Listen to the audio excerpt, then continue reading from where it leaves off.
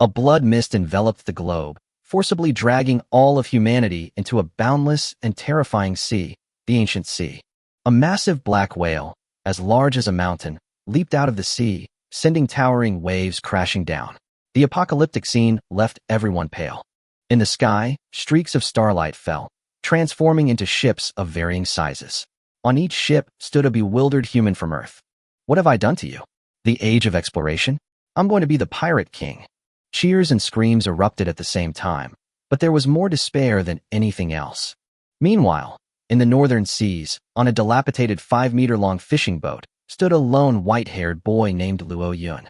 He was an albanist with extremely poor eyesight. Everything beyond 5 meters was blurry. He had just been admitted to a prestigious university, his life barely begun, when he was thrown into this cannibalistic sea.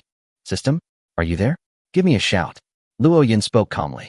He had read countless novels where the protagonist always had a cheat code after transmigrating. There is no system here. I am the will of heaven. Luo Yun was stunned for a moment. So he wasn't the protagonist? The chosen ones must know. Within 3 months, they must join forces to defeat the old overlords, or all of humanity will be wiped out. The ship's cabin contains manuals, weapons, and fishing rods. Each player starts with a companion beast. Crew members can be recruited on islands, and ships can evolve infinitely. The 3-month countdown to total annihilation began. Luo Yun's heart sank. He crawled into the cramped, moldy cabin and, sure enough, found 3 things. A bloodstained nautical manual, a gray fishing rod, and a wooden sword. The very first line of text in the manual sent chills down his spine. Hey, kindred spirit, by the time you found this book, I was already dead. Signed Swordsman Zhang San. Further down, there are 8 warnings bought with my life. The ship lives, the crew lives, the ship dies, the crew dies. Keep your pets healthy, don't cook them. When you're weak, stay away from your own kind. They're more ruthless than monsters. Never give up, this is hell. The more Luo Yun looked, the colder his heart became. At that moment, his personal panel automatically lit up. Luo Yun, race, lower human, status, starving. Talents, harmless, fearless, satiety, 3 out of 10. Sanity, 55/100, below 50 will cause madness. Warning, low satiety will have your attributes and reduce your sanity by 5. If you don't eat for 30 minutes, you will go insane. Initial methods of obtaining food: fishing, hunting, and trading in the world chat. Luo Yun immediately turned to page 4 of the navigation manual. The next second, a chat group interface popped up. Old Sea. Group 1900. Total members, 500,000/500,000. Those who die or lose their boat will be automatically removed from the group chat. Messages in the group are scrolling by rapidly. My boat is a bamboo raft. My pet is an ant. Who's more miserable than me? My warship starts the game. One shot shatters the ghost ship. Luo Yun looked at the screen full of boasts, and only one thought remained in his mind. He was truly at the bottom. Small fishing boat, no food, and poor eyesight. He tried sending a message. Are there any people at the Qingshan City Orphanage? It was instantly ignored. Just then, a private message popped up. Lin Wanrong. Classmate, are you the white-haired girl from Class 1, Qingshan No. 1 Middle School? She's the super-rich second-generation girl in the class. Are you the girl with broken teeth? Get lost. I took my braces off a long time ago. The other party sent a selfie. In the photo, the girl was beautiful and eye-catching, but behind her was a 100-meter-long steel warship. Luo Yun was silent for 3 seconds, then decisively lowered his head. Excuse me, can I borrow some food? I'm starving. Lin Wanrong generously replied. Here's a sausage and a bottle of water. The next second, received, sausage X1, mineral water X1. A sausage as thick as an arm appeared out of thin air in his hand, its aroma filling his nostrils. Luo Yun's mouth was practically watering. Unknown sausage, efficacy. Side effects. Never mind, survival first. Just as Luo Yun was about to take a bite, the boat suddenly jolted. Waves surged, nearly capsizing the small fishing boat. A woman's voice came from outside the boat. Hello, is anyone on board, Hamida? Luo Yun gripped his wooden sword and stepped out of the cabin. The moment he appeared, a flock of seagulls swarmed around him, circling incessantly. One bold seagull even landed on his shoulder, its mouth watering as it stared at the sausage. Is this my pet? Luo Yun was about to feed it when, a second later, click. The sound of a gun being cocked was cold and jarring. He whirled around. A 20-meter-long, two-masted ship was pressed tightly against his small fishing boat. A fat woman with an arrogant expression stood on the boat, staring intently at the sausage in his hand. The disparity was stark. A large boat against a small boat, a gun against a wooden sword. Luo Yun's vision was blurry, and he could only politely ask, "Auntie, is there something you need?" The moment the word auntie left her lips, the fat woman's eyes flashed with a chilling light.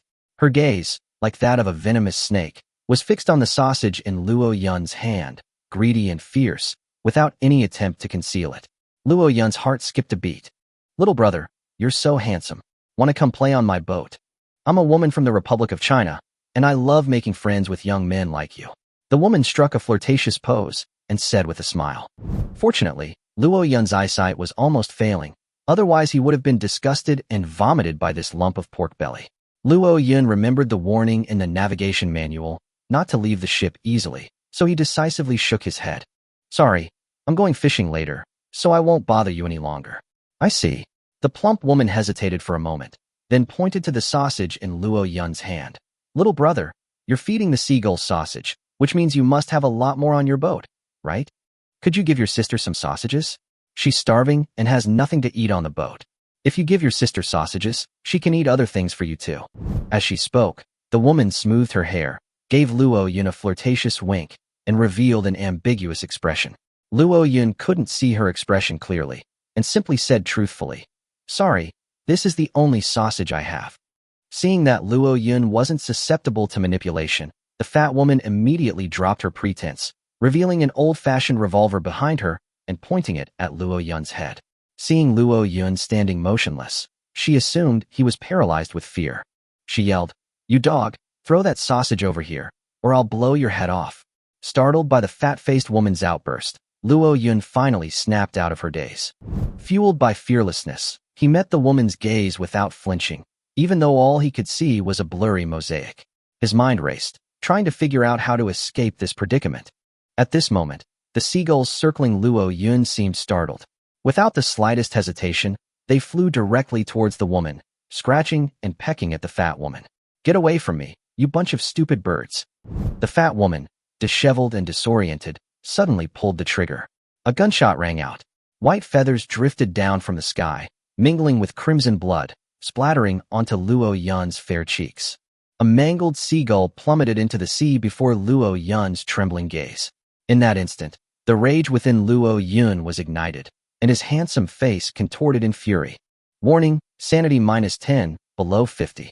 Please adjust your emotions as soon as possible, otherwise serious consequences will occur.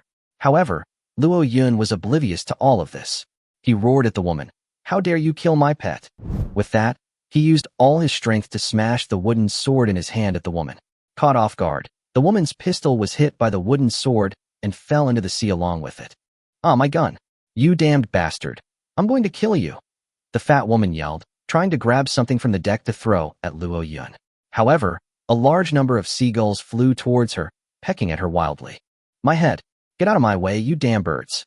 Gray Eagle, come help me! Gray Eagle, where the hell are you?" As the fat woman howled angrily, a long cry rang out in the sky. Luo Yun was startled and abruptly looked up. He saw a blurry black shadow flying towards him at an incredible speed. It was a giant eagle with a wingspan of over 2 meters, swooping down and wildly pecking at the seagulls with its sharp talons. In the blink of an eye, several seagulls were brutally killed by its sharp claws, white feathers flying everywhere and blood splattering. "Run, you stupid bird, run!" Luo Yun shouted at the seagulls. These seagulls seemed quite intelligent. Upon hearing Luo Yun's shout, they scattered and flew in all directions. The gray eagle, having lost its target, could only circle above the fat woman's head. By this time, the fat woman's face was covered in blood from the seagulls pecking, and she looked utterly disheveled. Seeing the gray eagle still swirling overhead, she roared maniacally, "What are you all standing there for? Go kill that brat and drag his body over here." The gray eagle cried out again and flew towards Luo Yun. His fearlessness made him unafraid of the eagle, but fearlessness didn't mean he would stand still and wait to die. He quickly ran towards the small boat cabin. However, the gray eagle relentlessly pursued him, swooping down above his wooden cabin and brandishing its sharp talons, intending to tear the small cabin open. Luo Yun, unarmed, could only grab the fishing rod at his feet, ready to fight it. At that moment, four black octopus tentacles, thicker than an adult's arm, began to creep up the outer wall of the small fishing boat. Almost simultaneously, a strange feeling arose in Luo Yun's heart. A feeling of intimacy welled up in his heart. My lord is in danger. Protect my lord. Kill the hostile creature. Before Luo Yun could figure out the source of the strange voice, a great eagle's mournful cry suddenly rang out from outside the cabin. The fat woman's terrified scream followed. What kind of monster is this octopus? Monster! Help! Immediately afterward, the sound of propellers filled the air, and the two-masted ship sped away, creating waves in its wake. Luo Yun lay sprawled on the deck, trying to stay still to avoid being thrown over. About half a minute later, the wind subsided, and complete silence fell outside.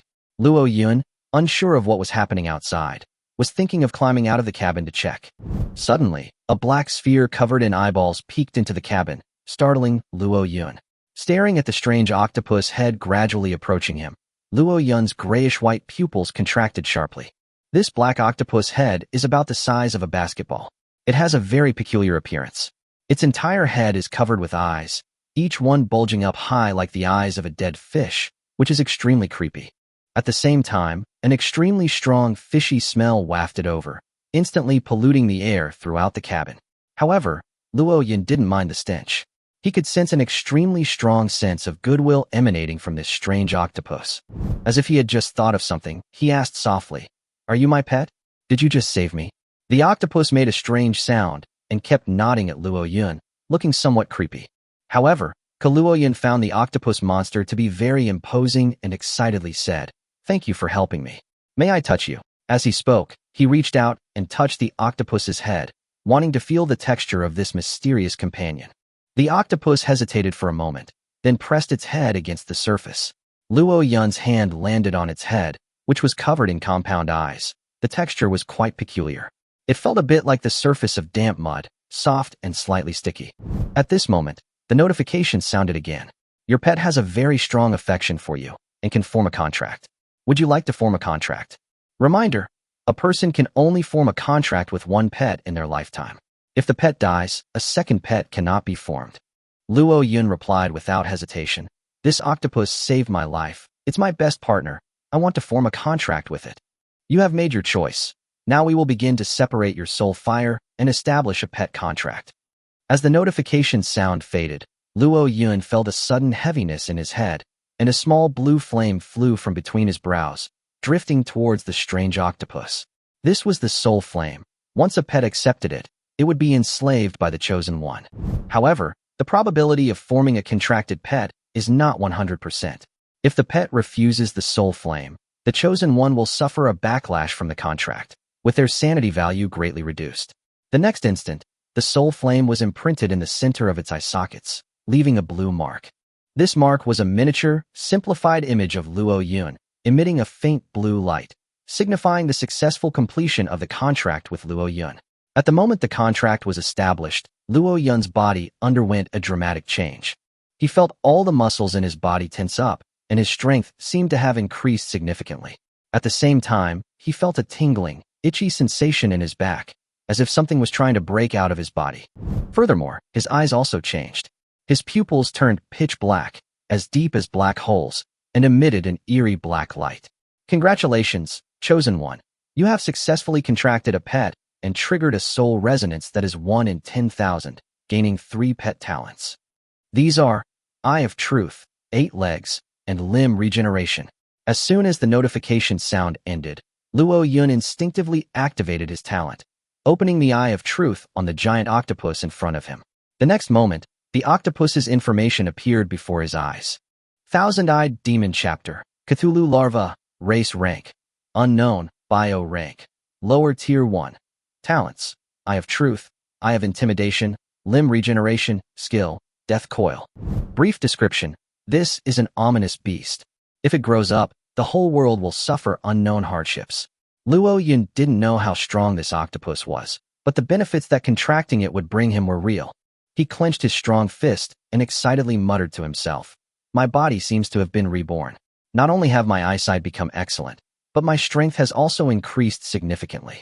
At that moment, he felt something wriggling behind him. With a thought, 8 black tentacles immediately extended from his back, writhing slowly in front of him like long snakes. He asked curiously, "What are these tentacles on my back?"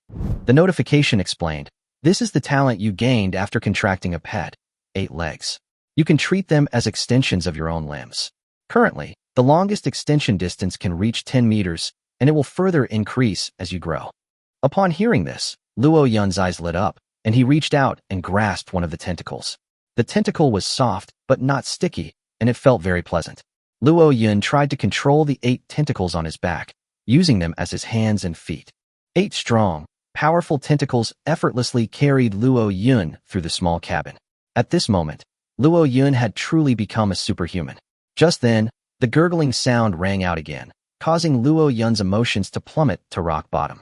"My stomach is protesting. I need to eat something, or I'll starve to death." With a thought, he manipulated an octopus tentacle to roll up a sausage that had fallen into the cabin and brought it to his eyes. Under the scrutiny of the Eye of Truth, the sausage's information appeared. Pork and ham sausage, food, item tier, white. Effect, satiating, side effect. Consuming large quantities will lead to obesity and reduce appearance by 1. Description, a good ingredient, a common delicacy for seafarers. Source, fishing, trading, theft, etc. Looking at the fragrant sausage, Luo Yun swallowed hard, broke it in 2, and handed 1/2 to Qianmu Mahjong. "Eat it, Qianmu. This thing is delicious."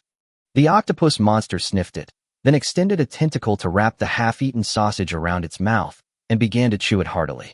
The octopus seemed to really enjoy the sausage, its eyes narrowing in delight. Luo Yun began to eat the other half of the sausage. In no time, he finished it, still feeling a little unsatisfied. "Congratulations, host. Satiety has increased to 6 points. Mood is extremely pleasant, and sanity has increased to 60 points." This sausage was extremely thick. Before his transmigration, Luo Yun would have been stuffed to death after eating just half of it. Luo Yun noticed the problem, rubbed his still somewhat deflated stomach, and asked, "My appetite seems to have increased. I've eaten such a large portion of sausage, yet I'm still a little hungry." The notification voice replied, "Normal.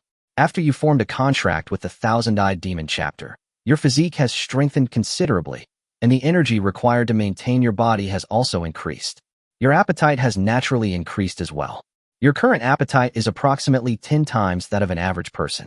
You need to acquire more food as soon as possible, otherwise, hunger will be fatal." 10 times that of an ordinary person? Holy crap. Luo Yun's eyes widened in surprise. Then I'd have to stockpile a massive amount of food.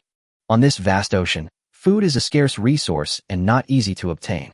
He was lucky to have managed to beg for a sausage. If he were to ask for more now, he probably wouldn't get a single cent. "If I have no food, I'll just go fishing. Self-reliance leads to abundance. I'm sure I can catch a big fish. Then I'll go find Broken Tooth Girl to trade for sausages. Her ship is so big, she should have a stove to process the fish." Luo Yun smiled, perked up again, picked up the gray fishing rod at his feet, and glanced at it. Instantly, the fishing rod's information appeared before his eyes. Calamity fishing rod. Everyday item. Item rank. Unknown. Function.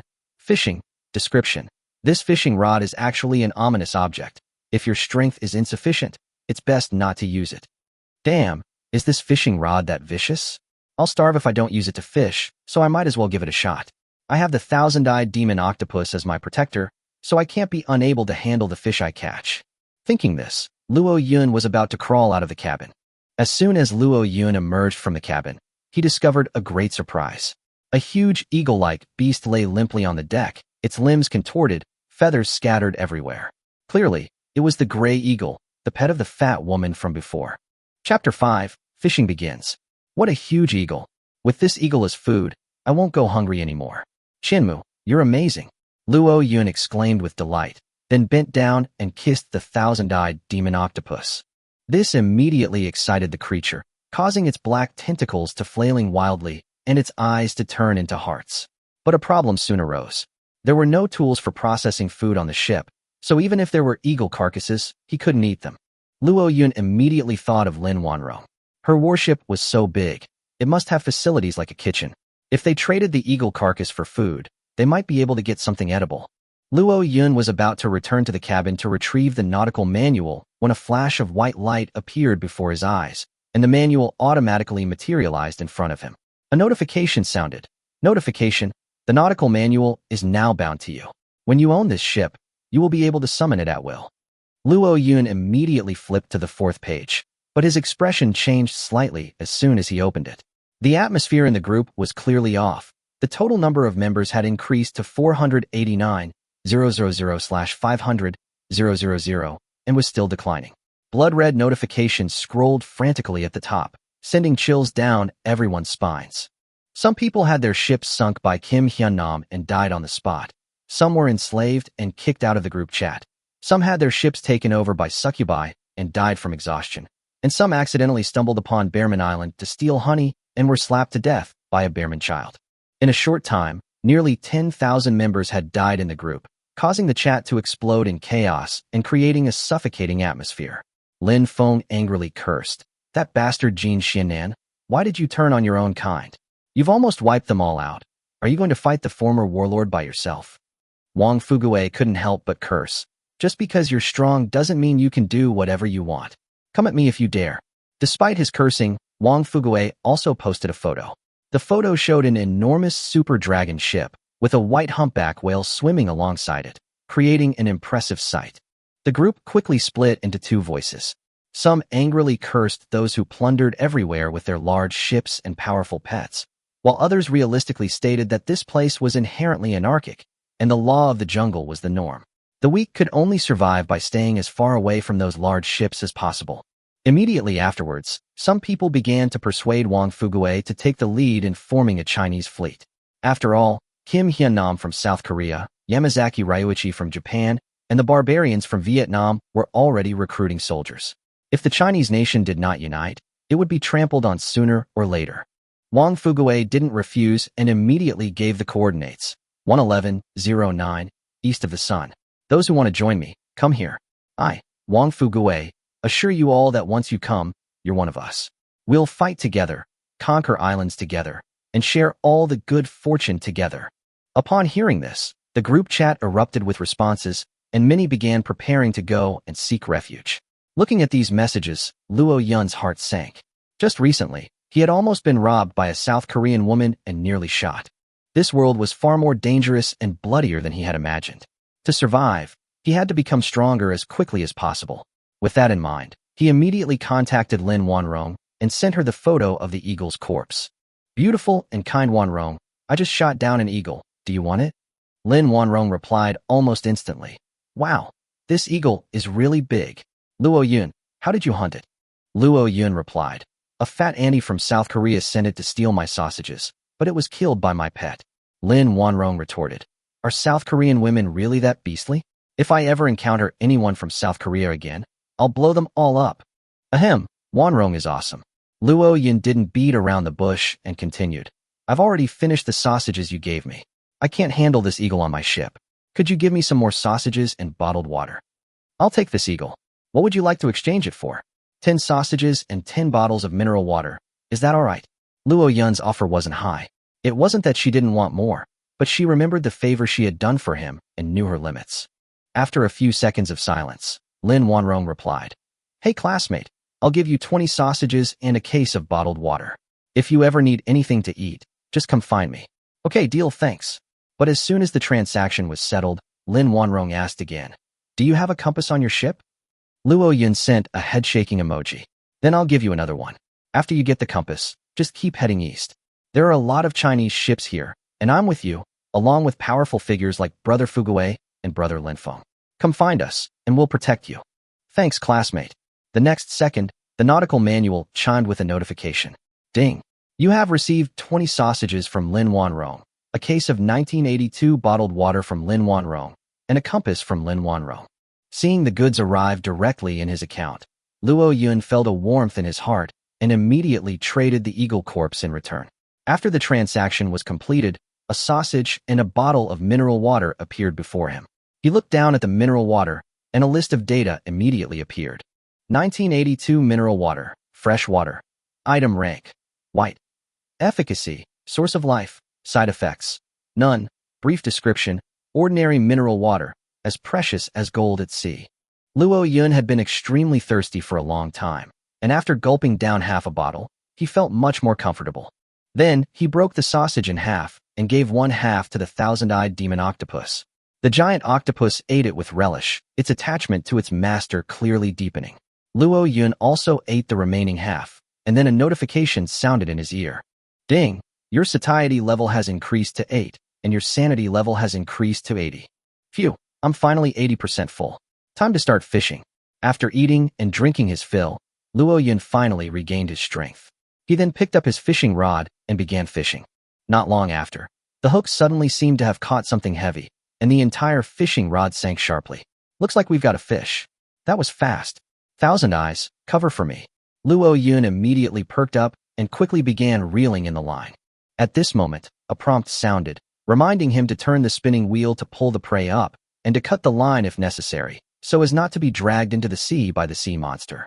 It also explained that the line bait could be regenerated indefinitely, so there was no need to worry about wasting it.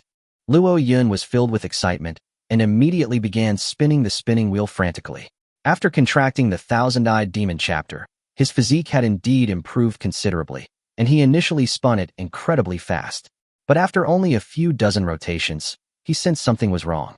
The fishing line was taut, and the fishing rod was bent into a bow, clearly indicating that what had been caught was no small creature. Come help me, Thousand Eyes. Upon hearing its master's plea for help, the Thousand Eyes demon octopus immediately crawled over and extended its thick tentacles to pull the line together. With the addition of the giant octopus, larger than the small boat, the fishing line was finally pulled up little by little. Gradually, the sea broke open, and a strange blue-green bronze coffin was pulled ashore. At this moment, dozens of nautical miles away, Kim Hyuna, who was fleeing in panic, had already stopped her two-masted ship. Before her hung 3 two-masted ships of the same size as hers. 3 thugs in black bodyguard uniforms stood at the bow, bowing respectfully to her. Ms. Hyuna, we are here to meet you on the orders of the CEO. Hyuna's cousin is none other than Hyunnam. This man, who controlled a huge conglomerate in his previous life, also obtained extremely terrifying starting resources after transmigrating to the ancient sea.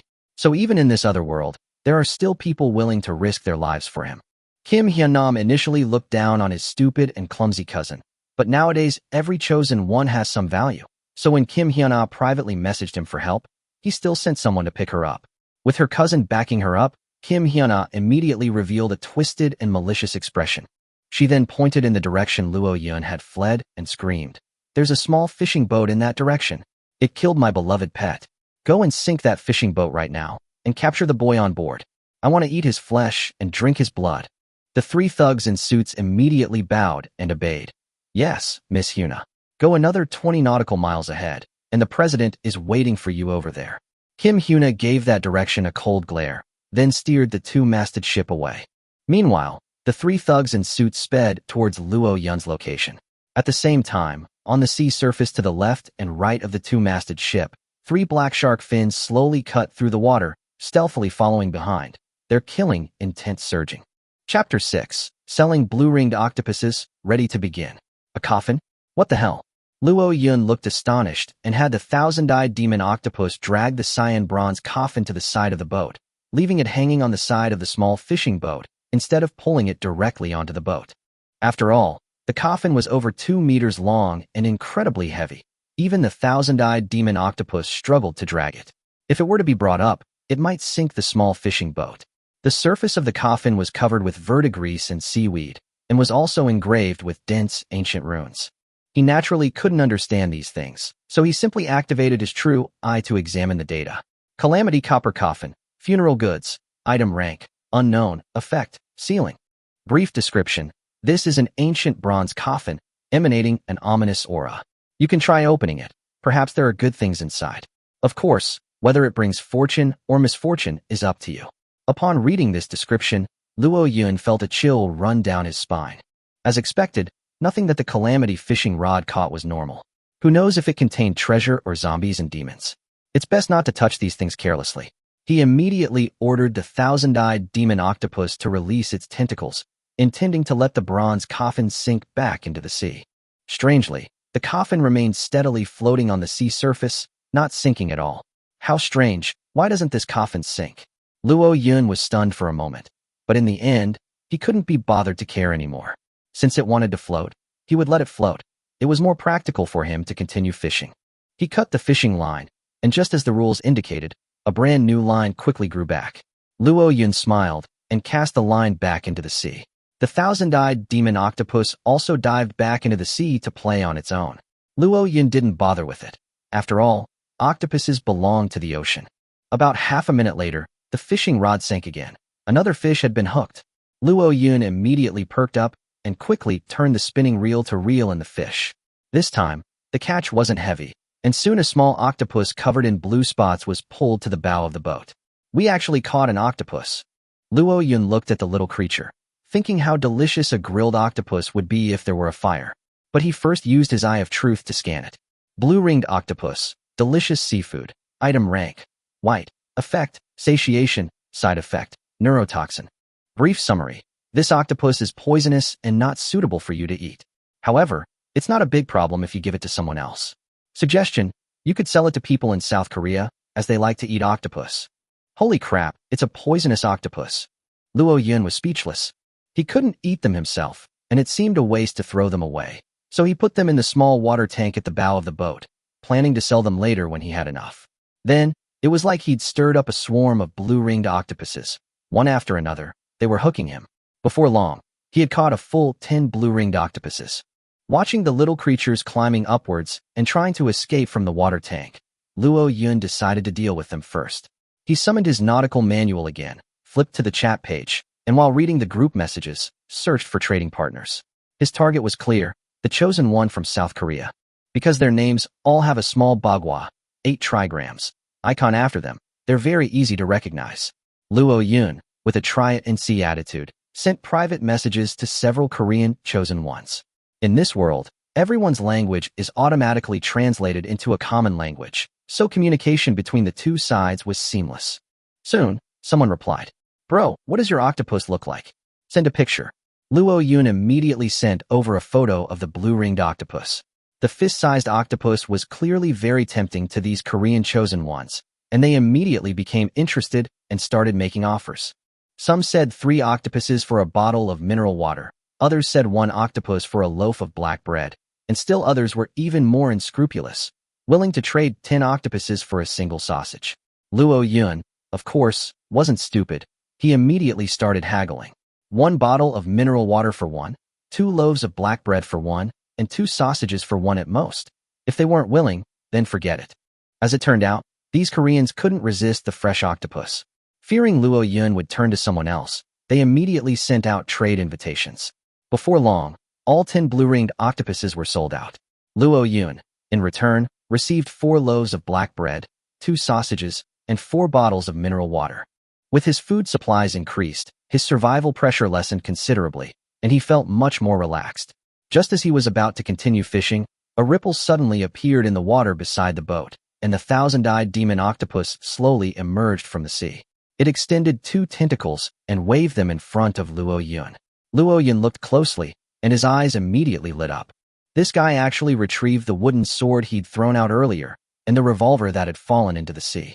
Luo Yun immediately put down his fishing rod and rewarded it with a piece of black bread.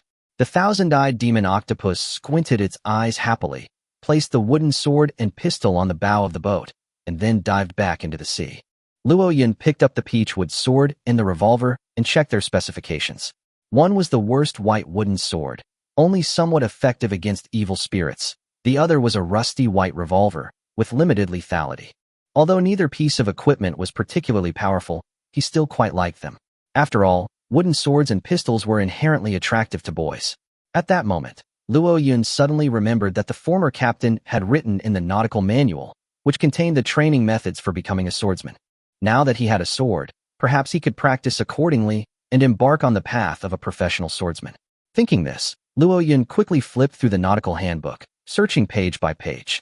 When he reached the 6th page, he finally found the method for becoming a professional swordsman. Chapter 7. Becoming a Swordsman, Blue Battle Aura. The former captain clearly stated that in this world, as long as one practices the fixed moves repeatedly, there is a chance to comprehend the essence of the moves and generate battle aura. Once battle chi is generated, a sea of chi will open up within the body, officially entering the first realm of a professional, the chi sea realm. The Qi Sea realm is further divided into 3 realms and 9 stages: the initial Sea realm, the Cloud Sea realm, and the Condensed Sea realm. Upon reaching the 3rd stage of the Condensed Sea realm, one can step into the higher-level Divine Treasure realm. However, the legacy he left behind only allows cultivation up to the Sea Condensation realm. The rest of the Sword Dao inheritance will have to be found by Luo Yun himself. Further down is a set of 3 talents sword technique diagrams, said to have been obtained by the former captain from a drunken panda on Pishio Island. By repeatedly swinging the sword as shown in the picture, practicing 10,000 times, one has a chance to condense battle chi, open the Qi Sea, and formally enter the path. Of course, those with less talent may need to practice 100,000 or even 1,000,000 times. Seeing this, Luo Yun frowned deeply. It takes 10,000 tries to even begin to grasp the basics, and those with less talent might need 100,000 or even 1,000,000 tries. The barrier to entry is simply too high. But he had no other choice but to grit his teeth and practice relentlessly. Keep going, Luo Yun encouraged himself, then looked at the 3 sword diagrams below. The picture shows a chubby panda wielding a bamboo sword. The movements are not complicated, consisting of only 3 moves: slashing through the air, sword and spear, and sword and shield. Luo Yun had an excellent memory, and after watching it a few times, he memorized all 3 moves. He put away the nautical manual, stood firmly at the bow, gripped the peachwood sword, and began practicing the movements shown in the diagrams over and over again. These 3 moves seemed simple, but they flowed exceptionally smoothly in his practice, as if they were tailor-made for him. The slash, the thrust, and the horizontal strike were linked together seamlessly, becoming more and more fluid with each practice. Before long, Luo Yun had practiced the entire routine more than a dozen times. Just then, a sudden realization dawned on him, and he abruptly stopped his movements. In the next instant, a powerful aura suddenly exploded from his body, transforming into a blue wave of energy that spread out in all directions. Almost simultaneously, a notification sounded. Congratulations! You have awakened Battle Aura and become the 100th person in this region to receive a professional inheritance. Your name has been recorded on the group's ranking list. Keep up the good work and become famous throughout the land. Note: rankings within the group will be reflected on the obelisks of various islands, attracting the attention of the natives and having a certain probability of attracting them to join your fleet. I've become a professional so quickly. Luo Yun felt the churning energy in his chest and was completely stunned. The former captain clearly said that to master this sword technique, one had to practice it at least 10,000 times. But he only practiced it a dozen times, yet he condensed battle chi and directly mastered the 3 talents sword technique. This speed was so fast that even he himself couldn't believe it. Luo Yun immediately opened his personal panel to check. Luo Yun, human, race rank, mid-level human, Mora, 0, status, basic needs, occupation, swordsman realm, lower initial sea realm, comprehension, 100. Talents, harmless, fearless, eye of truth, 8 legs, limb regeneration, martial arts, 3 talents sword technique, incomplete, beginner, battle aura level, high level blue. Upon seeing this, Luo Yun's eyes lit up. He had not only officially become a swordsman, but his racial level had also been raised from low-level human to mid-level human. What surprised him most was that the battle aura he condensed was blue.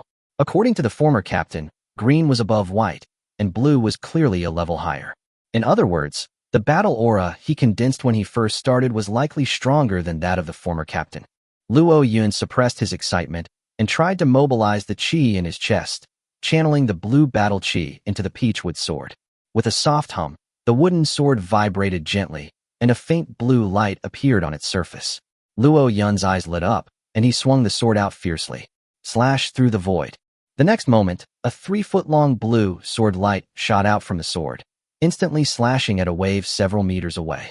With a loud bang, the wave was instantly shattered, turning into a large spray of water that splashed everywhere. Luo Yun's mouth gaped open in disbelief. He truly hadn't expected to unleash an attack of this level, which was completely beyond the realm of ordinary people. But immediately afterward, he felt his body sink slightly, as if a portion of his vital energy had been drained away, and his spirit felt somewhat weak. Luo Yun quickly realized that this was the consumption of his battle chi. He should be able to recover after resting for a while. He estimated that the amount of battle chi in his dantian could probably support 4 more sword techniques like this. Although it wasn't a large number, Luo Yun was already quite satisfied. From this moment on, he was no longer the passive, easily beaten boy he once was.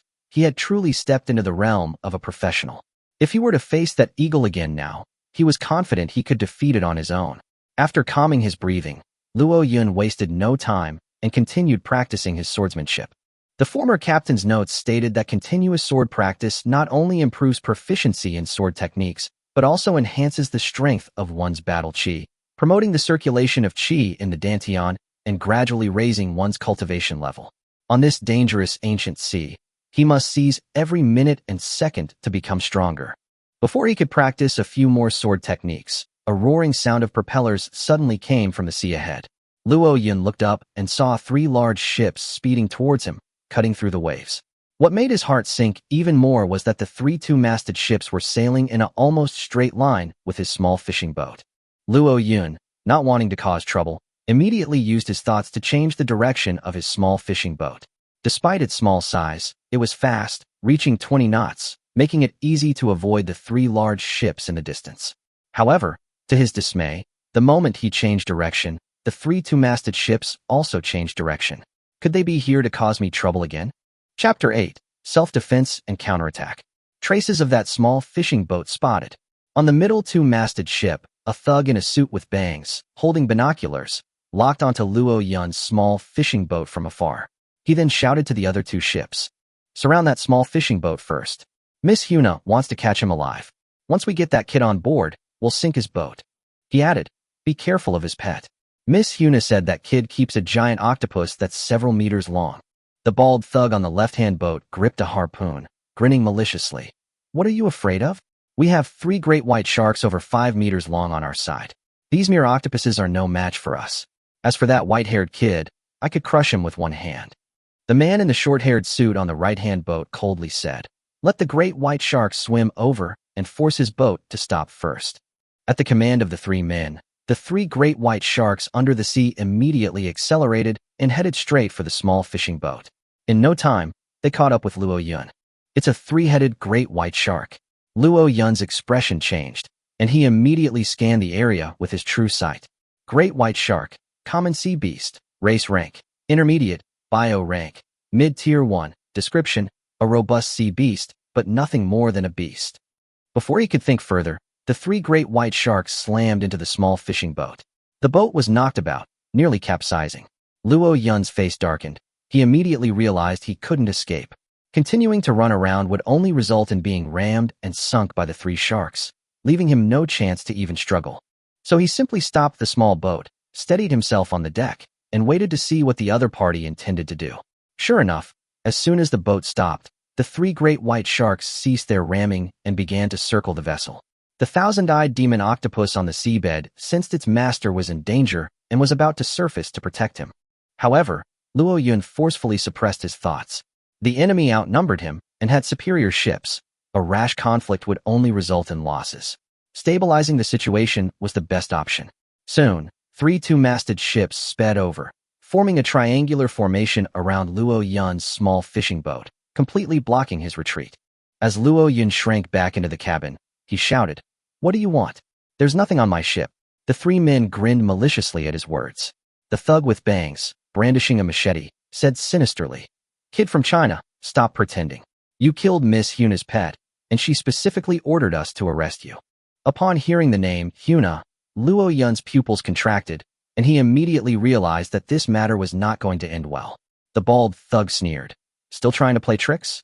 I'll count to 3, and if you don't come out by then, I'll personally go aboard and drag you out, then break your hands one by one." "Count all you want," Luo Yun shouted back.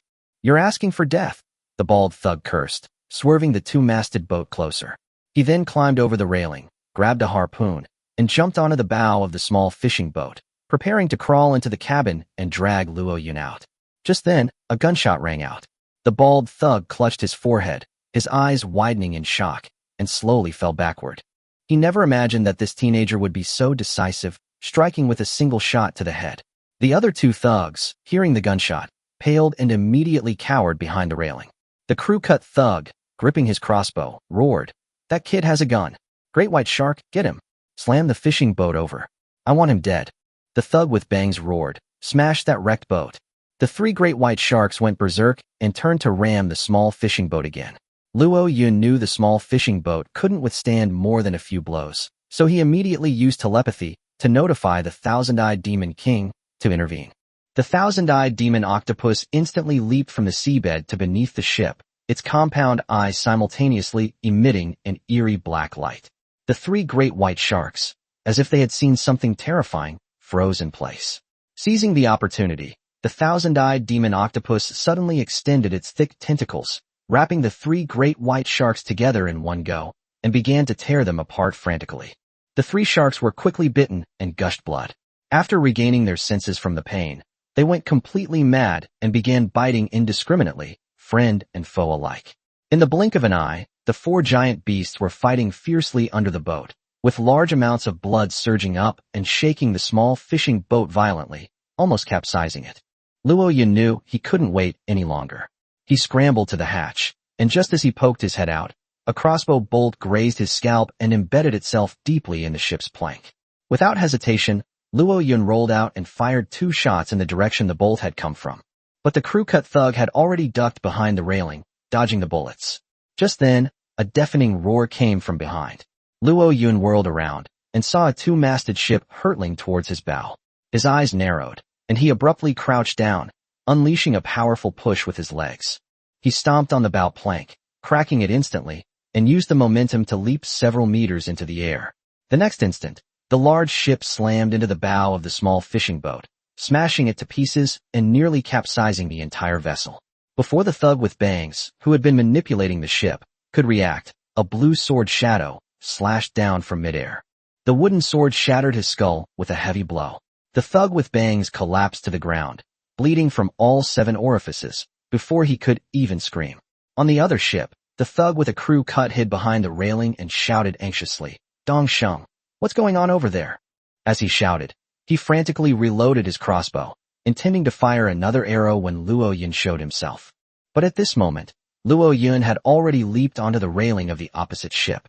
He stood on one foot, about 10 meters away, pointing his wooden sword at the location where the other was hiding.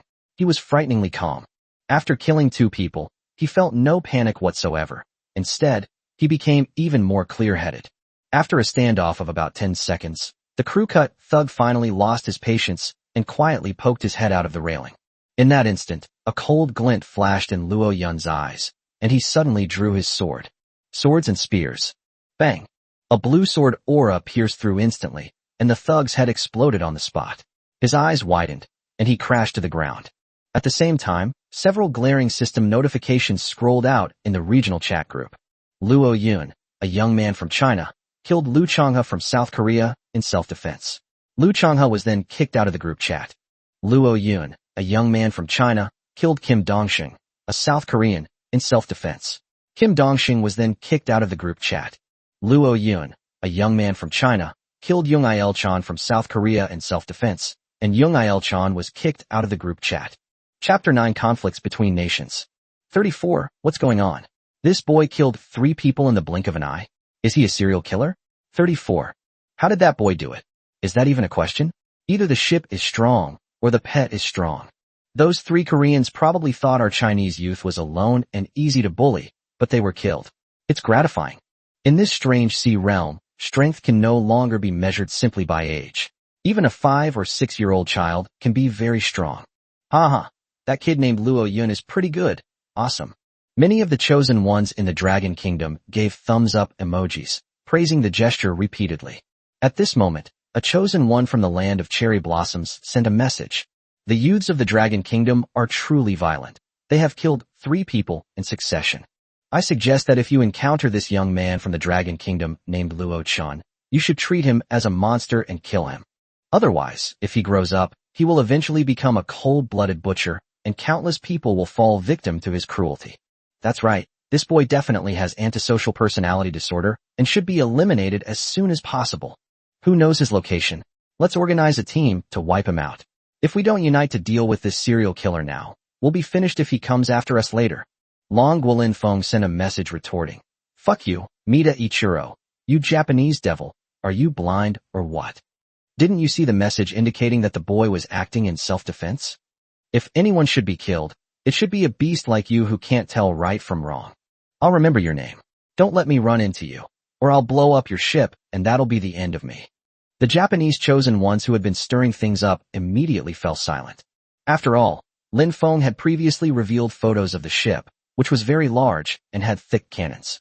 Dragon King Fugue also sent a message. "The traitors from the Cherry Blossom Kingdom are really despicable, doing dirty tricks in secret. I, Wang Fugue, have made my word. If I encounter any Japanese pirates from Japan, I will kill them all, whether it's one or two. I swear I will never let the bandits of Japan get away with this." Kim Hyunam from South Korea sent a message. "Heh, your China is so domineering. This friend from Japan just stated the facts, and you can't even stand it? That brat Luo Yun killed 3 of our Korean citizens. Your Dragon Kingdom should give us an explanation, shouldn't it? 34. Confess? Confess to your mother. 34. Kim Hyunam, you've killed just as many people as he has." Wang Fugue attached a picture of a middle finger and cursed. "You want an explanation, huh? My coordinates are 111, 27 in the eastern region. Come on, my cannon will give you an explanation." As he spoke, Wang Fugue posted a screenshot. A huge dragon boat, followed by dozens of ships of varying sizes. Wang Fugue truly lives up to his reputation as one of the 4 young masters of the Dragon Kingdom's capital. In just half a day after crossing over to this world, he has gathered a large number of Dragon Kingdom's chosen ones and formed a powerful fleet. Kim Hyunam also posted a screenshot. It was also a fleet of ships, led by a warship that flew the Tai Chi flag. Jin Xin and coldly said, "Wang Fugue, don't think you're the only one with a fleet. I also have a fleet. That kid killed my men, he must die? Anyone who dares to protect him is going against me." Kim Hyunam. "Damn it. We Chinese youths have no right to be talked to by you Koreans. If you've got the guts, let's find a spot and have a fight." "That's right, brother Fugue. You take the lead, and we'll follow you and wipe these kimchi people out. Support. We, the youths of the Dragon Kingdom. Whoever touches us is fucking dead. Come on, Koreans." Many of the chosen ones of the Dragon Kingdom posted photos of their ships, looking proud and ready for battle. "Silva, let's fight. Who's afraid of who? You bastard, you want to arrange a meeting place. The Chinese are too domineering. Our Republic of China must give them a good beating." Many Koreans also started making a fuss and posting photos of the boat. The chat group was instantly filled with a tense and hostile atmosphere. At this point, an elderly professor from Singapore spoke up. "Gentlemen, we are now in the same boat. In 3 months, we will face the former warlord together. Please don't start infighting. My nautical manual contains a description of the former warlord, who was a super monster over 5 meters tall, capable of cleaving a warship in 2 with a single sword strike. Each of its 10 nightmare knights possesses superhuman combat power. Killing whales is as easy as cutting vegetables." At the same time, the former warlord also controlled tens of thousands of demon ships and hundreds of thousands of demon soldiers, whose black flags were as thick as dark clouds. "If we, the chosen ones, do not unite, we will be wiped out in 3 months. At that time, everyone will become a former captain." An elderly sage from a neutral country chimed in. "That's right. It's recorded in my nautical manual too. The former warlord was as strong as a god and invincible. None of the 500,000 chosen ones in this sea area from the previous generation could defeat it. In the end, all 500,000 chosen ones were swallowed up by the black tide, and none of them survived. In order to survive, we must put aside our grudges and unite with each other.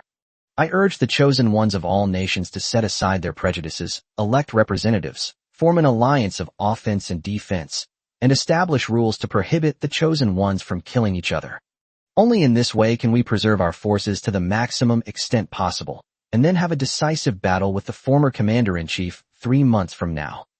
An old chosen one from the Dragon Kingdom couldn't help but speak up, saying, "The sea areas must also be clearly defined, otherwise the chosen ones of the major countries will get mixed up and sooner or later they will clash over their interests." The 3 elders' words were all very reasonable and hit the nail on the head, gradually easing the tense atmosphere in the group. Everyone's attention shifted to the topic of how to form an alliance and how to fight against the old warlord. The 3 gentlemen are right. In just half a day, the number of people in the group has decreased by nearly 20,000. If this continues, in 3 months, we will have no soldiers left to fight in this area, and then we will all die. I agree with the 3 gentlemen's suggestion to elect representatives from various countries, Then divide the sea areas, form an alliance of nations, and formulate corresponding laws. Only in this way can we avoid conflict and reduce casualties. I agree. We agree. Our Dragon Kingdom has 150,000 people in this group. We recommend Wang Guifu as our temporary representative. The Eastern Sea area is our Dragon Kingdom's stronghold.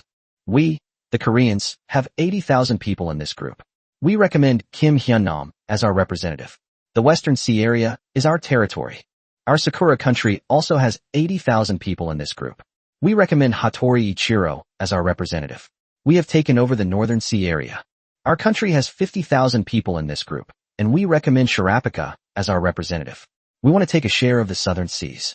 We have 30,000 people in this group, and we also want to occupy some in the southern waters. For a time, everyone focused on forming an alliance, completely forgetting about Luo Yun. After all, killing only 3 people is nothing in this cruel sea. At this time, Luo Yun was lying on the bow of the 2-masted ship, anxiously shouting at the sea churning with blood. Thousand Eyes, surface quickly. I'll help you fight the great white shark. The thousand-eyed demon octopus's opponent is a 3-headed great white shark, each over 5 meters long. Luo Yun is afraid that it will suffer a loss and be no match for the 3-headed great white shark. If it manages to escape onto the 2-masted ship, Luo Yun can use the 3-talent sword technique to help it repel or even kill the great white shark. As if hearing Luo Yun's call, a large pool of blood gushed out, and the head of the thousand-eyed demonic octopus slowly emerged from the sea. Upon seeing this, Luo Yun was overjoyed. With a thought, 8 octopus tentacles extended from his back, intending to pull him ashore. Suddenly, waves surged from behind the thousand-eyed demon chapter. Immediately afterwards, 3 great white sharks, their faces mangled beyond recognition, floated up belly up. The thousand-eyed demonic chapter had single-handedly killed these 3 sea monsters, which made Luo Yun's eyes light up with joy. Chapter 10: The Coffin That Eats Sharks. Thousand Eyes, you actually killed 3 great white sharks. Come up and rest. Luo Yun quickly used his tentacles to wrap around the thousand-eyed demon octopus's tentacles, pulling it out of the sea and onto the deck of the 2-masted ship. The thousand-eyed demon was in a sorry state, its body covered in wounds of varying sizes, and it was whimpering softly. It seemed as if she was seeking comfort from Luo Yun. Don't cry, I'll reward you with 2 sausages. Luo Yun quickly patted its head and took out 2 sausages from the nautical manual, stuffing them into the mouth of the thousand-eyed demon octopus. Wah! Winky face. The thousand-eyed demon octopus swallowed 2 sausages in one gulp, and its mood instantly became cheerful. Its tentacles danced rhythmically, performing a seaweed dance. At this moment, Luo Yun immediately checked its injuries.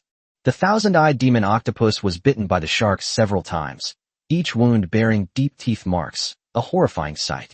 This made Luo Yun feel very distressed.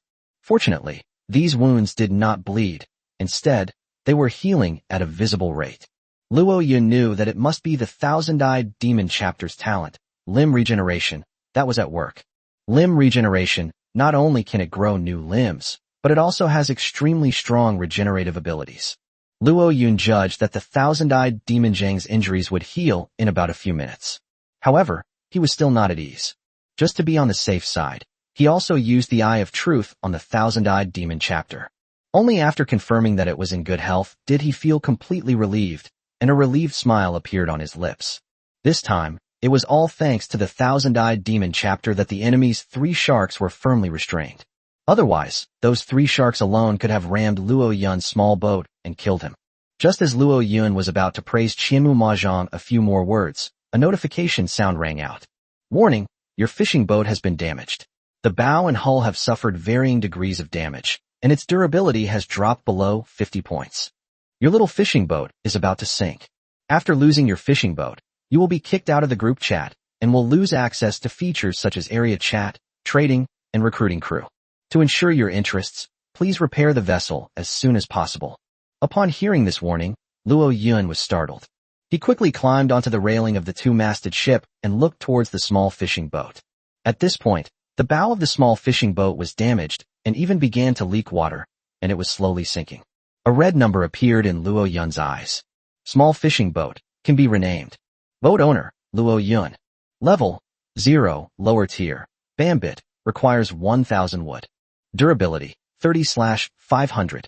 Speed, 20 knots. Buff, none. Brief description. This is an ordinary small fishing boat that is about to sink due to severe damage to its bow and subsequent water ingress. Status, severely damaged, requires at least 200 units of wood to repair.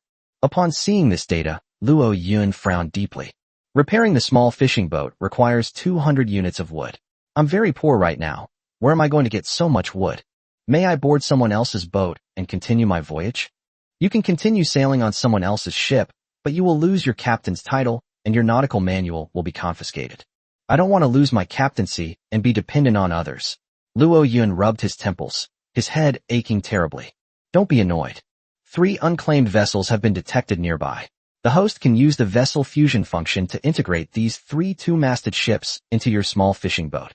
In this way, not only will your fishing boat be repaired, but there's also a chance it will evolve. Should we merge? Small fishing boats have this function? Luo Yun's eyes lit up with delight, and she exclaimed, "Quickly help me fuse them."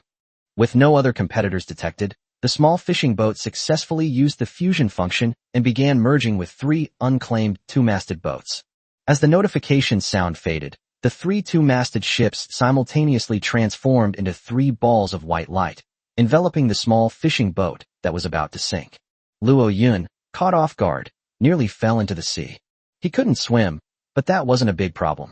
The thousand-eyed demon octopus immediately grabbed him and let him ride on its head, floating on the sea. As the small fishing boat absorbed 3 beams of white light, its appearance underwent a dramatic change. The hull was rapidly lengthening and expanding, growing from its original 5 meters to about 20 meters in an instant. At the same time, 2 straight masts were erected, fluttering in the wind. Furthermore, the cabin has become wider and larger, increasing in size by about 4 or 5 times, making it easy to fit 1 or 2 small beds inside. After the white light dissipated, a brand new 2-masted ship appeared before Luo Yun's eyes. At this moment, the notification sound rang again. Congratulations, Luo Yun. Your little fishing boat has successfully evolved into a new 2-masted ship after fusing with 3 other 2-masted ships. The data is as follows. Browmist. Name can be changed.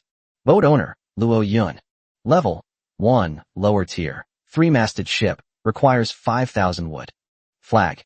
None available. The ship will receive an unknown buff after the flag is hoisted. Durability, 2,000/2,000. Speed, 40 knots. Brief description. This is a small, 2-masted boat. Although it's not very large, its speed is decent. Status, perfect. New features, stove, storage room.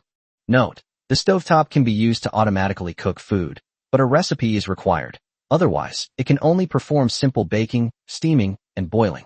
Note, the storage room can be used to store items that cannot be included in the nautical manual, such as cannons, cannonballs, etc. My little fishing boat has become a big ship. It's awesome. Come on, Senmu, get on the ship. Seeing that the small fishing boat had been transformed into a brand new large ship, Luo Yun's eyes lit up with joy.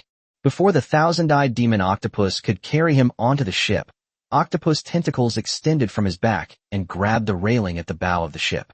Immediately, his body traced an arc in midair and landed steadily on the deck of the ship. Looking at the brand new and imposing 2-masted ship, his face was filled with excitement and joy.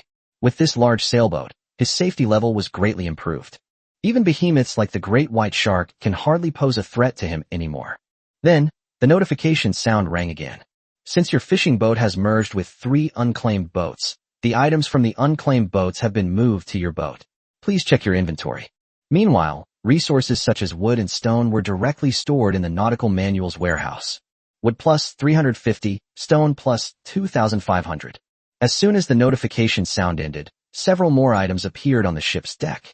They are a telescope, a verdigris trident, a crossbow, and a cookery. Because the owners of those 3 ships were not wealthy when they first arrived, they had very little stuff. However, Luo Yun was already very happy to have gained something, and didn't mind that there wasn't enough.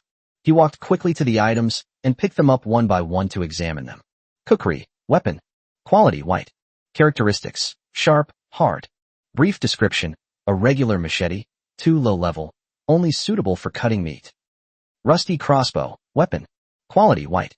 Characteristics, none. Brief description, a standard ranged weapon. Before using it, please load it with bolts. Torch-stained trident. Weapon. Quality white. Characteristic, long. Brief description, a very basic fishing weapon, best suited for spearing small fish and shrimp. Telescope, an auxiliary tool. Quality white. Feature, extends field of vision by 10 kilometers. Brief description, inferior reconnaissance equipment, usable but not exceptional. Of the 4 items, Luo Yin only took a liking to the dogleg knife and the binoculars. The former can be used to process prey, while the latter can be used to scout the surrounding sea area.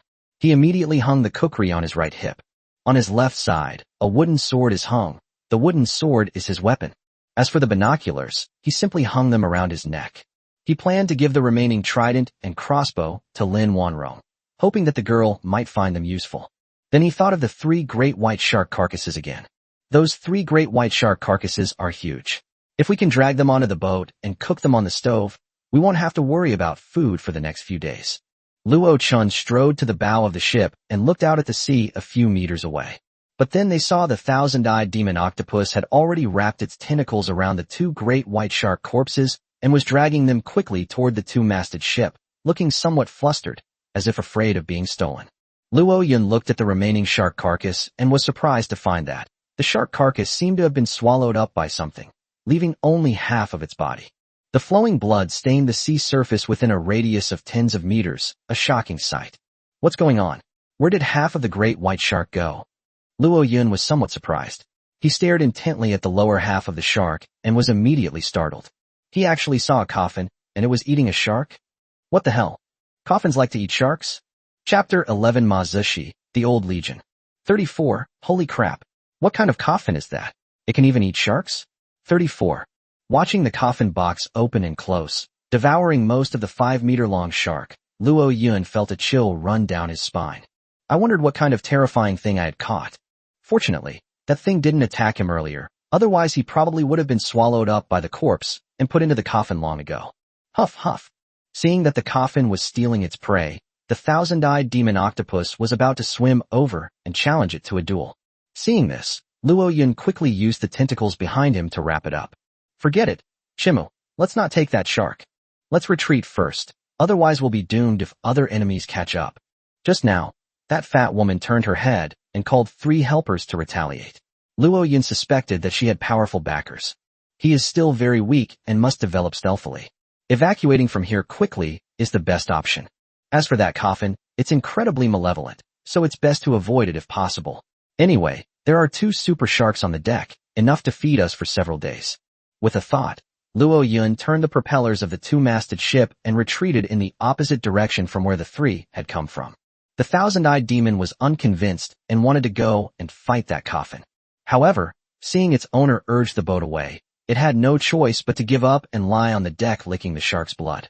Luo Yun remained vigilant, immediately climbing the mast and using binoculars to survey the surrounding sea. Just as he expected. To the east, several kilometers away, a fleet of 10-mast ships was sailing toward him. The leading vessel was an 8-masted ship, nearly 100 meters long. At the bow of the ship, a large silver cannon was mounted, its rough muzzle gleaming coldly in the sunlight. It has a strong deterrent effect. If it were hit by that cannon, the 2-masted ship would probably explode like a toy building block. If I'm not mistaken, that fleet should also be from the South Korean camp. It must be one of the allies I just killed 3 of. Damn those Koreans, they've never given up on destroying me. If I, Luo Yun, ever rise to power, I'll make them pay. Luo Chen's face was grim. He dared not slacken his efforts and hurriedly spurred the ship forward at breakneck speed. At this time, several kilometers away, on the massive 8-masted ship, a burly man with a large gold chain around his neck stood in front of the cannon at the bow, observing the fleeing 2-masted ship with a long telescope. His thick lips parted to reveal a set of gold-inlaid teeth. The man's name was Ma Zishi. He was a top boxer in Kim Hyun-nam's boxing club, a former continental heavyweight champion, and had a certain reputation in South Korea. After transmigrating to this world, he obtained an 8-masted ship, which was a pretty good start. However, compared to Kim Hyun-nam's warships, he was nothing. Therefore, he chose to continue serving Kim Hyun-nam and became one of his captains. Just now, 3 of his underlings were killed by Luo Yun. As the captain, he naturally couldn't swallow this insult and led the entire fleet in pursuit, determined to kill Luo Yun before he would stop. He took out his nautical manual, turned to the communications page and said in a low voice, "All team members, listen up and keep a close eye on the movements of that two-masted ship. No matter where you chase him, you will crush him. Those scum who just offended my seahorse brigade must all die. Yes, Captain. That bastard from the kingdom of Shibalong, he must die. Speed up." Many South Korean ships were at full speed, continuing their pursuit. Meanwhile, they weren't idle either, as they all went to the stern of the boat to throw out bait and fish. In the blink of an eye, 3 hours had passed, and it was noon. Luo Yun practiced sword moves incessantly on the deck, his face ashen. He discovered that the South Korean fleet was relentlessly pursuing him for 3 hours. Moreover, 3 of the large ships gradually closed the distance. His boat was less than 2 kilometers away. Without using a telescope, Luo Yun could even vaguely see the figures on the ship as he looked ahead. Damn it! Luo Yun knew that if things continued like this, his ship would be overtaken by the enemy within 3 to 5 hours. At that time, another fierce battle will be inevitable. In terms of personal strength, Luo Yun has mastered the 3 talents sword technique and is confident that he can kill indiscriminately with just a wooden sword. But the enemy ships are far more advanced than ours. If they were to disregard military discipline and fire a few cannonballs directly at us, our ships would probably be blown up before we even make contact with them. At that time, in the vast ocean, he will only face certain death. Luo Yun fell into deep thought, considering a solution. The only way he could think of to break the deadlock was to abandon ship, ride the thousand-eyed demon Octopus, sneak close to the enemy's ship, and then board it for a close-quarters battle. But the enemy has 10 ships, and putting aside their weapons, they have 10 pets alone. Moreover, it cannot be ruled out that some of the other party are professionals. After all, he had just seen the list of professionals displayed on the chat page. There were 1,000 people like him who had obtained a profession. If the opposing fleet also has professionals, then the battle will be extremely dangerous. Without a doubt, abandoning ship is a risky move and should never be carried out unless absolutely necessary. But now, Luo Yun has no other choice. He wiped the sweat from his forehead, sat cross-legged on the deck, took out 4 large sausages and several bottles of mineral water, and began to devour them. He was prepared to go all out, so he needed to get himself into top form first.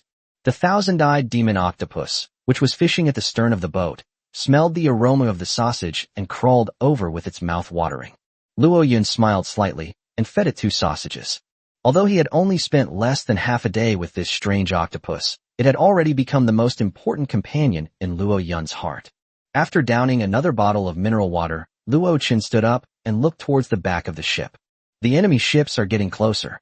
Luo Chen narrowed his eyes slightly, about to give the thousand-eyed demon octopus an order, when suddenly, the thousand-eyed demon octopus stood up abruptly, its compound eyes emitting black light, looking towards Luo Yun's back. It also emitted a low, whistling sound. Huff, huff. Chimu, what's wrong? Luo Chen was slightly taken aback and turned to look behind him. Upon seeing this, his pupils contracted to pinpoints, and his face showed surprise. Before them, the sea was suddenly shrouded in billowing black mist, and a chilling wind howled. Among them, the sounds of clashing swords and galloping horses could be heard, sending chills down one's spine and making the hairs on one's body stand on end. What the hell is that? A sense of alarm rose in Luo Yun's heart, and he immediately rushed to the bow of the ship, looking towards the black mist ahead. Faintly visible. Within the black mist, the outlines of large ships could be faintly seen. Luo Yun quickly picked up his binoculars and peered into the black fog. Although the scene inside the black fog was still unclear, the outlines of some ships became somewhat visible. On the edge of the black mist, on the large ships, stood what appeared to be humanoid creatures. The humanoid creatures were not clearly visible, but it was evident that they were extremely large and robust, each at least 2 meters tall. They were clad in heavy armor, wielding cold black spears several meters long, exuding a powerful aura like warriors from hell, their eyes gleaming with an eerie red light. At the same time, there seemed to be huge bats flying overhead. Its size was at least several times larger than the gray eagle Luo Yun had seen before. Clearly, the monster must possess terrifying power. Luo Yun suddenly remembered that he seemed to have seen a message in the group before, that someone was shrouded in black mist and then killed by the Old Legion. Could it be that the terrifying fleet shrouded in black mist is the Old Legion? At this moment, a notification sound plays. Warning, your vessel is only 1 kilometer away from the black fog. The black mist has detected your presence and is spreading towards you. Speed, 20 knots. Please prepare to evacuate as soon as possible. Once you are shrouded in the black mist, you will have no choice but to confront the old legion head-on. That black mist could actually move, and it even chased after us. Luo Yun's hair stood on end. Chapter 12: The Terrifying Black Mist. The old legion shrouded in black mist was clearly stronger than the pursuing troops behind them. However, neither the pursuers behind him nor the old legions can withstand Luo Yun at present. He originally intended to abandon ship and launch a surprise attack on the thousand-eyed octopus, hoping to take care of the pursuers behind him. But now, even that road is blocked. After all, if he left the ship behind, and it was shrouded in black fog, the ship would likely be lost, and he would still be the one who lost the ship. However, Luo Yun did not despair. Although he was surrounded by tigers in front and wolves behind, with the right luck, he might be able to drive the tigers away and swallow the wolves, allowing him to escape to safety. My octopus ship is traveling at 40 knots, while the black fog ahead is traveling at 20 knots. As long as I can drive past its edge, not only will I be able to ensure that it cannot catch up with me, but also, I will have the hope of using it to get rid of the Korean pursuers. This is the only option I can choose right now. Let's give it our all. Without hesitation, Luo Yun spurred the octopus ship to change direction and head towards the edge of the black mist. At this moment, we are about 4 or 5 nautical miles behind. The Seahorse fleet also spotted the billowing black fog, and the expressions of many South Korean crew members changed drastically. Silva, that looks like black mist. The black mist is said to appear randomly in the sea, where ancient legions lurk. Anyone who is shrouded in that black mist will be attacked by the old legion. That black mist is too dangerous. We can't go any further. Otherwise, if we get enveloped, even 10 of our lives wouldn't be enough to kill us. Captain, let's retreat. One after another, the Korean captains pleaded with Mythic. However, Mazushi had no intention of giving up, and instead a sinister smile appeared on his lips. Retreat is absolutely necessary, but not now. Change course. Follow that kid's ship closely and force him into the black fog. We'll leave once that kid's ship is swallowed by the black mist. The speed of the black fog is 20 knots. With the speed of our fleet, we can get rid of the black fog easily. Yes, Captain. Brothers, change course and keep following that kid's ship. The South Korean crew members slightly adjusted their course and continued their pursuit. At this time, Luo Yun's octopus ship has already approached within a nautical mile of the black mist. If he had God's perspective, he would discover. The black mist that enveloped the surrounding sea for several nautical miles slowly transformed into a giant demonic hand, reaching out to grasp Luo Yun's small boat. The scene was extremely terrifying. As a result of the black fog, the temperature of the surrounding sea surface also became extremely low. There were even frost crystals floating in the air, swaying in the wind.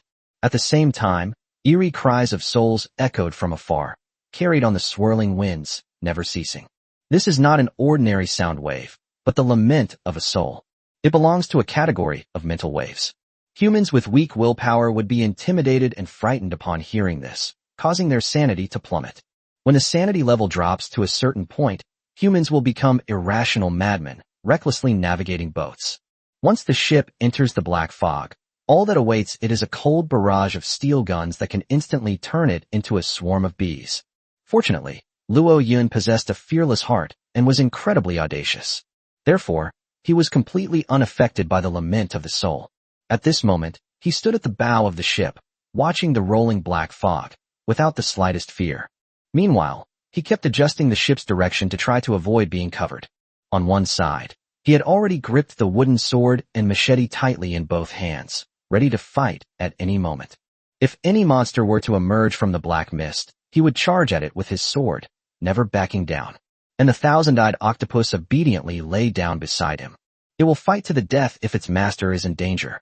Due to the change of course, Luo Yun's ship speed decreased significantly, and the Korean fleet behind him began to approach, with a straight-line distance of no more than half a nautical mile from Luo Yun's ship.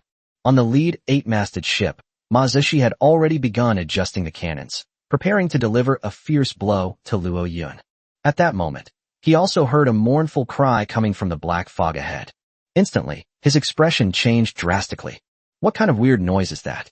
Why did my sanity drop by 10 points after just a few sounds? Damn it, there's something wrong with this black mist.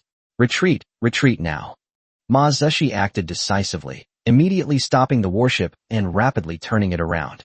The captains under their command also heard the eerie ghostly cry and were terrified, so they quickly turned their ships around. Despite their quick reaction, 2 crew members with weaker wills were still frightened by the eerie voice, their sanity dropping below 50 points, and they let out frantic screams. Don't come any closer. Don't come any closer. Run, run. There are so many monsters. I'll die. I'll die. The 2 captains of the 2-masted ship, as if possessed, blinded themselves and steered their ships straight into the black fog. Silba, Dongjin, Chongqing, are you all crazy? Turn around right now. Mazisi yelled at their boat, but the 2 men were already terrified and only knew how to steer the boat wildly. Retreat. Retreat. Run. The other captains were so scared they almost wet themselves. They didn't dare to pursue Luo Yun anymore and turned their boats around with Ma Zushi, fleeing in panic. At this time, Luo Yun also noticed the situation of the fleet behind them. Seeing 2 of the 2-masted ships speeding madly into the black fog sent chills down his spine. He knew that the captains of the 2 ships must have been bewitched to lose their minds and become insane. He had to get away from the black fog, or he might end up like the captains of those 2 ships, going mad and flying into the fire like a moth to a flame. Change direction and retreat along the original route. Luo Yun immediately ordered the ship to stop and began to change direction. Now that the Korean pursuers have escaped, he can first create some distance between himself and the black fog, and then find a way to bypass it and completely shake off the pursuit of the Korean fleet. When Luo Yun turned the bow of the ship around, the black mist was less than 100 meters away from his vessel. Roar. Woo. Luo Yun could even clearly hear low roars and the cries of ancient demonic birds coming from the black mist behind him. The sound was terrifying. If it were an ordinary captain, he would probably be so scared that he would wet himself and his sanity would plummet. However, Luo Yun possessed a fearless spirit and was immune to intimidation. 34, let's go. 34. At Luo Yun's command, the ships began to accelerate. At this moment, as if sensing that its prey was about to escape, the black mist suddenly rose into the air and transformed into an enormous black hand, which descended upon the ship. This instantaneous acceleration allowed it to successfully envelop Luo Chen's small boat. Luo Chen felt the entire small boat suddenly darken, enveloped in shadows, and was immediately terrified. He suddenly turned around and looked behind him. But then he saw an ancient ship over 100 meters long, with a giant mammoth-like skull hanging from its bow, charging toward his 2-masted vessel. At the bow of the ship stood a gigantic demonic figure, over 4 meters tall. It was shrouded in black mist, its eyes radiating a terrifying red light. It raised its enormous demonic hand high, gripping a 5-meter-long, menacing black spear, and hurled it fiercely at Luo Yun's ship. Instigate. The black gun shot through the air like a cannonball, instantly hitting the bow of the Octopus ship. This terrifying explosive power and lightning-fast speed made Luo Yun's eyes widen, and he couldn't react at all. Just as the black gun was about to blast the 2-masted ship to pieces, a rectangular object suddenly sprang up from the seabed and blocked the black gun. Duong. Sparks flew everywhere. A metallic clang rang out, and the black gun was forcefully deflected, falling onto the dark sea. The rectangular object was blasted away by the immense force of the black gun and shot back onto the cabin of the 2-masted ship. With a loud bang, the cabin was crushed, and pieces of wood flew everywhere. The enormous thrust generated caused the 2-masted ship to accelerate suddenly, leaping more than 20 meters away and just managing to escape the shroud of the black fog. Speed up! Speed up! Luo Yun seized the opportunity and frantically issued orders to the Octopus. The Octopus-class ship sped forward at full power, crashing through the waves and finally distancing itself from the black mist. Hoo-hoo! From within the black mist came the monster's furious roars of resentment, but it could not catch up with the Octopus ship and could only watch it escape into the distance. Luo Yun, having survived the ordeal, collapsed to the ground, constantly wiping the cold sweat from his forehead. The power of that black spear was so terrifying that he couldn't react at all.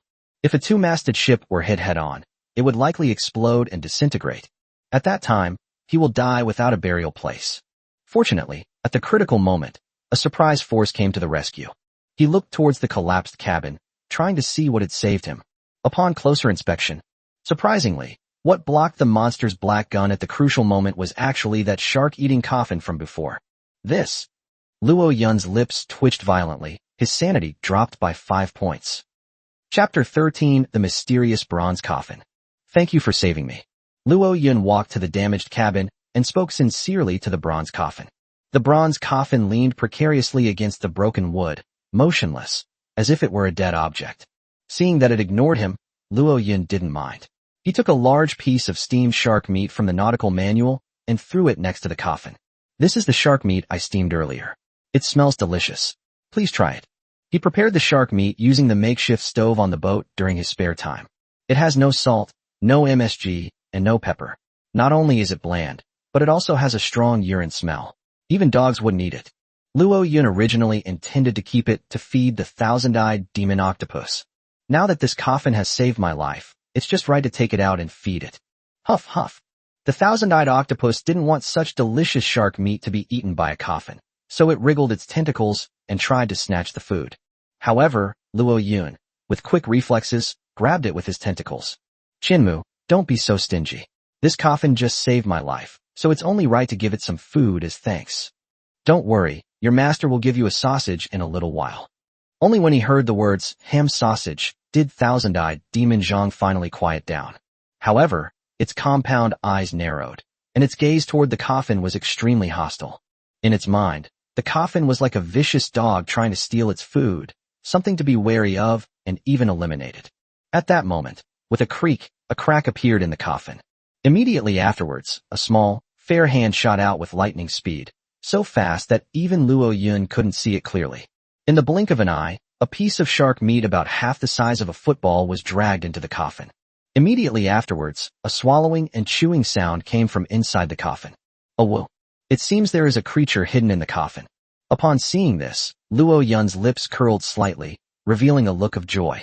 The coffin accepted my food, which means it accepted my kindness, and perhaps we can get along well in the future. At this moment, he noticed that the coffin lid was not closed, and unable to resist his curiosity, he looked into the coffin. Upon that glance, his pupils contracted to pinpoints, as if he were staring into an abyss. Inside the coffin lid, a dark vortex was hidden. The dark vortex spun slowly, seemingly infinitely deep, and almost instantly swallowed up Luo Yun's entire field of vision. The next instant, in Luo Yun's vision, the dark vortex, like pitch-black ink, surged out of the bronze coffin and, in the blink of an eye, swallowed the entire small boat. Then, the dark vortex spread from the small boat to the entire sea surface and even the sky. In the blink of an eye, everything in the world was swallowed up by inky darkness. What the hell? Upon seeing this, Luo Yun was suddenly startled. Before he could even react, he found himself in a massive, dark vortex. All I could see was darkness. No matter how he turned around, or looked up and down, all he saw was darkness where the sun never shone. 34. Holy crap, what kind of place is this? Illusion Infinite Tsukuyami? Luo Yun sensed something was wrong and suddenly bit the tip of her tongue, feeling a sharp pain. However, the pain did not free him from the darkness. He remained trapped in it. Chimu, wake me up quickly, quick. He shouted at the surrounding darkness, trying to get the thousand-eyed demon octopus to pull him back to reality. However, the sound waves were all swallowed by darkness, turning into eternal silence. I'll blanch it. Luo Yun realized the seriousness of the problem and suddenly ran forward, trying to attract the attention of the thousand-eyed demon chapter with his strange behavior and pull him back to reality. However, he had no way of knowing whether he had run away or not. Because in this extremely dark space, his 5 senses had been devoured by darkness, and any action or even thought became meaningless. Gradually, even Luo Yun, who possessed a fearless heart, revealed a trace of fear, and his sanity began to plummet. You peeked into the unknown, and your mental state suffered a severe backlash, resulting in a -5 sanity deduction. You peeked into the unknown, and your mental state suffered a severe backlash, resulting in a -5 sanity deduction. You peeked into the unknown, and your mental state suffered a severe backlash, resulting in a -5 sanity deduction. Warning, your sanity is about to drop below 50. Please leave the danger zone as soon as possible, or your life may be in danger. Warning, your sanity is about to drop below 50. Please leave the danger zone as soon as possible, or the entire village will be wiped out.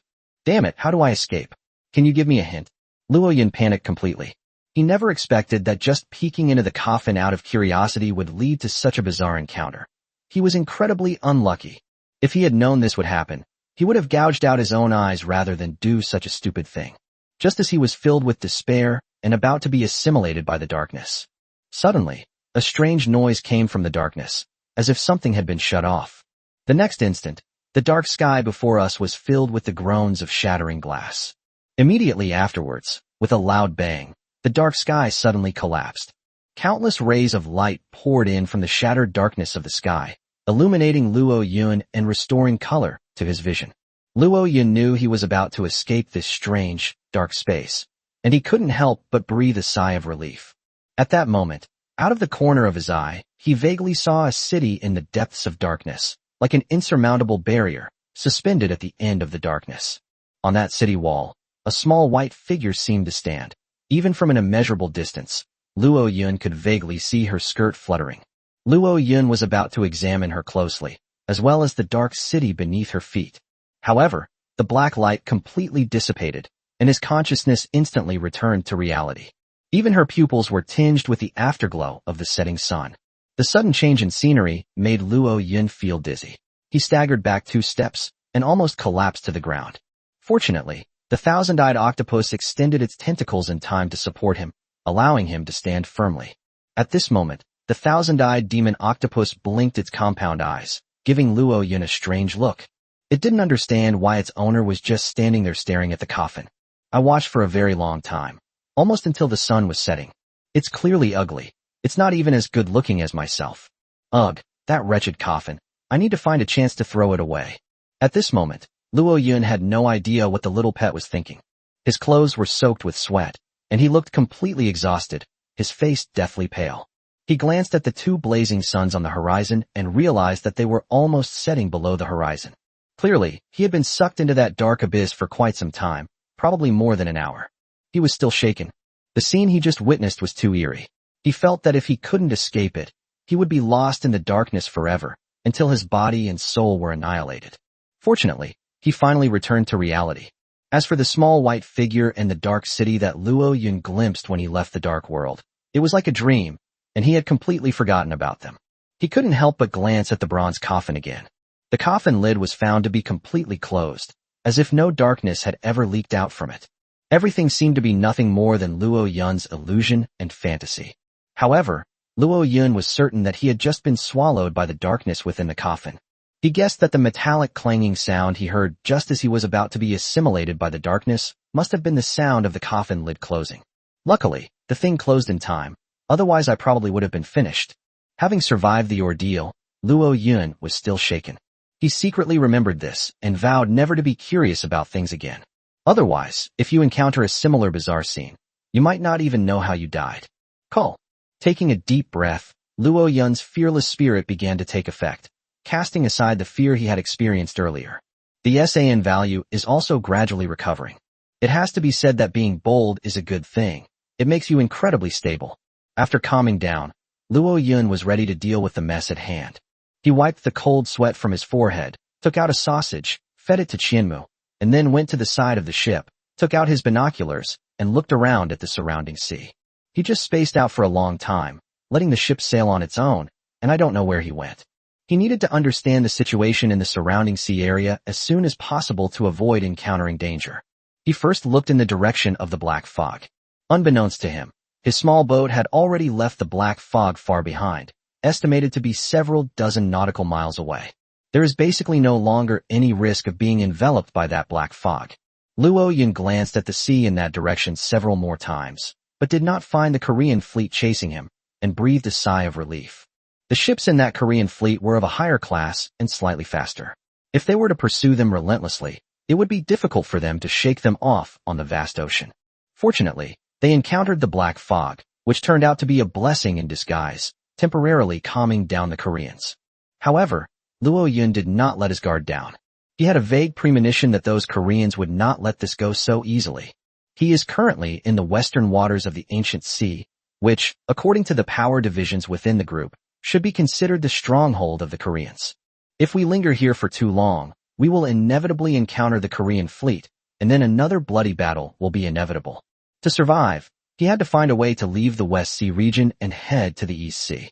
However, this requires careful consideration and there's no need to rush it.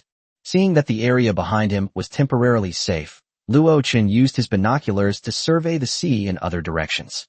This sight caused his pupils to dilate and his face to light up with joy. He discovered a small island dozens of nautical miles to the north. The navigation manual mentions that native crew members can be recruited on most small islands, and many of them are quite capable. We are currently short-handed and lack manpower, which is exactly the time when we need to recruit more soldiers. I absolutely cannot miss that island. Octopus, change course and head to the small island to the north. Let's go find our new partners. The Octopus ship turned its rudder and immediately changed direction, heading towards the small island in the distance. Just then, Luo Yun suddenly felt someone tugging at his trouser leg. He looked down and was immediately startled. Without his noticing, the bronze coffin slid to his feet. At this moment, the coffin lid was opening and closing, emitting a dull thud, as if protesting something. Luo Yun looked puzzled, wondering what it wanted to do. Suddenly, a thought flashed through his mind, and he suddenly pictured a child sitting in front of an empty plate, tapping it with a spoon. Good heavens, is this coffin trying to beg for food? Chapter 14. Broken Tooth Girl recruits crew members. Coffin bro, do you still want to eat shark meat? Luo Yun asked tentatively. The coffin lid hesitated for a moment, then shook. Luo Yun seemed to remember something and asked, you want to eat sausage too? The coffin lid nodded frantically, colliding with the coffin lid with a clanging metallic sound. Damn, even this coffin has learned to be picky about food? Luo Yun's lips twitched slightly as he said, Hem sausages have no nutritional value. Shark meat is much more nutritious. Are you sure you want to eat it? The coffin lid continued to nod, its attitude extremely firm. Seeing that he couldn't fool this thing, Luo Yun could only say, fine, I'll give you one, but you have to listen to me and obey my orders from now on, understand? The coffin lid continued to nod. Whoever provides the milk is the father. Okay, wait a moment. Luo Yun could only take out a large sausage and stuff it into its open mouth. The strange creature inside the coffin lid seemed to be eating something, and the entire coffin began to tremble. At the same time, it makes a soft chewing sound. It seemed as if it was chewing slowly and reluctant to finish it. At this moment, the thousand-eyed demon Zhang was indignant to see Luo Yun feeding sausages to the coffin, so he also came over. Huff, huff. It waved its tentacles, its whole body covered in tears, looking utterly pitiful. However, it looked somewhat creepy.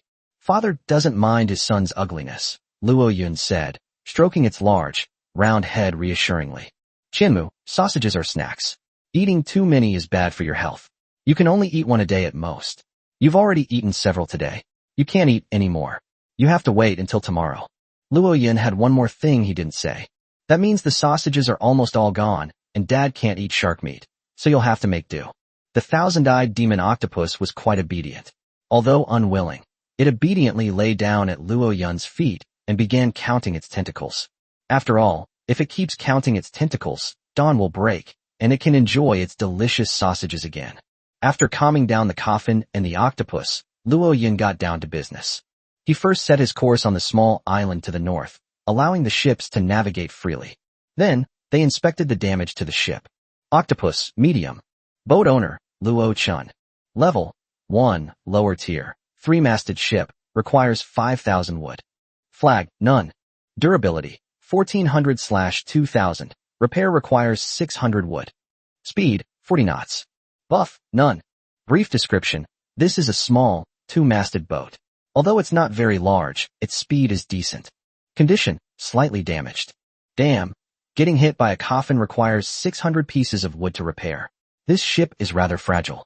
Fortunately, only the cabin was smashed and it did not affect navigation, so it was not a big deal. Let's go fishing first, and while we're at it, let's log into the Nautical book and ask Broken Tooth Girl about the island. If we could recruit 8 or 10 crew members on that island, that would be awesome. Luo Yun arrived at the stern of the ship, threw the bait into the sea, and then took out his Nautical book and logged into the regional chat public screen. At this point, the number of people in the group had dropped to around 470,000. 30,000 people died in one day. It's shocking. But that's normal. Since they had just crossed the sea, most people found it difficult to adapt to the marine environment, so large-scale casualties were a normal phenomenon.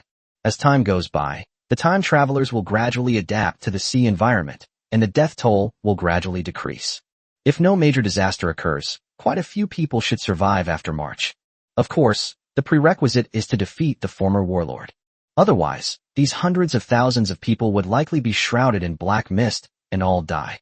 The thought of the terrifying legion lurking in the black mist sent chills down Luo Yun's spine. A soldier's slingshot nearly blew up his own boat, which was about 20 meters long. Luo Yun found it hard to imagine what kind of power it would take to defeat that terrifying legion. 3 months from now, he'll be facing that terrifying legion. Luo Chen really doesn't know if he can survive the war. Putting her worries aside, Luo Yun began to check the chat history in the group. Wherever there are people, there will be people showing off. At this time, many of the chosen ones in the group were posting photos. Brothers, I almost came back empty-handed today. I only caught 1 fish. Sigh. It was my first time fishing, and my luck wasn't great. As he spoke, he attached a picture of a 700-pound tuna. WCNMGB. Kick him out of the group. Kick him out of the group, right now. I don't want to see him again. It's hanging there, right? Where did you buy the fish? SAN value -100. It's just a fish that weighs a few hundred pounds. What's there to brag about? I caught a whale that weighs tens of tons. Did I brag about it? Bro, post a picture and slap that show off in the face. No picture. I caught it, but I didn't catch it. What the hell are you talking about if you didn't catch anything? SC. The atmosphere in the group is quite relaxed, and the most active members are usually anglers, since this vast sea is a paradise for anglers. The truly powerful are probably busy with big things and rarely speak in the group. Luo Yun scrolled up to peek at the messages in the group chat. Being in this dangerous place, we need to gather as much information as possible. Based on a large amount of complex information, it is known that the humans in this sea area have formed simple factions. The east is controlled by the Dragon Kingdom, the west by the Korean Kingdom, the North Sea by the Sakura Kingdom, and the remaining South China Sea by the combined forces of the African Kingdom, the Vietnamese Kingdom, and other worthless entities. Of course, this does not mean that other sea areas do not allow those destined for greatness from other countries to sail. It simply means that in the corresponding sea areas, the corresponding national forces are more concentrated. Luo Yun was still a novice at sea and had no idea which sea he was currently in. Judging from his encounter with the Korean fleet, he should be in the Western Sea area. This is not good news for him. We need to find a way to get out of here as soon as possible, lest we be caught up by the South Korean fleet and left isolated and helpless. Luo Yun felt heavy-hearted. He opened the private chat channel and found several private messages waiting for him to read. He clicked on each one by one. Well, it's mostly insults and even curses directed at him. These people who left private messages were all Luo Yun's customers, the Koreans who bought the blue-ring octopus. It seems that international friends are very satisfied with the blue-ringed octopus he is selling and have given it a warm response.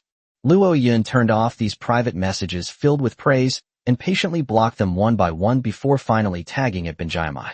Hey Wanrong, what are you doing? Messages are replied to almost instantly. Nothing much, just enjoying the sea breeze and having seafood barbecue with the crew. At the same time, she sent me a picture. Luo Yun's eyes widened immediately upon seeing the picture. In the picture, Wanrong has long, jet black hair, is wearing a red bikini, and is bathed in the afterglow of the sunset. She looks absolutely beautiful. Although she is only 16 years old, she is already quite voluptuous, with long, slender legs, youthful beauty, and is very eye-catching. But Luo Yun wasn't interested in that, since he preferred fierce monsters. What caught his attention was a voluptuous female figure standing next to Lin Wanrong. She wore a silver-white armor and a deep blue cloak. Her figure was curvaceous and incredibly hot. But that's not the point. The most striking thing is that she has a rabbit face, with one of her fluffy rabbit ears standing up and the other drooping, making her look extremely bizarre.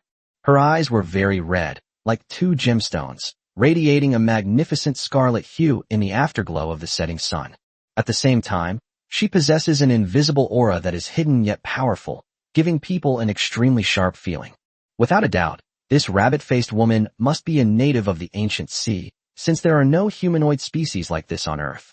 The girl with the broken teeth actually managed to recruit crew members. Chapter 15 Rabbit Moon. So aren't my crew cool? Even through the nautical manual, Luo Yun could sense the smug look on Benjaimai's face.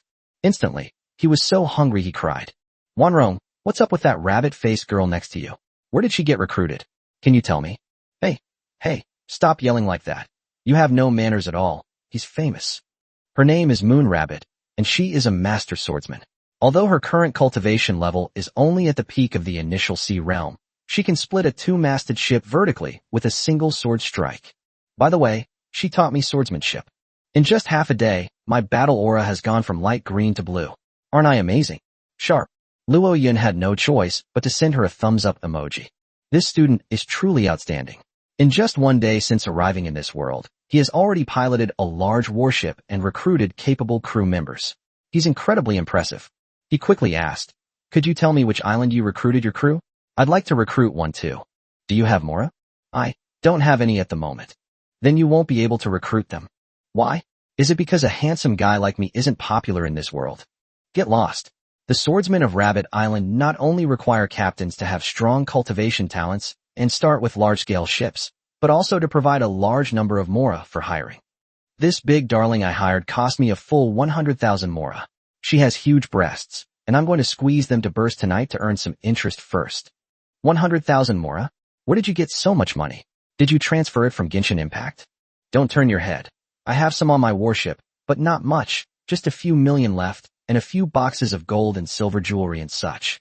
Luo Yun almost cried with envy, and weakly pleaded. "Excuse me, could you lend me 100,000 Mora? I'm about to land on the island, and maybe I can recruit some crew members." "Hey, you found an island too? You're lucky. By the way, what ship did you come from again?" "A two-masted ship." "Ahem, it's impossible to recruit crew for a two-masted ship." "Why?" "Because the native crew doesn't want to fight alongside you. They only want to add to your success.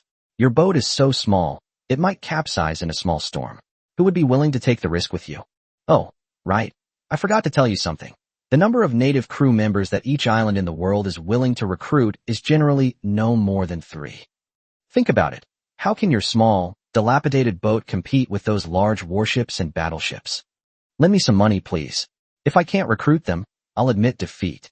I can lend you money, but how will you pay it back? Is a photo shoot okay? Get lost. Although you're somewhat handsome, you're not good enough for this queen.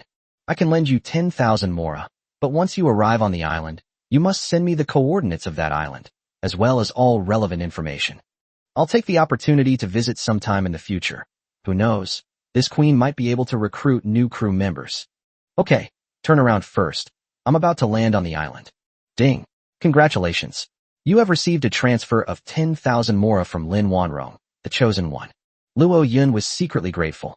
In this cruel world, resources are undoubtedly very important. This old classmate not only gave me food, but also lent me money. His character is truly impeccable. Luo Yun secretly kept her favor in his heart, and if he could make a name for himself in the future, he would definitely repay her. Thinking of the 2 pieces of trash left on the ship, which could be given to her, Luo Yun immediately sent a message. "Do you want the pistol and harpoon? I don't need them. You can have them." "Who uses a pistol? I mostly use cannons." "What quality is the harpoon? Is it enchanted?" "Whiteboard." "Ahem, you can take the Yuan Hua cosplay." "Okay, I'll cosplay it and send you a picture." "Hee, you know how to behave." Ding. Congratulations. You have received 3 skewers of grilled squid from the chosen one, Lin Wanro. Grilled squid. This thing is an incredibly delicious delicacy. Luo Yun couldn't help but drool. "Thanks, old classmate." "You're welcome." Luo Yun asked for some more information before ending the chat.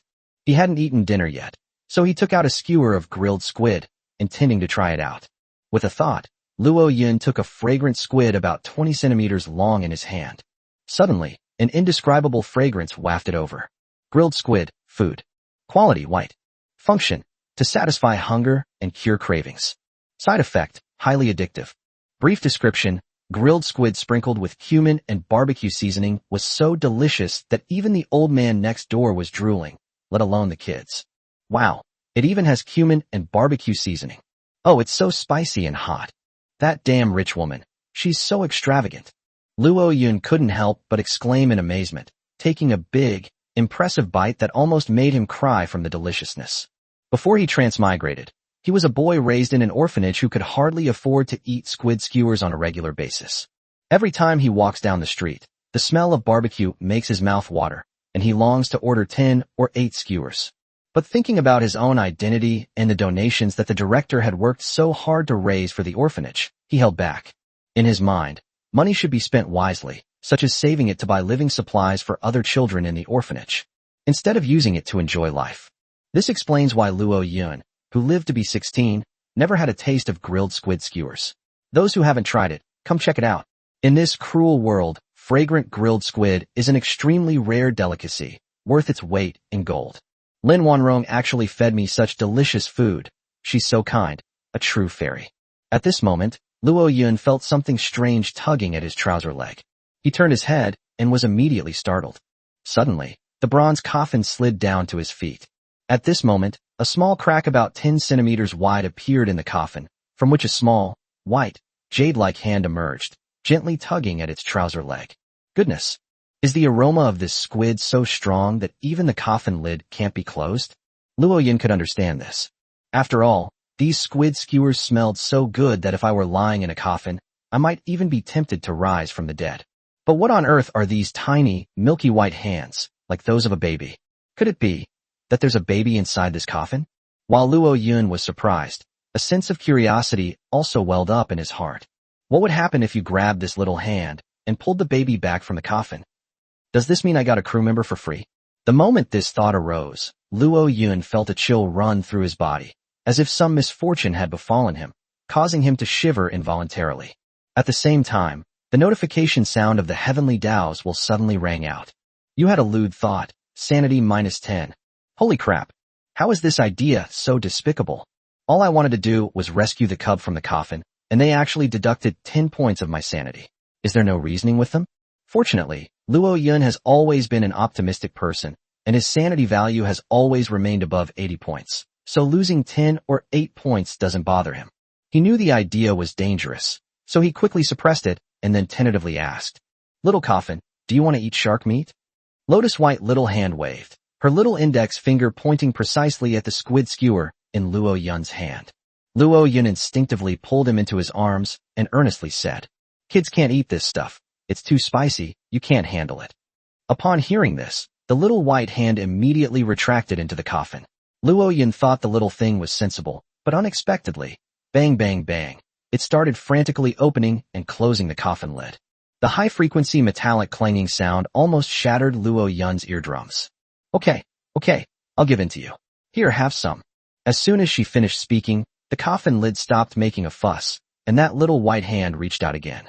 Luo Yun had no choice but to take a big bite, leaving only half a skewer, and stuff it into that little hand. Instigate. The little hand immediately retracted into the coffin, making a slurping sound as it licked. At the same time, he stretched out his other hand and made a heart shape with his hands towards Luo Yun. At least he has some conscience. He knows how to be grateful. Luo Yun's lips twitched, and then he took out another string of squid, ready to feast. At this time, even the beloved thousand-eyed demon octopus came over, its hundreds of eyes looking pitifully at Luo Yun. With hundreds of eyes watching at the same time, Luo Yun was starting to feel overwhelmed. He could only sigh. To support you all, I can't even afford a decent meal. Alas, Luo Yun took another big bite, then stuffed most of the squid into the thousand-eyed demon octopus. The thousand-eyed demon was extremely excited. He performed a seaweed dance for Luo Yun before happily enjoying his meal. Luo Yun was afraid that the two little ones would be greedy and continue to ask for the remaining string of squid. He quickly took out the third skewer and began to wolf it down. At this moment, a tug was felt on the fishing line. Luo Yun knew that a fish had taken the bait. He jerked the fishing rod sharply, and wow, it was quite heavy. So he quickly devoured the remaining squid meat, then used both hands to pull hard. About half a minute later, he fished up a bloodstained blanket. Luo Yun. Chapter 16 Bloodstained Quilt, Ghost Whale. What's going on? They actually fished up a bloodstained wild blanket. What kind of inhuman misfortune is this? Luo Yun's lips twitched, and his sanity value decreased to -5. Adhering to the principle of making use of waste, he did not cut the line, but instead fished the quilt up to examine it. The quilt is made of a very special material that is completely insoluble in seawater. Touching it feels like touching silk, with an amazingly pleasant texture. Luo Yun got up, shook it, and roughly judged its specifications. It's about 220 by 180 centimeters, enough for one person. However, the large pool of scarlet blood in the center of the blanket, as if it had just been stained, was somewhat unsettling. Considering that it might be very cold at night at sea, and that the cabin had burst, Luo Yun would have to sleep in the open, so he did not intend to throw away the blanket. After all, you can cover the other side too. He activated his eye of truth to examine the material of the quilt. A bloodstained comforter, everyday items. Item level, legendary. Functions, keeping warm, cultivation. Side effect, significant energy depletion. Brief description, this is a haunted blanket. If you sleep under it at night, you will experience the feeling of being pressed down by a ghost, and you might even fight with a female ghost in bed. If you lose, you'll grunt. If you win, oh, you'll be like a ghost. But regardless of winning or losing, it will improve your combat skills. If you can defeat this female ghost multiple times, perhaps a relationship beyond friendship will develop between you.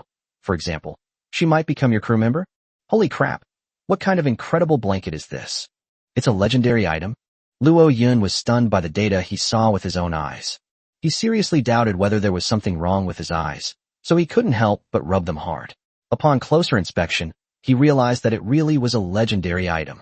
According to the information left by the former captain in the Nautical manual, items in this world are generally classified into different grades. The most common items are naturally white items. From white items upwards, the tiers are green, blue, purple, gold, unique gold, epic, legendary, and artifact. Blue items, even ordinary ones, are already considered rare, possessing excellent effects or functions, and are extremely hard to find. According to the former captain, he had only seen the purple item once. It was a blood-stained bamboo knife, held in the hand of the Pandaren who had taught him martial arts. It belongs to the category of super-value items that are available, but not for sale. As for gold or higher quality items, the former captain had never seen them. I never expected that I would catch a legendary cotton quilt just by fishing casually. This luck is just too damn incredible. For a moment, Luo Yun was in a great mood, and his sanity was maxed out. However, when he saw the brief description of the quilt, he suddenly felt terrible. His sanity level dropped by 20. Sleeping under this thing means you'll be sleeping in the same bed as a female ghost, and you might even experience sleep paralysis? Is this even a human-made structure? However, this thing can enhance combat skills, so it's quite a treasure. I'm handsome but not very skilled right now, so I have to get stronger to survive. In order to sail further, what's wrong with letting the female ghost take maternity leave? I'll use this blanket. With a heavy heart, Luo Yun folded the quilt and set it aside. It's still early. We just came down the mountain. It's not time to go to sleep yet. Tonight, I'll have a good fight with the female ghost in my blanket and see if she has the ability to make me die from exhaustion. Catching a legendary item invigorated Luo Yun, and he gradually began to love the life of a fisherman. He continued fishing. His luck was not good after that, and he still didn't find anything until the ship was almost close to the island. Just as he was holding the fishing rod, suddenly the line taut again, and he caught something again. Wow, I've caught another fish. I hope this one won't disappoint. Luo Yun was overjoyed. He pulled hard on the fishing rod and began to spin the spinning wheel. However, the spinning wheel did not move an inch. Clearly, the fish caught this time was an absolute mega-sized one, with an astonishing weight. Could it be that we caught a whale? Luo Yun wanted the little octopus to help pull the line, but the prey in the seabed suddenly moved. Instigate. Luo Yun felt a sudden jerk in his hand as the fishing rod was pulled away, almost causing him to lose his grip. Luo Yun was shocked, realizing that the power of the fish catch was far too terrifying for him to contend with. If you hesitate even for a moment, your fishing rod might be taken away. There's only one fishing rod on this boat. If it gets towed away, he's doomed. He acted decisively and immediately issued the following order. Tangent. As soon as he finished speaking, the fishing line snapped with a snap. The moment the fishing line snapped, the entire surface of the surrounding sea began to shake violently. Even though there was no wind, the surrounding sea was churning and the waves were rolling. Giant waves, 20 or 30 meters high, suddenly surged up, crashing down like walls of a city. Rumble. The roar of the waves shook our eardrums. The octopus was like a lone boat in the rolling waves, at risk of capsizing at any moment. Luo Yun was caught off guard and was almost thrown overboard. Fortunately, the thousand-eyed demon octopus, which was curled up to the side, reacted quickly and wrapped around his waist, securing him to the deck. What's going on? Luo Yun was shocked, sensing that he had encountered something terrible again. He sensed something and looked towards the sea ahead. Suddenly, he witnessed the most legendary scene he had ever seen in his life. A colossal black mountain suddenly rose from the waves and flew towards the distant sky, creating a massive surge of waves. A mountain that can fly?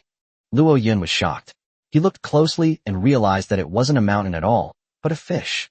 The enormous fish tail that emerged from the sea was even bigger than a basketball court.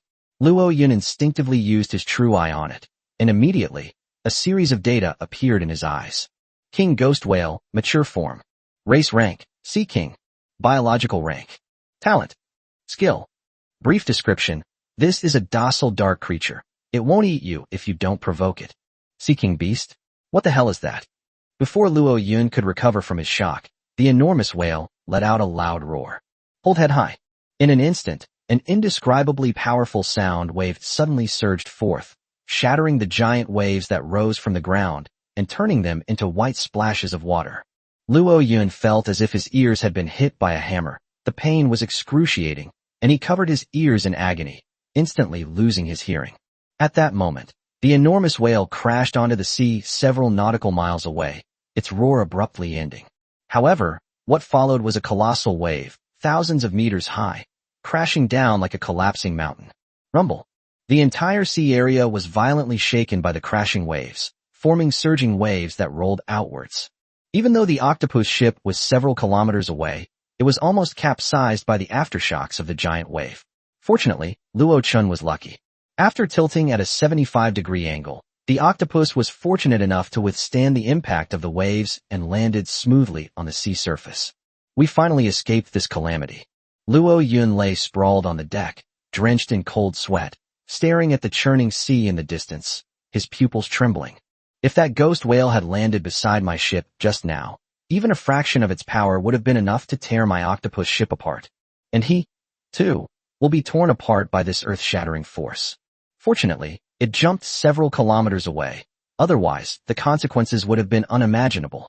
At this moment, Luo Chun realized that in this perilous sea, he was as fragile as a straw.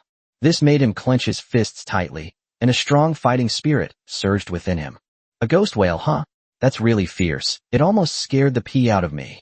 Sooner or later, I, Luo Yun, will gain extraordinary strength and trample you sea monsters under my feet, turning you into laborers to pull ships. Luo Yun was still indulging in fantasies when a childish voice came from not far away. Not bad. You actually survived encountering the ghost whale.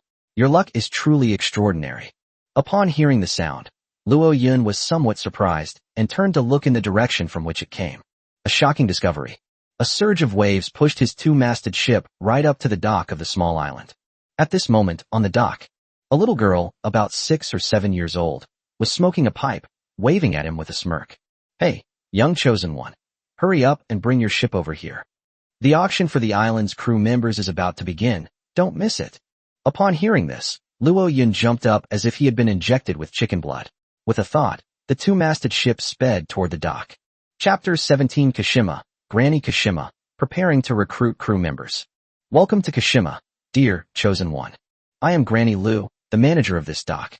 Please follow my instructions and moor your boats in the appropriate positions for unified management. Here, your ship will be under the best protection, and you don't need to worry about it being damaged or stolen. Also, please note the mooring fee in Ghana, 1,000 mora per hour. Thank you. As soon as the ship docked, a little girl dressed as a maid with deer ears and a pipe in her mouth started trying to sell her business to Luo Yun. Luo Yun felt sorry for the little girl who was so young and had to come out to solicit business. After all, his younger siblings in the orphanage were all attending public kindergartens when they were that age, and they even had TV to watch after school. But Luo Chun felt even more pitiful. After all, 1,000 mora was 1/10 of his assets, and it was borrowed. He coughed twice and said in a consultative tone, "Little sister, can I not leave the ship in the port? My ship has pretty good security, so it won't be in any danger." "No way." Granny Deer took a light puff of her cigarette, shook her head, and said, "Any chosen one who wants to set foot on the island must accept the boat berthing service, to avoid any unexpected problems that could cause trouble for us at Kashima. If you don't accept the berthing service, then you can sail away. Our island doesn't want to host the sky demon either." Damn, that's so realistic. Luo Yun's lips twitched. He could only accept reality, took out a 1,000 yuan mora banknote, the largest denomination, from the navigation manual, and handed it over. "I'll moor the boat for an hour first. If it's extended, I'll make up the difference later." "Okay, please moor the boat over there." As she took the somewhat worn banknotes, A warm smile immediately appeared on Grandma Deer's face as she pointed to the coastline not far away. Luo Yun glanced in that direction, and his expression immediately turned serious. Because the coastline there was already filled with all sorts of boats. There were 2 large cruisers, each over 300 meters long, with steel hulls that looked incredibly imposing. There were even more medium-sized 4-masted and 6-masted ships, at least 10 or more, all over 100 meters long, and they were equally imposing. The smaller ones are the same type of 2-masted ship as Luo Yun, and there are dozens of them. Although there were many 2-masted ships, they appeared incredibly insignificant compared to cruisers and medium to large-masted ships. Without a doubt, the owners of these ships were chosen ones. They must also want to recruit crew members from this island, which is why they accepted the high berthing fee and docked their ship here. The thought of having so many competitors made Luo Yun feel a little uneasy. With my small boat and limited funds, I don't know if I can compete with these nouveaux riches. He immediately moored the boat in the designated location. Then, after instructing Thousand-Eyed Demon to guard the fishing boat, he jumped off the deck at the bow and headed towards Granny Deer's direction. On the distant sea, the faint sound of ship horns could still be heard, and other ships were heading this way. Clearly, they will likely join the ranks of those recruiting crew members as well. Hopefully, there will be more crew members available for recruitment on the island. Otherwise, with too many applicants and too few available positions, it will be difficult to recruit crew members. Luo Yun approached Granny Lu and politely asked, "Little sister, I'd like to recruit crew members. May I ask where on the island I should look?" Seeing that the young man had paid the mooring fee, Granny Deer's face lit up with a smile, and she said, "If you want to recruit crew members, go to the crew club in the center of the island. This year, a crew member happens to be coming out of the closet, and I hope you can seize the opportunity. Furthermore, it is forbidden to cut down trees or move stones indiscriminately on the island. Violators will be punished under island law." "Oh, right, let me correct you. I'm not a little sister. I'm almost 9,000 years old this year. She's my granddaughter, and she's older than all your ancestors for 18 generations combined." Luo Yun was somewhat surprised and asked, "Grandma, are you joking? You look almost exactly like a 7-year-old girl from my world." Granny Deer exhaled a puff of blue smoke and said sadly, "This is a curse from the demon god upon exiled sinners. All of us on Deer Island are cursed. Whether adults or children, our bodies are frozen at the state of a 7-year-old. At the same time, all bodily functions and the path of martial arts are suppressed and cannot grow. Many children in the tribe have lived for nearly 10,000 years, yet their minds remain like those of 7-year-old children, innocent and romantic." Upon hearing this, Luo Yun looked astonished and asked, "You mean, the island can only recruit 7-year-old cubs? That's good, but..." Granny Deer paused slightly before continuing. "As long as they can board your chosen one's ship, the curse on the sinners will be suppressed. The growth rate of criminals will also be unleashed, enabling them to rapidly enhance their strength. Although we Kagoshima people are all in the state of 7-year-old cubs, we have an almost endless lifespan. The youngest islander is 9,000 years old. The long accumulation of time has enabled even the smallest islanders to master many skills. Therefore, if you can recruit islanders from our Kashima Island as crew members, you will only make a big profit, not a loss." Hearing this, Luo Yun secretly breathed a sigh of relief. If he were to bring a burden onto the ship, he might as well not bring one at all. At this moment, Granny Deer handed over a thick book and said with a smile, "This is the Deer Island Crew Handbook, which contains detailed information on the crew members that can be recruited on this island. Give me 1,000 moras, and this book is yours. You can find detailed information about all the crew members in the book, which will make it much easier for you to recruit them. Young man, would you like to buy a copy? 1,000 mora for a book, that's way too expensive. But such a large manual must provide him with detailed crew intelligence data. If you really want to recruit a high-quality crew member, you absolutely must buy this book. I'll buy it." Without any hesitation, Luo Yun took out another 1,000 mora coins from the Nautical manual and handed them to Granny Lu. Generous young people are bound to have good luck. You will definitely have a higher chance of recruiting crew members than other crew members.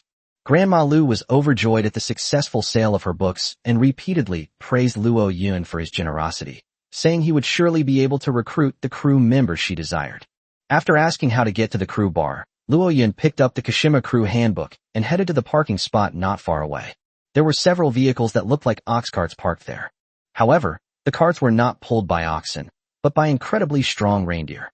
These reindeer are enormous, larger than cows, and possess strong physiques and limbs. And those who control them are naturally the 7-year-old islanders of Kashima. Luo Yun randomly picked a deer-drawn carriage and immediately got on. The deer-drawn carriage started and sped towards the center of the island, but its stability was extremely high, without any bumps, which made Luo Yun exclaim in amazement. Before the sun had completely set, Luo Yun quickly opened the crew handbook to check the information of the Kashima crew. Upon seeing this, he was stunned. Chapter 18: The History of Kashima. Damn it, I've been tricked. Luo Yun discovered that the crew information manual, which was several hundred pages long, only had information on the first 3 pages, and the rest were completely blank. There aren't even any grid lines. It's not even suitable as a diary. This is outrageous. Granny Lu is an old monster who has lived for nearly 10,000 years, and she doesn't hold back at all when it comes to tricking people. Despite his complaints, Luo Yun still carefully examined the 3 pages of content. The booklet's opening page indicates that only 3 crew members from Kashima will be recruited this time. In other words, no matter how many crew members land on Kagoshima, at most 3 Kagoshima residents will board the Destiny's ship within 3 months. This competition is freaking fierce. Luo Yun carefully examined the information of the 3 crew members. Deer battle, adult male. Personality, calm and composed. Class, berserker. Rank, peak of the initial sea realm. Talents, great strength, resource gathering, provides berserker class advancement guidance. Brief description: the island's most valiant and skilled berserker. Possessing him is tantamount to acquiring a perfect war machine. Captain requirements: hiring fee 200,000 mora, large ship with 6 masts or more, awakened class. Recruitment conditions are flexible. If you can impress him, the requirements will no longer apply. Deer spirit, adult female. Personality, meticulous. Class, wind whisperer, archer. Rank, peak of the initial sea realm. Talent, beast language, clairvoyance. Brief description: the wind whisperer is one of the rarest professions on the island. Possessing one grants you the ability to read animal language and access intelligence resources unavailable to others. Captain requirements: hiring fee 300,000 mora, large ship, class, awakened class. Captain cannot be a weirdo with a lowly complex, otherwise she will devour her master. Lu Yang, male member. Personality, fiery, straightforward. Occupation, fire fist master. Rank, peak of the initial sea realm. Talent, manipulation of flames, fire fist master class advancement guide. Brief description: Lu Yang is the island's martial arts instructor. Although he looks only 7 years old and is somewhat cute, his fist can frighten even whales. Captain requirements: hiring fee 250,000 mora, large ship with 4 masts or more, awakened class. Recruitment conditions are flexible. If you can impress him, the requirements will no longer apply. Without a doubt, these 3 crew members are all extremely talented individuals, each one outstanding and comparable to a Superman. Especially the number 2 deer spirit, who is not only a powerful ranged archer, but can also communicate with sea beasts and obtain various valuable information. Such crew members are undoubtedly what any captain dreams of. However, when he thought of his own wallet, Luo Chen couldn't help but twitch at the corner of his mouth. He currently has only 7,900 mora left, which is not even a fraction of the recruitment fee.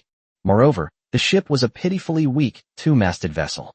Recruiting these 3 crew members is virtually impossible. With a let's give it a try attitude, Luo Yun stubbornly went anyway. After all, he was already here.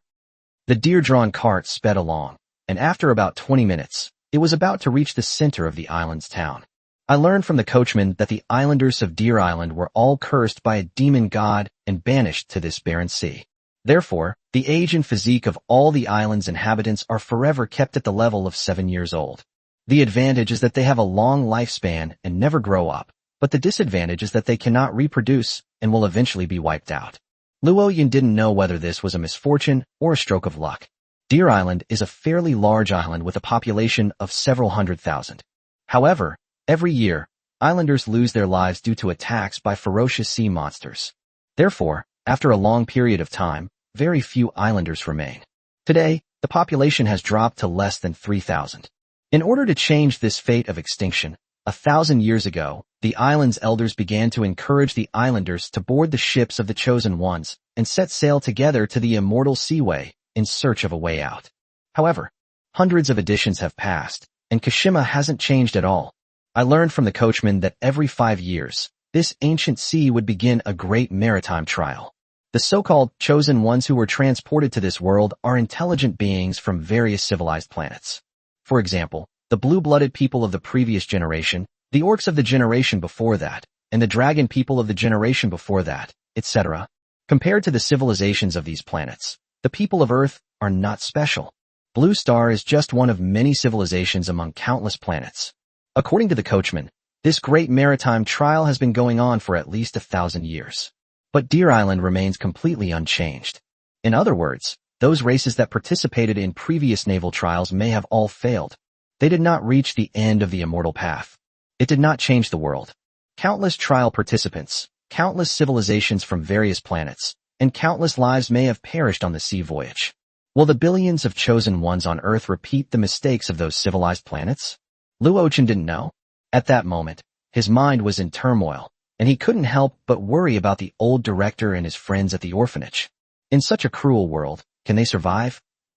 After another short while of speed, the deer-drawn carriage arrived at the central area of Deer Island. This Deer Island was even more prosperous than Luo Chun had imagined. In particular, a medium-sized town has been built in the center of the island. The town was surrounded by high walls, and the ground inside was paved with wide cobblestone streets. On both sides of the road stand old-fashioned streetlights, illuminated by blue crystal lights. Looking up, you can see rows of European-style villas everywhere, all laid out in an extremely neat manner. The people of Kashima are quite hardworking. Otherwise, they wouldn't have been able to build such a tranquil and beautiful town. But Kashima is sparsely populated, and its beautiful town is meaningless. As the deer-drawn cart carrying the alien Luo Yun came speeding along, many people from Deer Island focused their attention on it and waved to Luo Yun with friendly smiles. Luo Yun waved and greeted them politely, showing great goodwill towards the people of Kashima. After another long journey, the deer-drawn carriage arrived at the entrance of the crew bar. Luo Yun got out of the car and paid Lu Yihao 200 mora for the ride. The 100 mora is a tip. After all, the coachman was the only one left in his family, which was quite pitiful. Luo Yun sincerely hoped that he would have a good future. The driver was overjoyed to receive such a large tip and nodded repeatedly to Luo Yun in gratitude. Luo Yun waved his hand, turned around, and walked towards the entrance of the crew bar. As soon as he reached the door, he was stopped by a little girl with deer ears who was guarding the entrance. Chapter 19. The crew recruitment ceremony begins. Hello, big brother. Are you here to participate in the crew member auction? The little deer girl in front of me had short hair, wore a hunter's leather jacket, and had amber eyes that sparkled. Her face was extremely cute. On her back was an old-fashioned musket, about a meter long, almost as tall as her. Luo Yun stroked her brown hair and smiled. Little sister, I'm here to participate in the crew member auction. Can you let me in? On one side, out of curiosity, Luo Yun used his true eye on her. As a result, a series of data actually appeared in Luo Yun's eyes. Lu Yun, half-orc cub. Racial rank, high. Status, perfect. Class, rune master, gunslinger master. Realm, unknown. Comprehension, 100. Talent, unknown. Battle aura level, unknown. Recommended crew rating, 5 stars. Holy crap. Upon seeing the data, Luo Yun was startled. Unexpectedly, the stats of this mere gatekeeper deer cub are so incredible. Not only is it a high-level race, but it also has 2 professions. Even their comprehension is no less than mine. The recommended crew rating is even 5 stars. If even the gatekeeper cubs are so talented, the 3 crew members waiting to be recruited inside must be absolutely amazing. For a moment, Luo Yun's heart was filled with passion. The little deer girl was probably a little shy because it was the first time someone had touched her head, but she didn't resist. My grandma said that everyone who enters the pub has to pay an entrance fee of 2,000 mora. Or it's Cheong Gui, who doesn't have the strength to recruit crew members and therefore won't allow entry. Ahem, your grandma wouldn't happen to be Granny Deer, would she? The little deer girl's cute, upright ears twitched, and she nodded, saying, how did you know? I guessed. Luo Yun pulled out 2,000 yuan mora bills and waved them in front of her, asking, can you tell me your name? My name is Lu Yun. Wow, my name is Luo Yun. Our names are quite similar. It seems like fate. Luo Yun handed her 2,000 yuan mora notes and asked with a smile. By the way, Can you tell me which of the 3 crew members inside is the most capable? Which crew member can be recruited without paying? Well, Xiao Luyin took the money, thought hard for a moment, and said, the 3 uncles and aunts are all super amazing. I don't know who is stronger. However, Aunt Lu Ling said she doesn't like money. She likes ambitious captains. Upon hearing this, Luo Yun felt a wave of dizziness, realizing he needed to borrow money from Lin Wanrong, especially the Deer Spirit crew. Not only will she not lower the price, she will likely have the strictest requirements. I understand. Thank you for telling me all this. Here, have this half sausage. Seeing how adorable the little creature was, and feeling hungry herself, Luo Yun took out a sausage from the Nautical manual and broke it in half for her. Thank you, big brother. The little girl seemed to be seeing sausages for the first time. She held them with both hands, and drool poured down her face. You're welcome. Luo Yun patted her head again, then entered the tavern with a sausage in his mouth. As soon as Luo Yun entered the tavern, he smelled a strong odor of smoke, and dozens of pairs of eyes turned towards him simultaneously. Silba, more people are here. There are already few crew members available for hire, and now so many are coming. Let's just stop recruiting. Colonel Kawada will definitely be able to recruit a crew member, and Park Chung-hee's ship is also a class of naval vessels, so he will also need to take up a crew member. There's only 1 crew member left who can compete with us. Sigh. There are too many wolves and not enough meat. That kid's got that cheap sausage in his mouth. He looks like a weakling. He definitely can't compete with us. Don't worry. We can't compete with the top tables either. After all, we're just a 2-masted ship, and we can't even scrape together 200,000 mora. Sigh. I was the first one to arrive at this club, but because the boat is so small, I couldn't even get a seat at a front table. Silva, you're from Japan, and we're already being generous by letting you participate in recruiting captains here. This sea area belongs to our South Korea. Yes, you're right. People from Japan are timid. They immediately bow and scrape, apologizing. Ignoring the menacing stares directed at him, Luo Yun walked forward as if no one else was there. The tavern is extremely spacious, about the size of a basketball court, with a dark color scheme and dozens of rustic wooden tables and chairs. There were about a few dozen people sitting there sparsely. Some sat alone at a table, while others gathered in groups of 3 or 5. Luo Yun couldn't tell which nationalities these people were. After all, most of these people have East Asian features and speak the same language, making it difficult to distinguish their nationalities before they traveled through time. Luo Yun looked towards the high platform in front of him. The platform was empty. None of the 3 crew members appeared. Luo Yun secretly rejoiced that he had arrived just in time. Luo Yun walked straight toward the row of tables at the very front. After all, when recruiting crew members, it's naturally better to sit in the front row, as this gives you more opportunities to be seen and attracts the attention of the crew members on stage. As for whether we have the resources to recruit them, that's a matter for later. Let's secure a favorable position first. As he walked past the next few tables, many of the chosen ones looked at him with curiosity, but didn't say much.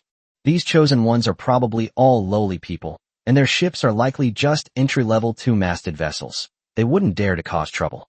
When they reached the middle tables, a burly man with tattooed arms suddenly stood up and blocked Luo Yun's way, his expression quite unfriendly. He glanced at the wooden sword at Luo Chen's waist and sneered disdainfully. Kid, what kind of ship do you have that you want to sit in the front row? Don't you know that seating here is arranged according to the class of the ship? Small fishing boats and 2-masted ships just sit obediently in the back. I'm a 3-masted ship, only I have the right to sit in the middle. Luo Chen raised an eyebrow and glanced at him, saying calmly, I'm a warship. Do you want to come with me to the port for a firefight? These words shocked everyone present. Holy crap, this kid actually came in a warship. He looks like a clean-cut chicken, yet he owns such a powerful ship. This kid must have been a super rich 2nd generation before he transmigrated. Definitely. After all, the better the economic conditions before transmigrating, the more impressive the ships you'll be assigned after transmigrating. This kid's got some skills. We can't afford to offend him. We really can't afford to offend him. The tattooed man who had stopped them suddenly leaned back, his expression changing rapidly. After about 3 seconds of stunned silence, he went from an arrogant attitude to a subservient one. He scratched the back of his head, nodding and bowing obsequiously with a forced smile. Hee, it's a misunderstanding, a misunderstanding. I never expected your boat to be so high class, sir. I'm truly impressed. I am Park Dong-nam, a South Korean. My elder brother is Park Chung-hee. May I ask your name? You are not worthy to know my name. Luo Yun coldly uttered a sentence, then strode towards the table in front of him with his head held high. Park Dong-nin was humiliated in front of everyone by Luo Yun. His expression changed several times, but he dared not retaliate. He could only sit back down in his seat, looking extremely embarrassed. Luo Yun, on the other hand, had no trouble getting to the front row. There were 4 tables in the front row, but only 2 people were sitting there. One was a middle-aged man, and the other was a young man. Seeing Luo Yun approach, the 2 turned their heads and glanced at him. The middle-aged man had a mustache, wore gold-rimmed glasses, and leaned on a long, curved knife. He nodded slightly to Luo Yun as a sign of politeness. Luo Yun could tell at a glance that he was probably from Japan. People from Japan may appear polite and courteous on the surface, but they are actually only good at small gestures and lack a sense of righteousness. These are the people we should be most wary of. Seeing him nod at her, Luo Yun nodded in response, as a gesture of courtesy. Another young man had slicked back hair, single eyelids, an arrogant look, and a high-held chin, giving him the appearance of a villain from a Korean idol drama. Luo Yun guessed that this guy was probably from South Korea. This guy glanced at Luo Yun's clothes, then sneered disdainfully, turned his face away, and didn't want to pay any attention to Luo Yun. Luo Yun ignored him and sat down at a table on the right. As soon as he sat down, Luo Yun thought of taking out his nautical manual and asking his old classmate to borrow some money. But, thinking that my old classmate has already lent me 10,000, I really can't be greedy. So he gave up on the idea. If we can get some crew members, we'll try. If not, we'll just leave. There are plenty of islands in this sea anyway. If it's dark in the east, it's bright in the west. At this moment, the lights on the platform suddenly turned on, and 4 figures emerged simultaneously, 1 in front and 3 behind. Leading the group was Granny Lu, whom Luo Yun had met at the dock. Behind her followed 3 deerman cubs, each about 1 meter tall. There were 2 men and 1 woman. Without a doubt, they are the 3 crew members to be recruited this time: Lu Ling, Lu Zhan, and Lu Yang. Don't let their small size fool you. They all look like adorable 7-year-old kids. In reality, they are all ancient monsters who have lived for nearly 10,000 years. Moreover, they are very strong. Each of them has reached the peak of the initial sea realm. Anyone chosen at random could probably slaughter all the chosen ones present. Granny Lu slowly swept her gaze across the audience below the stage, and seeing that there were dozens of chosen ones bidding, a satisfied smile appeared on her face. When her gaze fell on Luo Yun, her expression visibly stiffened. It was as if they'd spotted something strange sneaking into the front row. Luo Yun touched his nose and smiled at her as a greeting. Granny Deer withdrew her gaze, weighed her pipe in her hand, and said, "Welcome, chosen ones, to my Kashima Island to recruit crew members. Later, please feel free to share your advantages and prices. If the conditions are right, 3 of my island's best warriors will be willing to board your ship and travel the world with you. Now, I solemnly announce that tonight's recruitment ceremony officially begins. Please, the chosen one in the first row on the left, select your preferred crew member and state your price." As soon as he finished speaking, the young man sitting on the far left of the first row slowly stood up and said in a magnetic voice, "My name is Park Young-hee, and my ship is a ship-class vessel. I would like to recruit Miss Lu Ling as a crew member. In addition to the 300,000 mora, I will add another 200,000. These words shocked everyone present. To get crew members, these Koreans are inflating prices. Chapter 20 Recruiting Crew Members 1. Wow, Park Chung-hee is really damn generous. I can't even come up with 100,000 mora, but he just pulls out 500,000. Who here can compete with him? Oh no, that cute and adorable little girl is going to be snatched away by that Korean guy. There's no chance for me, Sai. Our South Korean leaders are truly mighty. You other countries can only watch helplessly." Hearing the gasps of amazement from those behind him, Park Chung-hee's lips curled into a proud smile. He started with a first-class frigate, loaded with several boxes of jewels and mora, making him worth over 10 million. For him, coming up with 500,000 yuan was a piece of cake. He stared intently at Lu Ling on the stage, determined to have her. Not only Lu Ling, but he also wants to take down the other 2 crew members. If he can gain the loyalty of these 3 crew members, his strength will increase greatly, and he can easily become a top-level captain. Just as he was feeling smug, suddenly, the deer spirit on the stage took off the oak bough from its back, knocked it, and drew it to its full extent. And they turned their attention to Park Chung-hee. In an instant, a terrifying aura enveloped Park Chung-hee, making him feel as if he had fallen into an ice cellar, and he couldn't help but take 2 steps back. It was as if the arrow would really be shot at him, making his face turn pale. Those chosen ones sitting behind him were also startled, leaning back in unison with expressions of horror. This was because the aura emanating from the deer spirit was too terrifying, like a sharp knife hovering above their heads. It seemed as if it could fall at any moment and take their lives, make them instinctively fear. What are you doing? Park Young-hee asked, stammering, afraid that she would actually shoot an arrow. Lu Ling did not answer him, but suddenly deflected the arrow, sweeping it across the many chosen ones below. Instantly, many of the chosen ones were startled, their muscles tensing up as they tried to flee their seats. Only 2 people were able to maintain a steady posture. One of them is Ichiro Kawada. He rested his hands on his long sword, his eyelids lowered, and sat motionless in his seat, as immovable as a mountain. He possessed a composure that remained unfazed even when Mount Tai collapsed before him. However, his fingers gripping the long sword were trembling slightly, which did not escape Lu Ling's sharp gaze. Lu Ling turned her gaze to another person. That person was naturally Luo Yun, who was sitting on the far left. When Luo Yun saw the little girl looking at him, he couldn't help but wink at her, a friendly smile playing on his lips. Lu Ling slowly put down the longbow in her hand and said to Luo Yun, "What's your name? Introduce yourself." As soon as he finished speaking, dozens of pairs of eyes in the room focused on Luo Yun, all showing expressions of surprise. They never expected that this seemingly delicate and frail young man would be the first to be chosen by Lu Ling. They were so envious. Park Young-hee glared at Luo Yun with murderous intent, wishing he could rush forward and stab him to death. Lu Ling was clearly the crew member he had his eye on first, yet this brat dared to interfere. He truly deserves to die. Luo Yun was also somewhat taken aback.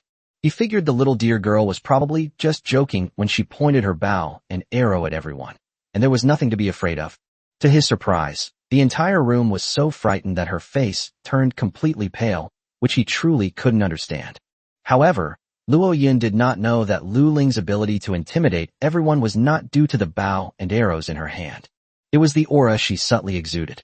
This aura is a peculiar kind of qi, which only the strong can comprehend after countless years of tempering. It is something that ordinary people cannot withstand. Luo Yun stood up, bowed slightly, and introduced himself. "My name is Luo Chan, I am from the Dragon Kingdom, and I am a swordsman. Please give me your guidance. What terms can you offer me?" Lu Ling asked directly. Upon hearing this, Park Chung-hee's face turned a deep purplish red. Without a doubt, he had been outdone by Luo Yun, which made him extremely unwilling, and he clenched his fists. Luo Yun raised his eyebrows and said directly, "I can give you an IOU. Granny dear." Everyone. Lu Ling's eyes twitched, and she asked in a cold voice, "What does the IOU mean?" "The IOU is just a contract I'm writing for you now because I don't have the money. I'll pay you back when I have the money in the future. By the way, I'll calculate the interest for you extra, so you'll get even more commission. It'll be a great deal," Luo Yun said without batting an eye. Park Chung-hee slammed his hand on the table, pointed at Luo Yun's profile, and shouted, "Cheong Gui, who can't even come up with 300,000 mora? What right do you have to hire crew members here? Get the hell out of here." Luo Yun didn't even look at him directly, but said with a sidelong glance, "You're still better than a coward like you who almost peed his pants when an arrow was pointed at him, right? You." Before Park Chung-hee could say anything more, Lu Ling continued, "We can discuss the hiring fee later. What kind of boat are you piloting now?" Before Luo Yun could speak, Granny Lu, puffing out smoke, replied on his behalf, "This lad is piloting a 2-masted ship, and it's somewhat damaged." These words caused an uproar in the room. What the hell? That kid was only on a 2-masted ship? Who the hell gave him the guts to sit at the first table? Isn't he afraid of getting beaten to death?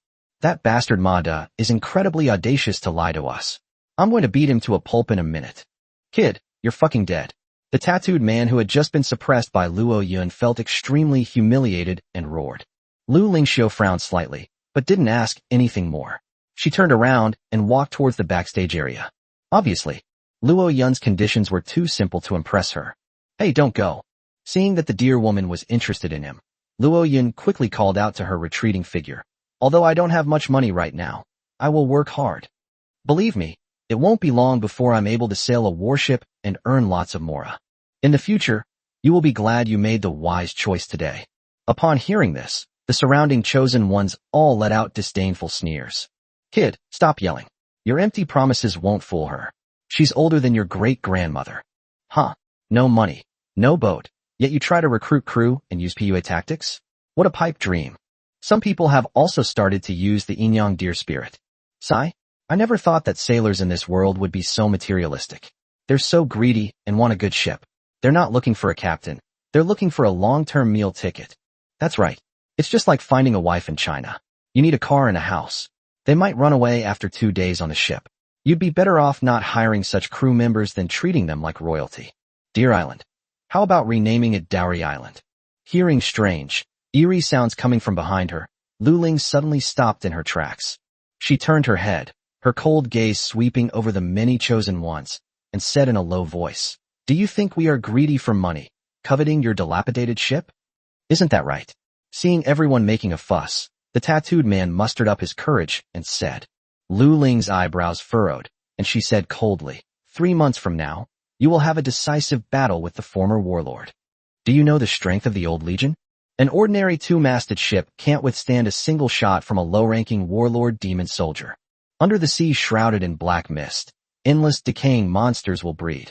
Even if a high-level professional falls into the water, he will be dragged to the bottom of the sea and completely sink. We can live peacefully on the island, so why should we risk our lives with a bunch of good-for-nothings in a dilapidated boat? If you want us to risk our lives, you should at least provide a basic sense of security. If you don't even have a decent boat, don't go to the island to recruit crew members. It will only harm yourself and others. The tattooed man retorted, I am a chosen one, with unlimited potential. Give me 3 months, and my ship can grow to the ship class. If you want something ready-made, just say so. Don't make so many excuses for yourself. Lu Ling looked at the tattooed man with disdain and said, You think you're the only special one here? Everyone here is a chosen one. Are they any more mediocre than you? Let me tell you, most of you chosen ones own small fishing boats and small masts. Only a few own warships and large masts. If we're talking about special beings, they are the special ones, the ones who are truly blessed by heaven. Those who own large ships are 100 times more likely to rise to power than you mediocre people. Why should we risk our lives on a bunch of weaklings like you? If it were you, would you dare to take that bet? The tattooed man was speechless after being confronted. Luo Yan also felt that what Lu Ling said made a lot of sense. The decisive battle 3 months from now is extremely risky. If I don't have good conditions to get her on board, I'll only be harming her. After thinking for a moment, he decided not to try to persuade him to stay. At this moment, Park Chung-hee shouted, I have a boat, I have money. If you are willing to accept my employment, I can double the commission. 1 million. I'll give you 1 million. Lu Ling glanced at him and said disdainfully, Although you have a good ship and abundant resources, you have the mentality of a weakling and are destined to never reach the immortal path. After saying that, she glanced at Luo Yun and walked straight towards the backstage area. She wasn't in a hurry to board the ship. After all, more chosen ones will arrive on the island later. Among them, there must be people with better conditions. She doesn't lack choices, she lacks better choices. Silva, as a small chaebol in South Korea, Park Chung-hee has basically never been rejected by anyone since childhood. This time, being rejected by Lu Ling made him furious. He dared not act recklessly towards the indigenous people. After all, the indigenous people here were very strong. He could only glare resentfully at Luo Yun. Luo Yun felt his icy gaze, and her brows furrowed. I was thinking, you're a complete failure. You can't even get a cute girl, and you're blaming me? Dare to cause trouble? I'll get Squidward to eat you alive tonight. With Lu Ling gone, only 2 crew members remained on the platform, waiting to be hired. Granny Lu took a puff of welding smoke, her professional smile returning to her face, and said, Now, the remaining 2 crew members, please state your terms. Lu Zhan stepped forward and said calmly, I want 200,000 mora, plus a ship-class vessel. I won't accept any less than one condition. There's no room for negotiation. As for other conditions, they can be relaxed. Chapter 21 Lu Yun earnestly requests to join the fleet. Lord Shikazaki, I am Kawada Ichiro, a native of Japan, and I greatly admire your strength. My ship is in dire need of a warrior as outstanding as you. If you are willing to join my warship, I am willing to pay 5 times the price to hire you. My warship is a first-class vessel. In addition, I am also a professional swordsman and the 37th person in the group to awaken a profession. I hope you will grant me your favor. Kawada Ichiro stood up and bowed 90 degrees to Shikazaki on the stage, his attitude sincere.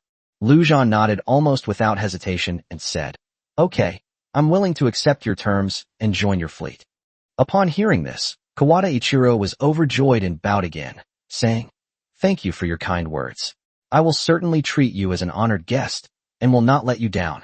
The people below were almost crying with envy at the sight.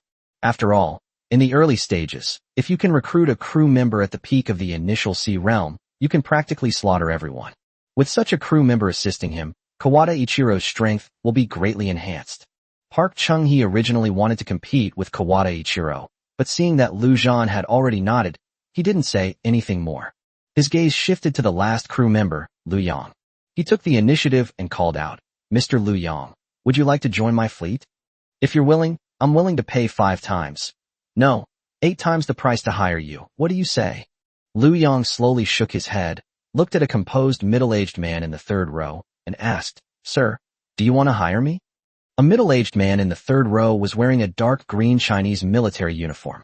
He had a square face and a calm demeanor. He was taken aback when he saw that Lu Yang would take a liking to him. He then stood up and gave Lu Yang a standard military salute from the Dragon Kingdom. "My name is Zhou Zhang, and I am a soldier of the Dragon Kingdom. I am willing to hire you. But my ship is only a 4-masted vessel, and for now I can only offer you a wage of 50,000. If you are willing to join my warship, I will earn the missing parts as soon as possible and make up for them for you." "Yes, I'm willing to join your warship." Without uttering any unnecessary words, Lu Yang leaped down from the platform and headed straight for Zhou Zhang. This infuriated Park Chung-hee to the point of breaking down. He took a liking to 2 crew members and offered high prices for both, but they were outbid by the Chinese. How could he swallow this insult? Zhou Zhang is a soldier who commands a 4-masted ship and has recruited a powerful crew member, making him a formidable opponent. Park Chung-hee dared not act recklessly towards him. He could only vent his anger on Luo Yun, who was alone and without a boat. He stepped forward, pointed at Luo Yun's nose, and growled, "Damn Chinese brat. It's all because of you that I can't recruit any crew members. You'd better stay on this island for the rest of your life. If you dare to leave, I'll sink your ship." With that, he stormed off. Among the crowd, several Korean chosen ones grinned menacingly at Luo Yun, made throat-slitting gestures, and then followed Park Chung-hee away. Clearly, they didn't want to let Luo Yun go either. This gave Luo Yun a terrible toothache. Damn it, they didn't recruit any crew members, wasted thousands of dollars, and got themselves into a mess. Their bad luck is unbelievable. However, he was not afraid of the threats from Park Chung-hee and others. After all, these people are weaklings right now. As long as Luo Yun gets a chance to get close, he is confident that he can take them all down with his swordsmanship. They'd better not mess with them. Otherwise, Luo Yun will send them to their deaths tonight. When the chosen ones saw that they could not recruit any crew members, they all sighed and gradually dispersed. Some chosen ones, hoping to curry favor with powerful figures, stayed behind. Some went to talk to Kawada Ichiro, hoping to become his vassals. Some went to Zhou Zhang, pleading with him to form a fleet and follow him. Zhou Zhang was straightforward and accepted them all. At this moment, Zhou Zhang took the initiative to come up to Luo Yun and extended his right hand to him. "I am Zhou Zhang, from Longshan City, Sichuan Province. Please give me your guidance." "Luo Yun, from Qingshan City, Nen Province. Please give me your guidance." The two reached out and shook hands, both with sincere smiles on their faces, before letting go of each other. Zhou Zhang said bluntly, "I just saw Park Chung-hee make a threatening gesture towards you. Do you want to join us and form a fleet to leave?" Luo Yun thought for a moment, then shook his head and said, "No, I'm used to being alone." It wasn't that Luo Yun was arrogant or looked down on Zhou Zhang. He just didn't want to implicate Zhou Zhang. He knew he must have offended someone very powerful, otherwise, they wouldn't have sent a fleet to pursue him. Now, he hasn't even dealt with the group that was chasing him, and now he's been joined by Park Chung-hee's group, making him extremely troubled. Although Luo Yun wasn't a particularly good person, he didn't want to drag others down for no reason. Therefore, taking the lone wolf route is his best and most guilt-free choice at present. Everyone has their own ambitions, and I won't force you. Until we meet again. Until we meet again. Seeing that Luo Yun refused his help, Zhou Zhang didn't say anything more and turned to leave. The other Chinese people merely glanced at Luo Yun, said nothing more, and followed Zhou Zhang away. After all, Luo Yun was just a 2-masted ship owner, not a hot commodity, and his compatriots were too lazy to waste their time on him. Seeing that everyone had left, Luo Yun also stepped away. As soon as he stepped out the door, a little girl blocked his way. This little girl is none other than Lu Yun, who collected entrance fees earlier. Her brown eyes blinked brightly as she asked Luo Yun timidly, "Big brother, do you have any more sausages? I want some more." Ham sausages are Luo Yun's exclusive food. Once they're gone, they're gone. He wouldn't even feed them to his own pet. So how could he just give them to other kids? However, seeing the girl's pitiful and greedy look, Luo Yun felt a little soft-hearted.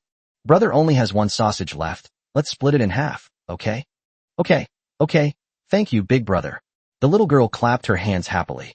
Luo Yun's lips curled up, and he immediately summoned the navigation manual, took out a large sausage, and broke it in half. He gave the smaller piece to the little girl and ate the larger piece himself. The little girl seemed to really enjoy the sausage. Instead of taking a bite right away, she licked it several times before squinting her big eyes and starting to gnaw on it. At this moment, Luo Chen asked, "Little sister, where can I buy food and swords on this island?" "Food can be bought on the street, but swords have to be bought at Uncle Lu Hao's weapon shop. Can you take me there?" "Yes, that's fine." The little girl quickly finished eating the half-eaten sausage in her hand, and then bowed to Luo Yun. He asked solemnly, "Young man, may I board your ship and become your crew member?" "What?" Luo Yun doubted that he had misheard and asked, "What did you just say? I didn't hear you clearly." "I said I wanted to board your ship and be a member of your crew. I want to sail with you, defeat the old warlord, and then head to the immortal sea route to find my father." Upon hearing this, Luo Yun was naturally overjoyed. After all, this little girl's talent is exceptional, even surpassing that of the 3 crew members on stage. If she were willing to be his crew member, Luo Yun would be overjoyed. But then he recalled what Lu Ling had just said. 3 months from now, he will face a bloody battle against the former warlord's army. If he is defeated, everyone on the ship will perish. Although this little girl has lived for thousands of years, her mental age is only 7. Luo Yun really didn't want this cute little thing to take any risks. He immediately shook his head and refused, saying, "You're too young. When you're older, your brother will take you out to sea." "Little brother, are you saying Yun is too weak?" Lu Yun's brows drooped. She poked her index finger, looking dejected. "No." Luo Yun quickly patted her head to comfort her. "Your talent is very high, even better than those 3 crew members. You are the most outstanding dear person I have ever seen. But you're still a child, and the harsh life at sea isn't for you. So, if you think my granddaughter is so talented, why don't you recruit her onto the ship? And you still say you're not looking down on her." The sudden sound from behind startled Luo Yun. Luo Yun turned around and glanced back. Unbeknownst to him, Granny Deer was already standing behind him, her gaze fixed on him with a chilling intensity. Chapter 22 Godfruit. "Grandma, I want to go out to sea. Brother Luo Yun is a good person. He gave me sausages to eat. I want to be one of his crew members. Besides, he's a warrior, not afraid of Aunt Deer Spirit's imposing presence. He'll definitely become a great captain." Xiao Lu Yun seemed a little afraid of her grandmother, shrinking behind Luo Yun with only half her head showing, speaking in a weak tone. Grandma Deer glared at her, disappointed in her. "Silly girl, you sold yourself for half a sausage. How have I been teaching you all this time?" Luo Yun reached out and patted Lu Yun's head, then smiled apologetically at Granny Lu. "Granny Lu, children say the darndest things. Please don't scold this little guy." She was just joking. "Furthermore, I will not recruit her onto the ship. After all, she is still too young and should enjoy a peaceful childhood on the island." Granny Lu's expression suddenly turned serious as she stared into Luo Yun's eyes and said, "Boy, who told you my granddaughter was joking? Are you disgusted with my granddaughter?" Luo Yun quickly waved her hand and said sincerely, "Grandma Lu, I didn't mean to look down on your granddaughter. Actually, I have a special ability to see your granddaughter's talents and potential. Her potential is better than the 3 crew members on stage before her. She is the crew member I've always dreamed of. However, the sea environment is extremely harsh. I only have a 2-masted ship at the moment, which is not enough to protect her. It would be better to let her live a carefree life on the island." My granddaughter is not a flower in a greenhouse." Granny Lu glanced at Luo Yun, then sighed. "Besides, living on this small island is not a long-term solution. The monsters in this sea are becoming more ferocious every day. The population of Deer Island is dwindling, and we don't know how long it can withstand the invasion of those monsters. Rather than letting my granddaughter wait to die on the island, it's better to let her go out to sea and fight for a future of her own." Hearing this, Xiao Lu Yun was overjoyed and said, "Grandma, you agree to let me go to sea?" Grandma Deer looked at her with kind eyes and said gently, "Silly child, Grandma has always hoped that you could go to sea and find your own path in life. However, all the chosen ones who came to the island in previous years were ugly and unsightly, and none of them could satisfy Grandma. Although this kid looks weak, his ship is dilapidated, and he's a frail human, there's no future in following him. But he has a fearless heart. If you and he encounter danger, he will likely die before you. That's enough for him. Luo Yun. Upon hearing this, Lu Yun beamed with joy and said, I always thought brother Luo Yun was a good person. He's the most handsome captain I've ever seen. It seems you know me better. Luo Yun pouted and once again gave the little girl a head pat. At this moment, Granny Lu's expression suddenly turned serious, and she asked, Young man, do you want to take my granddaughter as a crew member? Answer me seriously. I do. Luo Yun straightened his back and solemnly said, I swear to you, I will definitely take good care of your granddaughter and will never let you suffer the slightest grievance. If we encounter danger, I, Luo Yun, will die before her and will never let her down. Very good. Granny Lu nodded slowly and said, Since you are so sincere, I will agree to let my granddaughter board your pirate ship. Great. I'm going to see. I'm going to see. Little dear Yun was overjoyed that her grandmother, who was always strict with her, would agree to let her go to sea. She jumped for joy. Luo Yun was also extremely excited and pleasantly surprised. He originally thought that this trip to the island would be fruitless. Unexpectedly, a super genius little girl volunteered to board his ship. It was like a pie falling from the sky. Luo Yun suddenly remembered an old saying, handsome people are usually lucky. It seems that being handsome really does have its advantages. He bowed deeply to Granny Dear and solemnly said, Thank you for your kindness, Granny Dear. I swear that I will take good care of little dear Cloud and lead her to the end of the immortal path. Grandma Lu took a drag of the welding smoke and said calmly, Don't be too happy yet. Although I agree to let my granddaughter get on your pirate ship, you still need to show your abilities first. Otherwise, I won't feel at ease with my wife. Upon hearing about demonstrating his abilities, Luo Yun immediately thought of the hefty hiring fee. His lips twitched, and he said, You want a hiring fee, right? I only have about 7,000 in my account right now. But you can wait a moment. I'll try to raise the funds as soon as possible. This old woman doesn't want to sell her granddaughter. Granny Lu rolled her eyes at him, then took out a yellowed sheepskin scroll and handed it to Luo Yun. Luo Yun held it in both hands and asked curiously, What is this? This is a nautical chart, which shows the rough topography of this sea area and the distribution of islands. In the north of the map, there is an island marked with a red circle, which is shrouded in fog all year round. In that reef, there is a tree of order that grows from the heart of the gods. On that tree grows a divine fruit. If a living being eats it, it will gain godlike power. It takes about 2 days for a 2-masted ship to travel from our dear island to that reef. I'll give you 7 days to go to that reef, pick that divine fruit, and eat it. If you succeed, I'll let my granddaughter go to sea with you. If you fail, or do not want to pick that divine fruit, then it means you do not have the potential to become a sea king, and I will not let my granddaughter go to sea with you. How? Upon hearing this, Luo Yun's eyes lit up. The god fruit sounds like an incredibly powerful thing. Not only did Granny Lu let her granddaughter onto her boat, but she also gave herself a great opportunity, so there was no reason for her not to go. He bowed again solemnly and said, Don't worry, mother-in-law. I will definitely return in 7 days to bring Lu Yun aboard the ship. Very good. Granny Dear nodded in satisfaction and said, The probability of encountering ghost fog will greatly increase when sailing at night. You should spend the night at the port and set off early tomorrow morning. Of course, if you're willing to pay for accommodation, you can also find a hotel in town.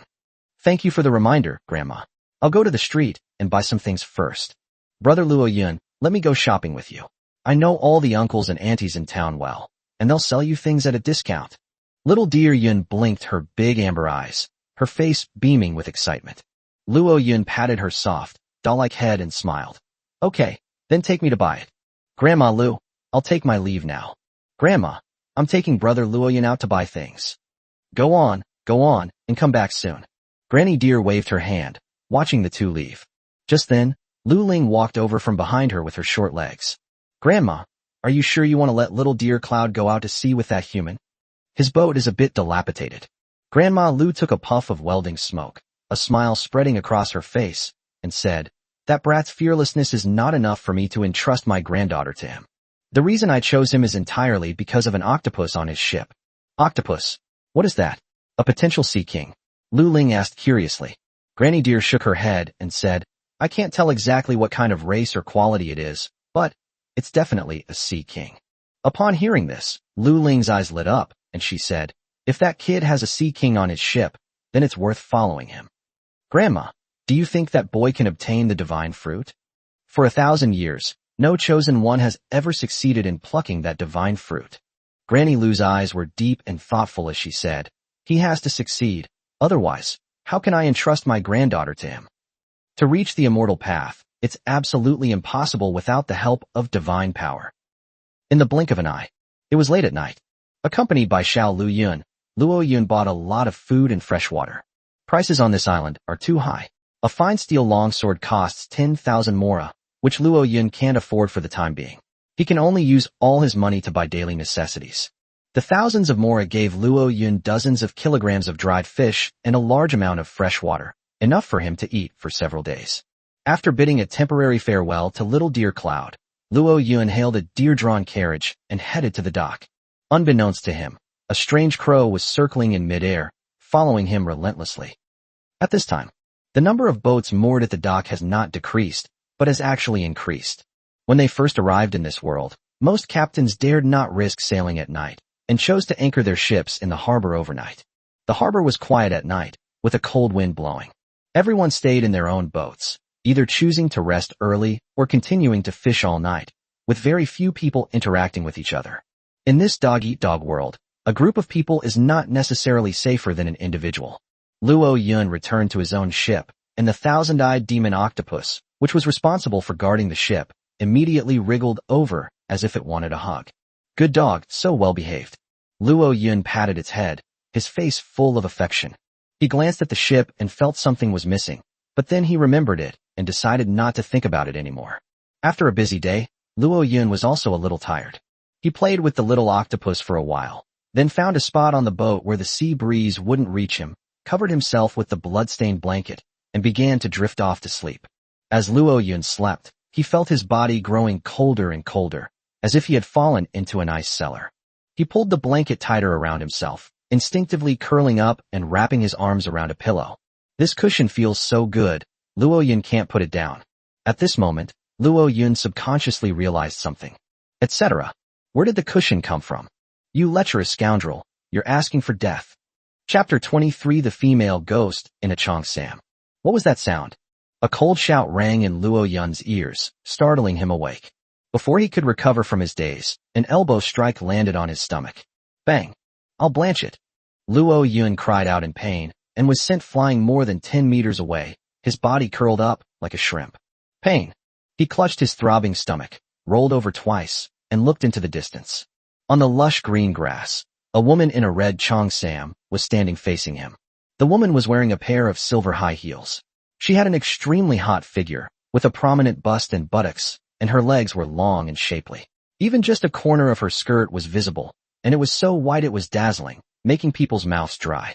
Luo Yun couldn't help but shift his gaze to her face, only to find that her face was shrouded in a mist, making it impossible to see clearly. All you can see are long, flowing, rose-red curls that cascade down, adding a touch of alluring charm to the woman. A gentle breeze wafted by, carrying a delicate, feminine fragrance, the scent of roses, that made one's heart flutter. It's a pity that the woman's face couldn't be seen clearly, otherwise, she would surely be a beauty that could topple kingdoms. However, Luo Yun had no time to fantasize about the woman's beauty. Her elbow strike nearly killed Luo Yun, and Luo Yun now felt like killing her. Who are you, and why are you attacking me? Luo Yun struggled to get up, angry and bewildered. He was just sleeping on the boat. How did he end up in this godforsaken place in the blink of an eye? The surrounding area is overgrown with weeds and bathed in bright sunshine. How could this be the sea? The woman's face was shrouded in mist, obscuring her facial expression. However, her tone was extremely cold, like a biting winter wind. You lecherous scoundrel, how dare you lay a hand on me, and then pretend to be stupid? Today, I will give you a good beating to vent my anger. As soon as she finished speaking, the woman opened her palm to Luo Yun, then suddenly clenched her jade-like hand, which had scarlet nails. Instigate. A gust of wind formed in her palm. Instantly, a strong wind arose within a radius of tens of meters, surging towards the direction of her palm. Luo Yun felt a terrifying force pushing him toward her palm, causing his expression to change drastically. Holy crap, what kind of magical skill is this? It's incredibly powerful. Who are you? I really don't know what I've done. Luo Yun gripped the ground with both feet, trying to resist the violent suction force, and explained loudly. However, the suction was too strong, and he couldn't resist it at all. Suddenly, the woman clenched her fist, and Luo Yun felt his body fly like a kite to her side in an instant. Immediately, the woman's fair and jade-like fist appeared. Wait, don't hit my face. Bang. The woman punched him in the chest, and with a cracking sound of bones breaking, he was blasted more than 10 meters away again, his face contorted in pain. However, the pain only lasted for a moment before disappearing, leaving Luo Yun both surprised and bewildered. What's going on? I clearly heard my sternum shatter, but why did the pain stop in an instant? Could it be? Luo Yun clutched his chest, which felt tight, and his mind raced. In an instant, he understood everything. This is a dream. It was the dream world that arose behind that blood-stained velvet blanket. And this woman must be the female ghost hiding in the velvet blanket. Damn, I see. If it's a dream, then there's nothing to be afraid of. We won't die anyway, so let's just do it. If this female ghost punches me 10 times, I refuse to believe I can't hit her at least once. Luo Yun took a deep breath and, without saying a word, rushed towards the woman in the red dress. You wouldn't listen to my explanation, and you even dared to hit me. Today I'll show you what a dream-like Jiang Jinfu is all about. Battle Chi activate. Luo Yun tried to circulate his internal fighting spirit, and instantly, a blue halo bloomed on his body, making his aura suddenly increase several times. With a whoosh, he darted out like a leopard, and in an instant, he was right in front of the woman in the red dress. I'll punch your big boobs. He threw a punch, his fighting spirit clinging to his fist, suppressing the air and forming a blue fist imprint, exuding an extremely domineering aura. However, the woman in the red dress merely sneered in disdain at the powerful punch. As weak as an ant, you dare to lay a hand on me? You've brought shame upon yourselves. The woman in the red dress gently clapped her fair, jade-like hand, and a sound like waves crashing on the shore rang out, forming a blood-red palm print taller than a person, which landed on Luo Yun's body. Bang! Oh, I'm blanching it. Luo Yun felt as if he had been hit by a train. His entire body was lifted into the air and shot backward at high speed. I could even hear the whistling wind in my ears. Before he could react, a whip kick struck his chin, and with a thud, he was sent flying into the sky like a rocket. Immediately afterwards, a series of scarlet figures swept past him, and a dense barrage of attacks slammed into his body. Bang bang bang. He was like a sandbag, being punched and sent flying everywhere, unable to put up any resistance. He didn't know how much time had passed or how many punches he had taken, but Luo Yun felt his back slam into the hard ground, and his flying body finally stopped. At this moment, he lay on the ground, only exhaling, no longer inhaling. My whole body felt like it had been run over by a bulldozer. I was in excruciating pain, with no part of my body spared. This woman is too fierce. She bombarded Luo Yun at least 10,000 times. If this weren't a dream world, Luo Yun would probably have been smashed to pieces by this woman in the red dress, reduced to ashes and scattered to the winds. At this moment, Luo Yun was completely exhausted from the beating. Although this was a dream and Luo Yun wouldn't die, the intense pain and countless torments were enough to cause a mental breakdown. Fortunately, Luo Yun was incredibly tenacious. After only a few breaths, I felt the pain subside and my energy returned to full. He did a somersault and stood up again with great determination. He grinned, looked at the woman in the red dress, and said smugly, "Hit me all you want. This is my dream world. No matter how many times you hit me, I will return to normal. Once I'm out of this dream, I'm going to pee all over the blanket where you're hiding, and see if you can still be so arrogant then. You filthy scoundrel, you can't expect anything good to come out of your dog's mouth. Lie down here." The woman in the red dress was furious. In a flash, she was right in front of Luo Yun and then punched him in the chest. This punch was as swift as the wind, so fast that Luo Yun couldn't catch it with his eyes. However, by a stroke of genius, he moved his foot and shifted his body to the side, almost dodging the punch. However, he was still too slow. Or rather, the opponent's punches were too fast, comparable to bullets. With a thud, Luo Chen's chest was grazed by her jade fist, and instantly, a tremendous force erupted. Puff! Luo Yun was once again sent flying more than 10 meters away. Pain. The pain was excruciating, and it felt like my entire sternum had been completely shattered. The female ghost was probably angered by Luo Yun, so she got serious and used her deadly power. However, Luo Yun was overjoyed, because he discovered that his reaction time was at least several times better than before. He almost dodged the female ghost's attack. He knew that it must be because his body's reflexes had become incredibly sharp after countless beatings. It seems this bloodstained quilt really does have the effect of rapidly increasing strength. Sleeping under it really does have a spiritual effect. It truly deserves to be called a legendary item. But this kind of spiritual practice is somewhat contrary to human nature. Growing up amidst endless abuse is something most people can't endure. Fortunately, Luo Yun possessed a fearless heart. He can endure suffering that others cannot bear, and he can easily withstand abuse that others cannot withstand. Luo Yun knew that as long as he could withstand the female ghost's attacks and persevere, sooner or later, he would perfectly evade the female ghost's attacks and be able to launch a counterattack. In that case, it's hard to say who will be abusing whom. Thinking of this, he jumped up and laughed loudly. Which, continue. Today, I'll show you how I can stab your big peach without using a peachwood sword. Sword come. Luo Yun sensed something, raised his hand, and actually summoned the wooden sword into the dream space. Immediately, with a maniacal smile on his face, he gesticulated wildly and charged towards the woman in the red dress. You're insane. You're asking for it. The woman in the red dress naturally wouldn't tolerate him. She moved swiftly and charged forward. In the blink of an eye, a crimson glow appeared at the edge of the sea. Luo Yun, wrapped in the blanket, suddenly woke up, opened her deep eyes, and let out a long groan. I'll blanch it. This is fucking amazing. That female ghost probably punched me 100,000 times that night. That bastard almost smashed my bones to pieces. If I have a dream like this twice more, I'll probably die from exhaustion.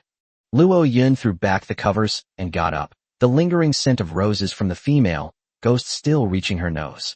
A joyful smile involuntarily appeared on his lips. Hey, even though I was kicked by the long-legged female ghost all night, I feel like I've been reborn. I wonder if I'm more than twice as strong as I was yesterday. Luo Yun muttered a couple of sentences to himself, then raised his hand and shook hands. Immediately, a deep blue aura of battle energy wrapped around his fist. Overnight, his battle aura changed from blue to deep blue, and was even mixed with a few wisps of purple light. Without a doubt, his fighting spirit is about to undergo another transformation, entering the next level. If this got out, it would probably shock countless chosen ones. Chapter 24 Setting Sail, The Search for the Divine Fruit. Based on the previous captain's notes, white battle aura is the lowest level of battle aura, which can only make the body a little stronger at most. Green battle aura is stronger than white battle aura, and is called intermediate battle aura. It can be attached to weapons or limbs to make them exert greater power. Blue battle aura is a stronger form of battle aura than green battle aura, and is known as high-level battle aura. Blue battle aura not only enhances weapons, but also has the effect of projecting battle aura outwards, allowing for long-range attacks even without special skills. Purple battle aura is known as top-grade battle aura. It not only has the effects of strengthening and externalizing, but also varies from person to person, extending into more characteristics. For example, enhanced weaponry, mutation, prediction, etc. are incredibly powerful and explosive. However, purple battle aura requires specific training and cultivation to target certain characteristics, and the former captain was a weakling with no experience in this area. Looks like I'll have to go to the trading channel when I have time to exchange for and purchase related information. Luo Yun stretched his tired back, trying to relax his body, but a strong sense of fatigue overwhelmed him, making him almost faint. He rubbed his dark circles, which resembled panda eyes, and said with a wry smile, "That female ghost in the red dress was really fierce. In one night, she punched me at least 100,000 times. Fortunately, it was just a dream, so I won't suffer any real damage. Otherwise, I'm afraid I would have been killed by her 100,000 times over. Under her abuse, my abilities improved dramatically, but my energy was almost completely depleted. It seems I can't use this blood-stained velvet blanket for too long. Otherwise, I'm afraid I'll die of exhaustion in just a few days." Luo Yun dragged her tired body, folded the velvet backpack neatly, and placed it aside. They immediately removed the remaining 12 sausages. The terrifying nightmares not only drained his energy, but also significantly depleted his physical strength, which he could only replenish by eating large amounts of food. Luo Yun grabbed a sausage and started taking big bites of it. It has to be said that when you're hungry, even shit tastes good. Luo Yun had never found ham sausage so delicious in his entire life. At that moment, the thousand-eyed demon octopus crawled up from the stern of the ship. Huff, huff. The moment this creature smelled the aroma of ham sausage, it completely lost control of its tentacles, which began to wag wildly like a dog's tail. Chimu, don't worry, I'll give you breakfast right away. Luo Yun was amused by its impatient manner and immediately took out 2 sausages to feed it. Furthermore, they added a piece of steamed great white shark meat weighing several tens of pounds to it. Great white shark meat has a strong urine smell, so Luo Yun didn't want to eat it. It was perfect for feeding his pets. The thousand-eyed demon octopus gulps down the great white shark meat in one go, chewing it in big mouthfuls. But when it eats ham sausage, it chews it slowly and carefully, as if afraid of finishing it in one bite. It seems that this thousand-eyed demon chapter also knows how to distinguish the palatability of food. Seeing its obedient appearance, Luo Yun felt a warmth in her heart. At the same time, she secretly vowed that she would make something of herself in the future. At that time, he will feed this little octopus, with whom he depends on each other, the best ingredients at every meal, so that it becomes the octopus that has eaten the most delicacies in the world. At this moment, Luo Yun realized that something seemed to be missing from the ship. He glanced around and was immediately taken aback. Where did my little coffin go? Damn it. I woke up to find someone had stolen my coffin. Luo Yun muttered a few curses, then carefully recalled. Then I remembered that when I got on the boat last night, I didn't seem to see any sign of the coffin. No wonder he always felt like something was missing. He hurriedly asked Thousand-Eyed Demon, Thousand-Eyed, do you know where the coffin went? The thousand-eyed demon octopus's soft body trembled violently. It stopped eating, and its eyes darted around wildly, looking like a guilty thief. Luo Yun glanced at its appearance and immediately guessed what had happened. He frowned and asked, Did you throw away the coffin? The thousand-eyed demon octopus shook its head repeatedly, its 2 tentacles tapping. Well, even a fool could tell that the little thing must have thrown the coffin away. He glared at it irritably, then dragged his tired body quickly to the ship's railing and surveyed the surrounding sea. Before they had even walked around the boat once, they discovered a small coffin floating at the stern. As Luo Yun approached, the coffin lid of the small coffin opened and closed incessantly, making a dull metallic sound, as if it were accusing the thousand-eyed demon chapter of its evil deeds to Luo Yun. Luo Yun's lips twitched, and he comforted her. Little coffin, don't be angry. Chimu was just joking with you. You are our brother, and we will not abandon you. As he spoke, 8 tentacles extended from Luo Yun's back, wrapped around the small coffin, and then pulled it hard. With a whoosh, Luo Yun easily pulled the coffin, weighing hundreds of kilograms, from the sea. Luo Yun hadn't expected his power to become so terrifying, and he couldn't help but smile. Last night's fierce battle with the female ghost not only transformed his fighting spirit, but also greatly enhanced his power. This is so awesome. Looks like I'll have to practice with the female ghost more often when I have time. Luo Yun dragged the small coffin to the center of the ship and glared at the thousand-eyed demon chapter with annoyance. Fearing Luo Yun's reprimand, the thousand-eyed demon Zhang wriggled its body and hid behind the mast, looking guilty for doing something wrong. Seeing its bear-like behavior, Luo Yun couldn't bear to scold it, so she picked up a sausage and threw it at it. Overjoyed, the thousand-eyed demon octopus quickly extended its tentacles to wrap the sausage around itself, nestled behind the mast, and began to nibble on it. At this moment, the lid of the small coffin could no longer hold it down and began to open and close wildly, emitting a series of dull metallic sounds. Okay, stop knocking. If we wake up those Koreans, we'll inevitably be in trouble again. Immediately, Luo Yun took out 2 sausages and threw them into the gap in the coffin. The sausage was a deadly weapon, instantly suppressing the little cub hidden inside the coffin. Fearing the cub inside the coffin might be hungry, Luo Yun added a piece of shark fin, and only then did the small coffin close contentedly. After feeding the 2 little pets, Luo Yun began to focus on enjoying her breakfast. Now, his physique has become incredibly strong, and eating is absolutely of paramount importance to him. Not only should we eat our fill, but we should also eat well. He devoured the sausage, and then took out a bottle of pomegranate juice he had bought from the island the day before, and gulped it down. About 20 minutes later, Luo Yun finished all the sausages and drank about 2,000 milliliters of pomegranate juice before feeling his strength recover slightly. He checked his personal attributes. Luo Yun, growth stage. Racial rank, intermediate human. Manhwa 5. Status, sufficient food and clothing. Occupation, swordsman. Realm, lower stage of the first sea realm. Comprehension, 100. Talents, harmless, fearless, eyes of truth, 8-legged, limb regeneration. Martial arts skill, 3 talents, sword technique, incomplete, proficient. Battle aura level, high level blue. Satiety, 8 out of 10. Entropy value, 65/100. Damn, I ate 7 arm-thick sausages and 2 cans of pomegranate juice, and my satiety level is only 8. Looks like I really am a complete idiot. I need to make some money quickly, otherwise the food I stockpiled last night probably won't last me 2 or 3 days. Exhaling a breath of stale air, Luo Yun stood up and glanced at the eastern horizon. There, a dark red sun had already risen from the sea. Luo Yunzhao took out the nautical manual and glanced at it. It's already past midnight. It's time to set sail and search for that divine fruit. We need to leave this dock quickly before the other ship captains make a move. Otherwise, if those Koreans come looking for revenge yesterday, that would be troublesome.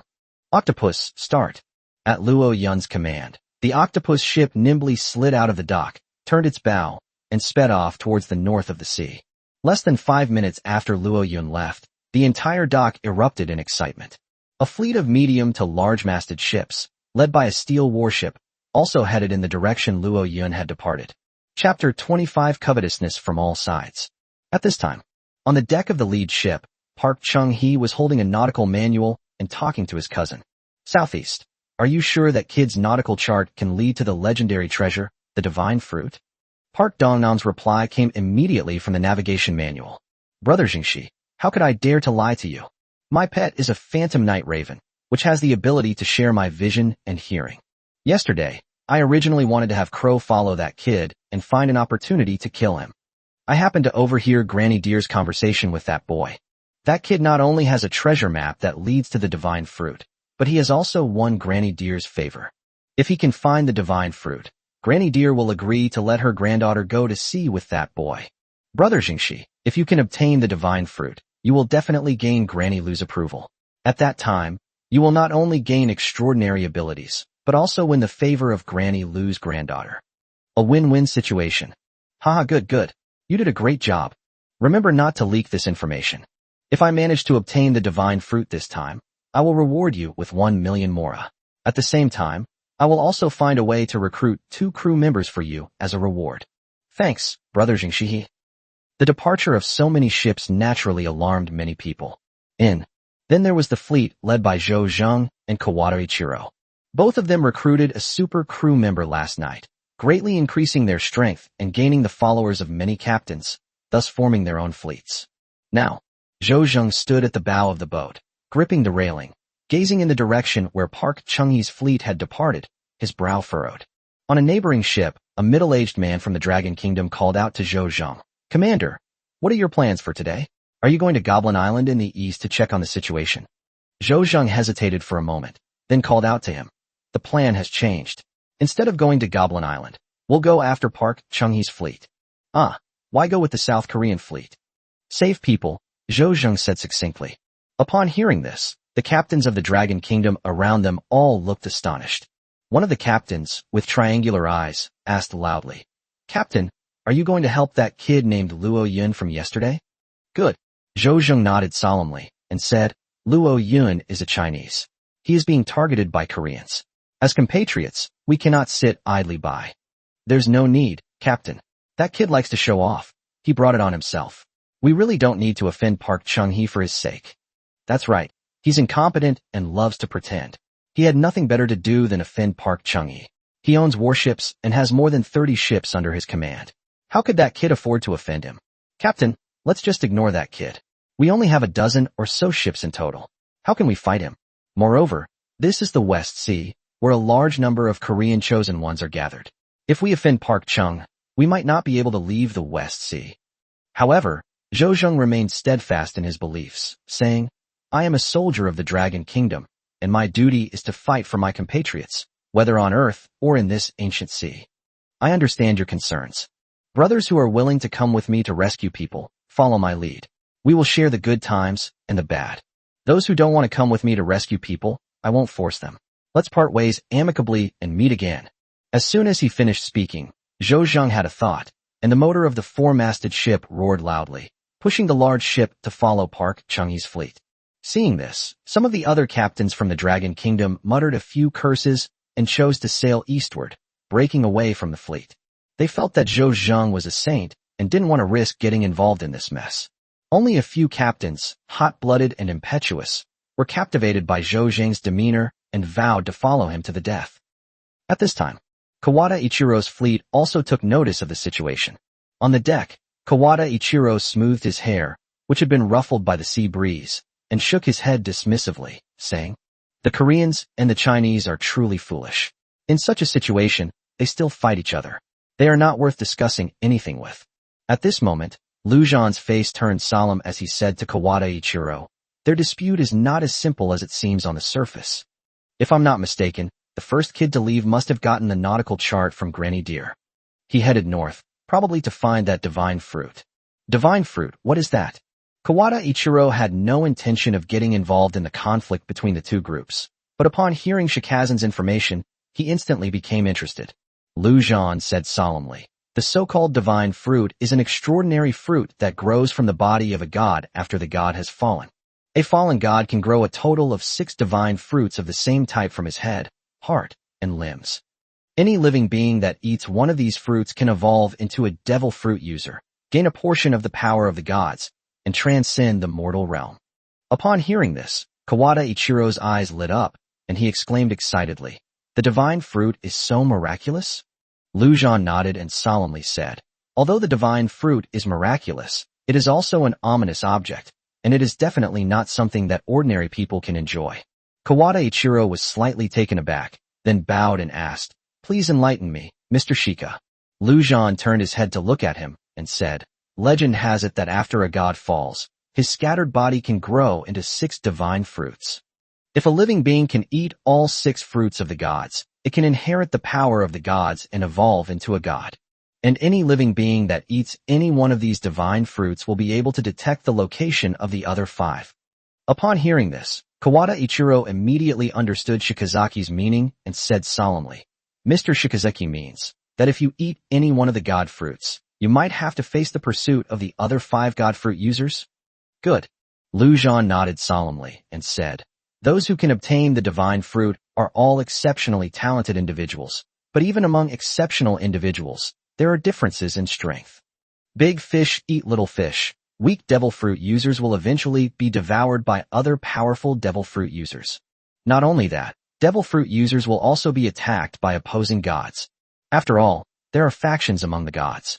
Those who inherit the power of the gods also inherit the karma of the gods and face many unknown crises and risks.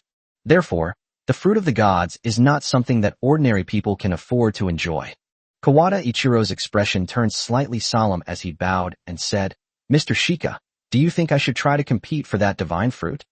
Lu Zhan gazed at the sea ahead and said solemnly, "A true strong man must possess a fearless heart, which is why I chose you instead of Park Young-hee."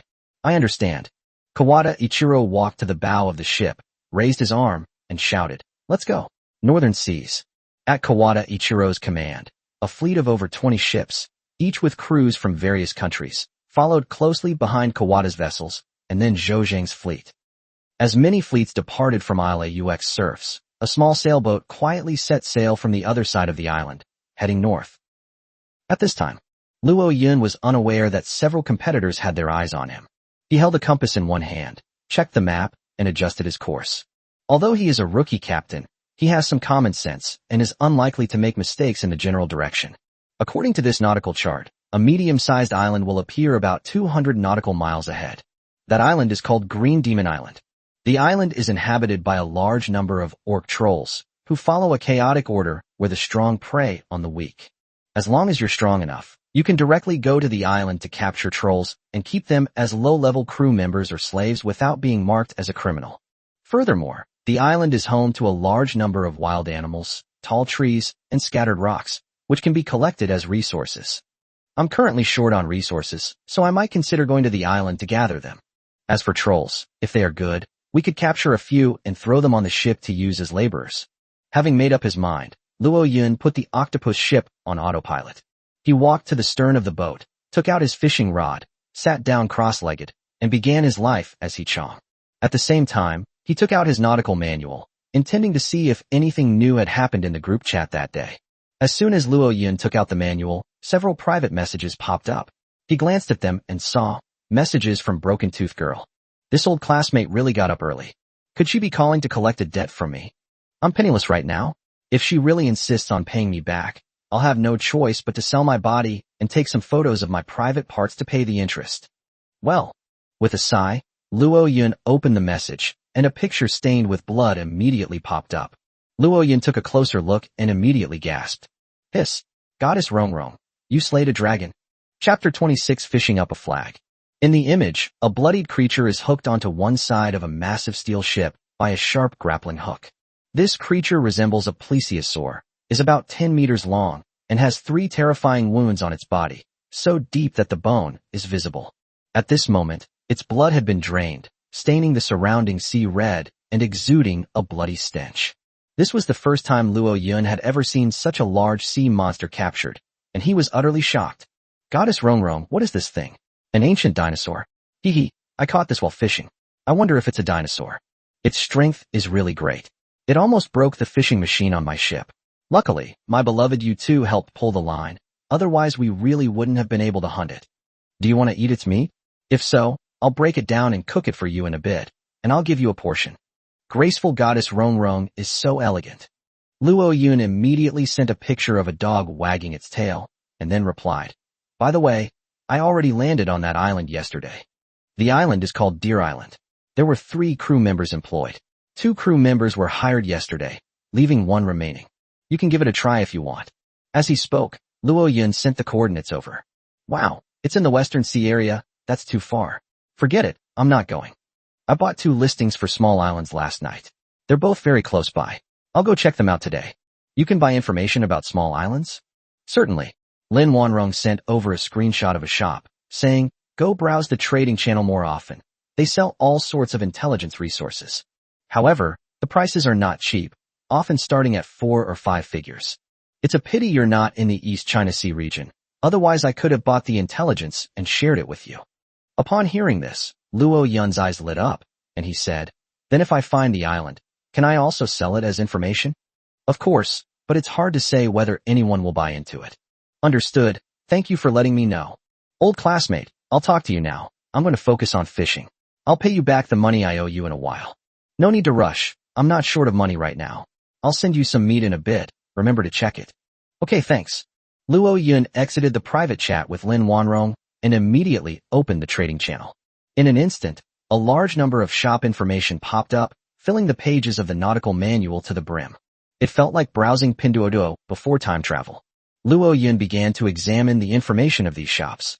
Most of the shops sell fish or abalone, and the prices are quite high, making them very poor value for money. Meanwhile, some people are also posting large quantities of materials for sale. For example, stones, wood, iron, ore, etc. are reasonably priced and have a very high transaction rate. Luo Yun is currently short of wood, but he is even more short of money and cannot afford to buy a large amount of wood, so he has not paid much attention to it. Luo Yun continued scrolling down the list. They discovered that many shops were selling equipment and various items that only existed in this world.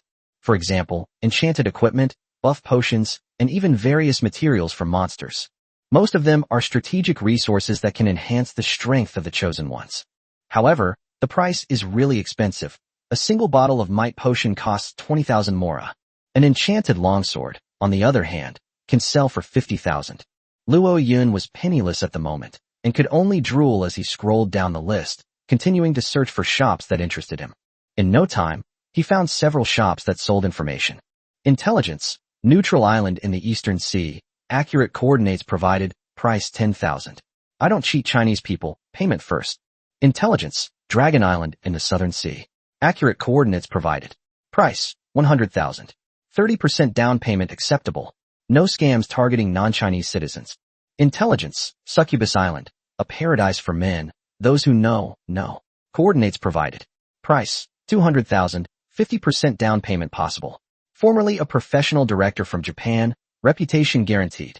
Info, Dinosaur Island, looking for a team to explore together. You can apply to join the team by offering 10,000 famine points. Limited spots available, so seize the opportunity. Intelligence. Western Seas, island of top-tier Lolis. Crew members available for recruitment. Price 50,000, 50% payable upfront. Time is of the essence. Damn, are these intelligence prices just randomly set? They're ridiculously expensive. The top-tier Lolita Island should refer to Deer Island. They've actually put Deer Island's information on a trading platform for sale, and even marked it with an exorbitant price. These bastards are really playing dirty tricks. Since this information can be sold for money, I, Luo Yun, must also get a piece of the pie. Without hesitation, Luo Yun began creating a shop. Intelligence, seafaring area, near Kashima Island, crew recruitment available. Price, 10,000, payment upfront. Information guaranteed. With a let's give it a try attitude, Luo Yun sent a message. He felt it wasn't enough and wanted to send a second message, at which point a notification popped up. Your current reputation level is 0, which prevents you from posting multiple shop listings. Please keep trying. Posting information requires reputation points? How do you get those? A neutral voice echoed in Luo Yun's mind. Reputation can be gained by defeating old guards or completing special quests given by islanders. The higher one's reputation, the greater the fame of the individual and their vessel, and the more attention they will attract from native creatures. When your reputation reaches a certain level, there's a chance you'll attract powerful crew members to join your fleet. You might even attract native factions to seek your protection and become your vassals. Reputation is so useful. Unfortunately, I'm too weak right now, let alone farming the old guard. I probably can't even beat a single soldier. Shaking his head, Luo Yun exited the trading channel and began browsing the public chat to gather information. Most of the messages in the public chat are dominated by trolls. After all, a fisherman who catches a 30 to 50 pound silver carp or bighead carp can roam the entire city. In this otherworldly ocean, hundreds of pounds of fish are as common as hairs on a cow, giving fishermen plenty of room to show off. Sorry, I caught 2 1,000-pound tuna in a row. They were very fierce, but not as fierce as my great white shark, which I handled with ease. On one hand, he posted 2 pictures of streamlined tuna, which drew admiration from many people. However, it was merely admiration. After a day of getting used to it, many lucky players with powerful boats caught fish weighing over 1,000 pounds. Tuna is such a trivial matter that it no longer causes much of a stir. At this moment, someone also sent out a team invitation in the public chat. Brothers, we've spotted a tiny black mist, with only one ancient demon ship sailing alone. Anyone want to team up with me to grind reputation? Brother, what are you even capable of? Didn't you see the announcement late last night? A fleet of 20 ships attacked a lone ancient demon ship, resulting in 12 deaths and 8 escapes. I advise you to be down to earth and develop your strength cautiously. You've only been through 2 days. There's no need to challenge yourself with high difficulty levels. What this brother said is right. I advise you not to be too ambitious. I am a ship-class vessel.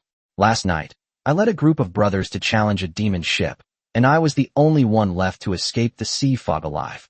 Those demon soldiers are too terrifying. They can blow up a small 2-masted ship with a single shot, and a 3-masted ship that is 30 or 40 meters long cannot withstand 2 shots from them. Moreover, their demon ships are extremely sturdy. Even when riddled with bullet holes, they are difficult to sink. It's best not to challenge a demon soldier if our individual strength doesn't surpass theirs. I suggest you take the opportunity to explore the island more often. It is said that the local crew members are extremely powerful and can even completely overwhelm demon soldiers of the same level. Hee, I'm pretty lucky. I've already recruited a crew member. As they were talking, a Chinese man posted a picture of a one-eyed demon, who was nearly 4 meters tall, making the group members drool with envy. After browsing through the group messages for a while, Luo Yun found nothing useful and put away the nautical manual. As soon as I put away the nautical manual, I felt a vibration in the fishing line, a sign that the bait had been taken. Finally, a fish has taken the bait. Lift it up. Luo Yun hurriedly got up, pulled hard, and then frantically started spinning the spinning wheel. The fishing line taut instantly. The fish caught this time were strange. They didn't struggle at all and were easily pulled to the surface by Luo Yun. Luo Yun took a closer look at the fish he had caught, and his face immediately turned green. This isn't a catch of fish. It's clearly a tattered, ancient flag. Chapter 27 Heading to Green Demon Island. As expected of the Calamity fishing rod, it hasn't caught anything normal except for the blue ring octopus. Luo Yun was speechless, but he still pulled over the tattered black flag and spread it on the deck. The black flag is rectangular, about 200 centimeters long and about 150 centimeters wide. The flag is entirely black and is covered with more than a dozen holes of varying sizes, probably due to corrosion from seawater. At the center of the flag is a white skull pattern with scarlet eye sockets that emit a faint, bloody glow. Luo Yun realized that this flag might be extraordinary and immediately used his true eye on it. The cursed old banner, ship decoration. Item level, blue rare. Function, suspending on the mast will trigger an unknown buff. Brief description, this is an ancient banner of an old legion. When ordinary ships hoist this banner, they will be shrouded in ominous black mist and transformed into ancient demon ships. In its ancient demon ship form, the ship will not be subject to unprovoked attacks from the ancient legion. However, this ship will become a public enemy, and if it is sunk by the chosen one's ships, it will grant a large amount of reputation. Note, this flag is cursed. It must remain flying for 7 days before being taken down. It's actually a rare blue item. What a treasure! Luo Yun's eyes gleamed as he exclaimed in amazement. The buff from this flag is incredibly powerful. Once it is hung on the mast, the ship will be shrouded in black mist and transformed into an ancient demon ship. Literally, as long as your own ships don't recklessly attack other demon ships, they won't be actively attacked by the old ones, making them an absolute refuge artifact. However, the side effects are also significant. Once this flag is hoisted, one will become a public enemy and be besieged by the chosen ones. Therefore, this flag must be hung with utmost care and caution. Any gain is better than none, so Luo Yun happily rolled it up and set it aside. Then he continued fishing. Time flies. Before we knew it, it was noon. Luo Yun fished all morning but caught almost nothing, so he had no choice but to pack up and leave. At this moment, a lush green island came into view. Luo Yun examined the nautical map in his hand, a smile playing on his lips. The green demon island marked on the map should be just ahead. Green Demon Island is home to a large number of forest trolls. If we can capture a few to use as laborers, it will be much easier to collect resources such as stones and wood. Let's go. Let's head to the island ahead. With Luo Yun's command, the Octopus ship suddenly accelerated and sped towards the island. Half an hour later, the Octopus is approaching islands and reefs. The island was larger than Luo Yun had imagined, covering approximately 1,000 square kilometers. Upon closer inspection, it was difficult to see its entire edge at a glance. On the island, the faint roars of ferocious beasts could be heard, chilling the soul. Clearly, this is not a peaceful island. Luo Yun carefully steered the boat to a relatively secluded reef. He used his telescope to survey his surroundings, and only after confirming there was no danger did he ask the thousand-eyed demon king beside him. Chimu, can you move on land? The thousand-eyed demonic chapter's tentacles danced, and it slowly nodded. Clearly, his pet is an amphibious sea creature, which is pretty awesome. All right, you come with me to the island to collect resources. Luo Yun is still a weakling and dares not explore the island alone. Luo Yun's gaze then fell upon the small coffin beside him. This little coffin seems to stick to Luo Yun. It keeps sliding to Luo Yun's feet, and even if you push it away, it will slide back over. Luo Yun gently kicked the coffin lid with his foot and said, "Little coffin, I'm going to the island to get some good food. You keep an eye on the boat, and I'll give you some sausages when we come back." Click, click, click. Upon hearing that there would be sausages to eat, the little coffin lid could no longer be closed, and it kept banging on it wildly.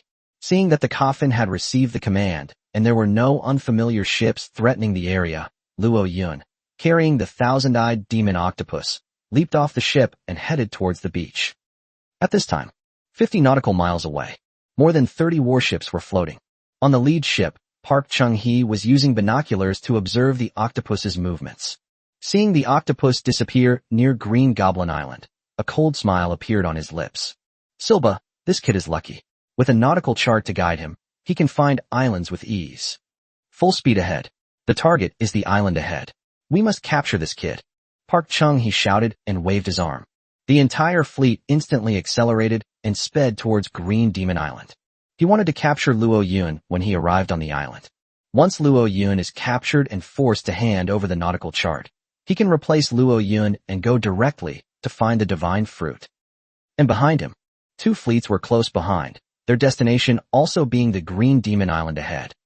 A moment later, Luo Yun had already landed on the island with the thousand-eyed demon chapter. As soon as I arrived on the island, a notification sound rang out. A large quantity of mineable rock has been discovered. Stones, essential for evolving large ships. Unit.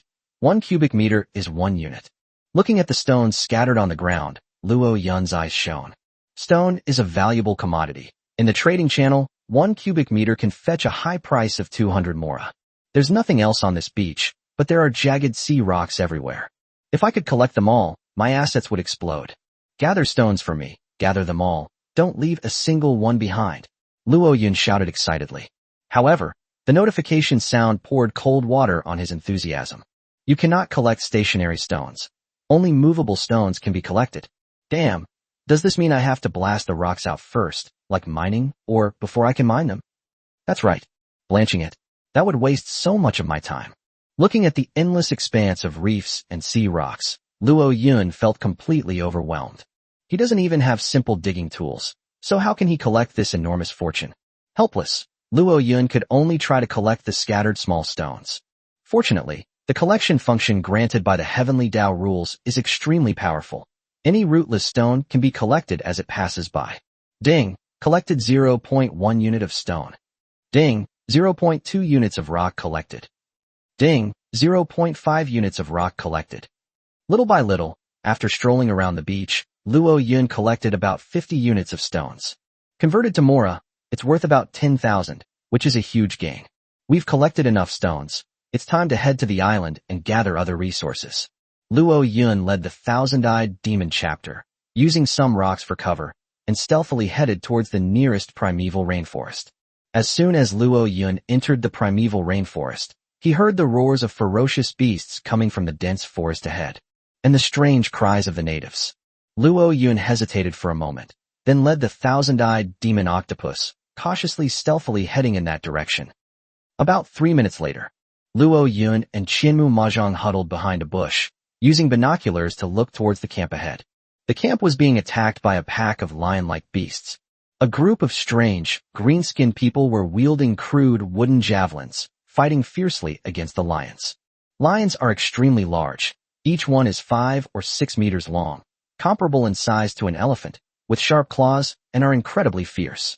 Those green monsters were much smaller, about 2 meters tall. But their arms were extremely long and their strength was extraordinary, so they managed to hold off these lion beasts with their simple wooden spears. However, the difference in strength between the two sides is still too great, and the monsters are inevitably at a disadvantage, with many casualties already reported.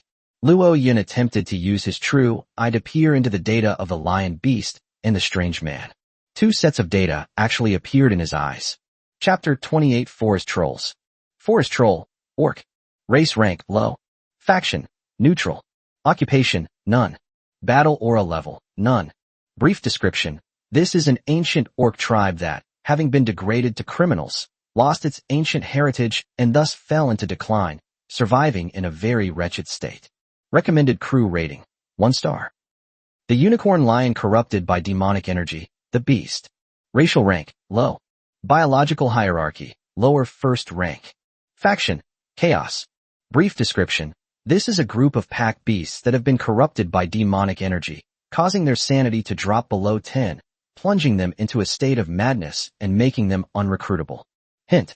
Creatures corrupted by demonic energy are difficult to kill. Their hearts are their only weakness.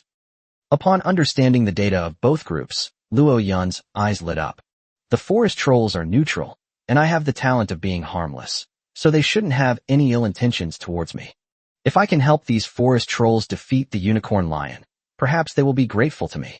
Even if they are unwilling to join my fleet, it shouldn't be a problem for them to give me the carcasses of 2 or 3 unicorns. The unicorn is huge, with sharp claws and teeth, and it is a social animal. If I were to hunt it alone, I would probably not be able to kill even one. Now that the forest trolls are leading the charge, as long as I assist them, I have a chance to get a share of the spoils. I'm guaranteed to make a profit in this battle. Let's go. Shimu, we're just joining the battle. Huff huff. Thousand-eyed Demon Zhang nodded and followed Luo Yun, quickly stealthily heading in that direction. At this time, in front of the camp, more than a dozen forest trolls had already fallen to the claws of the unicorn lion.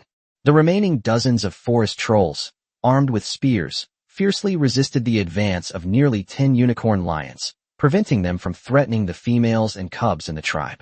Although these forest trolls are all fierce warriors, they lack defensive weapons and can only fight hand-to-hand with the unicorn lions to defend against their attacks, resulting in a very brutal scene. Behind the camp, an elderly troll priest, leaning on his ram-headed staff, called out hoarsely, "Form ranks, get into gun formation, and fight to the death to slay these vile bastards. They have been corrupted by the demonic energy of the ancient demon soldiers and have completely lost their minds. Only by killing them completely can our tribe continue to survive. Kill, brave warriors. Roar. Kill." Dozens of forest trolls, their bodies stained with blood but full of fighting spirit, formed a spear formation and thrust out long spears in perfect unison. If it were an ordinary ferocious beast, it would surely be intimidated by such a display and flee in panic. However, the berserk unicorn had completely lost its mind, leaving only its killing instinct. Hoo-hoo! They roared and charged at the spear formation, and even after being pierced by several spears, they still swung their powerful claws, knocking several forest trolls away. The forest trolls in the second row fearlessly filled in, continuing to thrust out their spears. Swish, swish, swish. A unicorn was riddled with holes, and blood gushed out. It roared and struggled to continue its attack, but the blood drained its strength, and it finally collapsed. Seeing this, the other unicorns also rushed over, preparing to take the opportunity to disrupt the troll warrior's spear formation. At that moment, a black light shone from behind the troll warrior and was reflected in the crimson pupils of the unicorn lion. The next moment, the madness in the unicorn's eyes was replaced by fear, and it stood there dumbfounded, trembling. A magnetic voice rang in the ears of all the troll warriors. "These unicorns have been intimidated by my pet skill. Quickly, attack their hearts with spears. Quick!" Upon hearing this sound, the troll warriors charged forward without hesitation. Kill! They thrust their wooden spears with all their might, each strike hitting the unicorn's heart with pinpoint accuracy. Uft! Uft! As streaks of blood spurted out, the unicorns snapped out of their fear and tried to fight back. However, with their vital organs pierced, their life and strength rapidly diminished. In the blink of an eye, all 7 or 8 unicorns collapsed to the ground, their blood instantly staining the ground red. We won. We held off the corrupted unicorn lions and protected the tribe. Roar! One by one, the troll warriors raised their blood-stained wooden spears, their spirits soaring. The troll priest behind him also looked excited. This time, the attacking pride of lions was larger and more frenzied than ever before. The priest originally thought that most of the tribe's warriors would have to die in battle before these troll warriors could be wiped out. Unexpectedly, divine soldiers descended from the sky and helped the tribe easily wipe out the lion pride, which made the troll priest breathe a sigh of relief and feel secretly grateful. He immediately led a large group of troll warriors toward Luo Yun at the edge of the battlefield. "Young sir, thank you for your help. Please accept my bow." "Thank you. Thank you for your help, sir." Many troll warriors found the human before them quite pleasing to the eye and bowed to him in gratitude. At the same time, they also secretly held Luo Yun in awe. The thousand-eyed demonic octopus beside Luo Yun was so ferocious in appearance that it was undoubtedly a demonic beast, which chilled their hearts. Luo Yun quickly waved his hand and said, "You're welcome, it was just a small favor." Luo Yun had not expected these troll warriors to be so valiant.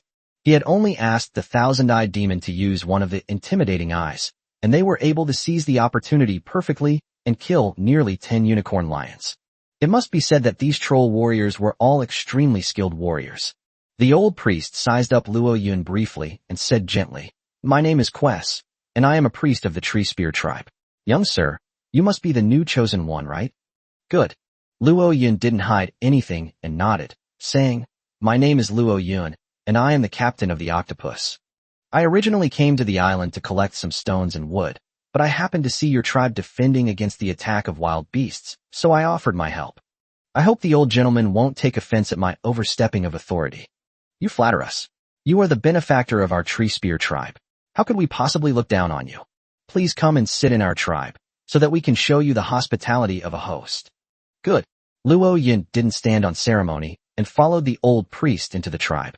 The other able-bodied trolls, along with the emerging female trolls, immediately began clearing the battlefield.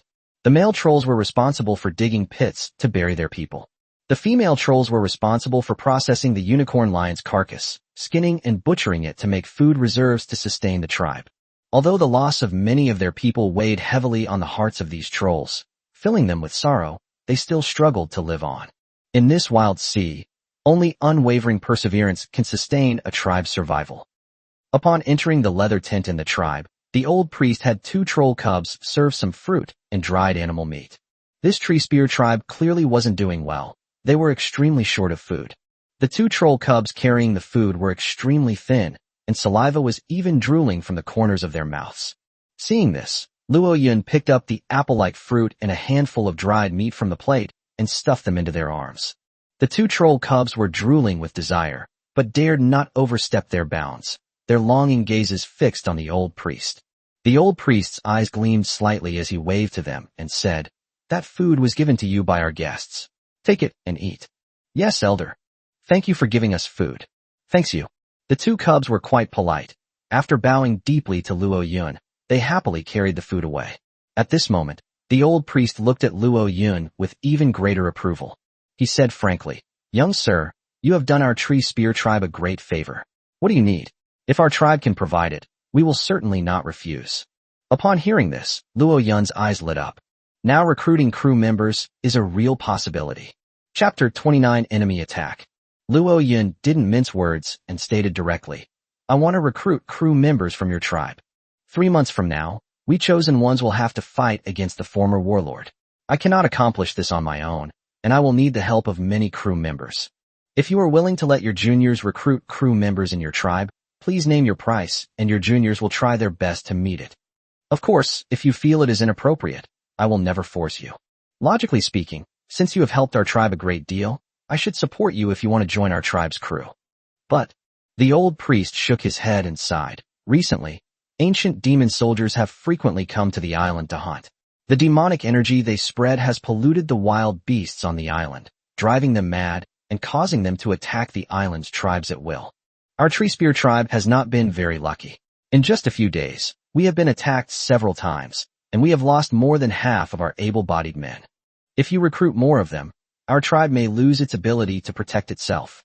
Of course, if you have the ability to help our tribe resolve the crisis at its source, then our tree spear tribe will not need so many defensive forces. At that time, you may choose up to 10 warriors from the inner tribes free of charge as a reward for your service. Choosing 10 troll warriors for free, what an awesome thing to do. This crisis seems to be more than it appears. Luo Yun hesitated for a moment, then asked, "May I ask, sir, what kind of crisis is your tribe currently facing?" The old priest's expression turned slightly solemn as he said, "Our island has been targeted by an ancient demon ship. Every night, the ancient demon ship would dock and send 2 ancient demon soldiers ashore to search for prey. Our tribe can rely on reconnaissance to stay away from the tribe and avoid danger." But the beasts were not so wary. Many of them were intimidated by the demonic sounds of the demon soldiers, lost their ability to escape or resist, and were devoured by them. The remaining limbs that were eaten are imbued with demonic energy. When they are consumed by some ferocious beasts, they will cause the beasts to lose their minds and attack any living creatures they see. Our tribe suffered heavy losses because of the attacks by those rabid beasts. Luo Yun understood the old priest's meaning and asked, "Does the old sir mean for me to take action and eliminate those ancient demonic soldiers?" "Good."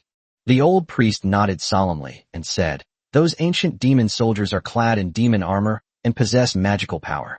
With the crude weapons of our many orc tribes, it is difficult to harm them.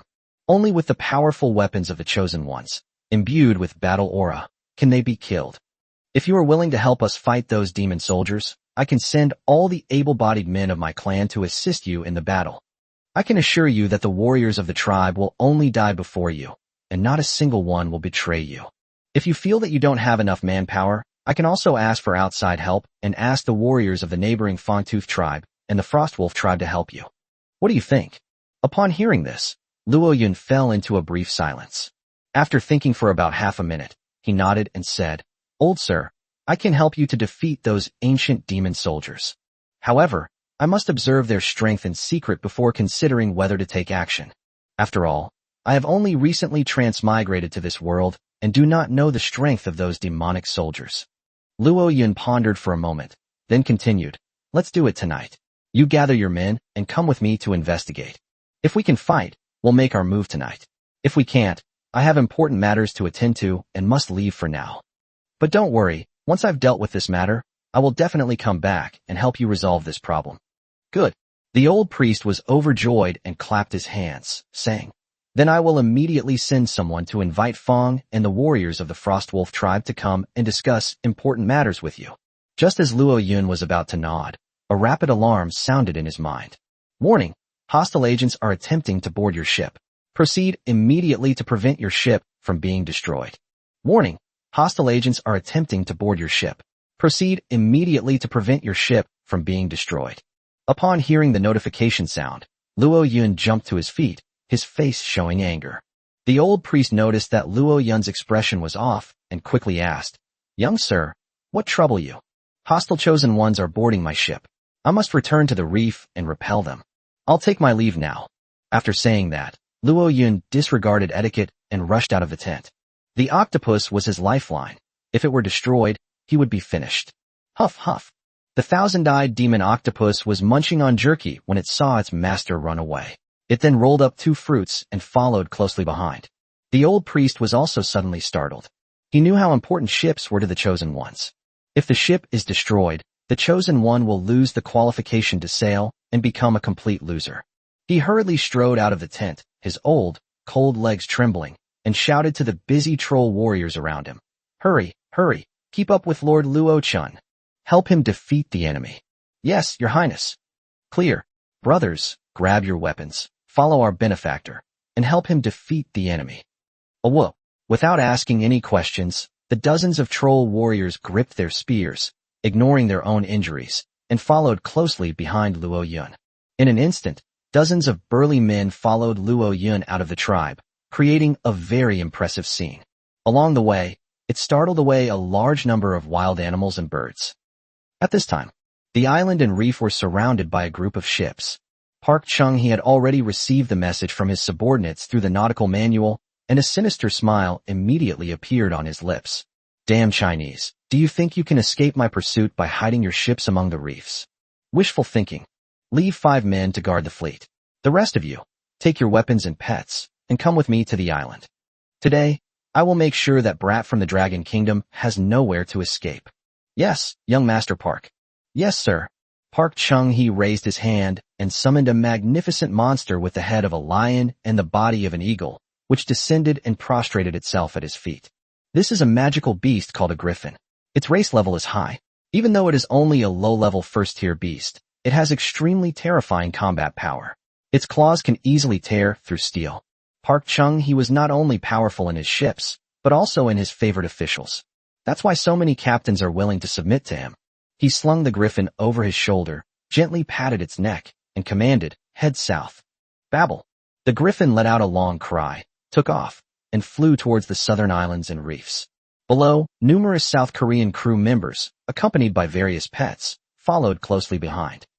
At this time, 10 nautical miles behind, several ships led by Zhou Zheng had also quietly approached. Several captains took out their binoculars to observe the situation ahead. When someone saw Park Chung-hee riding a griffin into the sky, they were so frightened that they shouted, Holy crap, that bastard Park Chung-hee's pet is a magical griffin. How are we supposed to fight that? That Korean is incredibly lucky. Not only is his ship strong, but his pet is strong too. We all combined couldn't beat him. What's more, he also has 30 ships under his command. Commander, maybe we should just give up. We can't afford to mess with Park Chung-hee. Commander, let's retreat. Blindly charging at Park Chung-hee will only lead to our total annihilation. At this moment, Zhou Zhengli, standing at the bow of the ship, also observed Park Chung-hee's movements through binoculars, his face turning slightly ashen. His pet is a giant king crab, which is 2 meters long and has claws that can easily tear apart the steel hull of a ship. It is extremely powerful. However, it is still far inferior to a griffin. Faced with such an opponent, choosing to act recklessly would inevitably lead to an uncertain fate. However, he is not out of stock. He turned to look at the crew member Liu Yang and asked, Mr. Liu Yang, can we charge? Liu Yang crossed his arms, his face radiating powerful confidence, and said, You chosen ones have only just transmigrated. Your strength is as weak as an infant compared to us native crew members who have cultivated for countless years. If I can get close to that fleet, I can destroy it all by myself. Upon hearing this, Zhou Zheng was greatly shaken. He immediately swung his arm and shouted, "Brothers, charge! Today, our fleet will surely overcome the odds and blast the Korean fleet to smithereens, melting down all their ships." Wow, this is insane. The commander must be insane, relying on four-masted assault ships. Even though the captain's ship is better than ours, he's not afraid to die. What are we afraid of? We're barefoot, so charge. That's right, just do it, kill. Inspired by Zhou Zheng's high morale, the captains accelerated wildly, rushing towards Green Demon Island. At this time, the few people guarding Park Chung-hee's fleet also saw the ships speeding towards them. They were all dismissive and indifferent, believing that these ships would never dare to cause trouble. After all, the disparity between the two sides was too great. Unless they were out of their minds, they would never dare to offend them. Chapter 30, Preparing for Battle. On the other side of the island, Park Chung-hee had already led his men to the scene and surrounded the Octopus. What about that kid from China? Park Chung-hee glanced at the shabby Octopus ship with a look of disdain, not even bothering to board. Hee, brother Jingshi, that kid isn't on the ship. You should have already gone to explore the island. At the bow of the ship, Park Dong-nam bowed and scraped, his face full of obsequiousness. Behind me, I heard other South Koreans cursing and swearing. That kid is a fucking pervert. He actually picked up a coffin and threw it on the boat. Is he planning to keep it for himself? He's really poor. The boat is covered with either tattered blankets or tattered flags. There's not a single decent thing on it. I really don't know where he gets his confidence to pretend to be a ship captain and sit in the front row of the tavern. Park Dong-nam picked his nose and said contemptuously, he's just a useless show-off. He can only fool those stupid natives. Let's just sink his ship and trap that kid on this island, so he can't escape. Park Chung-hee glanced at his men on the ship and cursed. Are you an idiot? Sink that kid's boat. He'll destroy everything in the process. What if he ruins that thing? Park Dong-nam was very afraid of Park Chung-hee, and humbly smiled ingratiatingly. Chung-hee appa, I was just saying it casually. Park Chung-hee glared at him and cursed. Useless trash. Hurry up and take out your nautical manual at that kid from China and tell him to get over here in 10 minutes. Otherwise, let him swim to the immortal path. Yes, brother Jingshi.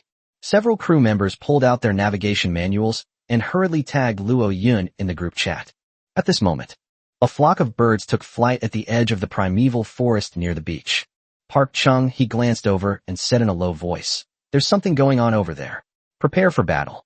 Southeast, send out a crow to investigate." Yes, brother Jingshi. Park Dong-nam spoke a few words to the black crow on his shoulder, and the crow let out a piercing scream and flew towards the forest. At this time, Luo Yun had already led a group of forest trolls and was lying in ambush at the edge of the forest. He didn't rush out of the forest, but immediately stopped the troll warriors behind him and took out his binoculars to observe the situation on the beach. He first looked towards where the octopus was located. Upon discovering that the octopus was still safe and sound, he felt a little relieved. Then, he began to quickly examine the enemy's lineup. The enemy force consisted of approximately 20 chosen ones, led by Park Chung-hee, who rode a robust flying monster hovering in midair. This was the first time Luo Yun had ever seen a monster with a lion's head and a harpy's body, and he couldn't help but activate his true eye on it. Griffin, mature stage. Race rank, high-level magical beast. Biological order, first order median. Talent. Skill. Brief description. This is a powerful magical beast, possessing the strength of 10,000 gene, approximately 50 kilograms, and is far beyond the capabilities of ordinary people. Unless you can control powerful battle chi, never challenge its majesty. It's a flying magical beast. Those damn Koreans are so lucky. Luo Yun's expression turned solemn, and he was fairly certain that this magical beast would be his most troublesome opponent. He then glanced at the other captains and their pets. Many of these captains carried weapons such as pistols, flintlock muskets, crossbows, and harpoons, and their equipment was quite sophisticated. However, Luo Yun didn't take these low-end weapons seriously. Last night, he was tormented by the female ghost all night, and his combat skills and reaction speed have been improved to an abnormal level. He was confident that he could dodge low-velocity pistol bullets at close range. He then briefly observed the other crew members' pets. The other crew members' pets all fall into the category of wild animals, including lions, wild boars, and giant crabs. These ferocious beasts are invincible to ordinary people. But to Luo Yun, They were just inferior fruits and vegetables, and he didn't even care about them. After all, he possesses the thousand-eyed demon chapter. A mere flick of the threatening eye is enough to make those low-level beasts lose their minds and flee in terror. Moreover, he was followed by dozens of troll warriors, each of whom was a skilled fighter. Their combat power is in no way inferior to these ferocious beasts. Having roughly assessed the enemy's formation, he turned and whispered to the troll warriors behind him. "Brothers, I'll go out first and draw the enemy's attention. You will go around the rocky beach on the other side, and sneak past using the rocks as cover. I told you to do it, so do it, is that alright?" "No problem, my benefactor." "My benefactor, please be careful." "Okay, let's split up." Without further hesitation, Luo Yun led the thousand-eyed demon chapter out of the forest, instantly drawing the enemy's attention. "It's that kid from the Dragon Kingdom. He's here." A South Korean captain locked his gaze onto him through binoculars and exclaimed excitedly, "Hey, I haven't even tagged that kid yet, and he's already come running over himself. He's got a knack for knowing when to back down." "Wait a minute. What's that octopus following behind that kid? It has so many eyes on its body. It's terrifying. That must be a magical beast. I saw information about that kid in the group before. It seems he killed 3 captains from our Great Bang Republic, probably with that octopus. We need to be careful."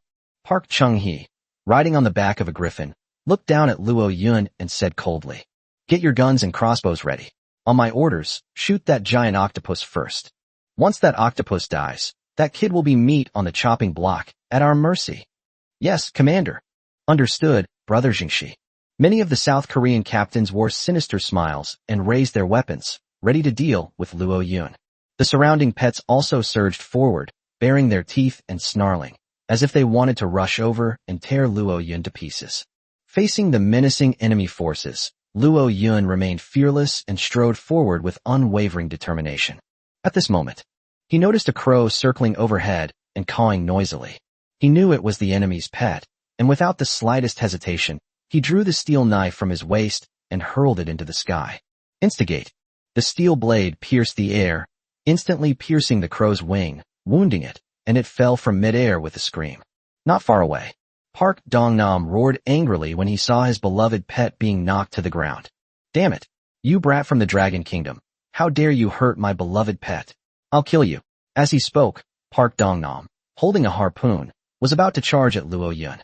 Park Chung-hee snapped at him. "Stop right there, you idiot! Didn't you see what was following behind that kid? Do you want to be kidnapped by that kid and used to threaten me?" Park Dong-nam immediately sobered up after being scolded by Park Chung-hee. Really, if he rushes forward recklessly, he will likely be subdued by the strange octopus, and then he will become a bargaining chip for the other party. Based on his understanding of Park Chung-hee would stop at nothing to achieve his goals and would absolutely not value his life. Upon realizing this, Park Dong-nam broke out in a cold sweat and dared not move. Luo Yun, however, simply trampled the falling crow to death without any fear and strode to the beach. Damn it! This kid came all alone and even dared to kill Brother Southeast's pet. He's got guts, he's a real man.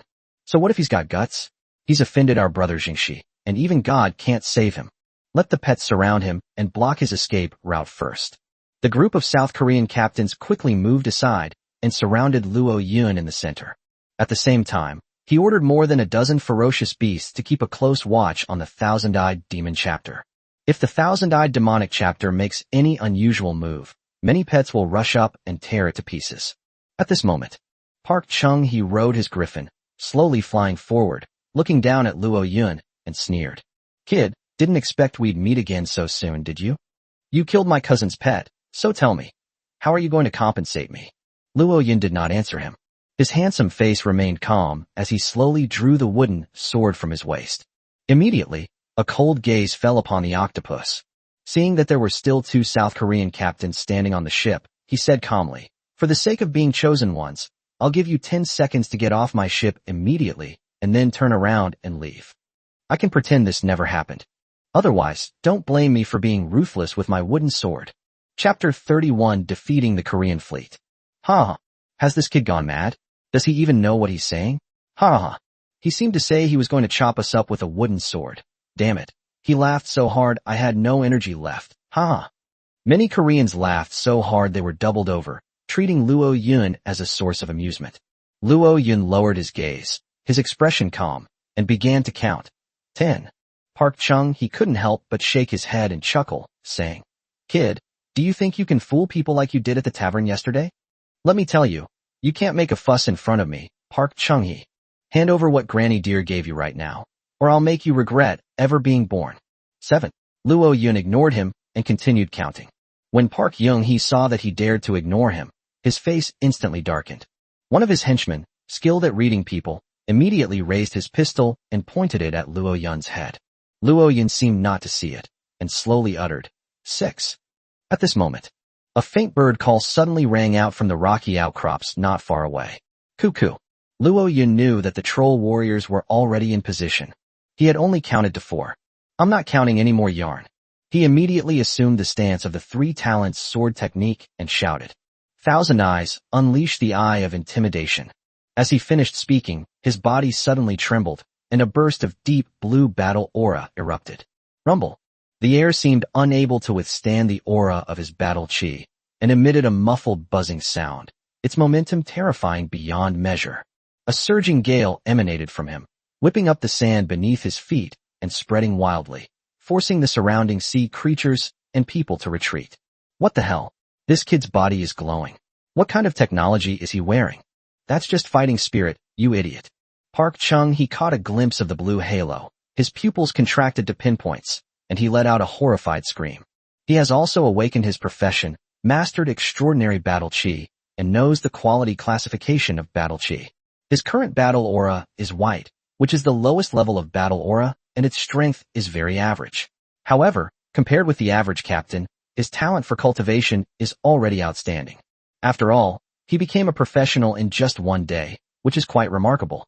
However, the young man from the Dragon Kingdom in front of him had blue battle aura, and his grade was 2 whole levels higher than his.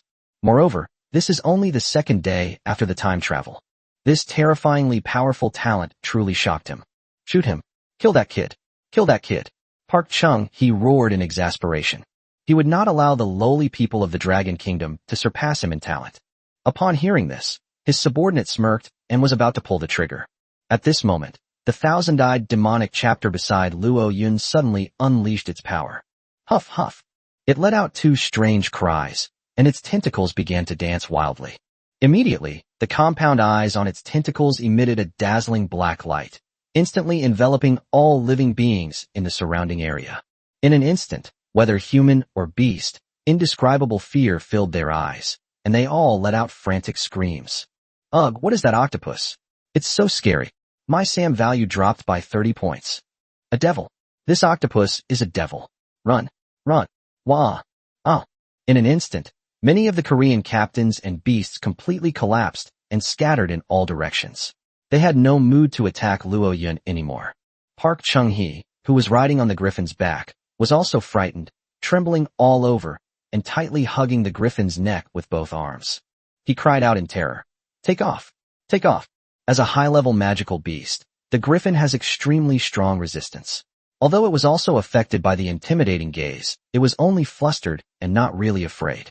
Upon hearing its master's command, it dared not disobey and immediately prepared to carry Park Chung-hee into the sky. At that moment, a blue halo suddenly bloomed. Swords and spears. Whoosh. Babble. One of the griffin's wings was pierced by the sword energy, blood splattered everywhere, feathers fluttered down, and it screamed as it fell toward the ground. Seeing the griffin brought down, Luo Yun did not become complacent, but instead shouted loudly. Let's do it, brothers. As soon as he finished speaking, dozens of troll warriors surged out from the nearby reefs. Kill. They roared furiously and hurled their wooden spears. Uft, uft, ah, ah. One by one, the crew members, running around like headless flies, were precisely pierced and fell to the ground screaming. Luo Yun then rushed towards the fallen griffin. His figure moved like an arrow, wielding his wooden sword with decisive and ruthless skill. Along the way, whether human or beast, all were killed by his sword without even blinking. These South Korean captains are all his enemies. If they don't die, he will be the one to die. Therefore, Luo Yun must be ruthless. At this time, the griffin had crashed onto the beach, roaring angrily as it struggled to its feet. Park Chung-hee, who was on its back, was thrown several meters away and tumbled awkwardly into the sand, getting covered in dust. At this moment, Park Chung-hee slightly regained his senses from the intimidating gaze. However, as soon as he regained consciousness, he caught sight of Luo Yun rushing towards him. In an instant, he was startled again. Wait, young Master Luo. Let's talk this out. Let's talk this out. We'll leave right now. We'll leave right now, please. Don't kill us. Don't kill us.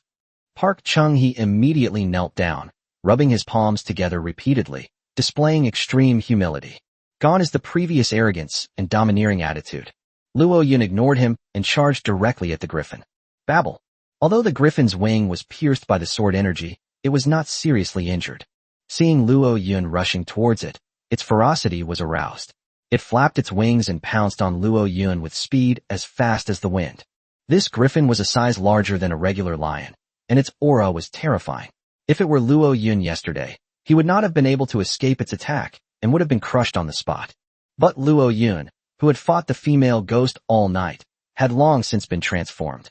His figure suddenly blurred, narrowly avoiding the griffin's claws. Then, he thrust his sword upwards, unleashing another sword aura. Whoosh! The sword energy burst forth at close range, and the griffin could not dodge it.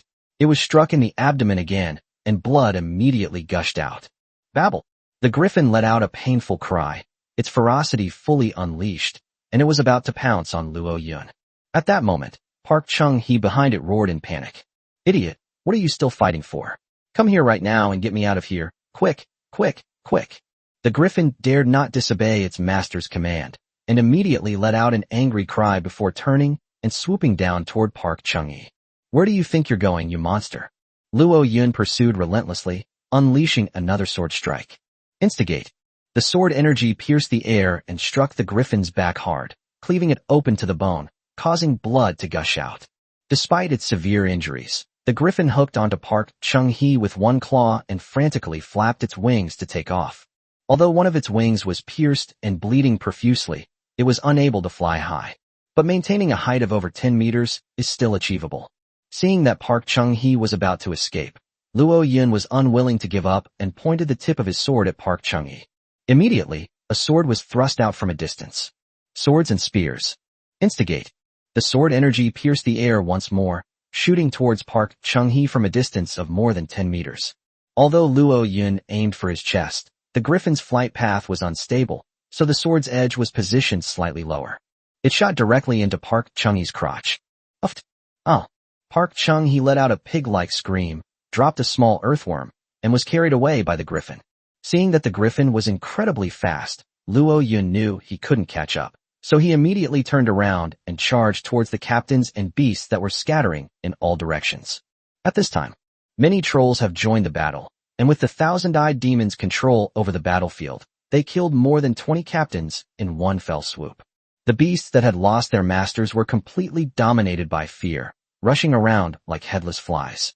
Luo Yun wasn't going to let them go, and shouted, "Kill all these wild beasts. We'll have extra dishes tonight." "Yes, my benefactor. Kill." The trolls pulled their projectile wooden spears from the corpses and charged at the terrified sea beasts, slaughtering them one by one. At the same time, within the regional chat group, a series of glaringly bright scarlet messages kept scrolling and refreshing. Luo Yun, a young man from China, kills Liu Changming from South Korea in self-defense, and Liu Changming is kicked out of the group chat. Luo Yun, a young man from China, retaliates in self-defense, killing Li Jil from South Korea. Li Jil is then kicked out of the group chat. Luo Yun, a young man from China, kills Jung Yunkong from South Korea in self-defense, and Jung Yunkong is kicked out of the group chat. Luo Yun, a young man from China, kills Kim Dail from South Korea in self-defense, and Kim Dail is kicked out of the group chat. Nearly 30 messages were displayed in succession, instantly stunning all the chosen ones in the group. Many group members were so shocked that they flooded the chat with exclamation marks. Chapter 32 shocks group members. Shocking. Who is this kid? He's so ruthless, killing more than 20 people in one go. I remember there was a psychopathic killer yesterday who only killed 5 people in one night, and the Alliance's disciplinary team sent him a warning message. Is this guy trying to challenge the Alliance's authority by killing so many people at once? Brother, take a close look at the prompt. It's a self-defense counterattack. No matter how many people are killed in a self-defense counterattack, the disciplinary teams established by the Alliance won't care. I remember this guy. He fought back in self-defense 3 times and killed 3 Koreans. This time he killed more than 20 more. Has he stirred up trouble? Those Koreans are really despicable. They just love to cause trouble. Now that these Chinese have killed more than 20 of their people, are they happy? Haha, good for him. I hate bullies who take advantage of their power the most. This guy is practically ridding the people of a scourge. That's still not enough to kill so many people. I'm going to report this murderer at police officer.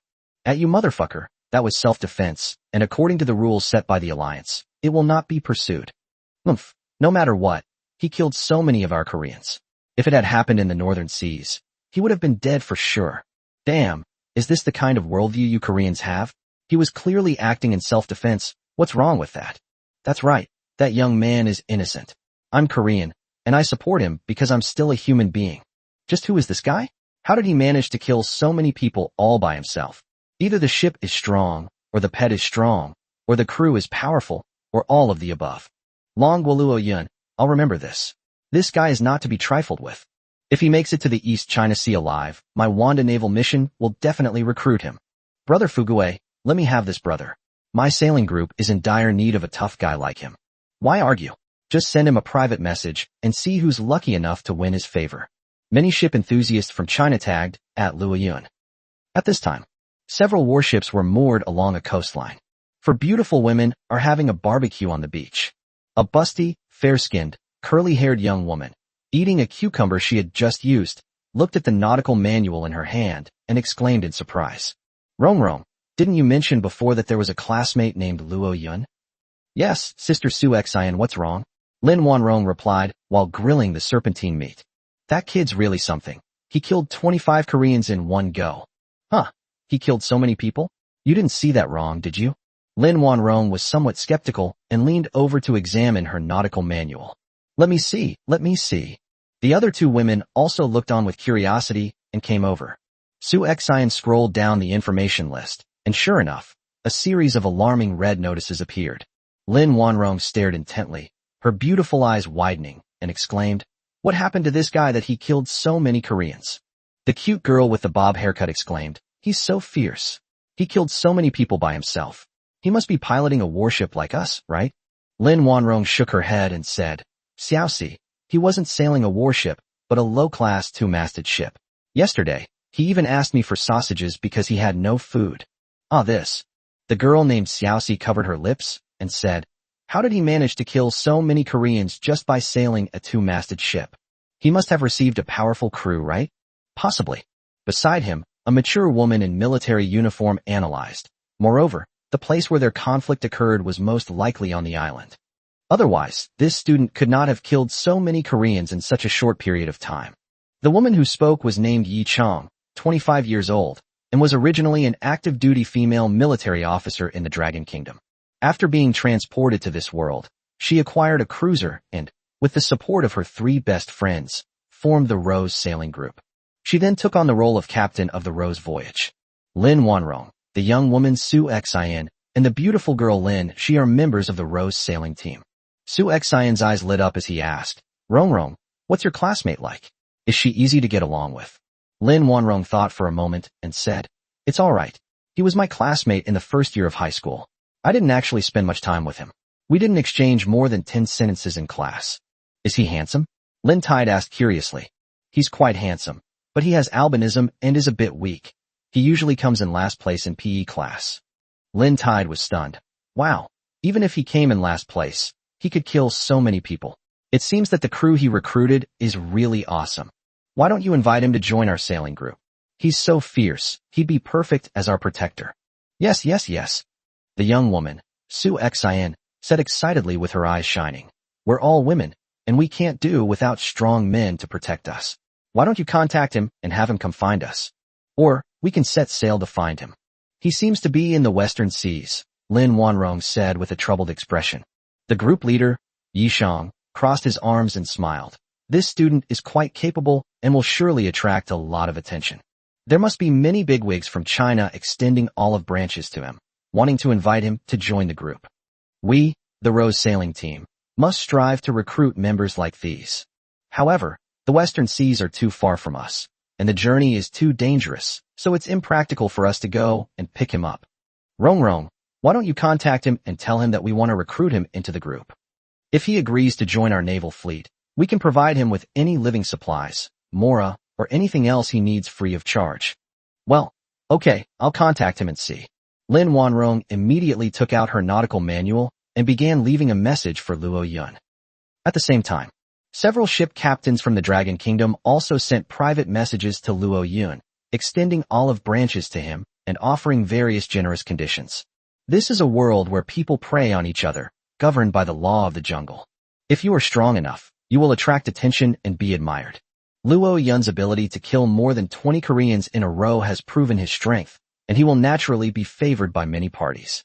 However, a tree that stands out in the forest will surely be felled by the wind. Countries hostile to China, such as South Korea, Japan, and Africa, also contacted China privately at the first opportunity. They were plotting whether to send a powerful fleet to ambush Luo Yun, preventing him from leaving the Western Sea. After all, as a hostile force, they don't want their opponent to grow stronger. Now, on the beach of Green Demon Island, Zhou Jing's fleet and Park Chung-hee's fleet were only 10 meters apart, facing each other. Zhou Jingyi stood in front of the railing and said sternly, "I'll say it one last time. Please contact your captain and hand over that young man named Luo Yun to me. He is a citizen of our dragon country. As a soldier, I will not allow my compatriots to be bullied or harmed." One of Park Chung-hee's men gave him the middle finger and mocked, "Trash from the Dragon Kingdom. You dare to provoke our Chung-hee Hyung's fleet with your four-masted ship? You're asking for death. Get out of here right now, or I won't mind leaving you to feed the sharks." Ha ha. The fools of the Dragon Kingdom don't even know their own worth. It's laughable. The Dragon Kingdom has always been arrogant and conceited, making it the country I hate the most. Brotherly Can, let's just wipe them out. I heard that ships can only devour each other, which can save a lot of wood. Get out of here, you fools from the Dragon Kingdom. You want our fleet to be devoured, don't you? One by one, the Koreans raised their weapons, ready to fight at the slightest provocation. Zhou Jing's face darkened. He knew he couldn't communicate with these foreigners. Since we can't communicate, let's fucking fight. Just as Zhou Jing was about to unleash his battle aura, a mournful cry came from not far away, drawing everyone's attention. One of Park Chung-hee's men picked up a pair of binoculars and took a look, his face immediately turning pale with shock. Something terrible has happened. He is injured. His griffin was also badly injured and covered in blood. What? How so? Silva, are you sure you didn't see that wrong? Many Koreans were shocked and thrown into disarray. Chapter 33 Skeleton. The severely wounded griffin, barely clinging to life, landed on the ship. Park Chung-hee tumbled off the griffin's back, clutching his blood-soaked crotch, and screamed in agony. Set sail? Set sail. Oh, Sheba dog bastard. As soon as he gave the order, the ships rumbled and sailed directly away from the beach. The other subordinates panicked when they saw this. What happened? Who hurt Yoongi? Where are the other brothers? Why didn't they come back with us? Silba, no need to ask. They must have met with some misfortune. Let's get out of here right away. Follow Jungshi, follow Jungshi. The Koreans panicked and immediately steered their mast boats to follow closely behind the ship. Zhou Jing was also somewhat bewildered upon seeing this. He originally intended to unleash a devastating attack on Park Chung-hee's fleet, wiping out all the Koreans. Seeing Park Chung-hee flee in defeat, he, unaware of the full story, couldn't very well add insult to injury. From one side, a cry of alarm came from one of his men. Park Chung-hee was seriously injured, and of all the crew members, only he escaped back. Something big must have happened on the island. Perhaps they encountered an attack by natives or a monster invasion. After all, not all islands are safe. Brother Zhou, should we go ashore to check it out? Don't even think about landing on the island. So many of Park Chung-hee's men are trapped there. There are only a few of us. Don't take the risk. Fortune favors the bold. Who knows, there might be excellent crew members waiting to be recruited on the island. Stop arguing, we'll listen to Brother Zhou. Several of Zhou Jing's men sought his opinion. Zhou Jing originally wanted to come and help his compatriots, but unexpectedly, instead of helping them, he stumbled upon a small island. The island has some resources, more or less, and any captain would be tempted to go there. Zhou Jing was no exception and wanted to go ashore to find out more. However, he was not one to act rashly, and he immediately sought Lu Yan's opinion. Mr. Lu Yan, what's your opinion? Lu Yan looked towards the island and said, This island is called Green Demon Island, and there are several orc tribes on it. The orc tribes adhere to the principle of neutrality. If we can communicate with them peacefully, we may have the opportunity to hire them as crew members. The fact that the chosen ones suffered such a blow must have angered the orc tribes on the island. Zhou understood and asked, Mr. Liu, do you think I can go ashore and explore? Liu Yin nodded and said, you can go to the island if you want. We residents of Deer Island occasionally come to Green Demon Island to exchange resources with the orcs, so we have some connections. With my mediation, the orcs should not be hostile towards you. As for whether you can recruit or crew members, that depends on your luck. Alright, since Mr. Liu knows the situation on the island so well, let's go up the island and find out for ourselves. Zhou pondered for a moment, then asked the other 5 captains, who among you is willing to come aboard with me to the island? I'm not going. I'll stay here and guard the ship. Me too. I also want to stay and look after the ships. Both young crew members wanted to go to the island with Zhou to find out what was going on. The 3 older men were more conservative and didn't want to take any risks. Zhou nodded and said, alright, Xiao Chun, Xiao Li, you come with me to the island. Lao Zhang, Brother Wei, and Brother Li, you stay here with the pets and look after the boats. By the way, don't touch those ships left behind by the Koreans, lest we invite trouble. Yes, Brother Zhou, we understand the rules. Zhou nodded, gave a few more instructions, and then jumped onto the beach with his 3 companions. At this time, in the reefs on one side of the island, the battle has come to an end. All the Koreans and their pets were killed by Luo Yun's team. Luo Yun didn't have time to check the spoils of war and immediately jumped onto the Octopus ship. Just before the battle began, he saw 2 Koreans standing on the ship. Once the battle began, the 2 Koreans retreated into the boat and never participated in the fighting. Now that the battle was over, the 2 Koreans hadn't shown themselves. Luo Yun was worried they might damage the ship, so he immediately boarded it. After boarding the ship and inspecting the surroundings, Luo Yun's face turned ashen, and his fists clenched so tightly they cracked. The Octopus ship itself wasn't damaged much, but several items were missing. For example, the Calamity fishing rod, the bloodstained quilt, and the old general's flag are all gone. Only a coffin remained, leaning alone against the ship's railing. There are also many footprints on it. On one side of the coffin, 3 leather shoes were scattered, left behind by some Korean in his haste. Damn you, you beast. They even took away my fishing rod, my quilt, and my old general's flag. Damn those Korean scoundrels. From now on, I, Luo Yun, will kill them all I see, without hesitation. Luo Yun completely broke down, roaring and yelling. His sanity decreased by 20. After all, those 3 items are all super treasures. If you just pick one out and put it in the trading area, it will cause countless people to fight tooth and nail for it. As a result, all these precious treasures were lost after he only went to the island once. How could he not be heartbroken? At this moment, the small coffin seemed to grow legs and suddenly slid down to Luo Yun's side. It seemed to sense that Luo Yun was in a bad mood, and then, the coffin lid opened, and with a poof, it spat out a black flag covered in saliva. Luo Yun took a closer look and realized that this was the lost old general's flag. He suddenly remembered something and hurriedly asked the small coffin, "Little coffin, where are my blankets and fishing rod? Did you put them away?" Cuckoo. The coffin lid opened slightly and emitted a strange cry, leaving Luo Chun puzzled. With a try-it-out attitude, Luo Chun took out a sausage and stuffed it into the crack in the coffin. Bang bang bang. The coffin lid opened and closed violently a few times, and then 2 more items were ejected. They are a bloodstained quilt and a Calamity fishing rod. Overjoyed to have her treasure found again, Luo Yun exclaimed excitedly. What a fine coffin. I'm so glad you kept these 2 treasures. If they had been lost, I would have been heartbroken. Come here, let me pat your head. Overjoyed, Luo Yun bent down and touched the coffin lid. The little coffin seemed very happy and suddenly began to tremble violently.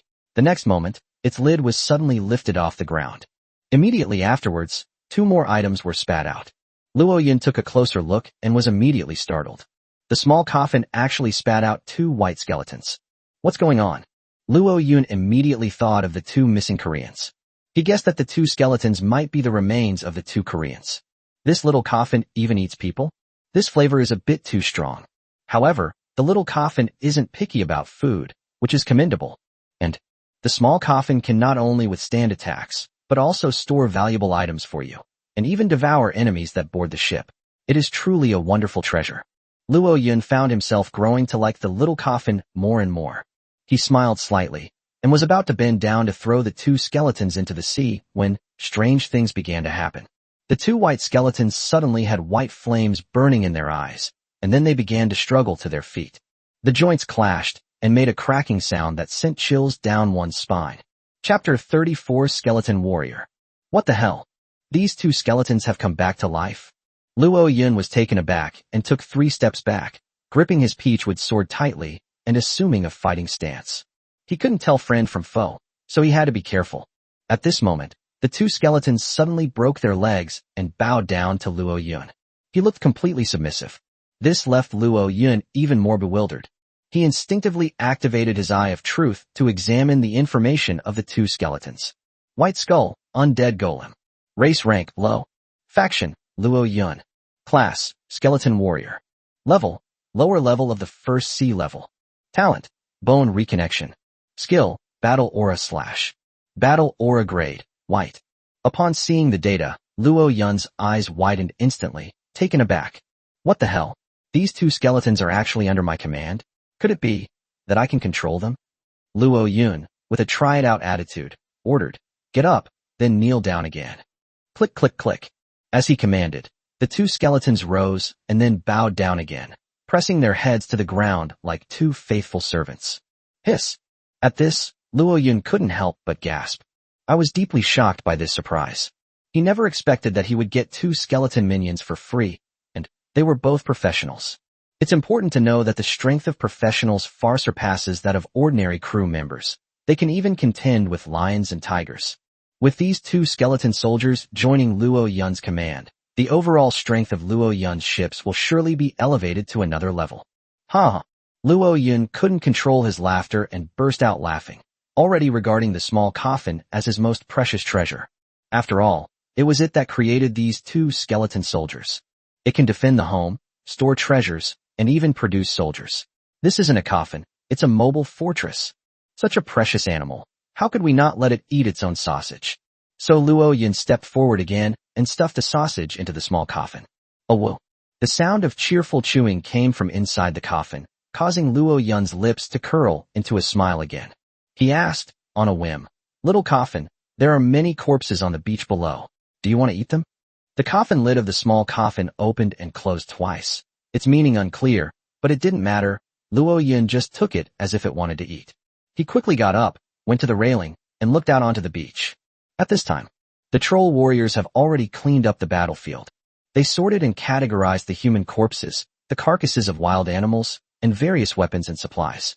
A burly troll warrior, over 250 centimeters tall, stepped forward and bowed to Luo Yun, saying, "My benefactor, we have sorted out the spoils for you. Would you like us to transport them to the ship?" Luo Yun greatly admired these tough, yet simple warriors and smiled, saying, "Brothers trolls, all the spoils from these humans are yours. As for the carcasses of wild animals, I'll take a few as reserve food. Take the rest back to the tribe and distribute them to the elderly and children to help them recover." Luo Yun's words instantly won over the goodwill of many troll warriors. The burly troll at the head bowed to Luo Yun again, saying gratefully, "Benefactor, thank you for your generosity, but we cannot accept these spoils. These humans are your prey. We are just here to assist you. According to the rules of the tribe, we should not take anything. You should take all these spoils." The other trolls were also very simple and honest, nodding in agreement, not wanting to take advantage of Luo Yun. Upon hearing this, Luo Yun admired the group of trolls even more. He smiled at the leading troll warrior and asked, "Brother troll, what's your name?" "My name is Maui," the troll brother replied honestly. Luo Yun nodded and said, "My name is Luo Yun. I admire you. If we can defeat the giant sun demon soldiers tonight, I will definitely invite you to be a crew member. Would you be willing to follow me?" "I'm willing." Mao patted his chest and said proudly, "You are our tribe's benefactor.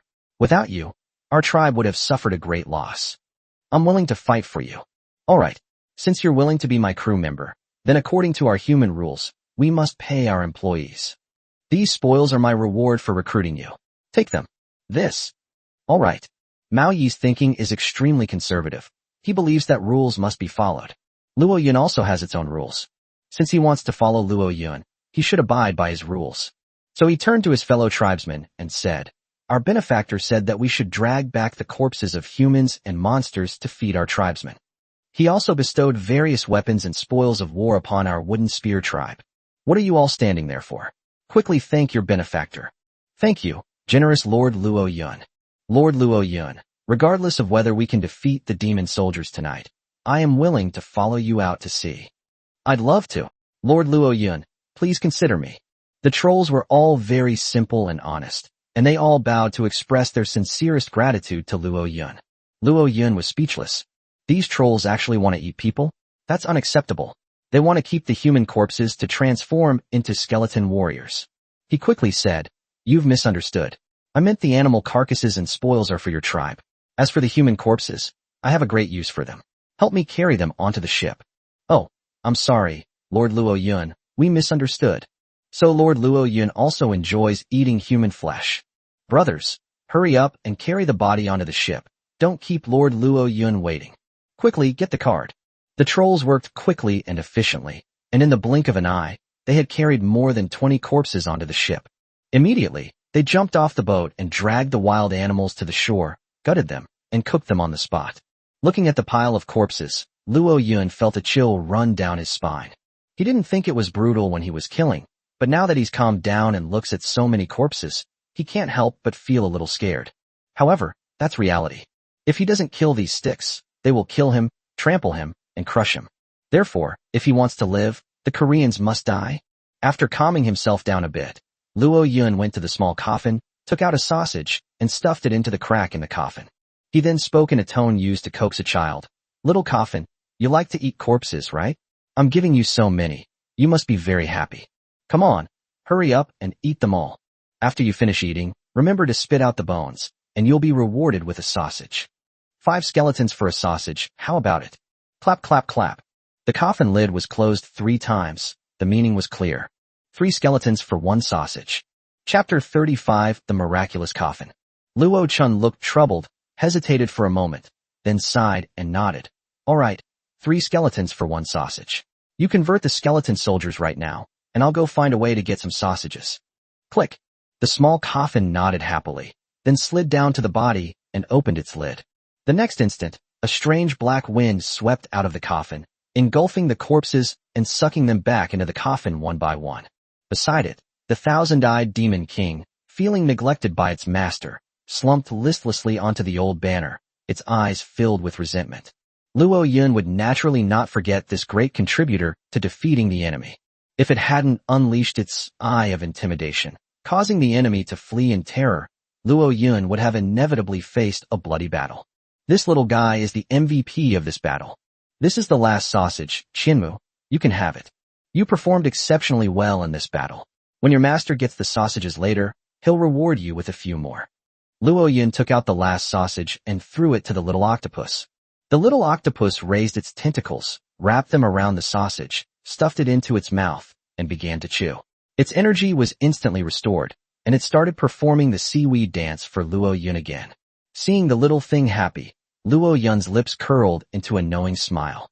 Whether it's the small coffin or the thousand-eyed demon chapter, they are both his precious possessions, and he will not favor one over the other. After calming his adorable crew, he opened the crew handbook, preparing to borrow rations from his old classmate.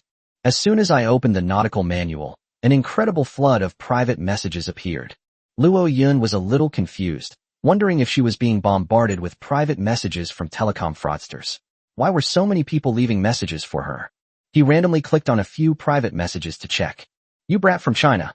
You dare kill a Korean. I, Byun Sang-yong, a former detective from South Korea, will bring you to justice sooner or later. Murderer. You beast, you killed my appa. I will never let you get away with this. Hey, Luo Yun, this is Lin Feng, from China. I just saw your battle record in the group chat. It's amazing. Are you interested in joining my Gale sailing crew? If you're willing to join, I'll make you the vice captain. How about it? Hey bro, I'm Wang Fugue, you must know me, right? Let's not beat around the bush. I admire your skills. My Wanda sailing team is recruiting top talents with high salaries. Are you interested? If you're willing to condescend to join, I can offer you a bonus of 1 million. Please reply to my private message if you see this." Luo Yun opened several more private messages and found that they were either insults from South Korea or invitations from bigwigs in China. He dismissed the Koreans' insults as a sign of impotent rage and ignored them.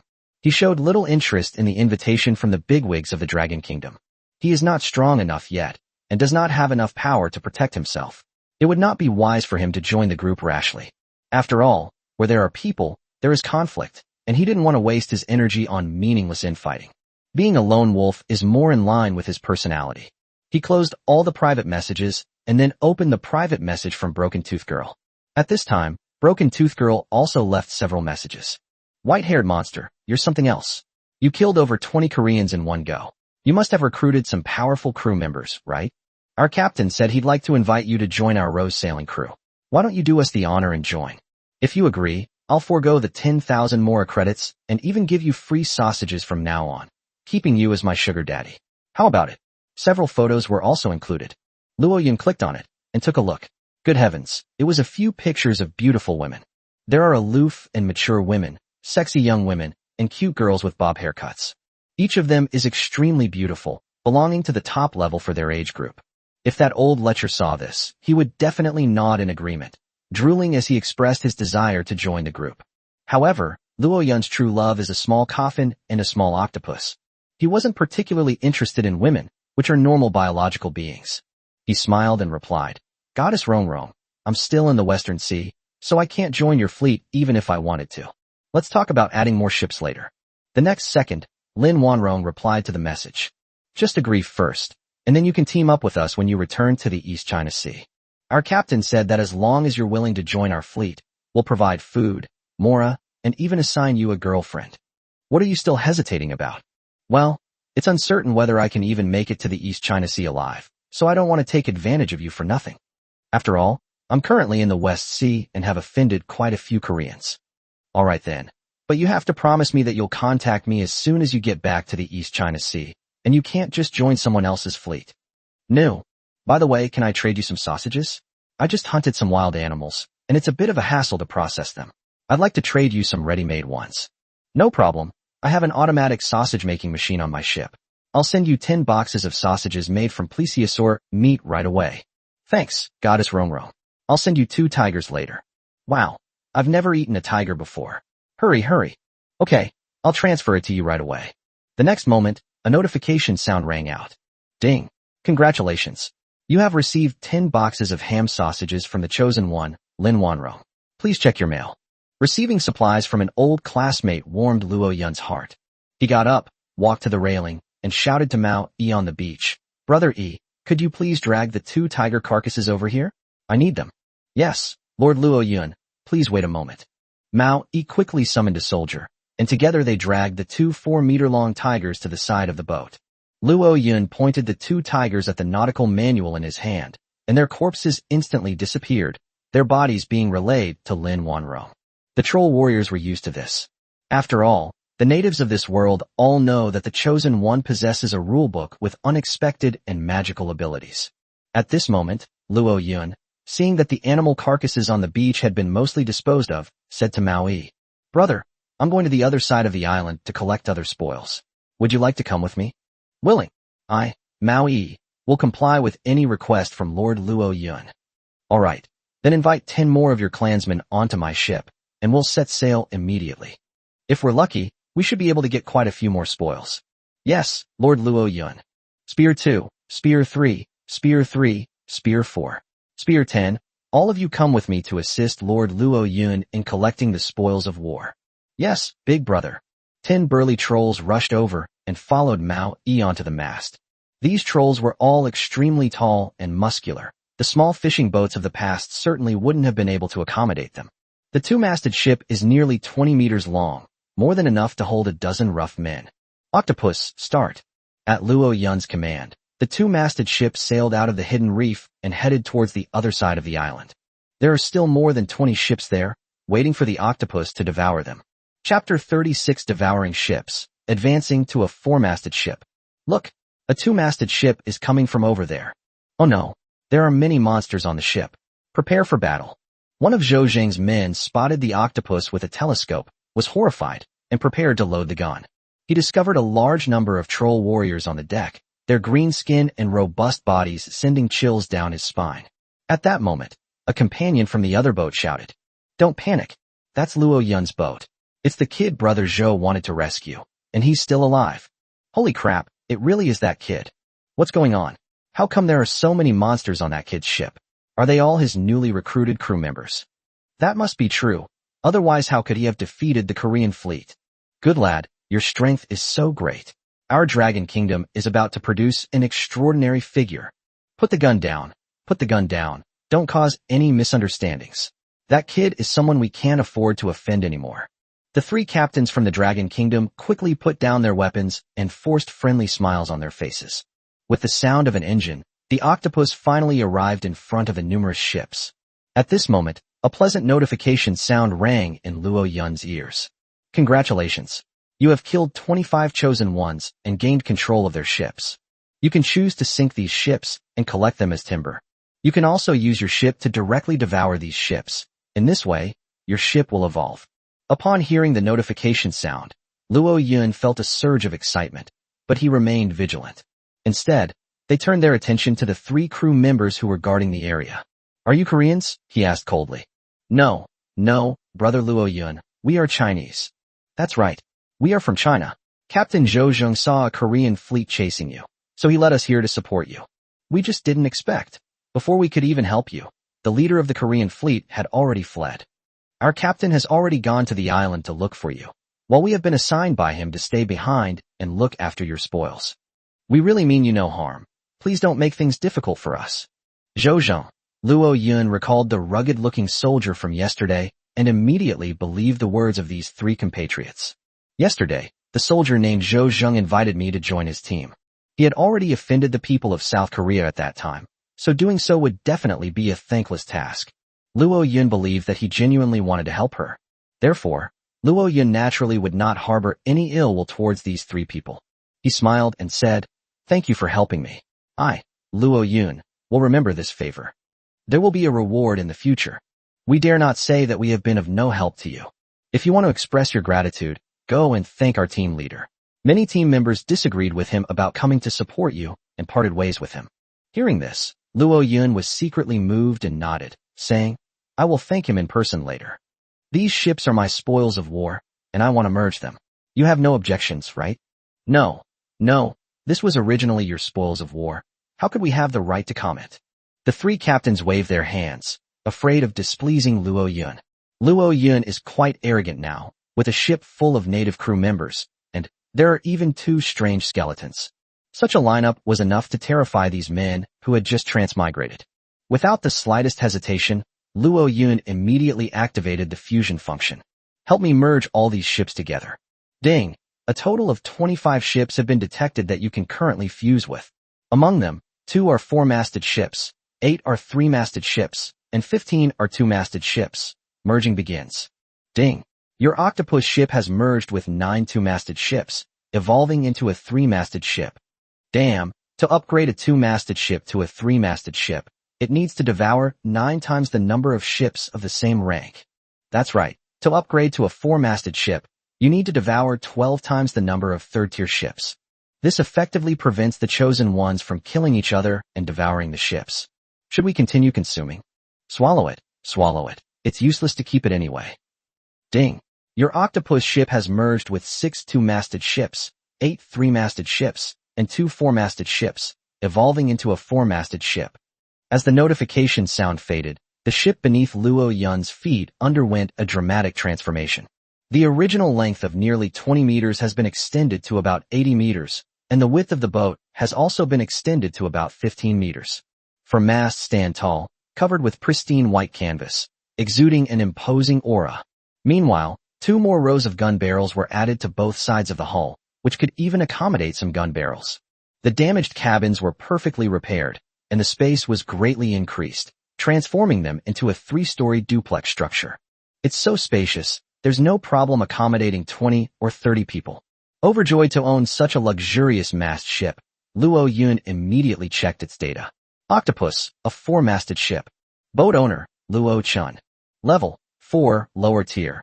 5-masted ship, requires 100,000 wood, 10,000 stone. Durability, 5,000/5,000. Flag slot, none. Gun slot, none. Speed, 60 knots. Buff, none. Brief description. This is an old-fashioned mast ship, unremarkable, but barely usable. Condition, perfect, brand new. Looking at the brand new data, Luo Yun felt a surge of excitement. Yesterday, he was just a small fishing boat. Today, he's sailing this imposing four-masted vessel. This pace of progress is truly remarkable.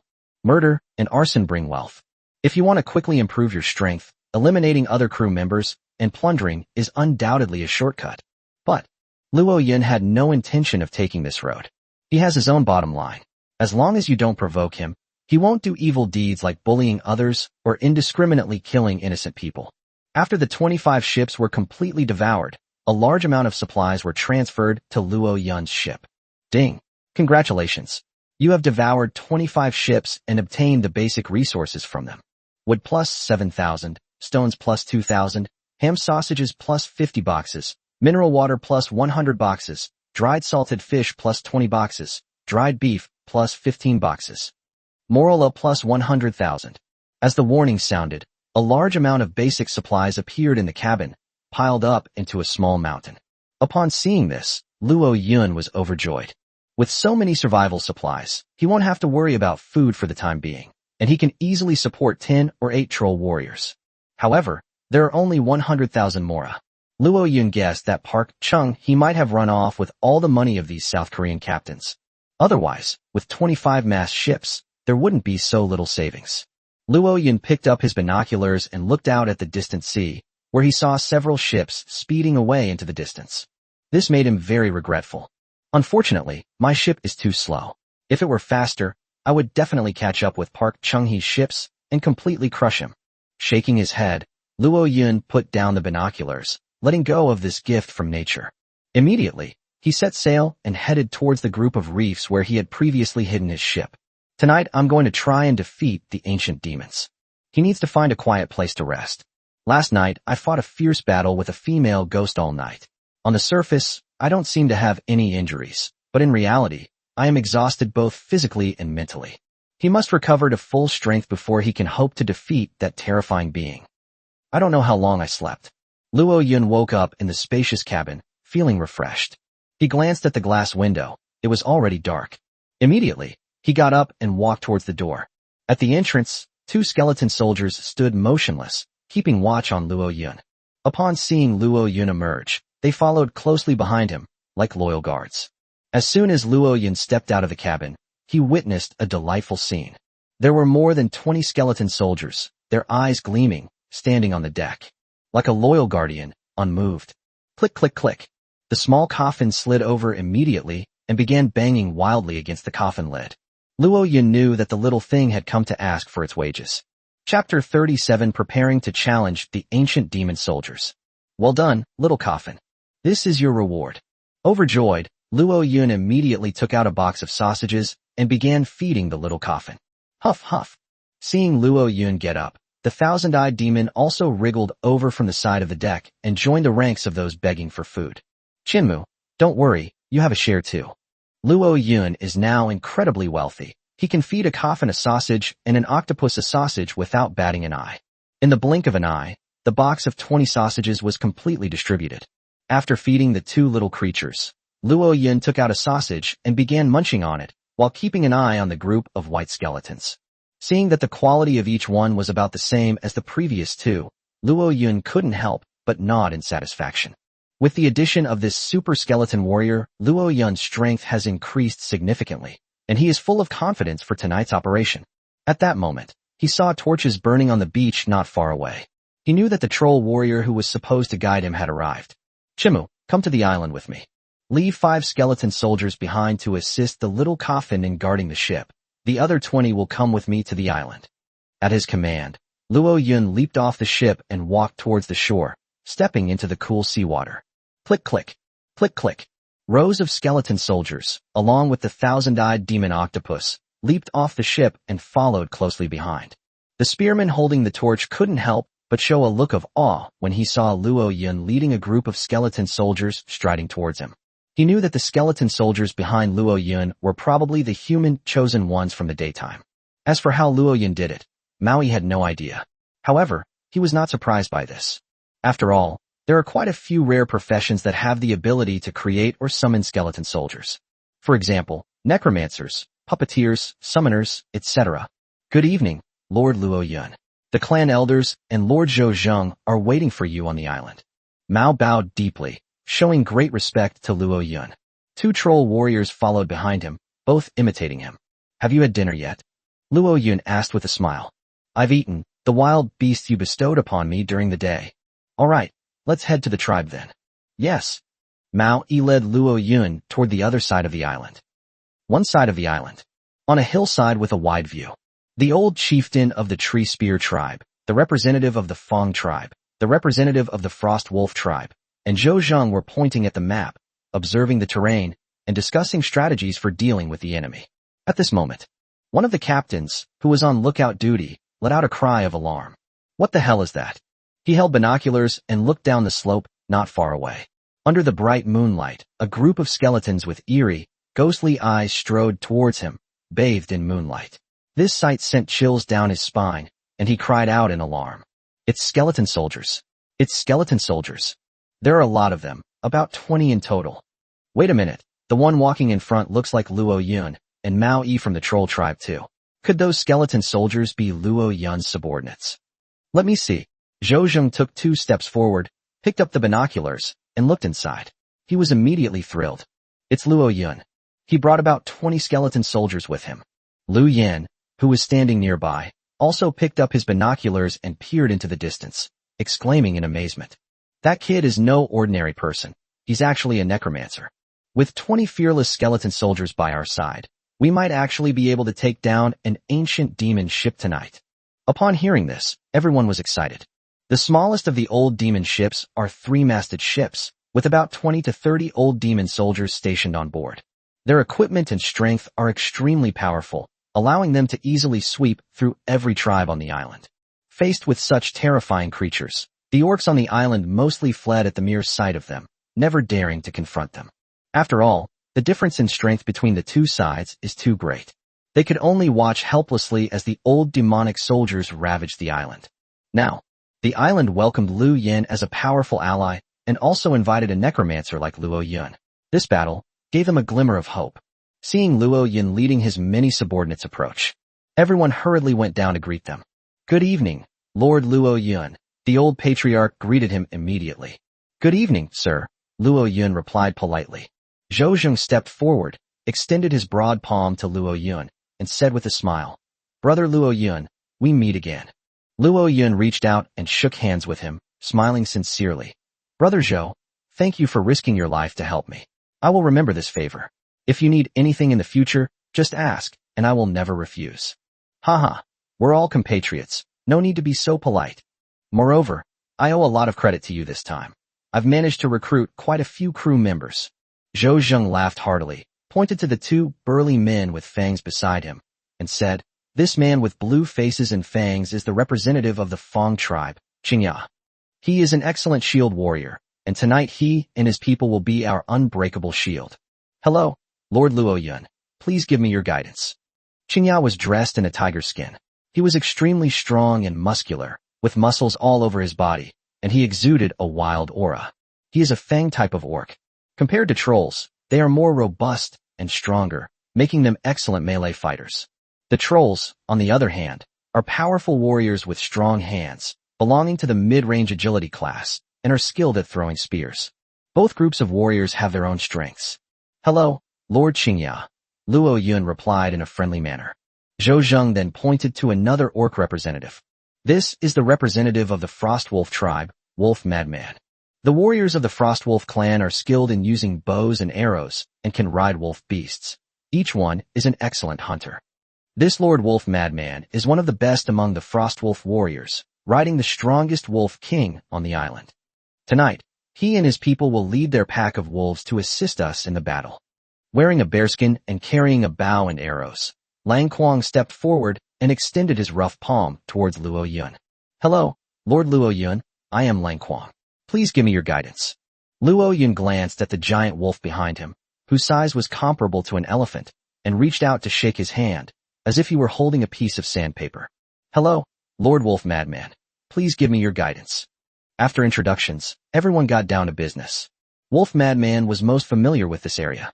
He pointed to the sea ahead and said, "Every night when the moon is high in the sky, a cloud of black mist drifts in from the sea and shrouds the beach.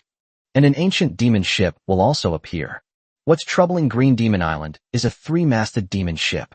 Although the ship isn't large, it's garrisoned by a demon guard and more than 20 demon soldiers. Those demonic soldiers will split into 5 to 10 small teams as the black mist splits, advancing on the island at a speed of about 10 meters per breath. Each section of the black fog extends approximately 10 kilometers in depth, but is very narrow, about 20 meters in width. Each black mist usually contains 2 to 4 demon soldiers acting together. These demonic soldier squads can only move within the area shrouded in black mist. They will not leave the black mist to attack their targets. However, the black mist will adjust its direction according to their intentions. It is even possible that several plumes of black mist could form an encirclement to hunt down their prey.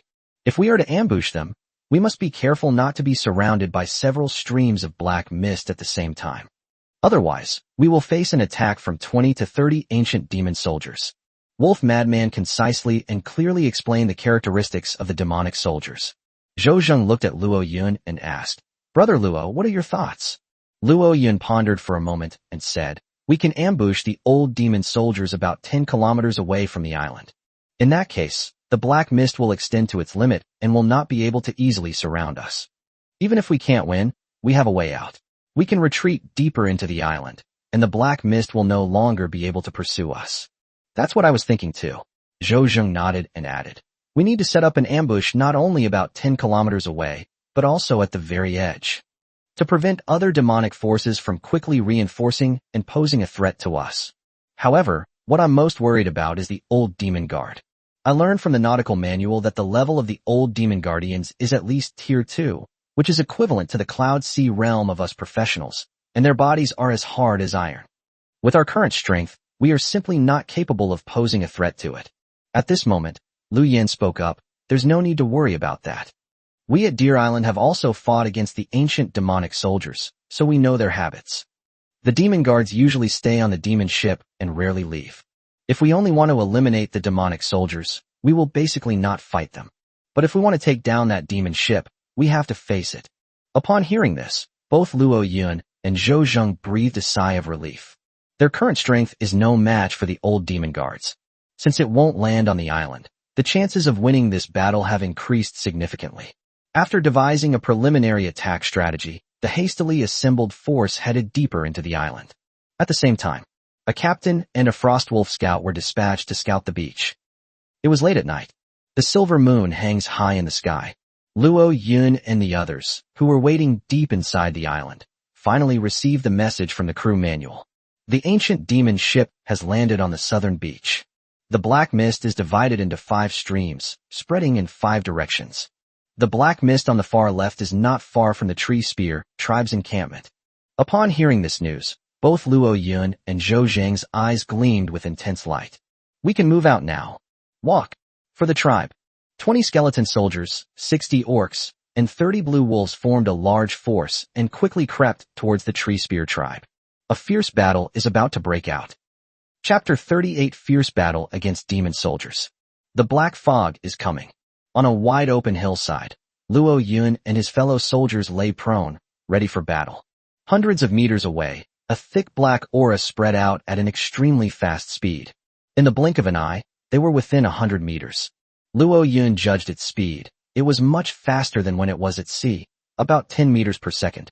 In other words, in 6 seconds, you can travel approximately 50 to 60 meters. This speed exceeds the running speed of human athletes. It would be very difficult for non-professionals to escape the speed of the black fog. He immediately activated his Eye of Truth to try and see what was happening inside the black mist. To my surprise, I was able to see through the black fog and clearly see the scene inside. 4 black-armored demon soldiers, wielding black spears and exhaling black smoke, strode towards them. These 4 demonic soldiers were extremely large, at least 3 meters tall, about the height of a 1-story building. Their strides were enormous, covering a distance about twice that of a normal human in a single step. The spear in his hand was also extremely long, at least 4 meters long. His entire body was basically covered in cold black armor, exuding an eerie black aura that gave people an extremely strong sense of oppression. Seeing such a powerful demonic weapon, even Luo Yun, who possessed a fearless heart, couldn't help but break out in a sweat. It wasn't fear, but rather a feeling that the opponent was too powerful and difficult to defeat. A series of data then appeared before his eyes. Old demon soldiers, demon race. Race level medium. Faction, evil, chaos. Class, magic gun warrior. Rank, peak first rank. Talent, unknown. Skill, unknown. Battle aura grade, unknown.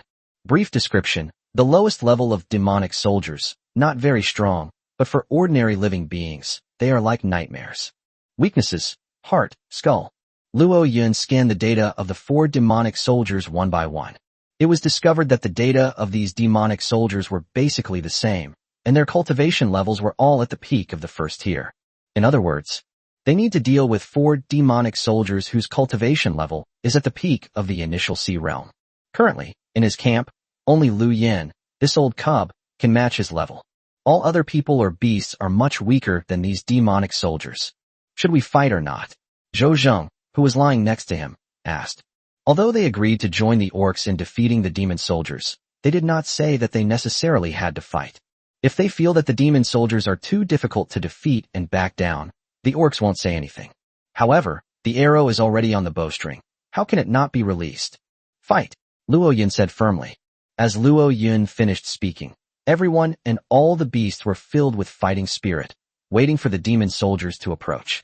In the blink of an eye, the demon soldiers were less than 20 meters away from the high ground.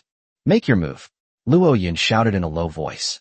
Instantly, the troll warriors of the 3 rows of Treespear tribe and the hunters of the Frostwolf tribe rose up. Immediately afterwards, dozens of tree spears and arrows whistled through the air and shot towards the 4 demonic soldiers in the black mist. Roar! The demon soldier let out a frenzied scream and brandished his spear to parry. Their power is terrifying. When the hard tree spears are struck by their spears, they explode instantly and break in 2. However, they were not strong in martial arts, and many spears and arrows hit their armor. Ping ping bang bang. The spears and arrows were deflected by the hard armor, posing virtually no threat to them. At this moment, the 4 demon soldiers slightly bent their knees, beginning to gather strength for their charge. The black mist shrouding their heads resembled a giant demonic python, spreading towards Luo Yun and the others. However, in the blink of an eye, the black mist had already enveloped everyone. This also means that everyone has entered the attack range of the demon soldiers.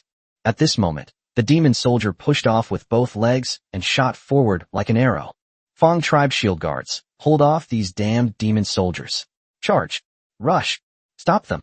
With a roar, Qingya of the Fong tribe led 20 Fong orcs, each wielding a heavy oak shield nearly 2 meters long, to the very front of the group. At this moment, the demon soldier had already rushed forward, his black spear radiating a strong black aura as he swept it out. Bang! Bang!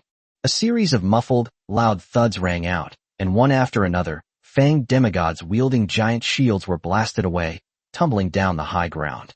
Seeing that the shield defense line was about to be breached, Luo Yun could no longer sit still. Skeleton warriors, charge! Slay them! Click click click! At Luo Yun's command, the skeleton soldiers slammed their jaws together and charged at the 4 demon soldiers, wielding bone knives and swords. Although these skeleton soldiers look weak and frail, they are actually all professionals. Buzz! Auras of battle energy emanated from them, granting them immense power. They leaped up and charged towards the 4 demonic soldiers. Roar! Seeing that these lowly skeletons dared to challenge their authority, the demon soldiers brandished their black spears and swept across the area. Bang! Under the powerful onslaught of the demon soldiers, the skeletons could barely withstand a single blow and were swept in 2, flying more than 10 meters away. However, nearly 10 skeleton soldiers still managed to break through the defenses and pounce on the demon soldiers. Click click click. Their limbs tightly wrapped around the demon soldier's robust body, and then they swung their bone weapons wildly at it. Ping ping. Although it was difficult to break through the demon soldiers' defenses, it left them in a sorry state, their formation in disarray, making it difficult for them to wield their spears and reap the rewards. At this moment, the hunters of the Frostwolf tribe drove a large number of blue wolves the size of calves, and they rushed forward.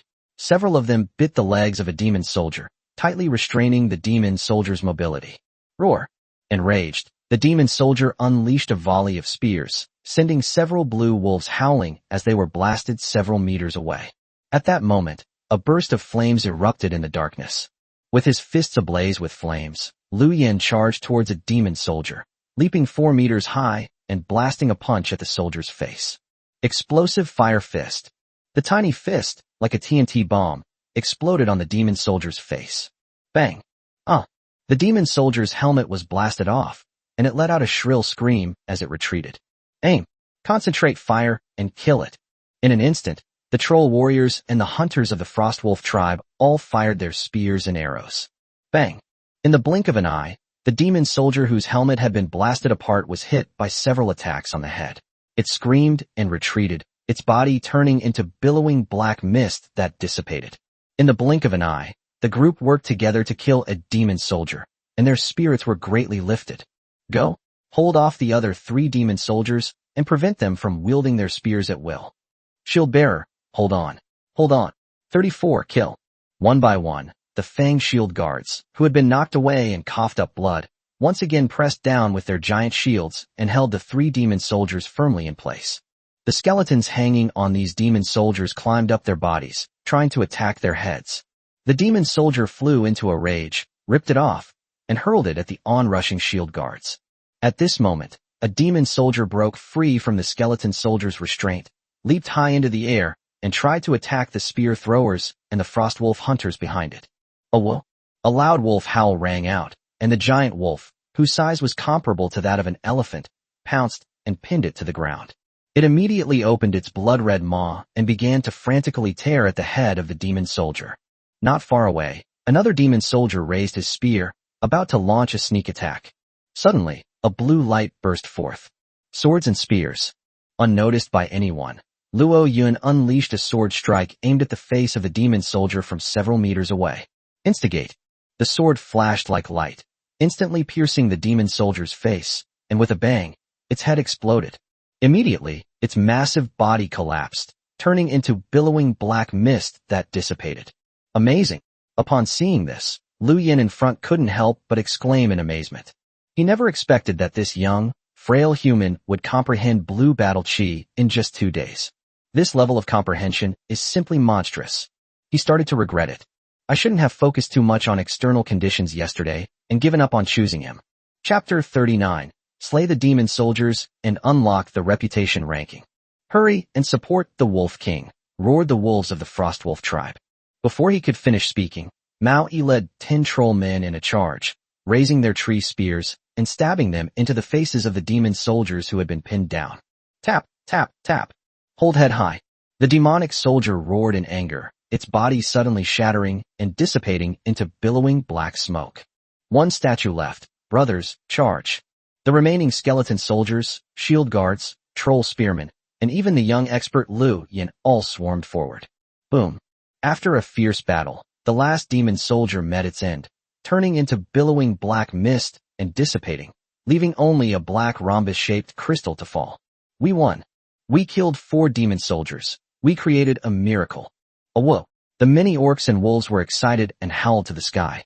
Don't be so happy yet. Holding the nautical manual, Zhou Zheng solemnly said, my team members sent a message saying that several other streams of demonic mist are already surging towards this area. We must adjust our mindset and prepare for the next battle. Luo Yun also spoke up immediately, saying, everyone, let's check the casualties first and try to get ourselves ready for the second battle as quickly as possible. Qingya, the representative of the Fang tribe, quickly checked the situation of his men and solemnly said, of our Fang tribe's 20 shield guards, 3 warriors have suffered severe arm fractures and can no longer fight. Although the other shield guards have suffered some internal injuries, they can still fight if they put up a fight. Frostwolf Clan's Wolf Frenzy said in a deep voice, our tribe suffered no losses among its hunters, but we lost 5 blue wolf beasts. Our troll tribe has no casualties so far, Mao Yi added. Luo Yun also said, my skeleton soldiers have special abilities. They can reconnect broken bones, and all of them maintain their full combat strength. Zhou Zheng looked at the information in the manual and said, currently, for streams of black mist are surging this way. 2 of them are quite far away and will arrive in about 10 minutes. The other 2 are relatively faster. One will reach its destination in about 1 minute, and the other in about 3 minutes. However, the speed at which the first gust of black mist is surging is slowing down, as if it is waiting for the second gust of black mist. Upon hearing this, Luo Yun's eyes flashed with a cold light, and he said, "Let's attack directly." In that battle just now, we also got a general idea of the strength of the demon soldiers. If there are only 4 or 5 of them, we can eliminate them with very little cost. If there are many, quantitative changes can lead to qualitative changes, and then it's hard to say what will happen. Zhou Zheng nodded in agreement and said, "We can advance a distance and wipe out the first 2 groups of demon soldiers, then retreat to a distance of 10 kilometers, regroup, and take out the last 2 waves of demon soldiers. Even if we can't win in the end, it's not too late for us to retreat." Zhou Zheng looked at Mao Yi and the other orcs and asked, "What do you 3 orc brothers think?" "We'll listen to you. If you say do it, we'll do it. At worst, it'll cost us our lives." "That's right. Lord Zhou Zheng, Lord Luo Yun, please give us your orders. Our lives are in your hands."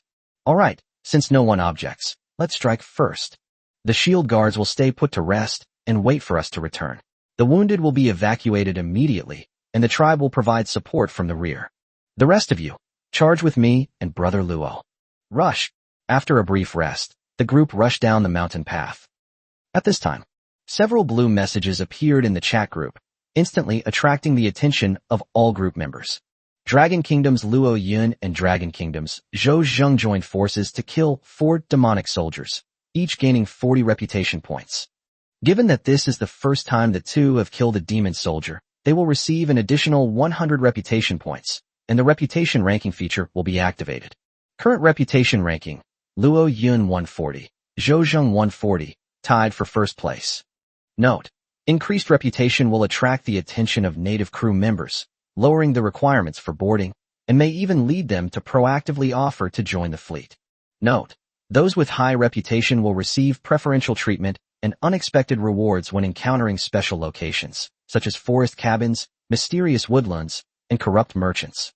Note: those with high reputation will be favored by the benevolent and righteous factions, and will have a very high probability of receiving their help and support. Several messages popped up in quick succession, instantly shocking the entire group. Holy crap, who are these 2 big shots? They've only been here for 2 days, and they're already killing demon soldiers. If they were given 5 or 6 days, wouldn't the demon guards be killed by them? They must have switched to a rare profession, otherwise they wouldn't be so strong. Damn, that's awesome. I'm still fishing. I don't know when I'll be able to advance to a professional. Fuck you. If we can't beat the old warlord in 3 months, it's all your fault. To be honest, these 2 brothers are really fierce. Half a day ago, I formed a temporary fleet with 10 captains and happened to encounter a lone demon ship. At the time, we thought we could crush it with the advantage of our boats and pets. As a result, several demon soldiers leaped out of the demon ship and slaughtered 8 ships in an instant. Luckily, a friend and I ran fast, or we would have been dead long ago. Luo Yun, this kid's name sounds familiar.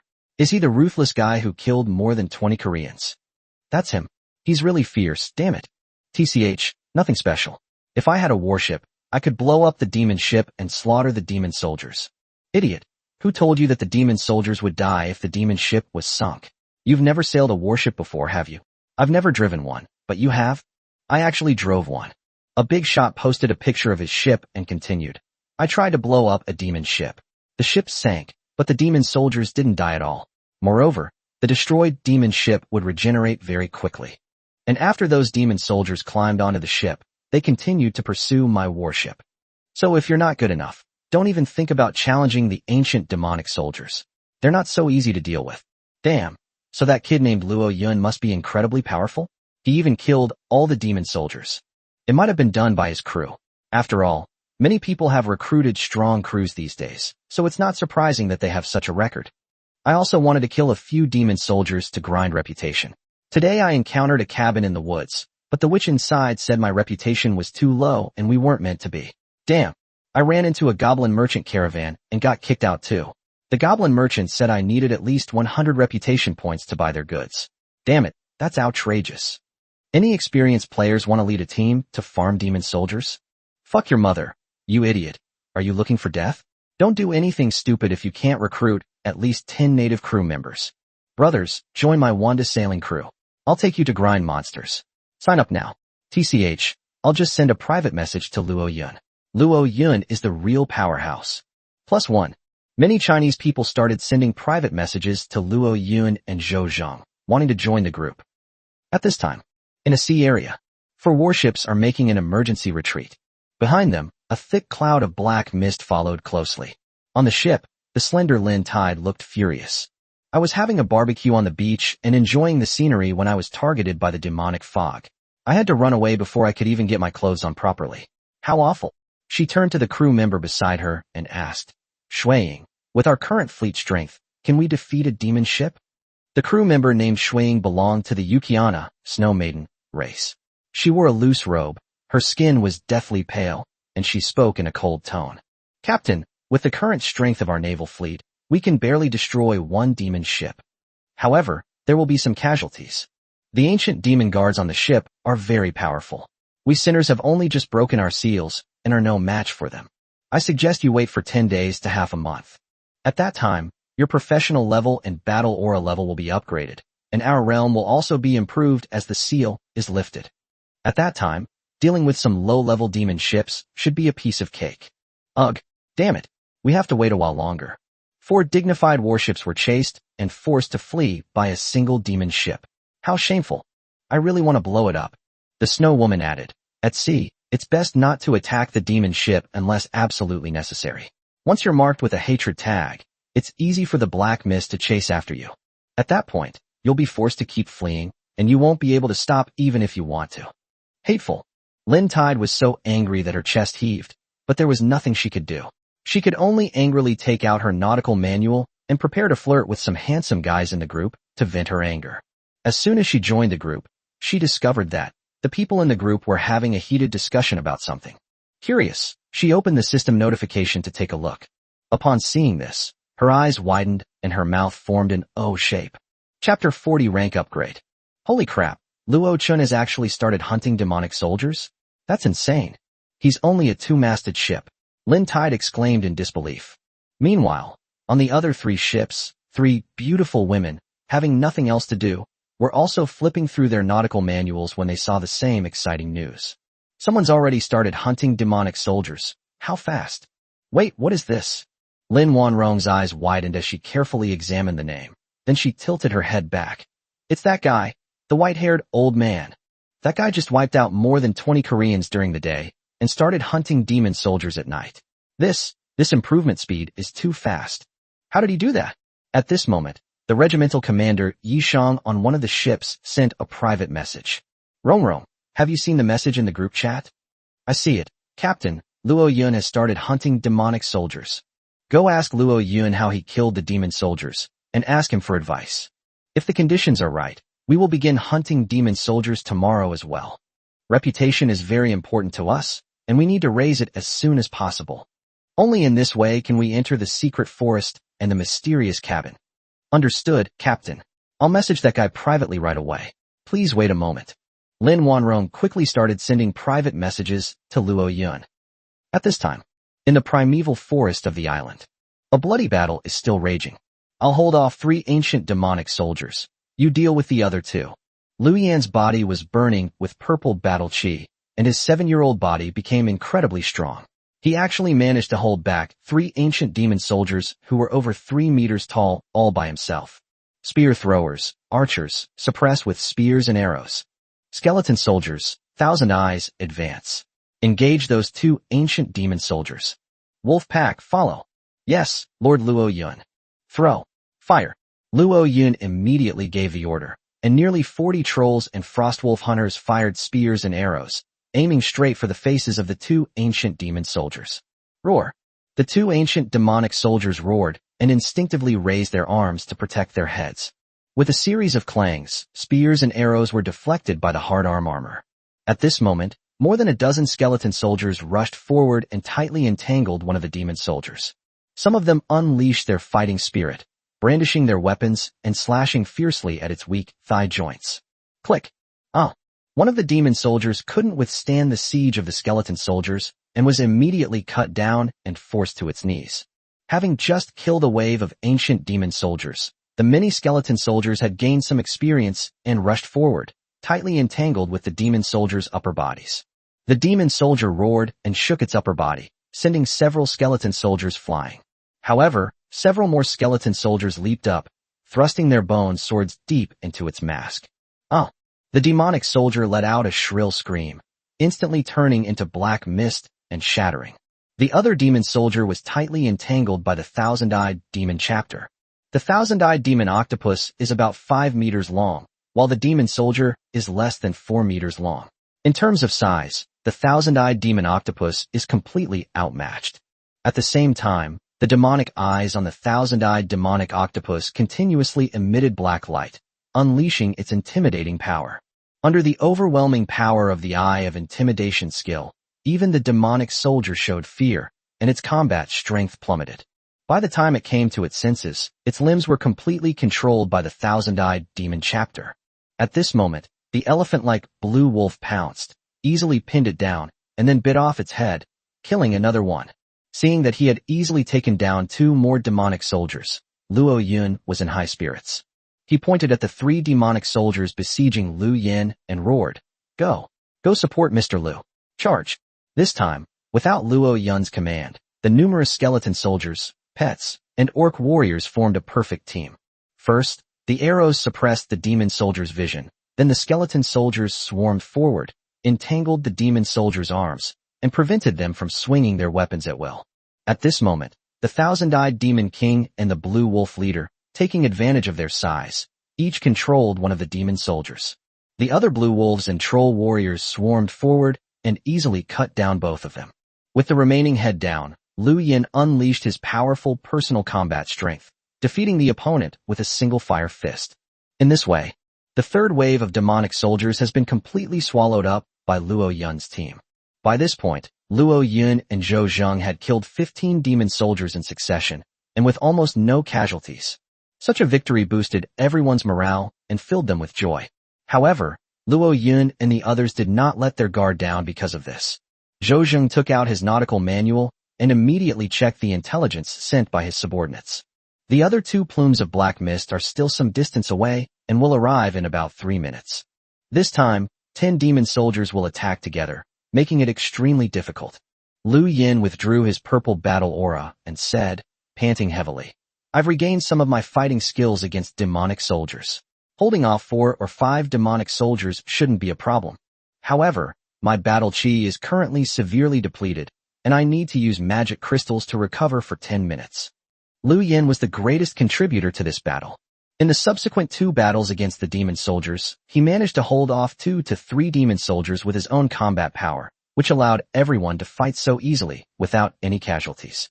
However, he was a cursed native. His height remained that of a 7-year-old, and his physical strength and fighting spirit consumption far exceeded that of an ordinary adult.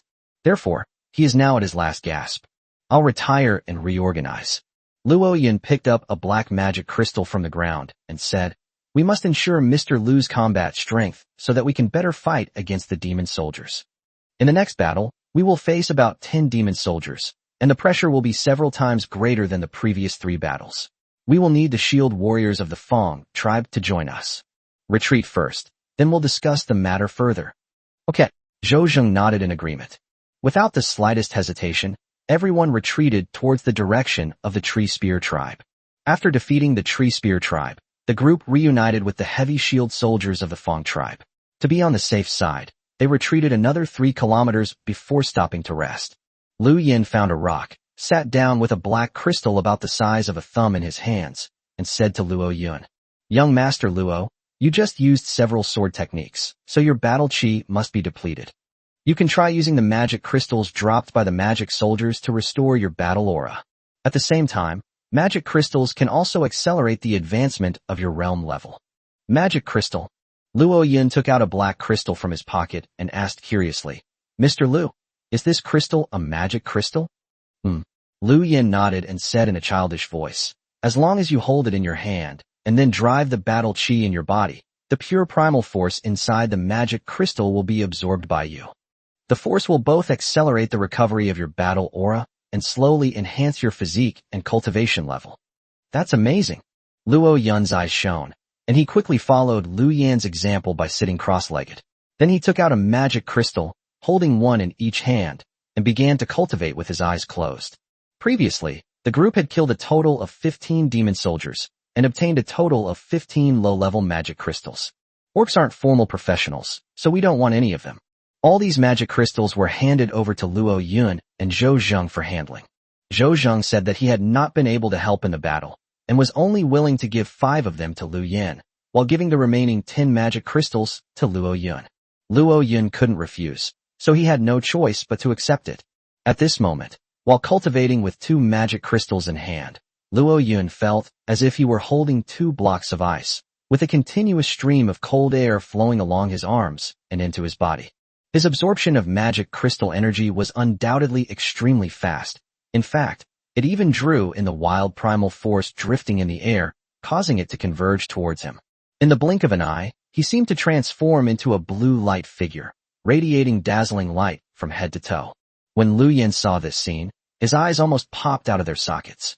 Zhou Zheng, who was standing nearby, noticed his unusual behavior and asked in a low voice, "Mr. Lu, is there something wrong with Brother Luo's cultivation? This is a big problem." Lu Yan's eyes gleamed, and he said, "His talent for cultivation is exceptional. He is one of the most outstanding chosen ones I have seen in the past few thousand years. On my dear island, only Granny Deer's granddaughter can be compared to him. If he has enough magic crystals, he will catch up with me, or even surpass me, and break through to the next realm, the Cloud Sea realm, in half a month to a month." Upon hearing this assessment, Zhou Zheng's eyes widened in surprise. Cloud Sea realm? Isn't that a second-tier professional? I have read the former ship owner's description of Cloud Sea realm professionals, saying that Cloud Sea realm professionals can easily tear through steel armor, smash ancient trees with their fists, and uproot willows, as powerful as Superman. Brother Luo actually managed to achieve that within a month? That's unbelievable. That's what geniuses are like.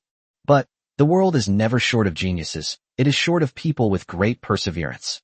As long as you, Captain, maintain your unwavering belief and keep fighting, one day you will also become a peerless master. I, Lu Yan, trust my judgment and will never misjudge people." Upon hearing these words, Zhou Zheng was enlightened. He bowed deeply to Lu Yan and said, "Mr. Lu, although I, Zhou Zheng, am dull-witted, I never give up. I will strive to become stronger and will never let you down." A calm smile, incongruous with his appearance, appeared on Lu Yan's face. He nodded, closed his eyes, and began to seriously recover his battle chi. About 10 minutes later, sudden, boom boom boom, the surrounding air vibrated. Lu Yan suddenly opened his eyes and stared wide-eyed at Luo Yun not far away. Luo Yun's clothes fluttered, and blue battle chi surged out of his body like raging flames, dancing wildly. At the same time, a powerful aura spread outwards from him in all directions, almost snapping the surrounding weeds. Lu Yan's pupils constricted, and he secretly exclaimed, "This kid's cultivation speed is truly freakish." Chapter 41 Advancement, Demon Guards Attack. Zhou Zheng was startled by this strange phenomenon and couldn't help but ask Lu Yan, "Mr. Lu, what happened to Brother Luo? Why did it cause such a huge commotion?" He advanced. "From the lower level of the initial sea realm to the middle level of the initial sea realm, my strength has increased by at least nearly double." Zhou Zheng's eyes widened in surprise. "Isn't that amazing?" he exclaimed. "Not just awesome, it's absolutely incredible." Lu Yan got up from the ground and said in a childish voice, "This kid's talent for cultivation is really terrifying. He has only been in the cultivation world for 2 days, and he has already reached the middle level of the initial sea realm. If we don't say that he is unprecedented, he is still outstanding. If this kid survives until after March, he will definitely be the main force against the old warlord. At that time, ordinary magic ships and magic guards will be as fragile as paper in front of him. Brother Luo has such great potential?" Zhou Zheng was shocked. "That's what geniuses are like." Lu Yan nodded again. At this moment, the orcs around him looked at Luo Yun with awe and even admiration. Kashima is cursed to shrink in size and become like a baby.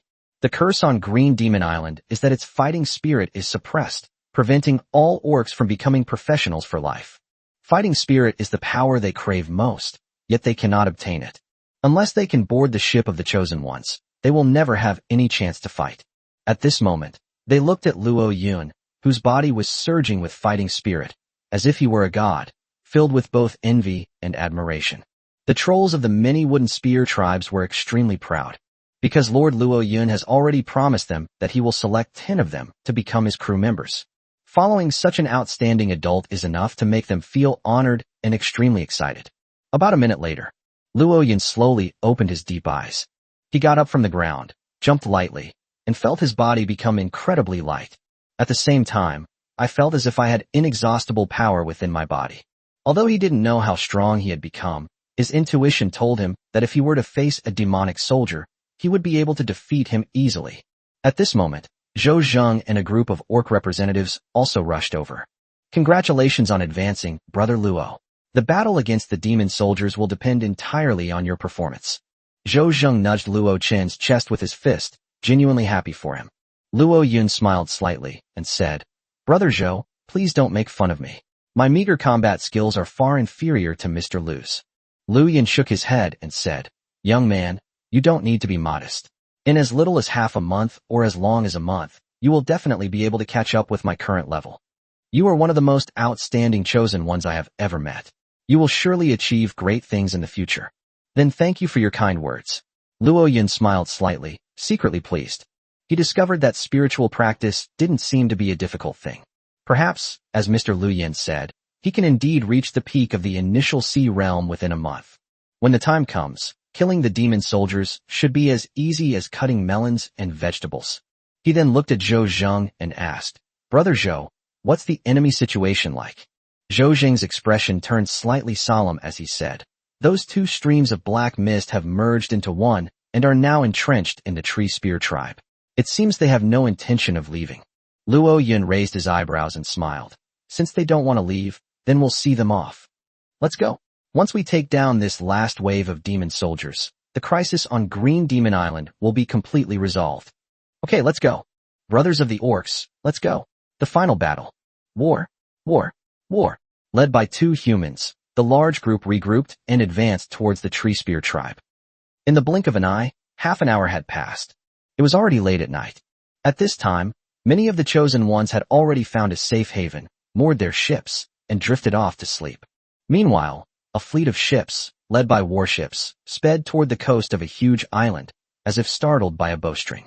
On the deck of the ship, several South Koreans were hurriedly stitching up Park Chung-hee's wounds. Because there was no anesthesia, Park Chung-hee fainted from the pain several times. Fortunately, the surgeon who performed the stitches was a professional. Otherwise, Park Chung-hee's condition would have been far more serious than simply fainting from the pain. At this moment, the lookout at the bow shouted excitedly, Young-hee Appa, we're almost at the port of Pansuk Island. It looks like Chairman Park's fleet is out to pick us up. Great. We have a backer now. Park Chung-hee, nearly collapsing from the pain, was covered in sweat and let out a low growl like a wild beast. Luo Yun, you damned bastard from the Dragon Kingdom. How dare you treat me like this? Just you wait. My uncle's fleet will crush you. Just you wait. Although Park Chung-hee lost his testicles, his voice remained deep and resonant. At this time, many people stayed up all night, still watching the chat channel. They were all waiting to see if Luo Yun and Zhou Zheng would break records and kill more demon soldiers. Meanwhile, they were all looking forward to the 2 of them coming online so they could ask them for information about the demon soldiers. After all, out of hundreds of thousands of people in the entire group, only the 2 of them managed to kill the demon soldiers. This piqued the curiosity of all the group members, who wanted to ask them for advice. At this moment, someone exclaimed in surprise. Damn, don't they sleep at night? They've killed another 10 demon soldiers in a row. Amazing. Instantly, a large number of chosen ones gave a thumbs up emoji, expressing their sincere admiration. They've gone mad, completely gone mad. From the moment they left until now, they've killed 25 demon soldiers, which is practically wiping out all the demon soldiers on that small boat. That's fucking amazing. I heard from my kobold crew that after killing the ancient demon soldiers, you can obtain magic crystals, which can accelerate the training speed of professionals. With so many magic crystals they've acquired, their cultivation speed is already far ahead of others. Magic crystals are really good stuff. I wonder if they sell them. If they do, I'm willing to trade my photo album for them. A journalist named Tai Mings posted photos of herself with large breasts and a plump bottom, and was immediately warned by the group rules. The reputation rankings have been updated again. Luo Yun and Zhou Zheng are tied for first place with a reputation of 250 each. In the short term, no one should be able to surpass them, right? It's hard to say. After all, several warship-level bigwigs have already given the order that they will lead their troops to hunt down lone ancient demon ships tomorrow. These two are relatively unknown, and without a powerful fleet to support them, it will be difficult for them to maintain their number one position. Having experienced a moment of glory is enough. If I could ascend to the top like them and make a name for myself in front of 500,000 people, my life would be worthwhile. What's the point? Is it as interesting as catching a 700-pound bluefin tuna? A fisherman posted a picture to show off, but it was instantly overwhelmed by countless other posts. Countless people have started tagging Luo Yun and Zhou Zheng, wanting to understand the process of hunting demonic soldiers and learn valuable experience. Among them are many top figures from various countries. At this time, in the Tree Spear tribe, the final battle has come to an end. At the cost of more than 10 shield guards being injured, Luo Yun and his team killed all the remaining 10 ancient demon soldiers and won a great victory. At this moment, all the orcs, including the wolves, were cheering and howling with excitement. However, Luo Yun's expression was somewhat off. He received a prompt from the will of the rules. Warning, your octopus ship has been blocked by an ancient demonic vessel. Please return to defend it as soon as possible. Warning, your octopus ship has been blocked by an ancient demonic vessel. Please return to defend it as soon as possible. Holy crap, how could this happen? Upon hearing this news, Luo Yun was completely stunned. Despite its octopus ship being hidden among the reefs, it was spotted by the old demon ship. Its luck is truly unbelievable. On the old demon ship, there was a second-tier demon guard. Its strength is at least 10 times greater than that of a first-tier demonic weapon. How can we fight against it? For a moment, Luo Yun's face turned ashen. Chapter 42 Preparing to take action against the demon guard. 34. Brother Luo, what happened? You look so pale. Luo Yun clenched his fists and said in a low voice, my ship is blocked by the ancient demon ship. The will of the rules wants me to go back to guard the ship and repel the ancient demon ship. What? How so? Damn it. Everyone's faces turned somber. The old demon ship was guarded by second-tier demon guards, whose strength was more than 10 times that of ordinary demon soldiers. Although there is only one, its combat power definitely exceeds the sum of all the previous demon soldiers. If this team were to confront such a powerful demonic guard, they would undoubtedly suffer heavy casualties. They could even be wiped out. This is something Luo Yun absolutely does not want to see. However, he didn't want to give up his warship. After all, it was Luo Yun's future hope. Luo Yun said calmly, please rest assured, everyone. I still have trump cards up my sleeve, and I should be able to eliminate that ancient demon guard. You guys rest here first. I'll take some skeletons back and wipe it out before I come back. Hey kid, stop pretending. You can't possibly be a match for it. Lu Yin crossed his short arms and said bluntly, the strength of a second-tier demon guard is stronger than you imagine. They can already release demonic energy and injure enemies from a distance. At the same time, it can also cast various curse skills, and its defensive power is far superior to that of ordinary demonic soldiers. With your current battle aura strength, even if you directly hit its vital point, you might not be able to kill it. If you fight it with your skeletons or pets, you're doomed. The only way to defeat it is for all of us to join forces and fight to the death. Only then can we possibly win. Zhou Zheng's expression turned stern, and he said to Luo Yun in a deep voice, Brother Luo, do you think Brother Zhou is too weak? Brother Zhou, that's not what I meant. Luo Yun quickly explained, I just didn't want to increase casualties, after all. After all what? Zhou Zheng glared at Luo Yun and said, if we're brothers, we'll fight together and share the burden together. They're just old demon guards, right? Let's all attack together. At worst, we'll all lose our lives. What's there to be afraid of? Besides, isn't there the so-called world tree at the end of the immortal route? Brother Luo, you're a genius. You'll definitely be able to reach there in the future. If any of us die in battle, you can just revive us. This. Luo Yun was speechless, thinking to himself that Brother Zhou thought too highly of him. According to Granny Deer, no one has ever reached the end of the immortal path in the past 10,000 years. At this moment, Mao stepped forward and said in a deep voice, Lord Luo Yun, we wish to become your crew members. Please take us with you. Lord Luo Yun, you promised to take us out to sea. We are willing to fight for the octopus ship. Please take us with you. Lord Luo Yun, please take us with you. Other troll warriors also rushed over, earnestly requesting to fight. Lord Luo Yun, you are the benefactor of our island. Our Frost Wolf tribe is willing to assist you in repelling the demon ship. The Fang tribe is fearless. The orcs from the other two major tribes also surrounded them, ready to die. Luo Yun knew that everyone was genuinely fighting for him, and if he were to refuse now, it would seem coy and pretentious. He nodded solemnly and said, "Very well. Since you are all willing to risk your lives to help me, Luo Yun, then I will remember this favor. If you need anything in the future, please feel free to ask. I, Luo Yun, will never refuse." "What nonsense are you talking about? Hurry up and leave, or your ship will be destroyed and you won't even have time to cry." Zhou Zheng smiled slightly, patted Luo Yun on the shoulder, and quickly ran towards the beach. "Lord Luo Yun just fought for our tribe. Now it's our turn to fight for Lord Luo Yun. Let's go, brothers. Rush." The other orcs and wolves grinned and followed immediately. Luo Yun felt a warmth in his heart, and, without further hesitation, waved his hand, beckoning the thousand-eyed demon octopus and the skeleton soldiers to surge towards the beach. At this time, in the chat group, a lot of information about hunting demon soldiers was scrolling out, shocking countless group members. Luo Yun of the Dragon Kingdom, together with Zhou Zheng of the Dragon Kingdom, killed 10 ancient demon soldiers, each gaining plus 100 reputation. Tie for first place on the reputation rankings. King Fuguei of the Dragon Kingdom, leading the Wanda naval fleet, slays 20 ancient demonic soldiers, gaining plus 200 reputation. Chun Wang of the Wanda naval crew, whose ship was destroyed by the old demon guards, has been reduced to a crew member and kicked out of the group chat. The guild leader is ranked second on the reputation leaderboard.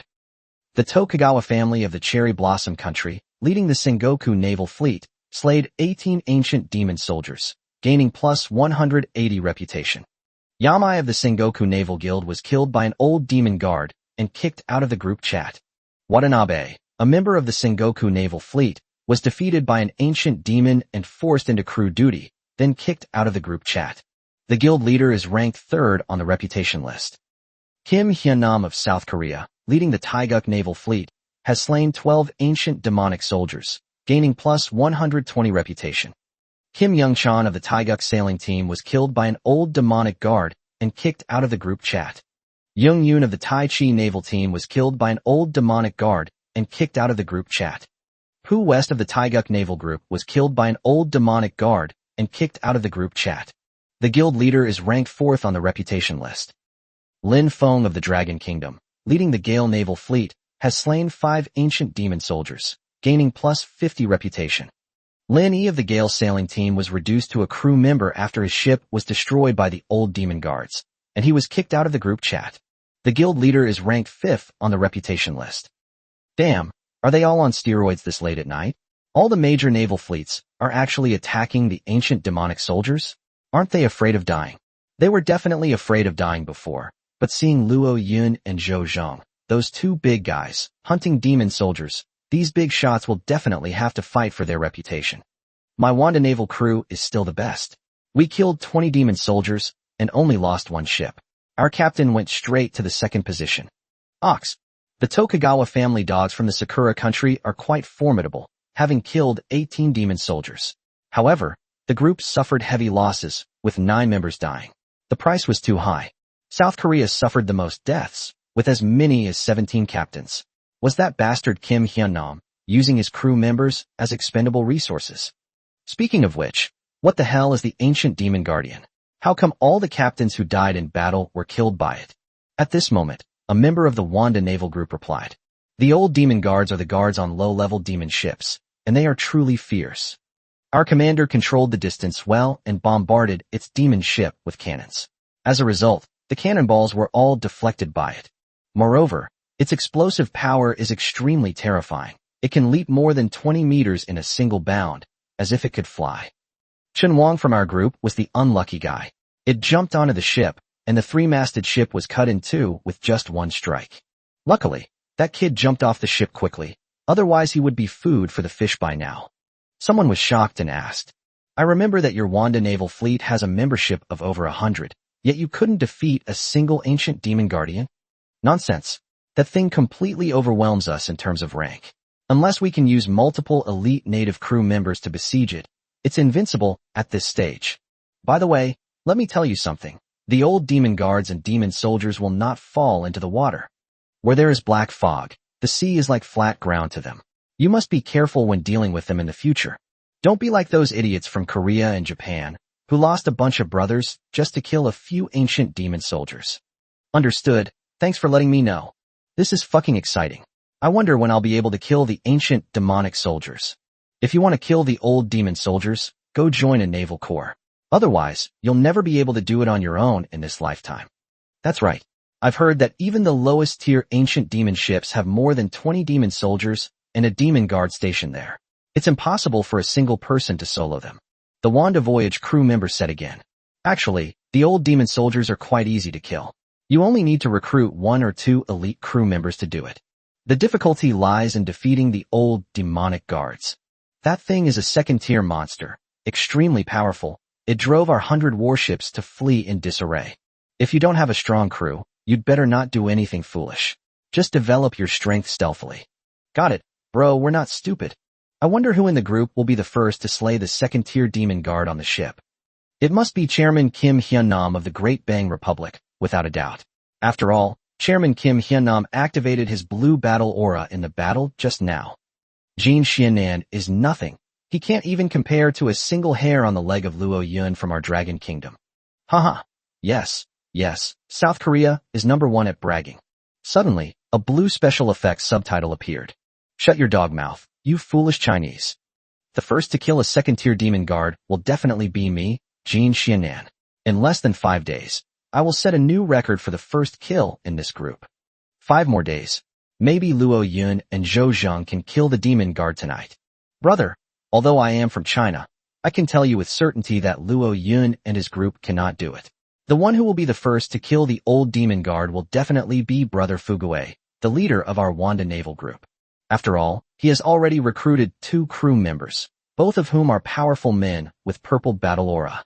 He has also recruited some crew members for other members, and they are all outstanding. Our captain said that we have a chance to slay the demon guard within 3 days. Humph, then I, Kim Hyun-nam, will only last 2 days. Fuck your mother's stick. Can you stop bragging?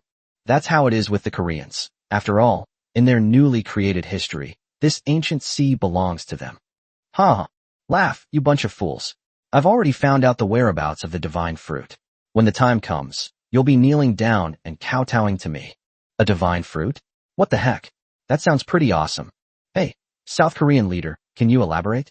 However, Kim Hyun-nam posted a crooked mouth emoji and arrogantly logged off.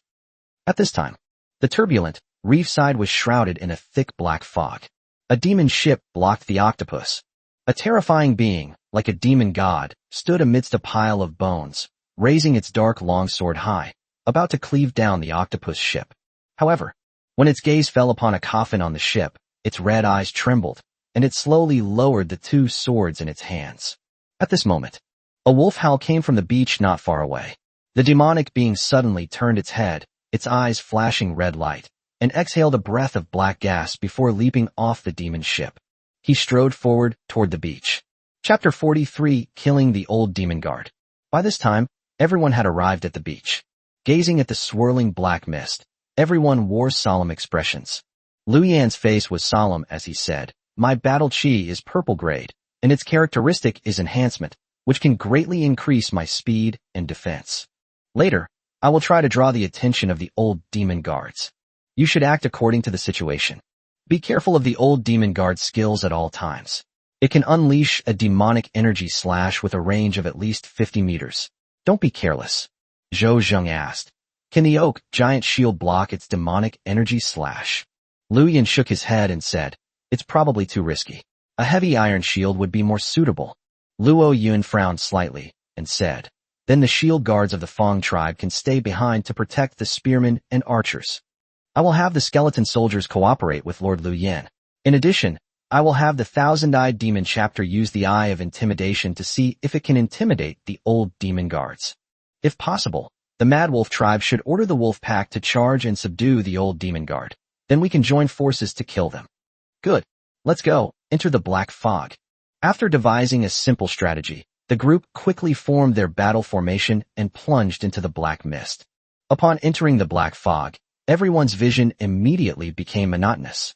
Everything in sight was grayish-white. Just then, a heavy footstep sounded. Everyone looked ahead, and their pupils immediately contracted. A demonic guard, emanating black energy, wielded a 3-meter-long dark sword and strode forward. An indescribable, menacing aura emanated from it, pressing down on everyone. Instantly, everyone and beast present felt a chill in their hearts. Their hair stood on end, and they couldn't help but take 2 steps back. It's the old demon guards. Prepare for battle. As soon as Lu Yin finished speaking, the old demon guard gripped the black blade with both hands and swung it diagonally at the crowd. Instigate. With a whooshing sound, a huge black light blade, several meters long, ripped through the air and roared towards them. Careful. Get down. Get out of the way. Everyone was shocked. Some fell to the ground, while others rolled around in terror. 2 shield guards from the Fang tribe, fearless of death, charged forward with their heavy oak shields. Bang! With 2 muffled thuds, the oak shield was cleaved as if it were made of paper. Fortunately, the 2 shield guards reacted quickly, curling up into a ball and narrowly avoiding the black blade's edge. Otherwise, there will be casualties as soon as they meet. Ignoring his horror, Luo Yun immediately ordered, "Go! Skeleton soldiers, hold it off!" Click, click, click. A dozen skeletons, wielding bone weapons, launched an immediate attack. The old demon guard's eyes gleamed with a cold red light as he stepped forward, his long sword flashing repeatedly. Bang, bang, bang. The skeletons were as fragile as paper, easily sliced to pieces, and could not even get close. "I'm going." With flames burning in his fists, Lu Yin leaped over the skeleton soldiers like an arrow and charged towards the old demon guard. "Quickly cover Mr. Lu." Zhou Zheng swung the tree spear with a sudden motion. The ranged archers, including Mao Yi, also fired their spears and arrows, aiming at the faces of the old demon guards. The old demon guard's body trembled, and a burst of black demonic energy suddenly erupted, sending all the arrows and spears flying. At this moment, Lu Yin had already rushed up to it. Standing at about 1 meter tall, he faced the ancient demon guards, who were over 4 meters tall, like an infant facing an adult. Lu Yin was not afraid at all. His whole body was filled with purple battle chi, and his fists were blazing with flames as he suddenly punched out. The fiery dragon emerges from the sea. Roar! 2 burning fist imprints transformed into dragon head shapes and slammed towards the chest of the old demon guard. The old demon guard's eyes flashed red, and black demonic energy burned in his left hand as he swung it at the 2 dragon-shaped fist imprints. Bang! The dragon-shaped fist imprint was shattered, turning into countless sparks that scattered across the sky. The old demon guard swung his giant blade, about to strike Lu Yin. At that moment, a blue sword light bloomed several meters away. Swords and spears. The old demon guard seemed to sense the danger and raised his left arm to protect his mask. The next instant, a blue sword blade swept across and slammed into its left arm, bursting out a blue sword light, but it couldn't break through its defense. The old demon guard did not swing his long sword again, but instead suddenly raised a giant foot and stomped down heavily. "Watch out, jump!" Lu Yin suddenly jumped up, leaping 3 meters high. Luo Yin also felt a chill rush straight to the top of his head. Without thinking twice, he jumped up with Lu Yin. The charging skeletons, wolf packs, and thousand-eyed demons had no time to react. The next instant, the old demon guard stomped down. Boom! It trampled a 2-meter-wide crater into the ground. A terrifying shockwave emanated from it, spreading outwards along the sandy ground in all directions. Bang! Within a 10-meter radius, the skeletons that were closest to them were all shattered, turning into scattered bones on the ground. The wolves that couldn't jump in time were also affected. Some had their limbs broken, while others were thrown away, spitting blood in a gruesome sight. However, the thousand-eyed demon Octopus, being a mollusk, was able to easily withstand the power of the shockwave and was not harmed at all. Rear. Many orcs, witnessing this terrifying scene, felt their scalps tingle and even forgot about their range suppression. As Luo Yun and Lu Yin landed, before they could even stand firmly on their feet, the old demon guard stepped forward and was about to swing his blade. Both of them were terrified and immediately prepared to dodge. At that moment, an extremely dark black light burst forth from the black mist, shooting towards the face of the old demon guard. Hold head high. The old demon guard was startled by something, and roared as he took 2 steps back, wildly swinging the giant blade in his hand as if he were slashing at something. It was the thousand-eyed demon chapter that unleashed its intimidating gaze upon it. Great, Thousand Eyes' intimidating gaze worked on this guy. Seize the opportunity and wipe him out. Luo Yun's eyes gleamed as he recalled the fierce battle with the female ghost last night. He took a step forward and swung his sword. High spirits. Slashed through the air. The blue sword light swept in and imprinted itself on the mask of the old demon guard. Ping. A metallic clang rang out, and the old demon guard's mask was shattered, revealing a bizarre face made of black mist. It seemed to have recovered from the intimidation and was about to swing its long sword to kill Luo Yun from a distance. However, a small figure had already darted to its side and threw a punch. Fire fist shatter. Boom. The burning fist slammed into the old demon guard's knee, causing it to stagger and half kneel on the ground, its blade planted firmly on the ground. Before it could recover, the thousand-eyed demon octopus and the leader of the blue wolves pounced. The thousand-eyed demonic octopus coiled around its body, while the blue wolf leader bit its wrist, which was holding the knife, and shook its head wildly.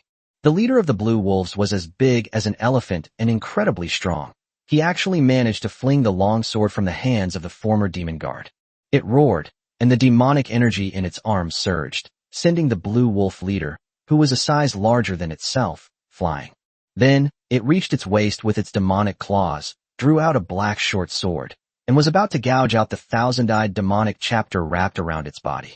At that moment, a gust of wind flashed by, and Luo Yun had already closed in on it. Just as Luo Yun was about to draw his sword and strike it in the face, the old demon guard's eyes glowed red as it glared at him.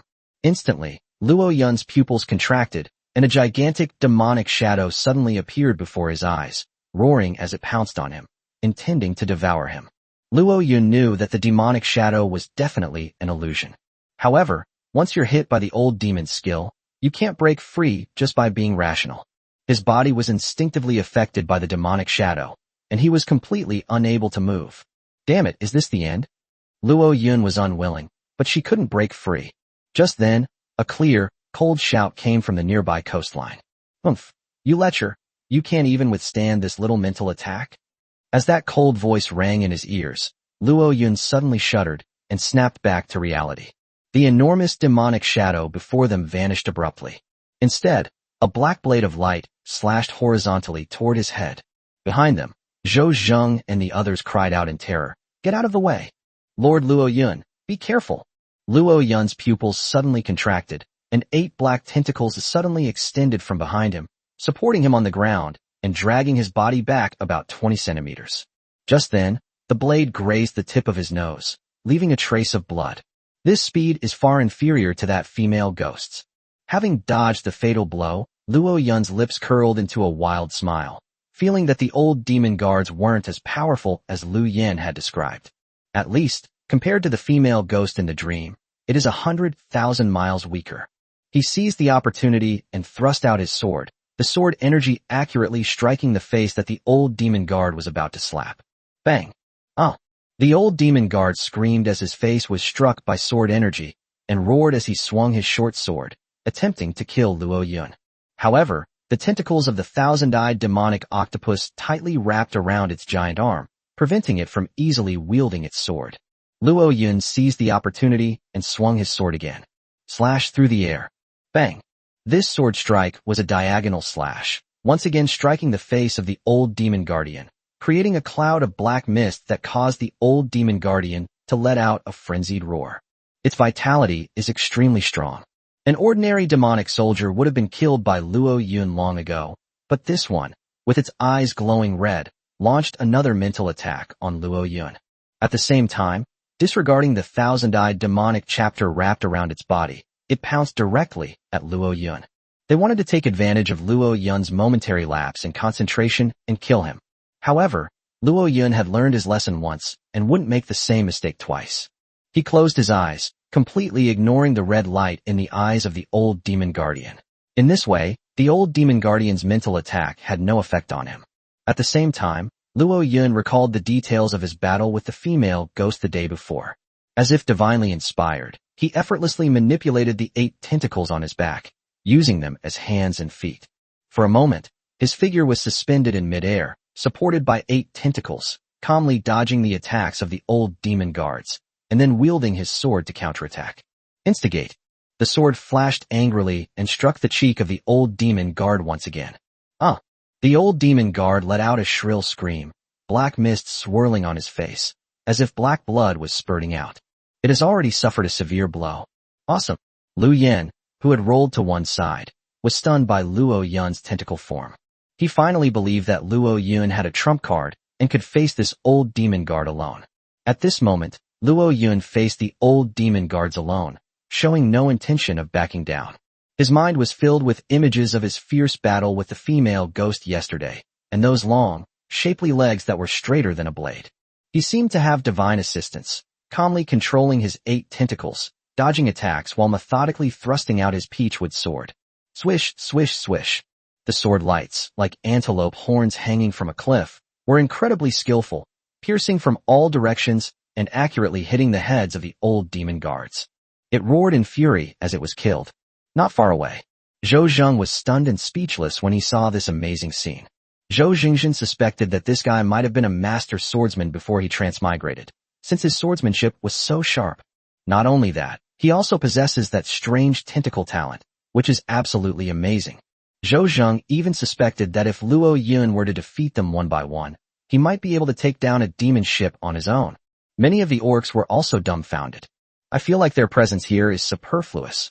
Luo Yun alone is more than enough. After countless sword thrusts, a piercing scream suddenly echoed along the coastline. Babble! As the howling sound rang out, the body of the old demon guard suddenly shattered, turning into billowing black mist that drifted away. Luo Yun quickly raised her hand to cover her face and bent her body slightly to avoid being blown away by the strong wind. At that moment, out of the corner of his eye, he vaguely glimpsed what appeared to be a black sword, angled and embedded in the sand amidst the billowing black mist. It did not disappear with the collapse of the old demonic guardians. After the storm subsided, Luo Yun dispersed his 8 tentacles, landed beside the black sword, and reached out to grasp the hilt. Instantly, an extremely cold sensation spread from his palm throughout his entire body. At the same time, the reputation rankings within the group have been refreshed once again. Chapter 44, Capturing the Demon Ship.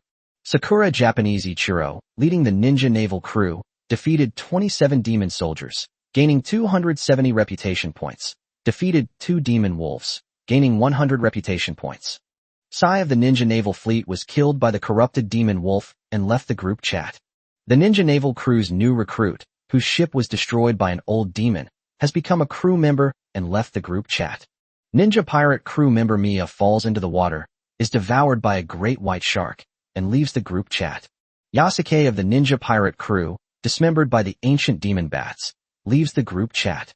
Team leader Hattori Ichiro, with a reputation of 370, surpasses the record holders Luo Yun and Zhou Zheng by 340 reputation points, rising to the top of the reputation rankings. Another bombshell announcement has surfaced, startling many group members. The Japanese devils from Japan have reached the top of the rankings.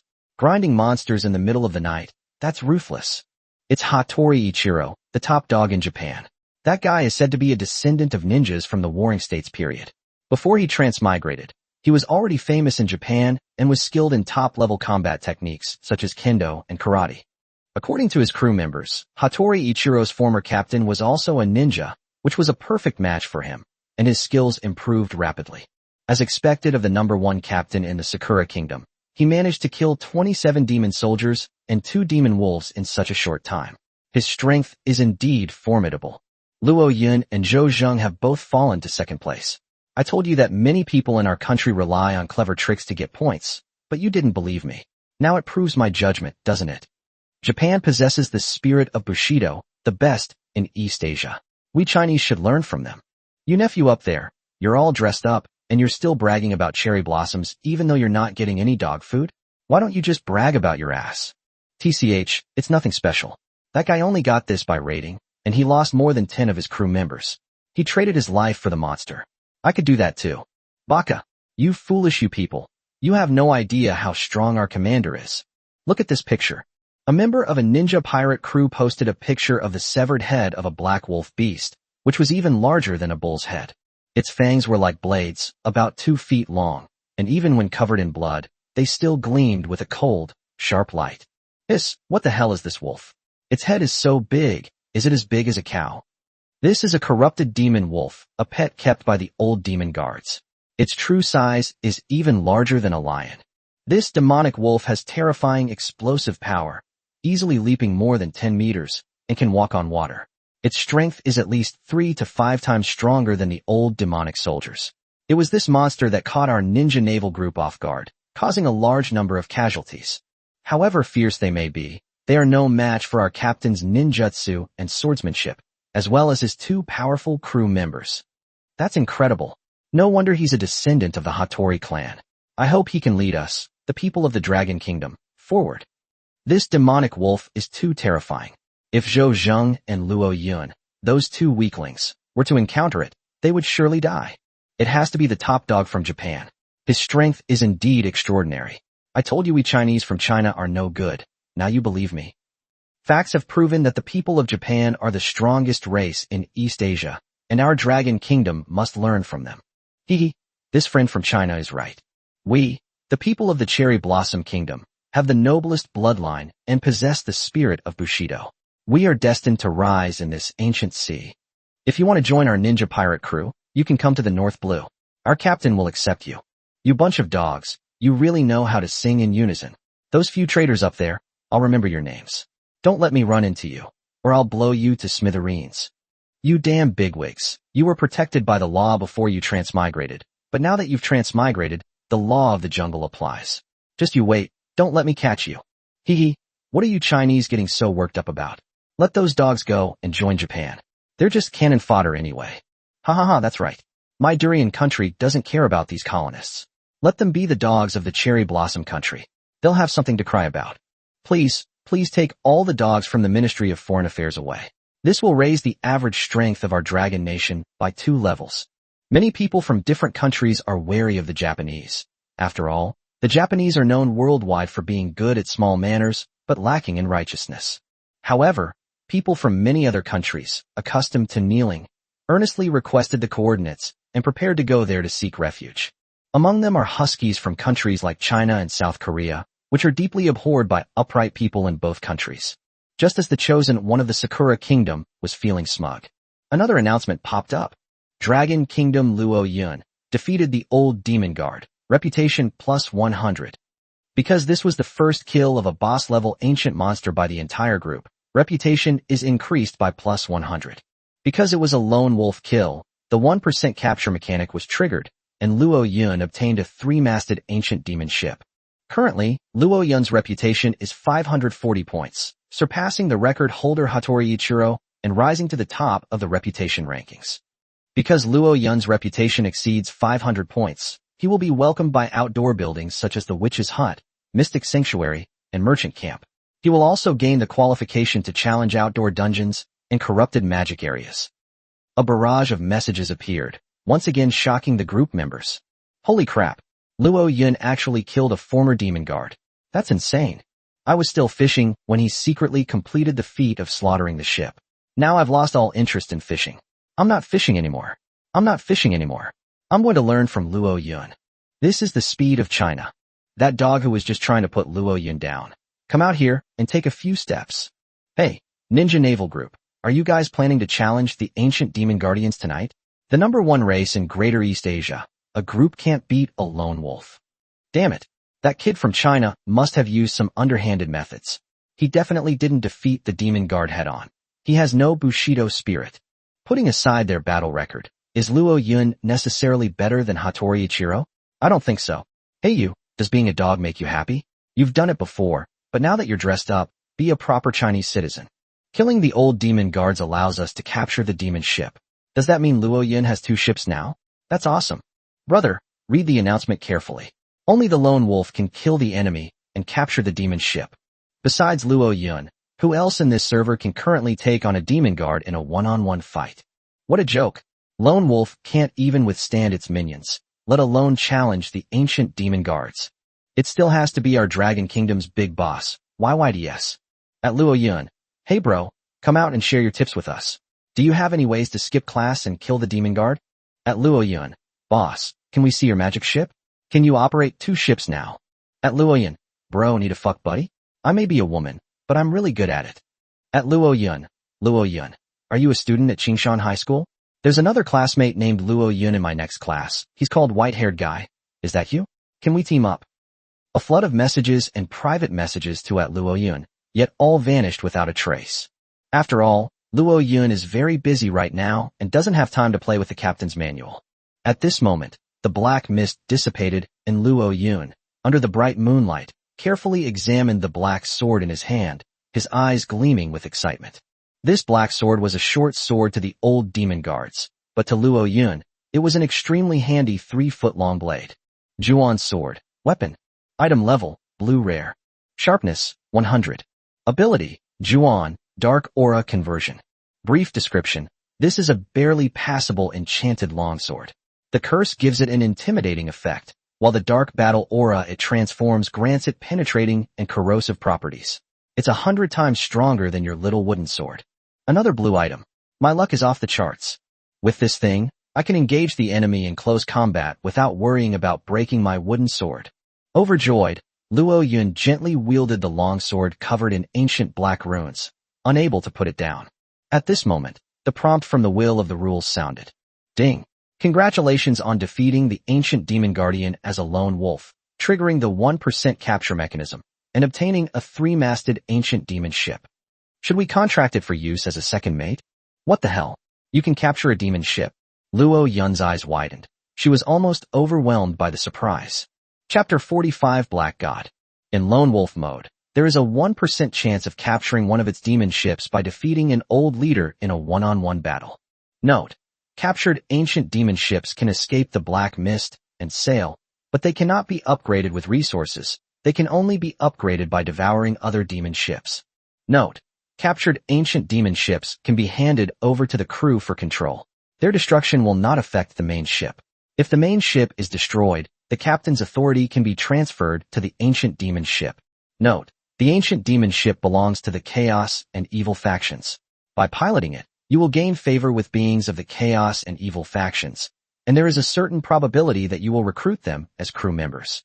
Note: captured ancient demon ships are the natural enemies of ordinary demon ships. Once encountered by the black mist, they will relentlessly pursue them.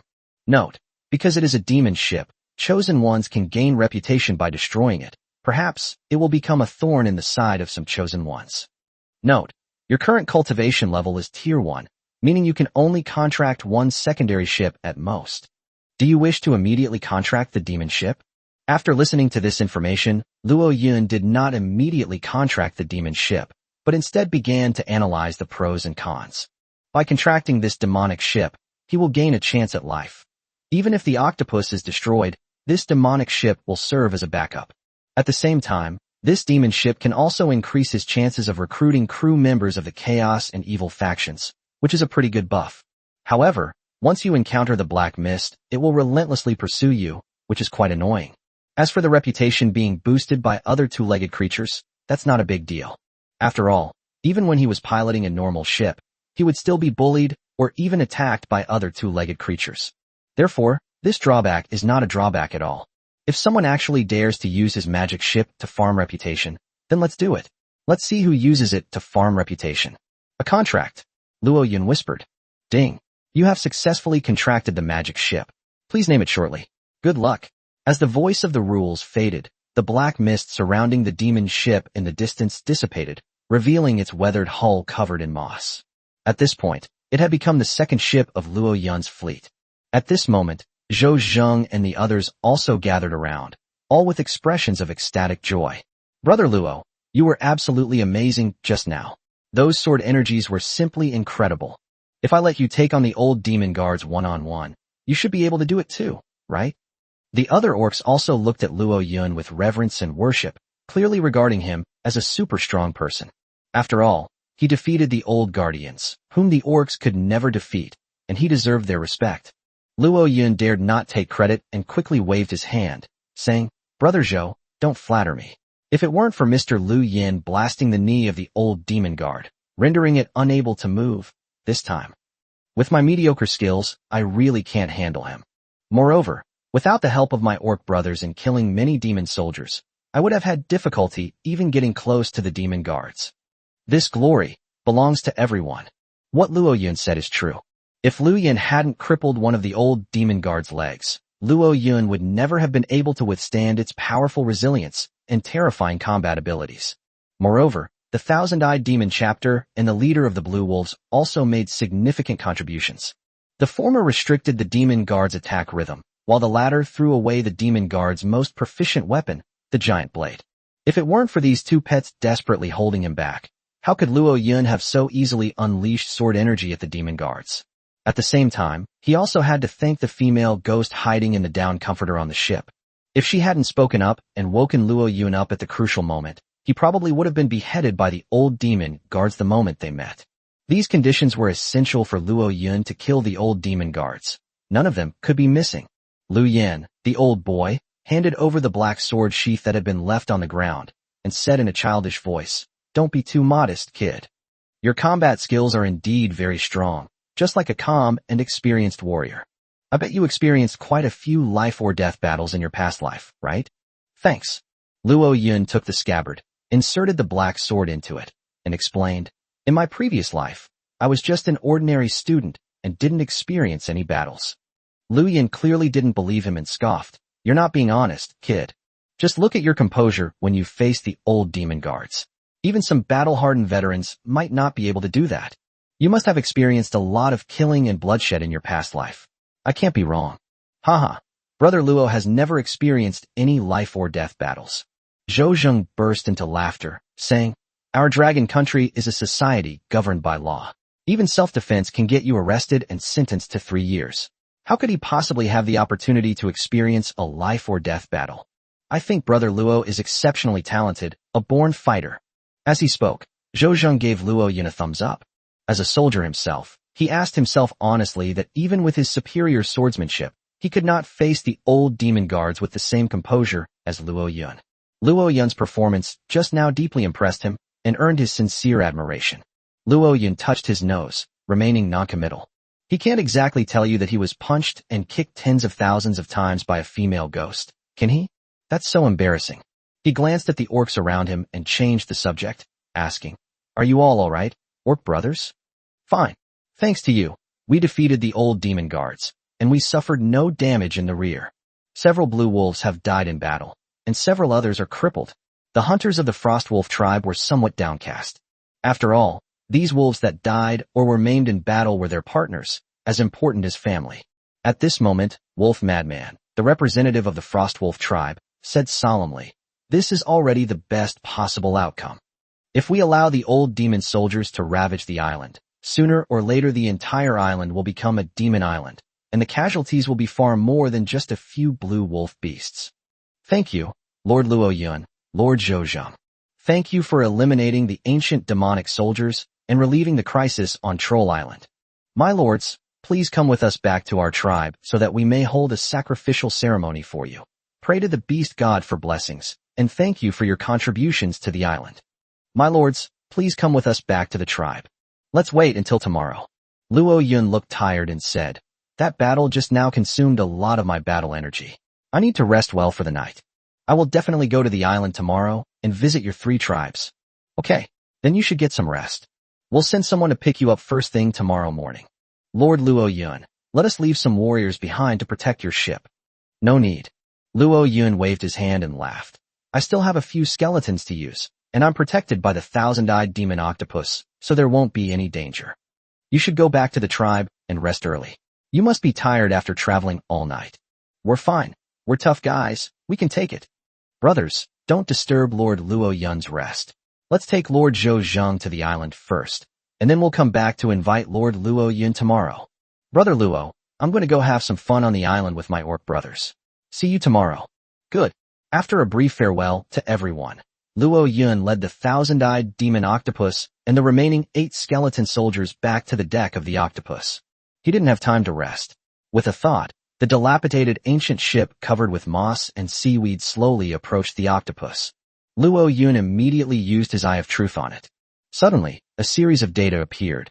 The ancient magic ship, a 3-masted ship, unnamed. Boat owner, Luo Chun. Level, 3, lower tier, 4-masted ship, requirement. Consume 3 3-masted magic ships. Durability, 2000/2000. Flag slot, Old military flag. Buff. Reorganization. Evil resurgence. Burden of filth. The fallen nest. 2. Idle. Speed. 60 knots. Brief description. This is a low-grade, ancient demon ship with no special features, but it's better than nothing. Status. Perfect. This ship actually has 3 buffs. What the hell is this nest of the fallen? Luo Yun carefully examined these data points. Chapter 46 The Nest of Fallen Souls. Reassemble. If the captain survives, the ship will slowly reassemble after being destroyed until it is fully restored. Evil Resurgence. Allows dark creatures residing on the demon ship to gain slow level-ups. A haven for evil. There's a certain probability that it will attract malevolent beings to hide on the ship. Whether it poses a threat to you depends entirely on your luck. The Fallen Nest LV1. A special building. This can attract dark creatures to build their nests here. The dark creatures that reside in the corrupted nest will become your servants. Note: currently, only a maximum of 2 dark creatures can be attracted to build a nest. As the ship's level increases, the number and size of the fallen nests will also increase. After reading these 3 pieces of information, Luo Yun's eyes lit up. Although this demon ship is only a low-level 3-masted ship, it has buffs and special buildings, making it much stronger than his Octopus ship. If it weren't for the fact that the hull was so dirty, Luo Yun would have wanted to use this demon ship as his main ship. After thinking for a moment, he renamed the demon ship the Black God. At this point, Luo Yun now possessed 2 warships of his own. Luo Yun had all 8 skeletons climb onto the Black God and set up camp. This Black God has a buff that allows dark creatures to slowly level up. Skeleton soldiers are undead creatures and should belong to a branch of dark creatures, so they're a perfect fit for this ship. After doing all that, Luo Yun took out a box of sausages and began feeding himself and the thousand-eyed demon octopus. Tonight's battle was extremely dangerous, and the little octopus performed exceptionally well and deserves a reward. Therefore, Luo Yun directly handed it 8 sausages. Here, have some. You did very well tonight. Your master is proud of you. Huff, huff. The little thing was overjoyed. It wrapped one of its tentacles around a sausage and nestled happily in a corner, guarding its food like a dog, as if afraid that some coffins would snatch it away. Click, click, click. The little coffin also came over, banging on the coffin lid incessantly, begging for food.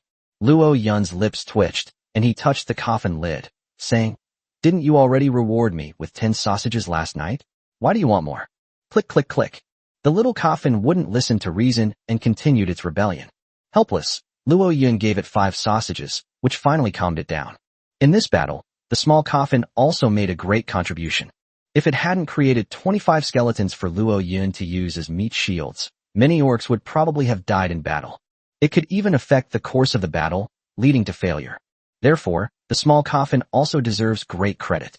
After calming the 2 little pets down, Luo Yun began to devour the sausage. The intense battle and the depletion of his fighting spirit left him physically and mentally exhausted, and he could only maintain his condition by eating large amounts of food. Taking advantage of this free time, he opened the Nautical manual, preparing to learn about the intelligence from the other side. Upon entering the chat channel, a massive influx of private messages, immediately flooded in. This completely baffled Luo Yun. I was thinking, what the hell is going on? I only missed half the night by not logging into the Nautical manual. Why are so many people leaving me messages and sending me private messages? With over 999 it mentions and over 999 private messages, who can keep track of all that? Luo Yun chose to ignore it and opened the private message from his friend Lin Wanro. This girl has gone crazy for some reason. She left herself dozens of messages. Luo Yun glanced through it briefly, feeling a warmth in his heart. Most of the messages inquired about Luo Yun's safety and advised him to be careful. Taking advantage of a break, Luo Yun sent her a message. Goddess Rongrong, thank you for your concern. I'm in great shape right now, and I even accidentally captured a magic ship. After sending the message, Luo Yun took another picture of the Black God ship and sent it over. This was a rare opportunity to show off, and he couldn't let it slip by. The next second, the girl with the broken teeth replied, "Wow, Joie, you're pretty good." Without making a sound, he actually took down a demon ship and has already become one of the top figures in the group. Awesome. You must have recruited a super crew member. There are no crew members yet, but it will be soon. Tomorrow, a troll squad will board my octopus. There won't be many people, just 10. Recruiting 10 crew members at once isn't much. Do you want to recruit an army or something? I can't afford it. I'm poor. Can you lend me some money? Get out. I don't have any spare food either. Wait. What are those skeleton soldiers on your demon ship? Are they your crew members too? Hee. No, it came out of the coffin I fished out. After all, I'm not very lucky. I always catch some random things. Luo Yun also took a screenshot of the coffin and sent it over. Bullshit. What kind of coffin can produce skeleton soldiers? You're kidding me. My bunny baby said you must have recruited a necromancer. Quickly tell me where you recruited him. I want to recruit one too. It really came out of the coffin. It's a pity there's no corpse now. Otherwise I would have given you a big skull transformation performance. What kind of amazing coffin is this? Sell it to me. I'll give you 5 million. Didn't you say you had no money? I can borrow it. I can sell myself. Is that not allowed? I won't sell the coffin. I'll keep it for myself.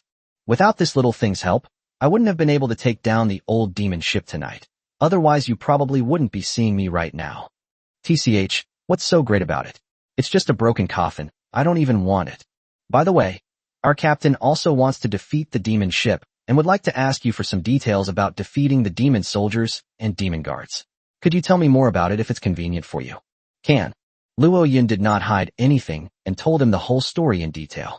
After all, the old demon army is not to be trifled with. If he conceals anything and causes Broken Tooth Girl to die in battle, he will lose his only old classmate in this world. After hearing Luo Yun's detailed account of what happened, Broken Tooth Girl sent several rows of exclamation marks. Wow, the ancient demon army is this strong. No wonder those naval fleets, despite their superior ships and cannons, still suffered enormous casualties. Old man with white hair, I didn't expect you to be so strong, actually able to take on the old demon guards one-on-one. Tell me, are you bragging or not?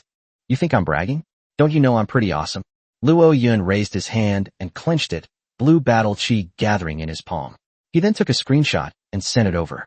Wow, I didn't expect you to awaken blue battle aura too. That's impressive. I thought I was the only genius, but I didn't expect you to be one too. Not bad, not bad. You're teachable. It's alright.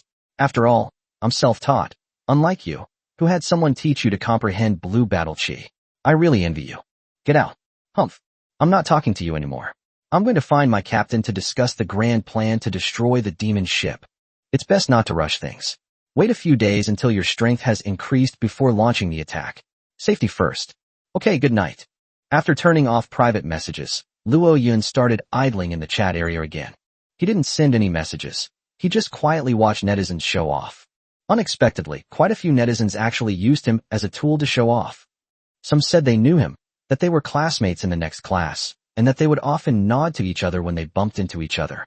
Some say he was the head of his elementary school's academic affairs office, who even waived his tuition and fees, and was his mentor and close friend.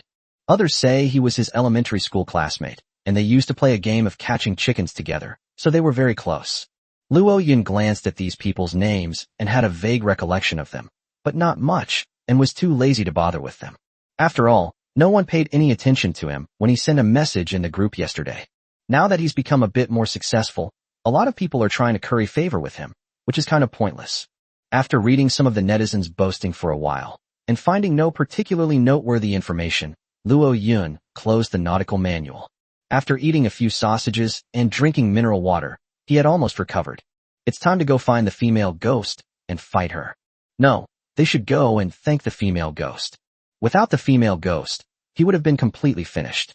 After taking off her clothes and pants, leaving only a pair of shorts, Luo Yun snuggled into the quilt.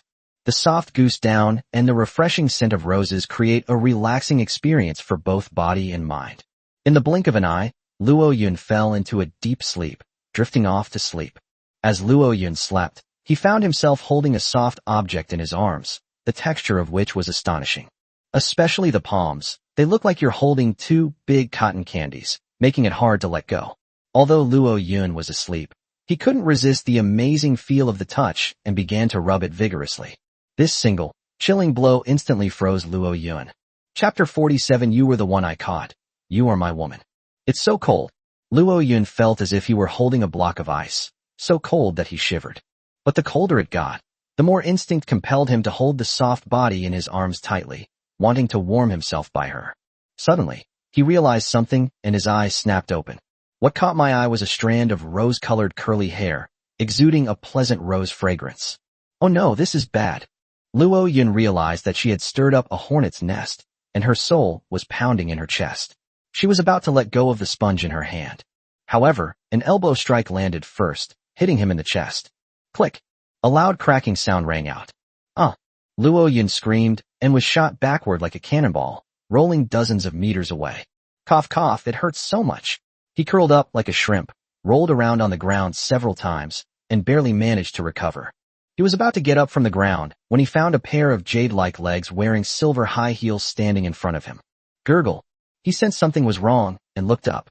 Suddenly, a jade-like leg rose up, and a silver high heel stomped down on his face without any mercy.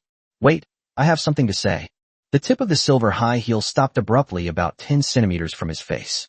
A woman's cold voice rang out. You lecherous scoundrel. Do you have any last words to say? I'm not a lecherous thief. I'm here to thank you.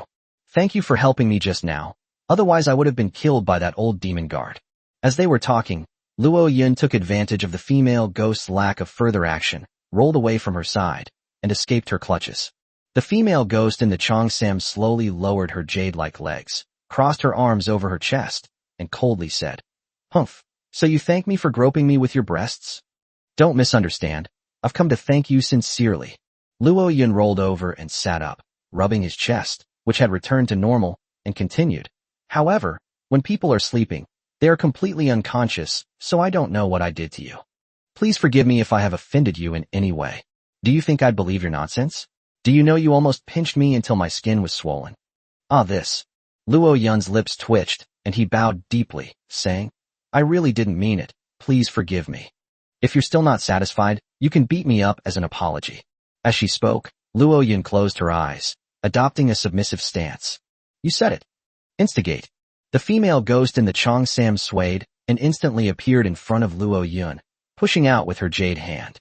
In an instant, a profound and powerful energy surged forth like a tidal wave crashing against the shore. Damn, I was just kidding, you actually hit me. Luo Yun felt a chill run down his spine, sensing that this palm strike was even more terrifying than the demonic energy slash unleashed by the old demonic guards. If she hits you, you'll be badly injured, if not killed. However, having already decided to apologize to the female ghost, Luo Yun would not hide. He bent over, raised his arms, and assumed a defensive stance. The next instant, with a loud bang, he felt as if he had been hit by a truck, and his body was lifted off the ground and shot backward. The scene before him blurred, and he was shot dozens of meters away, his back slamming heavily onto the ground. He then skidded for another dozens of meters before finally coming to a stop. Holy crap! He let out a cry of pain, feeling as if all the bones in his body were being shattered. Even the slightest movement of his fingers caused excruciating pain, and he nearly fainted. Before he could react, a fragrant breeze wafted over, and the slender, beautiful legs of the Cheongsam-clad female ghost reappeared before his eyes. Luo Yun looked up, and, through the high slit of her skirt, she could vaguely see a small white pair of panties. He realized he seemed to have seen something strange, so he quickly turned his face away, avoiding looking at what he shouldn't see. Get up, stop pretending to be dead. I haven't had enough yet. The female ghost's cold voice rang out again. I'm not getting up. Luo Yun turned his face to the side and said stubbornly, unless you agree to become my master and teach me combat skills, I won't just stand there and let you hit me. All right, then you can lie there and let me beat you up. Well, as she spoke, the female ghost raised her jade leg, about to kick out. Hee, I'll keep bothering you. At this moment, 8 tentacles suddenly extended from Luo Yun's back and wrapped around her legs. Humph, a mere trifle. The female ghost used a teleportation technique to easily dodge Luo Yun's tentacles, and still managed to kick out. With a thud, Luo Yun was kicked dozens of meters away again. However, Luo Yun acted as if nothing had happened, rolled over and got up, dusted himself off, and shouted at the female ghost. You said my tentacles are just child's play, then do you dare to make a bet with me? What right do you have to make a bet with me? The female ghost crossed her arms and walked slowly with leisurely steps. Her gait was unpredictable. She walked with ordinary steps, yet left behind afterimages, making it difficult for Luo Yun to discern her true form. Seeing this, Luo Yun felt that this female ghost was incredibly powerful, and he wanted to learn from her even more. Wearing only his underwear, he puffed out his flat chest and said loudly, Are you scared? If you are, then forget it. After all, I, Luo Yun, and the god of gamblers. I always win when I gamble. Oomph, you greyhound. The female ghost raised her chin high and said disdainfully, Tell me, what do you want to bet? Let's bet on whether you'll get entangled by my slippery tentacles. If you get entangled by my tentacles, you'll become my master. If I can't hold you, then you can hit me however you want, and even use me as your sex toy. How about that? I have absolutely no interest in abusing you, you greyhound. If it weren't for your provocative hands, I wouldn't even bother hitting you. You have to take the gamble. Otherwise, I'll go naked next time and pinch you hard. See what you do then. You little lecher, are you threatening me? Enraged, the female ghost ground her teeth in fury and quickened her pace, appearing before Luo Yun in an instant. Luo Yun sensed her overwhelming killing intent, but he was not afraid at all, and said to her with righteous indignation, You're the one I caught. You're my property. I'm just asking you to be my master. What right do you have to refuse? It would be perfectly reasonable for me to make you my woman. Humph, you think you have the ability to make me your woman? As she spoke, the female ghost kicked out with a force more than 10 times greater than before. Luo Yun didn't even see how she kicked before she was sent flying into the air, her bones shattering instantly, and she was sent soaring through the sky like a kite. Despite the excruciating pain, he roared domineeringly at the woman on the ground. Regardless of my strength, you are my possession that I fished up. I, Luo Yun, am your master. I'm giving you 2 choices. Either be my master or be my woman. The choice is yours. Presumptuous. The female ghost flew into a rage, transforming into a streak of red light and soaring into the sky. Having been tortured countless times, Luo Yun collapsed to the ground like a lump of mud, barely able to move a finger. The woman stood beside him, her high heels pressing against his back, her eyes lowered, staring coldly at him. Do you still dare to speak so recklessly? Luo Yun didn't know how many times the female ghost had hit him. He felt like he was being torn apart, and the pain was so intense that he almost lost consciousness. An unconscious murmur escaped his lips. You? I caught you. You are my woman. Upon hearing this, the mist on the woman's face slowly dissipated, revealing an unparalleled beauty. Her gaze was cold and detached as she stared at the small man at her feet for a long time. He wanted to lift his foot and kick him away. However, seeing his disheveled state, the woman hesitated for a moment, but ultimately did not lift her foot again. A wave of dizziness washed over Luo Yun, and she slowly awoke. He felt something touching his face, and upon closer inspection, he realized it was the 1,000-eyed demon octopus stroking his face with its tentacles. Seeing Luo Yun wake up, the 1,000-eyed demon octopus was overjoyed, panting and waving its tentacles. How long have I been asleep? Exhausted, Luo Yun struggled to get up from the hard wooden bed and looked out the glass window of the cabin. I was surprised to find that the sun was already high in the sky. I guess I'd slept until noon. He shook his dizzy head, looked down at the blood-stained quilt covering him, and said in a low voice, That wretched female ghost. How dare she torture me like this? Just you wait. Next time I come looking for you, if I don't crush you to pieces, I'm not Luo Yun. After cursing a couple of times, Luo Yun dragged his nearly exhausted body off the bed. He carefully folded the quilt and placed it neatly on the bed. Immediately, he dragged his exhausted body to the cabin door and staggered towards the beach. They discovered that Zhou Zheng and his group had been waiting on the shore for some time. Chapter 48, heading to Misty Island. Brother Luo, what did you do last night? Your face is as white as paper. Could it be that his battle chi was depleted too much, leading to physical exhaustion and collapse? Seeing Luo Yun's weak and feeble appearance, Zhou Zheng spoke with concern. Luo Yun, supporting his lower back with one hand, waved his hand and said, I overused my battle chi yesterday, so I'm a little weak this morning. It's all right. I'll be fine after a rest. That's good. That's good.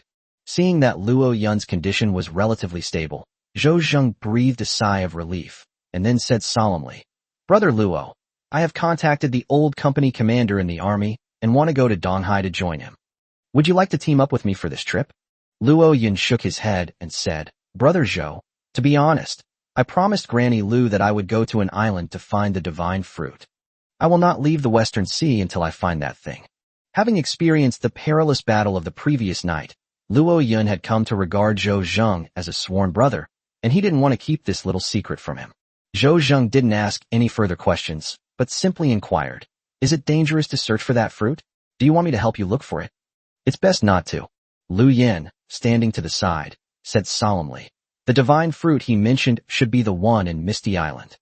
Mist Island is shrouded in mist all year round, and it is home to a large number of powerful magical beasts, whose strength is even comparable to that of the ancient demon guards. I have heard that, apart from the first ancestors who set foot on that island, any creature that attempted to land on that island ultimately died on the island, and no one else has ever left Misty Island. In addition, there is a large amount of black fog surrounding Misty Island. Where there is black fog, there is the ancient demon ship. Unless a massive fleet joins forces to destroy the demon ships encircling the island first, even landing on the island will be a problem. Therefore, I advise you to give up this unrealistic fantasy. Upon hearing this, Luo Yun's lips twitched violently, and he asked, "Is Misty Island really that dangerous?" Lu Yun nodded and said, "It's 10 times more dangerous than what I said. Over the centuries, countless chosen ones have failed to reach the island. Not a single one has succeeded. Including our dear island, many islanders followed their captains to the island, but none of them ever returned. Otherwise, why do you think I wouldn't take my captain with me?" Hearing this, Zhou couldn't help but advise, "Brother Luo Yun, a true man should face difficulties head-on when he roams the world. But we should also listen to what the elderly say. I think you should listen to Mr. Lu and not go to Misty Island for now. It's not too late to consider going to the island after you become stronger." Luo Yun raised an eyebrow and smiled. "I know, I'm not stupid. I'm just going to that island to take a look. If things don't work out, I won't do anything reckless. I'll go with you. Goodbye, you still need to go see your old company commander, so I won't take up any more of your time. I will come to find you when I go to the East China Sea. I hope you won't forget your little brother then." "Not at all. It's an honor for me to know you. I can't wait to brag about you to my old comrades every day. Take care, Brother Luo. Take care, Brother Zhou." The two clasped hands tightly, their unspoken understanding unspoken. After bidding farewell to Zhou Zheng's fleet, Luo Yun rested briefly before heading to the Tree Spear tribe with the spear-wielding troll warriors. True to his word, the old chieftain, after a simple sacrificial ceremony, instructed Luo Yun to select troll warriors from the tribe. Luo Yun's criteria for selecting trolls were not based on their physical strength, but rather on their comprehension. He judged that the higher a troll's comprehension, the greater its future potential. Luo Yun selected the first spear. Although this guy is big and burly, his comprehension is extremely high, reaching 80 points, far exceeding that of ordinary demon hunters. Luo Yun thought highly of him. It is believed that once he becomes a crew member, his curse will be lifted, and he will surely become a remarkable professional. Afterwards, Luo Yun selected 9 troll warriors with an aptitude of around 60 points. These troll warriors varied in size, some strong, some thin, some tall, some short, which pleased the old chieftain greatly. After all, if all the able-bodied men in the tribe were taken away, the troll tribe's survival in the future would become extremely difficult.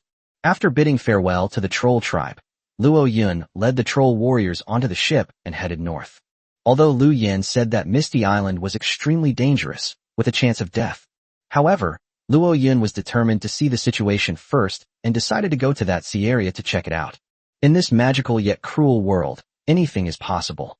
If you don't even have the courage to dream, you're destined to be just another face in the crowd and never go far. Before we knew it, it was noon the next day. After a full day of nonstop sailing, Luo Yun's 2 warships arrived at a desolate sea area. This sea area is different from the previous ones. The sky is always surrounded by thin clouds, and not a single seagull can be seen. The sea was also deathly still, with no flying fish leaping out, and even high waves hard to be seen. However, a strong sea breeze was blowing in the salty, humid air, making an eerie whooshing sound. There was wind, but no waves, which was very unusual. In the center of the Octopus's empty deck, 9 troll warriors were enthusiastically practicing their spear skills, brandishing their long spears. Just yesterday, Luo Yun tried to buy a set of gun techniques with Mora in the trading area of the navigation manual. He actually succeeded in buying it, acquiring a beginner-level spear technique called Overlord Spear, which cost him 10,000 Mora. Although it's the most basic spear technique, as long as you practice it, you can still activate your battle aura. Luo Yun purchased this spear technique so that the troll warriors could practice it. The troll warrior became a crew member, and the curse of the sinners on his body has been removed. As long as he is willing to practice his gun skills diligently, he will definitely be able to advance to a professional. And these troll warriors certainly did not disappoint him. After practicing the Overlord Spear 100 times, He awakened green battle aura and advanced to become a spearman. The other 9 troll warriors only had around 60 points of comprehension, and their speed of comprehending battle chi was far slower than his. But, after a night of arduous training, 3 troll warriors successfully advanced to spearmen and activated their white battle aura. As for the remaining 6 troll warriors, although they have not yet awakened their classes, they have already awakened their chi. Luo Yun judged that they should all be able to master the skills by tonight at the latest. With these 10 orcs joining the fleet, the strength of Luo Yun's fleet naturally increased. At this moment, at the rear of the ship, Mao Yi, holding binoculars and gazing at the distant sea, said in a low voice, "Captain, that fleet is still following us and shows no sign of leaving." Luo Yun was also sitting at the stern of the boat, fishing with a calamity fishing rod. He looked up and gazed at the sea ahead. A fleet of ships could be vaguely seen trailing far behind, having followed the Octopus for a day. With a confident expression, Luo Yun said, "They probably also want to try their luck on Misty Island. Let them continue to follow. If we really encounter the old demon ship later, I don't believe they'll have the guts to continue following it." After a full day of rest, Luo Yun has gradually recovered. He felt that his strength had increased significantly. If he were to fight a demonic soldier one-on-one now, he would be confident that he could kill it within 3 moves. As for the old demon guards, with his current crew, he is not afraid at all. He turned to Mao Yi and said, "Brother Yi, go and instruct the other crew members on marksmanship. I will keep an eye on the movements of those ships. Also, go into the cabin and get some sausages to share with the brothers. Brothers, you're training a lot, so your physical fitness must keep up. Don't worry about not having enough food. I'll find a way to solve that." "Yes, Captain." Mao Yi put down the telescope, then grabbed the wooden spear on the side and walked toward the 9 troll warriors on the deck. At this moment, Luo Yun felt the fishing rod sink, as if something had taken the bait again. This made him overjoyed. After all this morning, this was the first time a fish had taken his bait. He quickly got up and began spinning the spinning wheel at high speed. Wow, it's surprisingly lightweight. Damn, could it be another small, poisonous creature like the blue-ringed octopus? They don't even buy Koreans anymore. Hopefully it's not one of those things, otherwise we'll have to feed it to the little coffin. At this point, the catch was finally pulled to the surface of the sea. Luo Yun took a closer look, and immediately felt utterly horrified. They actually fished up a pair of red high heels. At this time, the hundreds of warships following behind also spotted the Misty Island ahead. They could no longer sit still and began to accelerate, speeding up their pursuit of Luo Yun's fleet. Brothers and sisters, my new book is out. Could you please give it a lot of likes and a 5-star review? Your support is the tiger's motivation. 3 or 4 updates a day are no problem. Chapter 49, The Beloved's High Heels. Uncle, Misty Island has been found. That kid Luo Yun is no longer of any use to us. Let me go up and sink his ship. In the Red Devil naval crew, Park Chung-hee, still recovering from serious injuries, consulted the navigator's manual. Although Jier was shot to pieces by Luo Yun, his life force became incredibly strong after advancing to the professional level. After only 2 days of rest, he was already able to stand up and even sail out to sea. He hasn't been idle these past 2 days either. With the help of his uncle Park Bom, he received a large number of low-ranking crew members on a dog-headed island. Currently, hundreds of menacing kobolds are lined up on the deck of his ship, waiting to be commanded by him. From the other end of the nautical manual came Park Bom's deep voice. "You can go and sink that kid's ship now. However, do not get close to that kid's ship. You must keep a distance of about 100 meters from him to prevent him from jumping onto your warship. He can kill the old demon guards. In close combat, no matter how many people there are, they are not enough for him to kill. First, blow up his ship and throw him into the water, then deal with him slowly. Also, try to keep him alive. Misty Island is huge. Without a map, finding the divine fruit will be like finding a needle in a haystack." "Yes, uncle, I will definitely handle things well and will not let you down." Park Chung-hee waved his hand and roared at the dozen or so huge 5-masted ships around him. "Full speed ahead. We must sink that kid's ship before he gets to Misty Island. Charge with me." "Yes, young Master Park." The members of the Red Devil sailing team responded loudly and immediately steered their ships forward at full speed. The larger the warship in this world, the stronger its horsepower and the faster it travels. A normal 4-masted ship would have a speed of around 60 knots. A 5-masted ship would have a length of approximately 80 knots. As for the higher tier ships, their speed is even faster. Park Chung-hee's ships were first-class warships with a speed of about 120 knots, twice that of four-masted warships. If he were to proceed at full speed, he could catch up with Luo Yun's ship in a short time, but he didn't dare. After all, he had been terrified of Luo Yun and dared not face him alone. His uncle is the Minister of National Defense of South Korea, and the members of his naval corps are mostly South Korean soldiers. Having these soldiers charging alongside him greatly emboldened him and filled him with high morale. At this time, hundreds of nautical miles away from the Red Devil fleet, another fleet was heading towards Misty Island from the other direction. This fleet was the Mad Shark Sailing Group, led by Ichiro Kawada and Shika's son. Captain Kawada Ichiro stood at the front of the deck, gazing at the distant sea through binoculars, and solemnly said, "Lord Shirkazan, it seems that the Crimson Demon Naval Group has also set its sights on Misty Island.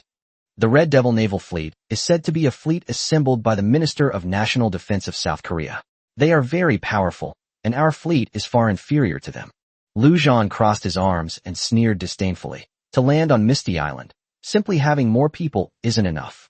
Not only will it not be enough, but it will also cause a large area of black fog to be shrouded and the demon ships to surround and annihilate us, leading to eternal damnation.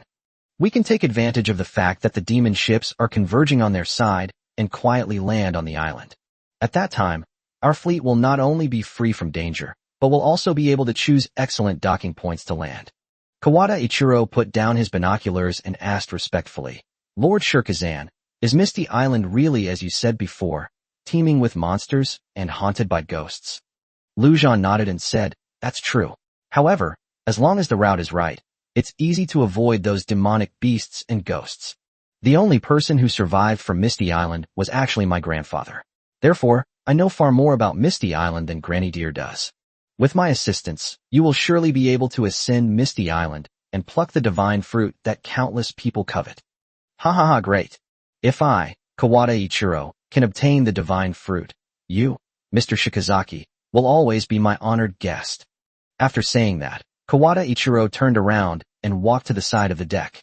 Two men with dark skin and pointed ears, wearing leather armor, stood on one side of the deck. The two men were of the Dark Elf race, and were two elite crew members whom Kawada Ichiro recruited after landing on the island under the guidance of Shirkazan. One is a sharpshooter, and the other is a forest hunter. Both are extremely powerful. Kawada Ichiro bowed deeply to them and said humbly, "My two elf lords, after we arrive on the island, I hope you can assist me in seizing that divine fruit." "Don't worry, Captain. Now that we're on your ship, we brothers will definitely help you become the strongest captain in the entire Old Sea." "Me too." Upon receiving affirmative answers from his two loyal subordinates, Kawada Ichiro grinned, revealing a chrysanthemum-like smile. At this time, Luo Yun also spotted the rapidly advancing fleet behind them. He smiled slightly and said in a relaxed tone, "No need to dodge the black mist ahead. Go full speed ahead." With his command, the Octopus entered automatic navigation mode and charged forward alongside the Black Ghost, heading straight for the Misty Island ahead. His attention then focused on the newly pulled-up red high heels. The beloved's high heels, everyday items. Item level, none. Function, unknown. Brief description, these are abstract high heels made by an unidentified person for his deceased wife. They appear ordinary, but are actually nothing special. However, if you place it at the grave of your deceased loved one, perhaps, you'll see your loved one wearing it. Dancing on their grave? What the hell is this lousy thing? It doesn't even have an item level, and its function is unknown. What's the point of having it? Luo Yun was speechless. For 2 whole days, he caught nothing. When he finally managed to catch something, it turned out to be a pair of women's high heels. And it's actually unranked. If he could hang it in green or blue, he could at least sell it to Lin Wanrong's group of girlfriends. Perhaps I can swindle some living expenses from them. Ugh, trash. Luo Yun was helpless and was about to throw the high heels into the sea. At that moment, he suddenly thought of the Cheongsam-clad female ghost hiding in the quilt, and his eyes lit up. I wonder if these high heels can be summoned into dreams. If they can, I might as well give them to the female ghost. Maybe that wretched female ghost will actually take me as her disciple because of the gift I gave her. Hee, let's keep it for now. Luo Yun placed the high heels to one side. At this moment, suddenly, Spearman at the bow shouted, "Captain, something terrible has happened." 3 plumes of black mist have suddenly appeared ahead, closing in on us from 3 directions. They are currently about 50 nautical miles away from us. At our current speed, We expect to encounter them within 30 minutes. Luo Yun stood up, smoothed her hair, and looked at the surging black mist ahead, a faint smile playing on her lips. Drive to the left and ahead, around those 3 black clouds, and see if our pursuers dare to follow us. If they dare to pursue us relentlessly, I wouldn't mind luring them all into the encirclement of the black mist. Then, we'll see who kills whom. Chapter 50 The Pursuit. Young Master Park, 3 plumes of black mist have been spotted ahead. What's there to be afraid of? The black fog is traveling at most around 20 knots. With our boat's speed, we can easily change course and avoid it. Keep chasing him. Today we're going to kill that bastard Luo Yun. Yes, young Master Park.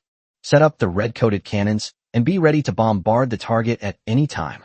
Park Chung-hee's dozen or so ships continued to accelerate, and at the same time, rows of red-coated cannons were set up.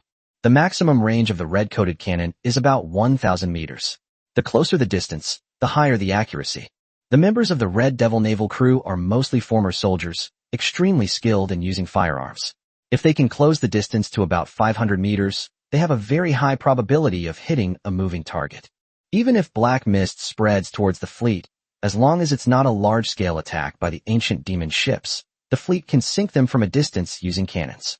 Although the old demon ship has repaired itself, it will remain stationary and unable to pursue. The Red Devil's fleet had enough time to turn around and evacuate. Therefore, the Red Devil's fleet is not afraid of being besieged. At this time, Luo Yun's 2 warships had already bypassed the 3 clouds of black mist and continued heading towards Misty Island. The closer you get to Misty Island, the thicker the sea fog becomes and the lower the visibility.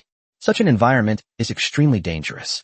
After all, the black fog will also be obscured by the sea fog and will not be able to be seen clearly.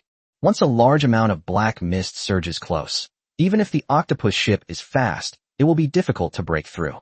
However, Luo Yun was not flustered. After all, he still had a trump card in his hand. Brother, hang up the old general's flag, ready to be raised at any time. Yes, Captain.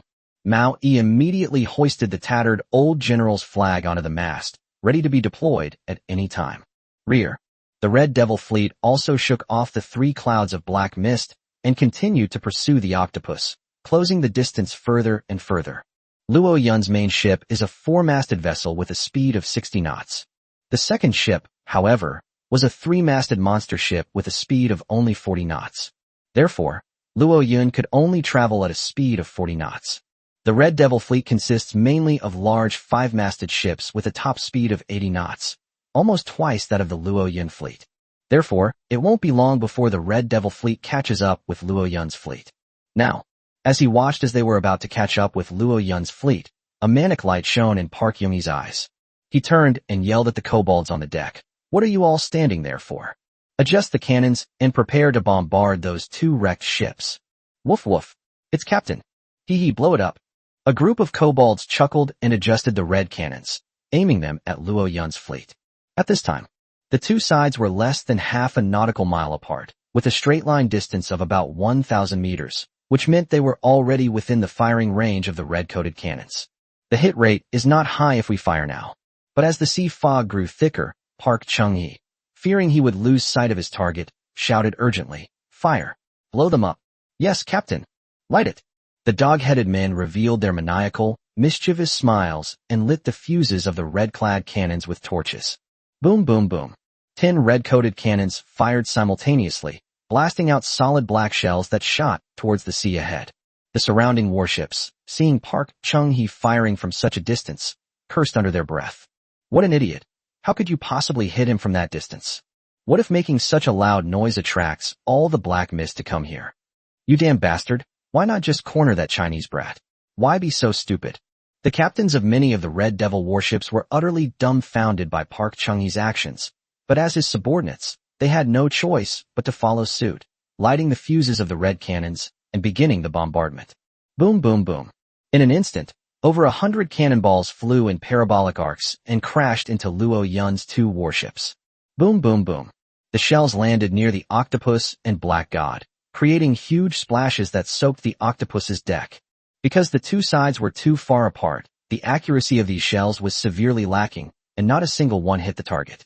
Park Chung-hee, peering through binoculars, refused to give up and roared maniacally. Keep loading the bombs.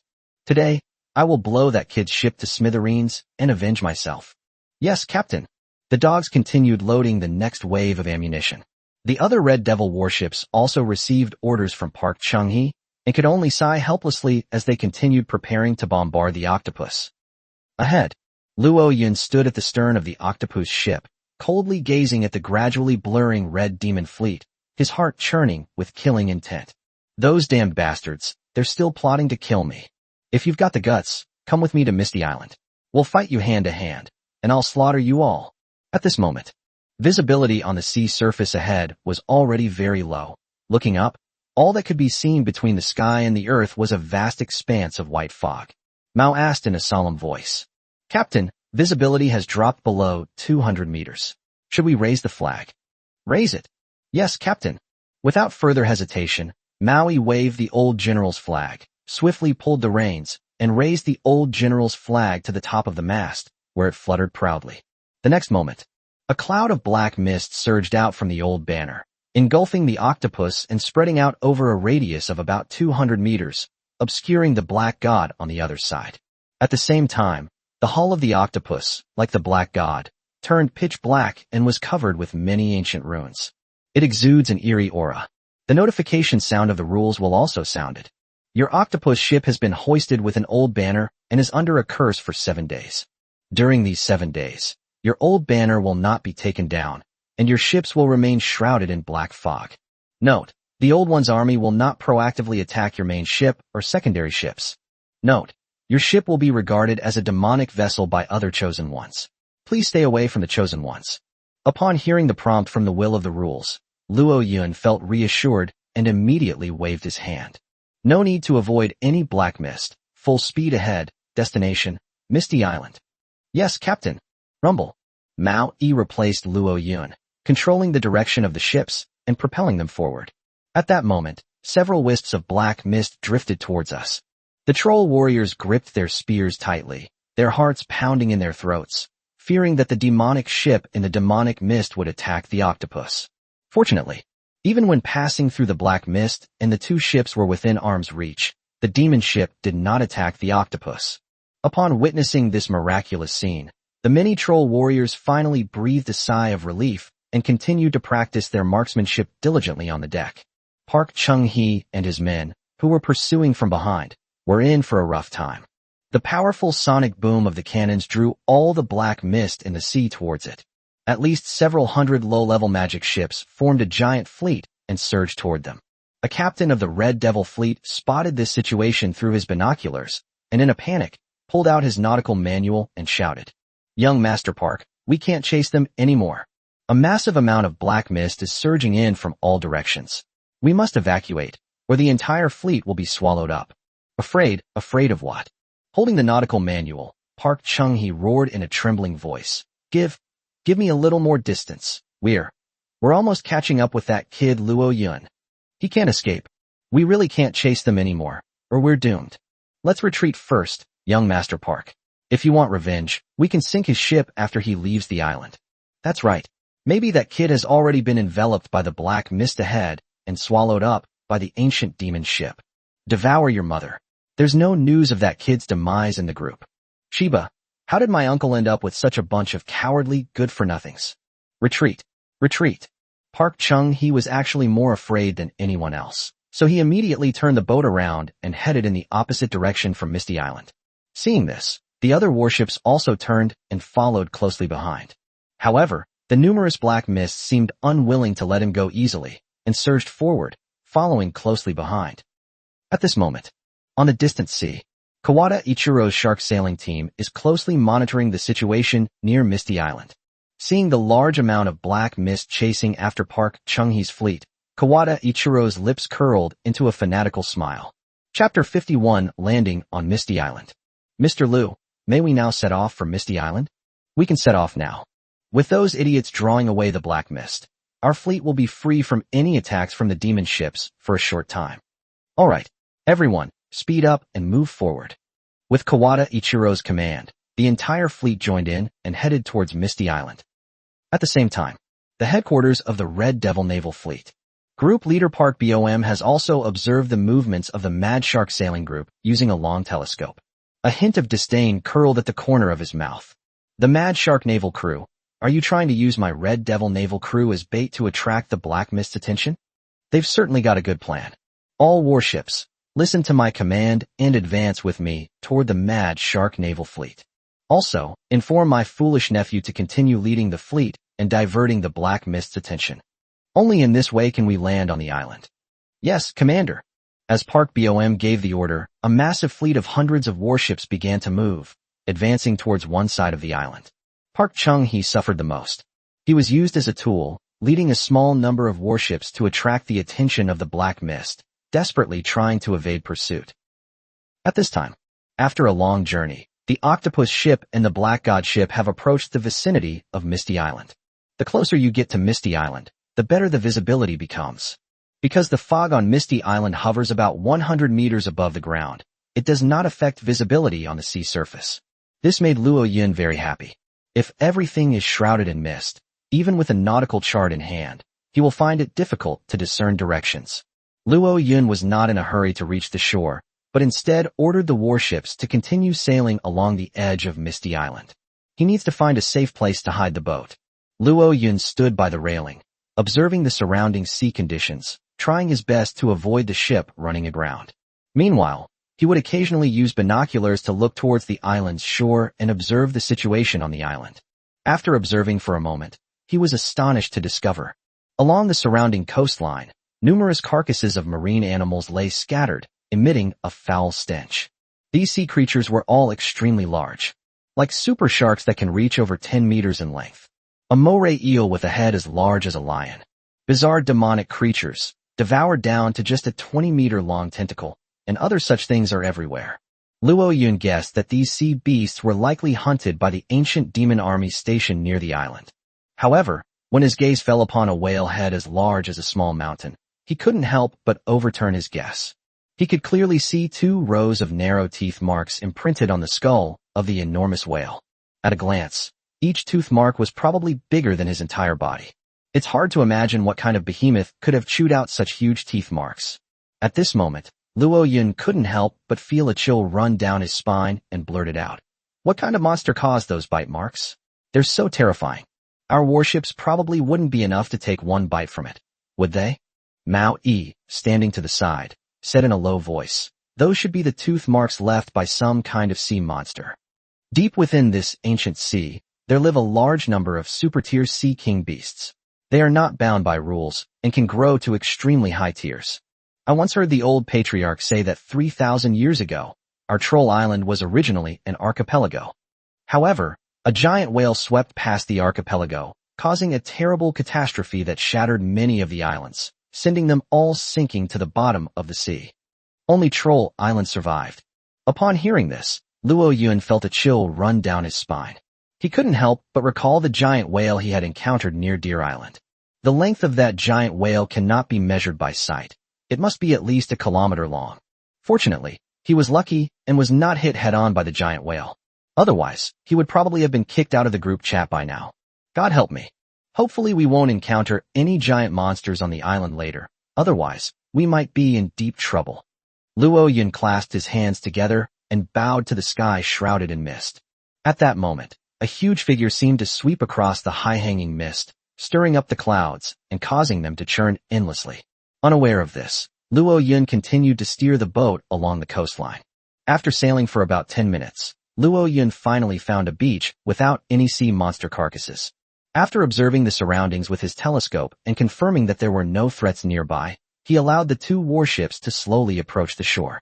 Thousand Eyes, Spear 1, and 4 troll brothers who have awakened their fighting spirit, along with 8 skeleton soldiers, come ashore with me. The remaining 5 men continued training on the ship and looked after it. Yes, Captain. Understood, Lord Luo Yun. After a brief arrangement, Luo Yun led the team onto the soft sand. He glanced at the nautical chart in his hand, then looked towards the depths of the island, pointing to a massive mountain shrouded in mist, and said, "According to the markings on the nautical chart, the tree of order grows in a corner of that high mountain. Let's go. Let's head towards that mountain." "Yes, Captain. I will lead 2 brothers to scout ahead," Mao Yi requested. Luo Yun nodded and said, "Okay, be careful. If you encounter any danger, retreat immediately." "Yes, Commander." As a troll, Spear One spends most of his time in the primeval rainforest and has an extremely strong ability to scout in the wild. With him leading the troll warriors to scout ahead, dangers can be detected in advance, reducing the chances of Luo Yun encountering peril. Maui selected 2 troll warriors and quickly advanced forward. Luo Yun kept a distance of about 100 meters from Maui, following behind him while using binoculars to keep an eye on the surroundings to avoid any accidents. The team advanced approximately 1 kilometer. One of the scouts quickly ran back. "Captain, a pack of dire wolves has been spotted ahead." Dire wolves are extremely bloodthirsty magical beasts with a high degree of aggression. "Captain, would you like to ask if you would like to take a detour?" "Take me there, and let me see first." "Yes, Captain." Luo Yun quickened his pace and, led by the troll warrior, arrived at a towering thicket. At this time, Spear One and another troll warrior were lying in the bushes, closely observing the movements ahead. Luo Yun followed their gaze. About 80 meters away, they discovered a pack of wolves resting on a raised rock. These wolves were as large as lions and tigers, and there were quite a few of them, about 10 in total. Upon seeing Luo Yun approach, Mao lowered his voice and said, "Captain, this pack of wolves is occupying the high ground, and they have a clear view of the surrounding terrain. If we want to detour without disturbing them, we'll have to go a very long way around. Do you want to shoot them down?" At this moment, Luo Yun had already activated his true eye on the pack of wolves, gaining insight into their data. Dire wolf, low-tier monster. Racial rank, intermediate. Biological hierarchy, lower first rank. Talent, unknown. Skill, unknown. Brief description, low-level beasts that barely qualify as magical beasts. If you're lucky, you might be able to extract magic crystals from their heads. After a moment's thought, Luo Yun solemnly said, "The surrounding area is all primeval forest. Taking a detour will significantly increase the time cost. Moreover, we might encounter an even more troublesome herd of beasts. Eliminate them completely before continuing on." "Yes, Captain, I'll go out and lure them over." Mao Yi was loyal and wanted to lead the charge, but Luo Yun held him back. "Go straight for it. Those wolves pose no threat to us." As soon as he finished speaking, Luo Yun stepped out of the bushes and led his men toward the pack of demonic wolves. At this time, above the sky, amidst the billowing white mist, a pair of enormous eyes slowly opened. Its pupils radiated a majestic divine light as it looked down, its gaze landing on Luo Yun. A hint of goodwill unexpectedly surfaced in his pupils. "I'll go write another chapter for you guys to see. Brothers, remember to like and add to your bookshelf. If possible, give a 5-star review. We need 50 reviews to get points, which is very important to Tiger. Thank you all." Chapter 52, The Witch's Hut. Awo. The dire wolf leader, perched on the rock, noticed a group of uninvited guests approaching and immediately stood up, letting out a long howl. The next instant, a watermelon-sized blue mark appeared on the heads of all the surrounding dire wolves. This cyan mark is called the Mark of Wildness scale. It can greatly enhance the speed of the dire wolves, making them leap and run as fast as the wind. As Maui said, dire wolves are inherently ferocious. When faced with a suddenly appearing unknown creature, they are not afraid, but instead choose to charge. Skeleton soldiers form a defensive formation. Thousand Eyes, prepare to unleash the eye of intimidation. Brother, you and the brothers follow behind me and prepare to throw spears. Yes, Captain. Yes, Lord Luo Yun. As Luo Yun gave the order, 8 skeleton soldiers, wielding bone weapons, stood at the forefront. Meanwhile, the thousand-eyed demon's compound eyes began to glow, ready to unleash its ultimate attack at any moment. Luo Yun had already drawn the cursed blade and infused it with his fighting spirit. Buzz. The cursed blade emitted a low, mournful cry, with faint traces of soul energy swirling around its blade. By this time, the wolf pack had already rushed close. The largest of the 3, resembling a bull, pounced on one of the skeleton soldiers. The skeleton soldier was instantly knocked to the ground, breaking several of its bones. The other dire wolves pounced one by one, easily pinning down the skeleton soldiers. Although skeleton soldiers can also use battle aura, they are too weak to compete with magical beasts of the same level. At this moment, the thousand-eyed demonic chapter unleashed its intimidating eye, its entire body radiating a dazzling black light. Eek! Ah! The 10 dire wolves were so frightened that they tucked their tails between their legs and tried to flee. However, the skeletons that were knocked down by them clung to their claws fearlessly, preventing them from leaving. Meanwhile, the first-class troll warrior hurled tree spears infused with fighting spirit. Soaring. As the spear fell precisely, several dire wolves were pierced and fell with screams. The leader of the dire wolves, smelling the blood of its own kind, was completely enraged and roared as it charged toward the thousand-eyed demon chapter. The thousand-eyed demon octopus showed no fear and waved its tentacles to meet the attack. In the blink of an eye, the two giant beasts were locked in a fierce battle.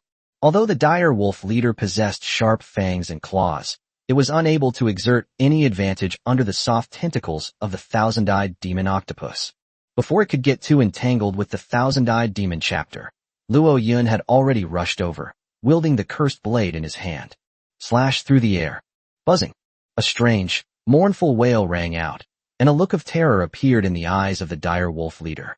Before it could recover from the negative sound waves, the black battle aura slash had already swept across its head, severing it away.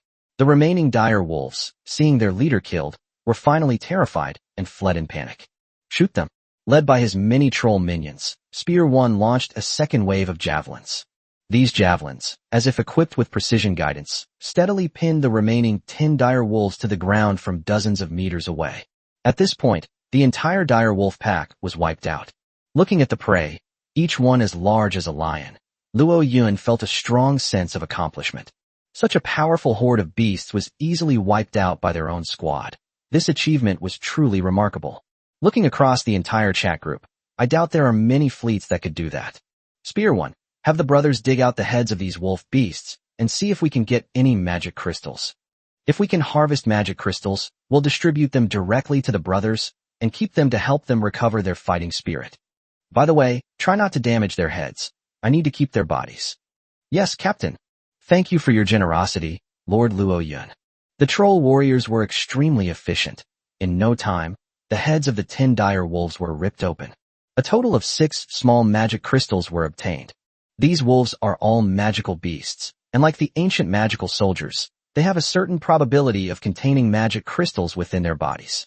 After harvesting the magic crystals, Luo Yun took out the navigation manual and put away the wolf carcasses as food. With a bountiful harvest, Luo Yun was in high spirits and led his men to continue their journey towards the mountains. At this time, in the dense forest on the other side of the island, a bloody battle is also underway. Watch out for the flame rhinoceros's charge. Get out of the way. Berserker Lu Zhan, his body surging with purple battle aura, swung his 2 giant hammers and roared as he chased after a rhinoceros the size of an elephant. The giant rhinoceros was entirely red, with a burning mane on its back. When it ran, it was like a speeding locomotive, rumbling and incredibly powerful. It was extremely cunning. Realizing that Lu Zhan was not to be trifled with, it charged directly at the many captains of the Mad Shark sailing group. Run! Run! Help! Most of the captains of the Mad sailing group were new to the profession, and when faced with such a terrifying beast, they were all terrified and fled in all directions. Don't panic, it's not fast. Use your fighting spirit to jump, and you can easily dodge its charge. Running around will only make you a target. The Dark Elf Hunter, wielding 2 black blades, stood guard beside Captain Kawada, issuing a low warning. However, these captains had only been traveling for 2 days. How could they have the courage to face such a giant beast charging at them? In the blink of an eye, several captains were caught up and trampled into mincemeat by the flame rhinoceros. On the contrary, the few captains who were holding weapons and standing still were not attacked by the fire rhinoceros. Seeing his captains being killed one by ramming, Kawada Ichiro hurriedly pleaded with the Dark Elf Archer. Your Excellency Ifei, please take action and shoot that flame rhinoceros dead. Effie drew her longbow to its full length, the black arrow already wreathed in purple battle aura. Upon hearing the captain's command, he no longer hesitated and shot an arrow. Instigate. The arrow flashed and disappeared in an instant, striking the neck of the flaming rhinoceros 100 meters away with remarkable accuracy. Uft. The thick animal hide, which possessed a defense comparable to steel, was instantly pierced, spilling out a spray of sizzling, steaming hot blood. Hold head high. The flame rhinoceros let out a shrill roar and was about to turn and charge towards Ifei. At this moment, Lu Zhan leaped high into the air and swung his 2 warhammers down fiercely. Warhammer. Bang. The giant hammer slammed into the head of the flame rhinoceros, creating a shockwave that surged in all directions. In an instant, the enormous rhinoceros, as big as an elephant, let out a mournful cry and collapsed, bleeding from its 7 orifices. Witnessing such divine power, many members of the Mad Shark sailing group were shocked, their eyes wide open. With such a powerful crew assisting them, what kind of monsters on Misty Island could possibly stop Commander Kawada's advance? Ha! Kawada Ichiro laughed excitedly, completely forgetting about the deaths of those useless captains. At this time, the massive fleet of the Red Devil Naval Fleet has also docked.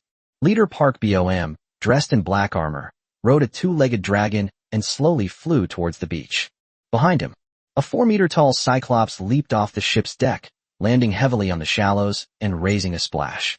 It brandished its enormous spiked club and followed closely behind Park Bom. Following closely behind, numerous werewolves, pigmen, and other creatures leaped off the ship, joining the many captains who had jumped aboard, forming a combat force of nearly 300 units, which surged towards the island in a mighty wave. And not far from them, on a reef, a small bamboo raft, engraved with ancient runes, quietly docked at the shore. Immediately afterwards, a little girl carrying a huge backpack jumped onto the shallow water. She tossed a small mechanical bird she was holding into the air, then, crouching low, quickly ran towards the island. At this time, after a long and arduous journey, Luo Yun finally arrived at the foot of the giant mountain. To his surprise, he discovered a treehouse standing at the foot of the mountain. He activated the true eye on the treehouse. A list of data appeared before his eyes.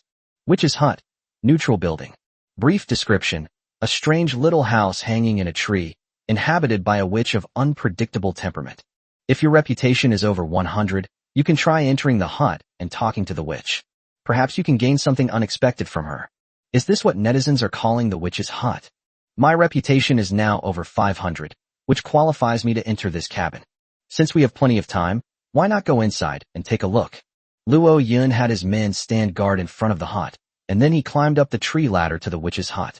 As soon as you enter the small house, a strong smell of smoke hits you. Immediately afterwards, an aged voice rang out from the smoke.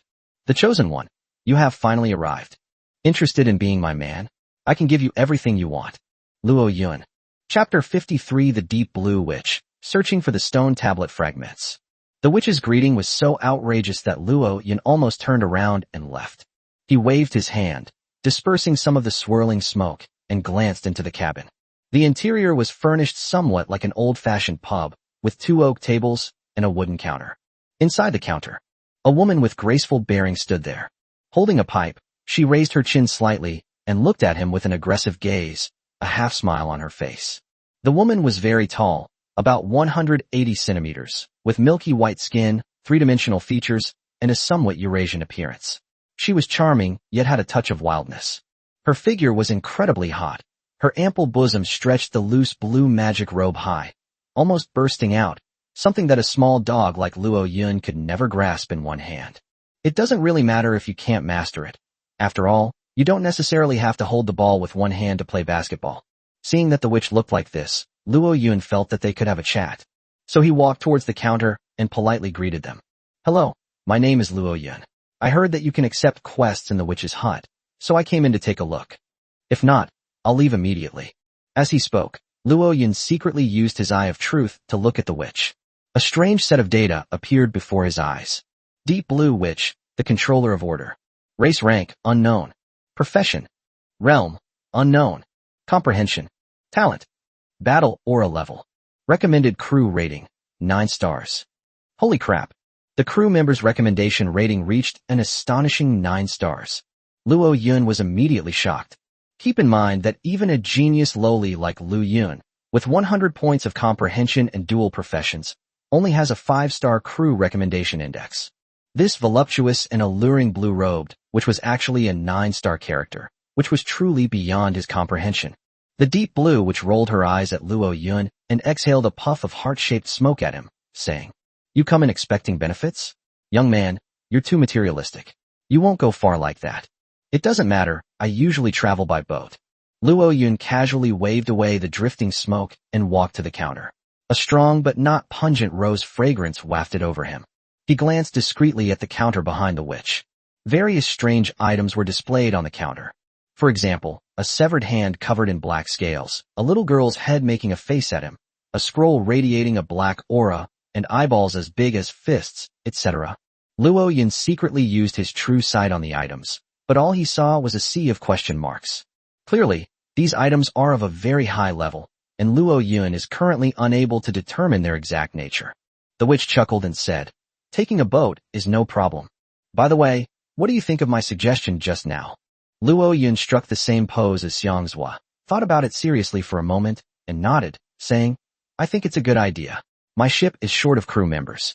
The witch was slightly taken aback, and a hint of resentment immediately appeared on her charming face. "I want you to be my man, but you want me to be your slave. That's too much." Luo Yun said sincerely. "To me, the crew members are not cattle or horses, but my beloved family and friends. If you really want to be friends, come aboard with me and work as a crew member for 2 years. In 2 years, when I'm an adult, we can take things further. You've painted a pretty good picture. Even this old woman is tempted to take a bite, but..." The witch took a light drag of the welding smoke and said in a low voice, "If we wait another 2 years, I'll be even older, and you definitely won't want me then. Let's just forget about it." "Time will tell," Luo Yun said sincerely. "Since time will tell, I'll come looking for you again in 2 years. If you don't mind then, I'll board your ship. How about that?" "Okay, it's a deal." Seeing Luo Yun's earnest and sincere appearance, the Deep Blue, which couldn't help but cover her mouth and chuckle, finding the young man adorable. She smiled, her eyebrows curving slightly, and asked, "Are you free?" "Some. Your reputation is over 100 points, which meets the minimum requirements for my mission. I happen to have encountered a small problem that I need the chosen one to help me complete. If you can complete it, I will give you a reward. How about it?" "Good." The Deep Blue, which handed Luo Yun a simple scroll, and said, "This is a map of the land of fallen gods. It marks a small underground palace where a group of fallen creatures reside. I want you to go to that small underground palace and retrieve a fragment of a stone tablet for me." Luo Yun presented the gifts with both hands and asked, "Where's the land of fallen gods?" The Deep Blue, which crossed her arms over her chest, making her breasts appear even more prominent, and explained, "It's the mountain you're heading towards. That's where the bodies of gods are buried. Such places are usually called the land of fallen gods." "Understood." Luo Yun nodded and then asked, "Are the creatures dwelling in the underground palace strong? Also, what do the fragments of the stone tablet look like?" "That's a low-level dungeon, and the guardian monster is only level 1. You should be able to handle it easily." Luo Yun asked, somewhat puzzled, "Why didn't you go and retrieve it yourself from such a weak place?"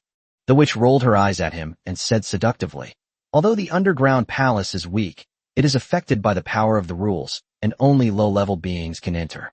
Otherwise, I would have retrieved it myself long ago. As for the fragments of the stone tablet, you will recognize them at a glance once you see them. By the way, you came here to find the divine fruit of the land of fallen gods, right?" "Yes." Luo Yin didn't hide anything and asked directly, "Do you know where it is?" "I need it." "Of course I know, and it's not hard to find, but..." The Deep Blue, which took a light drag of the welding smoke, her smile meaningful, "You think getting it won't be that easy." Luo Yin knew that there was no such thing as a free lunch. So he said sincerely, "Can you tell me some information? I can show you some private photos." The Deep Blue, which glanced at Luo Yun's pants and chuckled, "Toothpick, let's talk about it when you're a bit older. I cannot tell you anything about that divine fruit. However, if you can find the fragment of that stone tablet, the difficulty of subduing that divine fruit should be reduced considerably. After all, that god was suppressed by that stone tablet back then." "I understand. I will help you retrieve the stone tablet fragments. Farewell. The mountain is shrouded in mist and clouds. Be careful." "Thank you for reminding me. I will be careful."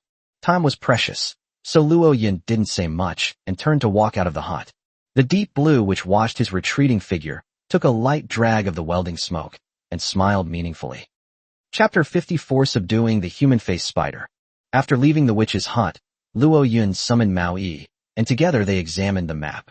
Although Mao Yi is a troll and not very intelligent, he is an expert in wilderness survival and is very good at reading maps. He glanced at the map briefly and compared it with the outline of the mountain, and roughly determined the location of the underground palace. He pointed to a distant location shrouded in mist and said, "Captain, according to the markings on the map, if we climb up the slightly more open hillside, we should be able to find the underground palace." Luo Yun compared the map with the actual terrain and nodded, saying, "The underground palace should be in that direction. It's not high up, so it won't take much time. Let's go and explore there first." "Yes, Captain." Without further hesitation, Luo Yun led the group, stepping over the barren weeds, toward the mountain. It takes about an hour. After a long trek, the group finally arrived at their destination and entered the foggy area. The fog looks quite dense at the foot of the mountain, but once you're inside, you'll find that the visibility isn't actually that bad. Visibility is expected to be around 10 meters. After exploring for about 10 more minutes, the group arrived at the edge of a turquoise pool. Luo Yun took out the sheepskin map and compared it with the map, saying, "We found the pool, and the underground palace should be nearby. Let's split up and search." "Yes, Captain." "Yes, Lord Luo Yun." Just as everyone was about to split up, the thousand-eyed demon Octopus let out a rapid cry. "Huff, huff. What's wrong, Chimu? You want some sausage again?" The thousand-eyed demon Octopus nodded instinctively, then realized that it seemed to be conveying the wrong message. So, it extended its tentacles and pointed to the pool of water a few meters away. Luo Yun sensed his pet's wariness and immediately gripped the cursed blade at his waist, his gaze fixed intently on the pool. "Watch out for enemy attack. Protect the captain." Many troll warriors also realized the danger and immediately surrounded Luo Yun, raising their spears and assuming a fighting stance. Suddenly, bubbles began to rise from the pool. Cluck cluck. Immediately afterwards, a deathly pale woman's face slowly rose from the emerald green water. Her hair was disheveled, and her black pupils, devoid of any white, stared straight at Luo Yun, radiating an eerie black light. His lips slowly parted to reveal a row of sharp teeth. "Hee hee. What are you laughing at? Be serious." Without saying a word, Luo Yun thrust his sword out from a distance. Sword and spear, soul suppressor. Instigate. A black sword beam roared out, surrounded by wisps of white soul energy, and shot towards the woman's cheek in the pool. The woman was also slightly taken aback. "I never expected this human to attack me without a word. This chosen one is so rude." Immediately, a wisp of black mist appeared on her face, making her look extremely ferocious. "Babble." She leaped several meters into the water, easily dodging the sword's edge, and then landed steadily on the side of the pool, shaking off the water. Her standing posture was a bit strange, like she was crawling like a spider. Strictly speaking, she might just be a spider. Apart from her face, her body was composed entirely of insect bellies and legs. She was about 5 meters long, covered in green markings, with long, black insect legs that slowly wriggled, exuding a crazy and evil aura. Seeing that Luo Yun had actually attacked her, she grinned, revealing 2 sharp green fangs, and growled. "Human, how dare you attack me, the Spider Queen? Do you know your death is imminent?" Luo Yun had already used his eye of truth to see through her data. Human face spider, growth stage. Faction, evil. Racial rank, medium. Biological rank, lower tier 2. Talent. Skill. Brief description, this is an evil creature.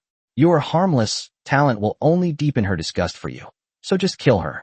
Chun Jin was like a mountain. Since the other party disliked her, there was no point in her living. Therefore, Luo Yun didn't hesitate and directly released her with a sword. "You mere spider with a human face dares to be so arrogant? You're no spider queen at all. Brothers, stab her." Maui clearly recognized this creature as well. Seeing that Luo Yun had already made his move, he immediately raised his wooden spear, infused it with his fighting spirit, and threw it with all his might. The other troll warriors also fired their spears. Soaring. With the ferocious arm strength combined with the enhancement of battle aura, the javelins were shot out with an effect that pierced through the air. Its power is no weaker than Luo Yun's sword energy, and its speed is even 3 times faster.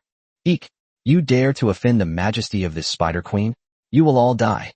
The spider-faced creature leaped into the air, barely dodging the javelin throw. With a puff of its mouth, it spat out sheets of silver silk towards the crowd. These webs are woven from silver spider silk as thin as a hair, and they look like a thin layer that can be torn apart at will. In fact, it is as tough as steel. If an ordinary tiger or leopard is wrapped in several layers, it's uncertain whether it can even move, let alone tear it apart. "Get out of the way." The troll warriors, including Mao Yi, rolled to the side, dodging in a sorry state. After 2 nights of nonstop outdoor sex with the female ghost, Luo Yun's reaction speed surpassed that of the troll warriors. He had already darted to the side and swung his sword upwards with a backhand motion. A black sword aura suddenly shot out.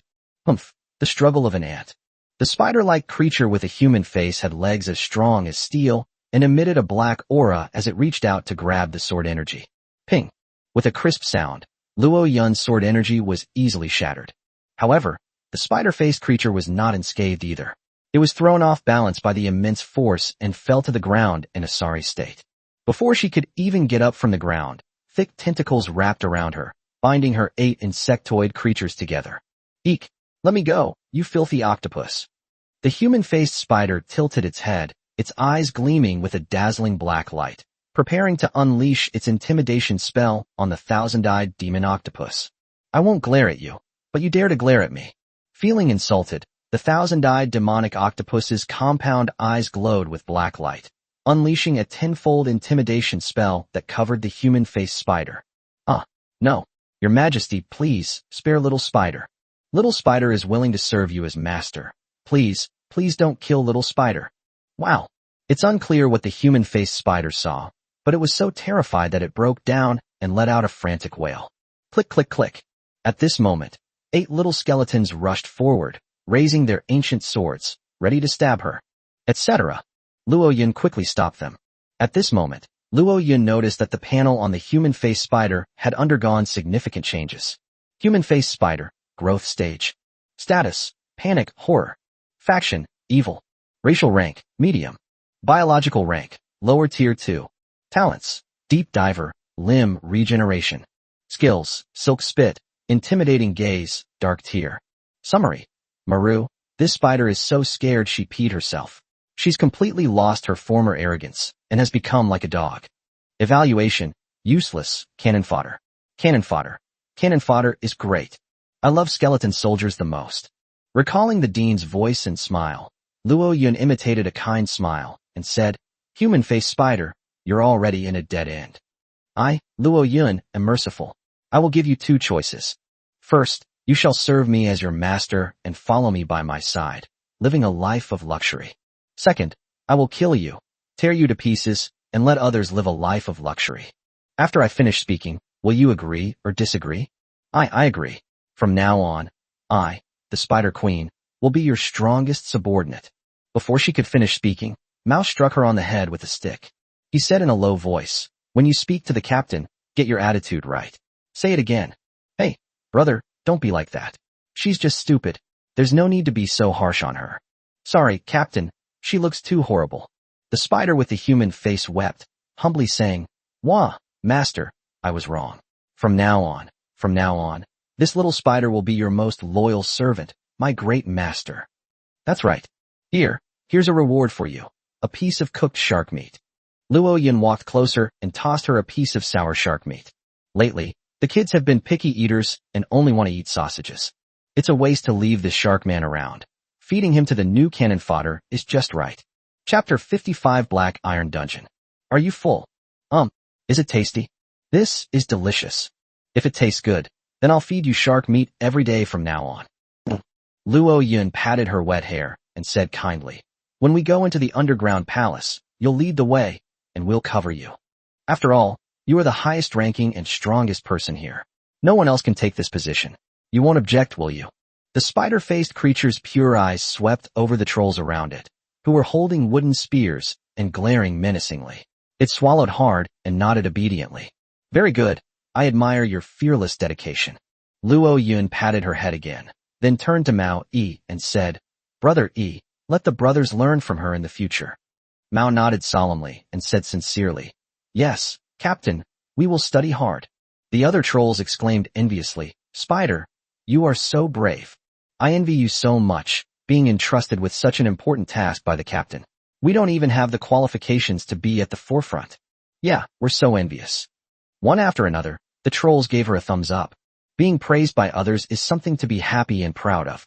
But the human-faced spider felt something was off. It wanted to be proud, but couldn't quite muster the feeling.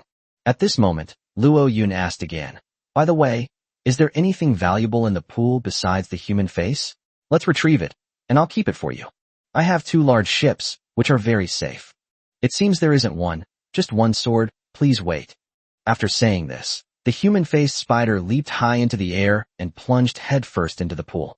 Upon seeing this, Mao frowned and said, Master, what if she takes this opportunity to escape and doesn't come up? Luo Yun smiled slightly and said, whether she escapes or not, it will benefit us. The fact that she didn't run away means that I have already subdued her, and I can treat her as a companion from now on without worry. If she runs away, it means she is not loyal to me. We'll be exploring the underground palace later, and dangers are unpredictable. If she betrays us, we'll be in big trouble. It's better to set her free than to keep a ticking time bomb around. I see. My lord is wise. About half a minute later, with a whoosh, the human-faced spider returned. He then handed a long, black wooden sword to Luo Yun. Master, this is a weapon dropped by a blue-skinned man I ate before. See if it's useful. The other weapons are all rotten and useless. Very good, I have felt your loyalty. I will give you a treat this evening, 20 pounds of shark meat. Thank you, master. The spider-faced man licked his pale lips, a happy smile spreading across his face. Although shark meat is sour and not very tasty, it's still better than staying in a pond eating seaweed. Luo Yun wiped away the wisps of seaweed from the surface of the black sword and began to roughly examine its appearance. It's made of wood, but it's very heavy, even heavier than the Juon blade. The whole body is engraved with runes that look like ghostly scribbles, giving it an antique feel and an excellent texture. Luo Yun activated the Eye of Truth on it. Ebony sword, weapon. Item level, blue rare. Sharpness, 1. Ability, heavy sword with no edge. Brief description, this is a decent wooden weapon. When you wield it in combat, your physical strength will increase 5-fold. What a fine sword. Luo Yun's current fighting spirit power and amount are quite good, and can be considered outstanding. His only flaw was his weak physique and mediocre strength. If he were to fight with this sword, his power would increase 5-fold. Even if you can't kill someone with a knife, you can easily kill someone by crushing them. Moreover, Luo Yun plans to follow the 8-sword style. A long sword is the weapon he desires most. With a delighted expression, Luo Yun tucked the ebony sword into his waistband and prepared to take the next step. He asked the spider-faced man, human-faced one, do you know where the underground palace is located? I don't even know what an underground palace is. However, many chosen ones used to wander around this area, as if they were searching for something. By the way, Ghost-faced Spider pointed to the mist not far away and said, they all seem to have gone in that direction, and then they haven't appeared since. Upon hearing this, Luo Yun's expression darkened slightly. If it hasn't appeared since, then it's most likely that it died while exploring the dungeon. It seems this underground palace isn't as simple as the Blue Witch said. Let's go take a look over there. Oh. Luo Yun sent the ghost-faced spider to lead the charge, followed by 8 small skeletons on the flanks. He, along with a group of troll warriors and the thousand-eyed demon, lagged behind. After searching for 2 or 3 minutes, Luo Yun finally found the entrance to the underground palace on a giant boulder. The rocks appeared to have been burned and melted, revealing a gap about 3 meters high. Around the gap, there were traces of being scorched by flames. Upon closer inspection, these marks are extremely neat, resembling ancient writing, exuding a profound sense of historical depth. Luo Yun tried to use his true eyes to see the traces of the flames. However, all we got was a string of question marks. Heavenly Fire Inscription. Effect. In short, lacking the necessary insight, one cannot grasp its meaning. Heavenly Fire Inscription, what the hell is this? Is it very precious? Do you even have a sense of rules? Can you tell me about them? This Heavenly Fire Inscription involves the level of order, and the access level is too high for your current rank. Is this the entrance to the underground palace? Yes. Dungeons are usually guarded by guardians. Your reckless entry will inevitably trigger a bloody battle. Can I win? It's hard to say. However, all the chosen ones before us have failed. Otherwise, this underground palace wouldn't exist. Thank you for letting me know. Go have fun. Rule of law. Luo Yun stroked his chin, lost in thought. The will of the rules probably won't lie to itself. It said that all the chosen ones before it had failed, which meant that this underground palace was exceptionally difficult. But the Blue Witch said that to subdue the divine fruit on the mountain, a fragment of the stone tablet is needed.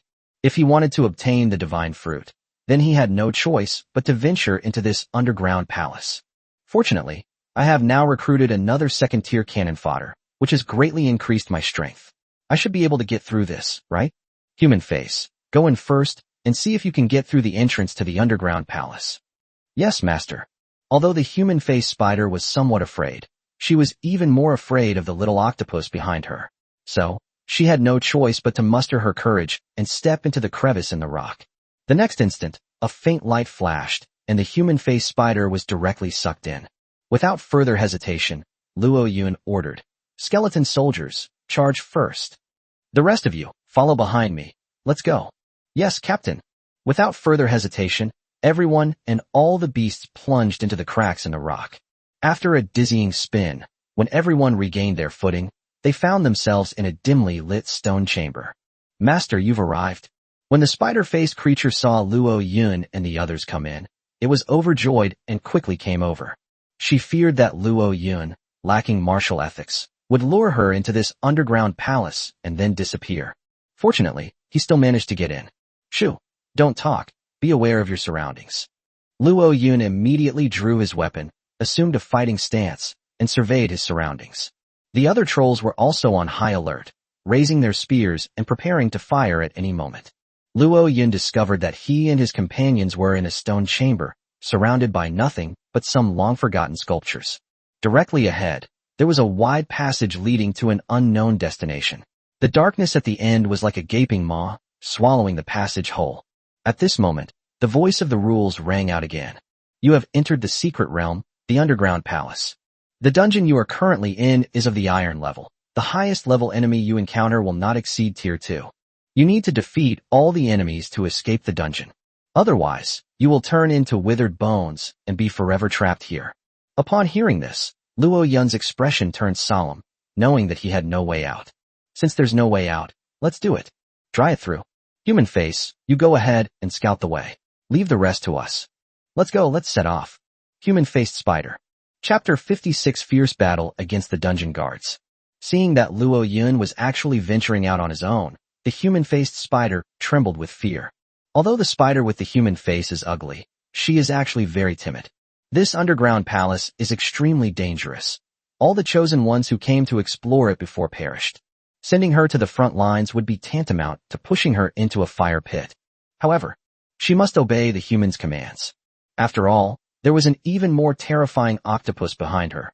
If she dared to disobey, she would be wiped out in a heartbeat. The spider with the human face looked mournful and was about to lead the way when Luo Yun gently called out to her, "Etc. Let the skeletons go first, and you just follow behind them. After all, you're second in my heart, and I can't bear to let you take any risks." Upon hearing this, the spider-like creature paused, flattered and surprised. She originally thought that this human was probably using her as cannon fodder and wanted to kill her. Now it seems, these skeletons are the cannon fodder, and I'm not one at all. My position in my master's heart is second. Otherwise, how could I be qualified to be second? The master still values me. It's just that my thoughts are too dark. From now on, I'll have to listen to my master properly. The spider-faced creature imagined a long scene unfolding before it happily retreated behind the skeleton soldier, even flashing a sweet smile at Luo Yun. Hee hee. Seeing her despicable appearance, Luo Yun was speechless. I thought to myself, is this spider-faced creature really that despicable? Letting her be cannon fodder, and yet she's laughing so happily. It seems she prefers excitement. If there's any danger in the future, let her go first. Click, click, click. 8 skeleton soldiers walked slowly ahead, while Luo Yun and the others followed closely behind, weapons in hand. After walking through a narrow passage, a hall the size of a football field came into view. Wait a minute. Luo Yunmao stood on one side of the passage, looking into the hall. On the walls of the hall hung green crystals that emitted a pale green light, illuminating the hall in a dim light. The floor inside the hall was littered with numerous skeletons and broken weapons. In the center stand 11 stone statues. 10 of the stone statues are about the size of a normal adult and resemble giant bats with hunched bodies. The largest stone statue is in the middle, and it looks somewhat like a lion. It has a human face and a lion's body, with strong limbs and a pair of large bat wings on its back. Luo Yun scanned his surroundings, but saw no monsters. Therefore, he tried to use his true eye on the 11 stone statues. The next instant, 2 data points actually appeared in his eyes. A decaying fossil resembles a ghost, a spirit or monster. Racial rank, medium. Biological rank, peak of tier 1. Faction, chaos. Brief description. These are a group of cursed gargoyles, imprisoned for years in an underground palace, driven mad and driven to carnage by their insane killing intent. Hint. Gargoyles are as hard as rock, but their weak point is their neck. Corrupting Lamassu, demon, childhood. Racial rank, high. Biological hierarchy, second order lower. Faction, chaos. Brief description. The Lion Man Lamassu is a failed creation of an ancient alchemist who fused humans, lions, and giant bats in an attempt to create a god. They possess near-immortal bodies and terrifying corrupting power, and are considered, along with the Death Knights, the strongest vanguard of the Hell Legion. Hint, its only weakness is its head. The moment Luo Yun unleashed his true power on these stone statues, they trembled violently. In the next instant, their grayish-white stone skin completely disappeared, revealing their ferocious bodies. Without a doubt, these gargoyles are the guardians of the underground palace. Prepare for battle. The skeleton soldiers form a battle formation, with the spider-faced men providing support from behind. Brother 1, you and the troll brothers prepare to throw spears and provide cover. The small gargoyles aim for the neck. Remember to attack their necks later. That large humanoid lion monster's weak point is its head. Attacking other parts is useless. Wah, yes, master. Yes, Lord Luo Yun. At Luo Yun's command, his men quickly took up formation. At this moment, the gargoyle, its eyes glowing red, was the first to rush towards them. These monsters were covered in thick stone armor, with strong limbs, sharp claws and teeth, and a very ferocious and terrifying appearance. Compared to the previous dire wolves, they were several levels weaker in terms of sheer presence. However, the troll warriors were not afraid of such a ferocious creature. Once the opportunity was seized, Mao Yi unleashed a javelin infused with fighting spirit. Instigate. The javelin, imbued with green fighting spirit, flashed past, and precisely struck the gargoyle's neck. Bang! The gargoyle's neck was blasted off, and it screamed as it plummeted from mid-air to the ground, crashing into the rubble and scattering it everywhere. The other 4 troll warriors, their faces grim, also launched their spears. Soaring. Bang! 4 more gargoyles had their necks smashed open, and they roared as they swooped down to the ground, scattering rubble everywhere. Well done! Luo Yun couldn't help but exclaim.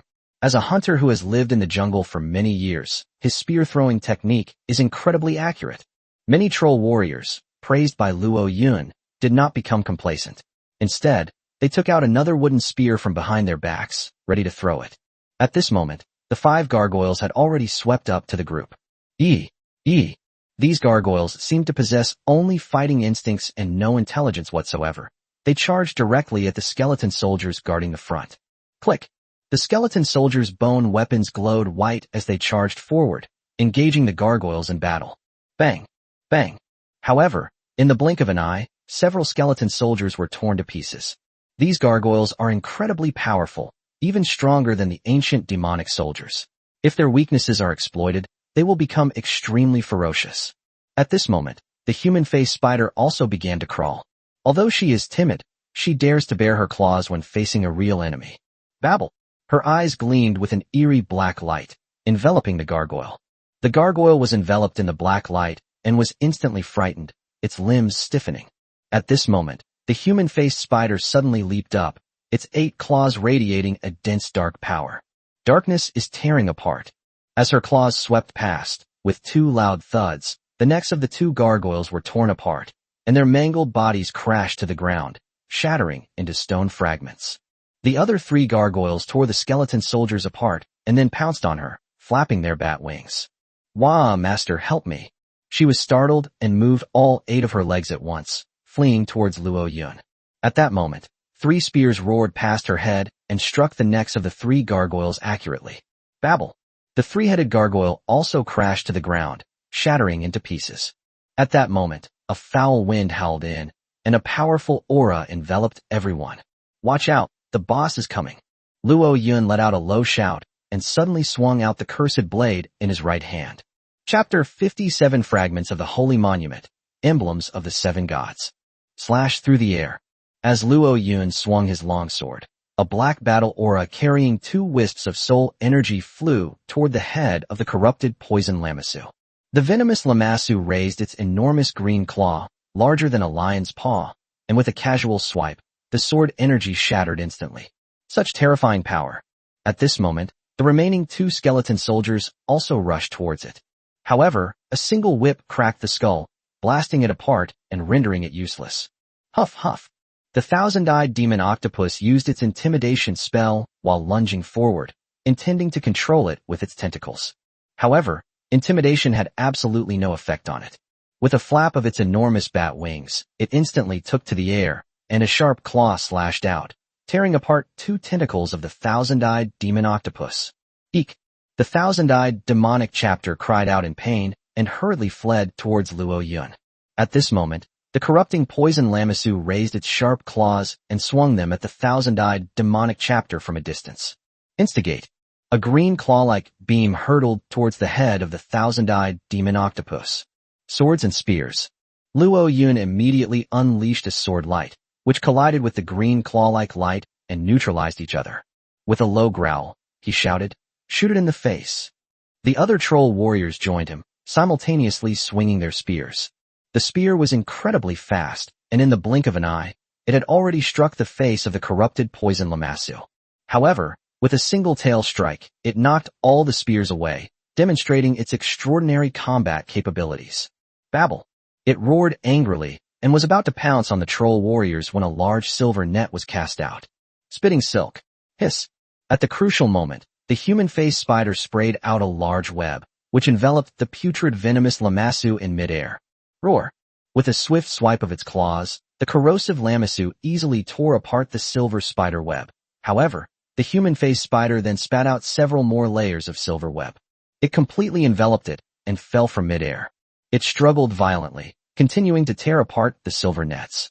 At this moment, Luo Yun had already taken a few steps forward, only about 2 meters away from it, and thrust out a sword. Swords and spears. Instigate! The sword flashed, directly hitting its head and shattering its right eye. Babble! The venomous lamassu roared in fury, unleashing a terrifying sonic wave that nearly shattered Luo Yun's eardrums. This also caused Luo Yun to fall into a brief state of dizziness. The troll warriors behind Luo Yun were also in a difficult situation and found it hard to retaliate. At this moment, the putrid lamassu had torn through the giant net and pounced towards Luo Yun. At this critical moment, the thousand-eyed demonic octopus suddenly pounced from the side, its putrid poison, lamassu, wrapped around it, and it rolled to the ground. Babble! The putrid lamassu struggled violently, attempting to suppress the thousand-eyed demon chapter and tear it apart. However, it never expected that this seemingly soft and flabby giant octopus had incredibly powerful tentacles, even stronger than its own. At the same time, its compound eyes kept shooting out black light, frantically suppressing the putrid lamassu, making it unable to struggle, and gradually it was bound tightly by the octopus tentacles. At that moment, the human-faced spider seized the opportunity, leaped forward, and swung out its sharp spider claws. Darkness is tearing apart. Whoosh! A huge gash was torn open in the head of the rotten poisonous lamassu, from which black mist poured out. A whoo! It let out a frenzied roar, and with a sweep of its tail, struck the human-faced spider. Bang! Ayah! The human-faced spider screamed as it was sent flying more than 10 meters away, its strength overwhelming. By this time, Luo Yun had recovered from her dizziness. He suddenly took a step forward, wielding the cursed blade in one hand and the ebony sword in the other, and unleashed them simultaneously. Double sword and spear. Whoosh! 2 sword beams, like 2 black lights, slammed into the face of the corrupted poison lamassu. A loud bang rang out as the watermelon exploded. The head of the putrid lamassu exploded completely, and its thick body petrified again, falling to the ground and shattering into pieces. Be careful and keep an eye on your surroundings. Check if there are any other enemies. After killing the ferocious beast, Luo Yun did not let his guard down and immediately ordered the troll warriors to be on alert. Yes, master. The troll warriors dared not be careless and cautiously patrolled the area, javelins in hand. At this moment, Luo Yun rushed to the thousand-eyed demon octopus to check its injuries. Chimu, are you alright? The thousand-eyed demon octopus shook its head, raised 2 tentacles, and struck a muscular pose, indicating to Luo Yun not to worry. Seeing that the little guy still had the energy to act silly, Luo Yun knew that it should be alright, and a relieved smile appeared on his lips. At this moment, the 2 tentacles of the thousand-eyed demon octopus also wriggled over and merged directly with its severed tentacles. This terrifying speed left Luo Yun speechless. After feeding his beloved pet 2 sausages, Luo Yun quickly walked towards the human-faced spider. Are you alright? Luo Yun asked the spider-faced humanoid slumped in the corner. Wah, master. I'm fine, it just hurts a little. The spider-faced creature had a huge dent on one side of its kidney, from which green blood seeped out, making it look rather pitiful. However, upon closer inspection, Luo Yun discovered that her injuries were healing at a visible rate. Like Luo Yun, this guy also has the ability to regenerate severed limbs, and his recovery ability is incredibly strong. Seeing that she was alright, Luo Yun took out 2 pieces of shark meat as a reward for her. This made her overjoyed, and she wished she could call Luo Yun dad. At this moment, Mao Yi came over and handed the 11 magic crystals he had collected to Luo Yun. Master, these are the magic crystals that were dropped from those stone statues. I have already scouted the area, and there are no enemies left in this hall. The spoils have all been gathered together by the brothers. Please go and take a look. Thank you for your hard work. Luo Yun took the magic crystal and breathed a sigh of relief. This battle is now over. Although the battle was quick, it was fraught with danger. Fortunately, his subordinates were capable enough, otherwise Luo Yun would probably have died here like those other chosen ones before him. Luo Yun walked to the center of the main hall. By this time, the troll warriors had piled up the collected weapons, totaling over 100 pieces. Luo Yun glanced at it and shook his head. Most of them are basic equipment, and they're all rusty. It's too much trouble to even sell them for scrap. No wonder those chosen ones died here. With such trash weapons, and not knowing the weaknesses of the statues, it would be strange if they could win. However, there were 3 pieces of equipment that barely caught Luo Yun's eye. They consisted of 2 green spears and a blue round shield. Luo Yun scanned the 2 spears with his eye of truth, discerning their data. Trash, perfect for troll minions. As for that blue round shield, its attributes are still decent. Rock shield, armor. Item level, blue rare. Defense value, 1000. Abilities, rock shield, violent charge. Brief description, this is a pretty good shield. If wielded by a valiant warrior, it could make enemies vomit. Spear 1, that round shield is quite nice. It's a rare blue item. Take it and prepare it. Luo Yun didn't want to fight with a shield, so he directly bestowed it upon Spear 1. With his strong arm, Maui could easily wield a spear in one hand and a shield in the other. Thank you for your kindness, Captain. As soon as Mao picked up the round shield, he was so happy he couldn't stop grinning. The troll warriors around him also cast envious glances at him. At this moment, Luo Yun noticed a fist-sized golden stone slowly floating in the place where the putrid Lamassu had previously treated. He used his feet to try and figure out if this was the fragment of the stone tablet the witch wanted him to find. He immediately used his true eye to examine its information. Unknown fragments of the holy monument. Item level, legendary. Ability, unknown. Brief summary. This fragment of the sacred monument isn't actually mysterious, but it seems mysterious because you're a noob. It's a legendary item. If you were to black it out, the thought had just crossed Luo Yun's mind when he quickly suppressed it. This world is unpredictable and full of opportunities. One must not sacrifice one's future for immediate gains. Luo Yun reached out to grasp it. However, a powerful magnetic field blocked his hand 20 centimeters away, preventing him from succeeding. Mao Yi, try to see if you can get this stone over here. Mao shrugged and said, Master, none of us can do it. We've already tried. What should we do now? Luo Yun pondered for a moment, and then came up with a solution. He took out his nautical manual and slowly approached the fragment of the sacred monument. To his surprise, he found that the fragment did not reject the nautical manual. Received. With a flash of golden light, the fragments of the sacred monument were indeed stored in the temporary warehouse of the nautical manual. This made Luo Yun overjoyed. We've got what the witch wanted. It's time for us to leave. At this moment, the sharp-eyed spear pointed at the ground where the fragments of the holy monument were floating and said, Master, look at the ground. It seems like something is glowing. Where? Luo Yun glanced down. Sure enough, a faint green light was flickering in the thick dust. If you don't look carefully, you won't notice it at all. Previously, Luo Yun's attention was completely drawn to the fragments of the holy monument floating in midair, which is why he overlooked this point. It seems that a spear reminded him, otherwise he might have missed a mysterious item. With a thought, a tentacle extended from his back, sweeping away the dust.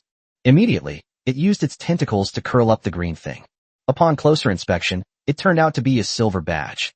Ancient patterns and runes were engraved on it, which Luo Yun, as a time traveler, naturally could not understand. But it doesn't matter, we'll know once we take a look with real eyes. As his eyes lit up, a series of data appeared before them. 7 Gods Emblems, Glory of the Dead. Item Tier, Legendary. Chapter 58,000 I Demon Chapter Advancement. 7 Gods Emblems, Glory of the Dead. Item Level, Legendary. Ability, Return of the Dead. Brief description. This is an ornament left behind by death. It can summon the spirits of the dead from corpses or remains, bringing them back to life to protect you.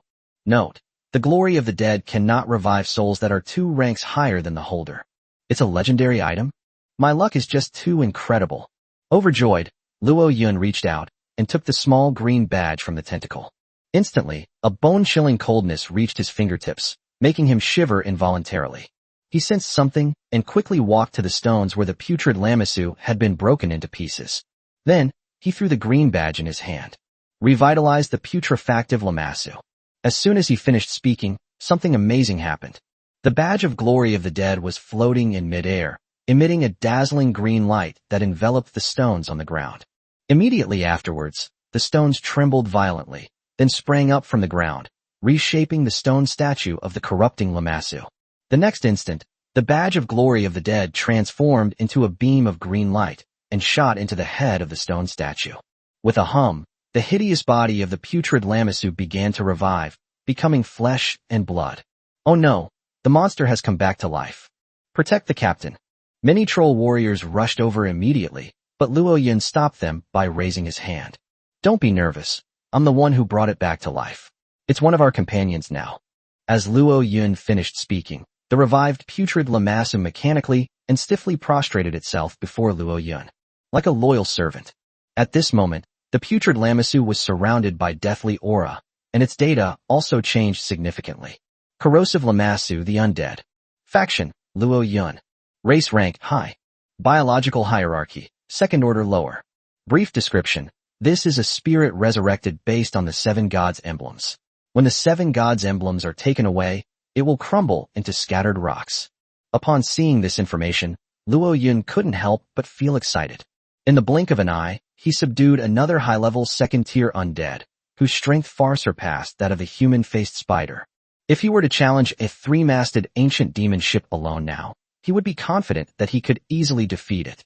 His strength improved so quickly, like a rocket, that Luo Yun was overjoyed. Let's go, leave the underground palace, and find the witch to claim our reward.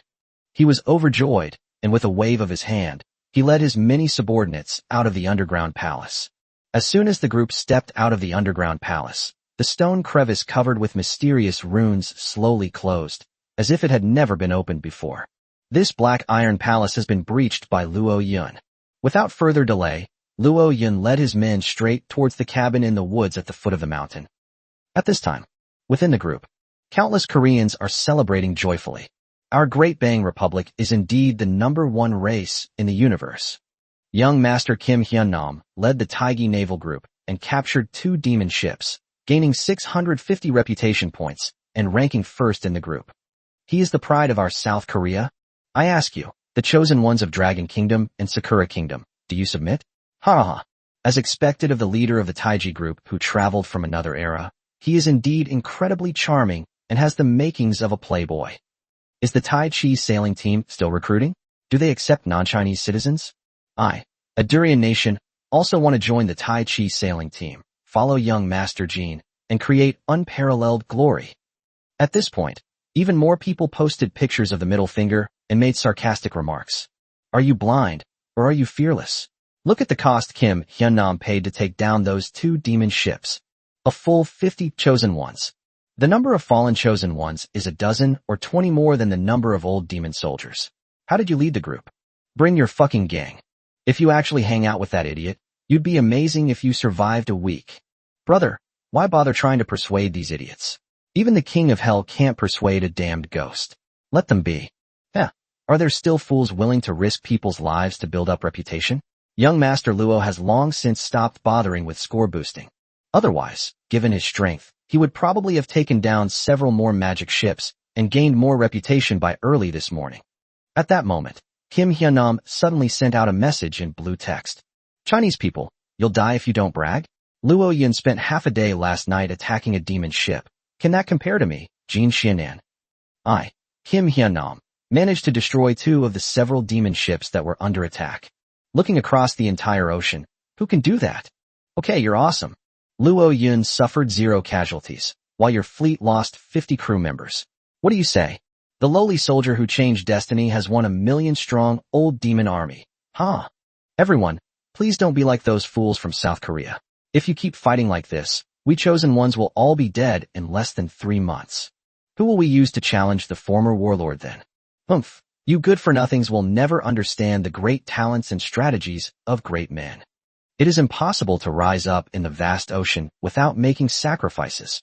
I, Kim Hyun-nam, will prove to all of you that I am the supreme, chosen one of this group. From today onwards, I will remain firmly on the throne of the highest prestige until I defeat the former warlord in March. As soon as Kim Hyun-nam finished speaking, a list of group messages appeared. Luo Yun of the Dragon Kingdom led his troops to breach the Black Iron Palace, reputation plus 100. Given that you are the first chosen one in the group to break through the dungeon, your reputation will be increased by another 200. Currently, Luo Yun's reputation is 840 points, surpassing Jin Xuannan's record of 650 reputation points, and once again taking the top spot on the reputation leaderboard. Haha.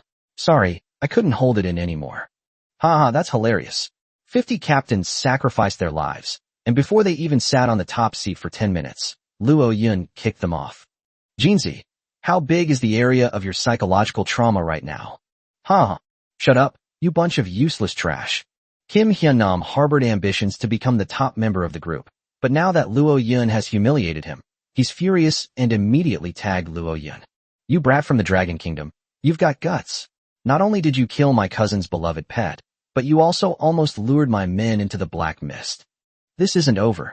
However, Luo Yun would never restore this damn thing. He had already returned to the witch's hut and was drinking the jasmine tea the witch had brewed for him. The deep blue witch leaned against the counter, her ample breasts peeking out from under her V-neck. She played with the fragment of the sacred monument in her hand, chuckling to herself. Not bad, young human. You actually took out the fragment of the monument for this old woman. If I need to find the fragments of the holy monument next time, I'll ask you for help again.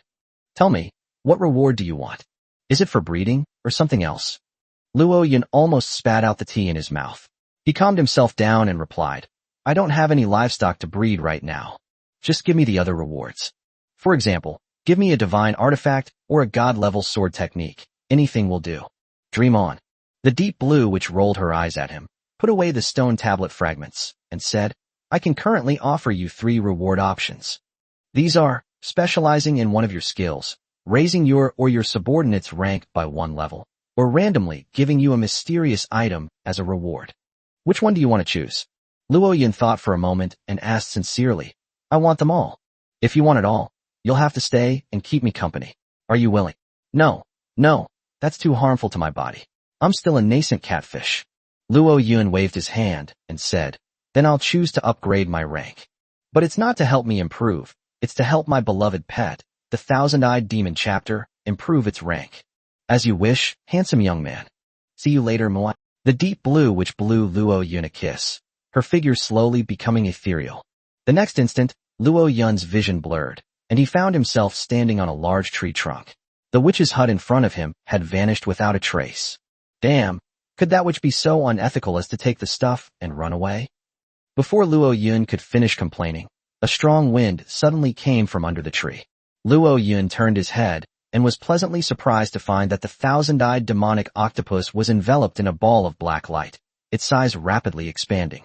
However, in the blink of an eye, its body length plus tentacles reached about 15 meters. The attribute panel has also undergone significant changes. Chapter 59 The Path of Blasphemy. Thousand-eyed demon chapter. Cthulhu larva. Racial rank. Nightmare. Biological hierarchy. Second order lower. Talents. Eye of truth. Eye of intimidation. Multiply. Eye of chaos. Skills. Death coil. Limb regeneration. Tidal force. Brief description. This is an ominous beast. If it is allowed to grow, the consequences are unknown. As the black light dissipated and the wind pressure decreased, a brand new thousand-eyed demonic mantle was revealed before Luo Yun's eyes.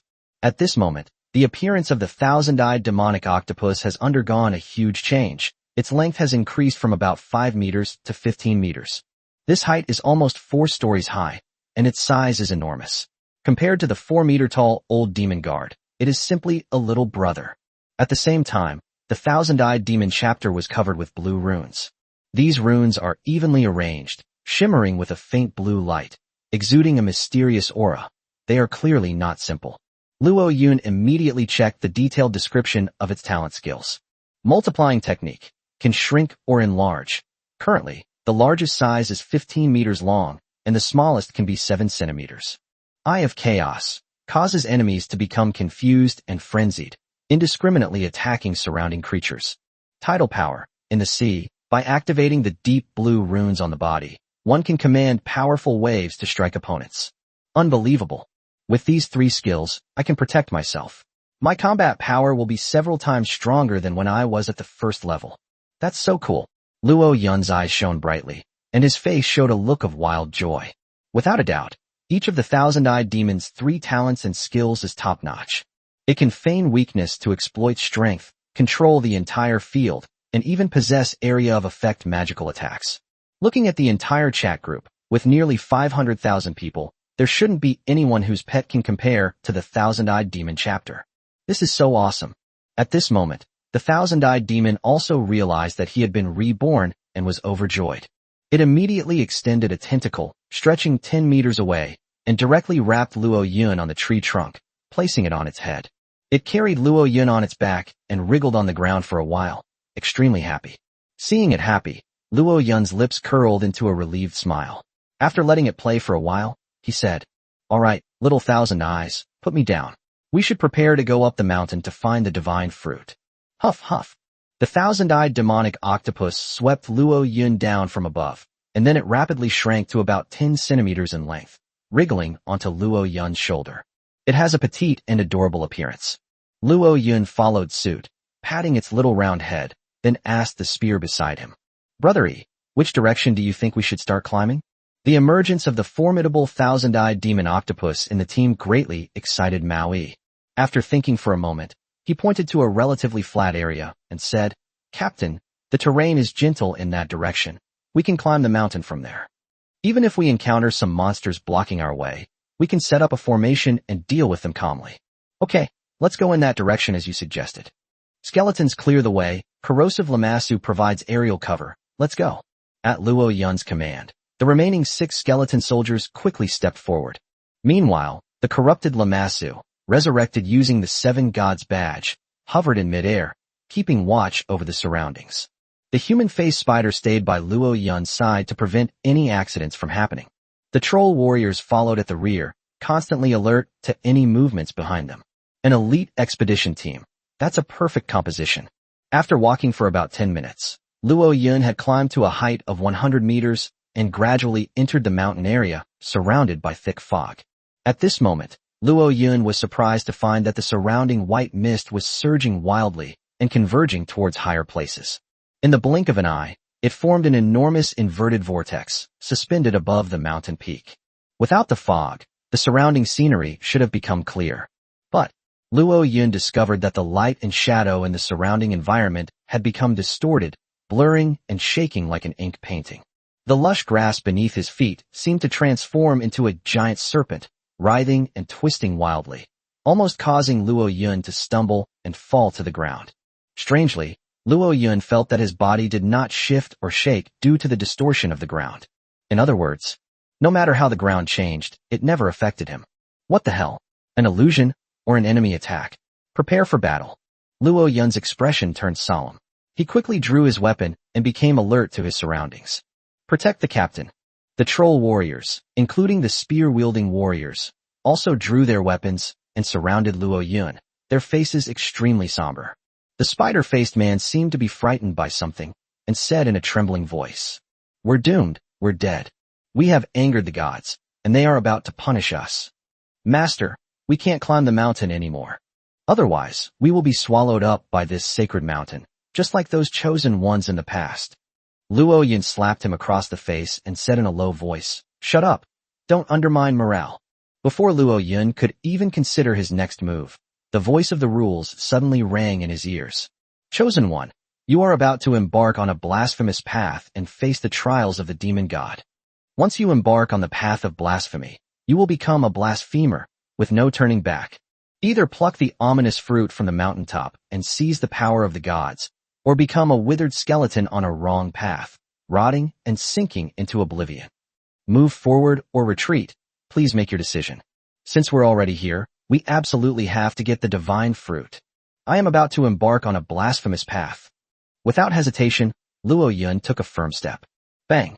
The moment his foot landed, a black light burst forth from beneath his feet, forming a black and white shockwave that spread in all directions. In an instant, apart from Luo Yun and his companions, all the colors in the world turned black, white, or gray. The entire mountain changed drastically as a result. It had transformed into the shape of a humanoid left hand, enormous and towering, reaching straight into the sky, completely unnoticed by Luo Yun, who was in the mountains. The ancient trees and rocks standing on the mountain were also twisted and distorted along with the changes in the mountain, forming humanoid shapes, lifeless and exuding an eerie aura. As for the ground beneath their feet, it was covered with endless white bones, jagged and horrifying. This is not a blasphemous path. It is clearly a death path paved with endless bones. Wah! The human-faced spider, being the most timid, was immediately frightened and whimpered as it shrank at Luo Yun's feet. In this situation, most young people would probably be so frightened that their legs would go weak, or they might even wet themselves. However, Luo Yun was not afraid. He patted the human-faced spider's head, his expression calm, and even his eyes were filled with fighting spirit. He has a fearless heart, and also a group of reliable partners. He had no reason to be afraid.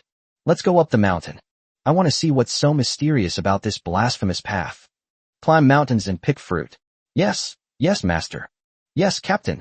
Set off. Without the slightest hesitation, Luo Yun led his men, treading the path of bones, towards the mountaintop. At the same time, throughout the entire sea, the rule-related prompts rang in the ears of all the chosen ones. Lone Wolf Luo Yun, Red Demon Gang's Park Bom, and Mad Shark Gang's Kawada Ichiro simultaneously embark on the path of blasphemy, becoming blasphemers in an attempt to seize the power of the gods and reap the fruits of divine favor. If you are interested, you can go to the chat group to watch the live stream. Someday in the future, their experiences might serve as a lesson for you. Seize the power of the gods. Holy crap, are they really going all this way? Quick, log into the Nautical manual and watch the live stream. In an instant, the entire sea area, all the chosen ones immediately took out their navigation manuals and rushed into the chat area. Chapter 60, watching the live stream. Holy crap, I'm still worrying about what to eat for lunch. And some of my group members are already seizing divine power? Are we crossing the same sea? Awesome, my great Luo Yun. Lone Wolf opens the blasphemous dungeon. So damn cool. Where's the live stream? I can't see it. Don't rush. The will of the rules will gradually emerge. I'm so anxious. I really want to see Luo Yun and see if he's as handsome as I imagine. Bao Shuai. After all, he's my classmate, and he still owes me money. Hey girl, don't try to claim kinship with me. Luo Yun is the #1 big shot on the reputation list. He owes you money? Heh, please don't try to scam me. What? I'm faking an accident? That old man even ate the sausage I used. If you don't believe me, go ask him what he called me. Rong, don't argue with these incompetent people. Let's watch the live stream carefully. We'll seize the power of the gods sooner or later, so let's not miss this valuable learning experience. TCH, you bunch of women? Heh, what the hell is this, you idiot? Su Xian, a short-haired beauty, posted a group photo of several ships, instantly silencing the strange creature. At this time, a sea area slowly appeared in the chat box. In the center of the sea, there stands a colossal black object, piercing the sky. It was a terrifying demonic hand, standing above the vast sea, its 5 fingers pointed at the rolling vortex of clouds in the sky, exuding an aura of desolation and death. Upon seeing this enormous demonic hand, all the chosen ones stared wide-eyed, their faces filled with shock. They could hardly imagine what kind of creature could have such a massive left hand. If this were to slap across the water, it would probably unleash a massive wave that could instantly engulf an entire island. At this moment, the camera zooms in on a ring finger. The ring finger was traversed by a narrow mountain path paved with bones, leading to the very tip of the finger. Now, a handsome young man, with firm steps, treads upon the white bones, leading his followers, and climbs towards the mountain peak. His handsome face, tall figure, and powerful troop formation instantly sparked heated discussions among countless people. Who is this kid? He's damn handsome. It's only been 3 days, and he's already recruited so many crew members. He's incredibly impressive. 666. 666. Hee, this is Luo Yun, my classmate, nicknamed white-haired guy. Damn, is young Master Luo so young? If I let him play with me, I could break his back in one night. He looks handsome, but he doesn't seem very sturdy. I'm afraid he'll break if I shake him a few times. Oh ho ho. Ha ha, you old chairs are so stylish. Shut up, you slut. If you dare insult my young Master Luo again, I'll organize my sisters to cyberbully you. That's right. What kind of lowly thing dares to fantasize about young Master Luo? You're not worthy. Stop fighting over her, everyone, and just watch the live stream. Damn, this kid's lineup is too luxurious. He has skeletons, trolls, and spiders with human faces. By the way, what were those flying monsters in the sky? They look pretty fierce. Does anyone recognize them? Of course it's powerful. That's the corrosive poison Lamassu, a high-level demonic creature. My crew said that if it grows up, it can rival a dragon. Wow, that must be Luo Yun's starting pet, right? Holy crap, with such a powerful pet by my side, I can kill demon soldiers and slaughter demon guards too. Brother Luo's starting pet isn't Lamassu. It's a minion he just acquired today, including that human-faced spider. Brother Luo Yun's individual combat strength is actually very impressive. He is an outstanding swordsman. Even without such a troop formation, he is still a strong man. Who the hell are you? You talk like you know Luo Yun like you're some kind of friend. I am Zhou Zhang. Yesterday, Brother Luo and I destroyed an old demon ship. My reputation is only in the top 10 in the group, which is nothing. Damn, it's Boss Zhou Zhang. Holy crap, Boss Zhou Zhang has shown up. Woof woof, are you still recruiting underlings? Ahem, I'm ashamed to say that I'm not a big shot. I only gained so much reputation by slacking off with Brother Luo. I just hope everyone will stop criticizing Brother Luo Yun. After all, he is really strong. He has such a strong lineup because of his strength, not just luck. Master Zhou, we believe you. We will always support young Master Luo. After all, Chinese people support Chinese people. That's right. We believe that young Master Luo will definitely be able to obtain the divine fruit. Thanks. I thank you on behalf of Luo Yun. At that moment, a discordant voice rang out. Ha ha ha, foolish people of the Dragon Kingdom. You mere dogs of the Dragon Kingdom dare to attempt to seize the power of the gods? How laughable. Do you know who from our Korean country is competing with your Dragon Kingdom's greyhounds for the divine fruit? Who? The one who won the Go championship with a divine finger. The one who indirectly won. Haha, there are no referees from South Korea here, so how can you Koreans win? A bunch of ignorant Chinese. When you see the Red Devil Naval Fleet's lineup, you'll know what a real big shot is. Hee, that's hilarious. The Koreans are getting impatient. I'm a little worried that if the Koreans really send in a referee, your Dragon Kingdom's Luo Yun will definitely lose. Whoosh, even the chosen ones of my Sakura country are afraid of the referees from South Korea. After all, they have no shame and are invincible. Indeed, South Korean referees are invincible, wielding the power of the rules. We non-Chinese can't afford to mess with them. Stop bashing the referees in South Korea. Is it possible that all South Koreans are the same kind of people, and the referees aren't special at all? Our brothers from North Korea really see things clearly. Thumbs up. Laugh, you bunch of trash. You'll soon witness the terror of the Red Devil Naval Fleet. At this time, another window appeared in the chat window. The location is on the middle finger of the giant demonic hand. A powerful force, treading on rotting corpses, marched in a mighty torrent toward the top of the demon hand. The camera zoomed in, showing a close-up of the team to all the chosen ones. Upon seeing this, all the chosen ones couldn't help but gasp and frantically exclaimed in red exclamation marks. This Red Devil Naval Fleet has way too many people, at least over 300. How did they manage to gather so many people in just one day? They recruited a huge number of crew members and monsters, almost like an army. Holy crap, I saw a one-eyed treasure, and the elven Black Panther huntress, lizard archer, and more. This lineup is just too damn luxurious. Damn, how did they manage to assemble such a super elite force in just 3 days? Look up at the sky, that's a two-legged dragon, a high-level magical beast, no less powerful than the corrupted poison Lamassu. Wow, there really are dragons in this world. They're so cool. That was just a sub-dragon, but it's already cool enough. I dream of having one. The one riding that wyvern is an old man. He flies so high, Isn't he afraid of falling to his death? Shut up, you bastard. That's our South Korean defense minister, General Park Bom. The entire Red Devil naval fleet is under his command. Compared to him, Luo Yun is nothing but trash. Our General Park is determined to enjoy the divine fruit from the mountaintop this time. Be careful, someone might be spraying pesticide on the fruit. Fuck you, you son of a bitch.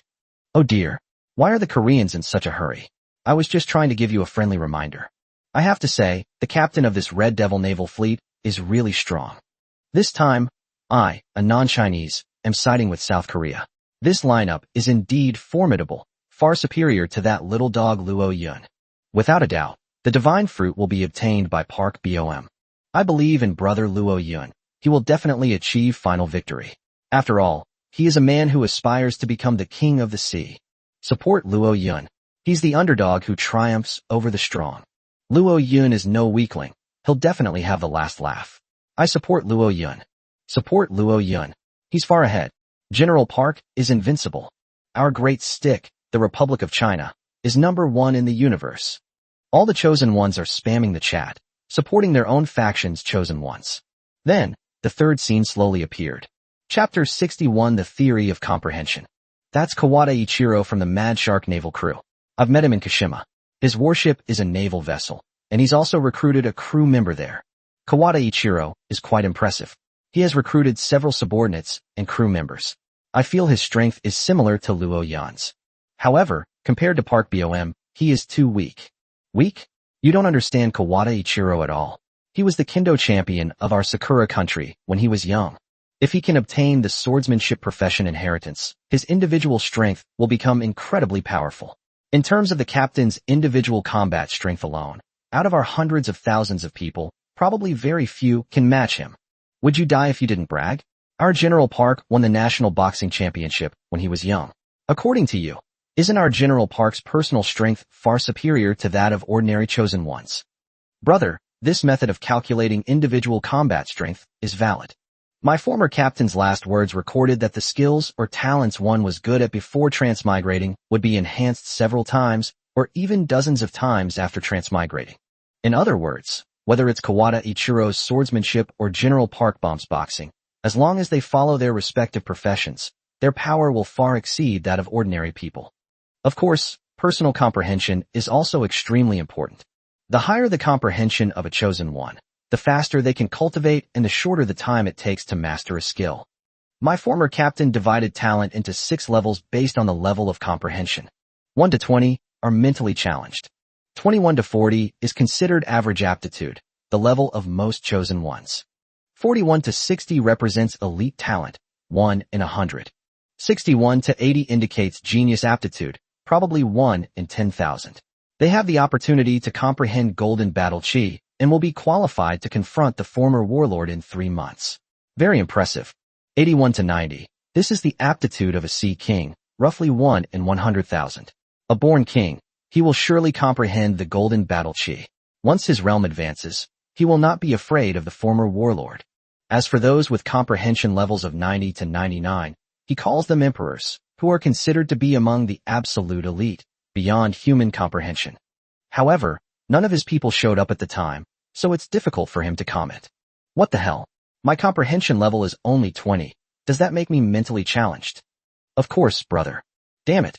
I don't accept this ranking of qualifications. I agree with that, because that's what my predecessor's last words said as well. My former captain said the same thing. I'm alright, with 42 points of comprehension, which is considered elite aptitude. So that's how it is. No wonder my battle aura turned blue after just a little training. So Lin Wanrong is a Sea King level genius. Ha ha. Hey, young lady, do you have any evidence? See for yourselves. Lin Wanrong took a screenshot of her attribute panel and posted it, instantly causing an uproar in the entire group. Holy crap, 85 points of comprehension. This beautiful girl is too fierce. I remember she mentioned that she had given Luo Yin the sausage she had used. No wonder she knows young Master Luo. She's definitely not an ordinary girl. She starts with a warship, and her personal aptitude is so high. She's practically forcing us ordinary people to our deaths. Rong, you're a player? Do you take in simps? I want to be your simp. Goddess Rong, can I add you as a friend? I want to send you a picture of a caterpillar to look at. Get lost. You idiot. Anyone who dares to drive again, if I catch them, I'll kill them. Seeing that Goddess Rongrong was angry, the many scoundrels shut their mouths and dared not cause any more trouble. After all, this is a lawless place where murder is not illegal. If you really offend such a fierce girl, your future is uncertain. Brothers, how much comprehension do you think Luo Yin has? At least 90. Zhou Jing sent a message immediately, saying, when I teamed up with Luo Yin yesterday, he had blue battle aura and could project his battle aura outwards. He is truly a prodigy, worthy of your emulation. Holy crap, is it really that exaggerated? Huh, 90? What are you bragging about? I, Jin Xianan, only managed to comprehend light blue battle chi in 3 hours, and my comprehension is only 87 points. What is Luo Yin anyway, to be able to reach 90? Since he's over 90, why don't you let him unleash his golden battle aura to see what happens? Chairman Kim's comprehension is a whopping 87 points. He's a true Casanova, worthy of following. Don't jump around. Brother Luo Yun's battle aura yesterday was deep blue with a hint of purple. What else could it be but a 90 plus? Damn it. Zhou Zheng, you little bastard, how dare you talk to our chairman Jean like that? Don't you want to leave Shihai? Don't think we don't know you're in Shihai. Heh, you dare to block my way? I'm a soldier of the dragon country. Do you think I'm afraid of you Koreans? No matter how many come, I'll take them all on. Hey Koreans, stop yelling and abide by the alliance agreement. Otherwise, you won't be able to handle the wrath of us Chinese. That's right. The dignity of the Chinese soldiers is inviolable. Anyone who dares to lay a hand on Zhou Zheng, I, Wang Fugue, will fight them to the bitter end. I, Lin Feng, will not stand idly by. Everyone, stop arguing. Let's keep the peace. Our only enemy is the old demon army. Let's not fight amongst ourselves and lose men for nothing. Damn it, it was all those Koreans who started the trouble. They're like dogs. Hee hee, who in the world doesn't hate those Koreans? Just ignore them. Alright, stop arguing and watch the live stream. Maybe we'll have a chance to embark on the path of blasphemy in the future. Don't miss this valuable experience. Absolutely. The chosen ones stopped hurling insults at each other and focused their attention on the video feed in the chat window. At this time, the 3 teams have already encountered the first wave of monsters. That first wave of monsters sent chills down the spines of most of the chosen ones, filling them with utter terror. Chapter 62 Corrupted Demon Corpse, Blue-Blooded Alien. What kind of monster is that? Is it a zombie? It's huge. Each one is over 3 meters tall. Judging from the appearance of that monster, it seems to be a previous chosen one, a blue-blooded alien. Did they die on this blasphemous path and turn into monsters? Hee hee, if Luo Yun and the others fail to pass the test, they'll be turned into monsters too, right? Shut up, stop gloating. Young Master Luo will not be defeated. He is the first person in the entire server to kill the ancient demon guard. Huh, he only killed about 20 demon soldiers, but there are 40 or 50 zombies. How can he fight them? Not only will Luo Yun die, but Kawada will also die. Only the Crimson Demon Naval Fleet can withstand this wave of demonic corpses. Indeed, the Red Devil Naval Fleet is strong and well-equipped, and has the best chance of reaching the end of the blasphemous path. The other 2 teams are nothing more than supporting characters and cannon fodder. Stop making sarcastic remarks, cheer them on. They represent humanity. Sorry, the only representative of our South Korean country is General Park Byeom. The other 2 are utterly useless. Fuck your mother. You Korean, what did you say? Stop arguing. Just watch and silently cheer them on and pray for them. Go for it. Luo Yun, you're the best. Kawada-san first. A large number of chosen ones are cheering for their own country's chosen ones. However, this did not change their predicament. Now, on the path of blasphemy, the 3 teams have already formed ranks, ready to meet the enemy. Faced with a horde of monsters that slowly surged forward like zombies, they were on high alert and dared not be careless in the slightest. Skeleton soldiers stepped forward to block the monster's charge. Corrosive Lamassu, air support. Human face spider, prepare to spit webs to restrict the monster's movement. Troll warriors, throw spears from the rear to support the front. Yes, yes, master. Yes, captain. As Luo Yun finished speaking, his many subordinates quickly formed a battle formation. Luo Yun stood beside the human face spider, holding 2 swords, ready to strike at any moment. At this moment, he had already used his eye of truth to discern the data of the invading monster. The corrupted blue-blooded alien, corrupted demon corpse. Racial rank, medium. Biological rank, peak of tier 1. Faction, Chaos. Brief summary. This is a group of failed individuals who attempted to seize the power of the gods. Punished by the will of the gods, they were corrupted and transformed into demonic beings. Although they were corrupted into demonic corpses, in reality, they were not freed. Their souls remained imprisoned within these filthy, decaying demonic bodies. You must kill them, or you will become one of them. Weakness. The writhing black muscles on the body. Luo Yun looked at the surging, corrupted demon corpses and found that their azure bodies were indeed covered with a piece of black muscle. Some are on the top of the head, some on the chest, and some on the thighs.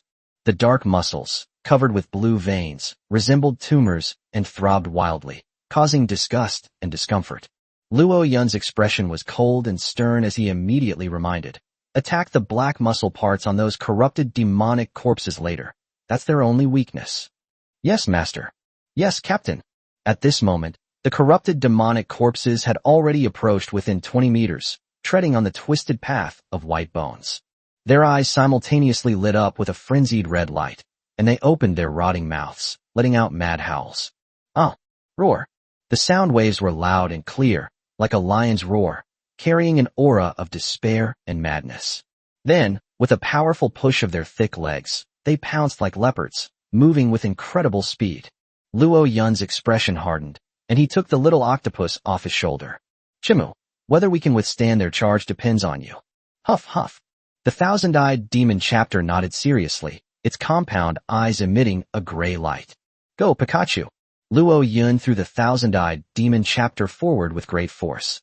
The thousand-eyed demon octopus's tiny body tumbled in midair, then grew larger and began to emit a bright gray light. Buzz. The gray light, like a divine blessing, enveloped the corrupted demonic corpses surging forward. In an instant, nearly 50 corrupted demon corpses were enveloped in radiance. The red light in their eyes became hybrid, stained with gray spots, and they began to emit frenzied and twisted roars, actually lunging at their own kind. Sharp fangs, rotting maw, frantically tearing apart its own kind, appearing like a madman. They were all struck by the chaotic eye of the thousand-eyed demon chapter, falling into complete madness, indiscriminately killing without distinguishing friend from foe. Of course, some monsters seemed unaffected by the eye of chaos and continued to charge forward. However, they have already lost their power and pose no threat to Luo Yun's camp. It's a success. Luo Yun was overjoyed, but he did not lower his guard in the slightest and gave another order. Skeleton soldiers and human-faced spiders, continue to defend. Corrupted Lamassu, attack and kill those corrupted demon corpses that still want to charge. Babble. The putrid Lamassu emitted a long, drawn-out cry as its massive body swept low into the air. The troll warriors assisted the corrupted Lamassu, throwing spears to suppress the monsters. "Yes, Captain." Soar. Long spears shot out with incredible precision, striking the black muscle tissue on the bodies of the corrupted demonic corpses. Uft. Squeak, squeak, squeak. The black muscle was pierced, and streams of black blood gushed out, emitting a shrill sound like a rat's squeak, which was extremely eerie. As the black muscle shattered, the red light in the corrupted demon corpse's eyes suddenly vanished, and its crazed face instantly became calm and peaceful. Then it slowly softened. At that moment, the putrefactive Lamassu also flew low overhead.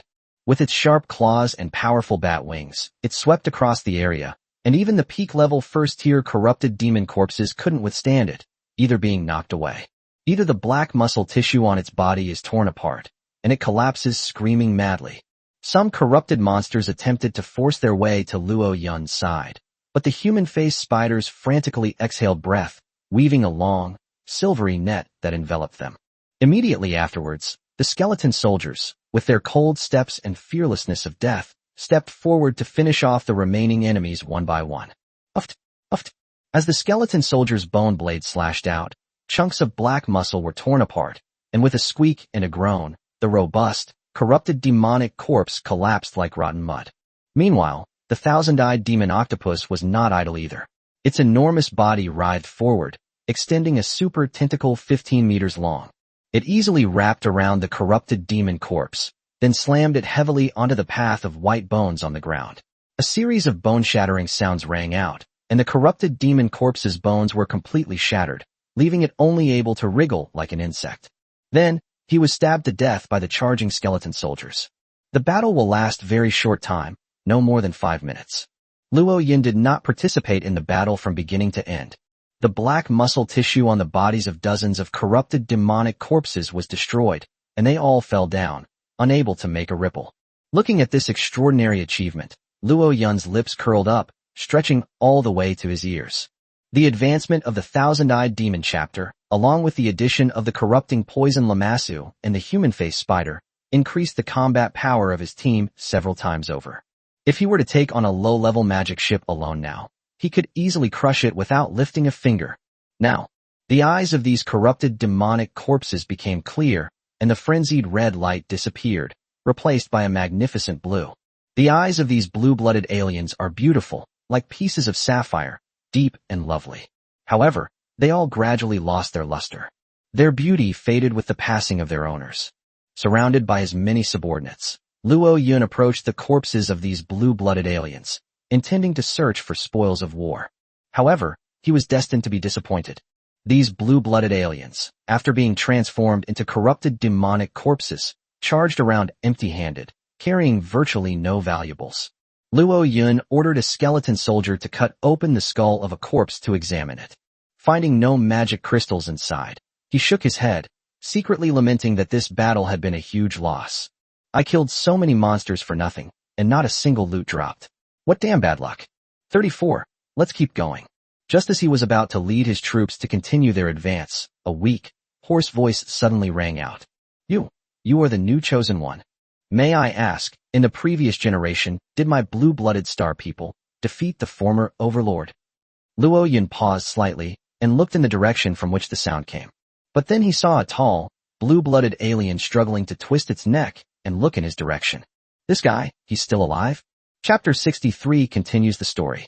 The Will of Rules. Can you answer the questions it asks? The blue-blooded aliens of this sea area in the previous campaign failed in their attempt to subdue the former warlord, with all 500,000 of them perishing. Is it that bad? Luo Yun raised his eyebrows, looked at the blue-blooded starman, and said truthfully, the blue-blooded starman's campaign against the warlord in this sea area in the last session failed, and all 500,000 of them were killed in action. Is that so? It's all my fault. If I hadn't led the clan's elite to covet this divine fruit, they wouldn't have perished on the path of blasphemy. We, the blue-blooded star people, will not be leaderless and suffer total annihilation. It was my fault. It's all my fault. The blue-blooded alien let out a painful murmur, about to breathe its last. At that moment, Luo Yun hurriedly stepped forward to ask, Hey, don't die yet. Can you tell me some information about the later levels? The blue-blooded alien forced his eyes open and said hoarsely, The god fruit. It was just a deception. Those who consume it will not gain divine power, but will become puppets of demons. I successfully devoured it, but became its slave, turning my people into rotten puppets. It's my fault, it's all my fault. Upon hearing this, Luo Yun felt a chill run down his spine and couldn't help but ask, You're not lying to me? I am a blue star person, and my name is only one character different from your blue blood star. Don't lie to me before you die. Blue star people. I know, the primitive, three-dimensional civilization. The spark of civilization was brought by us blue-blooded star people. Blue-blooded star people, we don't lie to blue star people. You'd better watch yourself. After saying that, the blue-blooded starman tilted his head to the side and died instantly. Holy crap, is this for real? Don't lie to me. Luo Yun stepped forward, nudged its head with his foot to see if it could still rise from the dead, and said a few more words. However, it was completely dead, limp and lifeless. At this moment, the spearman behind him stepped forward a few steps and solemnly said, Captain, the blue-blooded starman wasn't talking nonsense. The divine fruit really isn't something ordinary beings can eat. When I was a child, I heard the old chief say that ordinary creatures would find it difficult to resist the divinity remaining in the fruit after eating it, and would be enslaved by the gods and turned into puppets. Only the king among the chosen ones can wield the fruit of the gods. The king among the chosen ones, do I look like one? Yes. Mao Yi nodded solemnly. I also think Master is like a king among the chosen ones, sob sob. The spider-faced creature also came over, clinging to Luo Yun's leg and trying to curry favor, hoping to get a piece of shark meat to eat. But Luo Yun kicked him over. Do you also think I look like one? Luo Yun looked at the other troll warriors. Picture. In our hearts, you are a great king, and we are willing to follow you forever." Seeing the troll warrior's burning eyes and utterly sincere attitude, Luo Yun felt a warmth in his heart and grinned. "I don't think I'm any kind of king or queen. I'm just an ordinary high school student. However, since you all think I am a king, then I, Luo Yun, can be a king. Let's go, let's set off, and embark on my path to becoming a king. I will blaspheme. I will seize the power of that god. I will tell the remnant will of that god. I, Luo Yun, have arrived. Roar. Captain is mighty. Wow. Lord Luo Yun is so powerful." The trolls were invigorated, raised their arms and shouted, and regarded Luo Yun as their king. After a short rest, Luo Yun mounted the head of the thousand-eyed demon Octopus and led his many subordinates to continue along the path of white bones. At this time, on another blasphemous path, Commander Park Bom was riding a two-legged dragon, soaring through the air. His gaze was icy as he looked down at the dozens of demonic corpses surging towards him, and he said in a low voice, "Form ranks and prepare for battle." He simply uttered 8 words, and the military formation below began to adjust and reassemble rapidly. However, in the blink of an eye, a large number of kobolds, cyclops, and dark elf huntresses skilled in melee combat had already lined up at the front of the queue. Behind them were fully armed captains, armed with firearms, and crew members skilled in long-range attacks, bows and arrows at their sides. At this moment, the corrupted demon corpse suddenly accelerated, charging straight towards the red demon naval fleet's formation. Upon seeing this, the nearly 5-meter-tall Cyclops stepped forward first and let out a loud roar. In an instant, a violent aura spread out, causing a red bear claw mark to appear above the heads of all the friendly forces behind them. This is the roar of war, which can boost the strength of friendly forces by 10% to 30%. All the allies felt their blood boiling, and their combat power increased by at least 1 level. After unleashing its inspirational skill, the Cyclops charged forward, gripping a massive wooden shield in one hand and a 3-meter-long spiked club in the other. Kill! Its roar was like a tiger's, and when it swept out with the stick, the air vibrated. Bang! A corrupted demonic corpse was struck by its spiked club and, like a golf ball, was sent flying more than 10 meters away before crashing heavily into the void, accompanied by a series of cracking sounds. However, in the next instant, it twisted and rose up, continuing to rush towards this side, seemingly immortal. Charge! 2 dark elf huntresses rode out on 2 giant black panthers, throwing large boomerangs in their hands. Soar! The heads of the 2 corrupted demon corpses were severed and rolled to the ground. However, in the next instant, their heads and bodies were linked together by black ribbons, quickly glued back together, and restored to their original state. Hoo-hoo! Numerous corrupted demonic corpses let out frenzied cries and continued their desperate charge. Faced with this seemingly unkillable monster, the members of the Crimson Demon Naval Fleet felt their scalps tingle, yet they had no choice but to muster their courage and fight with all their might. In the blink of an eye, the 2 sides clashed in close combat, their bodies intertwined, blood splattering everywhere, a scene of utter carnage. On another blasphemous path, Kawada Ichiro slowly sheathed his katana, surrounded by the corpses of blue-blooded aliens. He even managed to clean up the corrupted demon corpse. His speed in clearing the demon corpses was only a few minutes slower than Luo Yun's team. This was thanks to Lu Zhan and his team. The ancestors of Dear Warrior escaped alive from the path of blasphemy and possessed detailed strategy information. Therefore, he immediately informed the team of the corrupted demon corpse's weaknesses, which allowed the team to easily defeat these monsters. In this battle, Kawada Ichiro's squad only lost 3 captains and a few low-ranking ship slaves. It's considered a relatively small loss. After a brief rest, they continued their journey towards the summit without stopping. At this time, the group chat has exploded. The 2 teams that everyone had the least faith in actually managed to defeat the first wave of monsters and continue their advance. In contrast, the strongest Red Devil naval fleet is still entangled with the horde of zombies.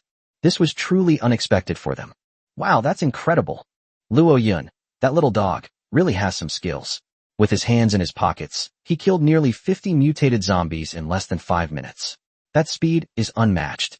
The Red Devil naval fleet, with over 300 members, is still locked in a fierce battle, yet he defeated the formidable enemy in no time. Truly amazing. That's normal. After all, young people in modern China never work overtime. Colonel Kawada from my Sakura country is no weakling either. Although his lineup isn't as strong as Luo Yun's, he was still able to easily defeat the demonic corpse. He's truly outstanding. You haven't mentioned a word about the dead crew members, have you?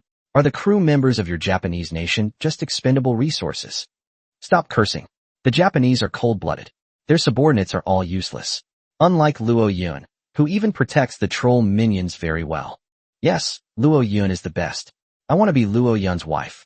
Girl, stop daydreaming if you weigh 380 pounds. By the way, what kind of octopus is that? It's so powerful. The beam of light it emitted instantly threw the enemy camp into chaos, causing them to fight each other. If this were used in a group battle, wouldn't it be an unparalleled divine skill? Who could withstand it? No wonder this kid was able to easily destroy the demon ship yesterday. It turns out he has such a powerful pet as a backer. Even a dog can ride a dog. Ahem, brother, don't be so sarcastic. When Brother Luo Yun killed the ancient demonic soldier last night, the thousand-eyed demonic octopus wasn't this strong yet. It only gained this strength today. Damn, isn't that even more incredible? My pet evolved in just one day, and I even caught 2 second-tier monsters. My luck is unbelievable. This kid has the aura of a king. He's incredibly awesome. Nonsense. How could Lone Wolf be number 1 on the reputation list if he wasn't incredibly powerful? Just based on his individual strength, he's definitely number 1 in the entire server. I wonder if he takes on followers. I happen to need a big brother. I'm still missing a husband. Sister, am I good enough? I'm well endowed and skilled in bed. Fuck you. Who just said Luo Yun would become a background character for the Red Devil Naval Fleet? Can you come out and roll around a couple of times so the group members can see how stupid you are?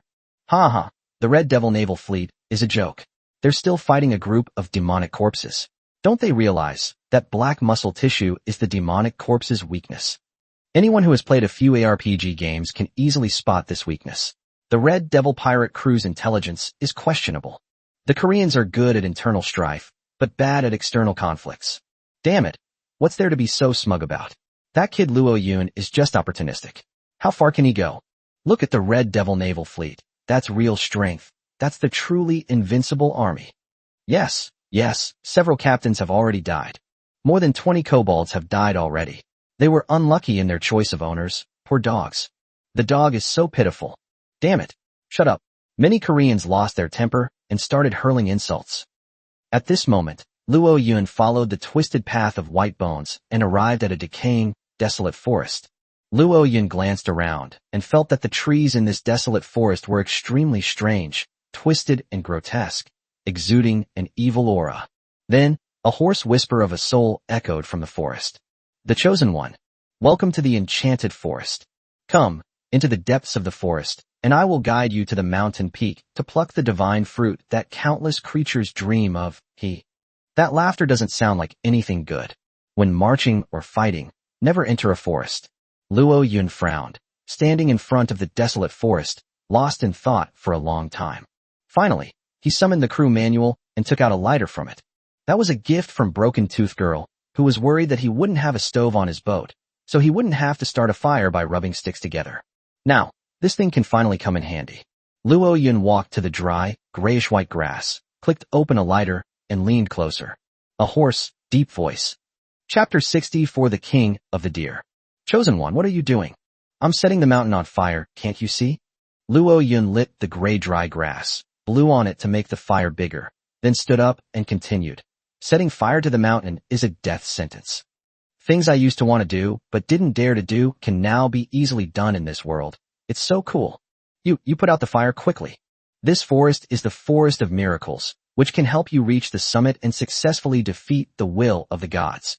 If you burn this forest down, you will face the curse of the tree god and never be able to rise again.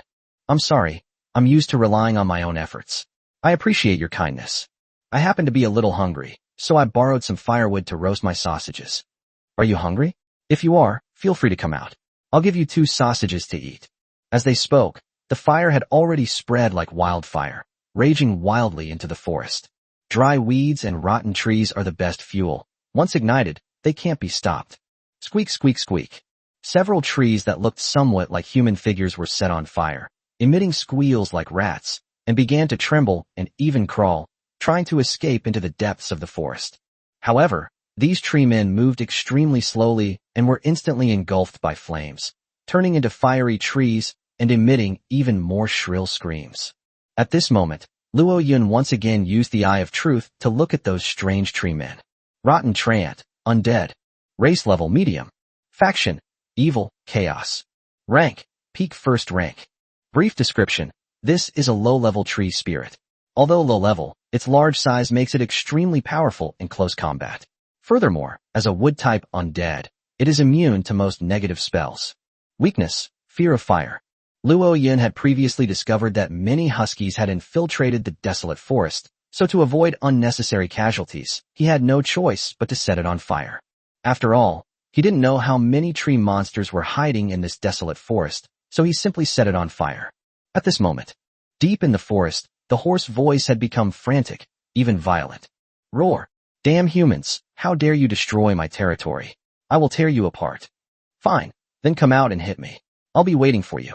Just as Luo Yun was about to distribute the meat to his brothers, suddenly, a series of loud, strange noises rang out. It looks like some kind of deer-like beast is rushing towards us at high speed. Upon hearing this, Luo Yun's pupils suddenly contracted to pinpoints, and he immediately shouted, "Retreat quickly! Prepare for battle!" He immediately led his troops in a swift retreat. Just as it retreated about 20 or 30 meters, suddenly, with a loud bang, a huge body crashed through the burning sparks, leaped more than 10 meters high, and landed heavily in front of the burning wasteland. Bang! The ground, covered in white bones, was shattered by its giant hooves, sending up fragments of bone. Immediately, a violent aura rushed towards him, causing Luo Yun to take a few steps back. Luo Yun glanced at the demon, and his pupils instantly contracted to pinpoints. The monster's appearance was somewhat similar to that of a deer beast, but only in appearance. Its size was enormous, standing over 8 meters tall, even larger than an elephant. Its body, however, is not made of flesh and skin, but rather of pieces of dry tree trunk, with textures and structures as gnarled and twisted as muscles. On its head are 2 pairs of antlers, emanating a black mist. Behind the tail, there are more than a dozen vines as thick as an adult's arm, winding and twisting, covered with barbs several centimeters long. If it were to hit you, it could probably blast through a steel plate. Its body was covered with strange black muscle tissue. Without a doubt, this deer monster, like the previous corrupted demonic corpse, is a demonic creature that hinders the chosen ones from climbing the mountain. Luo Yun immediately understood its data. King of the Deer, monsters. Race rank, high. Faction, evil, chaos. Rank, second rank, upper level. Brief description, this is a Xie deer corrupted by divinity. It was originally a peace-loving creature, but the power of the gods caused it to decay and fall, turning it into a carnivorous monster. Weakness, vulnerable to strong fire, black muscle tissue. It was actually a high-ranking second-tier monster. Without a doubt, this is the most powerful opponent Luo Yun has ever encountered. At this moment, the king of the Xie deer, his eyes gleaming with a frenzied crimson, stared intently at Luo Yun and growled. Damn human, I wanted to give you a quick death and devour you directly. I never expected you to burn down my jungle, turning countless of my men into dust. I will kill all your subordinates in front of you, so that you will taste despair and become a rotten skeleton puppet. Tremble, mortals! Roar! As soon as he finished speaking, the king of the Xie deer leaped high into the air and flew towards the troll warriors behind Luo Yun. At this moment, the putrid Lamassu rose into the air and pounced on it. Bang! The 2 beasts collided in midair. The massive body of the king of the deer possessed overwhelming power, shattering the body of the corrupting poison Lamassu into fragments of stone with a single blow. A beam of green light shot out from the rubble and flew toward Luo Yun. Luo Yun raised his hand and grasped the green light, then commanded, Human-faced spider, cast your web. Thousand Eyes, suppress it. As soon as he finished speaking, silver nets were cast towards the king of the Xie deer. It's the 3rd update. Remember to like, follow, and give a 5-star review. At least 3 updates every day. Chapter 65, Killing the King of the Xie deer. Large silver nets were cast out, enveloping the king of the Xie deer. The black antlers atop the head of the king of the Xie deer emitted a dark light, easily piercing through the net. However, some spider silk still unfurled, binding its limbs and instantly taut and tightening them. The king of the Xielu lost his balance, and his massive body crashed to the ground, kicking up a cloud of dust. Roar. You damned ants. You think you can bind me with your meager broken net? Wishful thinking. Open. The king of the Devours suddenly pushed off with all its might, and the sound of steel wire snapping rang out as layers of spider silk were instantly torn apart. Just as it was about to get up, thick octopus tentacles wrapped around it and bound it tightly. Thousand eyes, cast death coil, an intimidating eye. Don't let it break free. Huff, huff. The thousand-eyed demon's 8 tentacles suddenly bulged with veins and twisted tightly. Click, click, click. The wooden armor on the king of the Devours was deformed by the tightness, making a strange noise. This force is truly astonishing. It could probably twist and deform an 8-ton vehicle. However, despite such immense strength, it was difficult to inflict any damage on the king of the deer. Roar. Get out of here, you damned reptile. Its eyes glowed crimson as it tried to bite the thousand-eyed demon octopus. However, the compound eyes on the thousand-eyed demon octopus emitted an intense black light, piercing deep into its eyes. Ah! No, don't enslave my people. Demon god, I beg you, spare my people. I am willing to serve you as my master. Ah! The king of the Devours seemed to have seen a terrifying scene, letting out a frenzied roar, his psychological defenses instantly crumbling. At this moment, Luo Yun gave another order. Troll warriors, human-faced spiders, attack the black muscle tissue on its body, quickly. Yes, captain. Yes, yes, master. Kill. Luo Yun leaped high into the air and landed on top of the thousand-eyed demon Zhang's head, unleashing 2 beams of sword light from his twin swords. Sobbing. The 2 black muscle tissues on the back of the king of the Devours were shattered. Squeak. The muscle tissue emitted a ferocious squeak like a rat, and billows of black mist rose up. The king of the Devours was also moved and awoke from his state of terror. It became even more frenzied, twisting its body incessantly, trying to break free of the thousand-eyed demon chapter. Its power is extremely strong, and even the thousand-eyed demon chapter cannot easily control it. Seeing that the tentacles could no longer restrain it, many troll warriors quickly spread out around the king of the deer and threw out spears. Bang! Bang!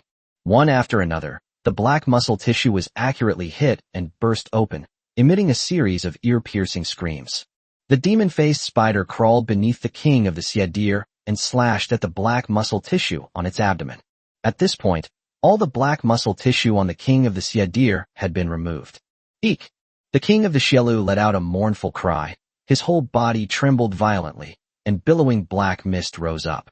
Everyone back off. Be careful it doesn't explode. Luo Yun had read many novels and watched many anime, so he was quite familiar with this kind of scene. He immediately ordered his men to retreat. The subordinates faithfully carried out Luo Yun's orders, retreating more than 20 meters away and watching warily as the king of the Devours went mad. About half a minute later, the black mist on the king of the Devours had burned away. Its massive trunk lay motionless on the ground. Only a pair of eyes, originally scarlet, had turned emerald green and were trembling slightly. Seeing that the fellow hadn't exploded, Luo Yun breathed a long sigh of relief, then led his men forward to investigate. Human, you are the new chosen one. The king of the deer asked weakly. Yes, do you have any treasure to give me? Luo Yun asked directly. The king of the deer stared blankly for a moment, then said, The will of gods and demons has shrouded my homeland, taking everything from me, including my people. Now, I am a sky demon. Do not go to the mountain peak. You will become a puppet of the will of gods and demons. Don't release it. The world will be plunged into chaos. Luo Yun said unhappily, Then I came for nothing? If you desire treasure, you can extract the tree spirit heart from within me. It will grant you the ability to control plants, enough to transform you completely. It can also help you escape the path of blasphemy. After speaking, the king of the Devours' eyes dimmed and his head drooped. Seeing that the creature had stopped breathing, Luo Yun frowned slightly and said, It seems that the divine fruit on the mountaintop is indeed not a good thing. But since we're already here, it would be a shame not to go up and take a look. I want the heart of the tree spirit, I want the fruit of the gods, and this corpse is nice too, I want it too. I want them all. He turned to look at Mao E beside him and ordered, Do it, brother E. Take out the tree spirit heart from its body, and then see if there are any magic crystals in its head. Dig them out too. Yes, Captain. Mao E immediately took out a whiteboard longsword given to him by Luo Yun and began to dissect the abdomen of the king of Devours. The abdomen of the dead king of the Xielu deer became soft, and in no time, its belly was dissected. It was hollow inside, with only a fist-sized, heart-shaped green crystal floating in the air. Maui immediately took it out and handed it to Luo Yun. So this is the heart of the tree spirit. Luo Yun held it with both hands, his eyes gleaming with intense light, and immediately began to examine its data. Tree spirit heart, biological organ. Item tier, unique. Ability, by infusing it into the corpse of a wood-type monster, or into trees and plants, you will immediately gain the allegiance of a powerful tree guardian. Brief description, this is a heart strip from the tree spirit king. Possessing it is equivalent to obtaining a summoned beast. This thing is similar to the badge of glory of the dead. It can also summon a beast for me. Awesome. Luo Yun originally intended to put the tree spirit heart back into the body of the Xielu king, so that he would immediately gain the Xielu king's allegiance. However, he did not do that. Because the corrupting poison Lamasu was killed by the deer king, the badge of glory of the dead in his hand was now empty. He can first apply the badge of the dead to the king of the deer, reviving it as an undead puppet. Later, find another ancient tree and use the heart of the tree spirit to transform it into a tree guardian, killing 2 birds with 1 stone. With that thought, he stored the heart of the tree spirit in his navigation manual, then took out the king's badge and threw it into the skull of the king of the deer. Awaken, my loyal undead warrior. As a melodramatic line was uttered, the undead badge burrowed into the skull of the deer king. The next instant, the black light enveloped the body of the king of the Sied deer, causing the wound on its head and the gash on its belly to heal rapidly. Immediately afterwards, its massive body swayed as it stood up, its eyes emitting a hollow green light, and it knelt down before Luo Yun. My lord, I heed your call. Seeing this bizarre scene, all the chosen ones in the chat group were stunned. The girl with buck teeth couldn't help but exclaim in amazement. Holy crap, what did that old man just throw into this deer beast's head? How did it come back to life all of a sudden? This thing is even bigger than an elephant. How strong must it be? I bet even the ancient demon guards wouldn't be able to withstand a few hits from it. This kid is absolutely awesome. The other chosen ones were also shocked and amazed. This world is amazing. Luo Yun lost a Lamasu to a carcass, but gained an even stronger deer beast. His luck is unparalleled. He just dug a bright green gem out of that deer-like beast's body. It must be some kind of treasure. I'm so anxious. I really want to know what it's for. I mainly want to know what he just threw into the deer beast's head that could instantly revive it and make it submit to him as its master. Could that thing be a divine artifact? It's possible. Luo Yun is too rich. He's a treasure trove. It's too enviable. He's got so many valuable things on him, yet he still wants to borrow money from me. How despicable. I'll make him pay me back in a minute. Why should I repay a loan I borrowed based on my ability to earn it? I'm so jealous. I have a feeling that the divine fruit is definitely going to be snatched away by that bastard. Indeed, the other 2 idiotic teams fought tooth and nail for ages and seemed to have gained nothing, while this kid reaped huge profits. He's practically a beast. Yes, there is. Kawada's team just killed a mutated werewolf and apparently unearthed a magic crystal, but all his captains are dead, leaving only him and a few crew members. A whole crew died for a single magic crystal. It's so heartbreaking, it made me cry. He's alright, I guess. The Red Devil naval fleet has already encountered the second wave of blue blood corpses, and they're going to get nothing again. My husband Luo Yun is still the most awesome, a child favored by the gods. Hee, what good is it if he's so awesome? I'll marry him, and everything he owns will be mine. Girl, don't be lustful. Old man with white hair is a tough guy. Look, that kid is actually grilling meat in front of the burning forest. How leisurely. Damn it, I'm so angry. He actually asked to borrow my barbecue seasoning. Should I lend it to him? Don't lend it. It'll drive him crazy. At this time, Luo Yun is sending a message to Binjia, Mei to borrow barbecue seasoning. However, after the message was sent, Broken Tooth Girl did not reply for a long time. She's probably having another lucky encounter. That girl's luck is incredible. I'm so envious of her. Unable to borrow any seasonings, Luo Yun switched to the group chat, intending to peek at the chat history of the group members. Turn out, the chat history in the group abruptly stopped updating. Chapter 66, Onward. It seems the crew handbook isn't receiving messages anymore. I guess I lost the ability to receive external information after I entered the path of blasphemy. Sigh. I was planning to have a barbecue before heading up the mountain to prepare for the journey. It seems like all we can do now is eat dry ham sausages. I wonder when this wildfire will be extinguished. Luo Yun turned his head, looked at the forest burning fiercely, his lips twitched, and he continued grilling the sausages. At this time, on the blasphemous path of the giant index finger, Kawada led the remaining crew members to continue climbing. Just now, their team encountered an incredibly powerful demonized werewolf. In an instant, several human captains were killed. Kawada, with the help of his swordsmanship and the crew, managed to kill the werewolf. Now, he has only 7 crew members left. Of the 7 crew members, only 3 were under his command: Lu Kuang, the Dark Elf Archer Effie, and the Dark Elf Hunter Arrow. The remaining 4 crew members were low-ranking ship slaves, for jackals. These 4 gnolls were one of his captains. Now that the captain has been killed in action, the 4 gnolls have joined his ranks. At that moment, Kawada vaguely saw flames rising from a giant mountain in the distance, adding a touch of color to the gray and white blasphemous path. Mr. Lu, what's going on over there? Why is there a wildfire burning? Lu Kuang stepped forward, glanced around, and said, there should also be people over there trespassing on the path of blasphemy, intending to pluck the divine fruit from the mountaintop. We must speed up our pace, lest others beat us to it. Good. Kawada Ichiro was a decisive man. Without saying a word, he led his men to continue advancing. At this time, on the blasphemous path of the giant middle finger, the Crimson Devil Naval Fleet completed the slaying of the second wave of monsters. Compared to the first time, the Red Devil Naval Fleet suffered almost no casualties this time. Having discovered the location of the corrupted demon corpse, this team of soldiers unleashed tremendous combat power. They easily slaughtered the corrupted demonic corpses, whose combat power was comparable to that of demonic soldiers. At that moment, Park Chung-hee also noticed the raging fire burning on the other side of the mountain.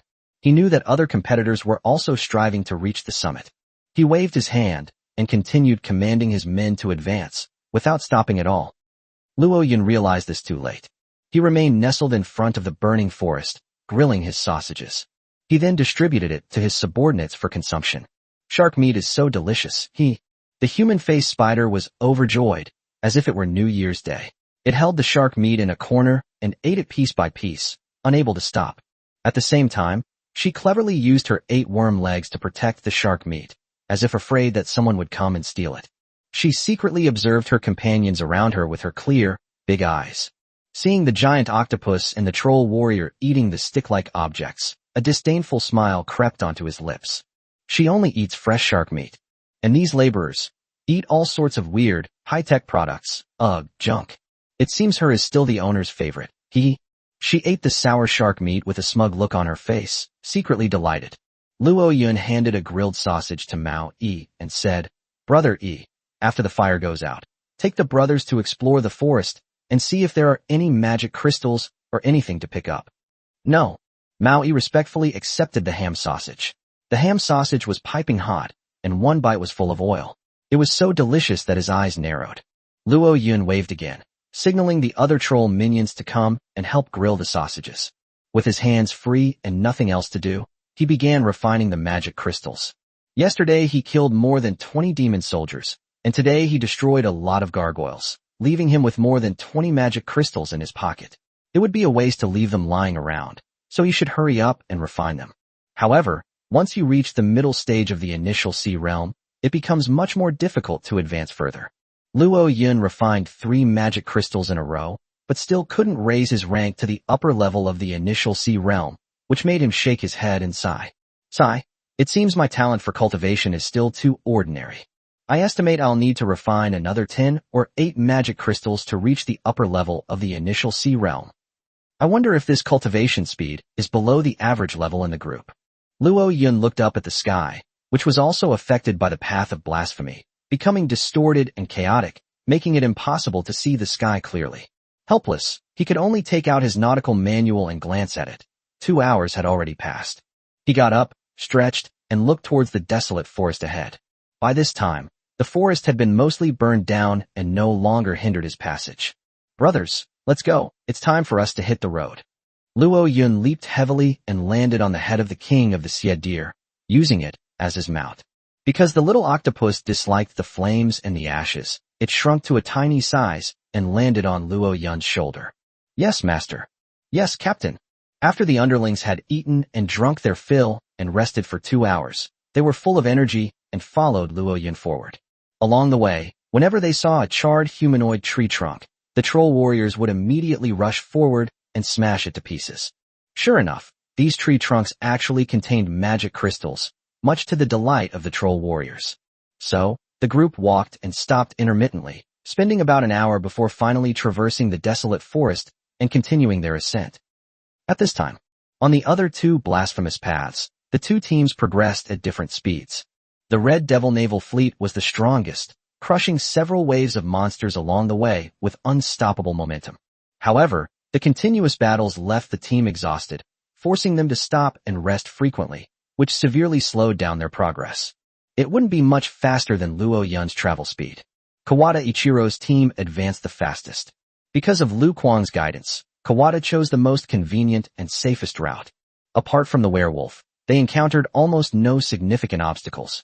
However, when they passed through a forest of carnivorous plants, the group was afraid of clashing with the numerous carnivorous plants, so they had to proceed cautiously and slowly, which took a lot of time. Now, they have reached the summit of Finger Mountain. Kawada gazed at an even higher mountain ahead and asked, "Mr. Shika, is the divine fruit located atop that middle Finger Mountain?" Lu Kuang nodded solemnly and said, "According to the records left by my ancestors, the divine fruit should be on that peak. However, when my ancestor followed the chosen one to this place, for some reason, he abandoned his captain and left. Therefore, I have no idea what I will encounter on the summit of that mountain." Whoosh! Now that I've come this far, even if there are dragons' dens and tigers' lairs on the mountaintop, I'm going to brave them.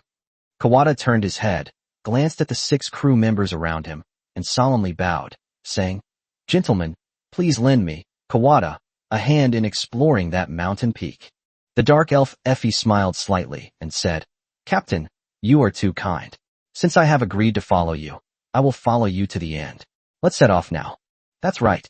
The dark elf Aero nodded in agreement. "We only follow heroes. Captain, you are fearless in the face of danger and seek to seize the power of the gods. You are the kind of hero we must follow. Captain Kawada is awesome. Captain Kawada will surely obtain the fruit of gods." The other 4 gnolls waved their spiked clubs, cheering on Kawada. Seeing that his men remained loyal, Kawada was immediately invigorated and laughed heartily. "Thank you all for your support. I, Kawada, swear that if I can obtain the divine fruit and gain extraordinary power, I will never forget you. When the time comes, we'll share the good times and the bad. Let's go, let's keep going." "Yes, Captain." "Yes, Sir Kawada." The group of 8 climbed up the steep cliff to the top of the middle finger. Immediately, he quickened his pace and rushed towards the mountain peak. At this time, within the chat area, everyone was watching. All eyes were on Kawada Ichiro. Chapter 67 Belizeb, the God of Corruption. Oh no, those bastards from Japan are going to reap the fruits of the gods. Damn it, what kind of world is this? That little Japanese soldier is clearly the weakest, so why is he the fastest to climb? Because he has a traitor. Zhou Zheng sent a message, indignantly saying, that cub deer man equipped with a 2-handed warhammer is actually an old man named Biden who has lived for nearly 10,000 years. My crew told me that his ancestor had reached the end of the blasphemous road and was just 1 step away from reaching the summit. However, at the crucial moment, his ancestor, for some unknown reason, abandoned accompanying his captain to the summit.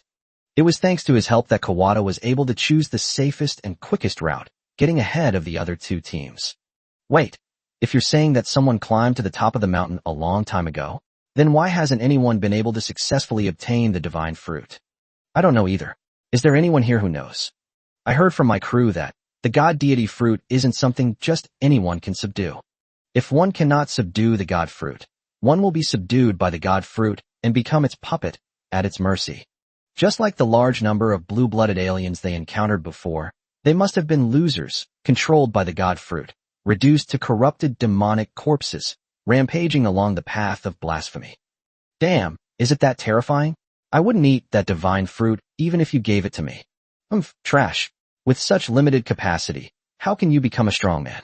If I had the chance, I'd gulp down 8 or 10 of them in one go. Will this god fruit be like the bad fruit in the anime, where eating 2 will cause you to explode on the spot? Not necessarily. My crew said that even among gods, there are factions. For example, the light faction and the undead faction are mortal enemies. If someone eats a divine fruit from the light faction and then eats a divine fruit from the undead faction, they might become incompatible and explode on the spot. However, if two divine fruits from the same faction are consumed, they will not explode on the spot, but will instead complement each other and become even stronger. What's the background of your crew members that they know so much? He is a descendant of sinners, whose ancestors were banished from the higher seas to this ancient sea, so he knows more secrets. Tell me more. I'll listen while I fish. Don't talk nonsense. Look closely at Kawada. That guy is about to reach the top. The moment to witness history has arrived. Our Sakura nation will be great again. Great my ass. Shiba, Kawada Nagoba will definitely fail to seize the fruit. The fruits will only belong to my Great Bang Republic's chosen general, General Park Bomb. Hey, you little devils, these Koreans are cursing your heroes. Hurry up and curse them back. Koreans are children from our Japan, so it's normal for them to be a little mischievous. Let them be. Damn it, you bunch of Japanese devils are going to die. I saw the Tree of Gods. I saw it too. Holy crap, what kind of tree is that? It's so weird. At this time, in the image, a huge, twisted, grotesque tree appears. The tree was grayish-white all over, with thick roots deeply embedded in a pile of corpses, and its trunk was pale and dry, like a birch tree that had been stripped of its bark. Countless black runes were carved on the tree trunk, like veins, spreading across the entire tree and extending to the 5 branching trunks, exuding an eerie aura. The 5 branches, like a person's 5 fingers, are spread wide, forming a loose grasp, pointing towards the void. In the palm of his hand, countless tiny black roots extended upwards, like clumps of black hair, entwining a strange crystal the size of a human heart. The crystal emitted a faint red glow, and it seemed to be beating powerfully like a heart. Thump thump. A deep, resonant sound echoed across the mountaintop. At this moment, the 7 members of the Kawada family had arrived under the strange tree. Looking up at the fruit hanging high above, their eyes were filled with greed and longing. It's mine. It's mine. Unable to resist the temptation, one of the Knoll's underlings let out a frenzied howl and charged straight toward the tree trunk. At that moment, a sharp blade pierced through it. A deep roar rang out from the dark elf hunter Arrow. The god fruit belongs to the captain. Only the captain can wield it. Anyone who dares to covet it will die. Captain Kawada, please come forward and take it off. Captain Kawada, hurry up and take it off, or we won't be able to resist its temptation. Lujan shouted. This fruit exudes an astonishing allure, like the most beautiful deer maiden in the world, making even the deer warrior unable to resist. Hurry up and do it, or I won't be able to hold back either. The dark elf archer Arrow let out a seductive pant, her whole body going limp as if tempted by something. Good. Gasping for breath, Kawada rushed toward the strange tree without saying a word. As soon as he stepped close to the strange tree, a compassionate voice from a high place echoed in his mind. Ants, do you wish to obtain the power of Baal-Izeb, the god of corruption? Kneel down and beg. Raise your hands high like a beggar. I will have mercy on you and bestow upon you the fruit of the gods. Your Majesty, I worship you. Please grant me strength. Kawada Ichiro knelt down heavily, cupped his hands in front of him, and made a humble begging gesture. The next instant, the red crystal fruit hanging high in the sky actually broke free from the shackles of the layers of black veins and slowly descended towards him, floating into his palm. His many subordinates were overjoyed to see him succeed and felt fortunate to have followed Kawada Ichiro. Kawada Ichiro's hands trembled as he was about to put the crystal fruit into his mouth. The crystalline fruit suddenly disappeared into his palm. Immediately afterwards, Kawada Ichiro's body began to contort, and he let out a shrill scream. Captain, are you alright? The other crew members were taken aback and were about to go forward to check on the situation. At this moment, a powerful shockwave suddenly erupted, forcing them all back. Kawada, who had fallen to the ground, had a high bulge on his left shoulder, from which countless veins and blood vessels could be seen. The veins and blood vessels surrounding the red crystal continued to beat like a heart. Rumble, rumble. At the same time, an incredibly terrifying aura emanated from Kawada and spread outwards in all directions. It actually sent the 7 crew members behind him staggering backward, unable to maintain their footing. With a low laugh, Kawada stood up amidst the rolling air currents and turned to look at his many subordinates. His eyes turned a deep crimson, like a burning red gemstone, and his face was covered with countless black veins, making him look eerie and ferocious. An indescribable, chilling aura instantly flooded the hearts of the crew members, leaving them terrified and causing them to involuntarily take a few more steps back. At this moment, they seemed not to be facing a polite captain. Instead, they were facing a demon disguised in human skin. Now, in the chat group, countless people stared in shock at Kawada's bizarre appearance, utterly speechless. It's the third update. Liking, following, commenting, and giving a 5-star review will increase the tiger's mana and trigger the multi-update mechanism. Chapter 68, The Mighty Beelzebub. Does this mean I've successfully consumed the fruit of a god? His face was covered in black veins. It looked terrifying. I'd rather not eat the fruit of the gods. Success, my foot. He's been parasitized by the god demon fruit. My crew said so. My crew also said that he probably failed to consume a devil fruit and became an incubator for the god devil fruit. No way it's that bad. Damn, Kawada is pretty strong, isn't he? His fighting spirit is even blue, surpassing 99% of the chosen ones. His talent is so strong, yet he was parasitized by a god fruit. This god fruit is too difficult to digest. If it weren't hard to eat, do you think that fruit would have survived until now? It's best if you can't take it all. Leave it for me, Kim Hyun-nam, to conquer. Hey Korean, can't you have some compassion? Stop making sarcastic remarks. What I'm most worried about right now is Kawada's identity. Is he still considered a chosen one? Can he still sail ships? My crew said that Kawada has been parasitized by the god fruit.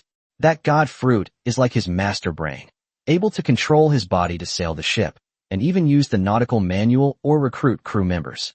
Unless his ship is sunk, that divine fruit is equivalent to the chosen one. I mean, does that mean he might pose a threat to us? It's not a possibility, it's a certainty. The chosen ones are the mortal enemies of the gods. If that thing can go out to sea, it will definitely hunt down us chosen ones everywhere. Once it has devoured a certain number of chosen ones, it will use Kawada's body as a mother to give birth to it. At that time, a god will appear in this sea.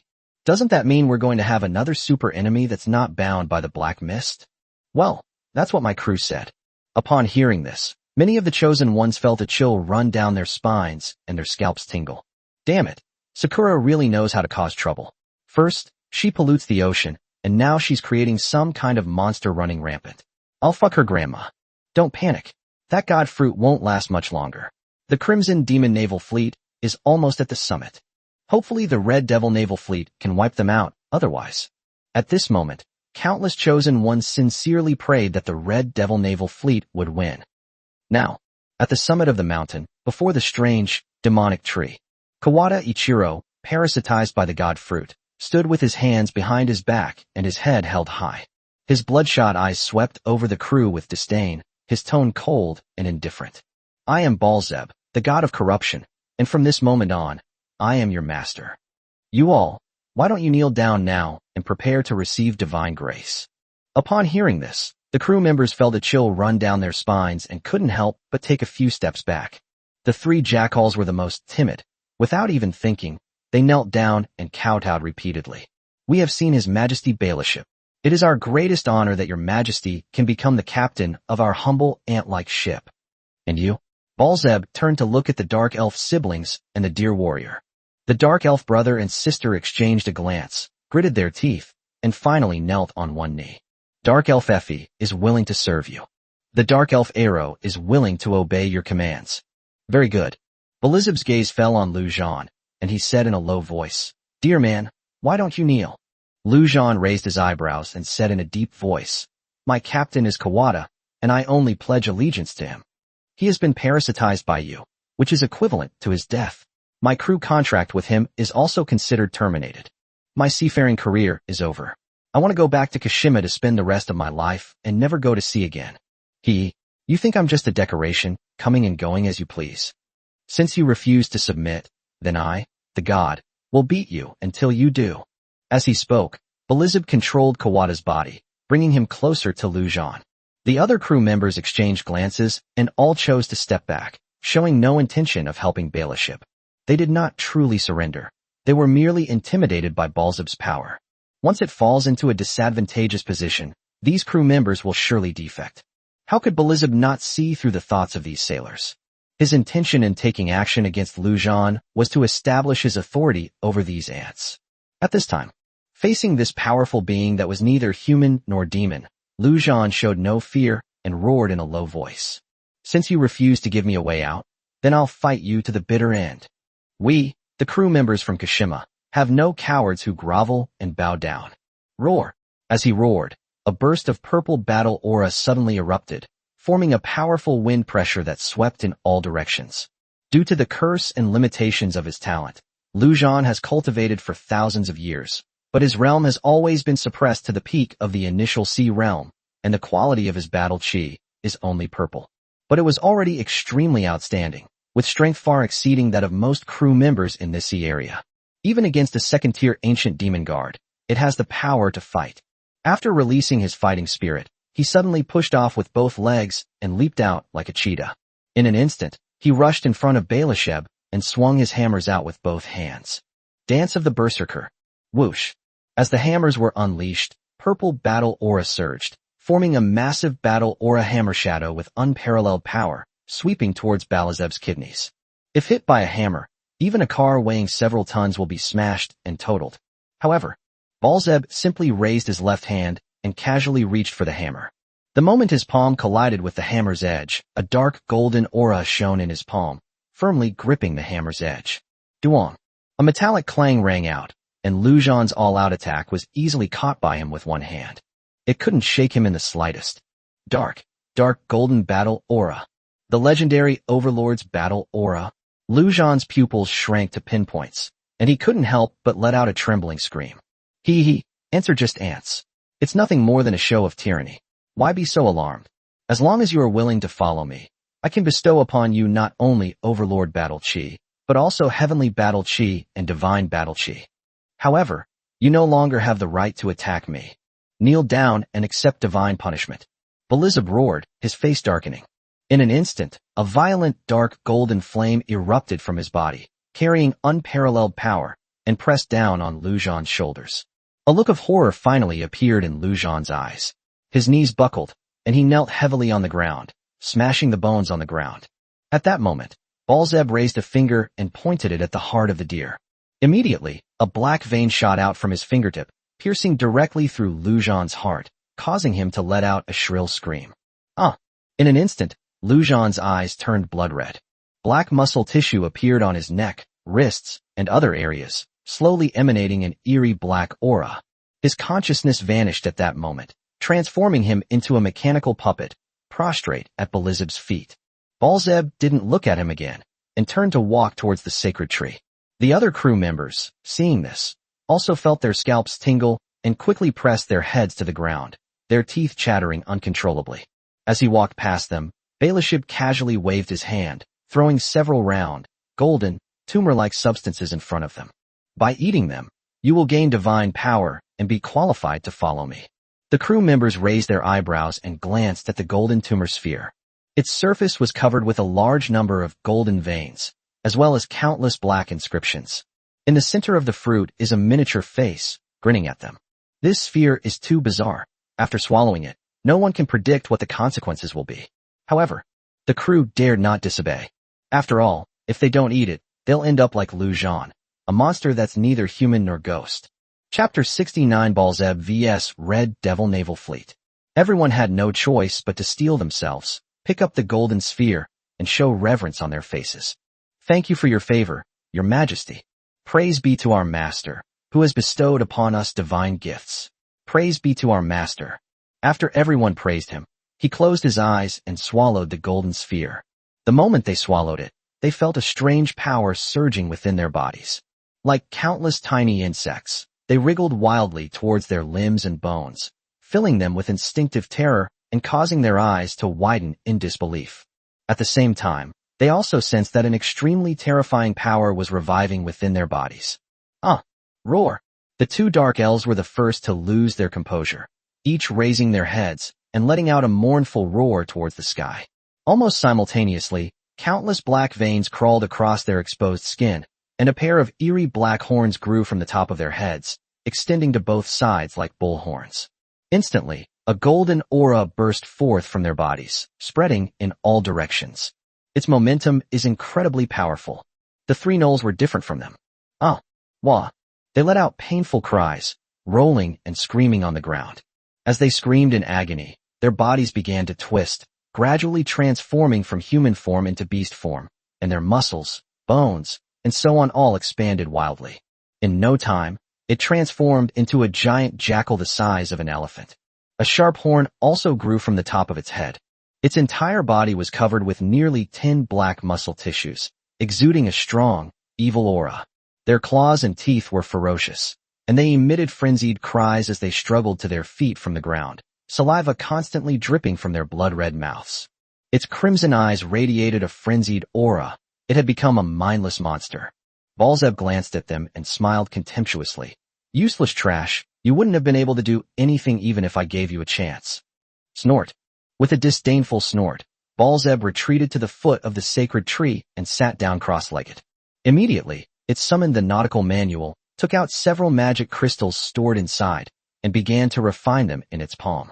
At this moment, it has absolute control over Kawada's body, and the Nautical manual is at its disposal. It can also restore its power through the magic crystal. Previously, it fed tumors to several crew members, which was called the Fruit of Divine Favor. It was formed from pure divine power, which consumed a great deal of its original power. It is still weak and needs help, which is why it thinks of cultivating these inferior creatures as pawns. Once it uses Kawada's body to give birth to a divine body, it will no longer need these inferior wastes.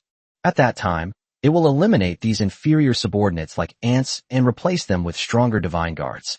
After all, how could a god tolerate the existence of useless people? At this moment, it sensed something, looked up, and gazed at the path of white bones ahead. There, a two-legged dragon was carrying a human, slowly flying towards them. Behind them, a dense crowd of people followed, raising a cloud of dust. Balzeb smiled contemptuously and said, "A mere human dares to fly before me, a god? How absurd. What are you all standing there for? Shoot him down." "Yes, my great lord." The dark elf archer Effie rose, stretched her graceful figure, and drew her bow to knock an arrow. Her pupils had turned gold, radiating an aura of nobility. With a forceful pull of her black, delicate hand, she drew back the longbow and released an arrow. Instigate.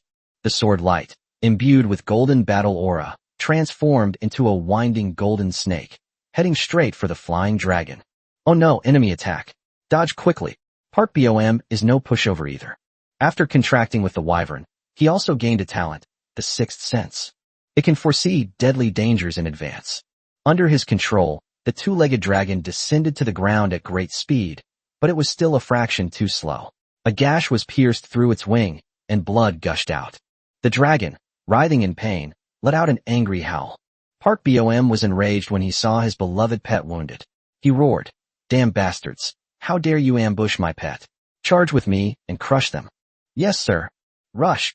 The team, which had suffered casualties of over 200 men, advanced fiercely toward the sacred tree.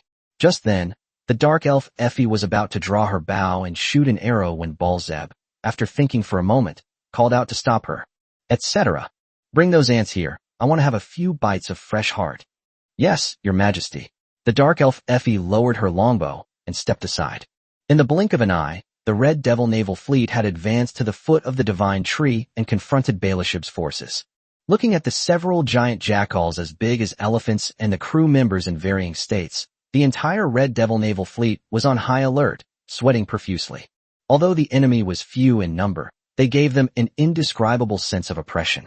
This sense of oppression is like that of a frog facing a swarm of snakes. This actually made the entire Red Devil naval fleet, which had a large number of members, afraid to utter a single harsh word. At this moment, Park Bom had already jumped off the back of the two-legged flying dragon. His brows furrowed, his tiger-like eyes sweeping over the crew members before finally settling on Kawada Ichiro, who sat cross-legged beneath the sacred tree. At this moment, Kawada Ichiro gave him an eerie feeling that was hard to describe in words. Without giving it much thought, he stated in an unquestionable tone, "Kawada Ichiro, hand over the divine fruit, and I'll let you leave this place. Otherwise, don't blame this commander for being ruthless." Upon hearing this, Belizeb laughed so hard he bent over. "Ha ha ha ha. You mere human, not even at the second level, dare to be arrogant towards this god? Ignorant and fearless. I see you have some magnanimity, making you good dog material. I will allow you to kneel down and serve me as your master. The opportunity has been given to you. Whether you can seize it is up to you. You son of a bitch, you bastard. Upon seeing that Kawada dared to disrespect his most respected regimental commander, a new recruit immediately raised his flintlock musket and pulled the trigger. Bang! A steel ball was fired at extremely high speed toward Bailiship. At that moment, a short blade rose up and blocked the steel ball. With a bang, the steel ball struck the short blade, sparking a burst of sparks that spread outwards. How is that possible? The short blade caught the bullet, completely stunning the green recruit. Before he could react, a golden beam roared and blasted his head apart, sending him sprawling backward. Quanzi, Xiao Quan. Seeing their comrade killed, the surrounding soldiers roared in grief and anger. At this moment, Belizeb's expression also turned cold. He said in a low voice, I wanted to get a few dogs to play with, but you guys don't know what's good for you. If that's the case, then let's dig out their hearts and eat their flesh. You may now proceed. Present all their hearts. Yes, your majesty. The dark elf archer Effie raised her longbow and fired a golden arrow. Soaring. In an instant, the 3 South Korean captains were pierced through and flew backwards screaming. Kill. The dark elf arrow brandished his twin blades and charged forward like a phantom. A whoa, roar. Dear Jean, now transformed into a demon, was followed closely by 3 enormous jackals. When Park Bom saw that the other side had killed several of his soldiers, he roared like an angry lion. Form ranks, engage in battle, and annihilate them all. Yes, Commander. The Cyclops charged ahead, wielding his massive spiked club. Huntresses and a large number of kobolds followed closely behind, brandishing weapons. Behind them, the lizard archers, human captains, and others raised their ranged weapons and began firing. A whoa. Bang bang bang. In an instant, the 2 sides clashed in close combat, resulting in a bloody and extremely brutal battle. At this time, Luo Yun's group has arrived at the summit of the nameless mountain. He gazed at the even higher peak of his middle finger, his brow furrowed. This cliff is so steep. It seems we have no choice but to have the king of the Sia deer carry us up one by one. Human face spider, if you can climb walls, just climb up. Don't come up to the deer's back. It's small up there and can't seat many people. Wah. Yes, master. At that moment, a shrill scream came from the mountaintop. Luo Yun's expression changed slightly. Chapter 70 instantly kills the Dark Elf Ranger. Could it be that someone beat them to it and has already reached the summit? Won't they steal the divine fruit? Quickly, King of the Deer, transport us to the top of the cliff and fight them. Roar. The King of the Xielu let out a low roar, and with a powerful push from its 4 hooves, it easily leaped more than 20 meters into the air, sending Luo Yun and the others to the edge of the cliff. Immediately, it went back and forth 2 or 3 more times, sending all the remaining trolls and skeletons up. Once the team was assembled, Luo Yun immediately led his men toward the mountaintop. At this time, someone is frantically sending private messages to Luo Yun's nautical manual. Hey, old man, run. Don't go climbing the mountain. Run. Brother Luo Yun, retreat immediately. There are terrifying monsters on the mountain. You can't defeat them for now. Do not go up the mountain. However, the message never reached Luo Yun's nautical manual. Even if it could be sent in, how would Luo Yun have time to read it? With the divine fruit drawing ever closer, how could Luo Yun possibly give up? After a minute or 2 of full-speed advancement, Luo Yun finally arrived at the summit of Zhongji Mountain. He looked around and saw 2 groups of people fighting a bloody battle. Limbs and blood were splattered everywhere, and the scene was extremely gruesome.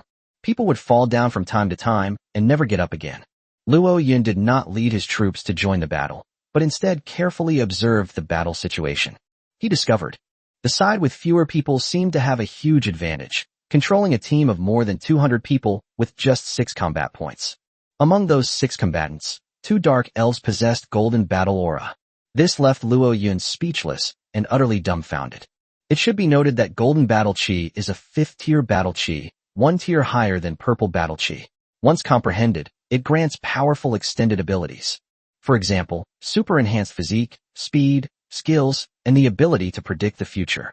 Compared to purple battle aura, its power is many times greater. The fact that 2 dark elves with golden battle auras had appeared here at the same time truly shocked Zhang Yun. The other 4 warriors are also formidable. The terrifying jackals, as large as elephants, were like meat grinders. The robust kobold warriors were as fragile as paper in front of them, easily crushed. Their strength was terrifying and in no way inferior to the old demon guards. The remaining cub warrior caused Luo Yun to frown deeply.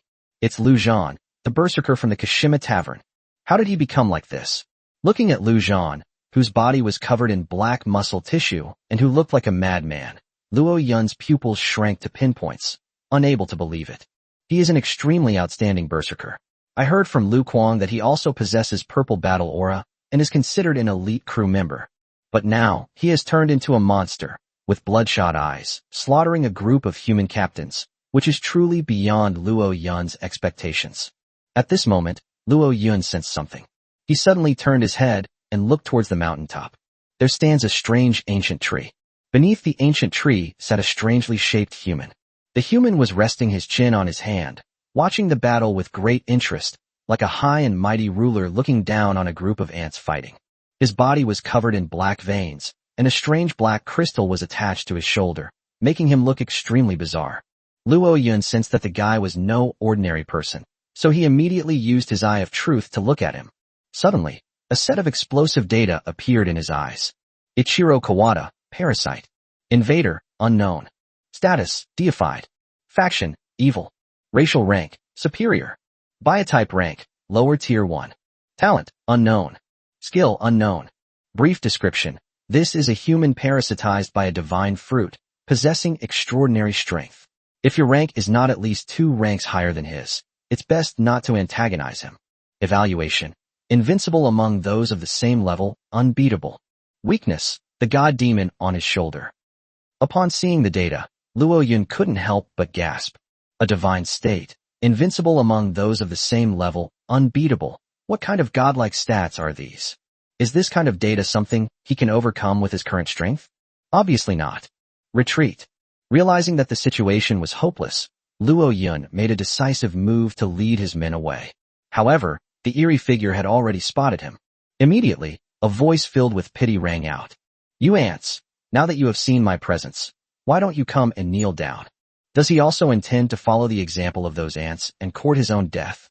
Upon hearing this, Luo Yun frowned deeply and replied loudly, I'm just passing by and don't want to get involved in your dispute. Farewell. After saying that, Luo Yun turned to leave. However, a golden arrow roared towards him, aiming straight for his face. Hold! Luo Yun's figure blurred, and with a slash of his sword, he knocked the golden arrow away. The terrifying force from the arrow nearly threw him off the back of the king of the deer. Their strength is terrifying. This instantly ignited Luo Yun's anger. At this moment, the Dark Elf Ranger unleashed 2 golden blade beams, slicing the several-meter-tall Cyclops away. In a flash, he decapitated the 2 Lizardman warriors, splattering blood everywhere. He glanced coldly at Luo Yun, as if he had spotted an interesting prey, and then, with a leap, charged straight at him. He was incredibly fast, charging forward like a blur, almost impossible to catch with the naked eye. Almost instantly, he darted to the skeleton soldiers, and with 2 flashes of golden blade light, the skeleton soldiers were torn to shreds as if they were made of paper. Wow! The spider with the human face was so ferocious that it rolled away in terror and dared not fight him at all. A sneer curled at the corner of his mouth, and with a sudden burst of speed, he leaped like an arrow, hurtling towards the back of the king of the Deer. Oh no! That terrifying Dark Elf Ranger is about to attack Luo Yun. It's over. I feel like Luo Yun is going to be killed by him. After all, he's the one who single-handedly defeated the Cyclops and the Elf Huntress of the Red Demon Naval Fleet. We can burn paper money for Luo Yun now. At this time, within the chat area, all the chosen ones held their breath. They were all worried that Luo Yun would be instantly killed by that Dark Elf Ranger. After all, the Dark Elf Ranger's battle aura turned from purple to gold after receiving divine grace, gaining a terrifying power boost. Even the Cyclops, who was over 4 meters tall, was inferior to him in a contest of strength. Faced with such a formidable enemy, the hundreds of thousands of group members simply couldn't imagine how Zhang Yun could possibly win. At this moment, Luo Yun was also on high alert. He was fully aware of his opponent's strength, but he was not afraid. He gripped the cursed blade and the ebony sword tightly, ready for a fight to the death. The Dark Elf Ranger has already leaped onto the back of the king of the deer. At this moment, the giant vine tail behind the king of the Deer swept over, transforming into 10 sharp vines, attempting to wrap around him. However, the dark elf figure, burning with golden light, moved like a ghost, easily dodging the entanglement of the vine tails and effortlessly breaking through to Luo Yun's vicinity. Ants enjoy the thrill of death. He grinned menacingly, about to swing his twin blades. At this moment, the shrunken 1,000-acre demonic chapter on Luo Yun's shoulder emitted a black light, completely enveloping the dark elf ranger's figure. In an instant, a look of terror appeared in the dark elf ranger's golden pupils. His limbs went limp, and he collapsed to his knees, uttering terrified mutterings. "Your Majesty Balzib, I beg you, do not punish this lowly man. I am willing to be your dog for life, never." Before he could finish speaking, 2 blue sword lights bloomed in front of his chest. Whoosh. Ah! The dark elf Aero let out a shrill scream, blood blooming on his chest, and fell off the back of the king of the deer. Luo Yun assumed a sword-drawing stance and said disdainfully, "What use is it for a cowardly rat to obtain powerful divine strength?" Before the dark elf Aero could even land, the king of the deer raised his heavy hoof to deliver the finishing blow, stomping on his chest and slamming him heavily to the ground. Bang! With a muffled thud, the dark elf Aero's body was crushed into the pile of bone fragments, and blood splattered like fireworks. One fatal blow, shocking the entire audience. In the live stream, viewers stared wide-eyed, utterly dumbfounded. Chapter 70: Continuous Kills of Powerful Enemies. That dark elf ranger was instantly killed. The Red Devil fleet lost dozens of crew members, but still couldn't capture him. Unexpectedly, he was killed by Luo Yun with just 2 sword strikes. This is just too incredible. So what? My crew said that the dark elf didn't have the heart of a strongman. After being hit by the negative mental debuff, he lost his focus instantly, which is why he was killed in a flash. To become a true strongman, strength alone is not enough. You also need an unwavering will. That black light came from that octopus. What an incredible buff-generating machine. What kind of magical beast is it? It should at least be a super-level magical beast.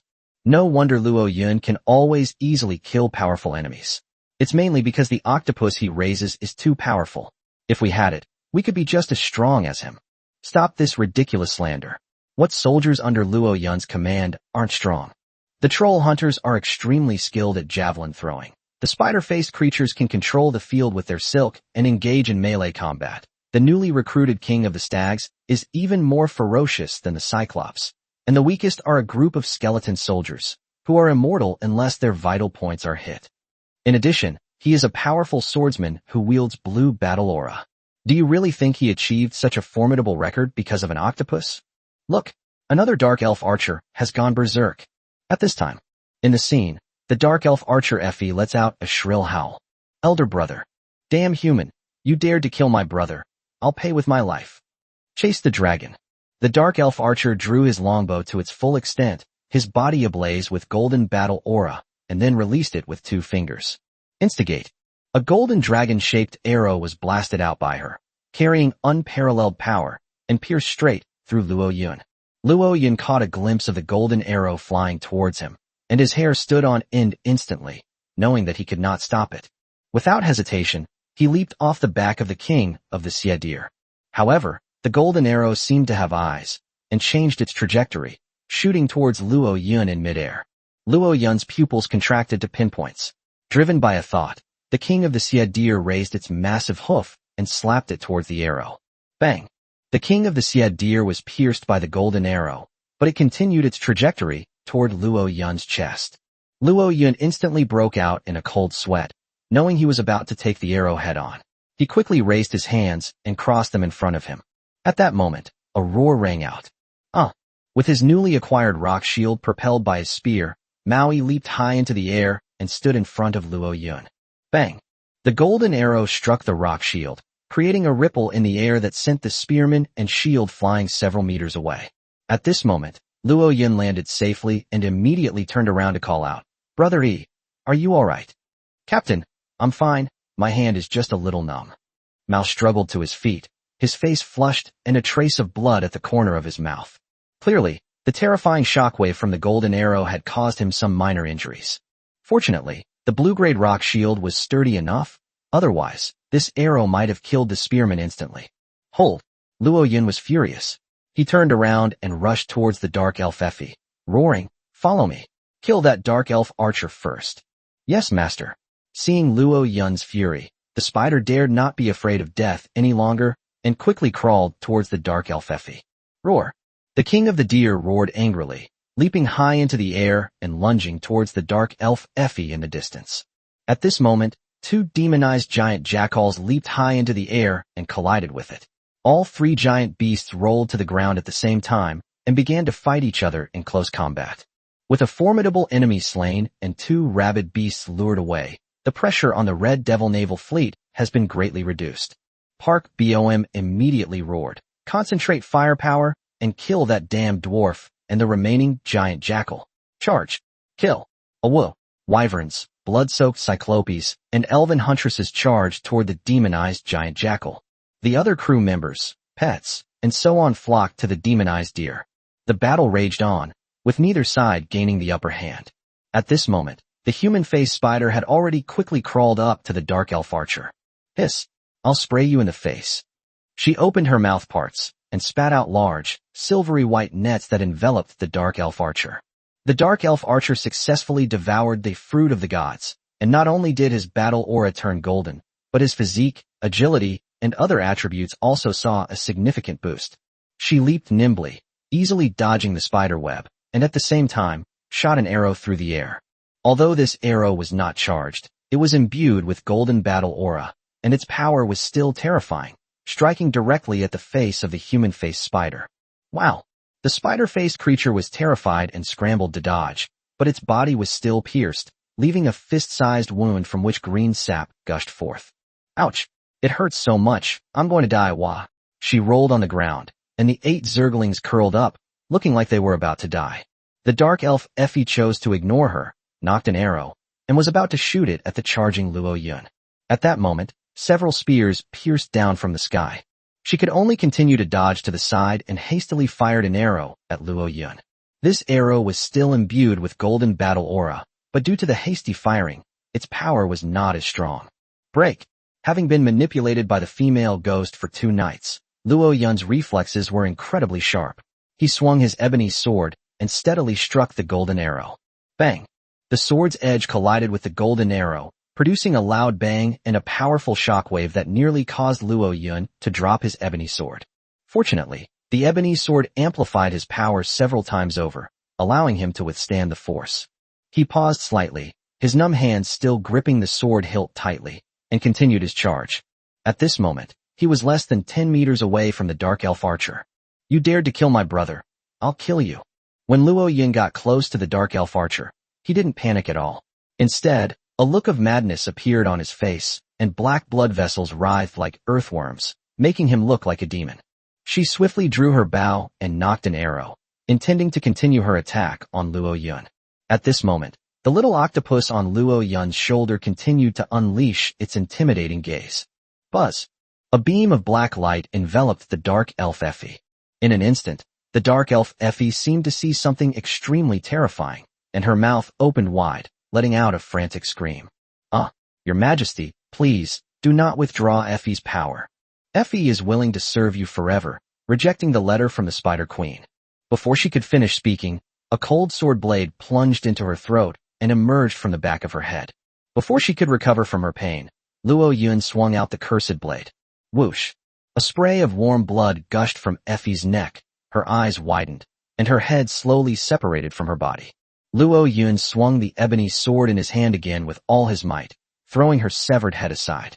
His ruthless and decisive attack, a perfect victory over the enemy, left the captains and crew of the numerous Red Devil fleets behind him wide-eyed and utterly shocked. They could hardly believe that this seemingly inexperienced young man was so powerful that he had killed 2 golden dark elves. This truly overturned their perception of the younger generation. At this moment, Belizeb, who was watching the battle from under the tree, couldn't help but applaud and laugh heartily. Interesting, you humans are so interesting. To be able to kill 2 of my useless divine servants with a simple intimidation spell is truly impressive. It raised its demonic hand, beckoned to Luo Yun, and laughed. Come on, crawl over here. I can grant you power and make you a high-ranking divine servant. What do you say? Luo Yun's cold gaze swept over him, and he raised his long sword high, pointing it at him from afar. You wait. You'll die soon. As soon as he finished speaking, he ignored Belizeb and turned to rush back into the battle behind him. Belishib's lips curled into a dangerous smile as he stared at Belishib's retreating figure, his eyes slightly narrowed. It hadn't been treated with such disrespect in a long time. The last time anyone dared to underestimate it like this was a group of legends from the Sea of Doomsday. As a result, in its rage, it slaughtered all the legendary figures. And it, having fallen victim to the Witches' Alliance, perished in the vast ocean. Chapter 71 Belizeb makes his move, revealing a vast difference in power. 34. Cooperate with the deer monster to kill the demonized giant jackal. Kill. Shoot through their black muscle tissue. That's their weak point. The captains of the Red Devil naval fleet raised their flintlock muskets or pistols and fired at the mutated giant jackal. The two mutated giant jackals were covered in deep, bone-revealing wounds, bleeding profusely and almost completely drained. But they felt no pain. They only knew how to kill, and they pounced on the king of the Syed deer in a frenzy. As a monster resurrected by the glory of the dead, emblem, the king of the deer is also unafraid of pain and death and fights against them. Its enormous size and terrifying strength gave it the upper hand, easily pinning the two mutated giant jackals to the ground. At this moment, the members of the Red Devil naval group who had surrounded them unleashed a barrage of fire. Bang bang bang. The black muscle tissue on the two corrupted jackals was completely shattered, turning them into two shriveled, rotting corpses that no longer moved. On the other side, another corrupted jackal was also attacked. In the blink of an eye, its black muscle tissue was blasted apart, and it collapsed to the ground with a mournful cry. In the blink of an eye, of Belizeb's 6 men, only Lu Zhan remained fighting. Although Lu Zhan did not devour the fruit of the gods, his strength increased dramatically after being demonized, making him even more powerful than ordinary ancient demon guards. Surrounded by numerous members of the Red Devil naval fleet, he was covered in blood, not a single patch of his skin unscathed, yet he still launched a powerful counterattack. Smash the charging kobolds to pieces. Watch out, this damn dwarf is very strong in melee combat. Back off and use ranged attacks to shoot him dead. Park Bom roared. Yes, Commander. Retreat. Let the Cyclops hold him back. Ouch. Fuck your mother. The Cyclops was already covered in wounds, but it was fearless and charged forward to the deer warrior, wielding its giant spiked club and engaging him in close combat. Bang bang bang. The clash of the two two-handed weapons sent sparks flying, a truly devastating event. Despite its small size, Lu Zhan seemed to possess boundless power, managing to repel the Cyclops. However, a large number of arrows and bullets came flying, piercing his body and leaving him covered in blood and teetering on the brink of collapse. Roar! He let out a deep roar, sending the Cyclops flying. Then, he turned and charged toward Luo Yun at the edge of the battle. He recognized Luo Yun. His remaining consciousness made him unwilling to die at the hands of these scoundrels. He roared maniacally at Luo Yun. Kill me! Kill me! Luo Yun had met Lu Zhan once before, and although he didn't remember him well, he was still somewhat conflicted about killing him. But the struggle only lasted for a moment before Luo Yun suppressed it. This person is now an opponent, so he must die. Since he wanted to die by his own hand, Luo Yun would naturally grant his wish. Luo Yun gripped his twin swords tightly, took a step forward, and thrust the cursed blade in his hand at Lu Zhan, who was charging towards him. Swords and spears. A blue sword light roared past, piercing through the last remaining piece of black muscle tissue on his forehead. Bang! Lu Zhan's brow was pierced, but a relieved smile appeared on his lips. He staggered forward 2 steps, his stiff body collapsing to the ground like a rag doll, blood instantly staining the ground red. Luo Yun stared at his corpse, her heart heavy with mixed emotions. The Cyclops that had been driven back by the deer had no intention of letting him go, and raised its spiked club to whip the corpse. Upon seeing this, Luo Yun roared in anger. Enough! He's dead. The Cyclops was over 4 meters tall as a building, giving people a strong sense of oppression. But after Luo Yun's shout, he remained in the position of raising his spiked club high, not daring to smash it down again. At that moment, a cold voice came from the side. My men are not for you to give orders. Luo Yun turned his head and looked in the direction from which the sound came. A middle-aged man with a blood-stained face and an imposing presence was staring coldly at him. Luo Yun's eyebrows shot up, and he said, You have a problem with that? How about we have a match? Youngster, do you think I'm afraid of you? Park Bom was not grateful to Luo Yun for joining the war, Instead, hostility towards him surfaced in her tiger-like eyes. Just then, a piercing scream rang out from ahead. "Watch out! That demon is coming. Prepare for battle." Hearing the shout, everyone turned their heads and looked in that direction. Then they saw that Baalzeb was coming from the direction of the sacred tree. He held the samurai sword that Kawato wore in his hand, pointing it diagonally at the ground, with a gentlemanly smile on his lips. The katana was burning with a dark golden aura, exuding a violent aura and turning the ground into a scorched mark. Belizeb always wore a faint smile, yet it sent chills down the spines of everyone present, causing their legs to tremble and them to take 2 or 3 steps back. Park Bom, who considered himself the highest-ranking person here, said in a low voice, "There's only one opponent left. He's nothing to fear. Focus fire and kill him." "Yes, Commander." Shot. In an instant, many captains from South Korea mustered their courage, raised their long and short guns, and pulled the triggers in unison. Bang bang bang. A cloud of smoke billowed out, and dozens of steel balls, propelled by the flames, shot toward Belishib like sparks. "Oh." Belizeb smiled contemptuously, unbuttoned his suit jacket, and at the same time, his body trembled, and his dark golden battle aura suddenly surged. Ping ping ping. Many bullets were instantly shattered, turning into sparks that scattered in the air. This scene completely stunned all the captains present. Someone couldn't help but tremble and exclaim, "This guy can't even get close to bullets. How are we supposed to shoot him? What level of monster is he?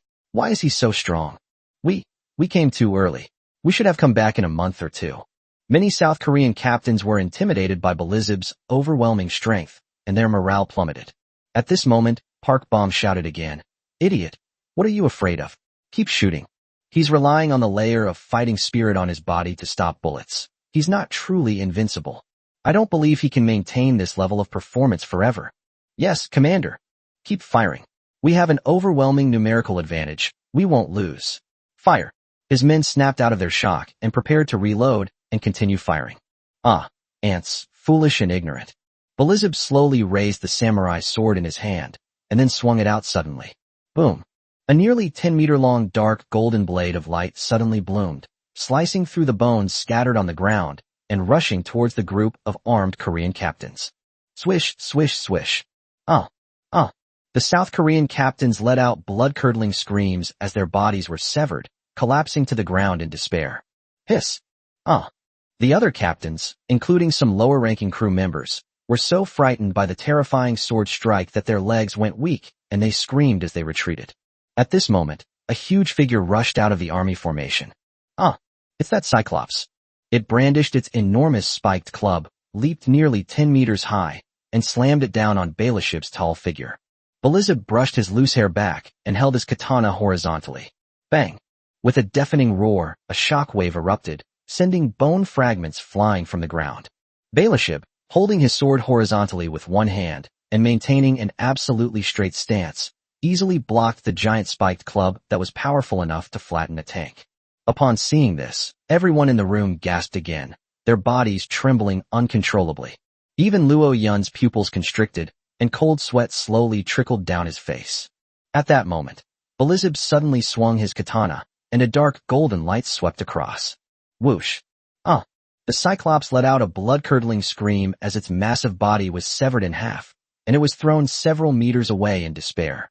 In the blink of an eye, the instant annihilation of a high-level magical beast sent chills down the spines of everyone present, their hearts pounding. Many members of the Red Devil naval fleet had completely broken down and turned to flee. At that moment, a playful smile appeared on Belizeb's lips. How can ants possibly outrun the gods? Hey! His figure blurred, instantly transforming into a fleeting afterimage and vanishing from the spot. The next moment. Oh, wow! The fleeing captains and crew members let out blood-curdling screams as their bodies were torn in two and they collapsed to the ground. Luo Yun sensed something and mechanically turned his head. He discovered that Baalzeb was already standing beside him, looking at him with a half-smile. "You've got some personality, buddy. Didn't you say you were going to kill me, God? What? Not so tough anymore." Chapter 72 Intimidation and Submission. Luo Yun swallowed hard, trying to keep his voice steady, and said solemnly, "Can you pretend I was never here? What do you think?" Baalzeb chuckled mockingly, his figure blurring as he transformed into a gust of wind, heading straight for the king of the deer who was rushing to protect his master. "Hold head high. The king of the Deer raised its thick forelimbs and slammed them down like a pillar of heaven, with a force as heavy as 10,000 pounds. Useless trash. I entrusted you with guarding the path of blasphemy, yet you were easily subdued. What use are you? As the indifferent voice rang out, Belizeb slashed his long sword diagonally towards the sky. Sizzle. The king of the Shelu was instantly cleaved in two, and wood chips flew everywhere. Hold head high. Its massive body lost its balance and fell to the ground. At the same time, its tail swept across, and several vines like giant pythons coiled towards Beliship. You still dare to resist. Belizeb trembled his katana, the blade flashing and scattering, shredding all the swirling vines. Then, with a lightning-fast slash, he severed the head of the king of the Deer. Immediately, he clenched his fist and threw a punch. Bang! A terrifying force comparable to a missile struck the head of the king of the Deer, completely shattering its skull into billowing wood chips. A beam of green light shot out immediately, but Belishib raised his hand and grabbed it. He opened his palm, glanced at the glory of the dead badge, and couldn't help but shake his head and chuckle. A full 10,000 years. I never expected to see this type of low-level badge again. It truly brings back memories. After saying that, he casually threw the glory of the dead badge on the ground like trash. At that moment, a furious dragon roar resounded. A blood-soaked two-legged dragon appeared behind Belizeb and lunged at the god fruit on his shoulder. This is Park Bomb's beloved pet, a high-level magical beast with an indomitable fighting spirit. Belizeb slapped out with his backhand. Thud. Humph. The two-legged dragon was swatted away like a fly, rolling more than 10 meters across the skeletal ground, lying on the ground barely alive and unable to move. Seeing their captain's high-level magical beast mount defeated in an instant, everyone's courage froze, and they couldn't even lift their weapons. Belizeb continued to smile, lazily taking steps, his sinister gaze slowly sweeping over the people around him. Everyone was still terrified, their pupils contracting rapidly, and they kept backing away. No one dared to brandish their weapons at him anymore. At this moment, Belishib stopped in front of Park Bom. He pointed to the ground. Kneel down. You're still useful. I can't die. You. Park Bom was trembling all over, her teeth chattering. Under Belishib's tyranny, she finally slowly lowered her knees and knelt down on the ground, her buttocks sticking up high. Belizeb placed the sole of his foot on the back of his head and nodded in approval. I like the way you kneel down. It's just like a loyal dog. I'll grant you the position of a divine servant in a little while. Seeing this, the other crew members and the captain also knelt down, pressing their heads to the ground, not daring to raise their heads. Belizeb glanced at them and sneered. You bunch of good-for-nothings are actually quite sensible. However, trash is trash after all, there's no point in keeping it. You can draw lots in a bit. For every 10 people, 9 hearts are given, and the rest will live. Upon hearing this, all the captains and members of the Red Devil Naval Fleet wore expressions of despair. The entire team, including the crew, is down to only about 100 people. If 1 out of 10 survives, then ultimately only 10 people can remain. This is absolutely cruel. However, no one dared to stand up and resist. Because this demon is too terrifying. No, it is a god, invincible, and can only be obeyed. Belizeb turned his gaze to Luo Yun, the only one in the arena who did not kneel, his eyes slowly narrowing as he smiled. Human boy, you've got guts. Even now, you still don't kneel down. So, you intend to defy this god to the very end? Luo Yun's brows furrowed, the hilts of his twin swords already soaked with sweat. He said sternly, if I kneel down, will my men and I all live? Ha. I thought you were going to put up a fight to the bitter end, but you've really disappointed me, ha. Belizeb chuckled and shook his head, walking towards him and saying, I can see that you possess a fearless heart, a transcendent talent that even gods crave. You have good talent, kid. If you follow me, you will surely become the demon emperor and rule all the seas in the future. How about this? First kill all your followers and offer up their hearts. Then I will take you as my divine servant. How about it? Then why should I follow you? Luo Yun gripped his twin swords tightly and roared. The reason I was willing to humble myself was only to save the lives of my followers. But you want me to kill them? Then I might as well fight you to the bitter end. Upon hearing these words, the troll warriors behind him burst into tears, gripping their javelins tightly and standing ramrod straight. Yeah, the holder of the fearless heart is indeed not afraid of death. But what's the point of you doing this? Belizeb sneered. pointing at the troll warriors behind Luo Yun, and said, "You think that just because you risk your life for your men, they will remain loyal to you? They are all lowly beasts, despicable ants. Faced with fear, in order to survive, they will only raise their spears and stab you hard in the back. Your kindness will ultimately become a sharp knife in someone else's hand, delivering a fatal blow to you. The benevolent must die. I trust my men. At worst, they'll lose their lives," Luo Yun said firmly. "Huh, you know nothing about human nature." Belizeb looked at the troll warriors behind Luo Yun, his tone seductive, and said, "Shoot your captain in the back, and I'll let you go. How about it? God's promises, like rules and iron laws, will surely be fulfilled. I'll fuck your mother's head." Mao Yi roared at the troll warriors beside him. "Brothers, let's attack. Don't make things difficult for the captain. Kill. Shoot it all over his face." Although the troll warriors were terrified, they still mustered all their courage and fired an angry shot at Belizeb. "You deserve to die." Belzeb never expected that these ants would actually dare to challenge its divine power and provoke its fury. Its figure blurred into a streak as it charged toward the troll warriors behind Luo Yun. "Thousand Eyes, fight with all your might." Luo Yun let out a low roar, and 8 octopus tentacles extended from his back. One of its tentacles wrapped around Chimu's shoulder and threw him away. Huff, huff.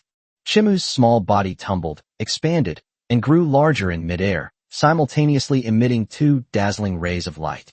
A streak of black, a streak of gray, completely enveloping Belizeb. A flicker of fear flashed in Belizeb's eyes. Almost simultaneously, above the mountain peak, the rolling sea of clouds had, without anyone noticing, expanded into a massive void. Within that void, an ancient 6-pointed star magic circle appeared, radiating a deep blue halo. Immediately afterwards, a golden meteor shot out from the center of the 6-pointed star array. It burned with a dazzling tail of flame, transforming into a shooting star as it hurtled towards the mountain peak below. Chapter 73, A Battle of Desperation. Huff, huff. The enormous octopus tentacles, carrying immense force, slammed towards the god fruit on Belishib's shoulder. Just as his tentacles were about to touch the god deity, Berisib suddenly snapped back to reality and raised his katana. Whoosh. Oh. The thousand-eyed demon octopus let out a painful screech as one of its thick tentacles was severed, spurting out blood. At this moment, Luo Yun had already assumed a sword-drawing stance and swung his sword. Juan, sword and spear. Instigate. 2 spiritual entities, each carrying a sword light, shot towards the divine fruit in an instant. "You insignificant ants, how dare you offend divine might? Break!" With a low roar, Belizeb unleashed his dark golden overlord battle aura, easily shattering the sword light. Even the 2 terrifying spirits that instilled fear dissipated. Upon seeing this, Luo Yun did not hesitate and raised his ebony sword upwards. Another blue sword light struck, aiming for Belizeb's shoulder. Snort. With a casual wave of his left hand, Belizeb unleashed a violent shockwave that shattered Luo Yun's sword light. The aftershocks, like a shockwave, surged toward Luo Yun. Luo Yun stumbled to the side in a disheveled state. At this moment, Belizeb took a step forward, about to approach Luo Yun. Suddenly, a large number of octopus tentacles, shimmering with gray and black light, swirled towards Belishib again. "Ancient alien species, you have some skill, but you haven't awakened your bloodline yet. You're nothing but an ant. How dare you be so presumptuous?" Belishib didn't stop, his katana gleaming with dark golden flames. With a casual swing, he severed the metal of the octopus tentacles. In the blink of an eye, all 8 tentacles of the thousand-eyed demonic chapter were severed, and it fell to the ground in a sorry state, letting out a painful wail. The light of intimidation and the light of chaos no longer had any effect on Belizeb. He was stunned for about half a second, which made him furious. He gathered his strength slightly and swung his sword at the thousand-eyed demon chapter, which was writhing in agony. Whoosh! A terrifying light blade, nearly 10 meters long, rose from the ground and slashed towards the thousand-eyed demon chapter. "Get out of the way, Thousand Eyes!" Seeing such a terrifying sword beam flying towards his beloved pet, Luo Yun felt a surge of fear. He felt that this sword strike would take the life of the thousand-eyed demon chapter. But the thousand-eyed demon chapter was his most important asset. The thousand-eyed demon was also terrified and tried to lunge to the side, but the light blade was too fast and flew close in the blink of an eye, making it impossible to dodge. Just as the thousand-eyed demonic chapter closed its eyes and awaited its death, a figure rushed out and raised its shield. Roar! The spear unleashed its full power, activating the defensive shield of the rock shield, and charged towards the dark golden blade of light. Bang! With a loud bang, the defensive shield of the rock shield was instantly cleaved apart, and the blade of light continued its momentum, imprinting itself on the rock shield. With a whoosh, the shield split in two, and the blade's edge severed the right hand of the spear-wielding man, striking him and sending him flying. A deep wound was left from the top of his head to his abdomen, and blood gushed out. This scene caused Luo Yun's pupils to tremble, and he let out a frenzied roar. Ninth brother. Awo! Immediately, he roared like a wild beast, and with his tightly gripped twin swords, he unleashed two more streaks of blue light that flew toward Belizeb. Ha ha ha! Impotent rage, you didn't even aim at my vital points. After all, we are human beings, like ants, fragile and emotional. Belizeb let out a mocking laugh, raised his hand, and swung his sword, easily severing Luo Yun's two sword lights. He continued walking towards the thousand-eyed demon chapter in his leather boots, then turned to Luo Yun and said with a mocking smile, "You seem to care a lot about your pets and subordinates, don't you? I will kill them one by one right in front of you. I will show you just how miserable the consequences of disobeying me truly are, huh? Come at me if you dare." Holding two swords, Luo Yun, with 8 tentacles on his back, transforming into hands and feet to support his body, rushed towards Belizeb at great speed. I love the way you ants struggle and roar. It's comical and amusing. Come on, be even more insane, so that when I transform you into a demonic abomination, the effect will be even better. With a wave of his hand, Belizeb sent another wave of energy surging up, sending Luo Yun flying more than 10 meters away. The powerful impact made Luo Yun feel like his body was about to shatter, and blood kept seeping from his skin. But he gritted his teeth, got up, and continued his charge. He must save Thousand-Eyed Demon and his subordinates, no matter what method he has to use. At this moment, Belizeb had already walked up to the Thousand-Eyed Demon Light, whose tentacles had all been severed, and grinned at it with a sinister smile. Ancient alien, you can surely understand what I am saying, right? Submit to me, and I will spare your life. Huff, huff. The response to Belizeb was 2 rays of light, a light of intimidation and a light of chaos. Belizeb's body trembled with dark gold battle aura, easily resisting the 2 negative buffs, and the corners of his mouth slowly turned down. You're just as lowly as your master, you can go die now. As he was about to raise his katana, 2 troll warriors, their shields cleaved in 2, stood before the Thousand-Eyed Demon, ready to die. Belizeb, who had a fondness for hard-boned ants, raised his chin and said to them, "I admire your ignorance. Kneel down, and I'll spare your lives. Otherwise, you will become demonized puppets like your captain, suffering a fate worse than death. Even if we die, we will only be loyal to Lord Luo Yun. We will only kneel before Captain. He is our faith." Presumptuous. Enraged, Belizeb swung his sword, unleashing a powerful dark gold aura that formed a destructive halo that spread outwards. "Get out of the way," Luo Yun roared as he charged forward. However, the 2 troll warriors did not flinch, but charged towards Belizeb with their shields raised. Whoosh! As the sword's edge swept across, the shields held by the 2 men, along with themselves, were sliced in 2 like tofu, and warm blood splattered across the path of bones. Luo Chun went completely berserk, his eyes turned blood red, and his sanity instantly dropped below 50. His body was engulfed in blue flames, which instantly turned purple. Then, he poured out all his fighting spirit, and unleashed 2 purple sword beams. Roar! Wow, a genius!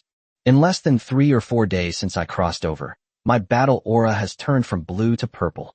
You have the look of an emperor. But, you're still as insignificant as an ant, huh? Belizeb chuckled mockingly, swung his katana, and once again shattered Luo Yun's sword light. The overwhelming power left all the captains kneeling nearby, feeling shocked and desperate. Only then did they realize how terrifying this world was. Some creatures are challenges they can never reach. To oppose such a terrifying being is nothing but suicide. Belizeb clearly didn't want to let the Thousand-Eyed Demon Octopus go, and still raised his long sword to slash at it. At this moment, the remaining 3 troll warriors charged towards it. Since ranged attacks were ineffective, they decided to fight back with close-quarters combat. Belizeb was amused by their foolish appearance, laughing so hard he bent over. "Ha! It's been a long time since I've seen such amusing ants. Ha ha ha ha." Amidst his wild laughter, He raised his katana, ready to strike. Don't charge. Retreat. That's an order. Hand him over to me. Luo Yun's fighting spirit had been completely drained, but he still charged forward and roared at the troll warriors. However, the troll warriors seemed not to hear him at that moment and continued their charge. In his eyes, there was only a fearless spirit in the face of death. At this moment, Balzeb's blade was about to be unleashed. Suddenly, countless silver nets enveloped it. It glanced at the human-faced spider not far away. Wah! The spider with the human face was so frightened that it lay on its back, curled up its legs, and looked as if it had been scared to death. Belizeb raised his hand and waved it, and the silver net disappeared like dust. At that moment, the three-headed troll had already rushed up to him. For the captain! For Lord Luo Yun! Kill! They all raised their spears and thrust them into Balzeb's chest. Comical ants! Balzeb was about to wave his hand, turning them all into minced meat. At this time, bang! A cannon shot rang out not far to the side and rear. Belishib realized something and suddenly turned around to look. A bullet, imbued with golden battle aura and carrying unparalleled power, shot right in front of him. Instantly, his pupils contracted, sensing a hint of threat. Chapter 74 Heavenly Punishment. Belizeb's katana ignited with dark gold fighting spirit once more as he slashed upwards. Ping! The incoming bullet was sliced in two by him, whizzing past his sides and flying not far away. Bang! The ground was blasted into two craters by the two bullet fragments. At that moment, the troll warrior thrust his spear into Balzeb's back. Ping ping ping. However, Balzeb possessed protective fighting spirit, and although the three spears were aimed at their target, they couldn't even penetrate his skin. But this was enough to make Belizeb lose face. Roll! I'll tear your tendons out and skin you alive in a minute. Such a humiliation was too much for Balzeb to bear, and he clearly did not want to kill the three troll warriors so easily. Its body shuddered, and a shockwave sent them flying more than 10 meters away, leaving them coughing up blood in a sorry state. At this moment, it fixed its gaze on a rock not far away. A small head quickly retreated into the rock to hide. However, the huge package still revealed a corner of the rock, making it easy for Balzeb to discover her location. Damn ants, how dare you ambush this god? Come here and die. Enraged, Belizeb swung his sword at the rock dozens of meters away. Instigate. The blade's edge skimmed close to the ground. Don't want. Along the way, some captains and crew members of the Red Devil naval fleet were unable to dodge in time and were directly cut in two, dying on the spot. The blade's momentum continued unabated, striking the rocks and causing them to shatter with a deafening roar.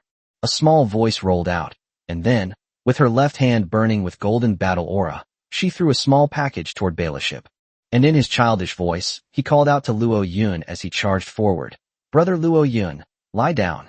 Upon hearing the childish voice, Luo Yun instantly snapped back to reality, her face showing astonishment. That voice was indeed Lu Yun's voice. That girl actually followed me to this misty island? This is too reckless. The sound brought Luo Yun back to his senses, and he instinctively followed Lu Yun's instructions, falling to the ground. By then, the package had fallen in a parabolic arc, landing directly above Belishib's head. You ants, how dare you blaspheme against the gods? Belizeb raised his hand and slashed at the package with his sword. The next instant, a burst of intense light erupted from the package. Damn it! Balzeb let out a roar, and his body trembled with intense dark golden flames. Almost instantly, a terrifying burst of energy erupted, engulfing his figure. Boom! A small mushroom cloud rose into the air, deafeningly loud, and the shockwave shattered bone fragments scattered on the ground, rolling out like a tidal wave. Wah, master, help me. The powerful shockwave sent everyone and their bodies within a 20-meter radius flying, rolling away like gourds. In the chat area of the Nautical manual, all the chosen ones stared at this scene, speechless and dumbfounded. What the hell is that? TNT. It feels about right. Wow, the power is incredible. If that thing were thrown onto a warship, it could probably sink it instantly. Luo Yun is truly a chosen one. Even though he was already in dire straits, he still managed to get help. Damn it. His helper seems to be a little girl. So cute, I want a dozen of them. Didn't you guys notice? That little girl's battle aura is golden. Golden battle aura is domineering aura. Domineering aura has a variety of extended functions, such as greatly enhancing physical constitution, greatly enhancing skill damage, predicting opponents' attacks, and so on. That girl's golden aura effect must be enhanced by a substance. The bullets she just fired seemed to have the effect of artillery fire, and their power was terrifying. Wow, it really is golden battle aura.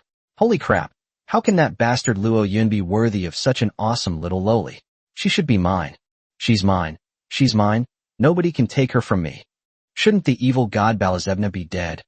He's dead. With such a violent explosion, if he doesn't die, I'll eat him right now. Damn, that kid Luo Yun is totally screwed now. He's definitely won badly. That little loli will definitely join his crew, and then he'll have another super powerful loli under his command. And he, having killed the evil god, will undoubtedly have a reputation that far surpasses all of ours. In the future, there will definitely be a large number of powerful crew members begging to join his fleet. He's completely worn out from winning. Without a doubt, he's become the top dog in our area. Everyone better keep your eyes peeled from now on, and don't offend him. Oof, what a fool's dream. If a god were so easy to kill, would he still be a god? Kim Hyunam's Medusa crew, say that the battle has only just begun. As Kim Hyunam's annoying stick voice was heard, the smoke in the scene dissipated. The hard, skeletal ground was blasted into a crater, with wisps of black smoke continuing to rise.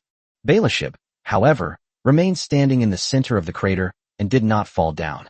At this moment, it looked as if it had been carbonized, covered in a thick layer of black ash, and its figure swayed slightly, as if a gust of wind could blow it over. Fall down. Fall down. Lie down now. You're holding on. We know you're not going to make it. You son of a bitch. Most of the chosen ones held their breath and prayed silently, hoping that this guy would be knocked out on the spot. In this way, the chosen ones will have one less terrifying natural enemy. However, everyone was destined to be disappointed. Suddenly, its tightly closed eyes snapped open, and a crimson beam of light shot out. Immediately, it raised the corner of its mouth, and its body shuddered violently. Roar!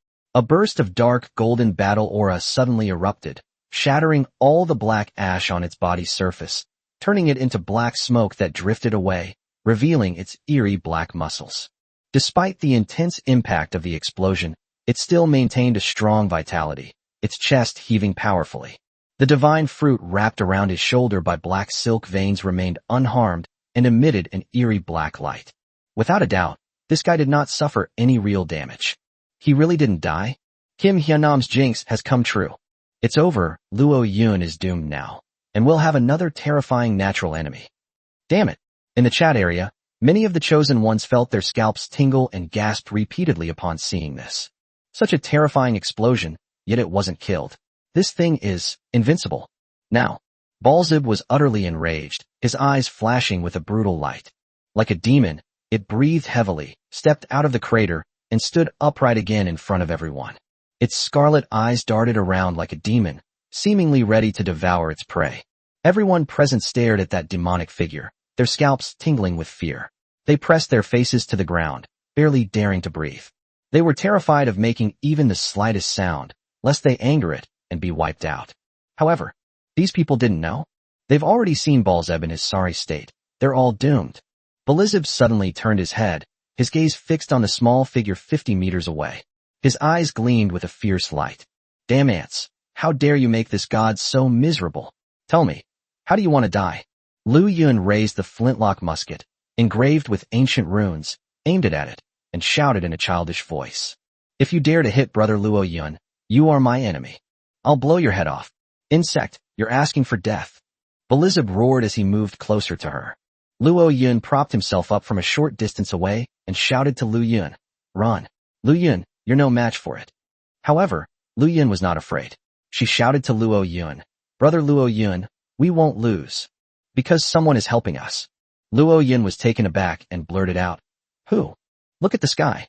Luo Yun looked up and gazed at the sky. The sky, which had been shrouded in white mist, suddenly opened up with a large hole, allowing sparse rays of sunlight to stream down from the horizon. Among them, a golden light, trailing brilliant golden flames, was rapidly descending. This scene looks exactly like the gold dropping screen in a certain game. At this moment, Balazeb also realized something. It suddenly looked up and gazed at the sky. The sky it saw was different from the sky Luo Yun saw. What it saw was a huge blue six-pointed star magic array, like a miracle, hanging high in the sky at a height of 100,000 feet, radiating a dazzling light. A dazzling meteor, controlled by the magic array, roared toward it. It sensed something, its facial muscles contorted, and it roared angrily at the sky. Damn Witch Alliance. How dare you thwart my plans time and time again? Don't let this demon god regain his divine form. Or, this demon god will make you bitches regret it. It's unclear whether Belizeb's insults angered the floating magic array.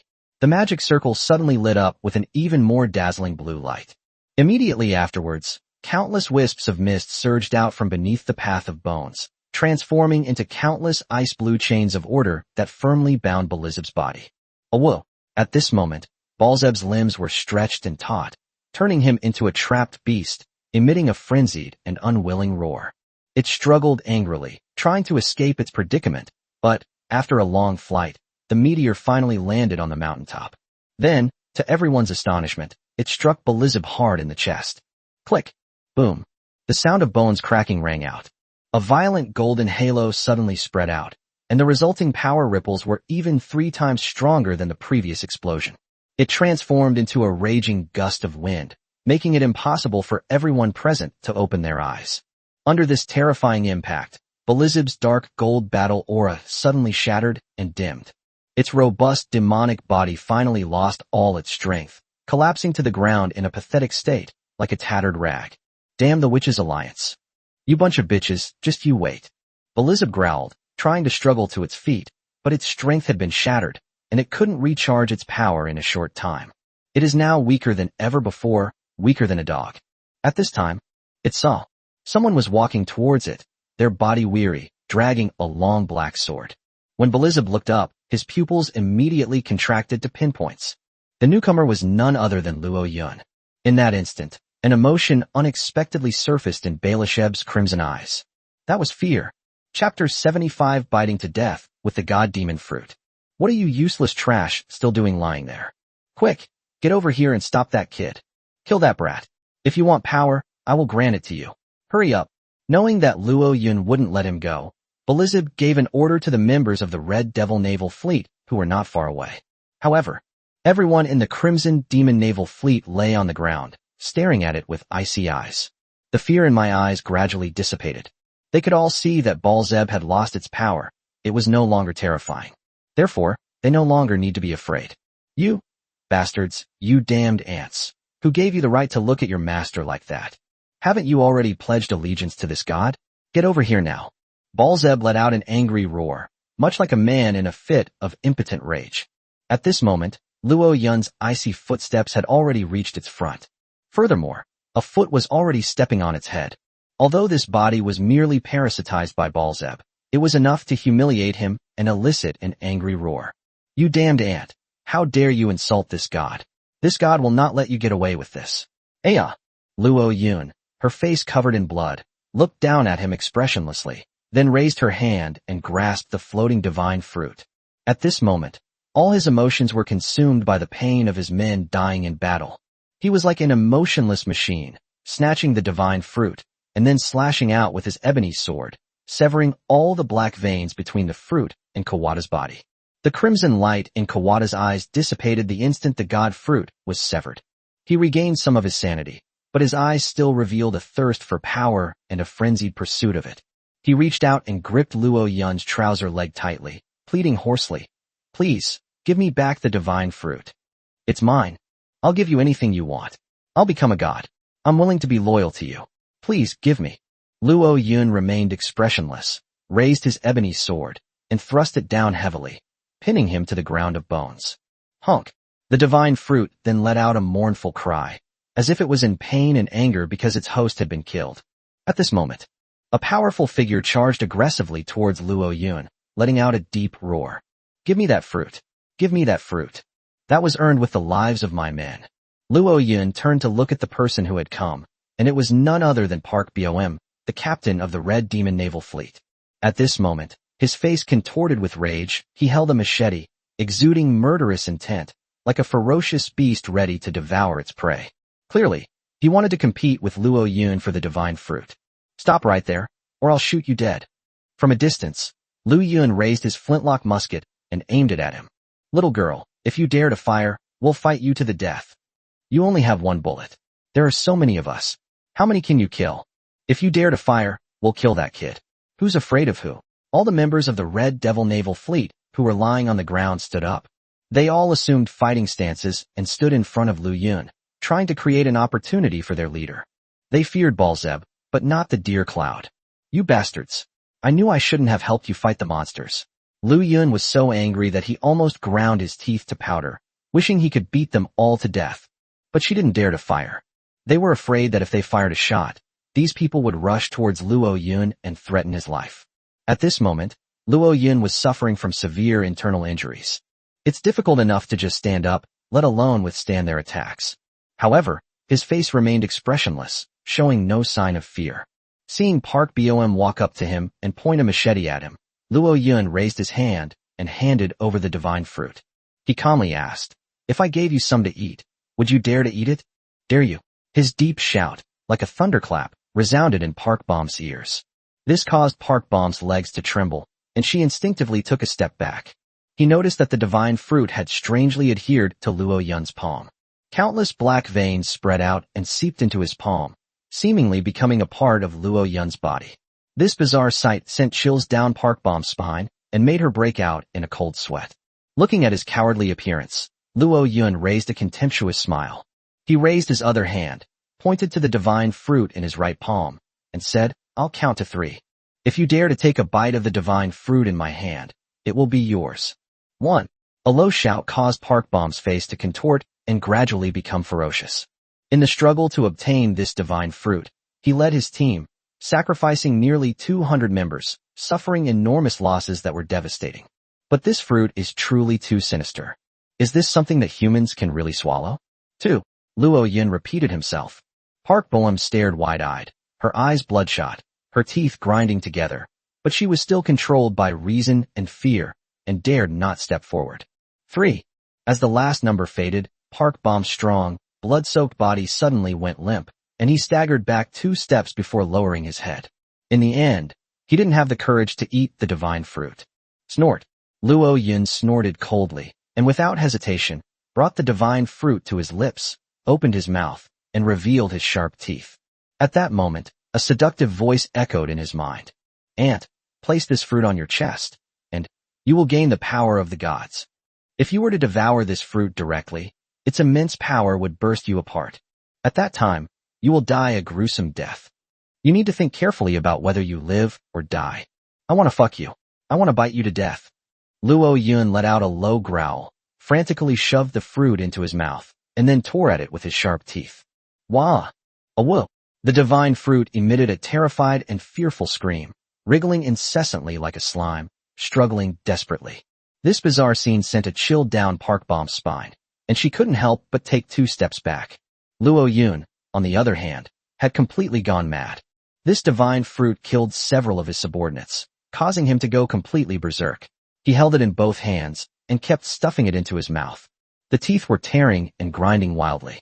He wasn't in a hurry to swallow the fruit. As he said, he only wanted to kill this fruit. As for the rest, we'll talk about them later. Ah! Wah! Amidst a series of shrill screams, the fruit was bitten to pieces, and black liquid flowed down Luo Yun's chin, creating a gruesome scene. In the chat area, many of the chosen ones felt their scalps tingle upon seeing this. I think Luo Yun has probably gone mad. At the same time, they are also looking forward to. Shouldn't Luo Yun have subdued the divine fruit? Absolutely. Didn't you see how much he was whimpering as he bit into the fruit? He's about to gain divine power. Wow, that's awesome. It's a good thing that we humans produced such a powerful individual who successfully subdued the devil fruit. Otherwise, who would dare to eat the god devil fruit in the future? Luo Yun seems to be from Fujian province. You're wrong, brother. He's from our Jiang province. Damn it. I'm his dean of students. He's a student at my school, and he's from Sichuan province. You're still his long-lost father. Stop claiming kinship with him. Open your eyes and see what kind of person Luo Yun will become. If he also becomes a monster like Kawada, then we're doomed. The chosen ones fell silent, their eyes fixed intently on the chat window. At this time, the chat window suddenly went dark, replaced by a phantom image of a black forest. What's going on? Why did the director switch the camera? Did the director lose a family member? Many of the onlookers were stunned. And almost simultaneously, a strange laugh echoed in Luo Yun's mind. Finally, I've waited for you, my perfect body. Come, undergo my final possession ritual. As the eerie laughter subsided, Luo Yun's vision blurred, and he found himself standing in a strange, black forest. Almost instantly, Luo Yun felt his physical condition return to its peak. No, it should be said that it is even stronger than in its prime. Because within his body, a strange power was growing, strengthening his physique. The surrounding environment gave him an eerie feeling. That feeling was just like being with a female ghost. It felt like being in a dream. Chapter 76 The Mad Luo Yun. Step, step. Footsteps echoed from the dark forest ahead, accompanied by a low, sinister laugh. Luo Yun remained calm and looked up ahead. The pale moonlight could not illuminate the deep, dense forest. Amidst the overlapping shadows of the trees, a pair of scarlet eyes, like two will-o'-the-wisps, could be vaguely seen drifting slowly. About half a minute later, under the pale moonlight, a black creature about 3 meters tall slowly emerged from the shadows and stood before Luo Yun. This is a powerful being. One can tell from its bulging black muscles that it possesses superhuman strength. Its legs are of normal proportion, but its arms are very long, hanging down to its knees. His hands were large, about the size of a fan, and his fingertips were not normal nails, but barbed claws like those of a fierce tiger. Behind it were a pair of broad dragon wings and a triangular tail burning with black flames, which trembled slowly, like an elf in the night. Luo Yun looked up and gazed at the creature's head. It was a face as sharp as if carved by a knife, with distinct features, but it was dark and black, with a pair of blood-red eyes. Like two burning gems, they shone brightly. Its mouth was slightly upturned, revealing 2 rows of sharp teeth that emitted a faint glow, gleaming and sharp. On its head, it has a pair of black horns that resemble those of a bull, with the tips pointing straight to the sky, exuding domineering power and majesty. This image is like a demon king from a movie, full of oppressive and suffocating power. Unexpected, isn't it? Surprised? The creature suddenly asked. What's the surprise? Who are you? Luo Yun asked calmly, his expression still as serene as a still pond. To be so calm in the face of my true form, the god of corruption, Baal-i-Zeb, truly a chosen one with a fearless heart. I'm starting to admire you, kid. Baal-Zeb raised his arm, which was as strong as steel, pointed to the ground, and said arrogantly, I can give you another chance. Just kneel down and serve me as your master, and I can make you my servant. I will forgive and forget the offenses you committed against me before. How about it? Luo Yun also raised his arm and gave Baal-Zeb the middle finger. One of us must die today.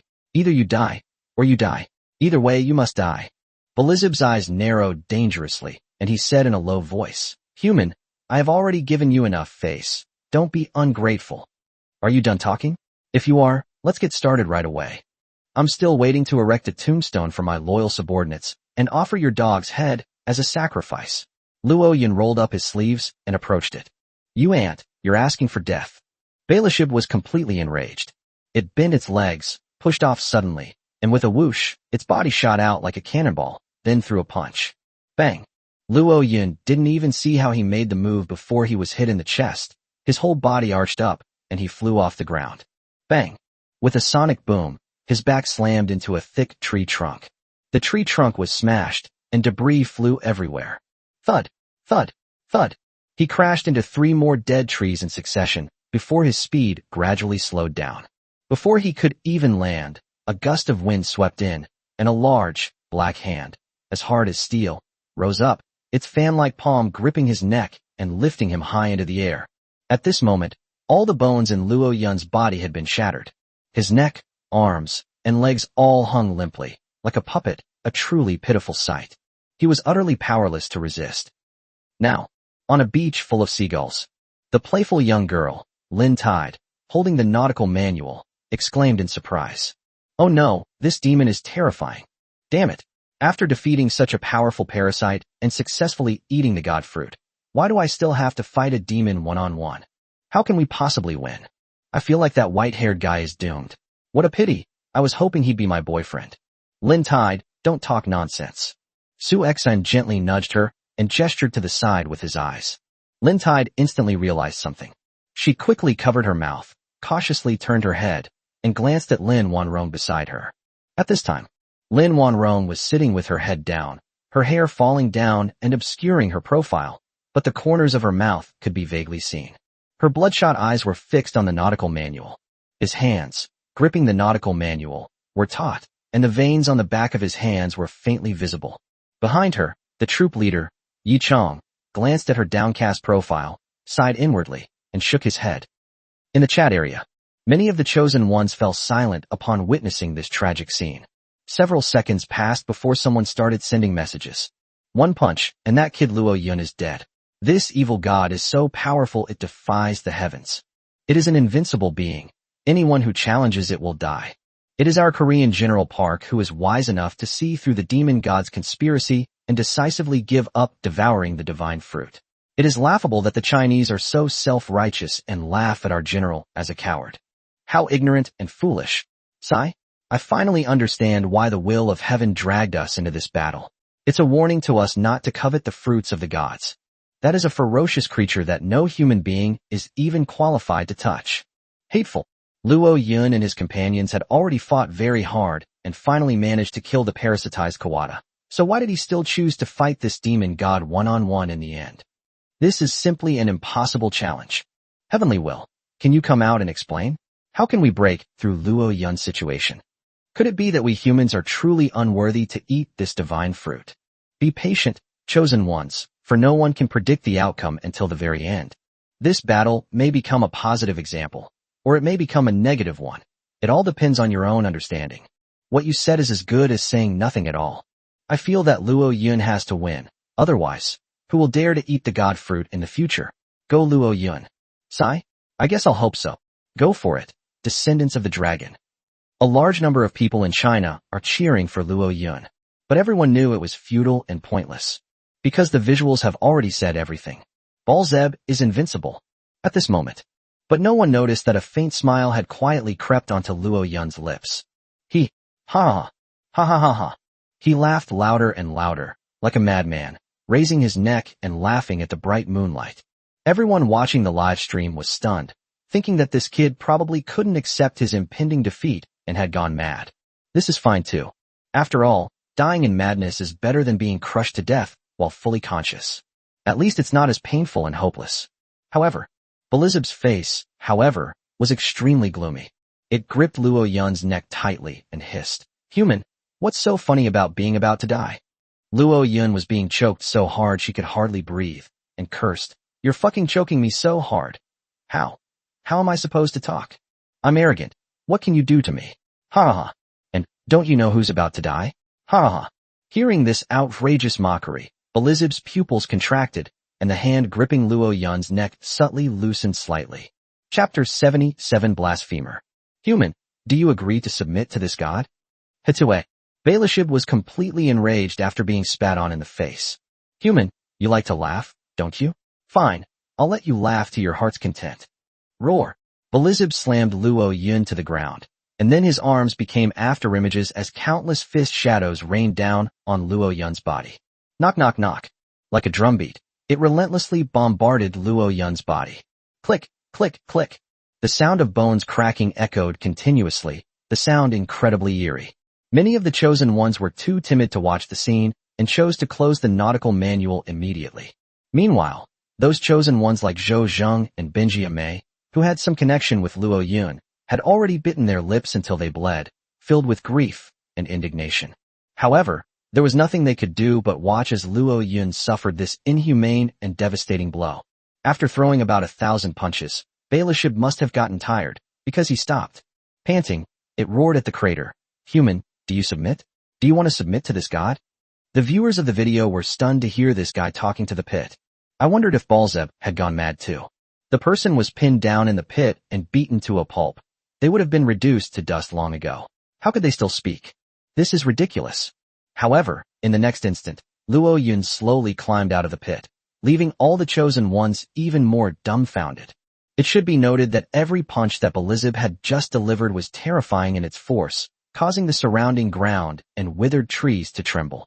With such terrifying punches, hundreds or even thousands of blows would flatten even a lump of steel. However, Luo Yun's body, seemed to be completely unharmed.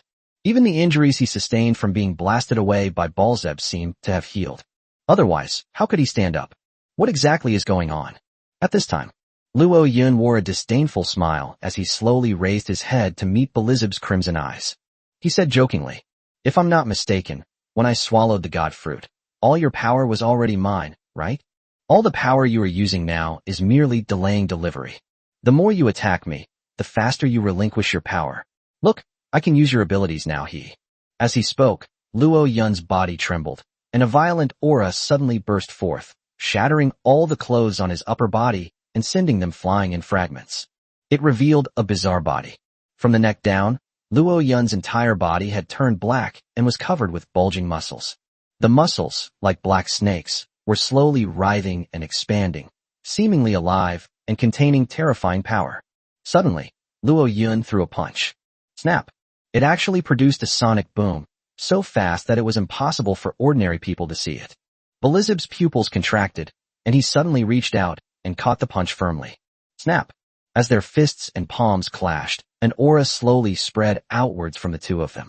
Belishib easily blocked it. It uttered a mocking sneer. "Foolish human, do you think you are worthy to seize the power of a god? The fruit you devoured was nothing but a trap set by this god. Only by submitting to this god can you live and obtain the complete power of the god." "Oh, is that so? Then let's have a fist fight. Whoever can't take it first is a piece of trash. How about it?" "You?" Belizeb's face was contorted, but that was all. He did not actually move. "Ha ha ha, it seems I guessed right. You don't dare to make a move now. This is so much fun. If I kill you now, would that count as slaying a god, As soon as he finished speaking, Luo Yun's face turned ferocious, like a vicious beast, as he swung his arm covered in black muscles, venting all his anger. "You dare kill my crew members? I'll kill you." Eradidida. Swish. Swish. His entire body was covered in black muscles that writhed like snakes with a peculiar rhythm, which allowed Luo Yun to maximize the speed and power of each punch he threw. It was as if every punch was a critical hit. Thud, thud, thud. The sonic booms from each punch shook the air, creating a buzzing sound. Faced with the aggressive Luo Yun, Belishib was completely enraged. It roared angrily, "Damn human! I, the god, cherish talent, yet you so much provoke me. Since you wish to die, I will grant your wish. Drink up." Belishib also went all out, his huge arms like pile drivers, frantically pounding towards Luo Yun's body. Boom, boom, boom. Both stood in a lunge position with their legs bent, their backs straight, neither retreating, and their fists rained down on each other. Boom, boom, boom. Almost instantly, Luo Yun was hit by dozens of punches, his dark muscles trembling violently. However, he did not retreat even a step. Instead, the ground beneath their feet could not withstand the force of their feet and continued to crumble and crack. Because of his short arms, Luo Yun was unable to harm Belizeb. But it doesn't matter, as long as his fist hits Belizeb's fist. He didn't expect to suppress Belizeb at all, because he didn't need to. As he had predicted, Belishib was merely at the end of his rope. When it turned into a fruit and was swallowed by Luo Yun, its fate was sealed. Its only chance to turn the tables is to instill fear in Luo Yun and force him to sign an unequal contract with it. Only in this way can it turn the tide and counter Luo Yun. However, Luo Yun was very observant, and he noticed this as soon as Belizeb's first punch hit him. Moreover, Luo Yun also discovered that this place is very similar to the female ghost's dream. Although he felt pain when he was hit, his body could instantly recover to its peak condition, so he had no need to fear death. That's why he wanted to confront Belizeb head-on. It was afraid when it first arrived. It was desperate when it first arrived. Bang bang bang. As their fists clashed gradually, Luo Yun's punches became faster and faster, and his fists became more and more powerful.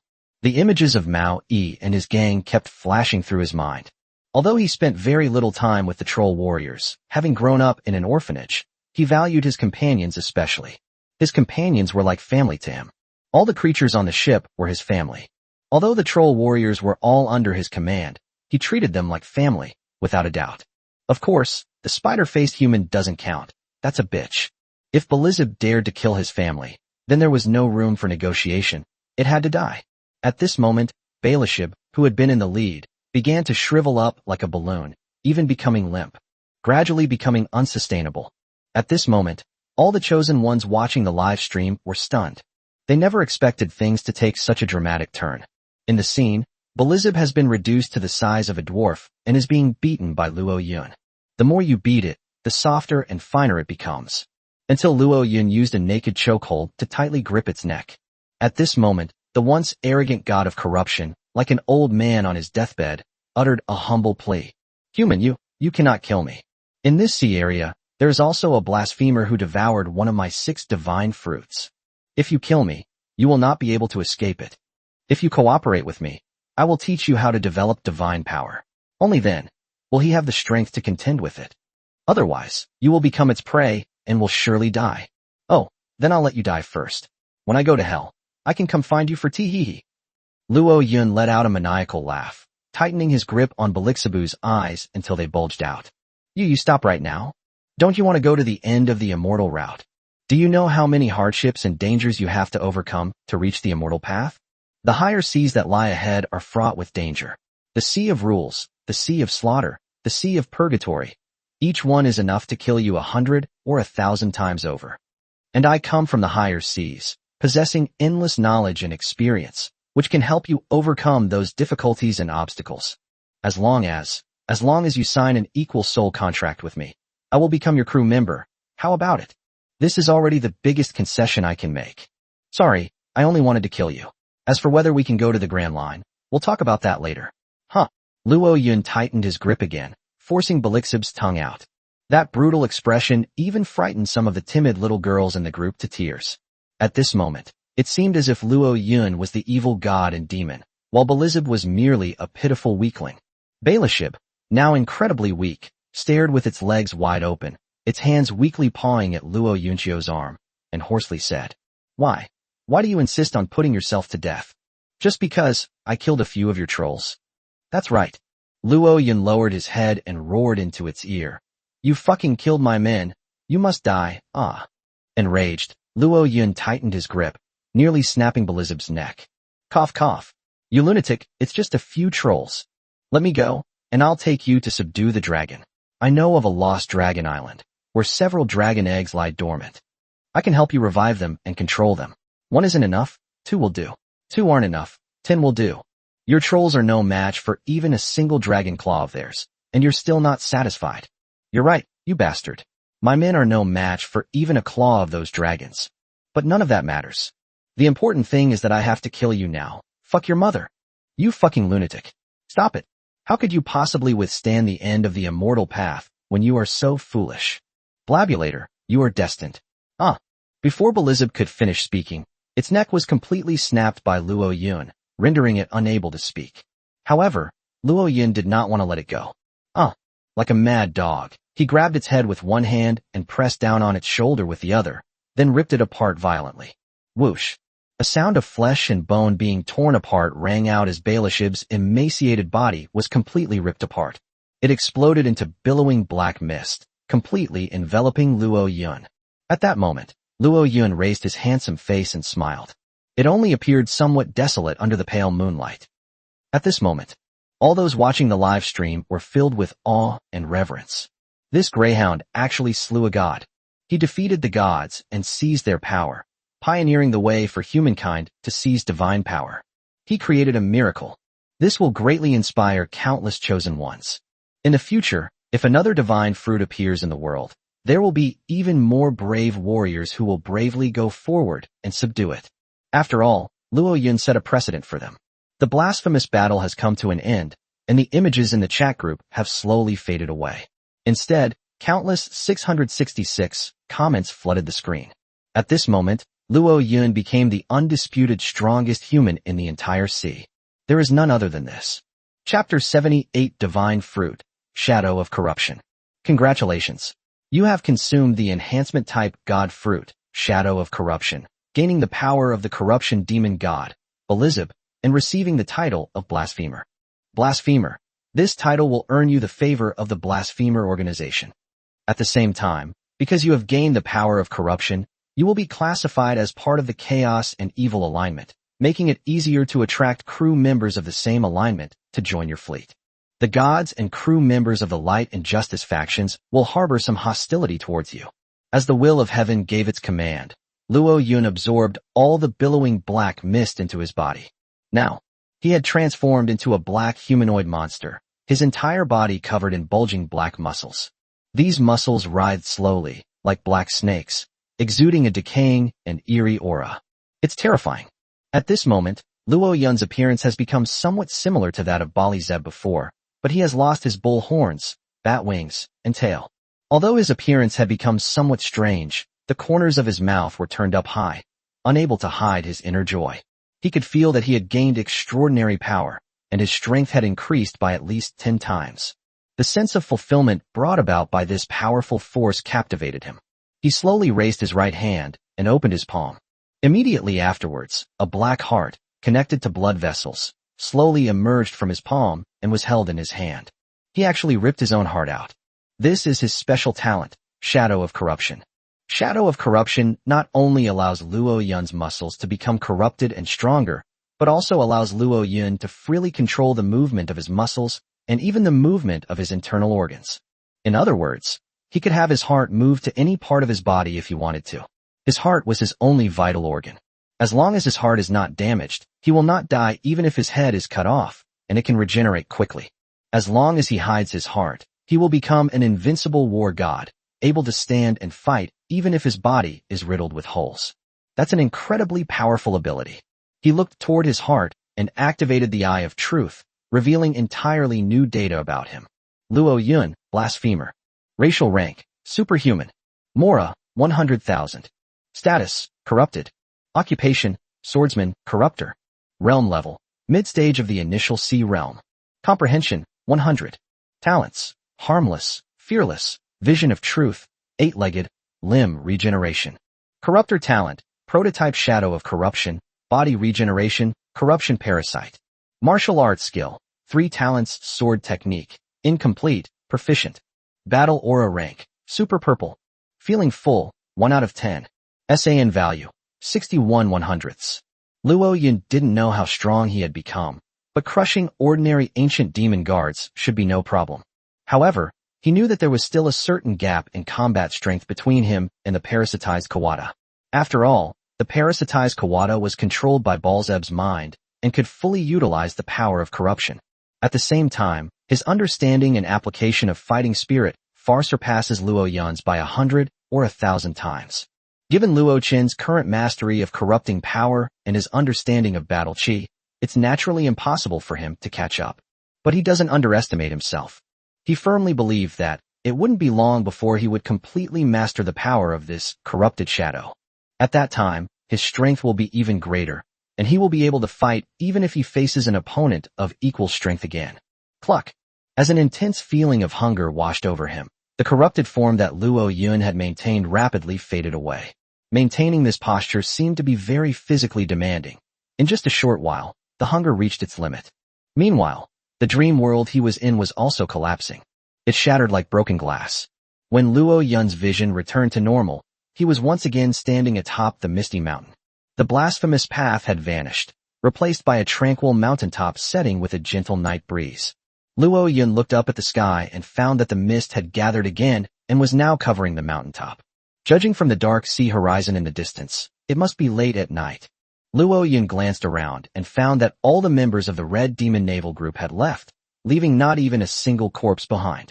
A few meters away, Lu Yun, along with the human-faced spider, several troll warriors, and others, were gathered around a campfire, frantically mending something. They didn't even notice him. Luo Yun didn't call out to them, but quietly walked up to them and looked down. His pupils contracted instantly. It's a spear? He wasn't killed by Balzeb, but one of his arms was severed, and a huge wound was cut from his head to his abdomen. An ordinary human would have been killed long ago by such a strike. But Mao Yi was incredibly resilient and managed to hold on until he died. At this moment, Lu Yun was using a curved hook and the silk thread of the human-faced spider to stitch up his wound, while the others assisted him. Everyone's face was covered in large beads of sweat. Hang in there, big brother. You have to hold on. You said you'd go with the captain to the end of the immortal route. You have to keep your word. Brother, you can't fall, or the captain will be disappointed. You must survive. The troll warrior gripped Spear One's left hand tightly, constantly encouraging him and supporting his mental focus. The intense pain tormented the predator to the brink of collapse. His consciousness blurred, and his vision glazed over. He's about to collapse. After all, he was seriously injured and was only holding on with his iron will. Seeing the miserable state of his subordinates, Luo Yunxin felt as if she were being gripped tightly, unable to breathe. He seemed to realize something, raised his hand in a grasping motion, and a strange, black, fleshy snake appeared in his grasp. Immediately, he said softly, "Let me treat Brother E." Chapter 79 Lightning Troll. "Captain, you're awake." "Captain, it's so good to see you're all right." Despite suffering severe internal injuries, the three troll warriors still wore expressions of excitement as they rose and bowed to Luo Yun. Master, you defeated the gods. You're so amazing. I admire you so much." Wah. Just as the human-faced spider was about to crawl over and fawn over Luo Yun, it was stopped by the little girl Lu Yun. "Don't move. Be careful. The spider web might aggravate Uncle Mao's wound." I understand." The spider-faced creature quickly lay still. At this moment, Lu Yun, the little girl, had finished sewing the last stitch and cut the spider silk before turning to look at Zhang Yun. "Brother Luo Yun, Uncle Mao is too badly injured. Although I stitched up his wound, he lost too much blood, and I'm afraid he won't make it." As she spoke, the little girl wiped the sweat from her face with her scarlet little hands. Her face was covered in blood and grime, and tears welled up in her eyes. Clearly, she felt guilty and ashamed for failing to cure Mao Yi. She wasn't a professional doctor. She was merely a rune master. "Little dear Cloud, you did a great job, thank you." Luo Yun bent down, patted her head, and comforted her. "Let me treat Mao Yi again, he'll be fine." Upon hearing that Luo Yun could heal Mao Yi, the little girl was overjoyed and stepped aside to rest for a while. After climbing the mountain for half a day and then stitching up Mao Yi's wound for half a day, she was exhausted. The three troll warriors were also excited and quickly stepped back, waiting for Luo Yun to create a miracle. They believed that Luo Yun could definitely cure Captain Mao Yi. After all, he was a man who had defeated the gods, and the trolls firmly believed that he could definitely create a miracle. Without the slightest hesitation, Luo Yun pressed the snake-like black muscle in his hand onto the seam of the spear. The next instant, the black muscle turned into strands of black silk, like black worms, which quickly burrowed into Mao Yi's wound. As these black wriggles burrowed into the wound, an eerie black mist began to rise from the long, narrow wound from Mao Yi's head to his abdomen. As the black mist rose, his wounds began to writhe strangely, and black buds of flesh grew rapidly, intertwining with each other. In the blink of an eye, Mao Yi's wounds had completely healed. Even his stitched-up right arm had black smoke rising from the wound and was rapidly healing. This amazing scene left everyone stunned and overjoyed. However, Luo Yun's gaze was fixed on Mao Yi's body, and his expression was not optimistic.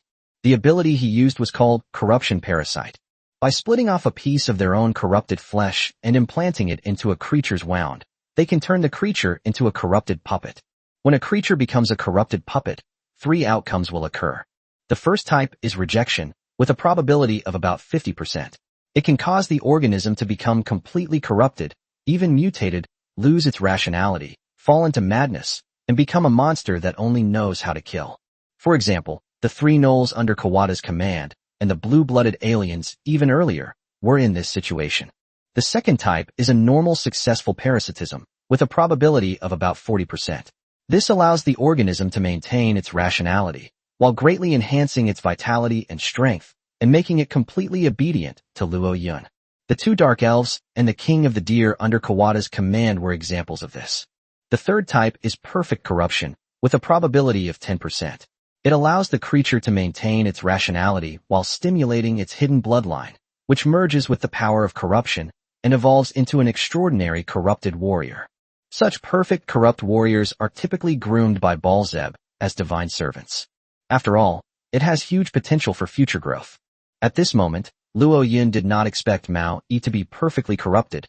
He only hoped that Mao Yi could be successfully parasitized and regain its vital signs. He dared not hope for anything more. After all, Mao Yi was his first crew member, and he sincerely hoped that Mao Yi could stay with him until the end. At this moment, the black mist grew thicker and thicker, completely enveloping the spear's entire body. Immediately afterwards, black muscle tissue appeared on Mao Yi's brow, shoulders, and chest, exuding an eerie aura. This is the corrupted polyp, and also the corrupted golem's weakness. As long as these corrupt polyps are not removed, Spear 1 will not die.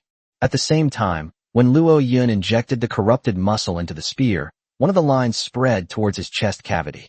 In other words, even if the corrupted polyps on the spearhead are destroyed, he will not die, because there was a rotting polyp lurking in his heart. At this moment, with these black polyps growing out, the corruption of the spear has reached a critical point. Suddenly, Mao Yi's body began to tremble violently, his skin tightened suddenly, and grotesque blue veins appeared. His face, covered in blood, showed a look of pain. Seeing this, everyone's hearts were in their throats, fearing that something might happen to Mao Yi. At this moment, Mao Yi's skin color gradually changed from light green to purple. Moreover, a black horn had grown from the top of his head, faintly crackling with arcs of electricity. On his purple skin, numerous blue runes quietly emerged, covering his face, arms, and exposed skin. It made him look very strange, exuding an aura of vicissitude. Upon witnessing this bizarre scene, a troll warrior couldn't help but exclaim, "It's a regression to our ancestral nature. Our captain has regressed to his ancestral nature. He seems to have awakened the bloodline of the Thunder Troll. That's one of the strongest bloodlines in the legends of our troll race." "Oh, really? Mao Air, are you sure?" I don't know either. I heard it from my grandma when I was little. She said that in the distant ancient times, our troll race possessed several powerful bloodlines. The powerful ones could control thunder and storms, manipulate plants and voodoo, and even contend with the five-color dragons. Among them, the one who can control lightning is the Thunder Troll, and the Thunder Troll is characterized by its purple skin covered in blue runes. However, this is just a story my grandma told me, and I can't be sure if it's true or not. Mao Air, what your grandma said is true. Luo Yun stared intently at the mutated spear and said excitedly, "However, Brother E is still a bit short of Thunder Troll. His current bloodline state should be Lightning Troll." At this moment, Mao Yi's data had been completely refreshed in his eyes. Spear 1, Lightning Troll, perfect corruption. Racial rank, superior. Faction, Luo Yun. Status, weak, corrupted. Class, gunner. Realm, first level of the first sea realm. Comprehension, 90. Talents, lightning enchantment, limb regeneration, pain ignoring, berserk. Battle aura level, purple. Recommended crew rating, 5 stars. Upon seeing this data, Luo Yun clenched his fist, tears welling in his eyes, overjoyed. He wasn't happy because the spear had become stronger. He was thrilled simply because Mao Yi had survived. After all, Mao Yi was one of his most important partners. Luo Yun was happier and more excited than anyone else that he was safe and sound. Seeing Luo Yun's joyful and excited appearance, everyone guessed what was going on. "Captain, is Brother One out of danger? Brother Luo Yun, is Uncle Mao almost better?" "Yes," Luo Yun said with joy and excitement. "Brother E has passed the critical period. He should wake up in a little while. He was lucky. When I corrupted him, he awakened his ancestral bloodline and advanced into a lightning troll. Right now, his racial rank is super level, which is on par with mine." "Ah, really? That's great. Hee. Lu Yun jumped up excitedly, genuinely happy. She spent half a day stitching up Mao Yi's wound. If anything were to happen to him, the little girl would probably cry her eyes out. "The captain is all right. The captain is all right. He can also instruct us in marksmanship and lead us to follow the captain. That's wonderful, wonderful." The 3 troll warriors, including Mao Air, were also thrilled and their eyes were filled with tears. Then, something occurred to them. After exchanging a knowing glance, they suddenly knelt down in front of Luo Yun. Chapter 80, The Mysterious Giant Shadow. "Second brother, what are you doing? Get up." Luo Yun was a little confused by them and quickly went to help them up. The 3 troll warriors pressed their foreheads to the ground, refusing to get up, and pleaded in unison. "Captain, it's our fault for being useless, making you fight so hard all by yourself. Please corrupt us too. We also want to be like our captain, becoming soldiers who are useful to you. Yes, please corrupt us. We don't want to become useless trash." Hearing this, Luo Yun sighed and shook his head, saying, "Second brother, third brother, fourth brother, I know what you mean, and I also want you to become stronger. But there is a 50% chance that the corruption will fail, turning you into mindless monsters. You are all my most important partners. No matter how strong or weak you are, I, Luo Yun, will always consider you my crew. Therefore, I don't want you to take any risks unless absolutely necessary. Ahem.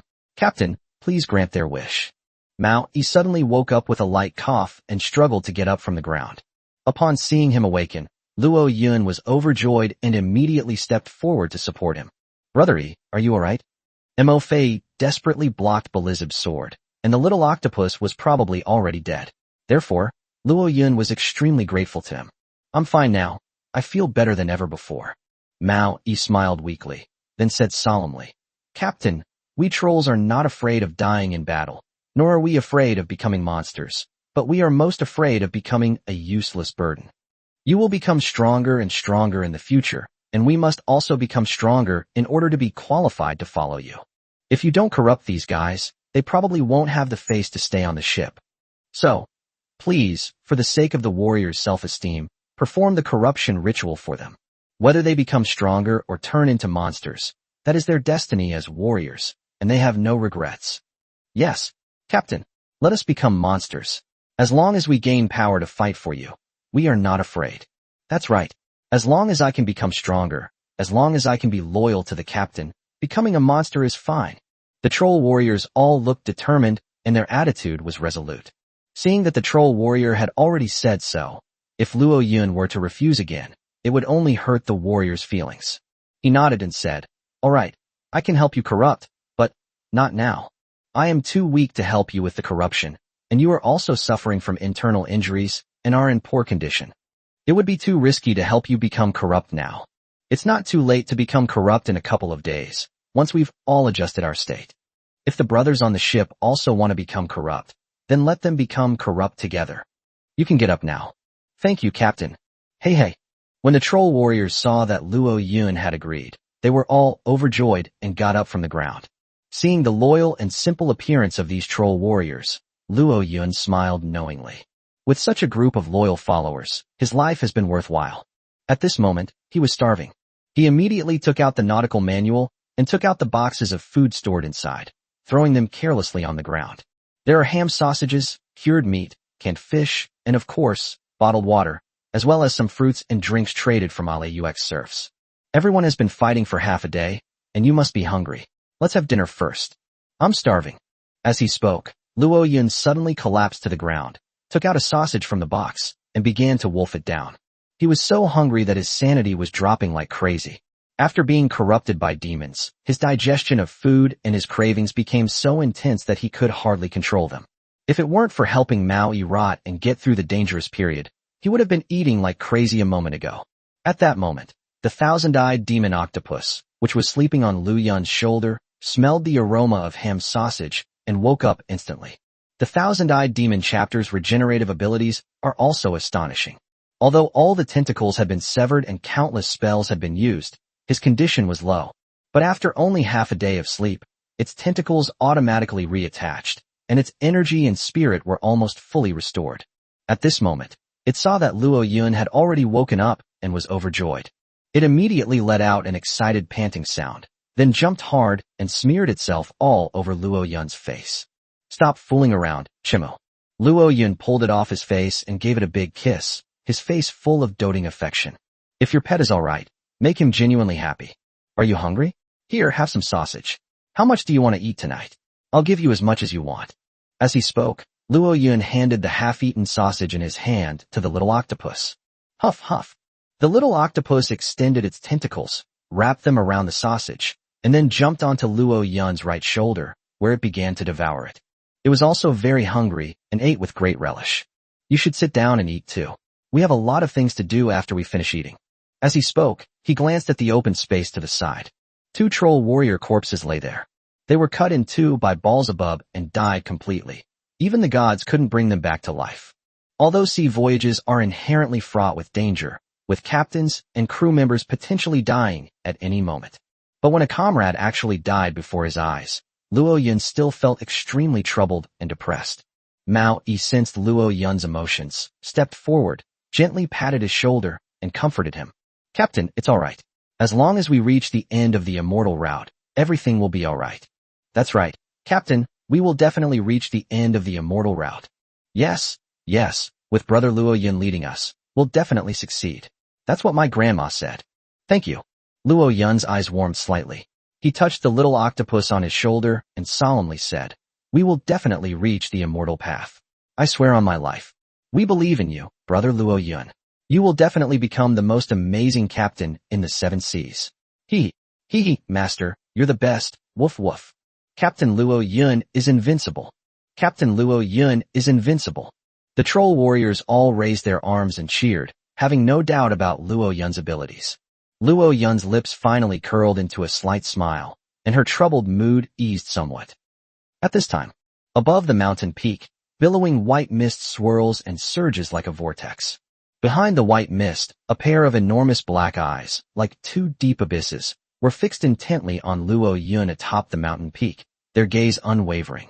At this moment, the owner of those eyes seemed to sense something, and slowly flapped his enormous, mountain-like wings. Call. In the sky, billowing white mist surged towards the island reefs. There, a fleet could be vaguely seen approaching Luo Yun's two warships anchored among the reefs. Chapter 81 Former Warlord. Commander, those should be Luo Yun's two warships up ahead. He somehow managed to shroud both warships in black mist, transforming them into the appearance of ancient demon ships. Humph, those little beasts from the Dragon Kingdom. They certainly have a lot of tricks up their sleeves. Bring the fleet closer and sink those two wrecked ships. No one can get anything for nothing from me. Park BOM. Yes, Commander. Under the cover of night, the Red Devil fleet has located the Octopus and the Black God, which are hidden among the reefs.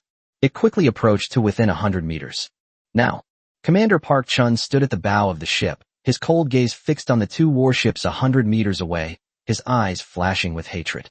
He had already learned from the captain's manual that Luo Yun had passed the final trial and seized the divine power. That power should have belonged to him. Park BOM. Park BOM lost most of his men and elite crew members in battle. Not only did he not get a single thing, but he was also ridiculed as a coward. How could he possibly tolerate this? He raised his right hand high and roared in a deep voice. Get ready to take aim and sink those two ships. At his command, the ship beneath his feet, along with more than 30 other warships around him, raised their red cannons and began aiming at Luo Yun's two warships.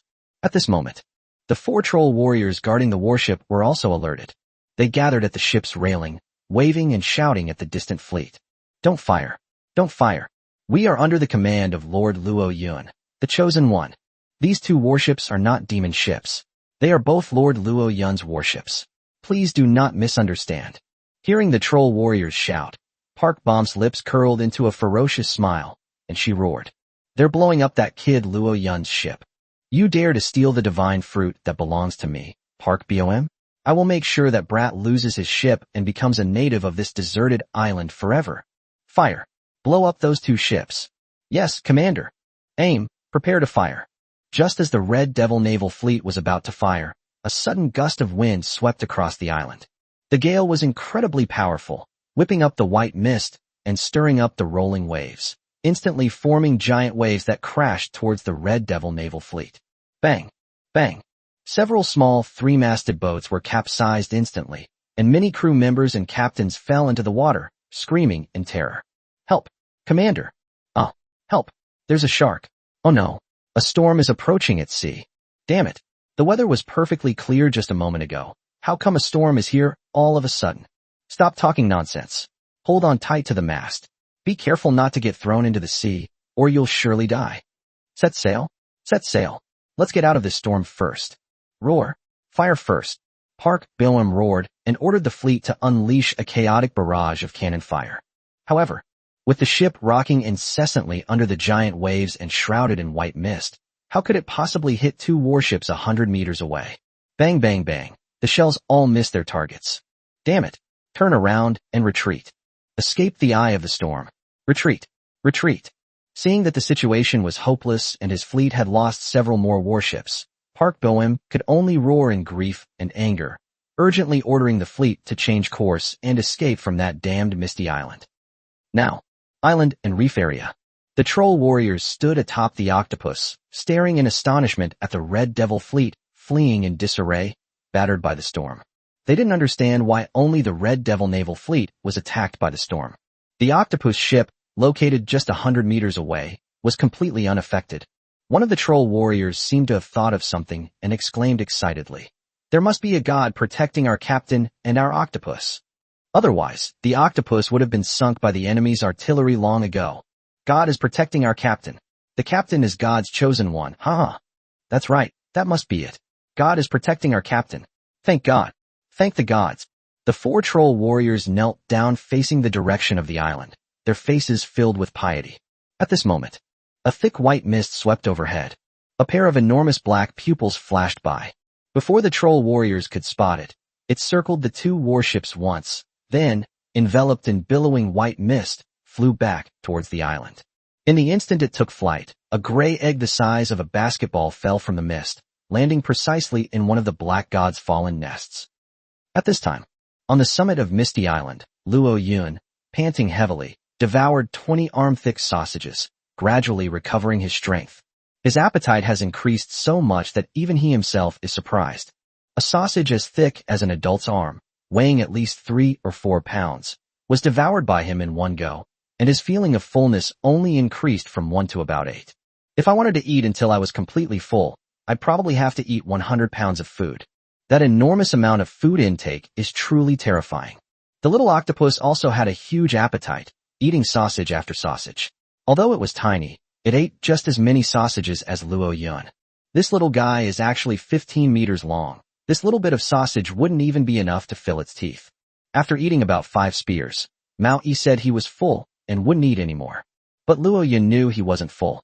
This can be seen from the fact that his gaze frequently swept over the box of food, and he secretly swallowed his saliva. He was still very hungry. He probably ate only half full to save food for Luo Yun. The other troll warriors also have a big appetite, just like Spear 1, each averaging 5 sausages. The spider-faced creature only eats shark meat, and has consumed about 20 pounds of it. It's quite prolific and is still producing. Luo Yun thought to himself that he should limit the amount of food that guy gets. These subordinates, including myself, are all incredibly greedy. If I want to support them in the future, I'll have to make money like crazy. Fortunately, the Thousand Eyes is now 15 meters long, so Luo Yun felt a little more at ease letting it go into the sea to catch fish. In the future, we will probably have to rely on the Thousand-Eyed Demon chapter for most of our food. The one with the smallest appetite here is Lu Yun, this little girl. She wasn't happy. She only ate half a sausage, and then began preparing Lu Zhan's body for his funeral. Both she and Lu Zhan were from Kashima, and seeing a familiar person die tragically in battle inevitably saddened her. Luo Yun walked over, squatted down beside her, and gently comforted her. Little dear Yun, don't be sad. After we reach the end of the immortal path, we will be able to revive Uncle Lu Zhan. When the time comes, we will send him back to Deer Island so that he can enjoy his old age in peace. Yun Yun believes in brother Luo Yun, sob. The little girl said this, but she still couldn't help wiping away her tears. After all, she had a good relationship with Lu Zhan, who was her uncle and considered family. After comforting the little girl for a while, her emotions finally stabilized. After everyone had rested for a while, they carried the 3 corpses to the strange tree of the gods.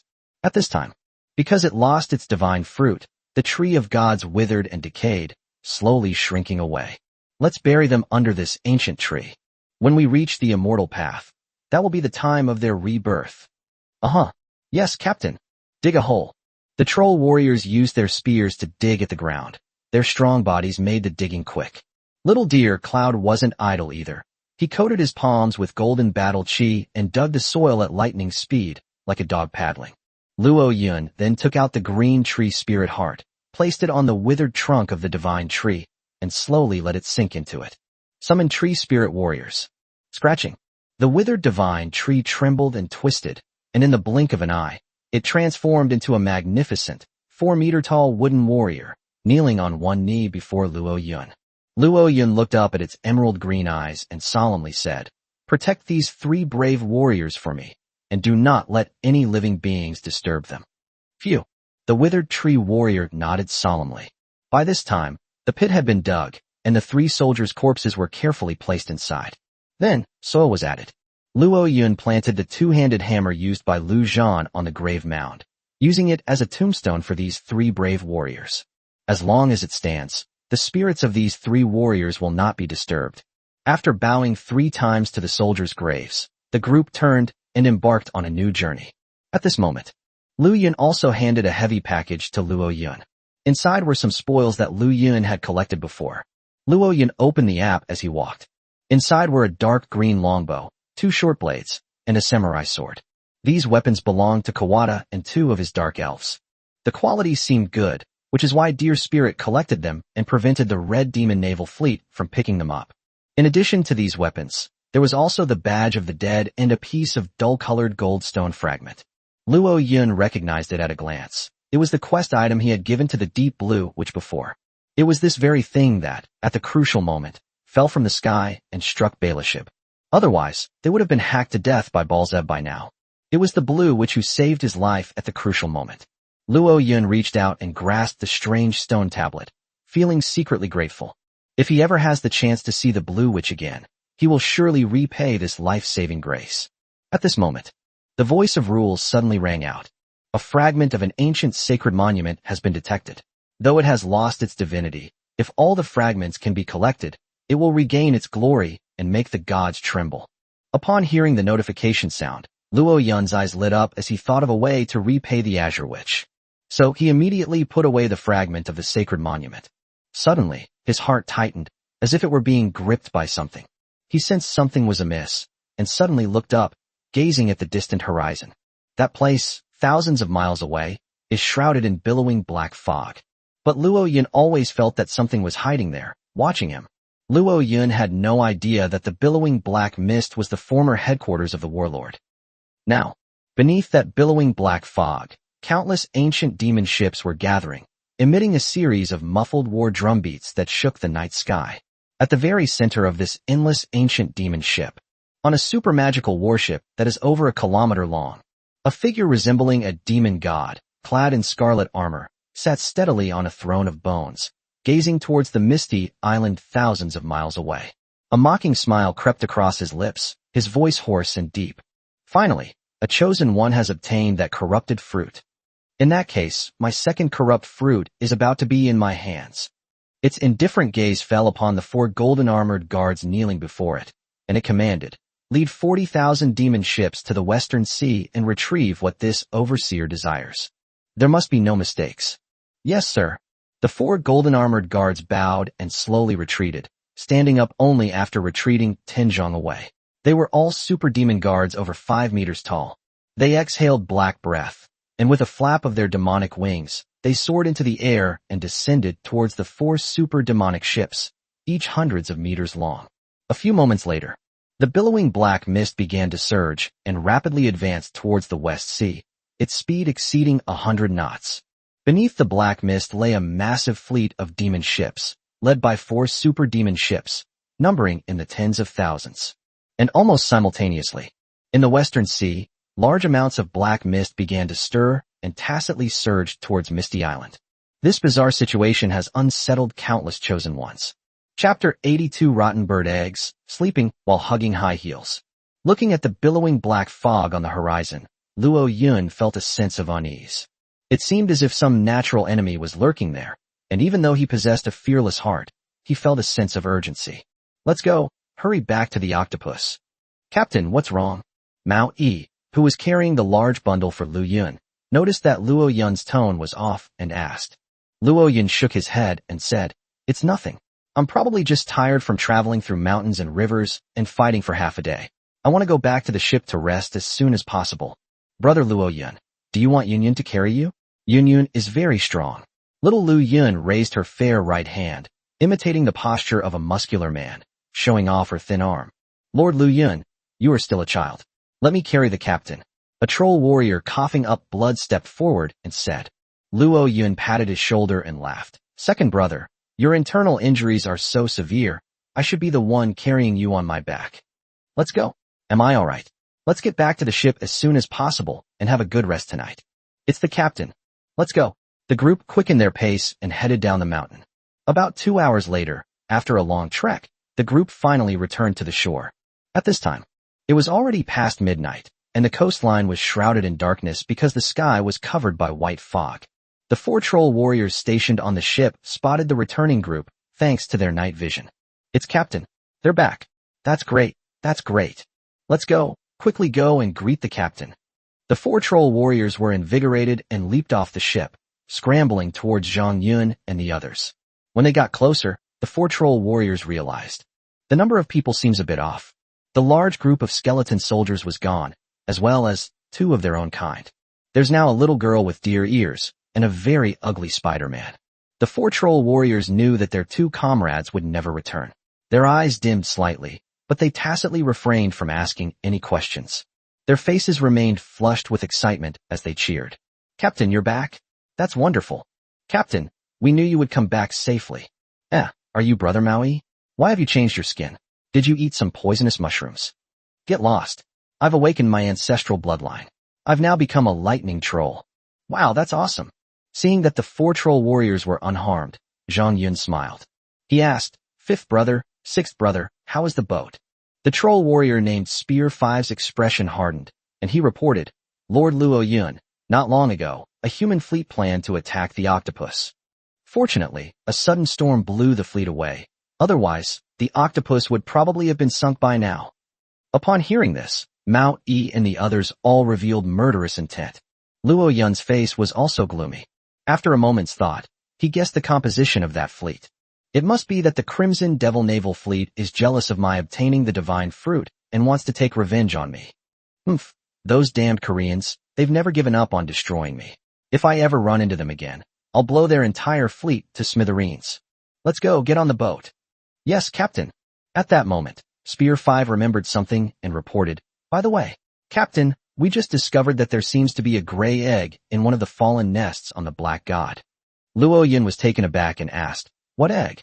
Mao Wu scratched his head, looking ashamed, and said, "We were constantly on guard of the surrounding sea and didn't notice when the egg appeared. Please punish us, Captain." Luo Yun patted him on the shoulder and smiled. "Why would I punish you? The Black God has a natural tendency to attract dark creatures. All sorts of filthy things could end up on board. Let's go aboard and take a look." "Yes, Captain." The group returned to the ship. It was getting late, so Luo Yun had Mao Yi lead Lu Yun to the cabin to choose a small room to sleep in. After all, Lu Yun's physical and mental age is only 7 years old, and going to bed too late is not good for children. Led by the spear-like trolls, he leaped onto the Black Ghost and arrived at the fallen nest, which resembled a giant bird's nest. At that moment, he discovered a giant gray egg lying in the nest of fallen gods, emitting a faint light. "What is this thing?" Luo Yun whispered something and immediately activated his true eye on it. Soon, a list of data appeared in his eyes. The weak egg. Status: weak, near death, about to die. Faction: neutral. Racial rank: bio level 0. Brief description: this is an egg discarded by an ancient creature. Too weak to survive, it was abandoned by its mother. If you can hatch it, perhaps one day it will soar through the heavens and dominate the 7 seas. Comment: the unknown is equivalent to power, but unsurprisingly, it's doomed. Perhaps you are the unexpected outcome. Suggestion: try treating a dead egg as if it were alive by injecting it with your essence. What the heck is my essence? Could it be? Luo Yun suddenly had an idea. His eyes lit up, and he muttered to himself, "Perhaps I can use corruption parasite to corrupt it." Once living beings are corrupted by the power of corruption, their vitality will be enhanced to a certain extent, regardless of whether they succeed or fail. These bird eggs are doomed to die anyway, so we might as well use them for an experiment. Currently, my corruption parasite can parasitize a total of 10 creatures. Brother 1 and the others need to use 8 of them, so there are 2 left. Let's test the waters on this bird egg. Having made up his mind, Luo Yun raised his right hand and clenched his fist tightly. Instantly, the muscles in his arm began to writhe and change color, transforming into a black hand shape. He suddenly opened his palm, and a rotting muscle, writhing like a black snake, immediately emerged from his palm. This bizarre scene left Mao Wu and the others completely dumbfounded. Thinking that the captain seemed to have become incredibly powerful, I was genuinely happy. Go. Luo Yun casually tossed the rotten muscle onto the testicles. Slurp. The decaying muscle, like a worm, pierced through the eggshell and burrowed directly into the egg.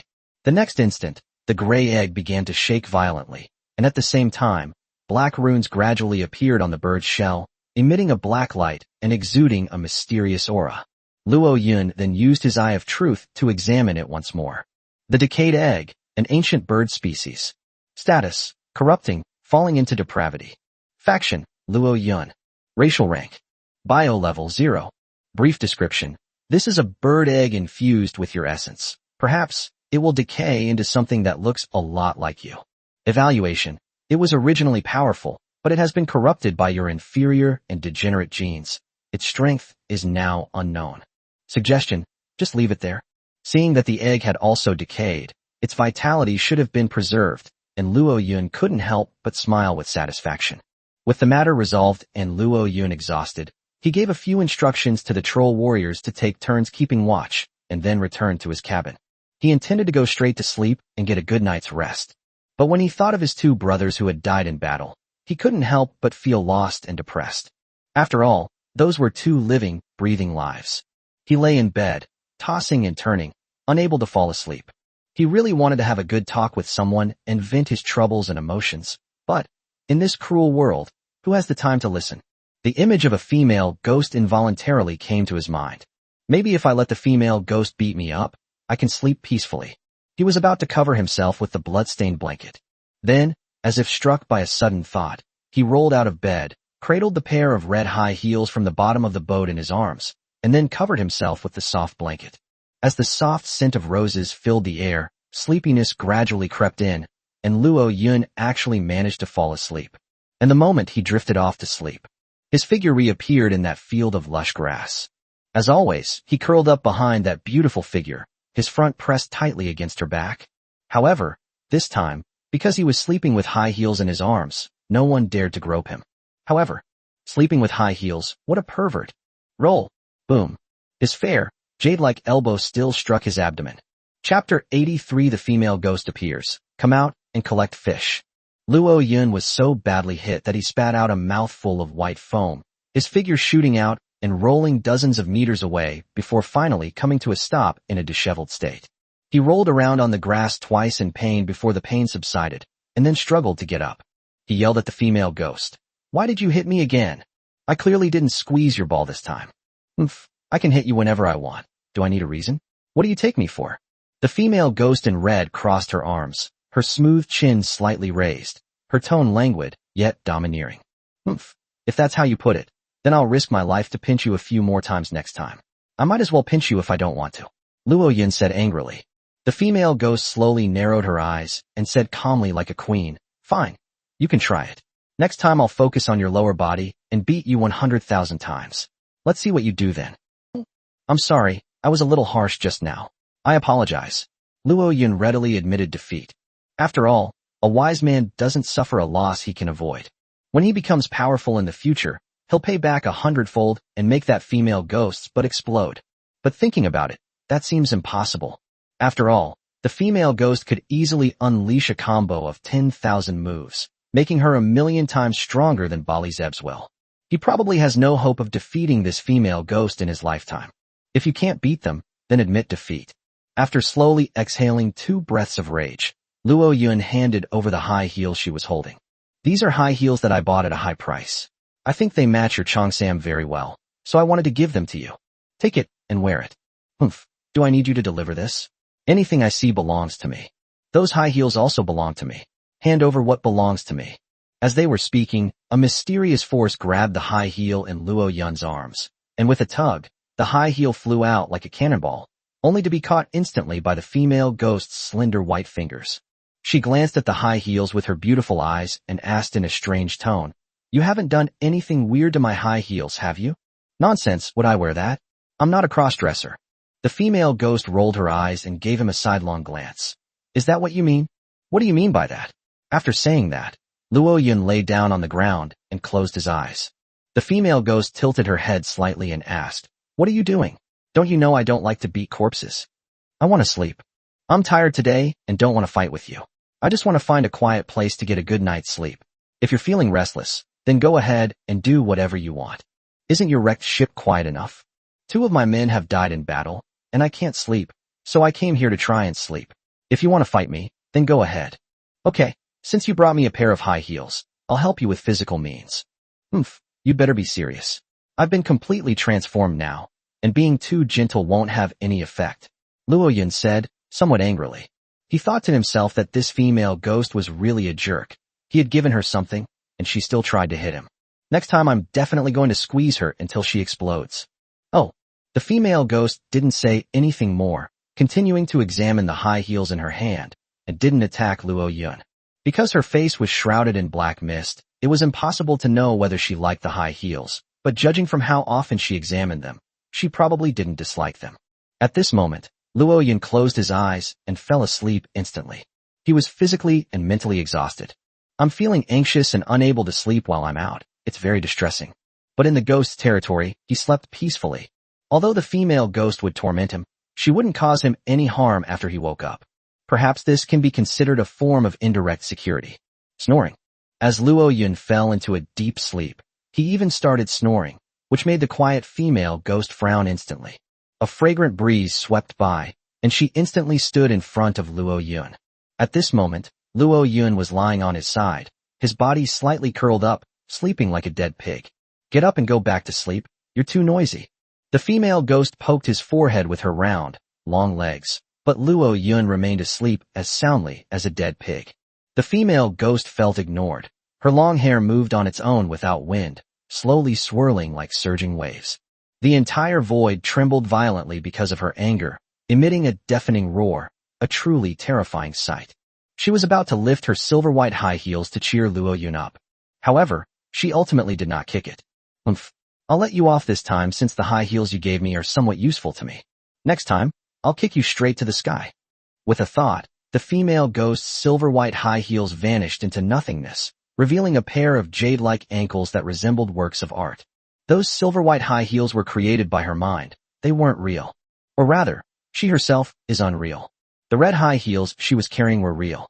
She bent her shapely long legs, put on one of the high heels, and gently stepped on the ground. Surprisingly, it fit perfectly. This made her eyes light up, and she put on the other high heel. It fits well too. This kid's not bad. At that moment, the female ghost had a thought, and her body slowly disappeared from this world. The next instant, the crimson bloodstain on the quilt wrapped around Luo Yun began to evaporate and gathered towards the edge of his bed. In the blink of an eye, the female ghost appeared beside his bed. This made the female ghost's lips curl into a slight smile.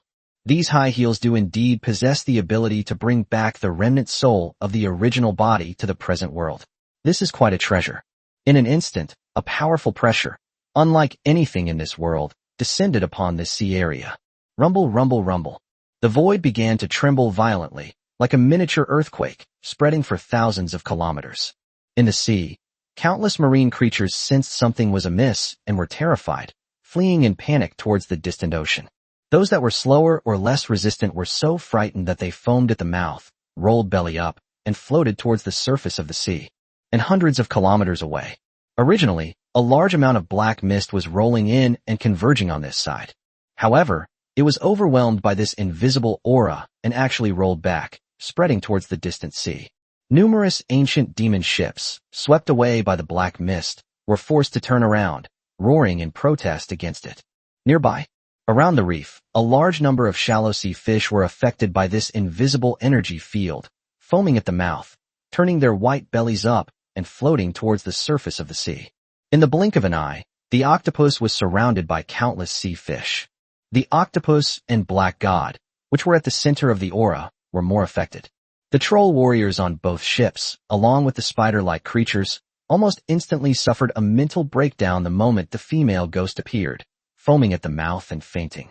Even Lu Yun, who had awakened his golden battle aura, was no exception. The only one who could still remain conscious was the thousand-eyed demon chapter. The thousand-eyed demon Zhang transformed into Xiuzhen and nestled beside Luo Yun to sleep. Suddenly, it encountered a terrifying aura, causing its tentacles to tremble and jolting it awake. Immediately afterwards, it discovered the illusory female ghost standing before it. The moment it saw the illusory female ghost, it felt as if it had seen the world, and its whole body trembled uncontrollably. It immediately shrank to Luo Yun's ear. This is an instinctive, low-level being's instinctive fear of a supreme being. The female ghost glanced at it, slightly surprised, and said, "An ancient remnant." "No, just a mixed bloodline. Otherwise this kid wouldn't be able to control it. A mere mortal, yet he managed to acquire extraordinary treasures. His luck is quite good." The female ghost glanced at Luo Yun's serene face for a couple of moments before slowly withdrawing her gaze. "Let's go out for a walk." She strode out of the cabin with her shapely white legs and swayed her slender waist. However, a metallic clang echoed from the void.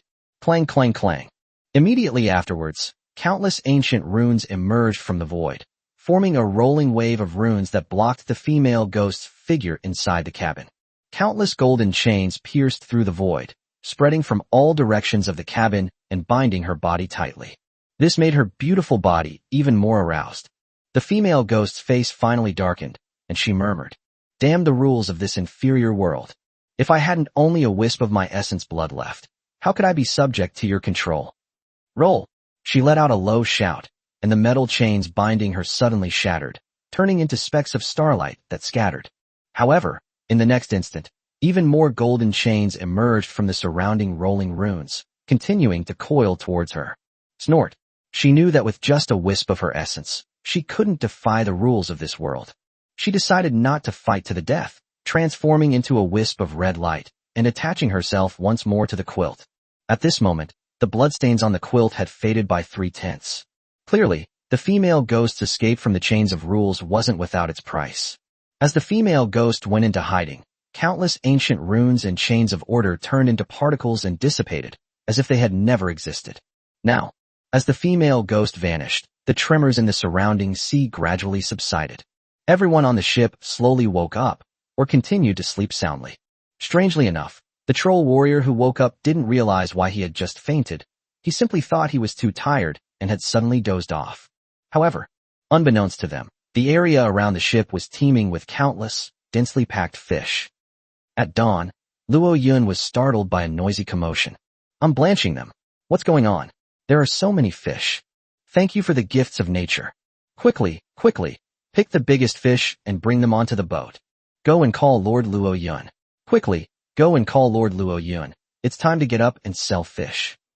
Chapter 84, Becoming a Super Fishmonger. Bang bang bang. There was a knock on the door, and Lu Yun's excited shout, "Brother Luo Yun, come out and see. There are so many dead fish outside. And they were all very fresh, only 3 or 4 hours old. They're here. They're here." Upon hearing that there were dead fish to collect, Luo Yun, who had only slept for 3 or 4 hours, immediately sprang to his feet. He quickly folded the bloodstained quilt and placed it on the bedside table. Then he rubbed his face, put on his shoes, and hurried out of the cabin. As soon as he stepped out of the cabin, he was stunned by the sight on the deck. On the deck, piles of tuna several meters long, giant grouper as strong as oxen, grouper as big as millstones, and various kinds of precious and delicious sea bream were piled up. The sheer number of ships weighed them down, causing them to tilt and nearly capsize. Meanwhile, the gigantic 1,000-eyed demon octopus was floating on the sea surface, its huge tentacles wrapping around sea fish and constantly sending them onto the deck, as if it were inexhaustible. The troll warriors were grinning from ear to ear, using all their strength to drag large fish across the deck, adjusting their positions to prevent excessive stress on one side of the ship. Upon seeing Luo Yun emerge, Lu Yun and Mao Yi excitedly greeted him. Lu Yun's eyes sparkled as she excitedly said, "Brother Luo Yun, quickly take out your captain's manual and pack all these fish in. With these fish as food, we won't have to worry about food anymore." Mao Yi also excitedly said, "Captain, if the nautical manual can't hold it all, quickly contact the other chosen ones and sell the fish to them. There are too many fish on the surface of the sea. It would be a waste if they rotted if we didn't get rid of them." "Okay, I'll get right to it." Luo Yun took out the nautical manual and walked quickly to the deck, looking down at the sea. Upon seeing this, his pupils bulged, and his face showed shock. The once azure landscape was now completely filled with countless dead fish, stretching for at least several kilometers. There are countless fish carcasses, probably hundreds of millions. How can this nautical manual possibly hold all of this? The nautical manual can only hold about 10 tons of food at most. With so many fish, it can't even hold 1/10,000th of that. This really broke Luo Yun's heart. Who the hell is blasting fish here, or poisoning them? They killed so many at once. How am I supposed to collect them all at once? What a waste. What a waste. Luo Yun was heartbroken and immediately switched to the chat area, sending a message, "Selling fish. Cheap sale, only 10 more per pound. Those who want to buy, hurry up and DM me to trade. There are plenty of them. See for yourselves." Luo Yun immediately took a picture of the deck and posted it in the group chat. Instantly, it ignited the atmosphere in the entire group. "I'm blanching them. There must be at least 30 large tuna. Each one must weigh over 1,000 pounds. Where did he get so many supersized catches? Didn't some idiot brag in the group for half an hour yesterday about 700 caddies of bluefin tuna? saying that others couldn't catch them, but Luo Xiao was going to sell 30 of them all at once? Doesn't that idiot feel ashamed? Young Master Luo, what are you doing as a fishmonger? Didn't you just seize divine power yesterday? Did you use that power to fry fish? Ahem, don't ask too many questions, brother. If you want to buy fish, just place an order. I'll see the transaction request in the back end and click on it to ship it to you as soon as possible. Whether you can seize the opportunity or not depends on yourselves. By the way, Chinese people come first. We don't sell to people from Japan or South Korea. Only 10 moras per pound. That's so cheap. I'm going to buy 10,000 pounds to feed my big crocodile. I want to buy a bluefin tuna. I've never eaten one before in my life. Can you sell me a whole grouper? I've only ever eaten a 2-pound one. I've never tried a 200-pound one. We have them all, and the prices are the same. You just need to send out a trade invitation, specifying which fish you want to buy, and I will ship it to you as soon as possible. 666. As expected of a top player in the entire server, he's awesome. He thought of his fellow countrymen from China the first time he thought of us. That's so kind of him. Young Master Luo, can I trade you a rainstorm photo for some fish? Get your mother out. Luo Yun blocked the troublemaking woman. Immediately, he opened Broken Tooth Girl's private messages and, regardless of whether she was online or not, shot 10,000-pound tuna at her. It's outrageously extravagant. He then opened Zhou Zheng's private messages, not even having time to read his message, and sent him 10,000-pound tuna. After sharing his two friends' catches, he started accepting trade invitations from other players. It just won't stop. At this time, the girl with the broken teeth had just gotten up and was about to go to the bathroom to wash up when she immediately received a voice notification from the will of heaven. Congratulations. You have received 10 tuna from the chosen one, Luo Yun. Please collect them as soon as possible. Hey, what's that old man up to, sending me fish so early? After seizing the god's fruit yesterday, this kid started working as a fishmonger? Hee, you bring me the fish as soon as you catch it. This old classmate is really worth the time. Broken Tooth Girl took out her nautical manual, stretched, and walked onto the ship's deck. Immediately, she moved the 10 tuna out to see how big they were. As it moved, the enormous fish appeared out of thin air and crashed down with a deafening roar. The girl with the broken teeth was almost hit. Wow, that's incredibly arrogant. Staring at the enormous creatures, each 3 or 4 meters long, before her, the girl with the broken teeth widened her eyes in astonishment. She originally thought that Luo Yun was going to give her 10 small tuna, each weighing 20 or 30 pounds. After all, in her memory, Luo Yun had always been Xiongui. Just a few days ago, I borrowed her sausage because I couldn't find food. I never expected this.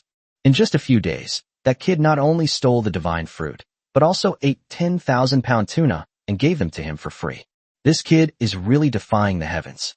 At that moment, from the nearby ship, Lin Tide, best friend's voice also rang out. Rong, hurry up and log into the trading area to snatch fish from your white-haired old man. That guy hunted a huge catch of fish from somewhere and is selling it. The trading area is going crazy. Go through the back door quickly. Let's buy more and store them to improve the crew's meals. Okay, sure. Broken Tooth Girl snapped out of her shock and was about to send a private message to Luo Yun to ask what had happened. Result. The rule prompt sounded again. Congratulations. You have received 10 large grouper fish from the chosen one Luo Yun. Please collect them as soon as possible. Benjia Girl. Sigma, no. Chapter 85 The Ancient Demon Army Attacks. Holy crap, he sent me 10 giant grouper. Is this guy trying to confess his love to me as a betrothal gift? I'm not ready yet. The girl with the broken teeth was completely shocked and quickly opened her friend list to send a private message to Luo Yun. Hey, white-haired guy, why did you send me so many expensive sea fish? I don't have that much money to buy them. Luo Yun was frantically trading in the trading area when he saw that Broken Tooth Girl had sent him a message. He didn't have time to reply, so he sent her a screenshot instead. When the girl with the broken teeth opened the screenshot, her eyes widened and her mouth formed an O. On the vast sea surface, countless fish floated, each one belly up, waiting to be picked up. The number is so large that it's impossible to count. Hey, white-haired guy, did you poison the fish? How did you kill so many fish all at once? You're on your way to instant riches. Luo Yun took a moment to send 2 messages. Sigh, I'm also very troubled. When I opened my eyes this morning, the sea was covered with fish. Ugh, there's no way I could collect them all. It's so frustrating. You're so cheesy. You're making me jealous. Humph. The girl with the broken teeth didn't care about her image. She pressed her pretty face against the chat box and shouted, "Suck, suck, suck, suck all your good luck." Luo Yun ignored her and switched back to the trading area. After all, with hundreds of thousands of dollars per minute, who has time to care about old classmates? At this time, countless people from the Dragon Kingdom are making deals with Luo Yun, flocking to him like moths to a flame. In this extremely dangerous sea area, some drown in floods, while others suffer from drought. Many chosen ones go 2 or 3 days without catching a single normal fish, like Luo Yun. But if there's no food, people will die. Sea fish at 10 moras per pound is practically a steal. Even a fool would buy it. In less than 2 hours, Luo Yun completed over 1,000 transactions, leaving the thousand-eyed demon octopus fishermen and troll warriors exhausted. Luo Yun's net profit reached a staggering hundreds of millions of mora. This risk-free business made Luo Yun smile even harder than an AK. At this moment, Mao Yi, who was exhausted, noticed something unusual in the sea ahead. He immediately shouted to Luo Yun, "Captain, look over there. A lot of black mist is surging towards us." Luo Yun looked up and saw that there were indeed large swaths of black mist surging in from all directions. He smiled slightly and said, "Brother Yi, don't be nervous. Our warships are also shrouded in black mist. As long as we don't attack the old demon ships, they won't attack us." However, Mao Yi sensed something was amiss and reminded him, "Captain, normally during the day, the black mist would leave the island and go out to sea to search for the chosen one's ships. It's rare for black fog to surround the island. I think we'd better be careful." Upon hearing this, Luo Yun frowned, and couldn't help but recall what Belizab had said before. It said, "In this sea area, there is another being who has obtained the corruption fruit. If it is telling the truth, then there are only 2 possibilities for the creatures that obtain the corrupted fruit. They are either islanders from some island, or perhaps he is a demon guard among the vast ancient demon army. The former is alright. Luo Yun currently has a strong lineup, so if they encounter one, they can just go for it. But if it's the latter, that would be terrifying. If the old demon guardian were a high-ranking figure, capable of sensing my presence, he would dispatch an old legion to besiege me. With my current strength, how could I possibly withstand it?" As the black mist drew ever closer, seemingly about to encircle them, Luo Yun felt a growing unease. If those black mists were really aimed at him, the consequences of being surrounded would be unimaginable. Thinking of this, Luo Yun decisively gave the order. "The boat is already full of fish. Let's stop fishing for now and evacuate along the coastline first. If the black fog wasn't coming for us, it's not too late for us to come back and fish." "Yes, Captain, grow up." "Yes, Captain." The troll warriors didn't try to do too much. They put down their grappling hooks and sat down to rest against the railing. Luo Yun then looked at the thousand-eyed demon Zhang, who was still happily catching fish, and shouted, "Chimu, stop scooping. There are enough fish for us to eat. Come on up." Huff, huff. The thousand-eyed demon octopus nodded obediently, its tentacles wrapped around the railing, and with a heavy pull, its body instantly shrank to a miniature size, launching itself from the sea towards Luo Yun's location. Luo Yun raised his hand, lifted the little thing, and placed it on his shoulder. Octopus, black god, set sail along the coastline. Rumble, rumble, rumble. At Luo Yun's command, 2 warships laden with fish set off and sailed along the coastline. Because there were still a large number of dead fish on the sea surface, the warship's forward speed was greatly hindered, reaching only about 10 knots. This speed is even slower than the speed at which the black fog spreads. At this moment, Luo Yun had already taken out his binoculars and was closely monitoring the situation on the distant sea. A brief observation was enough to make his pupils shrink to pinpoints and cause him to break out in a cold sweat. That huge cloud of black mist actually changed direction as his warship moved forward. In other words, that black mist was most likely aimed at him. Moreover, the black mist buff from the old general's banner seems unable to confuse those black mists. This terrified Luo Yun. Fortunately, he heeded Mao Yi's warning in time and evacuated the area. If it were half an hour later, and the black fog were to encircle us, I would be completely doomed. Quickly, push all the fish on deck into the sea to increase the ship's speed. That black fog is coming towards us. We must speed up and get out of here. Yes, Captain. Yes, Brother Luo Yun. Yes, Master. The crew members dared not slack off. Some jumped onto the black god to unload the fish, while others pushed the octopus's large fish into the sea. However, the boat was densely packed with fish, which exhausted everyone. Luo Yun ordered the little thousand eyes on his shoulder, Little Thousand Eyes, go help everyone. Huff huff. The thousand-eyed demonic octopus shot up from Luo Yun's shoulder, instantly growing to enormous size, and its massive body landed on the deck. With a thud, the octopus ship was pressed down and shook violently. Wah! The idiot with the human face and spider was stealing fish by the railing when it was startled and almost fell into the sea. At this moment, the thousand-eyed demon octopus waved its tentacles, which were over 10 meters long, and began to clean up the large fish on the deck. Swish, swish, swish. In a short while, almost all the fish caught on the two warships were swept into the sea. The warships, lightly equipped, instantly increased their speed, returning to full speed and beginning to speed along the coastline.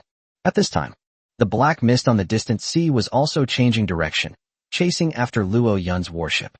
However, the black mist was not moving very fast, at about 20 knots, making it virtually impossible for it to catch up with Luo Yun's two warships. This made Luo Yun breathe a sigh of relief. However, Maui, standing beside him, gazed at the sea ahead and growled, "Captain, something's wrong. There's black fog blocking our way too." "What?" Luo Yun suddenly turned his head and looked ahead at the flight path. Really? A few scattered wisps of black mist were also drifting towards this direction. If the warships do not change course, they will inevitably encounter them head-on in 10 minutes. At that time, a bloody battle will be necessary with the ancient demon ship lurking within. However, Luo Yun had no other choice. At this moment, black mist was rolling in from the sides and rear. As long as the warship changed direction, it would be enveloped by the black mist. His only option was to break through the several clouds of black mist ahead and escape the encirclement. Otherwise, he will only face death. His expression turned cold, and he pointed ahead, growling. Full speed ahead in a straight line. All personnel, prepare for battle. Destroy those few scattered demon ships ahead and evacuate this place. Yes, Brother Luo Yun. Yes, Captain. Both Mao Yi and Xiao Luyun gripped their weapons tightly, their fighting spirit burning brightly. At this moment, the 7 troll warriors surrounded Luo Yun, kneeling on one knee before him and pleading. Lord Luo Yun, please grant us divine power. We want to fight for you in our strongest form. Good. Since that's the case, then I will grant you the power of corruption. I, Luo Yun, swear here and now that no matter what form you take, I, Luo Yun, will treat you all as brothers. As soon as he finished speaking, Luo Yun raised his right hand and clenched it. In an instant, his right arm was shrouded in black mist, transforming into a tangled, corrupted form. He suddenly opened his clenched fist, and 7 eerie black muscles writhed and emerged from his palm. Then, like black snakes, shot towards the 7 troll warriors. Chapter 86 Blue Lightning Troll. As the black, corrupted muscle invaded their bodies, the 7 troll warriors let out shrill screams. Immediately, their muscles clenched uncontrollably, and they collapsed to the ground, convulsing and screaming in agony. Even a fierce warrior as valiant as the forest troll cannot endure the pain of corruption, which shows just how painful the process of corruption is. Luo Yun, having used corruption parasites 7 times in a short period, had all his strength drained and was almost unable to stand. Fortunately, Lu Yun reacted quickly and caught him. He asked anxiously, "Brother Luo Yun, are you all right?" "I'm fine." Luo Yun's face turned pale, and he shook his head with a bitter smile, saying, "I didn't expect that using corruption parasite would drain so much of my energy. I'm afraid I'll be in trouble when we face the demon soldiers later, and I'll need you guys to protect the ship." "Don't worry, Brother Luo Yun. With Uncle Mao and the others, we can definitely defeat the old demon ship and successfully evacuate from this place." I believe in you." Luo Yun ruffled her hair, full of confidence in this little girl. After all, this girl is a super cultivation prodigy who has already mastered terrifying golden battle chi. Although she uses a flintlock musket, she can use the super enhanced effect of her golden fighting spirit to make the bullets fire like cannon fire. With her stationed on the Octopus, it's like having a turret that never misses a shot. It's terrifying. And the spear itself is not weak either. Having been corrupted into a lightning troll, he not only gained several talents, but also possessed purple battle aura. Now, Maui would never be at a disadvantage in a one-on-one fight against a second-tier magic guard. Right now, he's cheering on his troll brothers. Hold on, brothers. You must succeed in your corruption and never let Lord Luo Yun down. The captain has exhausted his efforts to bestow divine power upon you. Awo, roar, we. will not fail. We must succeed in corruption. We are crew members of the Octopus, under Lord Luo Yun's command. How can we allow ourselves to be consumed and corrupted by mere corrupting forces? Roar! Roar! One by one, the troll warriors roared furiously, enduring the agonizing pain of corruption, and struggled to their feet on the deck, raising their heads to roar at the sky. As their furious roars rang out, their skin began to be covered with grotesque blue veins, and at the same time, their skin and eye color began to change. It changed from green to blue. At the same time, wisps of pale purple runes crawled along the bulging blood vessels, covering their entire bodies. A small horn also grew on its head, with faint arcs of lightning flickering within it. Black polyps also appeared on their foreheads, shoulders, chests, and even their hearts. As long as these things are not completely destroyed, their vitality will become incredibly strong, transforming them into immortal warriors. Without a doubt, these predators overcame the crisis of demonization and successfully became corrupted through their strong willpower. Now, their scarlet eyes gleamed with madness, and they breathed heavily, but they had not lost their minds. They immediately bent their steely knees, bowed to Luo Yun, and roared like mad beasts. We thank our master. Thank you, master, for giving us a new life. We will always be the sharpest swords in our master's hands. Wherever our master's heart leads, that is where our swords will point. Luo Yun was genuinely happy and stepped forward to help them up, saying, Please get up quickly. From now on, just call me Captain. I'm used to it. Yes, Captain. Yes, Captain. The numerous demonized trolls dared not disobey and immediately stood up, respectfully standing before Luo Yun. Seeing that these respectable warriors had all undergone a complete transformation, Luo Yun was genuinely happy for them and immediately used his true eye on them. Blue Lightning Troll, Corrupted Golem. Racial rank, high. Faction, Luo Yun. Status, corrupted. Class, gunner. Realm, first level of the First Sea Realm. Comprehension, average 70. Talent, Blue Lightning Enchantment, Limb Regeneration, Pain Ignore. Battle Aura level, blue. Recommended crew rating, 3 stars. The Blue Lightning Troll, being a high-ranking race, is clearly inferior to the Lightning Troll. Without a doubt, these 7 troll warriors only underwent ordinary corruption, not the perfect corruption like Spear 1. However, none of them turned into monsters, and their strength had all made a qualitative leap, which already satisfied Luo Yun greatly. At this moment, standing at the bow, observing the enemy situation, Mao Yi said in a low voice, Captain, the 7 black clouds ahead are less than a nautical mile away from us. Those 7 black mists are not large in scale. Roughly speaking, there are no more than 10 demon ships hidden among them. The highest-ranking magic ships should have around 4 masts. Is that so? Surrounded by numerous crew members, Luo Yun also stood at the bow of the ship, gazing out at the sea ahead. Just as Mao Yi said, 7 clouds of black mist drifted over. The largest of the black wisps was the one furthest back. The 6 black mists ahead were smaller in size, comparable to the miniature black mist that had invaded Troll Island a few days ago. The Luo Yun fleet is now many times stronger, so naturally it has nothing to fear from these small demon ships. His sharp eyebrows furrowed, and a fighting spirit appeared on his heroic face. He ordered, All personnel, prepare for battle. We must destroy the 6 black mists in front of us as quickly as possible. Then, we'll break through the large black fog behind us and successfully retreat. Yes, Captain. Yes, Captain. The corrupted trolls gripped their spears tightly, enchanting them with lightning, ready to hurl them at any moment. At this moment, the little girl Lu Yun approached the railing at the bow of the ship, steadied herself, and raised the flintlock musket engraved with runes.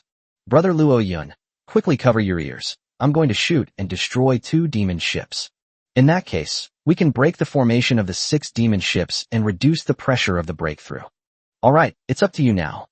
Luo Yun quickly listened to the little girl's advice and covered his ears. At this moment, a golden aura emanated from the little girl's body, transforming her into a small golden figure. The runes on the flintlock musket she held were all activated, shining with a dazzling golden light. The next instant, she pulled the trigger. Bang! A loud cannon boomed, startling her small body so much that she leaned back sharply, her movement somewhat comical. A golden bullet burst from the gun barrel, imbued with golden light, and instantly covered hundreds of meters, accurately striking a 2-masted demon ship shrouded in black mist. Bang! With a deafening roar, The bow of the two-masted demon ship was instantly blown off, leaving it stranded on the sea. The black mist enveloping it also stopped advancing even an inch. How scary! The spider-faced creature, witnessing this horrifying scene, trembled with fear and hid beside Luo Yun, its terror of the little girl reaching its peak. Luo Yun was also stunned and deeply shocked by this extraordinary scene. If he had seen it with his own eyes, he would find it hard to imagine. A thin gun barrel can produce the effect of a giant cannon. That's absolutely awesome. At this moment, the little girl's face turned serious as she raised her flintlock musket again and began a second round of firing. Chapter 87 Fierce Battle on the Demon Ship. Bang! Bang! 2 more gunshots rang out, and 2 three-masted old demon ships were blasted apart and brought to a standstill. At this moment, 3 plumes of black mist had already spread out, less than 100 meters away from the Octopus and Black God ships. The silhouette of the ship could be seen in the black fog with the naked eye. Mao Yi's judgment was correct. In these small black mists, there is usually only one old demon ship, and it is of a very low level, basically a 2- or 3-masted demon ship. The demon guards stationed there are generally at the lower level of the second tier. Even if they only send out human-faced spiders, they can contend with them. These demon ships are nothing but a fart in Luo Yun's eyes now. Advance at full speed, prepare for battle. Yes, Captain. Yes, Master. Many crew members channeled their fighting spirit into their weapons, their battle intent palpable. As the 3 wisps of black mist approached, they merged together, transforming into an even larger, surging mass of black mist. 3 of the 3-masted magic ships sailed side by side, crashing into the Octopus. Upon seeing this, Luo Yun immediately ordered, "Black God, go up and block them." The Black God suddenly accelerated, blocking the Octopus's path, and collided with the 3 ancient demon ships. Bang! Several dull, loud thuds were heard, and both ships sustained damage. At this moment, the ancient demon soldiers on the 3 demon ships leaped high into the air and landed on the Black God, their metal boots clattering against the wooden deck. Roar! With a howl, billowing black smoke appeared as they charged towards the Octopus ship, which was moored behind the Black God, wielding black guns and long blades. Attack! Annihilate them! Yes, Captain! Kill! The spears in the hands of Mao Yi and his men were already itching for a fight. They twisted their waists and forcefully threw their spears. Soaring! Each spear was thrown with a piercing effect, and was imbued with battle aura and electric arcs. Bang bang bang! Before the ancient demon soldiers could react, their heads or upper bodies were blasted apart by these spears, screaming as they turned into black mist amidst the crackling electric arcs. Lu Yun then took out 2 small inscribed pistols, imbued them with a faint golden battle aura, and fired them. Bang bang bang! I have to say, this little girl is really fierce. The golden bullets fired at random all hit the vital points of the ancient demon soldiers' heads with 100% accuracy. These super demon soldiers, each about 3 meters tall, were like paper targets in front of her, easily shot down and turned into billowing black mist. Hee, Master, I'll protect you, wah. The spider-faced creature immediately approached Luo Yun's feet, trying to curry favor.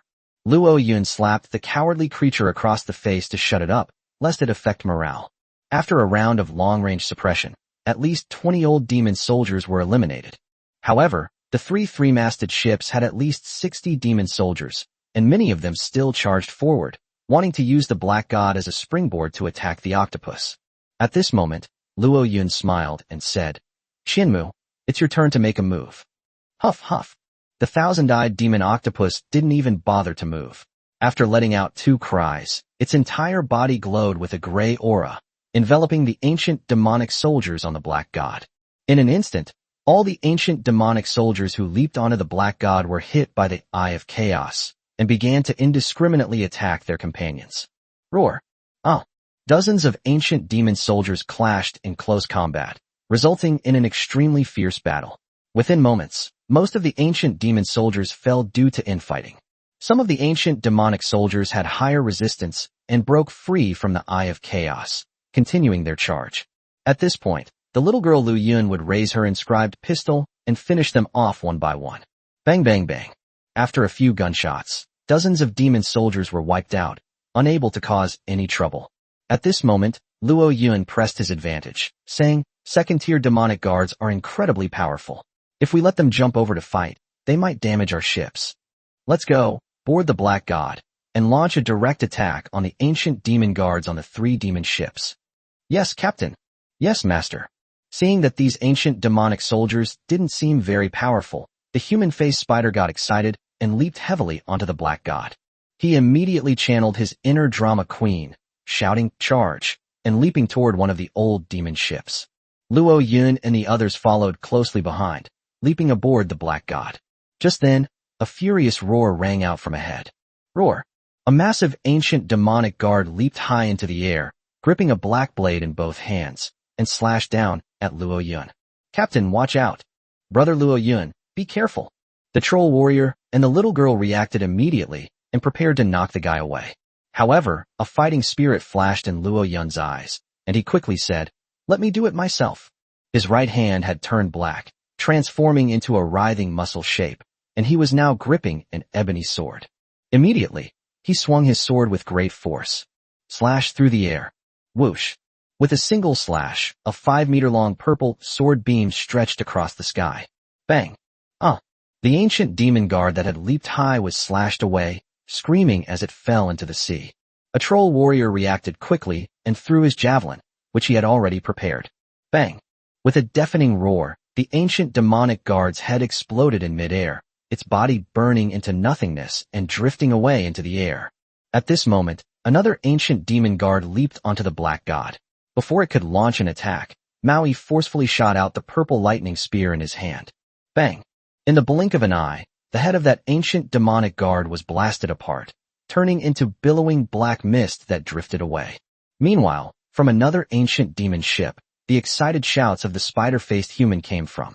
Master, I've captured an ancient demon guardian. Please come and take a look." Luo Yun walked to the edge of the deck and glanced at it, his lips twitching involuntarily.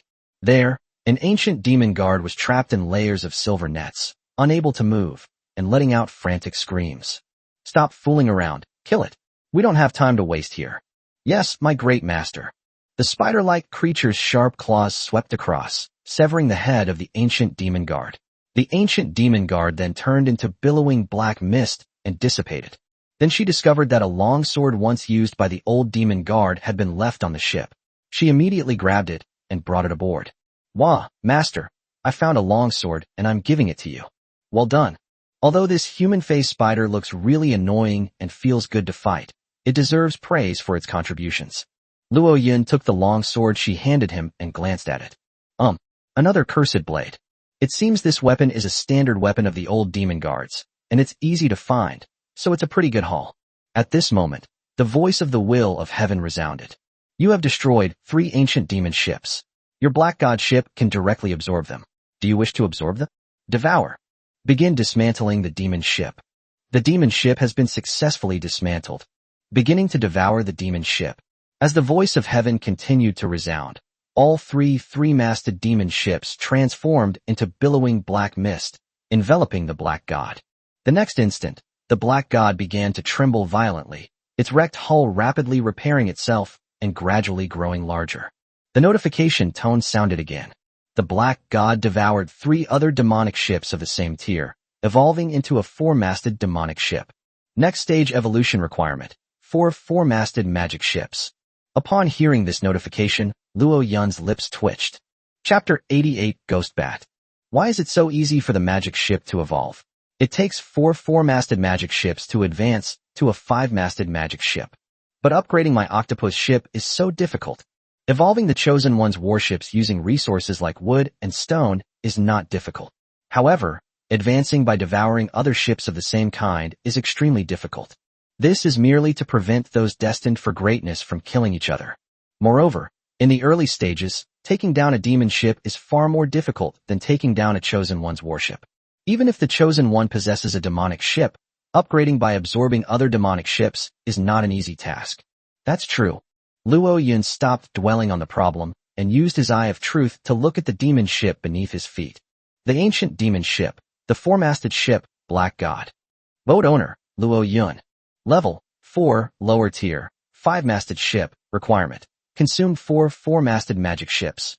Durability, 5,000/5,000. Flag slot, old military flag. Ship cannons, none. Buff, reorganization, evil resurgence, burden of filth. The fallen nest, 3, idle. Speed, 80 knots. Brief description. This is a low-grade, ancient demon ship with no special features, but it's better than nothing. Status, perfect.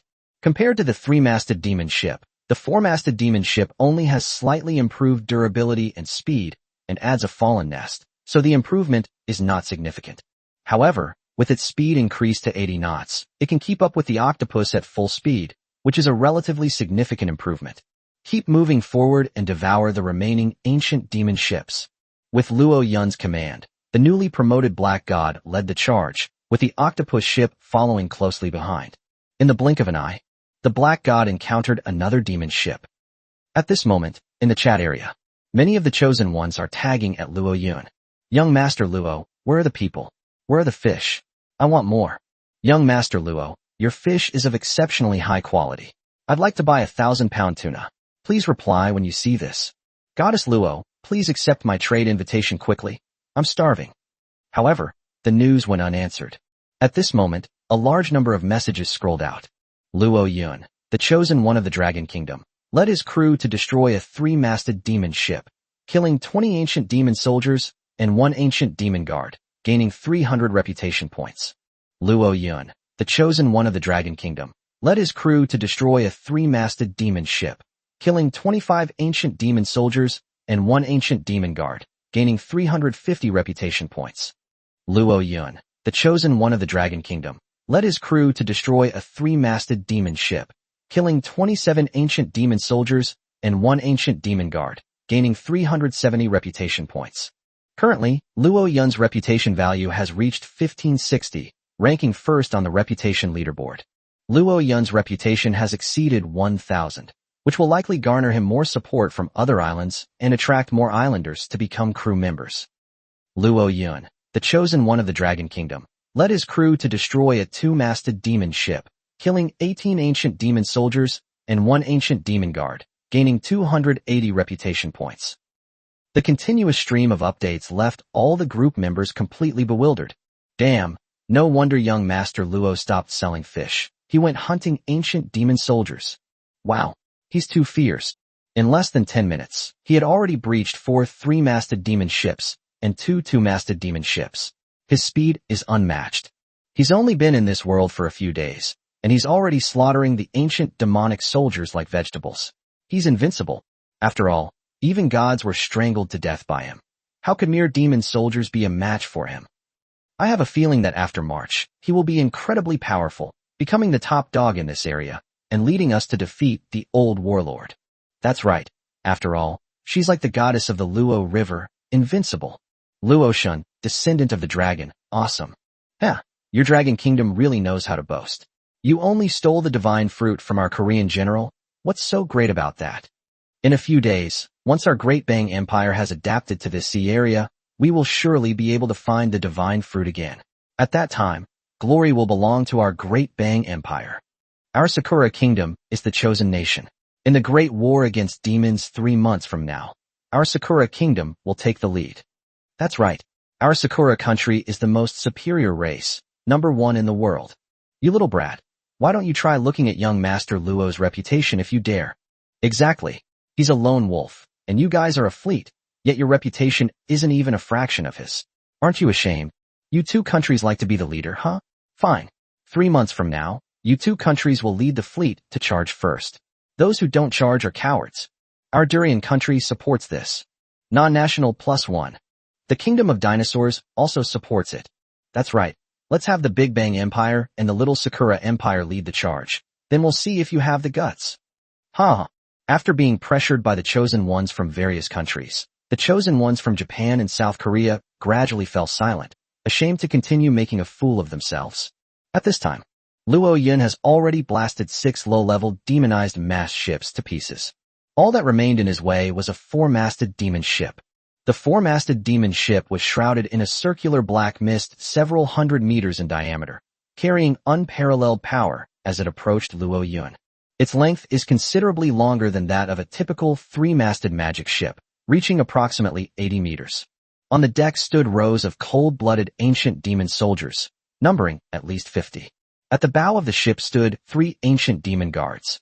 Each one exuded a powerful aura, far stronger than the demon guards on a typical 3-masted ship. It seems that the 4-masted magic ship is far more powerful than the low-level 3-masted magic ship. Above the masts and sails of the demon ship, 3 giant bats, each 2 meters long, circled, emitting incessant hooting like owls, a truly awe-inspiring sight. Luo Yun immediately looked towards the 3 giant bat beasts, and rows of data appeared in his eyes. Ghost bats, creatures of the dark. Racial rank, medium. Biological hierarchy, second order lower. Faction, chaos, evil. Brief description, this is a low-level dark creature. Although its combat strength is not high, keeping it on a ship is still quite cool. Hint, its courage does not come from within, but when the power it relies on is destroyed, it will become your slave. Upon seeing this information, Luo Yun's eyes lit up. Without a doubt, those 3 ghost bats are opportunists. As long as the 4-masted old demon ship is destroyed, there is hope of subduing these 3 ghost bats. This thing is over 2 meters long, and with its wingspan, it's nearly 5 meters long. It should be able to carry a human in flight without any problem. Luo Yun has never flown in the sky before, so these 3-headed ghost bats are perfect to be captured as mounts. He immediately told his crew, during the battle, try not to kill those 3 ghost bats. I want to capture them alive. You're in charge of dealing with the human-faced spiders. Once they land, you'll use your web to trap them. Yes, my great master. Thousand Eyes, be ready to transform at any time. Use your tentacles to control them and don't let them escape. Huff, huff. The tiny tentacles on the shoulders coiled into an okay shape, indicating that there was no problem. At this time, the 3 warships were now less than 100 meters apart. At that moment, the 4-masted demon ship launched 2 massive gray cannons and aimed them in this direction. A 4-masted demon ship is actually equipped with cannons. Luo Yun caught a glimpse of it. His pupils contracted, and his expression turned solemn. A big event is coming soon. Please keep following the updates, give it a thumbs up, and leave a 5-star review. I'll try my best to update 3 to 4 times a day. Chapter 89, Prediction. Artillery, this super weapon of mass destruction at sea, has a range of over 500 meters, easily casting the shadow of death into the hearts of the enemy. When the ancient demon soldiers launched these 2 cannons, symbols of destruction, it undoubtedly cast a heavy shadow over Luo Yun's fleet. However, Luo Yun remained calm, exuding a composed aura. Brother, you and the troll brothers prepare to throw spears. When you're about 70 meters away, throw the spears to interrupt the charging skills of those 3 ancient demon guards. The range skills of those 3 ancient demon guards are too terrifying. We cannot allow them to use them. Yes, Captain. Mao Yi dared not be negligent in the slightest and ordered his comrades. Brothers, prepare to charge up your spears and interrupt the enemy's skills. Yes, Captain. The troll warriors exuded determination and fearlessness, their spirit completely different from the previous days. As they became demonized trolls, they also gained a more imposing aura. Luo Yun then instructed Lu Yun, who was standing to one side. Little Lu Yun, use your muskets to bombard those 2 cannons. Make sure to destroy them completely. Otherwise, those 2 cannons will pose a huge threat to our warships. Yes, Brother Luo Yun. Little Lu Yun gripped the flintlock musket tightly in her small, tender hands, aiming at one of the cannons. The next instant, she was enveloped in a golden aura of dominance, and she pulled the trigger sharply, sending golden bullets gushing from the barrel. Bang! In the blink of an eye, it flew nearly 100 meters and slammed into a cannon on the old demon ship. Bang! With a loud bang, flames erupted, and the barrel of a gray cannon was blown away, along with an old demon soldier next to it, who rolled to the side in a sorry state. This scene threw the demon soldiers on the old demon ship into disarray. The leader of the old demon guards roared angrily, pointing his long blade at Luo Yun's warship. The next instant, the ancient demon soldier activated the remaining cannon, blasting out a black cannonball that shot towards the black god. At this moment, Lu Yun, the little girl, pulled the trigger again. With a bang, the golden bullet flew out again, its target aimed directly at the second round of cannons on the old demon ship.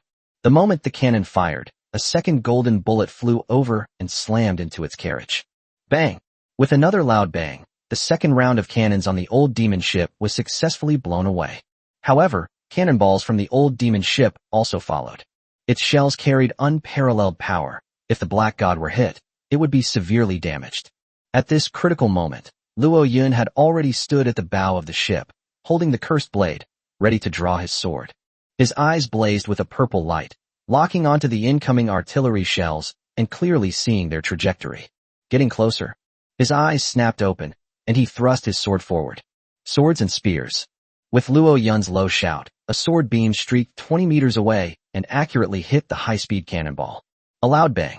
The cannonball was actually blasted apart by the sword energy, smashed into pieces, and fell into the sea. This scene amazed many troll warriors, who felt that their captain was becoming more and more powerful. Little Luo Yun's mouth gaped open in amazement as she exclaimed, "Brother Luo Yun, you actually managed to hit a flying cannonball. That's amazing." Luo Yun put away his stance and smiled. "When I was circulating my purple battle chi, I could see the trajectory of the cannonball, which is why I was able to intercept it accurately." Upon hearing this, Lu Yun, the little lowly, opened her mouth wide in surprise and exclaimed, "Brother Luo Yun, your battle aura characteristic must be prediction. My goodness, that's a high-level battle chi characteristic, 1 in 100. Congratulations, Brother Luo Yun. Is the prediction trait very strong?" Luo Yun asked curiously. Because his former captain only possessed green battle aura, Luo Yun could not gain any inspiration from the experience he left behind, and could only ask Little Deer Cloud for advice. Xiao Liyun's face was solemn as she said, "Prediction is one of the top talents among the many battle chi characteristics. It can predict the opponent's actions in advance. The more advanced the game goes, the more powerful the prediction talent will become. It can even anticipate the enemy's moves, accurately counter their attacks, and achieve perfect defense, which is an incredibly powerful characteristic. With such a unique fighting spirit, Brother Luo Yun is likely to be able to challenge enemies stronger than you." Hearing Lu Yun's explanation, Luo Yun's heart also burned with excitement. He never expected his fighting spirit to have such outstanding characteristics, which filled him with anticipation for the future. However, now is not the time to be happy, as the old demon ship is less than 70 meters away from the Black God. The battle horn has sounded. They must go all out to win this battle. Before Luo Yun could give the order, Maui shouted in a low voice, "Throw spears. Interrupt the old demon guard's charging technique." As Mao Yi threw his lightning spear, the other troll warriors followed suit, each launching their own enchanted lightning spears. Their movements were perfectly synchronized as they unleashed 8 spears crackling with electricity, shooting towards the ancient demon ship ahead. Although the two ships were moving at high speed, the spear-wielding troll warriors were top-notch hunters who had spent years hunting in the jungle. Their throwing skills have basically reached an expert level. The 8 spears, almost without the slightest deviation, drew graceful arcs in the air before landing precisely on the 3 ancient demon guards. At this moment, the 3 former demon guards had already prepared their skills, waiting for the Black God to enter the range of the sword energy before unleashing their ranged blades to completely destroy the Luo Yun fleet. However, as 8 spears crackling with electricity shot towards them, the 3 demon guards had no choice but to roar and slash at the 8 electric spears with their 3-meter-long black blades. Instigate! Instigate! Instigate! As 3 beams of light, each nearly 10 meters long, shot out, the 8 spears were instantly shattered, scattering into arcs of lightning that plunged into the sea. Although all the spears were cut down, the old demon guard's charged attack was also disrupted, so it wasn't a complete loss. At this time, the 2 warships were less than 50 meters apart, and both ships were shrouded in thick black fog, but this did not affect visibility. A large number of ancient demon soldiers surged to the railing, raising their black spears high and hurling them at Luo Yun's warship. Each of these spears is 3 or 4 meters long and carries terrifying force. If they were to land on a warship, they would inevitably cause significant damage. "Shimu, it's up to you now." Huff, huff.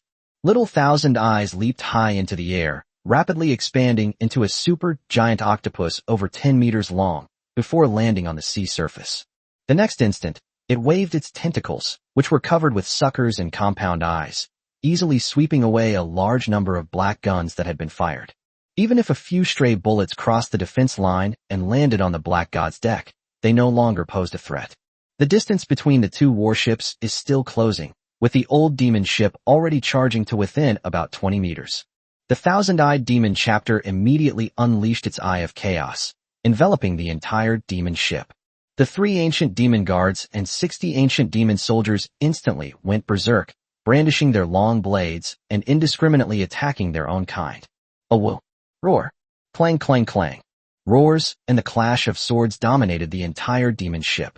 The leading ancient demon guard was a 5-meter-tall, mid-level second-tier demon guard with the highest resistance, and it regained consciousness immediately.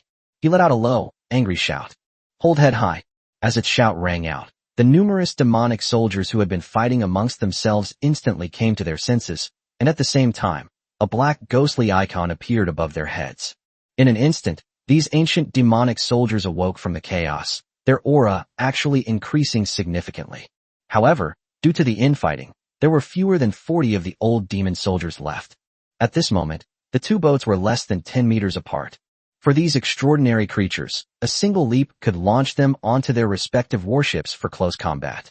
Chapter 90, Destroying the Demon Ship, a remarkable achievement. Hoo-hoo! The demon soldiers roared, like a pack of enraged beasts, trying to leap onto the black god. Just then, a threatening light emanated from the thousand-eyed demon octopus, like an invisible shackle, firmly restraining these demon guards and making them hesitate to move forward. Go, brothers, shoot them all. Led by Mao Yi, a group of troll warriors wielded crude javelins. Throwing javelins at close range, fast, accurate, and ruthless, they accurately struck one after another of the ancient demon soldiers. These ancient demonic soldiers were of too low a rank to resist, and were killed one by one, their bodies turning into nothingness and dissipating. Upon seeing this, the leader of the ancient demon guards let out a frenzied roar. It immediately recognized that the thousand-eyed demon octopus was behind the trouble. It pushed off the deck with both legs, its massive body leaping high into the air, the demonic sword in its hand flashing with a cold light, slashing towards the head of the thousand-eyed demon octopus. Seeing this, the thousand-eyed demon octopus slammed its tentacles against the sea surface, unleashing the power of the tides. Bang! A raging wave surged into the sky, transforming into a gigantic fist that crashed into the ancient demonic guard. The old demon guard's sword strike was like a rainbow, cleaving through the water fist in one fell swoop, and continued to slash at the thousand-eyed demon chapter. At this moment, Luo Yun, at the bow of the ship, was already gathering his strength, his eyes revealing endless coldness. He was enveloped in purple flames, like a burning war god, with 8 strange tentacles on his back slowly undulating like 8 serpents, ready to launch an attack at any moment. Just as the old demon guard was about to strike the thousand-eyed demon chapter, a cold glint flashed in Luo Yun's eyes, and he suddenly drew his sword. Slash through the air. Instigate. 2 purple sword beams, trailing fiery tails, swept through the air and slashed across the heads of the old demon guards. Bang!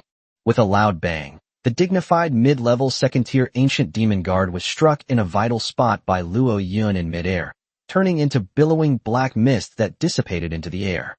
Upon seeing this, the remaining 2 lower-level second-tier ancient demon guards roared and leaped up, joining the 3-headed ghost bat in a fierce attack on the black god. Their eyes were filled with madness and hatred, and they wanted to tear Luo Yun and his crew to pieces. However, the spider with the human face was prepared. She's good at nothing but spitting out silk. She pouts and starts spitting out silk like crazy.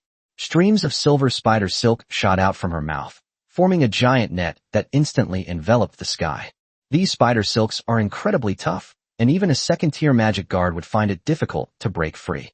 Caught off guard, the 3-headed ghost bat was firmly enveloped by the silver net, lost its balance, and fell towards the sea. They struggled desperately, trying to break free from the spider web. Upon seeing this, the thousand-eyed demonic chapter immediately extended 6 tentacles, like 6 giant black pythons, which tightly bound the 3-headed ghost bat. They were then submerged in the seabed to prevent them from causing any disturbance. The remaining 2 demon guards slashed through the silver net and successfully landed on the deck of the black god. Their eyes gleamed with a ferocious light as they brandished their long blades, ready to unleash a massacre. However, Luo Yun did not give them a chance. His 8 tentacles had already extended, like 8 chains, firmly controlling the 2 demon guards. They struggled desperately, but it was all in vain. A purple electric spear shot over in an instant. Boom! With a deafening roar, the demonic guard's head was instantly blasted apart, and its massive body shattered, dissipating into billowing black mist. The other demon guard tried to resist, but was beheaded by Luo Yun's sword light, and his body turned into rolling black mist and dispersed. At that moment, a long sword fell to the ground. It is the cursed blade. Luo Yun swept a tentacle over and curled it up, now holding 3 cursed blades in his hand. At this moment, the 2 warships were pressed tightly together, their bows colliding violently, producing a dull and shocking roar. Luo Yun's muscles instantly turned blackish gold, surging like snakes, and a violent aura enveloped him. His eyes were bloodshot, as if he had transformed into a demon god, and he took the initiative to leap towards the dozens of ancient demon soldiers. These ancient demonic soldiers are still in a state of intimidation, timid and hesitant, and move slowly. When they saw Luo Yun rushing towards them like a god of war, they regained some of their senses. They roared angrily and brandished their long blades, attempting to organize an effective counterattack. However, the 8 tentacles behind Luo Yun acted like extended limbs, supporting the deck and allowing his figure to levitate and move nimbly. He easily dodged the attacks of these ancient demonic soldiers, while simultaneously wielding his 2 swords and the 4 sword-like weapons wrapped around his tentacles with incredible speed. Hold head high. Ah! Each sword strike was accompanied by a piercing scream. Immediately afterwards, an ancient demonic soldier screamed and turned into black mist, which then dissipated. These ancient demonic soldiers are like chickens and ducks in front of Luo Yun at this moment, easily killed with a flick of the wrist. Support the captain. Shoot down these demon soldiers. The troll warriors were in high spirits, throwing their short spears with all their might. These javelins traced sharp trajectories in the air, accurately striking one after another the ancient demon soldiers. Thud! Thud! Loud explosions rang out continuously, and the old demonic soldiers fell one after another, slaughtered at will. When Luo Yun nailed the head of an ancient demon soldier to the deck, the dozens of ancient demon soldiers on the ship had already been slaughtered by his team. The deck was covered with black marks and the remains of demonic soldiers, emitting a pungent sulfurous smell. Luo Yun slowly straightened up, a slight smile playing on his lips. In this battle, he and his crew emerged almost unscathed. In less than half an hour, 7 demon ships were destroyed. Among them were 2 two-masted ships, 4 three-masted ships, and 1 large 4-masted ship. He slew over 150 ancient demonic soldiers. And the number of demon guards killed was a terrifying 9. Such a dazzling record was enough to cause a huge uproar in the chat area and shock all the members of the Destiny. However, Luo Yun simply smiled faintly, without showing much excitement. After all, he had even killed the god of corruption, so what was a mere low-level magic ship?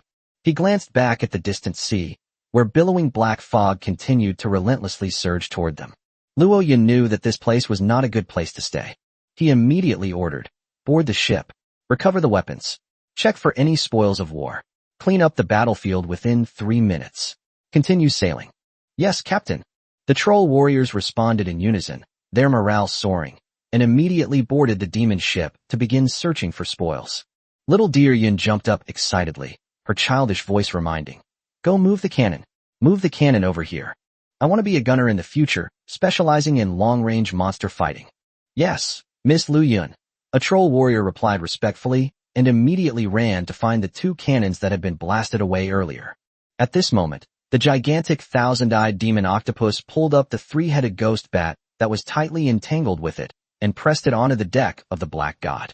Squeak, squeak, squeak. The 3-headed ghost bats still tried to struggle, emitting frantic cries.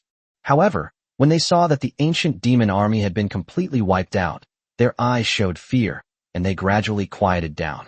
Luo Yun jumped back onto the black god, walked over to the 3-headed ghost bat, and calmly said, submit or die.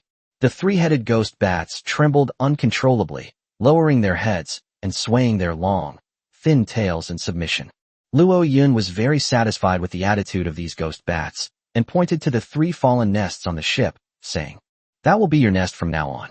There will be an egg in the nest, and you will be responsible for incubating it. If you break that egg, I'll crush you all. Upon hearing Luo Yun's warning, the 3-headed ghost bat trembled with fear and squeaked incessantly. They nodded repeatedly to show they understood, and then carefully crawled toward the 3 fallen nests. At this moment, Luo Yun thought of something and shouted at one of them. You! Crawl over here! Squeak! Among them, the ghost bat trembled all over and obediently crawled to Luo Yun's feet, sticking out its tongue and wagging its tail obediently to show its submission. At this moment, Luo Yun raised his right hand, gently clenched it, and a strip of black, decaying muscle materialized within him. Chapter 91 Sense of Crisis. Currently, Luo Yun's corrupting and parasitic abilities can sustain a maximum of 10 corrupted beings. After the troll warrior used 8 times, and the egg used 1, he still had 1 left. There's no point in keeping it. I plan to use it to corrupt the ghost bats and see how much stronger this monster can become. It doesn't matter if the enhancement fails. He has no feelings for these monsters anyway. If they're ruined, they're ruined. At worst, he can just enhance them for nothing and then revert to the corrupted parasite.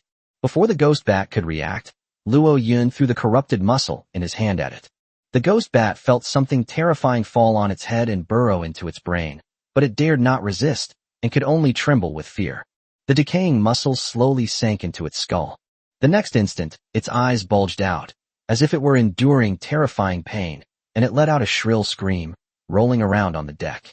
Sharp claws scratched the deck, leaving a shocking trail of marks.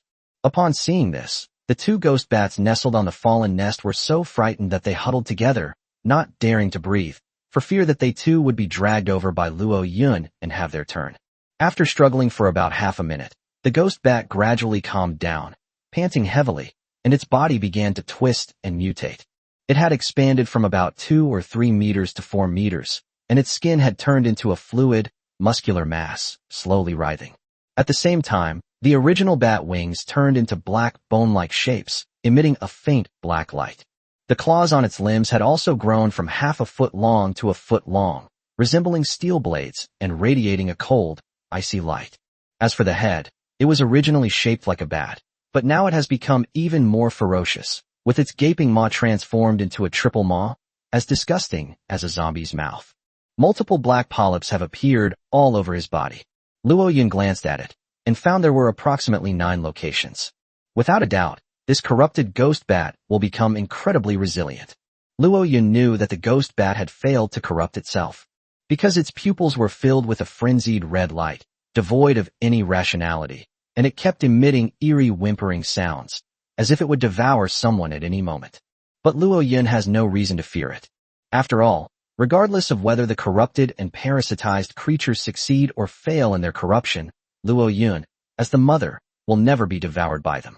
Luo Yun used his true eye to re-examine the data of the ghost bat. Fallen ghost bat, corrupted golem. Racial rank, high. Master, Luo Yun. Status, frenzy, bloodlust. Biological hierarchy, second order lower. Talents, fear immunity, pain immunity, powerful recovery, contamination. Skill, death howl. Brief description, this is a failed experiment that only knows how to kill. Its only use is to throw it into the enemy camp and let it do whatever it wants, since it can't understand commands. Seeing that the thing had failed to corrupt, Luo Yun didn't bother to pay attention to it anymore.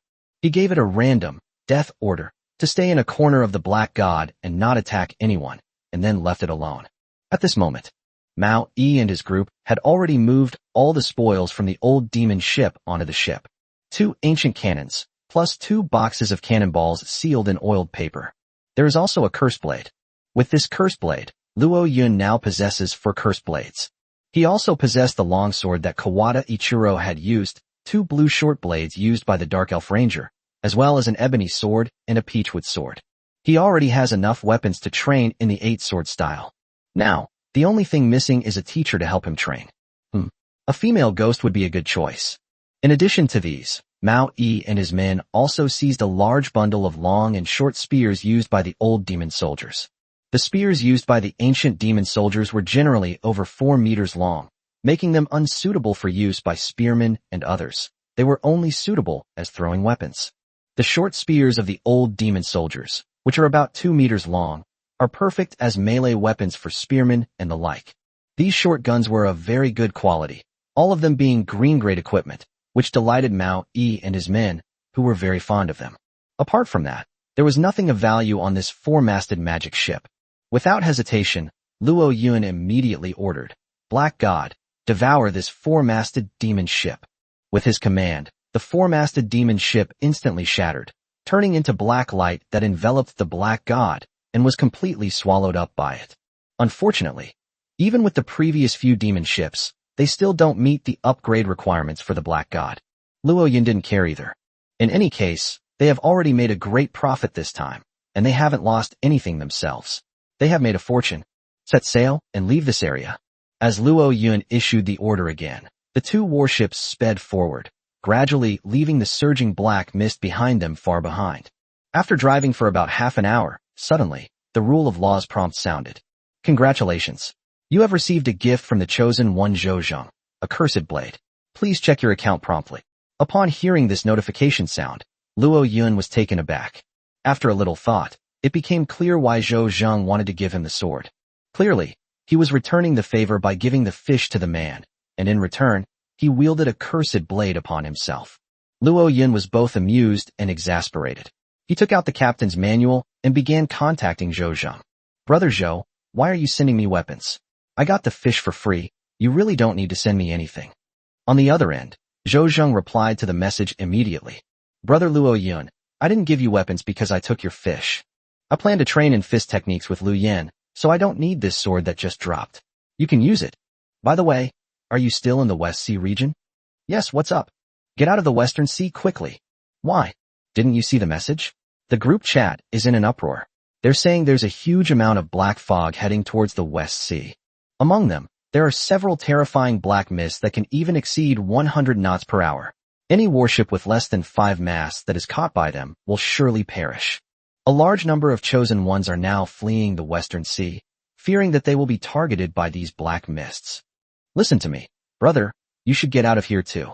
By the way, don't sail directly towards the East China Sea. It's easy to run into those terrifying black fogs. You should retreat to the southern or northern sea areas. Taking a detour back to the East China Sea will be much safer. Upon receiving this information, Luo Yun's expression turned extremely solemn, and he replied, Thank you for the reminder, Brother Zhou. I will be careful. That's good. Take a look at the chat area when you have time. The captains in the West Sea will issue warnings in the chat area when they encounter the black fog. If you can get their early warning intelligence, the safety level will be greatly increased. Understood. I'll go check the chat area right away. Okay, then be careful. I'll be waiting for you in the East China Sea. Luo Yun closed the private messages and immediately entered the chat area. At this time, a large number of Koreans and a small number of chosen ones from other countries were posting messages and screenshots about the black mist disturbance in the group. Meanwhile, news of crew members who died in battle kept popping up. It just wouldn't stop. For a moment, the entire chat area was enveloped in a tense and oppressive atmosphere. Luo Yun guessed. The restlessness of this black mist might be related to the corrupting power it had acquired. Perhaps those black mists were sent to capture him. If his guess is correct, then he has nowhere to settle in this vast sea. But so what? With nowhere to settle down, he kept sailing forward. Slay the gods if they come, slay the Buddhas if they come. He hesitated for a moment, then decided to change course and head towards the northern seas. After all, that's Japan's territory, and Japan likes to dump dirty water, causing trouble for other countries. In return, Luo Yun planned to lure some monsters for them to play with. Team battles will begin soon, so please follow along, like, and leave positive reviews. Updates will continue. Chapter 92 Octopus Ship Upgrades to Level 5. Brother Luo Yun, where are we going now? Lu Yun asked curiously. Luo Yun stroked her doe ears and said truthfully, I'm probably being targeted by the black mist now, and I have to find a way to get rid of its pursuit. Let's go to the northern sea first, and see if the black fog will continue to pursue us. Oh, okay. I'll go study the enhancement runes then. I want to modify these 2 cannons so that if the old demon army dares to chase us, we can bomb them all to the ground. Upon hearing this, Luo Yun's eyes lit up. This little girl is a rune master. The cannons she modifies will have double the power, which will greatly enhance the warship's combat strength. Go ahead, don't overwork yourself. If you need any help, just ask Uncle Mao and the others for assistance. Little deer Cloud skipped and hopped into the cabin, preparing the tools for inscribing runes. At this moment, Luo Yun handed a magic crystal to Mao Yi and instructed him. Brother, time is of the essence. We must improve our strength as soon as possible. Take these ancient demonic soldiers' magic crystals and let the brothers cultivate. See if you can raise their level and realm. I also need to go into the cabin and close the door to refine the magic crystals. I'll leave the voyage to you. If you encounter any problems that you can't solve, just call me from inside the cabin. Yes, Captain. I will handle this matter well. You can focus on your cultivation. Mao Yi handed over the magic crystal with both hands and nodded solemnly. Good. Mao Yi has a calm and steady personality, and Luo Yun trusts him completely. After giving a few more instructions to everyone, Luo Yun returned to his small room in the cabin and sat cross-legged on the wooden bed. He was about to take out the magic crystal to cultivate, but, for safety's sake, he decided to upgrade the Octopus ship to the next level first. He is not short of money at the moment and can directly purchase a large amount of resources to upgrade the Octopus ship to a higher level. In this way, even if he is chased by the black mist, he can escape the crisis by relying on the superior speed of the high-level warship. Thinking it over, he took out his nautical manual and landed in the trading area. As soon as I logged into the trading area, a large number of trading invitations popped up. These trading invitations were sent by customers who had previously bought fish from Luo Yun, all wanting to continue buying cheap fish from him. However, Luo Yun had already left that area of water, leaving only about 10 tons of fish, but he had nothing to sell to these customers. He immediately pressed the one-click reject button and then began searching for the products he needed. Upgrading a 4-masted ship to a 5-masted ship requires 100,000 units of wood and 10,000 units of stone, which is quite a lot. 1 unit of wood has a volume of 1 cubic meter and costs approximately between 100 and 200. A single stone block, with the same volume of 1 cubic meter, is more expensive, costing between 200 and 500. Purchasing 100,000 units of wood and 10,000 units of stone requires an exorbitant amount of manhwa. Fortunately, Luo Yun had just earned over 100 million yuan selling fish, so he wasn't short of money. After a frantic shopping spree, Luo Yun easily gathered all the wood and stones he needed. The voice of the rule of law also rang out. You have gathered enough resources to upgrade your ship. Would you like to upgrade immediately? Upgrade. As Luo Yun finished speaking, the octopus began to tremble violently, and its hull began to stretch. The ship's length and width were both expanded, turning it into a supermasted ship about 100 meters long and 30 meters wide. The number of masts has also increased from 4 to 5. The space in the cabin has also increased significantly. The captain's cabin where Luo Yun lived was expanded from 3 by 3 meters to 4 by 4 meters, which is now quite spacious. Luo Yun doesn't have high requirements for living space. After all, he grew up in an orphanage in his previous life, where several roommates lived in a small room. With this living environment, we are already living in a very perfect place. He opened the nautical manual and began to check the current ship information. Octopus, a 5-masted ship. Boat owner, Luo Chun. Level, 5, lower tier. 6-masted ship, requires 500,000 wood, 50,000 stone. Durability, 10,000/10,000. Flag slot, former general's flag. Gun slot, none. Speed, 100 knots. Buff, enveloped in black mist. Brief description, this is an old-fashioned mast ship, unremarkable, but barely usable. Condition, perfect, brand new. Everything else remains the same, except the speed has been increased to 100 knots. Luo Yun had been thinking of leveling up to level 6, but after some consideration, he decided against it. He now has 2 warships, so upgrading only one while the other can't keep up is pointless. Let's wait until the Black God's rank is also raised to level 5 before making any decisions. Moreover, since everyone is just transmigrated, the resources they have obtained, such as wood and stone, are scarce and therefore extremely expensive. Given time, the prices of readily available resources like timber and stone should decrease further. At that time, he will be able to upgrade the octopus for a small amount of money. With the ship fully upgraded, it's time for Luo Yun to get down to business. He took out a black magic crystal about the size of a thumb and held it in his hand. This is a 2nd-tier magic crystal from the ancient magic guards. The energy contained within a 2nd-tier magic crystal is even purer. Holding it during cultivation will greatly increase the speed of cultivation.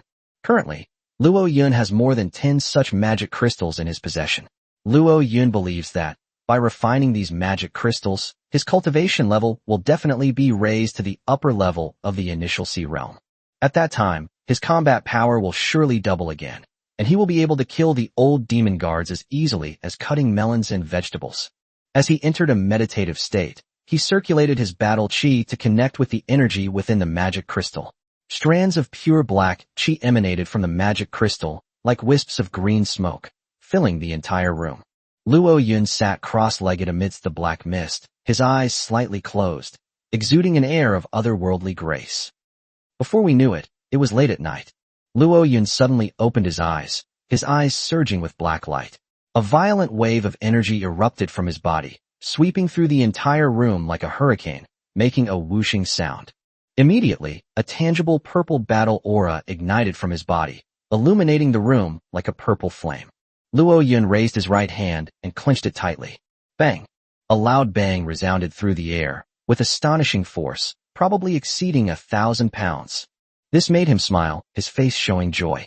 After consuming 5 second-tier magic crystals, I finally raised my realm to the upper level of the initial sea realm. Not only my strength, but also the intensity of my battle chi have greatly improved. In terms of individual level and strength, I don't think any of the 500,000 chosen ones can compare to me. Now, if I were to activate my devil fruit ability, even without any talents or skills, I could suppress a second-tier ancient guardian solely through physical strength. However, strength alone is not enough. To become a true powerhouse, I still need to acquire the skills to wield power and gain practical combat experience. Time to go find a female ghost to practice on. Chapter 93. 7 days later. Luo Yun slowly suppressed the purple battle aura emanating from his body, his deep eyes dimming slightly, revealing a hint of weariness. Long periods of meditation practice can also be very tiring. However, Luo Yun had no time to rest. The black fog was coming on fiercely, and only a powerful force could ensure his and his crew's survival in this treacherous sea. He needs to become stronger as soon as possible. He took out a box of sausages and a few bottles of mineral water and began to eat them voraciously. In less than 5 minutes, he swallowed a whole box of 20 sausages, each as thick as a forearm. His appetite was astonishing. He downed 3 more bottles of mineral water, stretched his body a little, and then lay down on the bed, satisfied. He covered himself with the blood-stained blanket, and in the next instant, a sense of relaxation washed over him, allowing Luo Yun to slowly drift into a dream. As a faint fragrance of roses brushed past his nose, before Luo Yun could react, an elbow strike landed squarely on his abdomen. As usual, Luo Yun was sent flying dozens of meters away by an elbow strike, rolling several times on the ground before recovering. This time, Luo Yun didn't grope her either, but he still got beaten up. It seems the female ghost just has a bad temper, and it has nothing to do with whether or not she was groped. Luo Yun rubbed his stomach, slowly got up from the ground, and then looked at the female ghost. At this moment, the female ghost had changed into the high heels he had given her. She crossed her arms and, like a ghost, drifted slowly in on the gentle breeze. Her face was still shrouded in mist, making it impossible to see through, but her figure remained as alluring and voluptuous as ever, especially her pair of rounded thighs hidden beneath her cheongsam, which were enough to make one's blood boil. What? Your skin's getting thicker, you can't feel the pain anymore. I'm used to it. Luo Yun replied calmly, and then solemnly bowed to the female ghost. Please be my master. I want to become stronger to protect my crew. Protect your crew? The female ghost covered her mouth and chuckled, saying mockingly, other chosen ones recruit crew members to assist them, using them as cattle and cannon fodder. But you, on the other hand, want to protect them. If that's the case, why do you need to hire crew members? Wouldn't it be better to be a lone wolf? Luo Yun straightened his expression slightly and said solemnly, it is their business if the crew members are willing to follow me, and it is my business if I want to protect them. There is no conflict between them. Moreover, the stronger I am, the more comfortable and at ease I can live. It sounds better than it sounds, but why should I teach you? The female ghost appeared in front of Luo Yun, unmoved. Luo Yun thought for a moment and replied, you help me, I help you. If I become stronger in the future, I will definitely repay you. In the future, what are we waiting for? Your empty promises won't fool me. But, the female ghost changed her tone and said, since these high heels you gave me are somewhat useful, I can give you some pointers. Upon hearing this, Luo Yun was overjoyed and quickly bowed 90 degrees. Disciple greets master. Get lost, stop worshipping me so much it'll kill you. The female ghost's voice was like a spring, languidly saying, I am merely offering some casual guidance. As for whether you can succeed, that depends on yourself. Please instruct me, master. Luo Yun bowed again, not letting the female ghost's reprimands make him forget his manners. The female ghost stretched, revealing her stunning curves, and said, show me all your current abilities and skills. Let me see how I can guide you. Yes, master. Without further hesitation, Luo Yun's body trembled, and 8 tentacles extended from his back. With another thought, he summoned all 4 cursed blades, the ebony sword, and other weapons, holding them in his hands and on his numerous tentacles. Immediately afterwards, his muscles began to contort and darken, and billowing purple battle auras surged forth, creating violent shockwaves. The female ghost glanced at him and said approvingly, "Not bad. In just a few days, you have gained so many opportunities. You can be considered a child of destiny." Although his talent is mediocre, as long as he is willing to cultivate diligently, he may very well become an extraordinary person in the future. Tell me, what do you want to learn? I want to learn swordsmanship. Won't. Time flies. 7 days have passed in the blink of an eye. At noon that day, there was a knock on the cabin door. "Captain, there is a fleet ahead, engaged in a fierce battle with a demonic ship shrouded in black mist. The captain wants you to go out and assess the situation to see if you should join the fight." "Okay, I'll be right out." The room was dimly lit. The slender Luo Yun sat cross-legged on the wooden boat, slowly opening his eyes, a glint of light flashing in them. It exudes a sharp and fierce aura. During these 7 days, Luo Yun spent most of his time cultivating in the small boat cabin, except for occasionally going out to check on the surrounding sea conditions. During the day, he refines magic crystals to increase his rank. At night, he would seek out the female ghost for in-depth conversations and to hone his martial arts skills. The extremely intense training took a toll on Luo Yun's body, causing him to lose a lot of weight and look extremely haggard. But his overall spirit and energy were very sharp, like a sword drawn from its sheath. He has now completely stabilized his position in the upper level of the initial sea realm. As long as he has enough magic crystals, he will be able to reach the peak of the initial sea realm. At the same time, with the help of the female ghost, he enhanced many of his abilities. For example, the predictive ability of fighting spirit, the proper use of the 8 tentacles, and the application of the corruption form. Luo Yun's strength now is at least 10 times greater than it was 7 days ago. A faint aura of power emanated from him. He got out of bed, tidied his clothes a little, and then walked out of the cabin. The glaring sunlight made him feel somewhat uncomfortable. He raised his hand to shield his eyes from the light and walked towards the ship's railing. As he approached, the crew members quickly made way for him and greeted him. "Captain, you're out." "Wah, Master, Spider is so happy to see you." "Good afternoon, Brother Luo Yun." "Good afternoon." Luo Yun greeted the crew members and came to the railing. He affectionately stroked Lu Yun's soft hair and looked up at the sea ahead. Not far ahead on the sea, a large number of warships were entangled with a cloud of black mist. The sounds of shouts and gunfire could be faintly heard, indicating an extremely fierce battle. "Brother, what's the situation up ahead?" While asking about Mao Yi's situation, Luo Yun took the binoculars and looked in that direction. About a nautical mile away, there were about 100 warships of the Chosen Ones, engaged in a bloody battle with the ancient demon ships shrouded in black mist. Every now and then, people or animals can be seen falling into the sea, turning the surface red, creating a very tragic and gruesome scene. Mao Yisu said, that fleet was led by a warship and consisted of 100 warships. They had only been fighting the old demon army for a short time. It was that fleet that launched the attack on the black fog. They probably thought they could take down that old demon ship hidden in the black mist. Luo Yun nodded in understanding. After more than 10 days of adaptation, many of the Chosen Ones have switched to professional roles and have acquired a number of powerful crew members. In order to obtain magic crystals, many Chosen Ones often form alliance teams and take the initiative to attack some small black mists. During the 7 days that Luo Yun remained silent, many large naval groups emerged and, through teamwork, destroyed a large number of demon ships, thus surpassing Luo Yun in prestige. Luo Yun's ranking on the reputation list has now fallen out of the top 20. Luo Yun didn't care about this. After all, fame was just a passing cloud to him. The safety of one's companions and one's own strength are the most important things. After observing for a while, Luo Yun said, that black mist covers a wide area, and there are probably at least dozens of demon ships inside. It won't be easy for that fleet to take it down. Let's go join in the fun. Our magic crystals are almost used up, so it's time to hunt down some old demons to replenish our supplies. Chapter 90 for the Golden Lion Knights. Yes, Captain.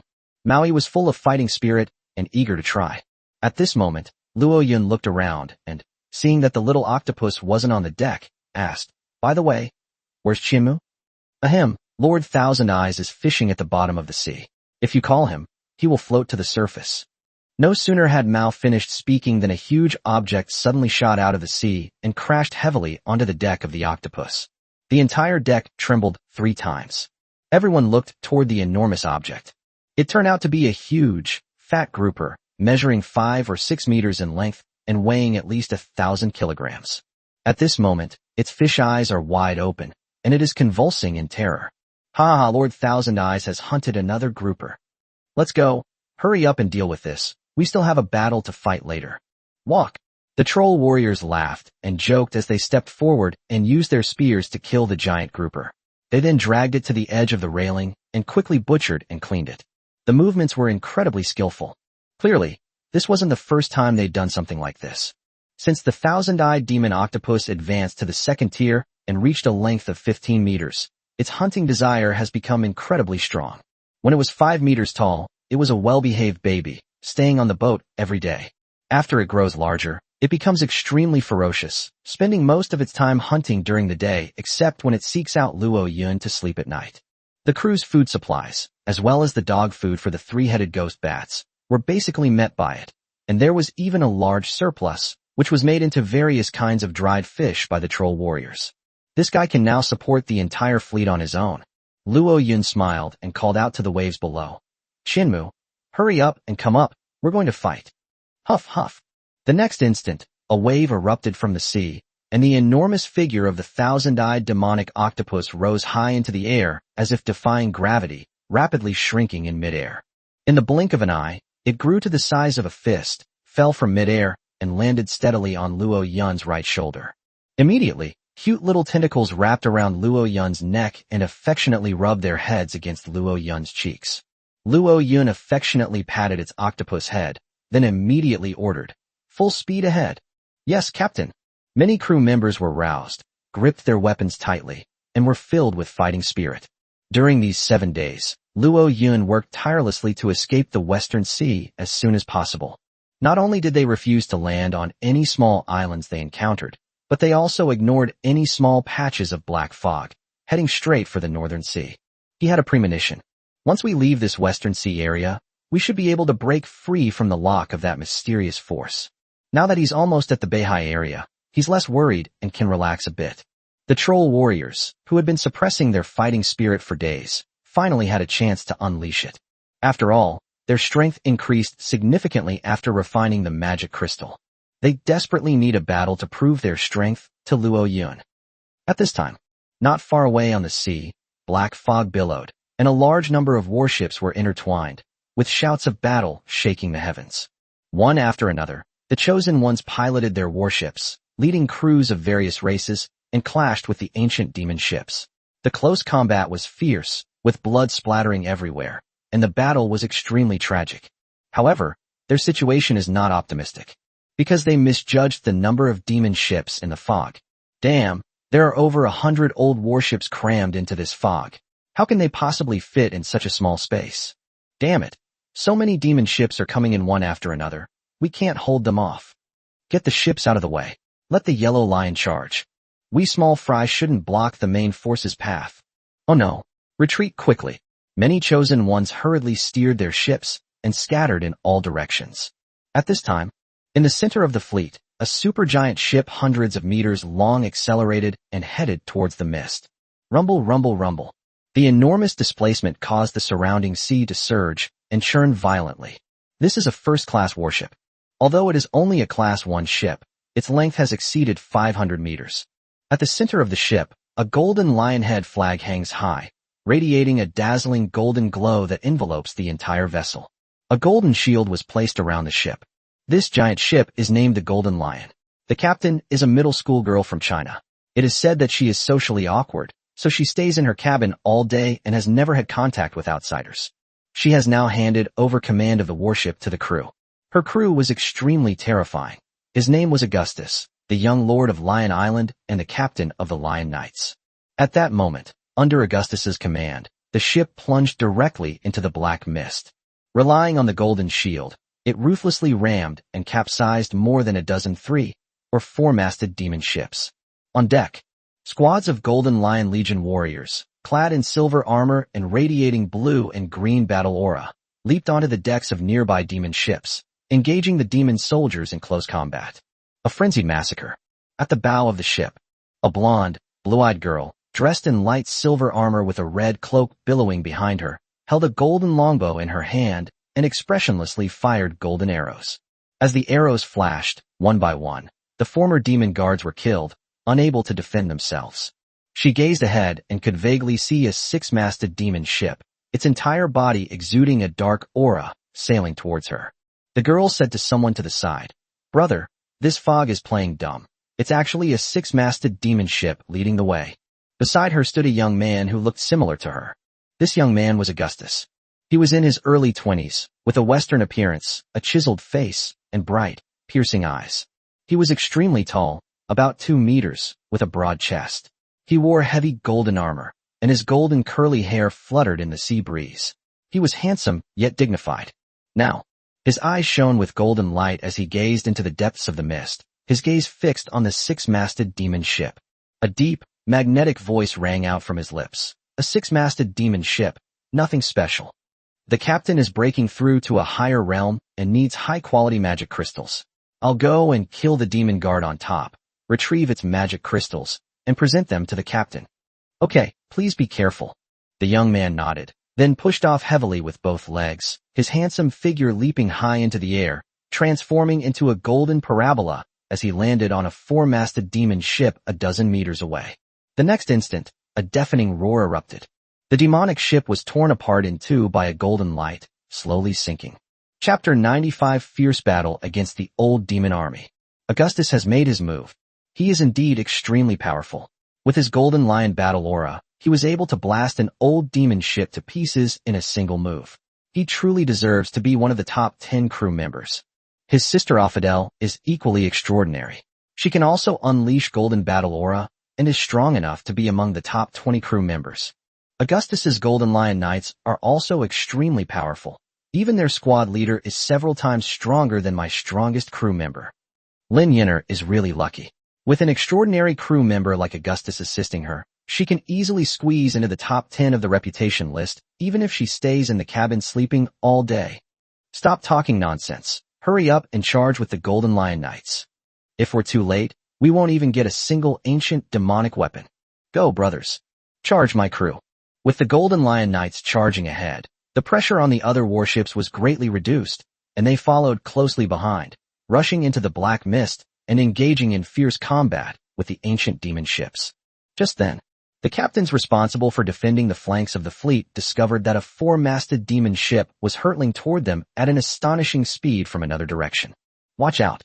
A 4-masted demon ship is attacking from the flank. Prepare to defend. 4-masted demon ships are usually guarded by 3 ancient demon guards. The weaker brothers should step back and let the powerful warships take the hits. Wait, something's wrong with that demon ship. It's not shrouded in black mist. That's really strange. It's followed by an even larger 5-masted warship, which is the ship of the Chosen Ones. Look at the bow of the ship. It's a human controlling it. Wait, why does that kid look so familiar? The black god advanced at full speed and in an instant reached the edge of the black fog. Someone peered closely through binoculars and immediately recognized Luo Yun, exclaiming in surprise. It's Luo Yun, the Luo Yun who obtained the fruit of the gods. It really is him, the former number 1 on the reputation list. He's actually piloting an ancient demon ship. This is simply amazing. How could it not be amazing? After all, he was the first chosen one in the entire server to capture the ancient demon ship. At the time, it was announced to the entire group, and he was extremely famous. He had been silent for a long time, without any news. Many people thought he was dead. They never expected him to appear here. He was once the top captain of our dragon kingdom, but unfortunately he chose to degenerate, lying low and doing nothing for 7 days. Now many captains have surpassed him and overtaken him in prestige. Heh, nowadays, Luo Yun can only be considered average among those top-tier captains, right? More or less. The top 20 captains have all recruited gold-level crew members. Even if Luo Yun obtains devil fruit abilities, he may not be much stronger than those crew members. And top-tier crew members like Augustus are far beyond Luo Yun's reach. No matter what, Luo Yun is powerful enough that we second- or third-rate captains can't compare to him. That's for sure. After all, Even a wrecked ship has 3 pounds of nails. Just then, many of the chosen captains were surprised to find that the black mist had begun to split into 2 streams. At least 20 or 30 demon ships broke away from the main force of the demon army and surged toward Luo Yun's warship. Holy crap, look at those ancient demon ships. They've turned around and are attacking Luo Yun. What heinous thing that kid did to incite such hatred from the ancient demon army? It should be related to that old demon ship. I heard from a big shot that the subdued ancient demon ships easily attract the hatred of the ancient demon army. Once the black mist sees them, it will relentlessly pursue them. There are at least 20 or 30 ancient demon ships in that black fog. Can Luo Yun hold them off? How could he possibly withstand it? Leaving aside the large number of demon soldiers and guards stationed on those demon ships, the high-speed collision between the warships alone could sink and smash his 2 ships. He will definitely turn around and run away. Judging from his expression, it seemed like he wanted to get a share of the profits, but he was directly chased away, which was a bit awkward. That's what a washed-up captain is like. Should we go and help him? Forget it. Our warships are all 2 or 3 masts. We can only get a share of the spoils by following large fleets. How can we possibly support him? If he's smart, he'll either withdraw on his own or turn around and rejoin our main force. If he is not smart, then he will have to bear the consequences himself. Wait, look, that guy isn't slowing down at all. He's going to use 2 warships to charge at more than 20 demon ships. Is he insane? Does he think he's piloting the Golden Lion? Amidst the astonished gazes of many chosen ones, the black god sped forward, heading straight for the rolling black mist. Now, Luo Yun stood at the bow of the ship, gripping the hilt of his sword tightly with both hands, facing the howling sea wind, his clothes fluttering in the wind. His tone was calm, yet firm as he issued orders to his subordinates behind him. Brother, have the brothers fire the cannons and blast the demon ships charging at the front to slow down their maneuverability and prevent them from forming a unified formation. Little Deer Cloud, you're in charge of taking pinpoint shots at those demon ships that rush close to us, to prevent them from colliding with our warships and damaging their durability. Human Face Spider, you and the 2 ghost bats are in charge of close combat and controlling the battlefield. Don't let those demon soldiers climb onto our warship, or you won't get lunch. Yes, Captain. Yes, Brother Luo Yun. Wah, I understand, Master. Fire. At Luo Yun's command, 2 cannons engraved with ancient runes were pushed to the bow of the black god, and their fuses were lit. Bang! Bang! With 2 deafening explosions, the 2 demon ships at the forefront of the charge were instantly blown apart. Seawater rushed into the cabins, and the ship's speed dropped sharply. The demon ships behind them were unable to react in time and crashed into each other, causing even greater damage and drastically reducing the speed of the demon fleet. However, 5 or 6 more demon ships circled around to the side and rushed toward the black god at an even faster speed. At this moment, Xiao Liyun had already raised his flintlock musket and, from a distance of over 100 meters, calmly fired 1 golden bullet after another. Bang! Bang! After several loud gunshots, the hulls of the charging demon ships were all destroyed, their speed dropped sharply, and they could no longer form an effective charging momentum. Just then, Luo Yun flipped over and leaped onto the back of the fallen ghost bat. I'm going to launch the attack. You all come to my aid in your warships. Yes, Captain. Brother Luo Yun, be careful. Don't worry. As soon as Luo Yun had a thought, the fallen bat beneath him received the command. Its eyes glowed crimson. It let out an eerie cry, and it carried Luo Yun into the air. Chapter 96 Killing enemies is like mowing grass. That kid Luo Yun is riding a flying magical beast. It looks like he's going to take on an entire 4-masted magical ship's soldiers single-handedly. Damn, it seems so. The flying magical beast under his feet is pretty powerful.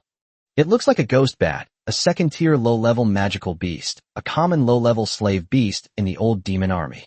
Riding just that thing, he thinks he can charge a 4-masted magic ship all by himself? Does this kid think he's Augustus the Lion King? I wonder if he can take down a 4-masted demon ship all by himself. Definitely not. The top 10 captains, according to current accounts, have a record of taking on the entire fleet of a 3-masted magic ship while accompanied by a pet. The 4 demon ships are guarded by 3 ancient demon guards. It's no joke to have 3 demon guards attacking at the same time. I actually hope he can come. After all, the top 20 gold crew members can basically solo the 4-masted magic ship, and we, the chosen ones, have not yet produced such a formidable individual. If he can do it, It will earn him some respect as one of the chosen ones. Let's watch the show.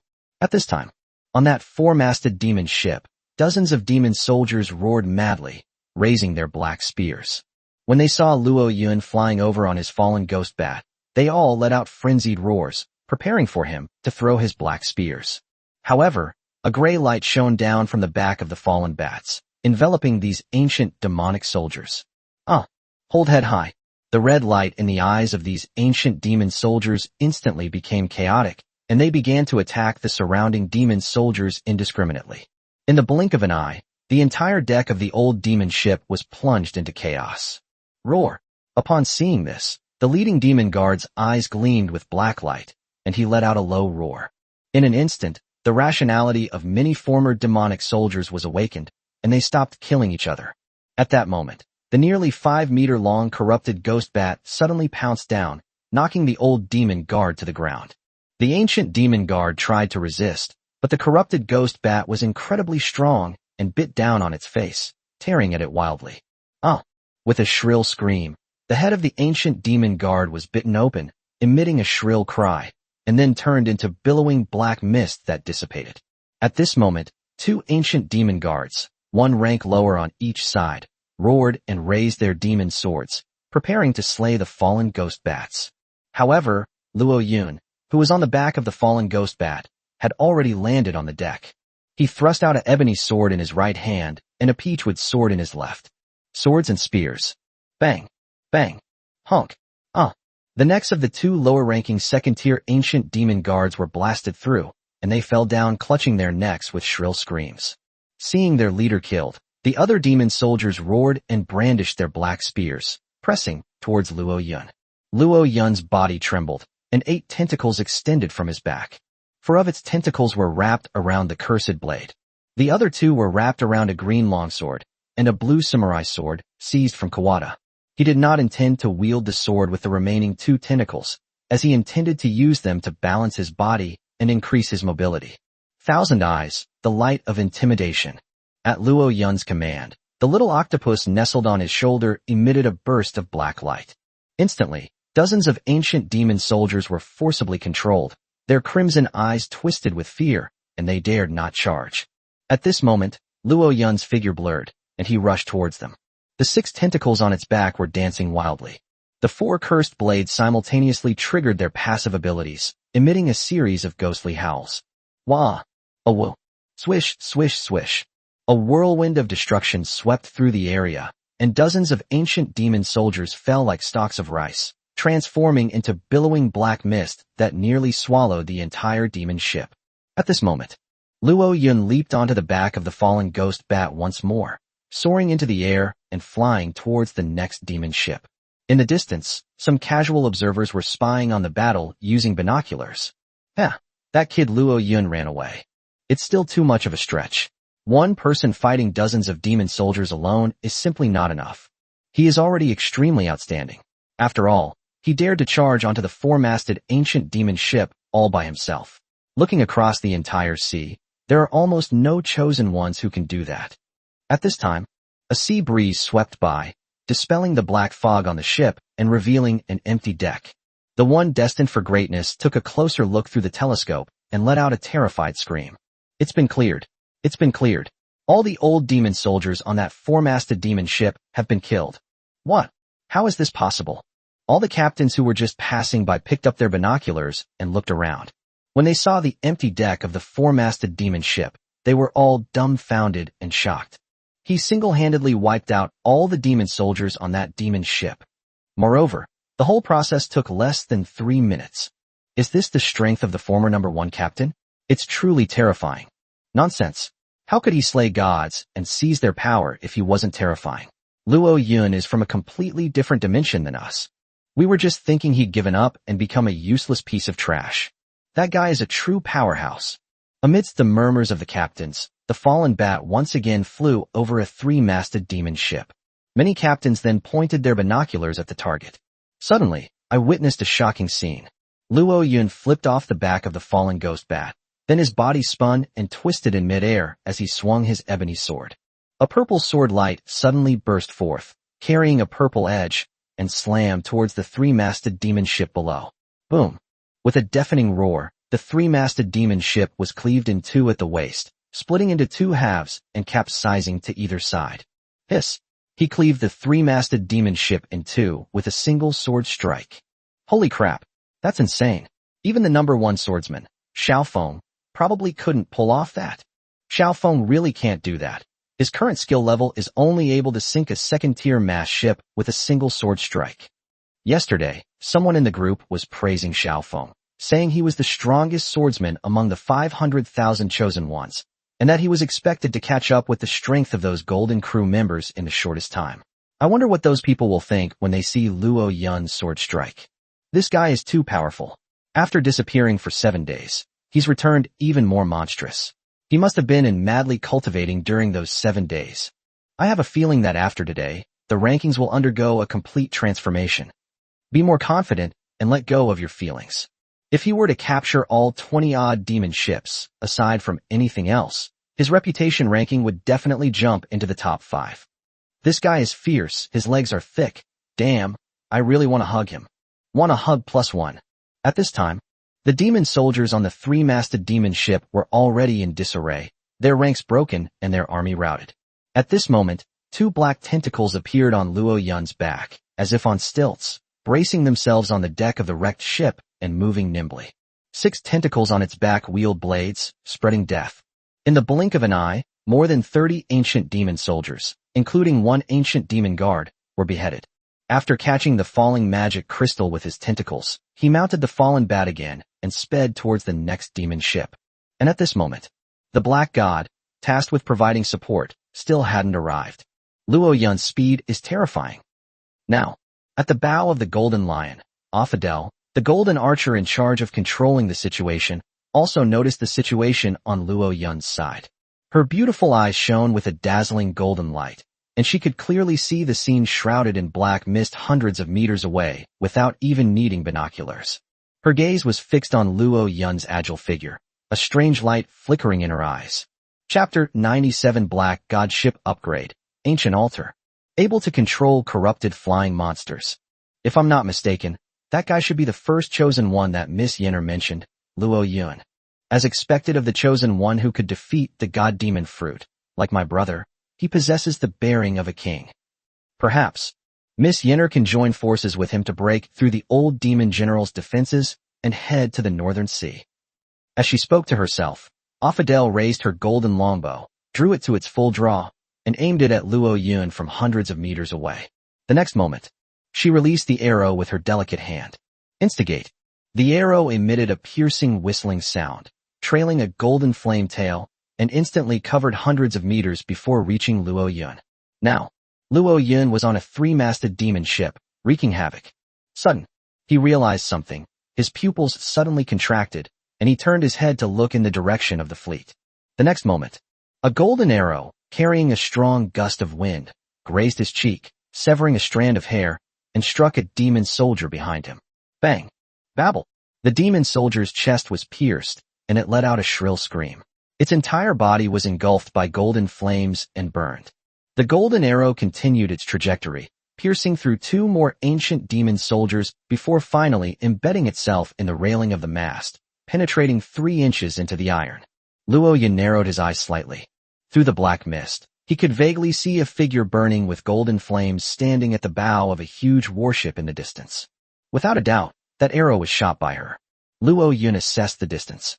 The ship was about 500 meters away from me. At such a distance, it's difficult to even see a figure clearly, yet the opponent was able to unleash such a powerful and accurate arrow. They are truly formidable. Her strength is definitely no less than that of Xiao Luyun. Luo Yun knew that the other party was probably just greeting him. Otherwise, that single arrow alone could have posed a considerable threat to him. A playful smile curled at the corner of his lips as he muttered to himself.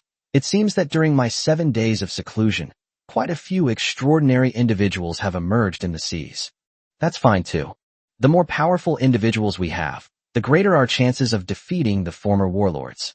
For us chosen ones, this is a blessing. After muttering a few words to himself, Luo Yun stopped paying attention to her. Instead of wasting time marveling at the strength of others, it's better to focus on killing your own monsters. These ancient demonic soldiers are all resources. We should take as many as we can. After he finished cutting, he planned to go into the large patch of black fog and continue cutting. He's finally got a chance to make a killing, and he won't stop until he's made a killing. About half an hour later, with a gunshot, the last of the ancient demon guards was blown off its head by the little girl Lu Yun. That concludes the discussion. The black fog that shrouded the sky was swept away by the sea breeze and dissipated. Only about 20 wrecked demon ships remained, clustered together in 2s and 3s, hovering forlornly on the sea. Luo Yun kicked aside the corpse of a demonic wolf at his feet, leaped back onto the back of the fallen ghost bat, and looked towards the vast expanse of black mist ahead. The fighting there is still ongoing. However, most of the demon ships had already been sunk, leaving only about 40 that were still putting up a stubborn resistance. The billowing black mist had mostly dissipated, no longer displaying its previous ferocity. At this moment, the Black God and the Octopus arrived together and stopped in front of Luo Yun. "Captain, should we go and support the black mist ahead?" Maui asked loudly. Luo Yun nodded and said, "We definitely need to go and provide support, since we still need a lot of magic crystals. However, we need to devour these corrupted demon ships before we can provide support." Black God, devouring the spoils of the demon ship. At Luo Yun's command, the more than 20 ancient demon ships floating on the sea all turned into billowing black smoke and surged toward the Black God. The rule prompt tone also sounded at that time. 22 ancient demon ships detected nearby, your loot. Among them, there were 6 2-masted magic ships, 12 3-masted magic ships, and 4 4-masted magic ships. Beginning to devour. Having completed its absorption, the Black God has evolved into a 5-masted demon ship and is beginning to modify its hull. As the notification from the will of the rules faded, the Black God ship beneath everyone's feet began to tremble violently. The ship's hull was visibly lengthening and widening, and a towering mast topped with a skull was slowly rising. Immediately afterwards, countless black runes, like long snakes, crawled all over the entire demon ship, giving it an eerie atmosphere. At the same time, the number of fallen nests has increased from 3 to 5. Furthermore, an altar approximately 2 meters in diameter and 1 meter high was added, located in the very center of the demon ship. On the altar stood 10 blood-stained wooden frames, each about 20 centimeters high, their purpose unknown. Luo Yun immediately activated the Eye of Truth on the Black God. The next instant, a brand new set of data appeared in his eyes. The ancient demon ship, the 5-masted ship, Black God.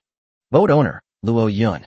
Level, 5, lower tier, 6-masted ship, requirement, 5-masted magic ship, 1/5. Durability, 10,000/10,000. Flag slot, none. Ship cannons, 2. Buff, reorganization, evil resurgence LV2, harboring filth LV2. Special buildings, LV2 fallen nest X5, ancient altar LV1. Speed, 100 knots. Brief description, this is a low-grade, ancient demon ship. There's not much to say about it. Status, perfect. The Black God was upgraded to level 5, with significant improvements in all its stats, which greatly pleased Luo Yun. Luo Yun noticed that Luo Yun's attention was now focused on the old altar. The next moment, descriptions of the ancient altar appeared in his eyes. Ancient altar, collect the black mist from defeated ancient demonic forces and revive them, transforming them into loyal warriors to fight for you. Current rank, LV1. Can revive 50 ancient demonic soldiers and 1 ancient demonic guard. To have the assistance of 50 ancient demon soldiers and the loyalty of a demon guard, that's too many. With an altar like this, we won't have to worry about running out of cannon fodder anymore. As expected of the Black God, awesome. Luo Yun's lips curled into a wide smile, unable to contain her joy. He didn't linger and waved his hand. Forward. Annihilate all the old demonic forces. Set sail. Roar. Amidst the rousing shouts of their crews, the 2 warships sped off towards the vast expanse of black fog ahead. Chapter 98 Fierce Battle Against the Old Legion. At this moment, the battle within the black fog had reached a fever pitch. After a fierce battle, most of the more than 100 demon ships had been sunk, and the sea was littered with the wreckage of many demon ships and the corpses of ancient demon beasts.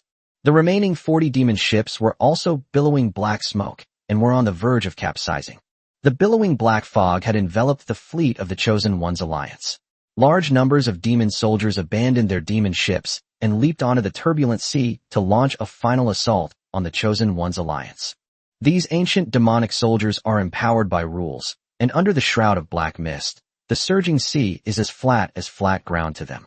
Now, the situation for the allied forces of the Chosen Ones is not much better. After more than an hour of fierce fighting, there were also many crew members who were injured or killed. Even the mighty Golden Lion Legion was exhausted, and many Lion Riders began to retreat to their warships, no longer daring to charge forward.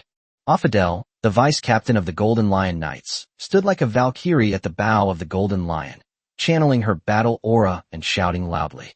34. Watch out, the silver guards of the five-masted magic ship are coming. Join your warships together with the Golden Lion to form a defensive formation. Don't let the silver guard break through our defenses. My brother is about to destroy the six-masted demon ship. When he turns back, he will lead us to defeat all the demon army. As she spoke, Ophiel fired an arrow at one of the silver guards in front of her. The golden arrow streaked across the sky like a meteor, carrying immense power, but, just as it approached the silver demon guard, it was forcefully blocked by the guard's raised shield. Ophiel knew, this high-ranking magic guard was no ordinary person. The battles to come don't look so easy. Below, many captains had already begun to take action. Quickly follow Miss Dale's instructions and organize the defenses. Brothers, let's get moving. Brothers with six-masted and five-masted ships, assemble them onto the Golden Lion and use them as a defensive line. If the ship breaks down later, the repair costs will be covered. Rumble, rumble, rumble. One after another, supermast ships hundreds of meters long slowly approached, aligning themselves with the Golden Lion and forming a vast battlefield. Behind it, hundreds of small mast boats were connected. These masts are too fragile to withstand strong winds and waves, let alone the bombardment of the old demon guards. Hiding behind a large ship can effectively prevent the ship from being sunk and avoid the Chosen One losing his captaincy. Brothers, get on the large mast ahead. Don't let the Golden Lion Legion bear too much pressure from the old demon army. Send the senior crew members to the front to help the Golden Lion Legion's officers hold off the Silver Guard's charge. Those things are too fierce. If they break through the defenses, we weak captains won't stand a chance against two of their shots. Golem, go. Assist the Golden Lion's officers in holding off the Silver Guards. Silver Tauren, please. Yes, Captain. We obey. Charge. One by one, powerful crew members leaped between the many masts, converging on the front line of defense. In the blink of an eye, on the front row of warships, hundreds of powerful crew members had already gathered. Among them are powerful creatures such as metal golems, silver minotaurs, and silver centaurs. These creatures are all elite beings, and their current strength far surpasses that of the captains of the Chosen Ones. To withstand the high-ranking demon guards of the old demon army, we still need to rely on them. However, the old demon army's lineup is equally formidable. Leading the charge were four high-ranking demon guards dressed in dark silver, wielding dark demon spears, and riding ancient demon horses, leading thousands of ancient demon soldiers as they charged forward on the waves. The Silver Guards are the highest combat force guarding the 5th-tier magic ship, and their rank is upper 2nd tier. Although it may not sound like a high level, the difference in combat power between each level is extremely large, by several times. A 2nd-tier high-level magic guard can easily defeat 10 2nd-tier mid-level magic guards. A 2nd-tier mid-level magic guard can also easily defeat several 2nd-tier low-level magic guards. At the same time, high-ranking Silver Guardians possess more magical skills and are aided by magical beast mounts, making them incredibly powerful.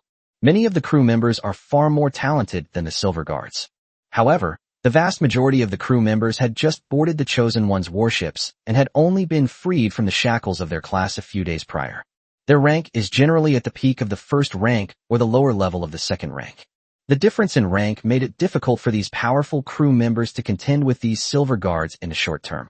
Now, Ophiel's expression turned solemn as she faced the 4 silver-clad demon guards charging towards her. She immediately gave the following orders to her 4 generals. Captain Rhino, Captain White Lion, Captain Black Tiger, Captain Demon Bear, lead your war beasts, lead your captains and crew, and resist the demon soldiers' breakthrough of the defenses. The key is to hold off the silver demon guards. I will take care of eliminating the other low-ranking magic guards. After we've wiped out all the low-ranking magic guards, I will join you in annihilating the silver magic guards. Yes, miss. We obey. For robust officers of the Golden Lion Legion, clad in bronze armor, stood at the forefront of the defensive line, some riding steeds of light, others riding griffins.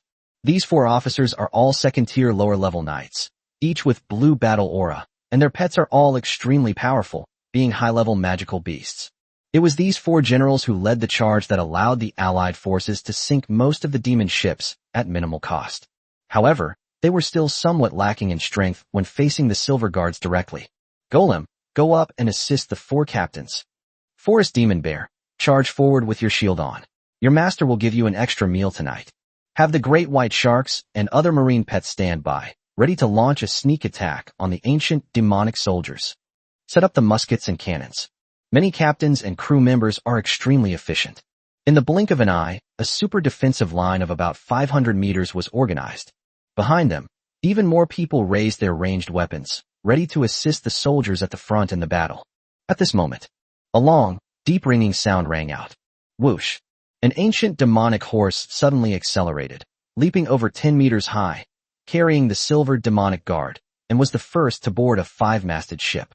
With a muffled thud, the sturdy wooden deck was crushed by its iron hooves, and cracks spread out. As it snorted, a brutal and icy aura swept out. The Allied forces felt a chill run down their spines, gripping their weapons tightly, as if facing a formidable enemy. At this moment, Ophir had already drawn her golden longbow to its fullest extent and fired an arrow straight at the face of the silver-haired demon guard.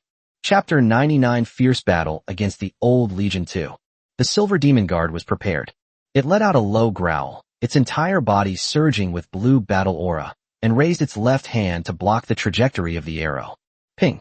With a crisp sound, the golden arrow was deflected, bursting into a shower of golden light. This arrow was imbued with golden battle aura, making its power extremely terrifying.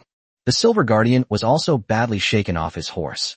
His demonic horse could not withstand the immense force and staggered back 2 steps, spewing out bursts of black mist from its mouth and nose. Kill! Raging charge.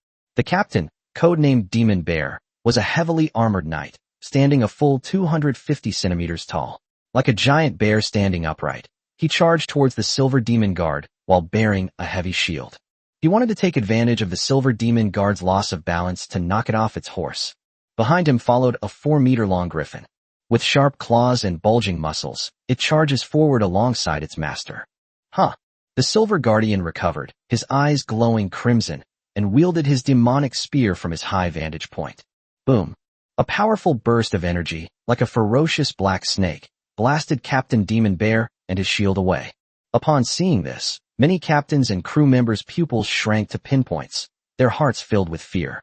They spent a few days with Captain Demon Bear and learned of his strength. He could easily crush and kill ordinary low-level demon guards with a single charge skill. However, he couldn't even get close to this silver demon guard. Moreover, he was blasted away by a single shot, rolling more than 10 meters away, and appeared to have suffered some internal injuries. This silver demon guard is indeed terrifying. At this moment, seeing its master being knocked away, the griffin also pounced over, trying to crush the Silver Guardian's head. However, the silver-clad demon guard's eyes gleamed with an eerie light as he brandished his spear once more. Whoosh! A burst of blue battle aura erupted, piercing through the griffin's abdomen and sending it flying several meters away, its blood splattering all over the deck. It was horribly injured and cried out as it tried to get up. At this moment, in front of hundreds of warriors, the Silver Guardian raised his black spear, preparing to shoot the griffin dead and demoralize the Allied forces. However, the coalition forces will not stand idly by. The Silver Guardian is too strong. Quickly focus fire and kill it to protect the griffin. Spearmen, archers, musketeers, fire. Shoot it. Soaring. Bang bang bang. A barrage of arrows, spears, and bullets whistled as they hurtled towards the Silver Demon Guard. A flash of red light appeared on the Silver Guardian's face. He abandoned his attempt to finish off the griffin and raised his left arm shield to protect his cheek. At the same time, it opened its large mouth full of black fangs, took a deep breath, and then let out a triumphant roar. Roar! Moment. A violent sonic wave propelled the black mist, spreading it in all directions and extending over 100 meters. It blasted away all incoming bullets, arrows, and other projectiles. My eardrums. My head hurts so much. Many low-ranking captains and crew members were injured by the sound wave, and they covered their ears and cried out in pain. Above their heads, black eagle markings appeared and slowly crumbled. This means their courage and morale have been shattered, and they have lost most of their fighting capacity. In severe cases, it can even cause their SAN value to drop below the waterline. They fall into a state of frenzy or fear and flee at the first sign of trouble. Seeing the ferocity of the Silver Demon Guard, who single-handedly inflicted such a heavy blow on the Allied forces, many elite crew members could no longer sit still. Superior, let's join forces and destroy this Silver Demon Guard. Charge, Valiant Golem. Go, Black-backed Gorilla. A large number of elite crew members, along with their pets, roared and charged toward the Silver Demon Guard. However, 3 more demonic horses, carrying the remaining 3 Silver Demon Guards, leaped onto the deck.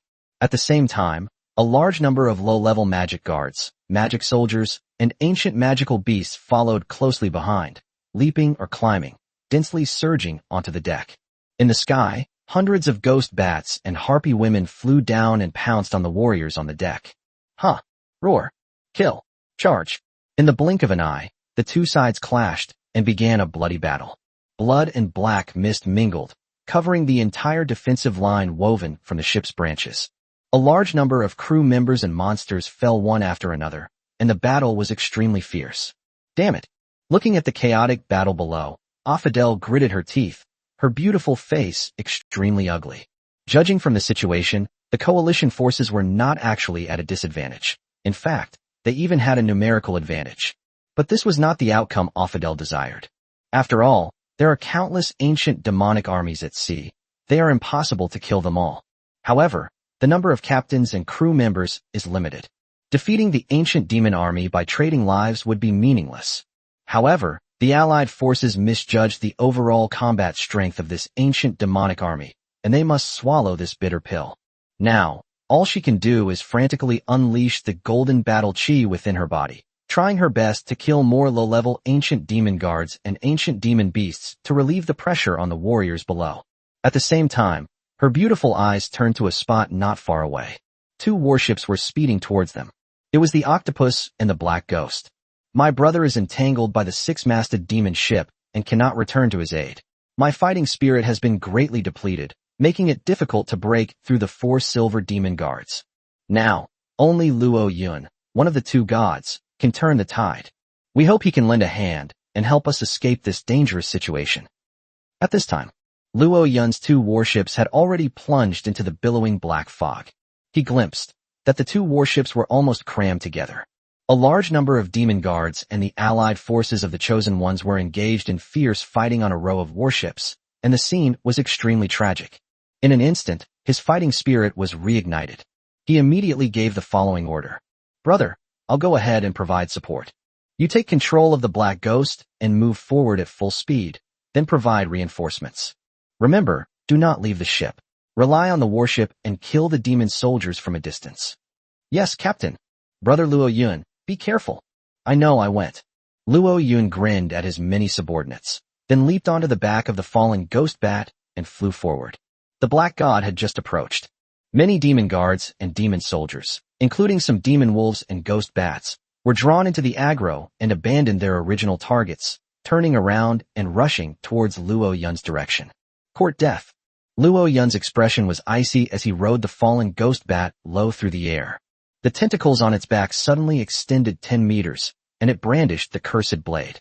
The cursed blade possesses a buff similar to the light of intimidation. When the blade is swung, a mournful howl of ghosts and wolves rings out, causing these low-level demon soldiers and monsters to lose their focus for a brief moment. With just a slight lapse in concentration, these low-level fodder would naturally become the victims of Luo Yun's sword. Swish, swish, swish. Along the way, Luo Yun swept away the old demon soldiers and beasts with astonishing efficiency. When Mao Yi, Lu Yun, and the other crew members caught a glimpse of this, their eyes lit up with admiration, and they regarded Luo Yun as their idol. When a monster dies, its corpse does not disappear. It falls directly to the sea surface and is swallowed by the surging waves. Some are caught by large fish that secretly surface and are dragged to the bottom of the sea. The demonic soldiers wailed and transformed into billowing black smoke, carrying demonic crystals, surging towards the direction of the Black God. The Black God now has an old altar. It can collect the remnants of demonic soldiers killed by Luo Yun's team, turn them into demonic soldiers, and use them for Luo Yun's purposes. In the blink of an eye, Luo Yun had already ridden the fallen ghost bat and flown to the battlefield. Without hesitation, he leaped off the back of the fallen bat and plummeted onto the blood-soaked deck. Chapter 100 Fierce Battle Against the Old Legion 3. At this moment, a chosen one discovered Luo Yun and cried out in terror. What kind of monster is that?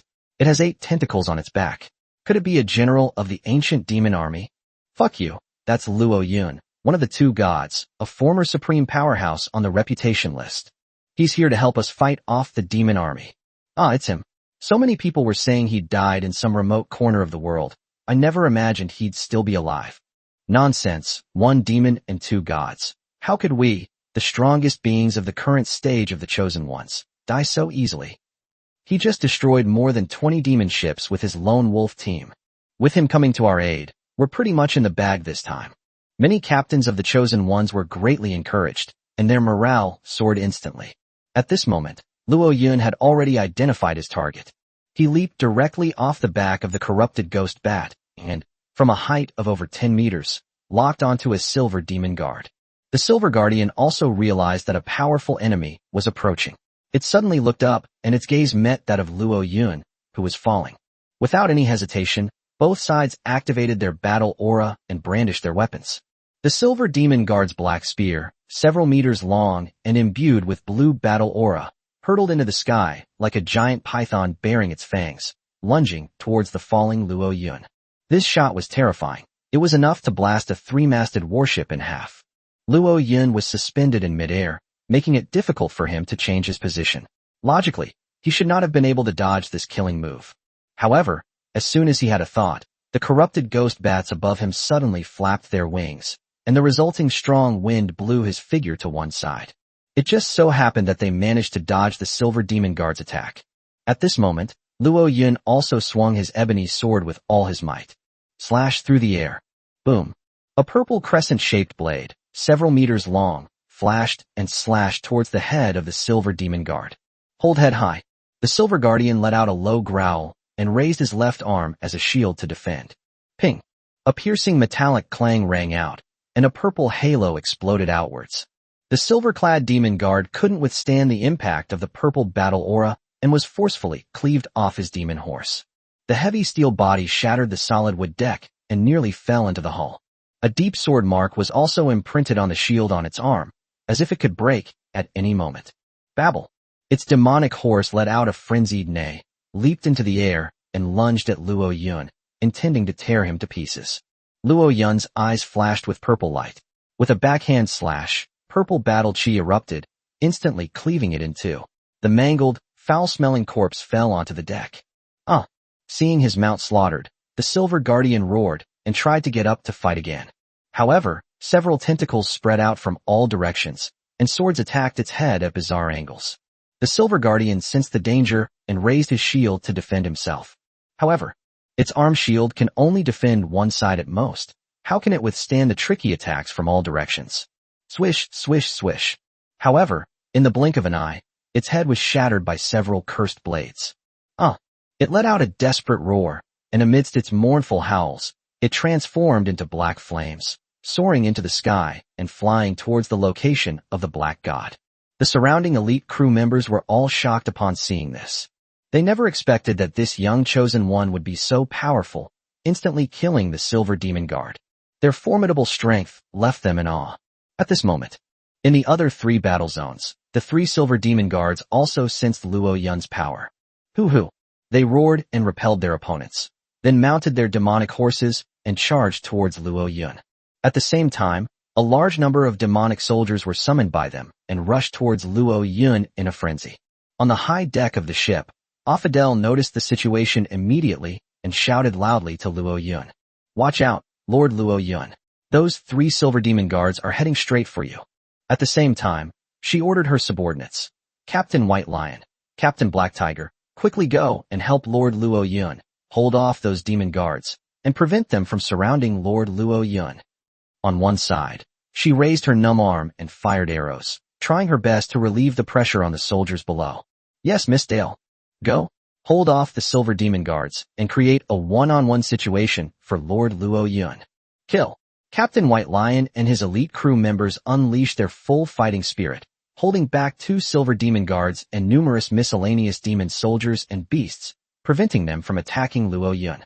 At this moment, the remaining Silver Demon Guard, riding a demonic horse, launched a one-on-one charge against Luo Yun. This silver-plated demon guard, standing 5 meters tall, rode a demon horse larger than an elephant, and like a god, swung a black spear several meters long at Luo Yun. Luo Yun stood tall and straight, his face remaining calm as he walked straight ahead. They seemed unable to see the terrifying gunfire hurtling towards them. One of the captains couldn't contain himself and shouted at him, "Get out of the way, young Master Luo." However, Luo Yun ignored it.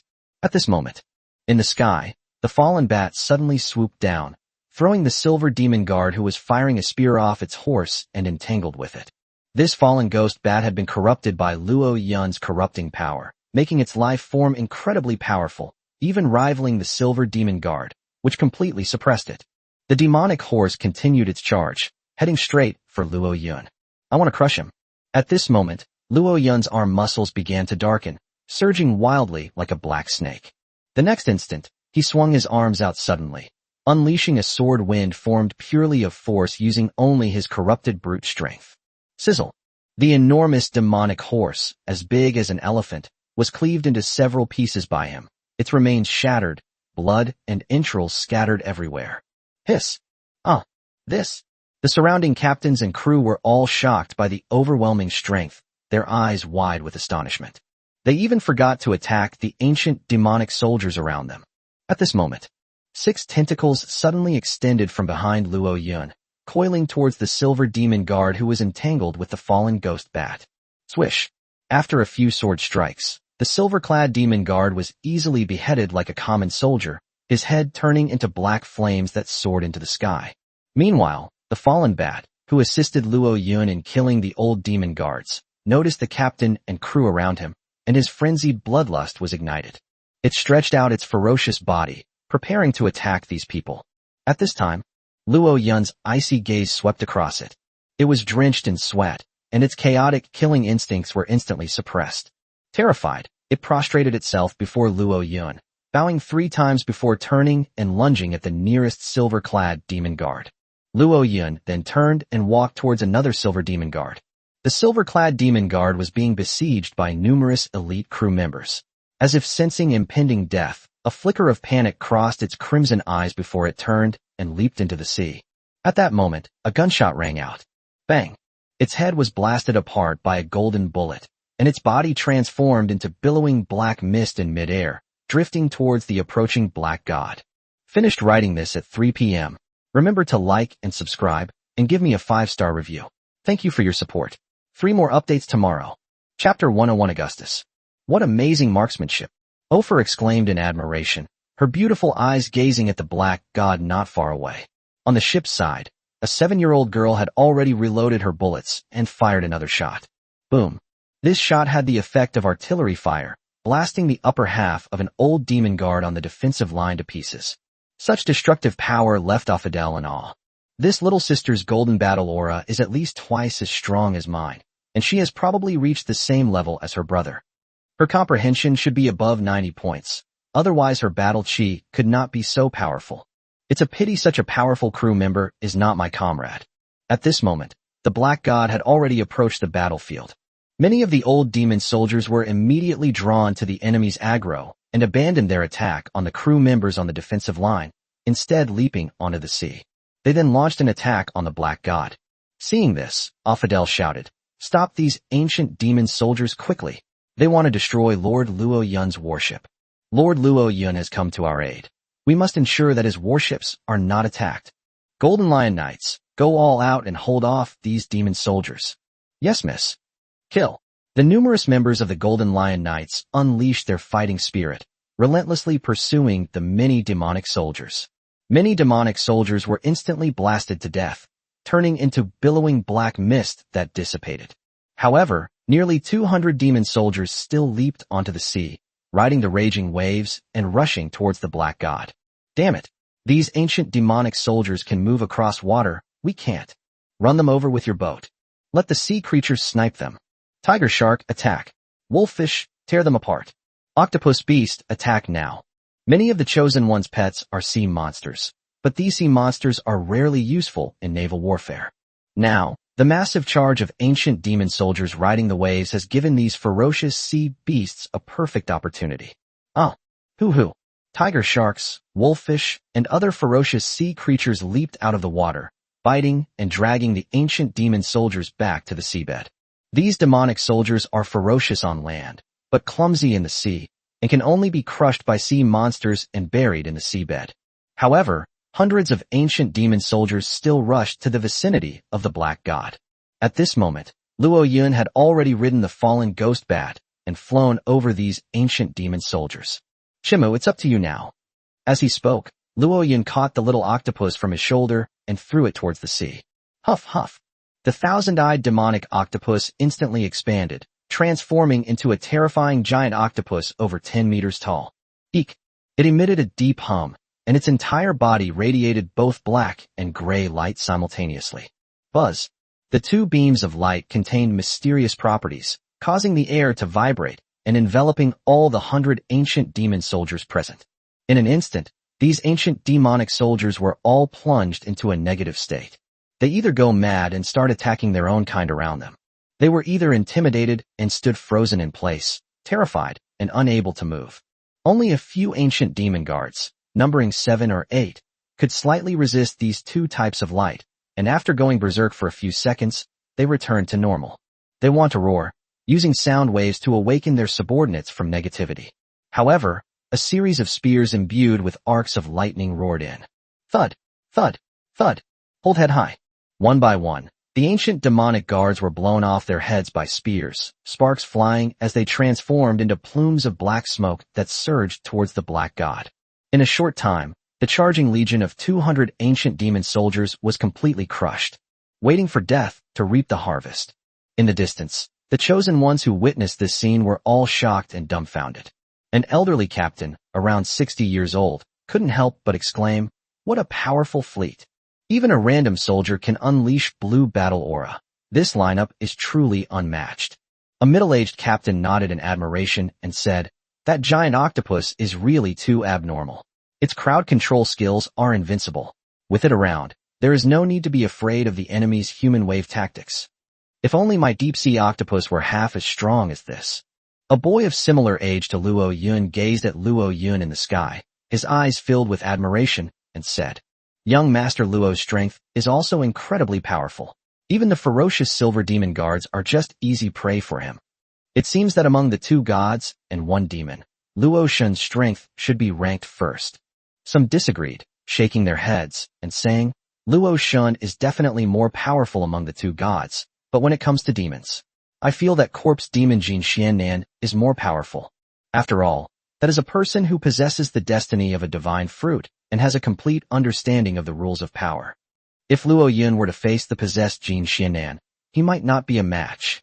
I sincerely hope that Luo Shun can be more powerful than that corpse demon, so that someone will keep that demon in check. Otherwise, if he causes trouble, sooner or later our chosen one's camp will be ruined by him. I think if Luo Yun were to join forces with Augustus, they would be stronger than that corpse demon. It would be great if they could work together to eliminate the corpse demon. After all, that damned corpse demon Kim Hyunnam has already begun to ravage, enslaving hundreds of warships, slaughtering several small islands, and building a corpse demon army. That bastard seems even more dangerous than the ancient demonic soldiers.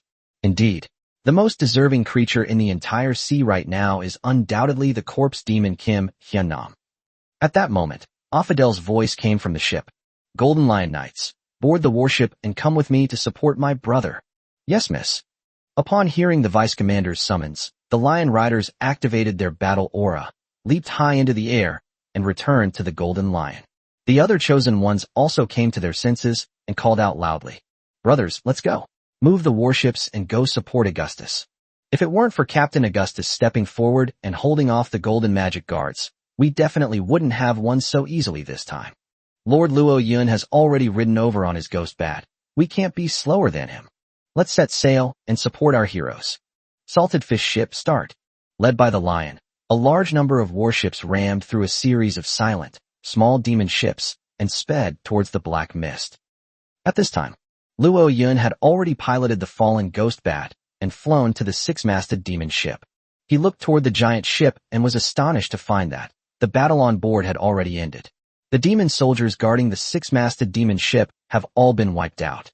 The ship, riddled with massive sword marks and with its mast toppled, was littered with dark corpses, except for one solitary, proud figure standing tall. The figure was dressed in golden armor. His posture was extremely upright, standing like a wall. Although his golden hair was soaked with sweat and he was panting, his aura was still high, showing the demeanor of an unparalleled warrior. The ability to single-handedly eliminate all the demon soldiers on a six-masted demon ship is truly terrifying. After all, there is at least one golden demon guard on the six-masted demon ship, which is a super demon that has reached the peak of the second rank. At the same time, there were at least 3 silver demon guards protecting them. As for the low-level demon guards and demon soldiers, their numbers are at least over 100. With such a powerful force, Luo Yun might not be able to win if he challenged it alone. The blonde man in front of them had wiped them out all by himself. Their strength is unimaginable. Luo Yun became slightly interested in him and slowly descended on his fallen ghost bat. He inquired, "Hello, I am Luo Yun from Octopus ship. May I ask your name?" Upon hearing Luo Yun's self-introduction, Augustus's lion-like eyes gleamed with golden light, and he replied solemnly, "I am Augustus, the first mate of the Golden Lion. I have long admired young Master Luo's reputation. Please give me your guidance." Upon hearing that this guy was actually the deputy commander, Luo Yun couldn't help but be slightly surprised. He had assumed the man was a foreigner, a chosen one, but it turned out he was just a native sailor.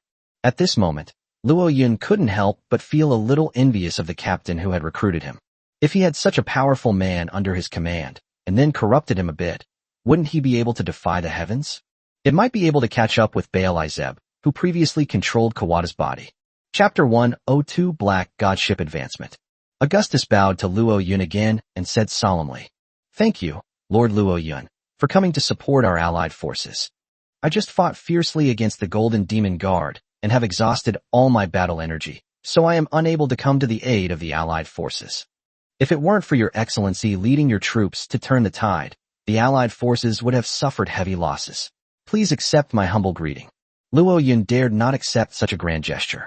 He jumped off the back of the fallen ghost bat and waved to Augustus. "You're too kind, brother. I came here to hunt for some magic crystals. Seeing the other chosen one struggling, I naturally had to lend a hand. Besides, you've already taken down the toughest nut to crack. I'm just here to clear out some small fry, nothing special." Augustus straightened up slightly and smiled. "You're too kind, sir. I have heard of your great name on Lion Island. The obelisk on Lion Island shows that you are the most worthy captain to follow. It's a pity you didn't come to our Lion Island. Otherwise my sister and I would have chosen to board your warship first." Upon hearing this, Luo Yun smiled slightly and said, "Why don't you join my fleet now? I don't mind poaching someone else's crew." Augustus shook his head with a wry smile and said, "Since my brother and I have already decided that Miss Dale will be the captain, we will fight for her forever, and we will never betray her, even if it means death." "I can only appreciate your kindness." Luo Yun shrugged and smiled. "I was just kidding. I have something to do, so I'll be leaving now. I hope to have the opportunity to fight alongside you in the future." With that, Luo Yun climbed onto the back of the fallen ghost bat, preparing to leave. However, Augustus called out to him urgently, "Lord Luo Yun, please wait a moment." Luo Yun tilted his head and asked, "Is there anything else?" Augustus's expression turned slightly serious as he pleaded, "I would like to invite your fleet to join us in an alliance to sail together to the northern seas. I wonder if Lord Luo Yun would be willing." Luo Yun raised his eyebrows and smiled. "With your strength, as long as you don't actively challenge the Black Mist, no Black Mist should be able to stop you, right? Even if we don't team up, you can easily hold off the northern seas, right?" Augustus shook his head and said, "A week ago, any warship, as long as it was careful, could have entered the northern sea from the western sea. But now, the situation is different. The former warlord issued a demon-slaying order and used the power of the rules to lay down a giant black fog blockade line that was tens of thousands of nautical miles long and hundreds of nautical miles wide on both sides of the Western Sea area. Any ship in the Western Seas that wants to leave the Western Seas must pass through that black fog blockade. Once the ships enter the black fog blockade, they will inevitably be besieged by a vast number of ancient demon ships. Therefore, in order to break through the Black Fog blockade, we must assemble a powerful fleet and work together to break through. Otherwise, we'll be trapped in the western seas. Upon hearing this, Luo Yun frowned deeply and asked, "Why do you insist on leaving the western sea? Can't you just stay here? You are unaware of something." Augustus sighed and explained. The former warlord, who once dominated the very center of the sea, is bound by the power of the rules and can only act after 3 months. However, it can use a buster call once a month to clean up a certain area of the sea. Once it issues a demon-slaying order to a certain sea area, it will send out 4 super demon guards of the 3rd rank or above, leading tens of thousands of demon ships to wipe out all the chosen ones in that sea area. Not to mention those tens of thousands of demon ships, those 3rd-tier demon guards alone are beyond the ability of any captain or crew member at this stage to contend with. Therefore, if the chosen ones want to survive, they must evacuate from the lockdown sea area. Of course, if the chosen one is willing to abandon the ship and become a native of this world, she can also escape this calamity. However, most captains have lofty ideals, so how could they easily give up their warships? Our captain doesn't want to sit idly by and wait to die, so he wants to unite many ships and plan to break through the Black Fog blockade together to head to the Northern Sea. Upon hearing this information, Luo Yun frowned, realizing the seriousness of the problem. He originally thought, the recent Black Fog is unusual, it's all coming for him. Unexpectedly, it was the former warlord who invoked the Buster Order. According to Augustus, if he wanted to escape the western seas, he would have to cross the Black Fog's blockade. The Black Fog blockade was hundreds of nautical miles wide, and even 5 or 6-masted warships would need to advance at full speed for several hours to break through it. These few hours are enough to attract a large number of demon ships to besiege it. It would indeed be difficult to break through the encirclement with only one ship. To break through this Black Fog blockade, we definitely need to form a powerful fleet and work together to break through. However, there are also drawbacks to team breakthroughs. After all, the warships in the team vary in strength and speed. A powerful ship, if hampered by a weaker one, will also sink into the mire and be doomed. This team's breakthrough had both advantages and disadvantages. Luo Yun hesitated for a moment, then replied, "I'll go back and discuss it with my crew first. I'll get back to you later." "Okay, I'll wait for your good news." Luo Yun said no more, and piloted the Ghost Bat towards the distant Black God. As soon as Ghost Bat landed on the Black God, the notification sound from the will of the rules rang out. 11 demon ships detected nearby. These are your spoils. Among them, there were 3 5-masted ships, 4 3-masted ships, and 4 2-masted ships. Should we devour these ships? Devour. At Luo Yun's command, the 11 old-mast ships not far away turned into billowing black smoke and surged toward the Black God. They were completely swallowed up by the Black God. The pleasant notification sound rang out again in the next instant. 4 3-masted ships and 4 2-masted ships have been converted into one old 5-masted demon ship. Your Black God has now devoured 5 5-masted demon ships, meeting the requirements for upgrading to a 6-masted demon ship. Would you like to upgrade immediately? Luo Yun's eyes lit up, and he said urgently, "Upgrade immediately." As he finished speaking, the Black God began to shake violently and billowed black smoke. In the blink of an eye, the ship grew much longer and wider under the cover of black mist. It is about 150 meters long and more than 30 meters wide. At the same time, a thick mast, topped with a huge skull, slowly rose from the heavy hull and stood in the center of the ship. The deck, originally made of black wood, is now covered with more ancient runes and, like metal, emits a faint black light. Undoubtedly, the hull's sturdiness has been greatly improved, and its defensive capabilities are comparable to those of ordinary steel structures. At the same time, the number of fallen nests has doubled from 5 to 10. Furthermore, the width of the altar also changed. It changed from being 2 meters wide and 1 meter high to being 4 meters wide and 2 meters high. The number of blood-stained wooden frames on the altar has increased from 10 to 21. One of them was light gold, 3 were silver, and the remaining 17 were a pale blood color.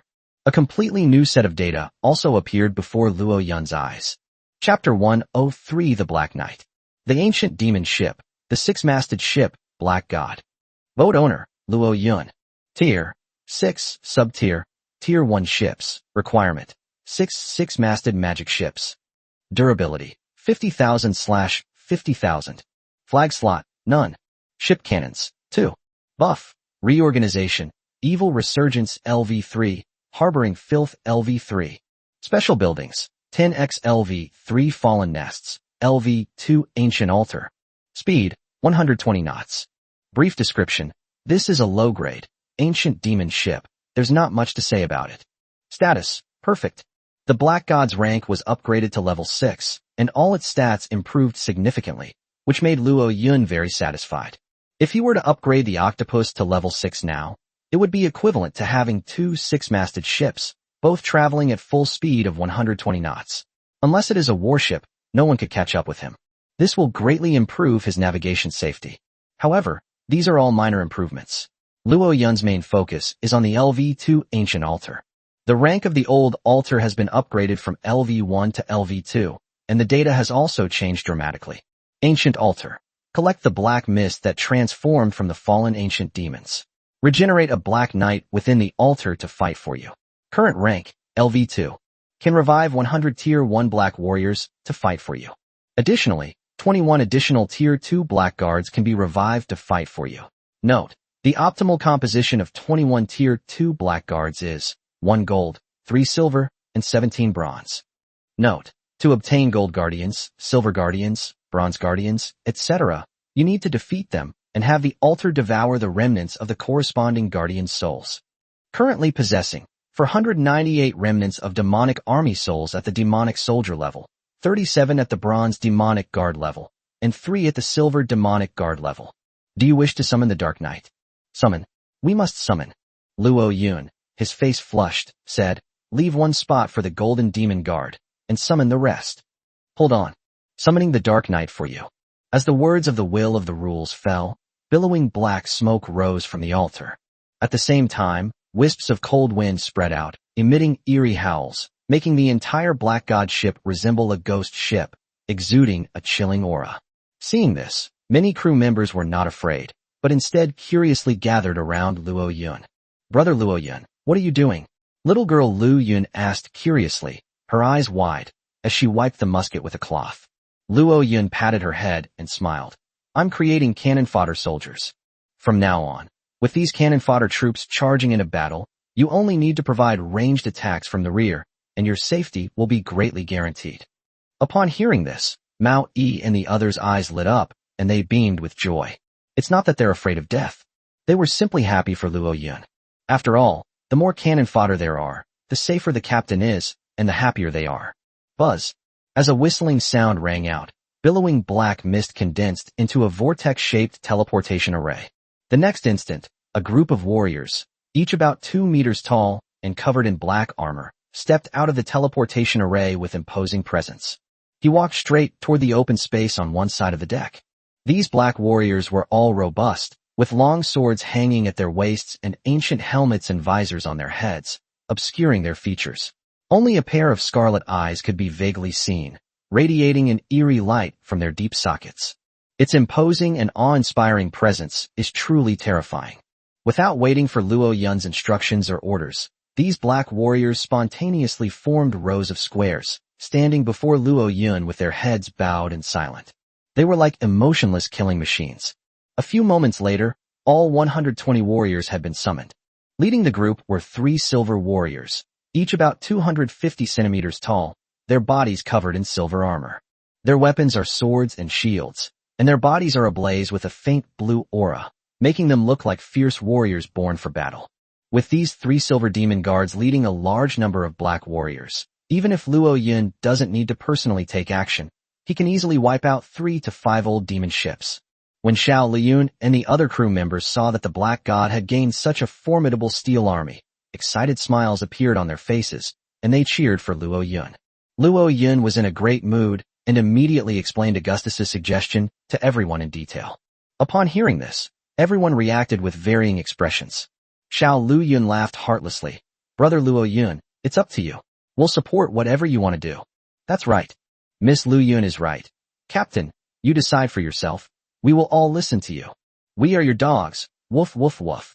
Most of the troll warriors were roughnecks, too lazy to use their brains, and simply followed Luo Yun's lead. Luo Yun looked at Mao Yi and asked, Brother E, what do you think? Mao frowned and thought for a moment, then said in a deep voice, Captain, if you want to team up with them, then go ahead. We'll all listen to you. However, that fleet has a mixed bag of strengths. Teaming up with them might mean being held back by some of the weaker ships. If our fleet is surrounded by a large number of ancient demon ships, it will actually be at our disadvantage. Luo Yun nodded in agreement. This was exactly what he had been worried about. What's there to worry about? The human-faced spider chuckled mischievously and said, when a team battle breaks out, we'll just hang up the old general's flag and run away. Those weak warships are slow and ineffective, so they can be used as bait to draw the firepower of the old demon army. In this way, we should be able to easily escape the blockade of the old demon army. Master, am I smart? Luo Yun and the others glanced at the silly-looking spider-faced creature and all wanted to punch it in the face. As an indomitable warrior, how could I allow my allies to act as bait while I escaped? The troll warriors couldn't do something so despicable, and neither could Luo Yun. Although the spider-faced man's approach is the optimal solution, there should always be a moral bottom line. Otherwise, what's the point of living? Luo Yun hesitated for a moment, then said solemnly, let's join that fleet first. However, I will make a 3-point agreement with them in advance. If things become untenable, our fleet will break away from the Allied forces and withdraw on its own. Let's get this straight. If they want to form a team, they can. If they don't, we'll break through their defenses ourselves, okay? I second that. Support. Seeing that many of his subordinates agreed, Luo Yun made up his mind and immediately steered the 2 warships toward the Allied fleet in the distance. Finished writing at midnight. Brothers and sisters, please remember to give it a 5-star review and follow for more updates. Thank you. Chapter 104 Joining the Fleet. On the vast ocean, the waves surged, and countless shipwrecks floated on the boundless surface. Numerous warships of the Chosen Ones shuttled among them, quickly and efficiently salvaging useful materials from the sea surface in preparation for the upcoming battle. The Golden Lion was brightly lit inside its cabins, with a solemn and dignified atmosphere. 10 representatives from the fleet sat at the round table. They were the best selected from over 100 captains, each possessing powerful blue battle aura. Leading the group was Augustus, and sitting beside him was his sister Ophelia. At this moment, the brother and sister had shed their heavy armor and put on shirts embroidered with gold thread, making them look elegant and noble. Although both men were native sailors, their exceptional wisdom, bravery, and leadership qualities earned them the respect and support of many Chosen Ones, making them the leaders of this temporary naval fleet. Luo Yun, a renowned and powerful figure, was also among them. His arrival injected fresh blood into this makeshift fleet. At this moment, everyone gathered together, and the main topic of discussion was Luo Yun joining the fleet, as well as the strategic plan for crossing the Black Fog blockade. Augustus sat upright before the main seat, his gaze sharp as he swept over each representative present, his voice steady and powerful. Gentlemen, we will reach the Black Mist blockade in about 2 more days. At that time, we will face the invasion of endless demon ships. My Golden Lion ship possesses the Holy Light Canopy skill, enabling it to clear a path ahead and break through the blockade of the ancient demon ships. However, he changed the subject, a hint of worry in his tone. If a large number of demon ships are blocking our way, even if my Golden Lion has strong power, it will be difficult to break through the circle. Therefore, we must assemble a powerful commando team to break through those old demon ships blocking our way as quickly as possible. Only in this way can we avoid the entire fleet being surrounded by the old demon army. At this point, he looked at Luo Yun and sincerely invited him.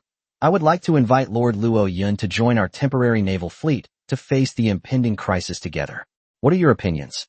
As soon as he finished speaking, the captains responded enthusiastically. We have no objection. We would be delighted if young Master Luo could join our fleet. Young Master Luo's unparalleled combat prowess will surely strike fear into the hearts of those damned demon ships. I wholeheartedly support young Master Luo joining the team. Welcome, young Master Luo. All the captains' eyes were focused on Luo Yun, their eyes filled with expectation and friendliness. Most of these captains were from China, while a small number came from other countries. Having gone through numerous life or death trials, they have long since transcended national boundaries and become close comrades in arms fighting side by side. At this moment, they all desperately hoped that Luo Yun could join the fleet. After all, Luo Yun's fleet is no less powerful than the Golden Lion Knights. With him joining the fleet, the chances of survival for the entire fleet will be greatly increased. Seeing this, Augustus felt somewhat relieved, and then turned to Luo Yun, his tone becoming even more sincere. Young Master Luo, we welcome you to join our fleet. Please feel free to make any requests you may have, and we will do our best to fulfill them. Luo Yun took a sip of fragrant tea, her delicate face remaining calm. After several life or death battles, he has shed his naivety, and his delicate face now shows more composure. He said slowly, "Thank you all for your kind words. I am also very willing to join the fleet. I joined the fleet without any special conditions, the only condition being that the fleet could not restrict my freedom. If the fleet is trapped in a dead end and cannot break out, I will lead my fleet away immediately. After all, I need to be responsible for the crew on my ship, and I can't let them go into danger with me." He paused, then continued. "Of course, as long as there is a fighting chance, I, Luo Yun, will never abandon my allies. That would not be in line with my principles. I will send one warship to defend the flank of the fleet, but another warship must be positioned at the core of the fleet to ensure the absolute safety of my warship." Upon hearing these conditions, the captains did not show any unusual expression. On the contrary, they felt that these were reasonable requests. After all, the combat capabilities of the warships in this naval corps varied greatly. If too much attention is paid to the interests of the group, the entire naval fleet may be surrounded by the old demon army. At that time, let alone breaking through the blockade, it would be good enough if they could avoid total annihilation. Augustus nodded slowly and said sincerely, "All right, we will meet your request.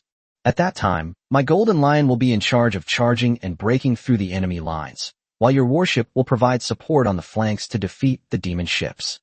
In addition, I have discussed with many captains and can give you an extra 100,000 timber and 10,000 stone resources as extra compensation for your efforts. What do you think?"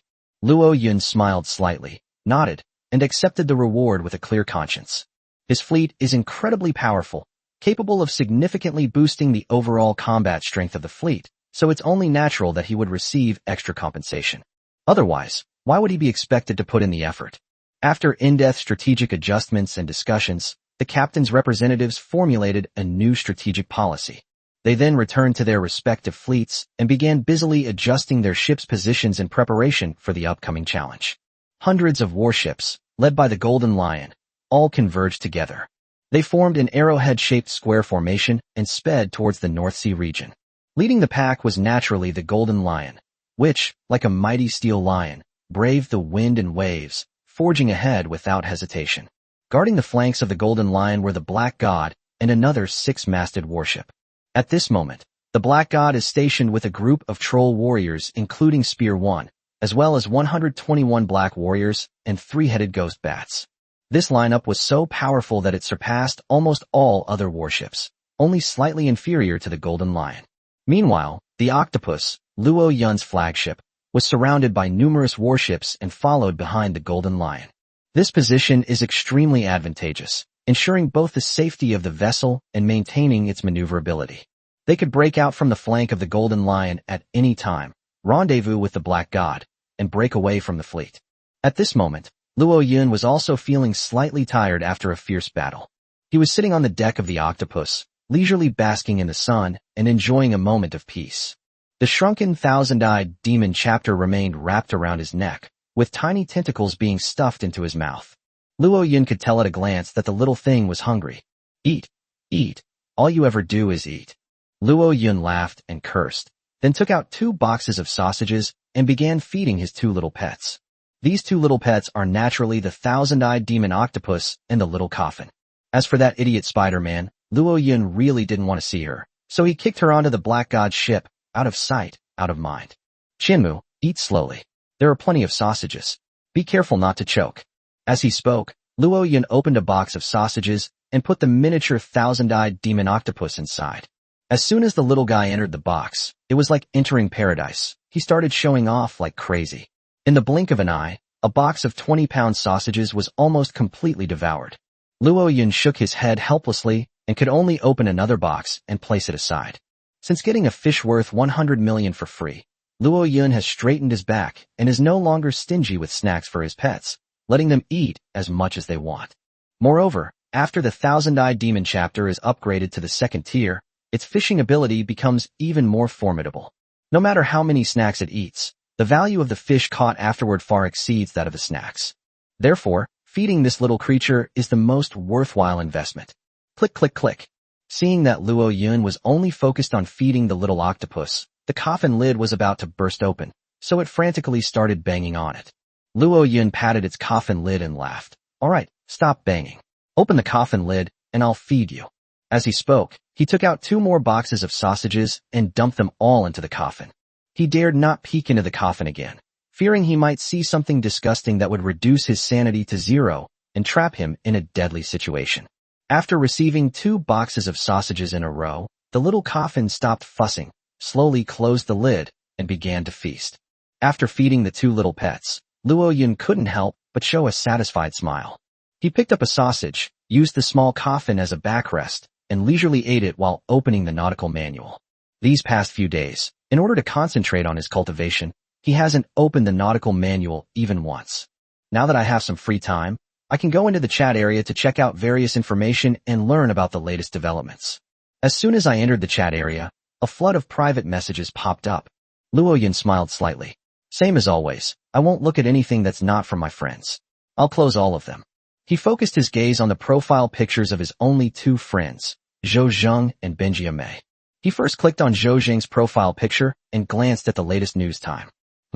It was from yesterday, which means Zhou Zheng is currently safe and sound, which put his mind at ease a little. Luo Yun glanced at Zhou Zheng's message. Most of the conversations were filled with concern and reminders to Luo Yun to be careful and leave the Western Sea region as soon as possible, as well as inquiries about his recent situation. From his message, we can tell that he has successfully left the West China Sea, reached the South China Sea, and is about to arrive in the East China Sea. Seeing that he was safe and sound, Luo Yun was genuinely happy for him and casually sent him a few messages to let him know she was all right. Then, he opened the private messages of the girl with broken teeth.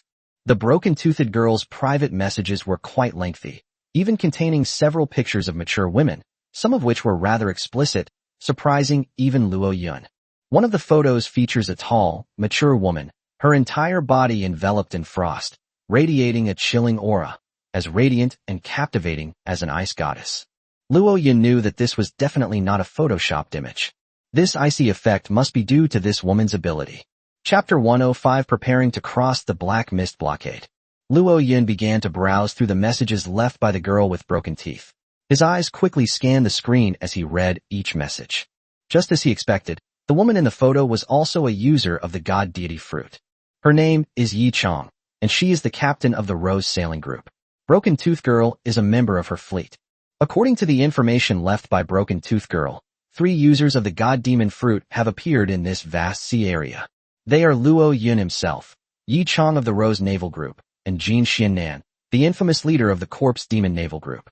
Luo Yun and Yi Chong are known as the twin gods by the Chosen Ones because they both successfully defeated the will of the gods and gained absolute control over their devil fruit abilities through their extraordinary strength. Kim Hyunnam, on the other hand, was controlled by the corpse fruit after failing to steal the god fruit. Now, he has become a monster that is half human and half demon. Although he can still sail the seas and even use a nautical manual, his overall consciousness has been controlled by the gods, and he has become a mad demon. Today, the 3 of them are known as 1 demon and 2 gods in this sea area, and are considered the most powerful chosen ones. Among them, Luo Yun's ranking was the lowest. After all, he had been silent for 7 whole days, with no achievements to speak of. The other 2, on the other hand, made great strides, repeatedly repelling the attacks of the old demon army, and their reputations rose steadily. Especially Kim Hyunnam, after being controlled by the will of the gods, he started to invade like a mad dog. He not only recruited a large number of outlaws and criminals from among the chosen ones as his subordinates, but also invaded a large number of islands that leaned towards the dark side, and recruited a large number of dark creatures as his crew. Today, the number of warships under his command is said to have exceeded an astonishing 1,000. Moreover, he possesses at least 30,000 dark creature troops.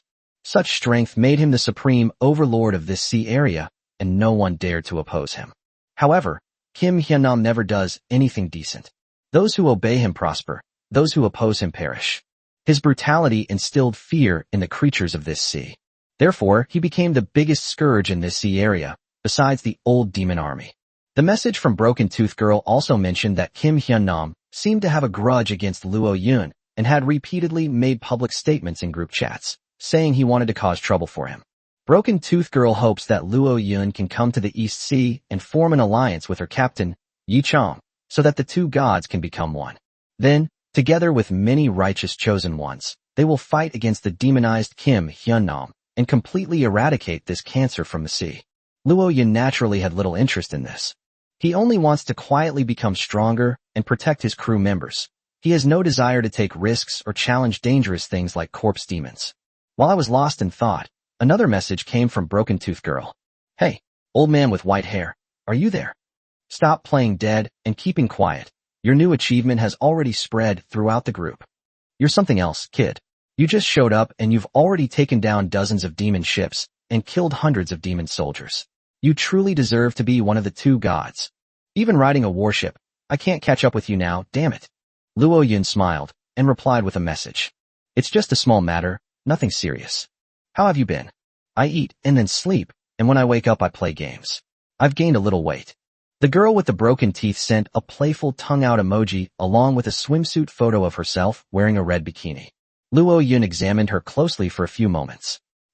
She had indeed gained some weight. Her figure was fuller, and she even had cleavage. It seems this girl is doing quite well. Hey, what have you been doing for the past 7 days? I didn't reply to your messages at all. I thought you had hung up on me. The girl with the broken teeth sounded worried. I've gone for special training. Luo Yun replied half-jokingly.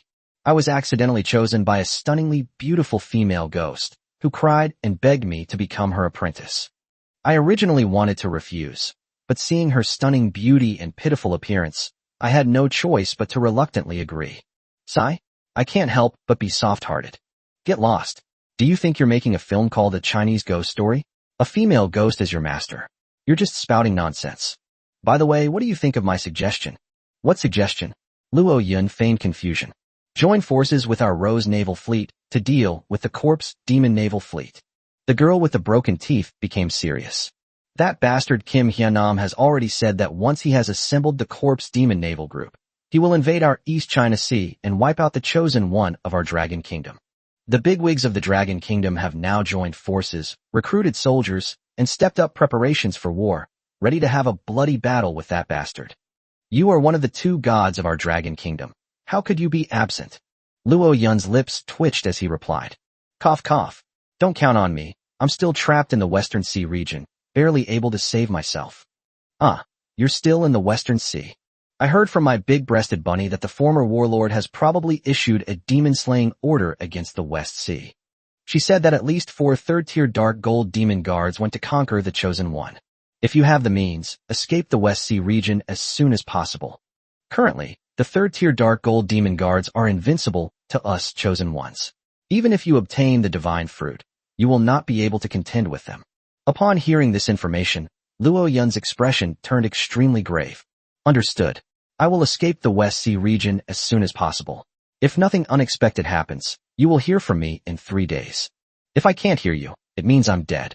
Ahem, you jinx, don't say such unlucky things. Broken Tooth Girl quickly interrupted. The Rose Sailing Group has recently recruited a few female crew members, one of whom is a professional actress from Japan. If you make it back to the East China Sea alive, I'll introduce you to her. You might have seen her work before. Sorry, I'm not interested in actors. I don't know any of them, like Fukada or Mikami. Don't introduce them to me. Chow? You still say you haven't seen it. Hee hee, judging from your tone, could it be?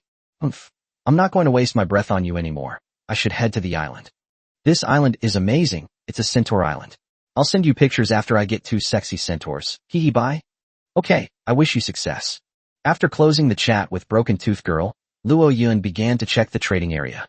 He received a considerable amount of subsidies for wood and stone resources, but it was still not enough to upgrade the Octopus ship, and he needed to purchase some more resources. He took a close look at the current price situation. Prices had indeed dropped considerably, to about half of what they used to be, which pleased him greatly. The price of 1 unit of timber has dropped to less than 100 moras.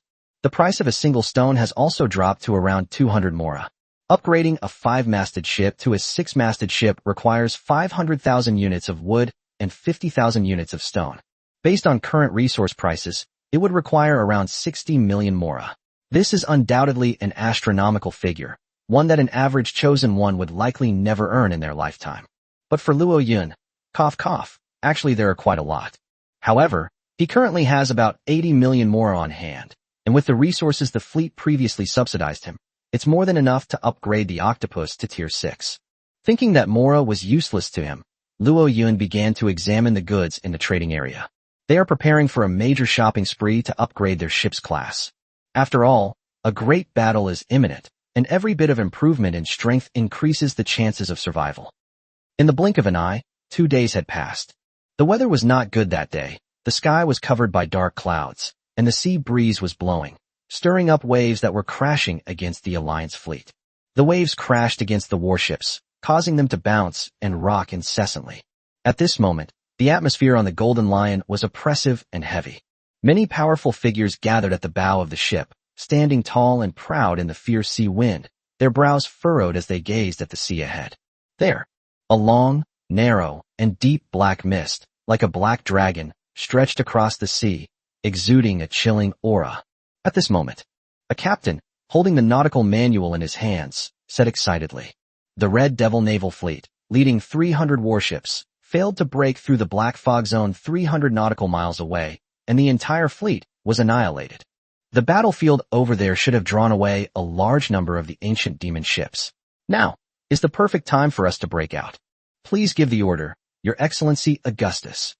Upon hearing this news, Augustus lowered his chin, a look of deep sorrow appearing on his chiseled face. The next instant, he suddenly looked up, his golden hair dancing wildly in the sea breeze, and let out a roar like an angry lion. "All personnel, start. Break through the black fog and carve a bloody path. Kill. Roar. Charge. Kill." A thunderous roar erupted from the fleet. The entire fleet, carrying an indomitable spirit, braved the wind and waves, charging towards the billowing black fog ahead. Luo Yun had already leaped onto the fallen ghost bat, hovering in the air. Behind him, 8 tentacles slowly danced, like a demon god, ready to unleash a massacre. At this time, within the black mist, countless black demonic ships were alarmed. Hee. One by one, demonic guards exhaled black mist, maneuvering the demonic ship, slowly converging in front of the Golden Lion. A bloody battle is about to break out. Chapter 106 Arrival at the Black Mist Blockade Line. Activate the Holy Light Canopy. At Augustus's command, the Golden Lion's hull shuddered violently, emitting a dazzling golden halo. Instantly, a golden shield formed around the massive hull. This shield doesn't look thick, and it doesn't even obstruct vision, but its defensive capabilities against the outside are extremely terrifying, comparable to a 20-centimeter steel barrier. Even if a first-tier chosen one exhausted all their fighting spirit, they wouldn't be able to budge this rock shield in the slightest. At this moment, led by the Golden Lion, 100 warships seemed to transform into a giant golden dagger, plunging fiercely into the black mist. The black fog billowed and surged towards the surrounding seas. As soon as the fleet plunged into the black fog, a series of piercing, sharp howls and wailing sounds followed. This is the wailing of souls, a buff inherent to the large black mist that can intimidate and demoralize any creature within it. Augustus was prepared and used his battle aura to activate his vocal cords, shouting loudly. The war drums sound. Shatter the evil spirits. Roar. Roar. On each warship, enormous war drums were already in place. The burly men from various ethnic groups raised their war hammers and frantically pounded the war drums. Rumble, rumble, rumble. Rumble, rumble, rumble. As the resounding war drums rang out, the mournful cries of the souls were dispelled and could no longer affect the morale of the crew. At that moment, countless ancient demon ships roared in from the billowing black fog ahead. Above the ship, swarms of ferocious flying monsters followed closely behind. Ranged shooters, prepare. First Mate Offadel raised her golden longbow, aimed it at the sky, and then fired a golden arrow. The arrow, enveloped in brilliant holy light, flew in an arc and struck the chest of a massive flying bat demon. Babble! The bat demon screamed and tumbled towards the sea. Before it even hit the water, its body was burned by holy light and turned into billowing black mist that dissipated. Fire! Shooting! Immediately, a large number of arrows, bullets, and other projectiles were fired into the sky, shooting down the flying monsters that were hurtling towards them. Meanwhile, on the warships below, cannons were being pushed in round after round, fiercely bombarding the surrounding ancient demon ships. Rumble, rumble, rumble. With a series of loud explosions, one demon ship after another was sunk, and countless demon soldiers roared as they fell onto the turbulent sea. At this moment, many large demon ships also fired their cannons at the fleet. Bang, bang, bang. Similarly, some warships were hit and were on the verge of capsizing. Many low-ranking captains had no choice but to abandon ship and, together with their crews, board the warships of their allies to continue their journey. At this moment, the Golden Lion was about to collide with the demon ship ahead. Augustus was engulfed in golden holy light. With a roar, he leaped out of the defensive shield and jumped toward the nearest four-masted demon ship. Kill. Follow the young master, charge. Kill. The 100 members of the Golden Lions roared and brandished their weapons, following closely behind Augustus. These Lions Legion members are all top-notch warriors. Their auras are either green or blue, and they all possess powerful combat skills. Under Augustus's leadership, they were like an invincible lion, sinking a four-masted demon ship in an instant. Then, as they steered the slowly sinking demon ship, they continued leaping to the next enemy vessel, fighting desperately to carve a path to destruction for the fleet. Seeing this, Luo Yun no longer hesitated. Ghost Bat, charge. Babble. The Ghost Bat let out a ferocious screech, and, like an arrow released from a bow, charged alone into the sky ahead. Roar. Humph. Seeing this, a large number of flying monsters converged on it, intending to tear it apart. At this moment, the thousand-eyed demonic emblem on Luo Yun's shoulder emitted bursts of black light and gray glow.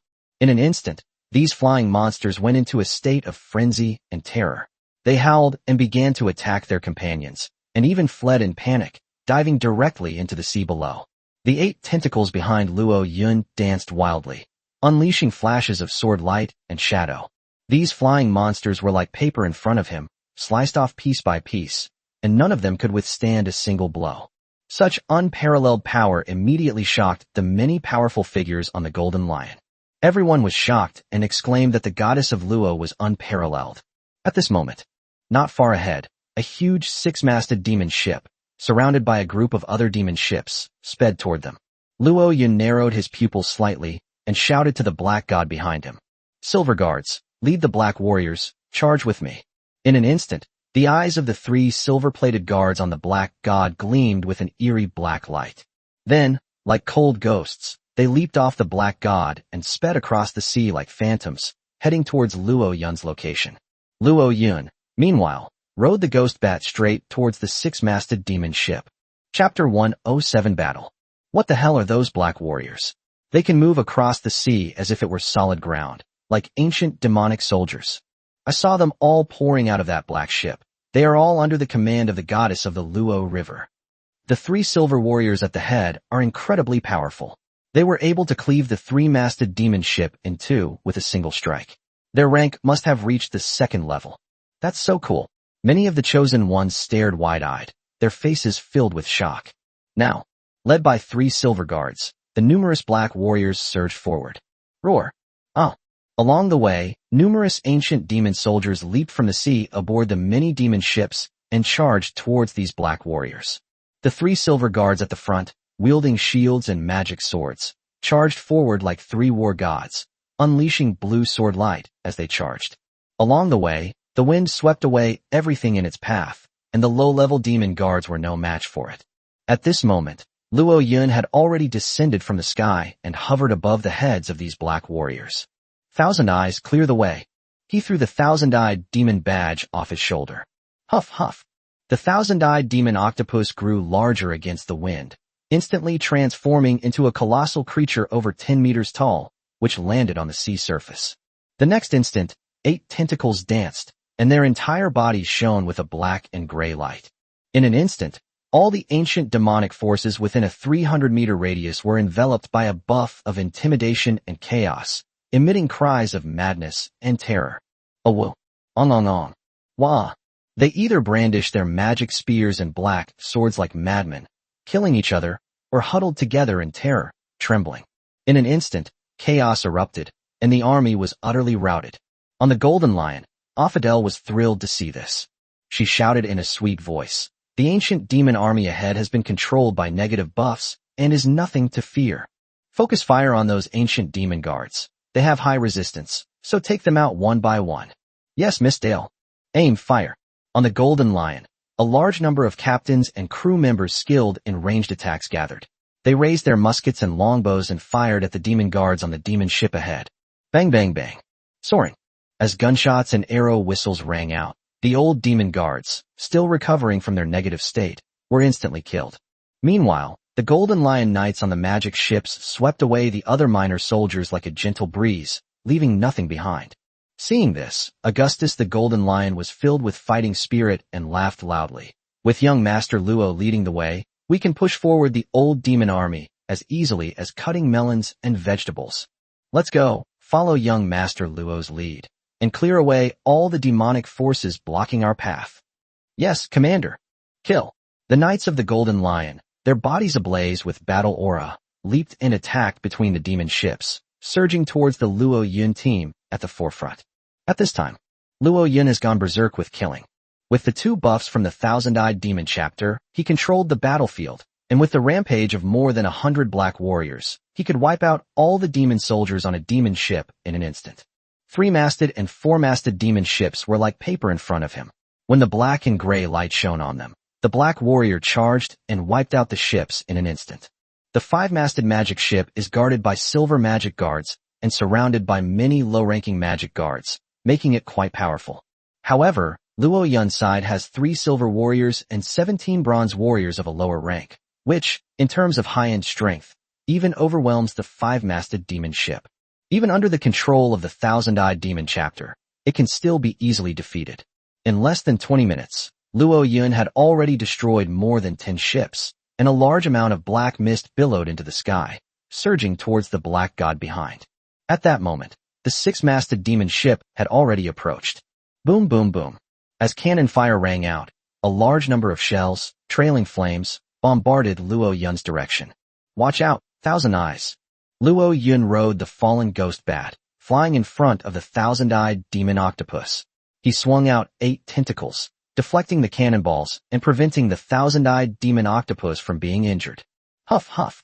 Enraged, the Thousand-Eyed Demon continued to unleash its intimidating and chaotic light, enveloping the 6-masted demon ship ahead. On the 6-masted demon ship, the old demon army was extremely well equipped.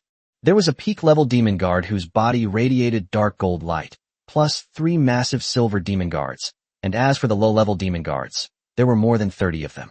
At the same time, they also kept a pack of nearly 100 corrupted dogs and demonic apes. And the number of low-level demonic soldiers is as high as 500. As a gray-black light enveloped the area, a golden demon guard clad in dark gold armor stood at the bow of the ship, opened his ferocious maw, and let out a triumphant roar. Roar! In an instant, a terrifying sound wave shook the black mist and spread a kilometer away.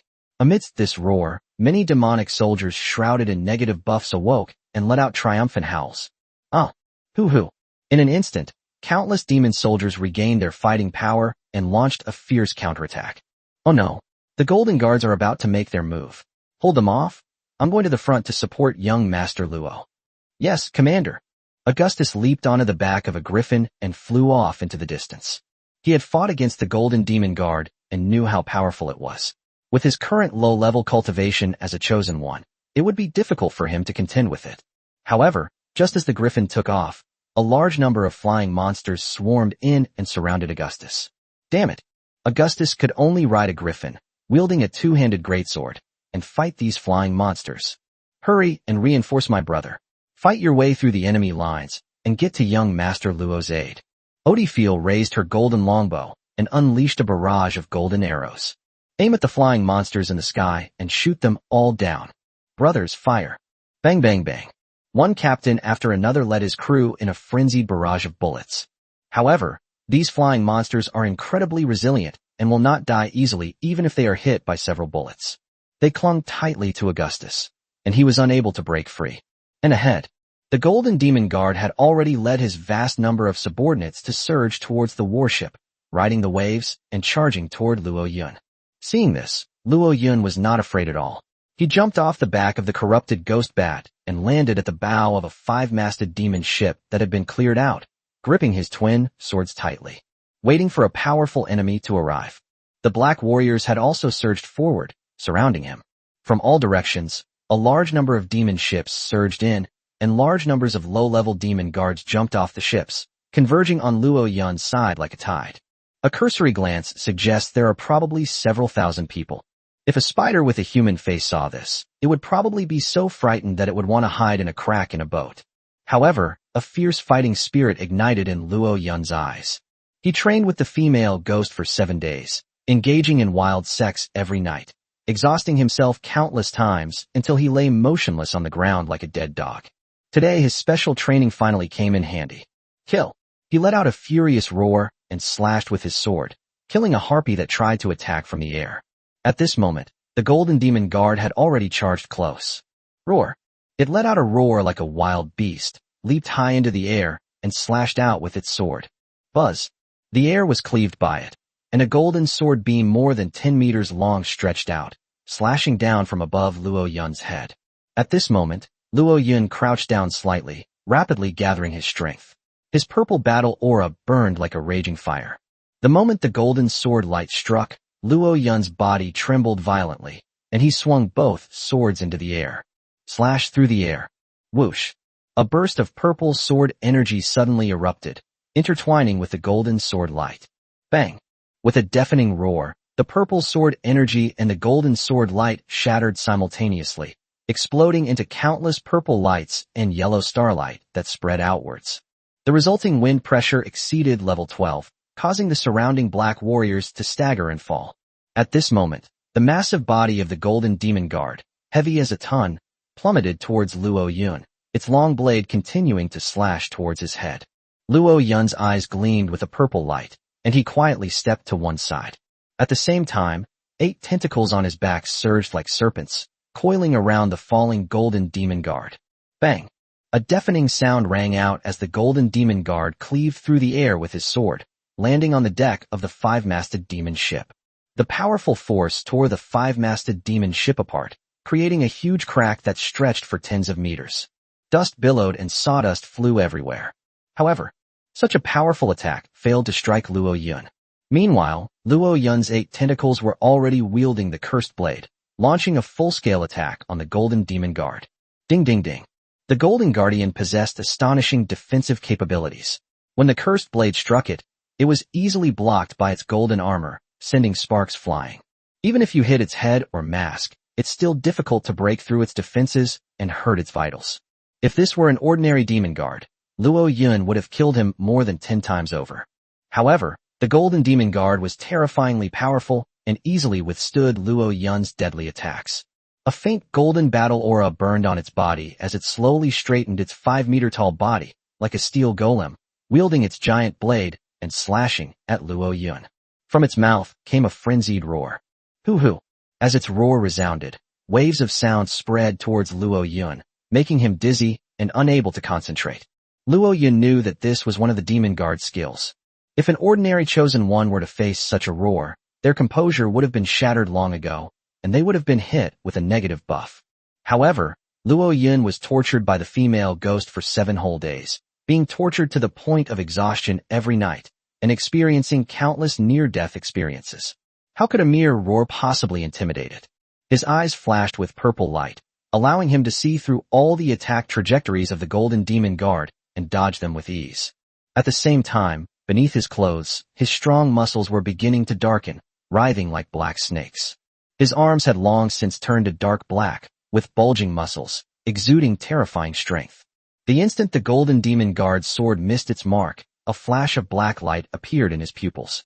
He suddenly leaped up, stepping on the golden demon guard's blade, and soared high into the air, reaching a position level with the golden demon guard's head. Then, he slashed out with his sword. Slash through the air. A flash of sword light, friction with the air, created a whistling sound. Instigate. Ping. A burst of golden sparks exploded on the golden guardian's neck. Before the golden guardian could react, his golden head was already shooting into the sky, his vision spinning wildly. Hold head high. It let out a defiant roar, its headless body refusing to fall, lunging forward haphazardly, trying to pull Luo Yun down with it. However, in the next instant, a deafening roar erupted, and its massive golden body transformed into billowing black mist, rising into the air and surging towards the Black God ship behind it.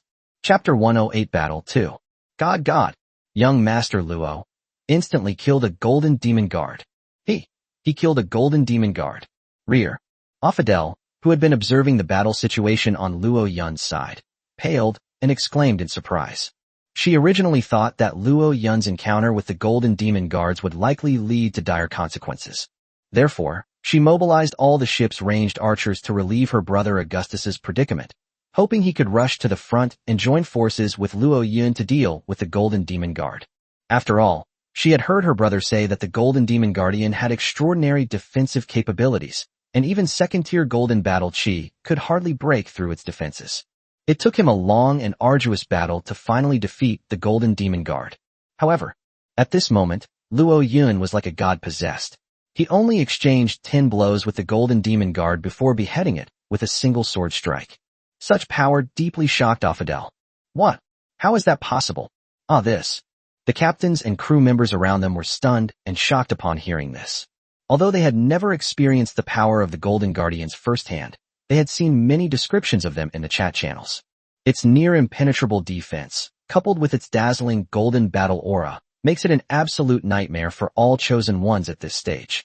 Rumor has it that Xiao Feng, the Sword King who serves the Fortune and Prosperity Naval Guild, challenged a golden demon guard 4 days ago with the guild's protection. However, his purple battle aura was hardly enough to harm the golden demon guard.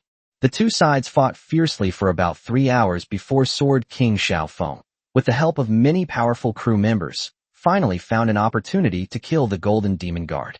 Although it was the first kill of the golden demon guard in the entire sea area, the price paid was enormous.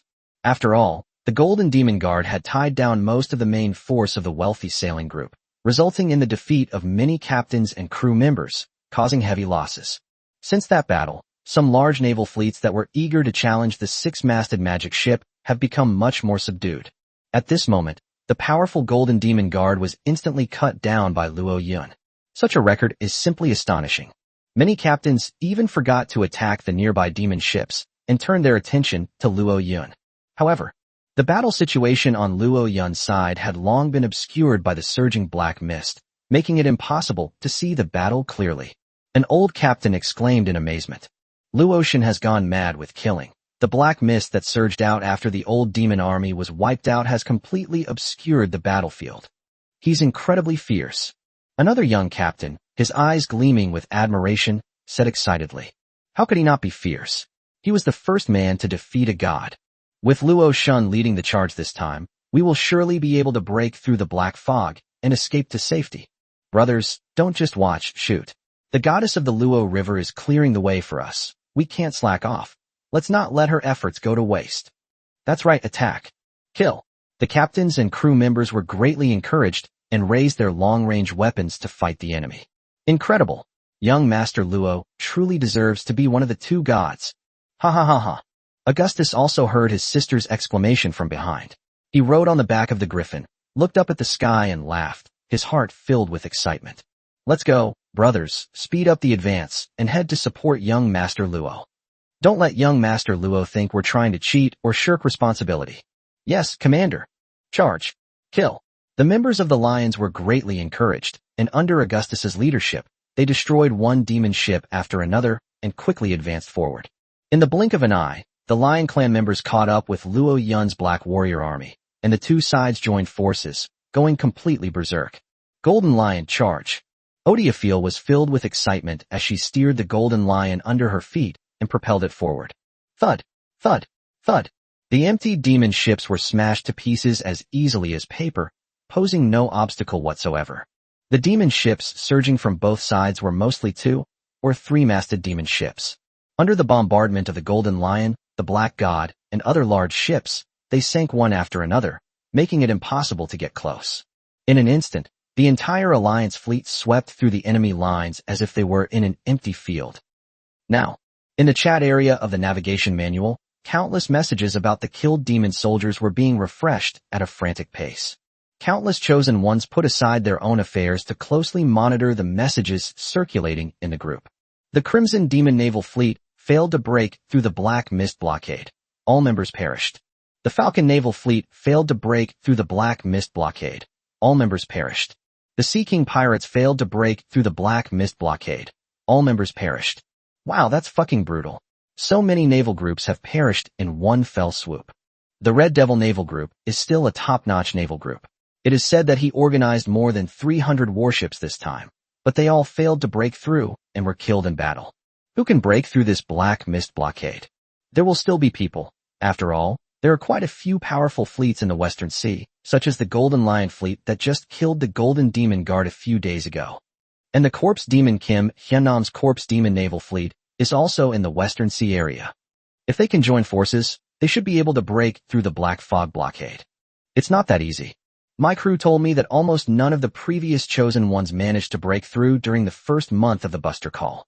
If you want to survive, you have no choice but to abandon the boat and stay on the island as an islander for the rest of your life. Indeed, we've only been here for less than half a month, and some of us haven't even successfully awakened our professions yet, making it difficult to break through the layers of blockade by the old demon army.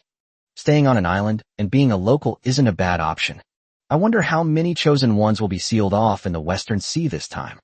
The Western Seas have the fewest chosen ones, but there must still be at least tens of thousands. At that moment, messages started popping up like crazy. The Dragon Kingdom's Luo Yun fleet has destroyed a 6-masted demon ship, gaining 10,000 reputation points. The Dragon Kingdom's Luo Yun fleet has destroyed a 5-masted demon ship, gaining 2,000 reputation points. The Golden Lion fleet has destroyed a 5-masted demon ship, gaining 2,000 reputation points. Zhang Sang's fleet from the Dragon Kingdom has destroyed a 3-masted demon ship, gaining 350 reputation points. Holy crap, is Luo Shin also breaking through the blockade? Absolutely. I received news from my brother last night that Luo Shun is joining forces with the Golden Lion gang to break through the blockade. The Golden Lion crew. Augustus, the first crew member to kill the Golden Guardian. I heard that guy was one of the top 10 crew members, possessed golden battle aura, and had unparalleled combat power. Not only is his combat strength unparalleled, but his Golden Lion Knights are also extremely powerful, and they also have a top-notch golden archer.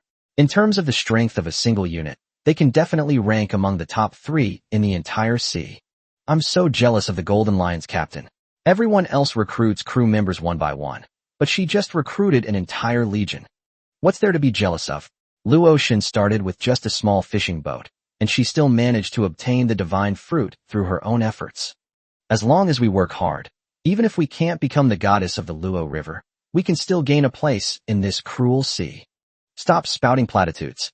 I don't even know if Luo Shun can escape this battle. He can definitely do it. If he can't get out of trouble, then the entire Western Sea area is truly doomed. Now, all sea areas and naval fleets suspended operations to closely monitor this battle. Northern Sea Area.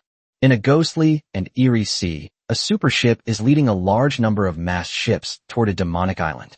On the deck of the ship, Hattori Ichiro, dressed in golden samurai armor, was looking down at the nautical manual in his hand.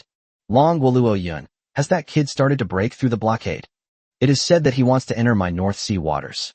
The North Sea is my territory, Hattori Ichiro's territory. How dare I allow this sick man from the Dragon Kingdom to enter? Hattori Ichiro sneered, clicking on several profile pictures in succession to issue a secret order. Closely monitor the movements on the Black Mist blockade line. If you discover that Luo Yun of the Dragon Kingdom has broken through, notify me immediately. I will make him forever remain silent in the northern seas. Hi, Hattori-sama. Yes, Sir Hattori.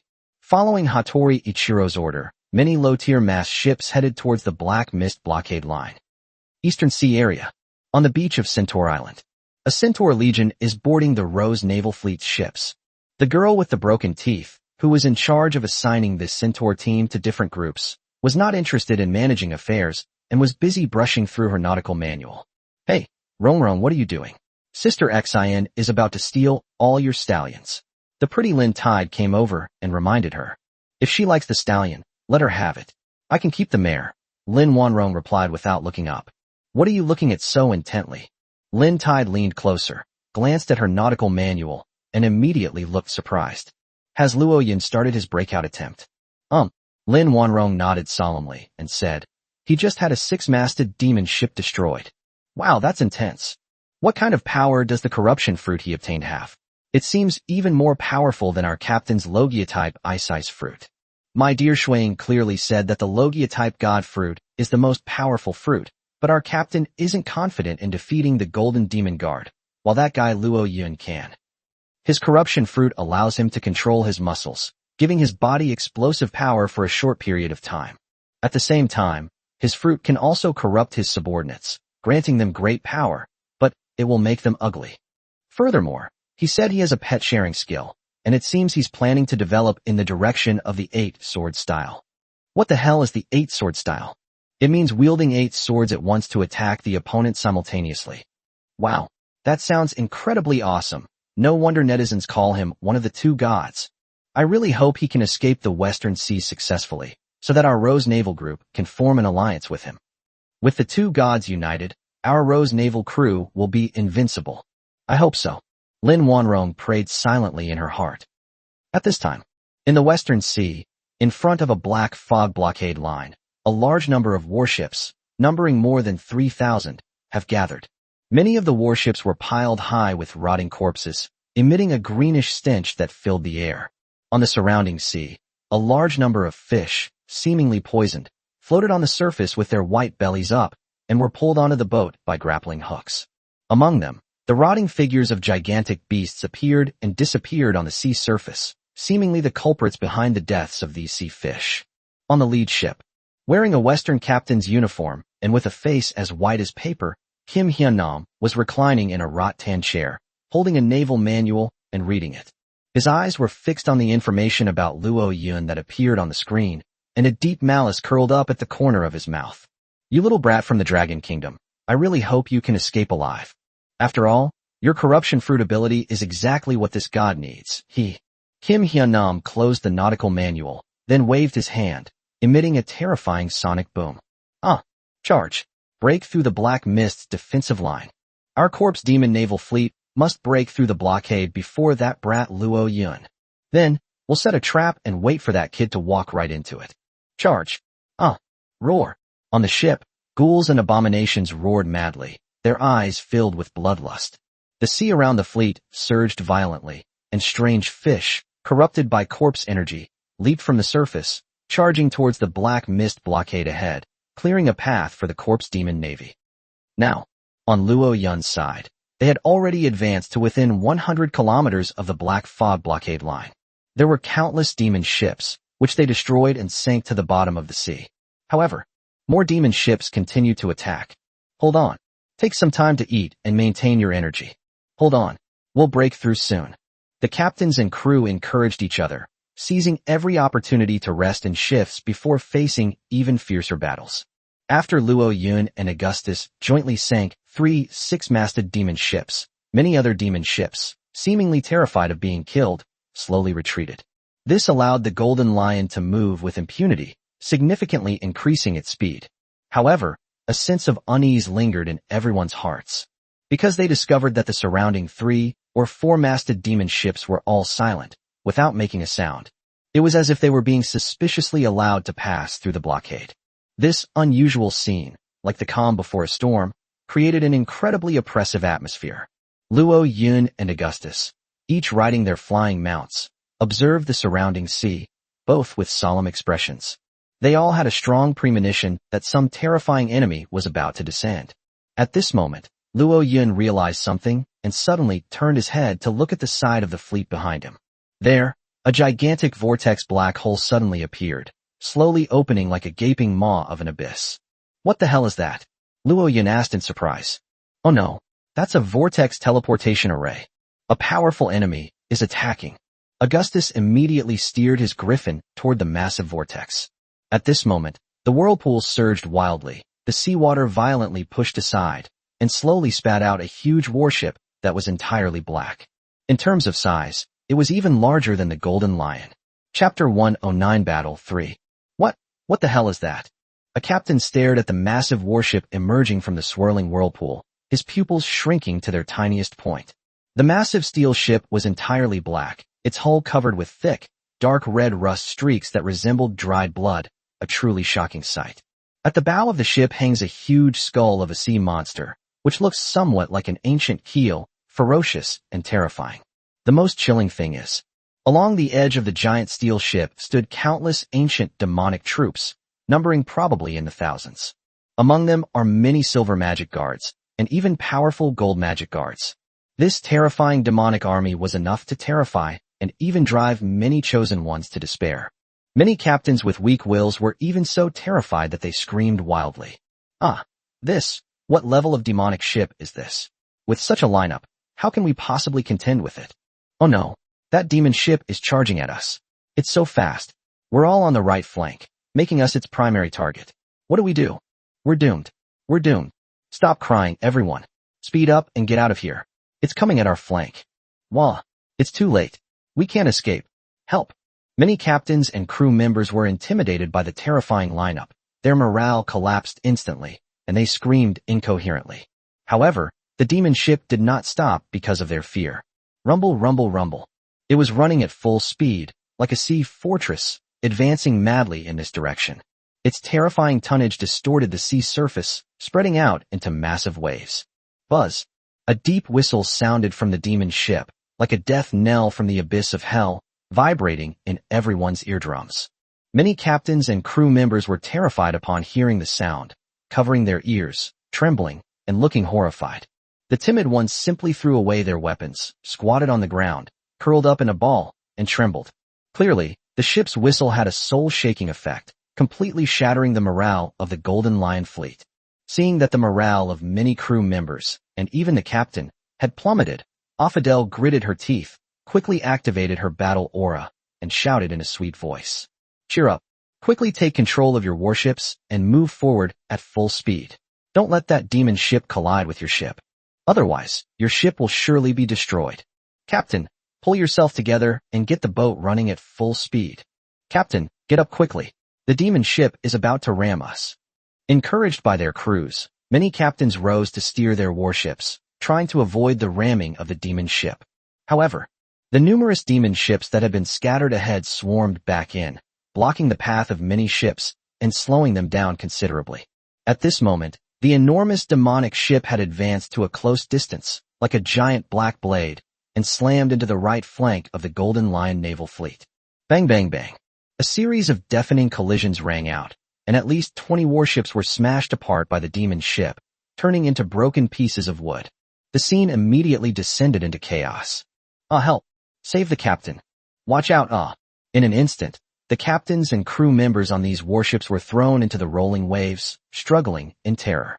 Those who were lucky suffered some internal injuries and barely survived. Those who were unlucky were crushed along with their boats, turning into a blurry mass of flesh and blood that sank to the bottom of the sea. This collision not only shattered the morale of the Golden Lion fleet, but also caused them to lose at least 1/5 of their ships. However, this is only the beginning. Hoo-hoo.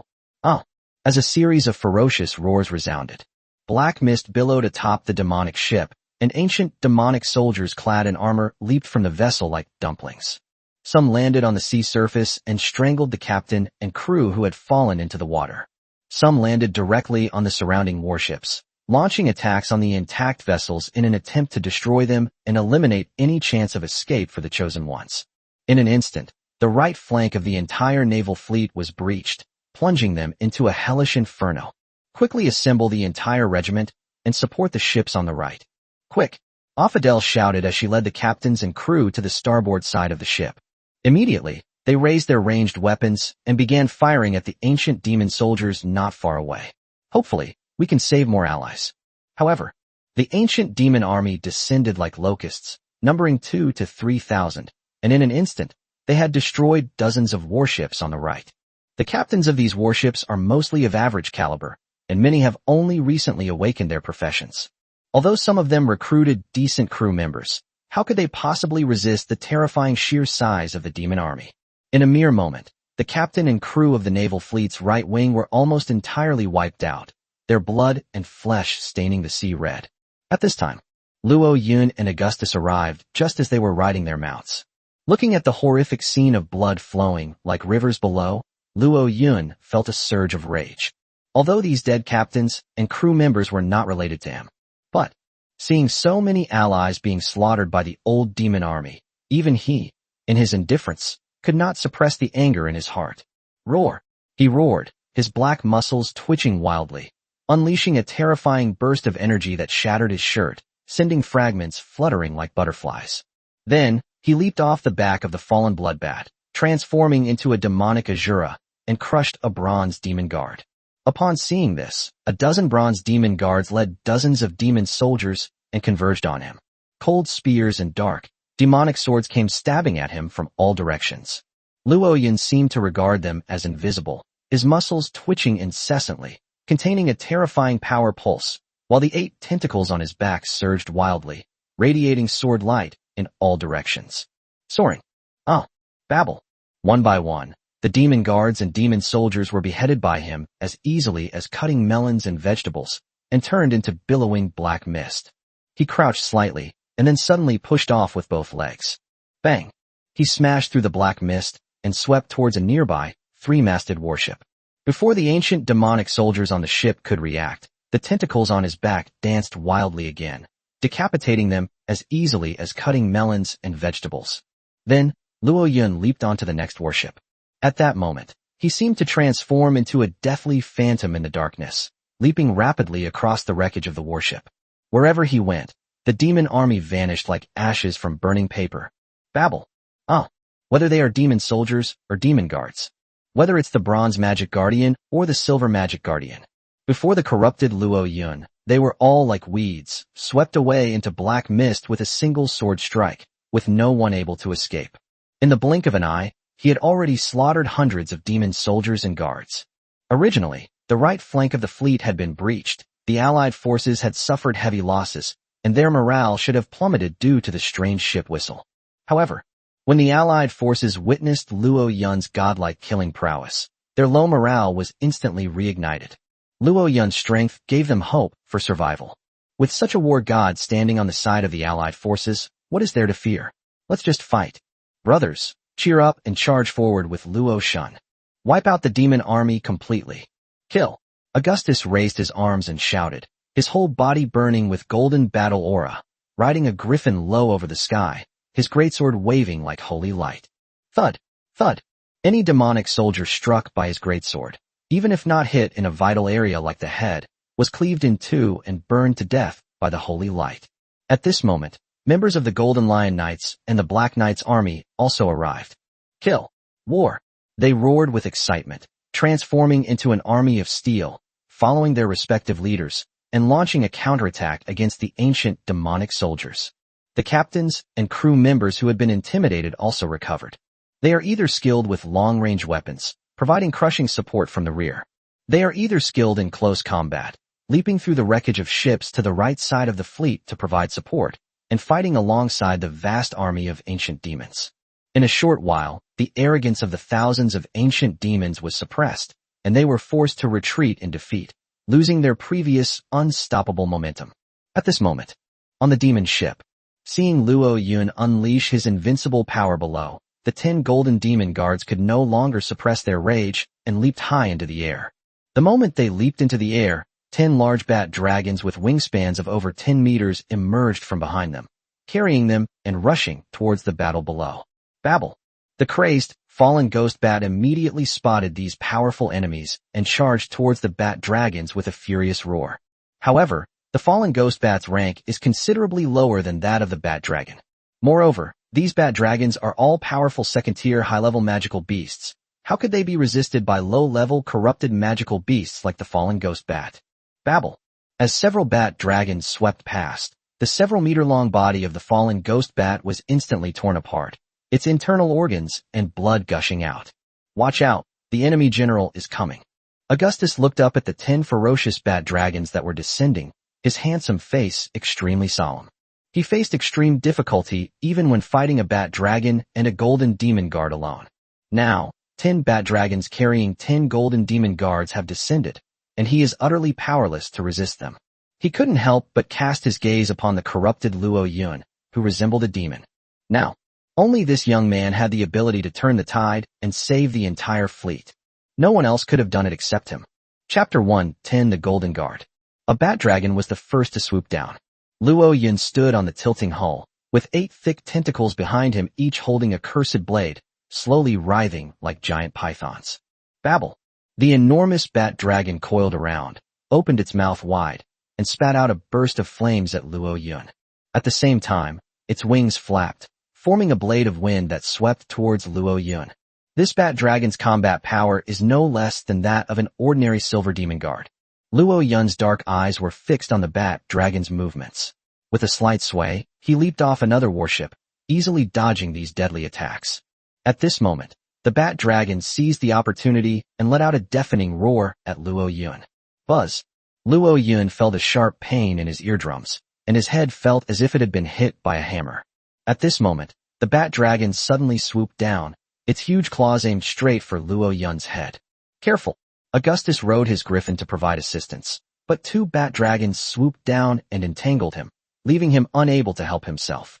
Luo Yun's pupils narrowed, and 8 tentacles behind him lashed out like giant pythons, accompanied by 8 sword lights and a mournful ghostly wail. Babble! The scales on the bat dragon's abdomen were ripped open in several places, and blood and intestines poured out, falling heavily onto the sea surface. At this moment, the golden demon guard on its back leaped high into the air, gripping the black demon's sword, and slashed down with it. Bang! With a deafening roar, the 3-masted warship where Luo Yun stood was cleaved in two, and the violent sword energy spread more than 20 meters away. The moment its sword light slashed down, Luo Yun had already dodged it. Moreover, 8 tentacles danced simultaneously, urging the sword light to slash wildly at the golden demon guard. Ping ping ping. Countless sword beams struck the golden demon guard, creating sparks and waves, yet they couldn't harm it in the slightest. Roar! The golden demon guardian shuddered, unleashing a burst of golden battle aura that created a terrifying wind pressure that repelled Luo Yun's tentacles. At this moment, it slightly lowered its body, assuming a posture of gathering strength to unleash its sword. Luo Yun's pupils contracted to pinpoints. He turned and shouted at the crew members surging behind him, "Watch out! Retreat!" However, he was still a step too late. The golden demon guard unleashed a horizontal slash. Instigate! Golden light burst forth, scattering a fan-shaped beam of sword light that shot forward. Luo Yun's fighting spirit possessed predictive abilities, and with a light leap, he dodged these sword beams. However, the Golden Lion crew members who charged in, as well as the crew members of other ships, were not so good at this. Faced with the lightning-fast sword light, they had no time to react and were all cut in half at the waist, screaming as they fell into the sea. Roar! Enraged, Luo Yun charged straight at the Golden Demon Guard after landing. Beneath the Golden Demon Guard's mask, 2 streams of turbid air were exhaled, and the guard leaped high into the air, slashing down at him. Luo Yun twisted his leg muscles, suddenly kicked off the deck, and with a thud, 2 dents were left in the deck as his body shot into the air. Golden and black figures intertwined in mid-air, and with a bang, a black demonic sword was cleaved away. Immediately, a clang rang out, and the head of the Golden Demon Guard was thrown high into the air, letting out a shrill scream. A woo! The next instant, the figure of the Golden Demon Guard suddenly exploded, turning into billowing black smoke that surged toward the black god in the distance. Amazing!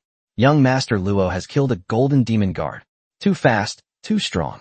On the Lion not far away, many captains were shocked by this unparalleled scene.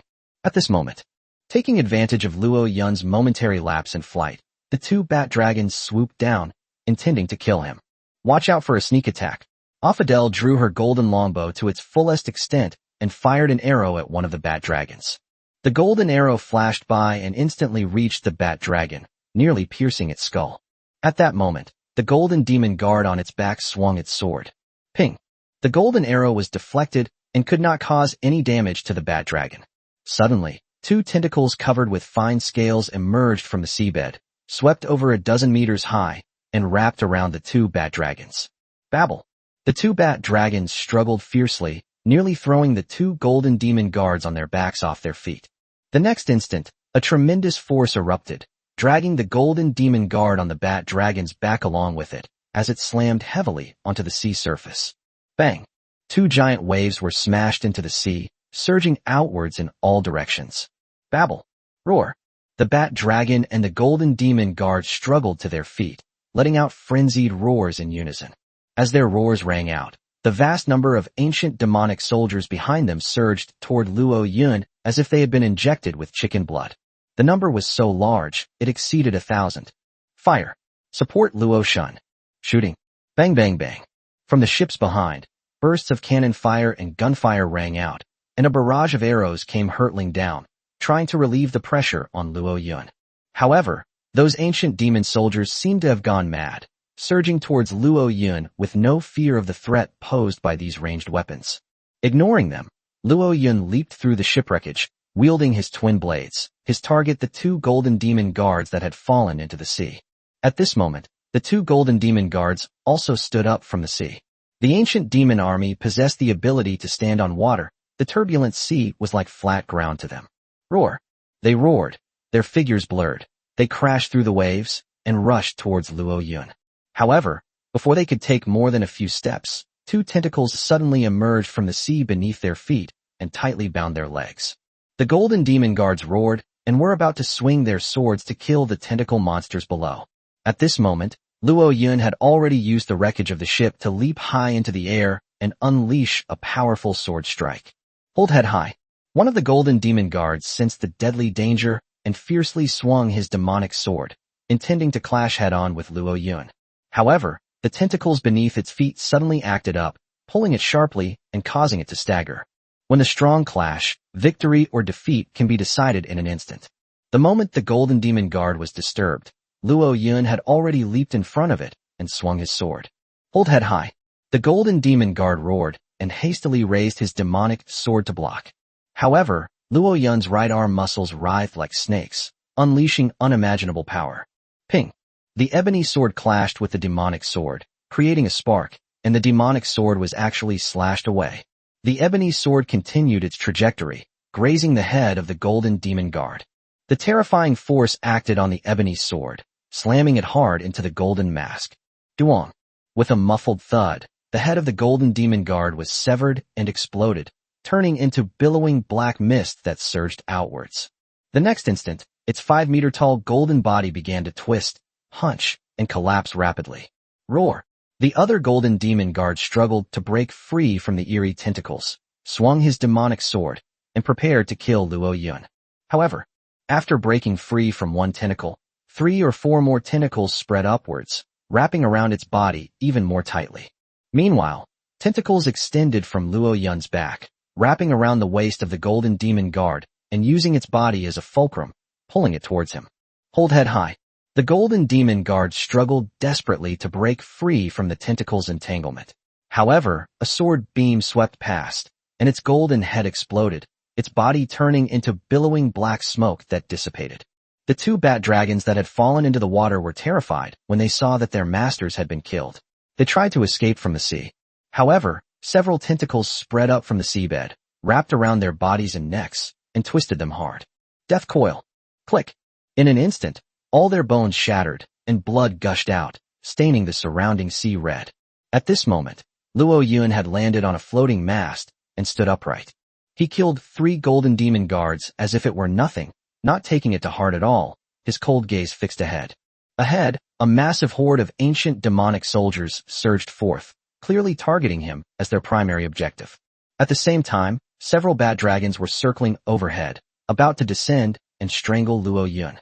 Facing this massive army, Luo Yun showed no fear, calmly saying, "Qianmu, unleash your tidal power and wipe out all these soldiers." Huff huff. The 1,000-eyed demon octopus, a massive creature over 10 meters tall, slowly rose from the sea and stood behind Luo Yun.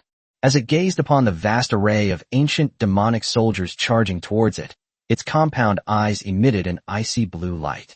The next instant, its 8 tentacles began to dance in a strange rhythm. As its tentacles danced, the vast sea began to surge, and the waves instantly increased more than tenfold. Rumble. Instantly, towering waves surged forth, dozens of meters high, crashing against the approaching demon army. Such a terrifying wave was beyond the ability of the demon army to withstand. Bang bang bang. Under the bombardment of the giant waves, thousands of demon soldiers were instantly scattered like ants, completely routed. At this moment, several bat dragons could no longer hold back and roared as they charged toward the 1,000-eyed demon chapter. The 1,000-eyed demonic octopus remained completely unfazed. Its body radiated black and gray light, enveloping the giant demonic beasts and causing them to lose their senses instantly. The next instant, rolling waves rose up like huge walls, crashing into the sea along with the beasts and demon guards. Well done! Luo Yun leaped high into the air and landed on the head of the thousand-eyed demon octopus, ordering, "Go, Thousand Eyes, go and harvest those golden demon guards first." Babble. The thousand-eyed demon octopus submerged into the sea, leaving only its enormous octopus head, carrying Luo Yun, and rushed towards one of its golden demon guards. At this moment, a large number of black warriors had arrived and joined Luo Yun in a charge. Ping ping bang bang. One of the golden demon guards was killed, and Luo Yun continued to lead his troops to charge towards another one. Its speed was so fast, like a gust of wind sweeping away fallen leaves, that it left the many powerful figures on the lion not far away dumbfounded. What level of magical beast is that octopus? It can control the power of the tides. That's terrifying. It can unleash negative group buffs and harness the power of the tides for mass kills. With such a magical beast by your side, it's even possible to traverse the Black Mist blockade in a single ship. That's a must. After all, Luo Shun is unparalleled in close combat, and taking on the Golden Demon Guard in a one-on-one fight is as easy as eating vegetables. And his current battle chi level is only purple, yet his combat strength is terrifying. As expected of the goddess of the Luo River, she truly is the #1 among the chosen ones. We're saved now. We'll definitely be able to get through the Black Fog blockade. The goddess of the Luo River is invincible. Goddess of the Luo River mighty. Many captains and crew members raised their arms and shouted excitedly, their morale reaching its peak. However, although Luo Yun continued to harvest the golden demon guards, a deep sense of unease rose in his heart. I have a feeling that there is an inexplicable sense of crisis looming over me. Just as he killed the 6th golden demon guard, he seemed to sense something and suddenly looked up, gazing towards the direction of the old demon ship ahead. Sometime during the night, a golden demonic guard appeared, flapping its black bat wings, and slowly flew towards this place. It raised its black gun and aimed it at Luo Yun from over 100 meters away. Luo Yun instinctively looked at it with his true eyes. Former Overseer, Dark Side. Faction, the Legion of the Ancients. Racial rank, Superior. Biological rank, Lower Tier 3. Talent, unknown. Skill, unknown. Brief description, 3rd-tier beings, known as advanced life forms, possess terrifying combat power far exceeding that of 2nd-tier beings. Evaluation, unbeatable run. Upon seeing the data, Luo Yun's pupils constricted, and the hairs on his body stood on end. A deadly threat lingered in his mind. Chimu, quickly dive into the sea. Huff huff. The thousand-eyed demonic octopus obeyed the order, entangled Luo Yun, and swiftly burrowed towards the seabed. The instant the thousand-eyed demonic octopus plunged into the seabed, the floating golden guardian suddenly unleashed a powerful shot. Boom. The air exploded, like a sonic boom, the sound deafening. The next instant, a terrifying spear beam tens of meters long streaked across the sky and struck the sea surface where Luo Yun had been standing. A loud bang. A colossal wave suddenly rose from the sea, crashing down like a torrential downpour. At this moment, the Golden Guard raised his magic spear again, aiming it at Augustus, who was over 100 meters away. Augustus, along with the griffin he rode, felt their hair stand on end and a sense of despair welled up within them. The next instant, the demonic spear struck out again. Bang! The air exploded, and the violent spear light instantly swept to Augustus's side. Roar, holy light shield. Augustus unleashed a burst of golden battle aura, forming a halo that enveloped him. The next instant, the spear's edge struck the circle of light. Bang! With a deafening roar, Augustus's handsome body was blasted into tattered rags, and he fell into the sea, coughing up blood. The griffin he rode was completely blasted apart, leaving no trace of its remains. All the captains and crew members present, witnessing this horrific scene, felt their hands and feet turn to ice. Their hard-won morale plummeted once again. At this moment, the Golden Guard slowly floated over. He raised his golden spear and fired a shot at the lion. Boom! A surge of battle aura shot out and struck the Golden Lion's defensive shield. With a deafening roar, the Golden Lion ship trembled violently, and its protective shield, which could withstand countless cannon shots, shattered instantly. Faced with this overwhelming power, everyone was stunned and unable to muster any will to resist. The Golden Guard raised his demonic spear again, ready to blast the Golden Lion through, when suddenly, streaks of purple battle energy burst forth on the sea surface. Chapter 111 Bloodbath. Swords and Spears. Instigate. A streak of purple sword energy tore through the air like lightning, instantly approaching the Golden Guard. Beneath the Golden Guardian's cold mask, a hint of mockery flashed in his scarlet eyes. His massive body suddenly sank down, like a mountain, crashing headlong into the purple sword energy. Ping! A burst of purple light appeared, then exploded. The sword energy was shattered by the indestructible armor, turning into specks of purple starlight that scattered in all directions. This damned defensive power. Luo Yun was shocked, his pupils contracting sharply. Whoosh! The Golden Guardian's figure suddenly accelerated, like a falling meteor, plunging into the sea and heading straight for Luo Yun. Luo Yun didn't have time to think further. Thousand Eyes, dive and dodge. He kicked off with both legs, using the momentum to step onto the head of the thousand-eyed demon, and leaped up, rushing towards the shipwreckage not far away. Huff, huff. As the thousand-eyed demonic octopus released chaotic light, it rapidly submerged into the seabed. Just as the man and the beast were dodging, the Golden Guardian's ferocious body slammed heavily onto the sea. Boom. With a deafening roar, towering waves surged forth, sweeping in all directions.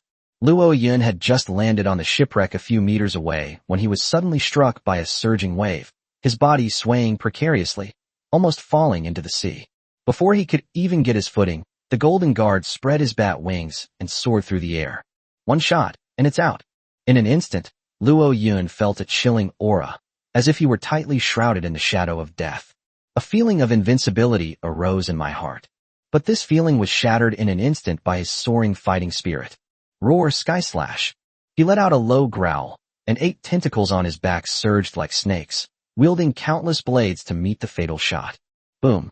The golden spear light and the purple sword light intertwined, their energy spreading outwards, shattering the shipwreck and the sea surface into pieces, which then swirled in all directions. Although Luo Yun's sword beams were numerous, they were no match for the Golden Guardian's surging golden battle aura. Ping! The 2 cursed blades shattered instantly under the impact of the immense force, breaking apart. Even the 8 tentacles couldn't withstand the terrifying collision, tearing open in countless places, and black blood gushed out like a fountain. Luo Yun's body was blasted away by the aftershocks of the battle chi, flying like a kite with a broken string towards a 3-masted warship more than 10 meters away. Bang! The 3-masted warship exploded instantly upon impact, breaking into 2 pieces and slowly sinking to the bottom of the sea. It's over.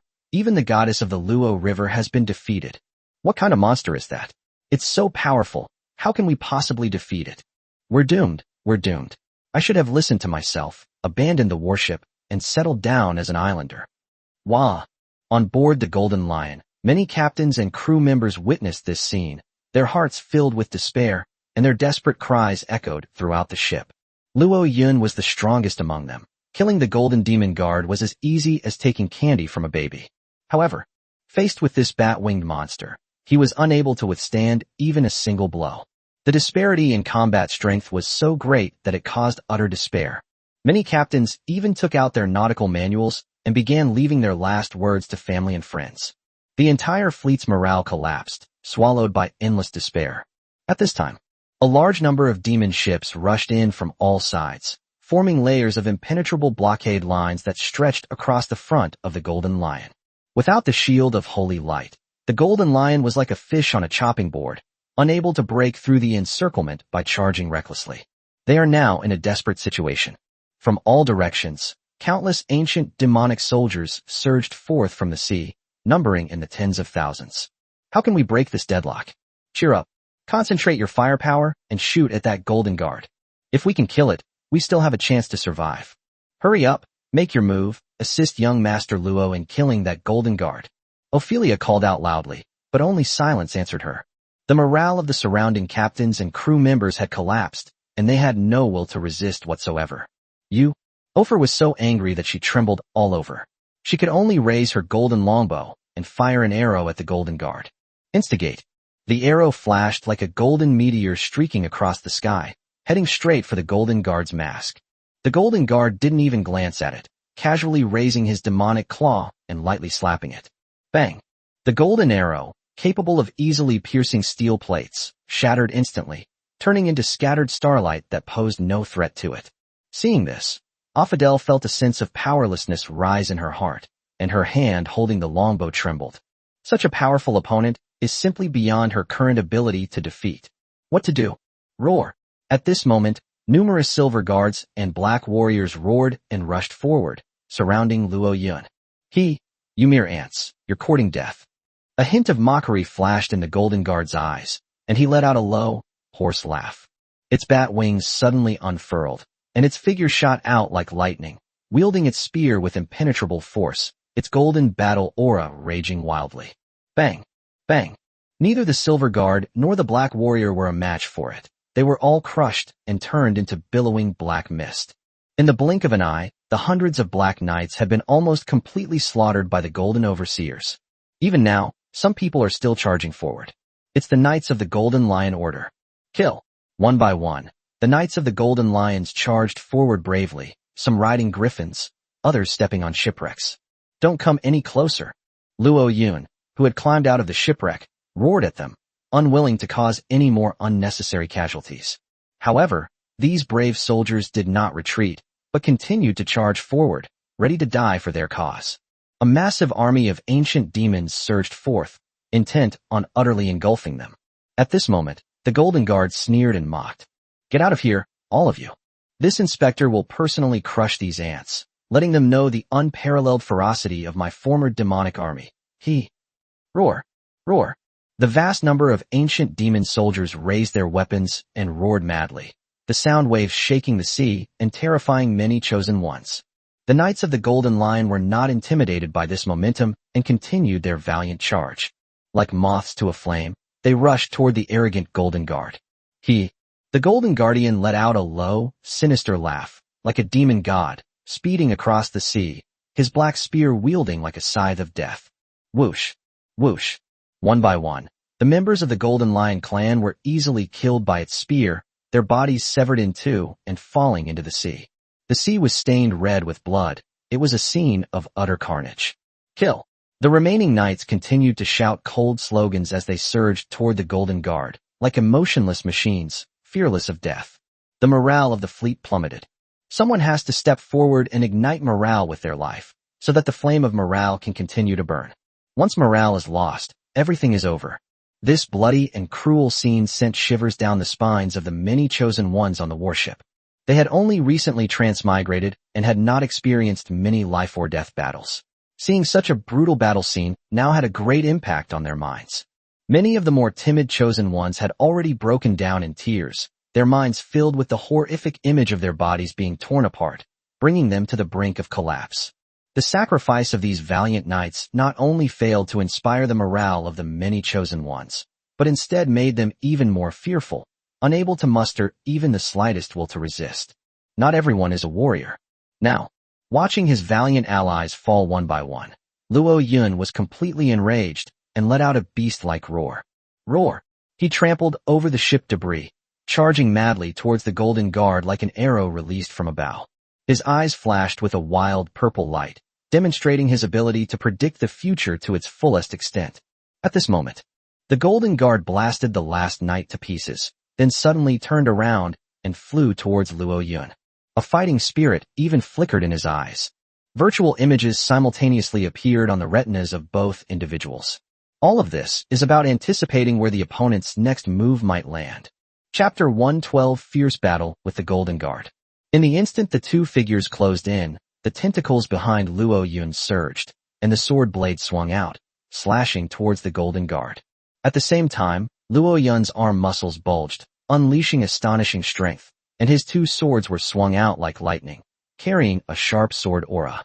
However, the Golden Guard ignored the attacks of these tentacles and simply held the black spear in his hand above his knees. Ping ping ping. The sword beam, gripped tightly by the tentacles, slashed fiercely at the Golden Guard's armor, sparks flying, but it failed to penetrate the impenetrable defense. Luo Yun's true killing move was actually the sword blade he gripped tightly with both hands. With the combined strength of his arms and the purple battle aura, his twin swords possessed terrifying destructive power, enough to break through the Golden Guard's defense and shatter his knees. However, The Golden Guard seemed to have anticipated all of this, using his black spear to block Luo Yun's only chance to turn the tide. Bang! The sword's edge clashed violently with the black spear, creating ripples of power that slowly spread outwards, causing the surrounding sea to surge and waves to rise. Damn it! Luo Yun instinctively sensed that this former guard was not only powerful, but also possessed the ability to predict the future. This means that Luo Yun can use his predictive abilities to find the opponent's weaknesses, while the opponent can also use their predictive abilities to withstand Luo Yun's fatal attacks. This made Luo Yun feel a strong sense of powerlessness. If its rank is inferior to its fighting spirit is inferior to its strength is inferior to its, and its defense is inferior to its, how can it fight this battle?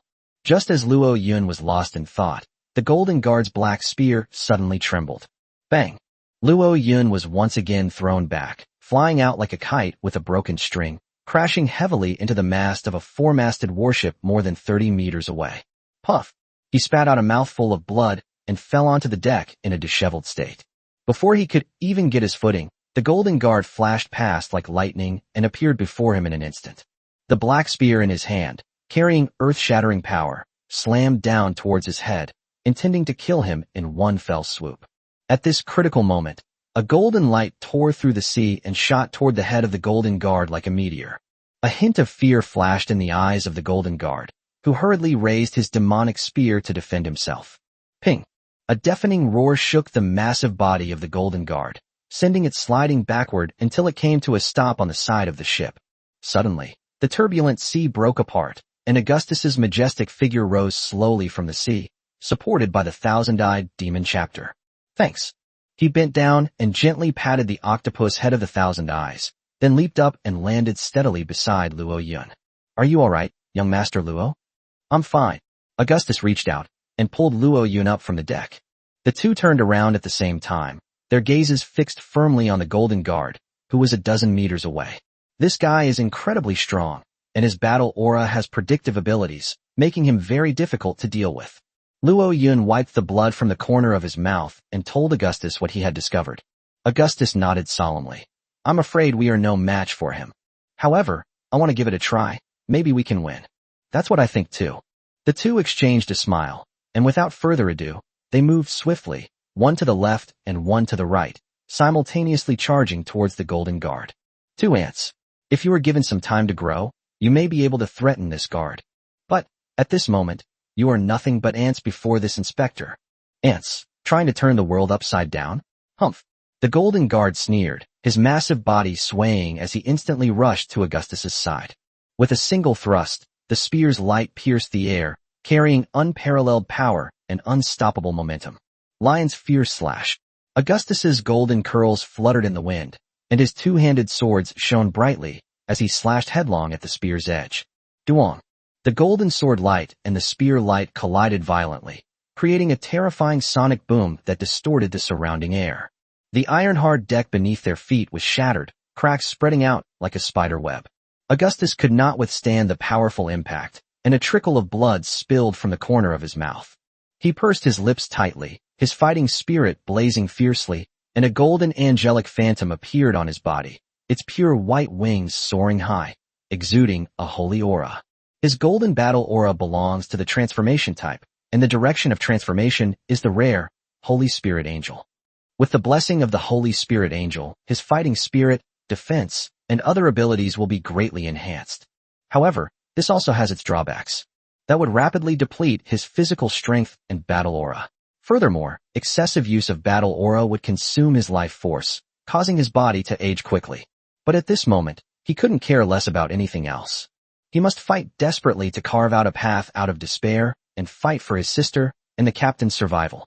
Roar! He let out a low roar, like an angry lion, and without dodging or avoiding, brandished his two-handed sword and engaged the Golden Guard in close combat, launching a fierce battle head-on. They were actually able to barely hold back the Golden Guard. It is unwise to risk such a drastic exertion to fight against the Golden Guard. But this is the only correct choice. He placed all his hopes on Luo Yun. He firmly believed that as long as he could keep the monster occupied, Luo Yun would definitely find an opportunity to kill it. After all, he was a man who had once defeated the gods. If he can't do it, who can? You foolish ants. With his precognitive abilities, how could the Golden Guard not see through Augustus's thoughts? It brandished its magic spear, engaging in a head-on clash with Augustus. He glanced at Luo Yun with cold eyes, wary of this only variable. Strong individuals can often read each other's minds instantly. Luo Yun instantly saw through Augustus's intentions. He was filled with an unprecedented fighting spirit, brandishing his tentacles as he charged towards the Golden Guard from the side. Kill! His 8 tentacles danced like snakes, and the sword light flashed with a cold gleam as he slashed fiercely toward the head of the Golden Guard. A trivial skill. The Golden Guard was held back by Augustus and could not wield his spear to block Luo Yun's attack. However, he also has a demonic hand. The demonic hand seemed to possess immense power. With a single swing, it shattered and tore apart Luo Yun's tentacles. Although the tentacles were severed, Luo Yun was not unharmed. On the contrary, he was heartbroken. The tentacles, like his 10 fingers, were connected to pain receptors. Even a single tear felt like being slowly sliced to pieces, causing Luo Yun excruciating pain that nearly made his entire body convulse. But he clenched his teeth and didn't utter a single groan. He gripped the sword hilt tightly with both hands, not in a hurry to strike. He was looking for a point. Even if the Golden Guardian can predict the attack, there are points he cannot dodge. That was his and Augustus' only chance to win. They're here. A surge of excitement welled up in Luo Yun's heart, and he turned to look into the distance. There, a black warship burst through the black mist, broke through the waves, and sped towards them. His crew finally arrived to help. Chapter 114 Helplessness. The atmosphere on the deck of the black ship was extremely heavy. Charge up, prepare to throw your spear. Mao Yi and the others gripped their spears tightly, frantically channeling their battle chi into them.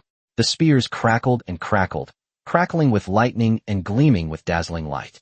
One side of the ship, the little girl, Lu Yun, looked more solemn than ever before. She supported the cannon engraved with runes, its muzzle aimed at the battle not far away. Her body was burning with golden battle aura as she gathered all her energy into the cannon. Buzz. The cannon was infused with a large amount of golden battle energy, and the runes on its surface were activated, radiating a dazzling light. At this moment, it seemed to transform into a super soldier, ready to go. Once it erupts, it will be earth-shattering. On deck, Afadel, as if by telepathy, also raised her golden longbow, locking onto the figure of the Golden Guard from afar, frantically gathering her battle aura. Buzz. The golden longbow emitted a deep hum, like the roar of a wild beast, poised to strike. Just then, on the sea, the figure of the 1,000-eyed demon Octopus slowly emerged from the water. It radiated an unprecedented black and gray light, enveloping the 3 figures fighting on the warship. Almost instantly, Luo Yun sensed something, and a vision of the future flashed in his eyes. I don't know if this scene is preset or real. Without a second thought, he roared angrily, "Fire!" Hey! Upon hearing Luo Yun's roar, Xiao Lu Yun's fighting spirit suddenly erupted, and she slammed her little hand down on the cannon barrel. Bang! With a deafening roar, Little Deer Cloud was blown away by the shockwave from the giant cannon. At the same time, a golden shell burst from the muzzle, creating a sonic boom, and roared towards its target. Kill! At the same moment, the 8 troll warriors, including Mao Yi, used all their fighting spirit to unleash 8 lightning spears. The Judgment of the Eagle. On the golden lion, Afadel, her golden wavy hair fluttering in the wind, roared as she fired an arrow. The arrow transformed into a giant golden eagle, roaring as it soared across the sky and shot straight at the arrogant Golden Guard. In an instant, the Golden Guard's pupils trembled as he sensed a deadly threat. Get out of my way. The Golden Guard brandished his black spear, attempting to force Luo Yun and Augustus back. You go, I'll drag you away. You step back first, I'll hold them off. The two uttered similar words almost simultaneously, and their bodies erupted with unprecedentedly dazzling battle aura. An angelic phantom appeared behind one of them, leaping high into the air and slashing at the head of the Golden Guard with 2 blades, leaving him with no way out. The other man's black muscles writhed wildly as he held up his double blades, blocking the Golden Guard's spear and preventing it from escaping. In an instant, the two were locked in a struggle with the Golden Guard, losing their chance to retreat. In the next instant, golden cannonballs, spears imbued with lightning, and arrows transformed into giant golden eagles roared in. It struck the Golden Guard hard. The Golden Guardian let out a ferocious roar, and the next instant, boom, Its body was engulfed by a massive explosion. Bang! The terrifying explosion blasted the entire four-masted demon ship to pieces, sending it flying into countless fragments. The resulting air currents formed layers of waves that spread out in all directions, creating continuous ripples. Two figures were blasted away, spitting blood, and shot dozens of meters away, about to fall into the sea. At that moment, two soft tentacles reached out, wrapped around them, and gently placed them on a piece of broken ship wreckage. Many captains and crew members witnessed this horrific scene and were all stunned and shocked. They also realized that such a powerful Golden Guardian had been blasted apart by the combined attack. In an instant, their morale, which had plummeted to rock bottom, slowly began to rise again. Quick, go get the captain. Walk. Xiao Luyun and the others immediately steered the Black God and sped towards Luo Yun's landing point. At this time, cough cough. Luo Yun lay on the wreckage of the ship, coughing violently twice. His body was torn in countless places, and blood was flowing everywhere. The once gnarled muscles had shriveled, becoming as weak as old tree roots, trembling slowly. Clearly, that battle had drained a lot of his energy. He turned his head and looked at Augustus to one side. At this moment, Augustus was in an even more sorry state than him. His noble golden armor was completely shattered, his body was covered in charred black, and his once handsome face was now covered with fine wrinkles, as if he had aged decades in an instant. Her once captivating long, golden hair had turned dry and white, giving her a look of dejection. Excessive use of the divine angel ability burned through his life force, leaving him looking utterly exhausted. It was thanks to his outburst that he was able to hold off the Golden Guard head-on. Otherwise, there would be no situation like this now. But Augustus's eyes remained clear and azure. He also turned his head to look at Luo Yun. The two exchanged a smile, both breathing heavily and weakly. Shouldn't we kill that guy now? Luo Yun asked weakly. Perhaps. No matter what, we did our best. Augustus's voice was hoarse and tinged with weariness as he weakly laughed. You're a madman. I'm wearing golden armor, and you're risking your life just like me without it. Luo Yun's expression was slightly blank. Then he smiled bitterly and said, the battle was too intense at the time, and I forgot about this. Otherwise, I would have retreated long ago. Too late, you've lost out. Augustus smiled, a shadow of sadness crossing his eyes, and said, since you're already losing money, why not lose even more? Do me a favor, okay? Are honest people destined to suffer losses? Luo Yun smiled, and tried to control the movement of his muscles to stop the bleeding. At the same time, he tried to get up by supporting himself. To his surprise, despite suffering such a severe injury, he was still able to sit up as if nothing had happened. This is the magic of the corruption fruit. It allows you to control the movement of all your muscles, minimizing the damage caused by injuries. However, this operation will consume a great deal of physical energy. This aroused a strong desire to eat in Luo Yun. At this moment, he looked at Augustus beside him as if he were a delicacy, wishing he could pounce on him, gnaw on his flesh, and eat his bones. Luo Yun realized that he was a pervert. Fearing he might not be able to resist devouring his ally, he quickly took out his nautical manual, retrieved a box of sausages, and began to devour them. As he ate voraciously, the dark muscles on his body writhed like worms. It gradually transformed from its originally shriveled state into a plump one. The speed of recovery was simply miraculous, making Augustus quite envious. Augustus watched him eat in a disheveled manner, a smile playing on his lips, and continued, if you don't object, then you're willing to help me with this. Help me break through the Black Fog's blockade with the Golden Lion. I promised my captain I would take her to the East China Sea to find her family. I'm dying soon, so I probably can't keep this promise now. This is the first time I've asked someone for a favor. Please don't refuse me, okay? You've begged me twice now, haven't you? Luo Yun munched on a sausage, glanced at him irritably, and said, don't play dead with me. You may be a little weak now, but you still have fighting power. If you want to escort your captain and the girl to the East China Sea, go by yourself. I don't want to be a bodyguard. As he spoke, Luo Yun prepared to help Augustus up. Augustus grasped his hand, slowly propped himself up, and said with a wry smile, I didn't expect my acting to be so good. I didn't even fool you. Luo Yun was somewhat speechless and asked, want some sausage? When people get old, they lose their appetite. Augustus shook his head, his gaze fixed on the burning wreckage of the ship not far away, and said, I can sense that the Golden Overseer has not been destroyed. As if to confirm Augustus's jinx, ripples spread across the sea. The next instant, a monster with only half its body remaining, 2/3 of its original size, emerged from the sea and climbed onto the burning wreckage of the ship. Roar! It raised its head to the sky and let out a furious roar. Strands of black energy gathered around it, and the other half of its body began to slowly regenerate. Damn it, what kind of jinx are you? Upon seeing this, Luo Yun's pupils shrank instantly, and he exclaimed in shock. What the hell kind of monster is this? It survived such an attack, and can even regenerate itself. Augustus smiled wryly and said, that's a third-tier demon, with extraordinary vitality. It's not so easy to kill. However, compared to you, it's just trash. If you grow to the 3rd tier, you will definitely be more than 10 times stronger than that monster. After all, in my mind, you are the real monster. Luo Yun's lips twitched, and he said, you admire me that much? Why don't you become my crew member? We've done our best. Things are beyond our control. It's time to retreat. Before that monster recovers, board my ship and follow me to break through this black fog blockade. As long as we can reach the end of the immortal path, the dead can be resurrected. That's a good idea, but... Augustus broke free from Luo Yun's support, stood up straight, and gazed at the lion in the distance. He said, I promised my captain that I would stay with her until the end of her life. What you say, you should do. Since childhood, I have worshipped the god of light, and my childhood dream has been to become a great sailor, assisting my captain on our journey to the immortal sea.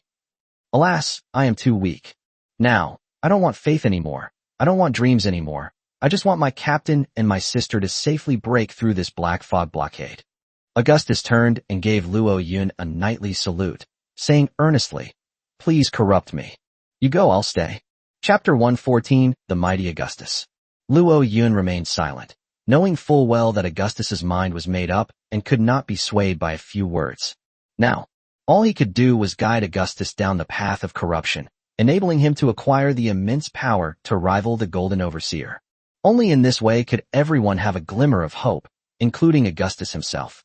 Luo Yun flipped his palm, and a strange power surged forth, causing a peculiar black muscle to writhe out like a living thing.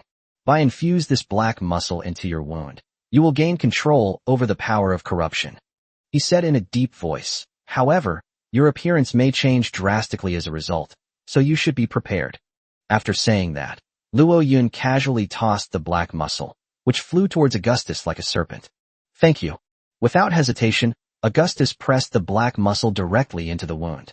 In an instant, the black muscle seemed to find its home, instantly burrowing into his body and disappearing without a trace. Immediately afterwards, Augustus's eyes suddenly flashed with a frenzied crimson light, and he threw his head back and let out a painful roar that shook the heavens. As his roar resounded, a violent shockwave rose up like a gale and swept outwards, nearly blowing Luo Yun away. The next moment, Augustus's muscles began to writhe wildly, twisting and tangling like old tree roots, becoming ferocious and terrifying. At the same time, countless ancient runes emerged from beneath his skin, densely covering his bulging muscles. His body was also expanding at a visible rate, growing to nearly 3 meters tall in the blink of an eye, exuding a chilling sense of oppression. Behind him, a pair of wings made of pure black muscle slowly unfolded, like 2 giant palms, spreading out to the left and right, waving in the wind. With his snow-white hair, he looked like a demon god who had walked out of hell, exuding a powerful and sinister aura. Luo Yun was taken aback by his aura. To his surprise, Augustus's aura was now comparable to that of the Golden Guard. Meanwhile, on a fleet of ships not far away, many captains and crew members witnessed Augustus's transformation, and everyone's face showed astonishment. They never expected that the proud Augustus would willingly accept Luo Yun's corruption.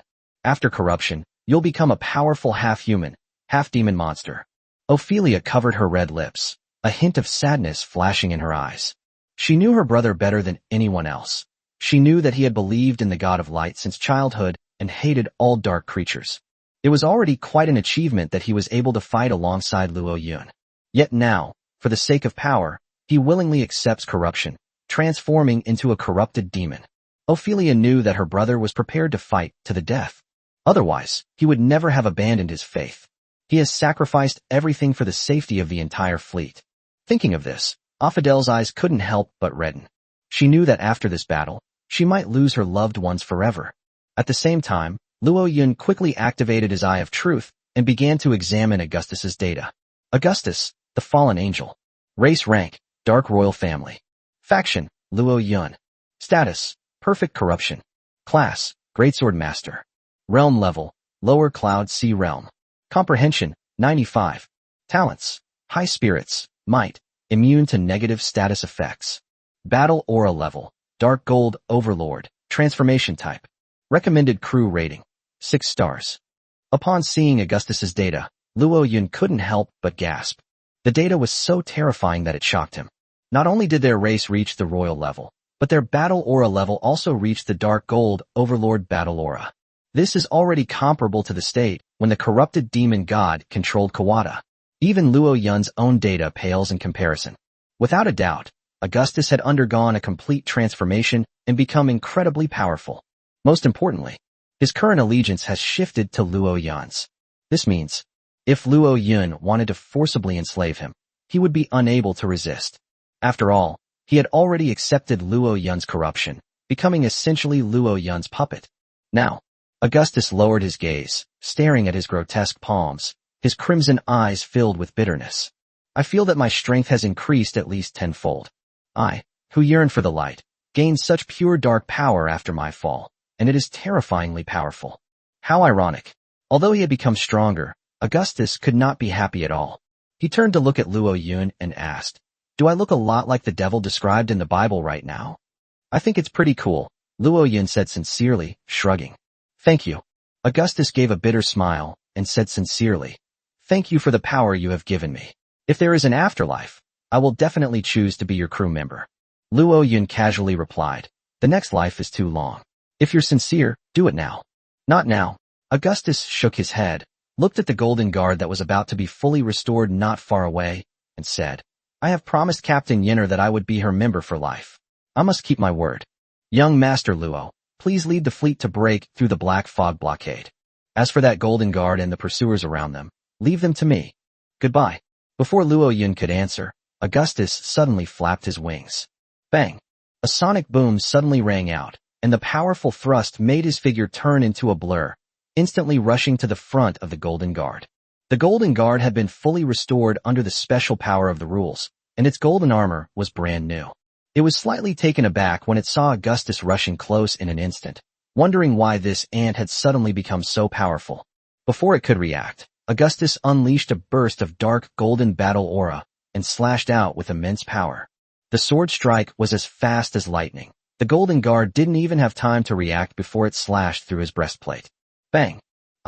With a blood-curdling scream, the once invincible Golden Guard was cleaved away, launched over 100 meters, and crashed into an old demon ship. So strong. He can even cleave the Golden Guard in two with a single sword strike. Captain Augustus has undergone a complete transformation. We're saved now. Many captains and crew members stared wide-eyed at the sight, their faces showing shock. That Golden Guard was incredibly powerful, easily capable of blasting a 5 or 6-masted warship over 100 meters long in two. However, this powerful monster was slain by Augustus with a single sword strike. Augustus is terrifyingly strong now. Before everyone could recover from their shock, Augustus had already flapped his dark, fleshy wings and rushed to the Golden Overseer's landing spot, continuing his fierce attack. Boom, boom, boom. The two collided, and the powerful energy shook the surroundings, tearing apart and shattering the ancient demon ships nearby. Their combat strength is terrifying. Luo Yun felt a chill run down his spine as he stared at the crashing waves. He put himself in his shoes and realized that he would not have been able to withstand such a powerful attack. After all, his cultivation level was still too low, and his raw strength was insufficient to keep up with the pace of this battle. If his rank can also be raised to the lower level of the Cloud Sea realm, then it's hard to say. At that moment, the Black God had already sped over.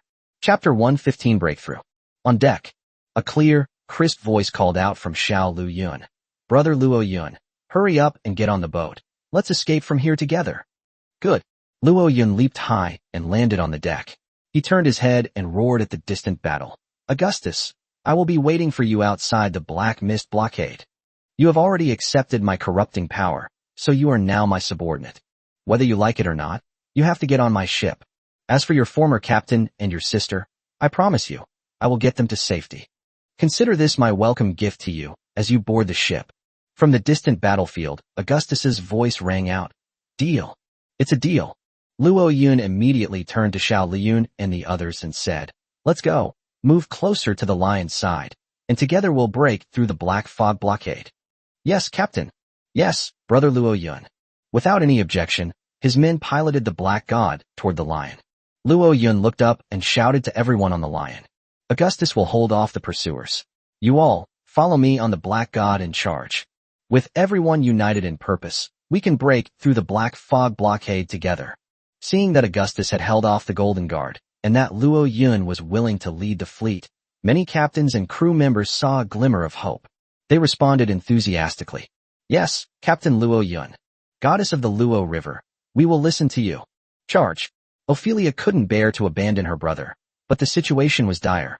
What could she do? She glanced back at the battlefield filled with explosions, gritted her teeth, and could only urge the Golden Lion to keep pace with the Black God, advancing forward.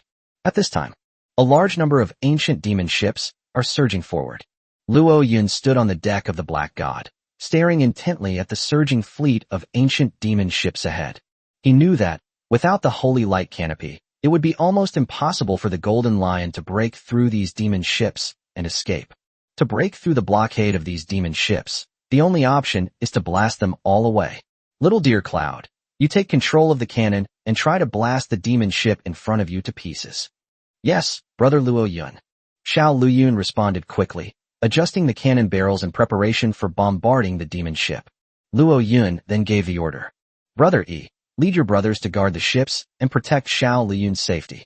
Yes, Captain. With a solemn expression, Mao E led a group of trolls to guard Little Deer Cloud and help her reload her ammunition. Luo Yun quickly arrived at the old altar. Summon the Dark Knight.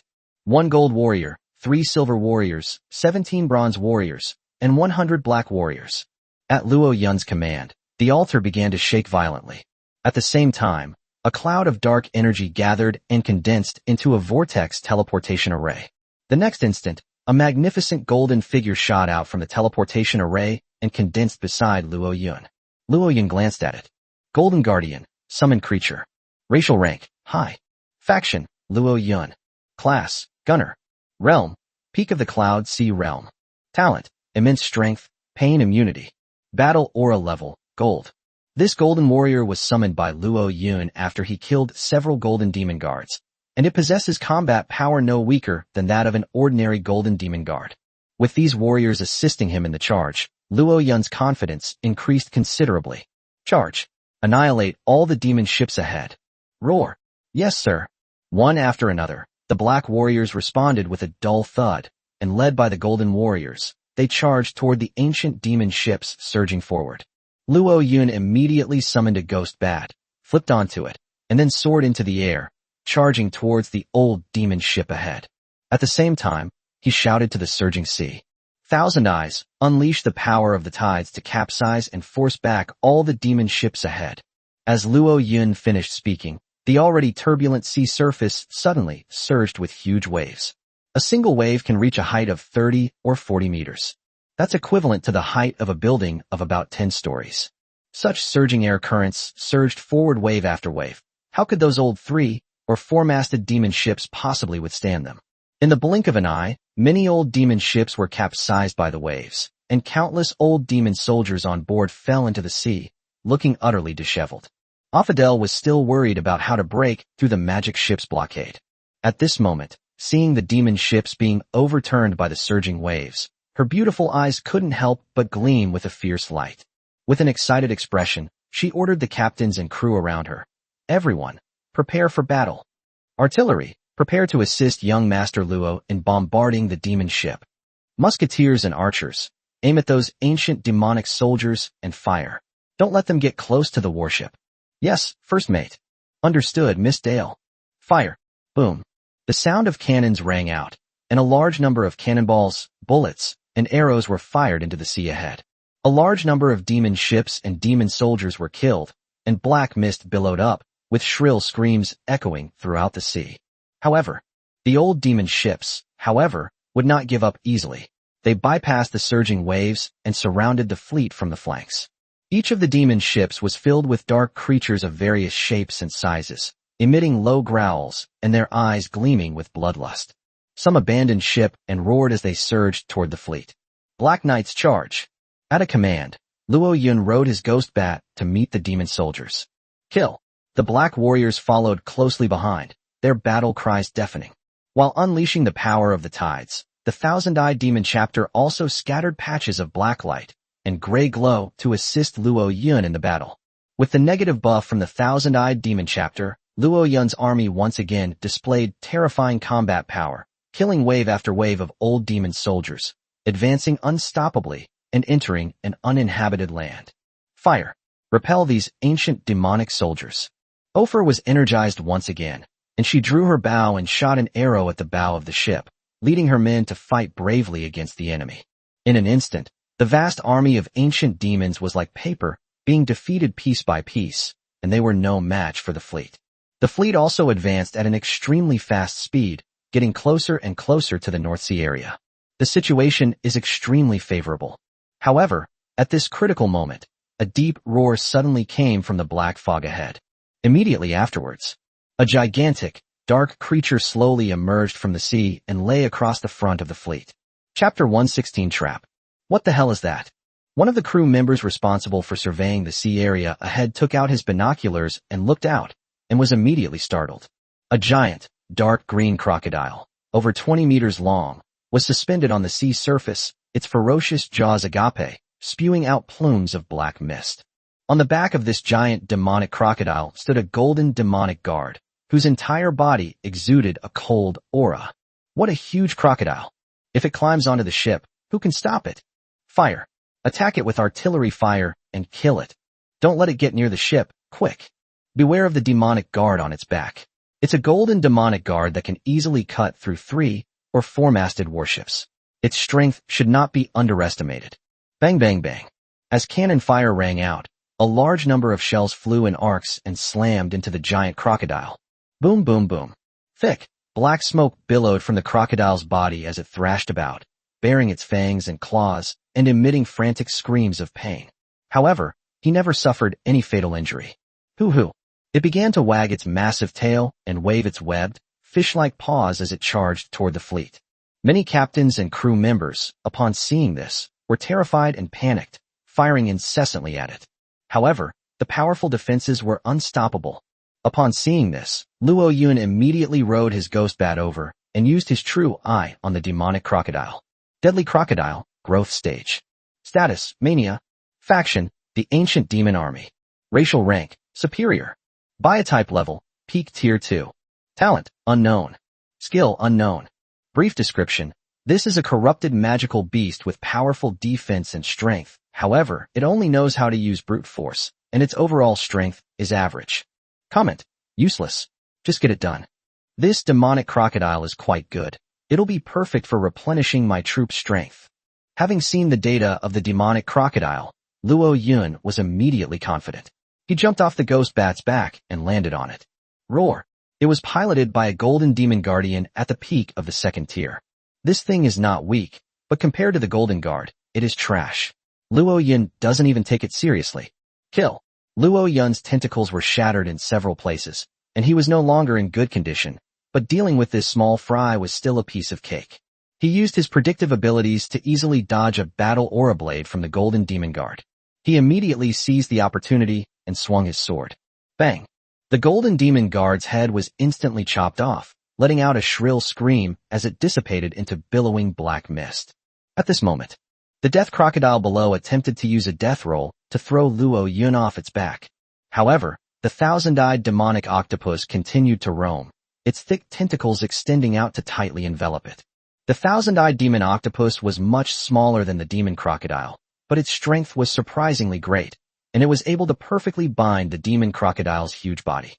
Before it could struggle, Luo Yun's figure shot out like an arrow, instantly reaching its head and slamming his sword down. Arrows and spears. Bang. The rough crocodile skin, which could withstand even cannonballs, was pierced by the purple sword light, and a large amount of dark green blood gushed out. The death crocodile struggled in agony, its strength gradually waning. At that moment, Luo Yun took out the badge of glory of the dead and plunged it into its wound.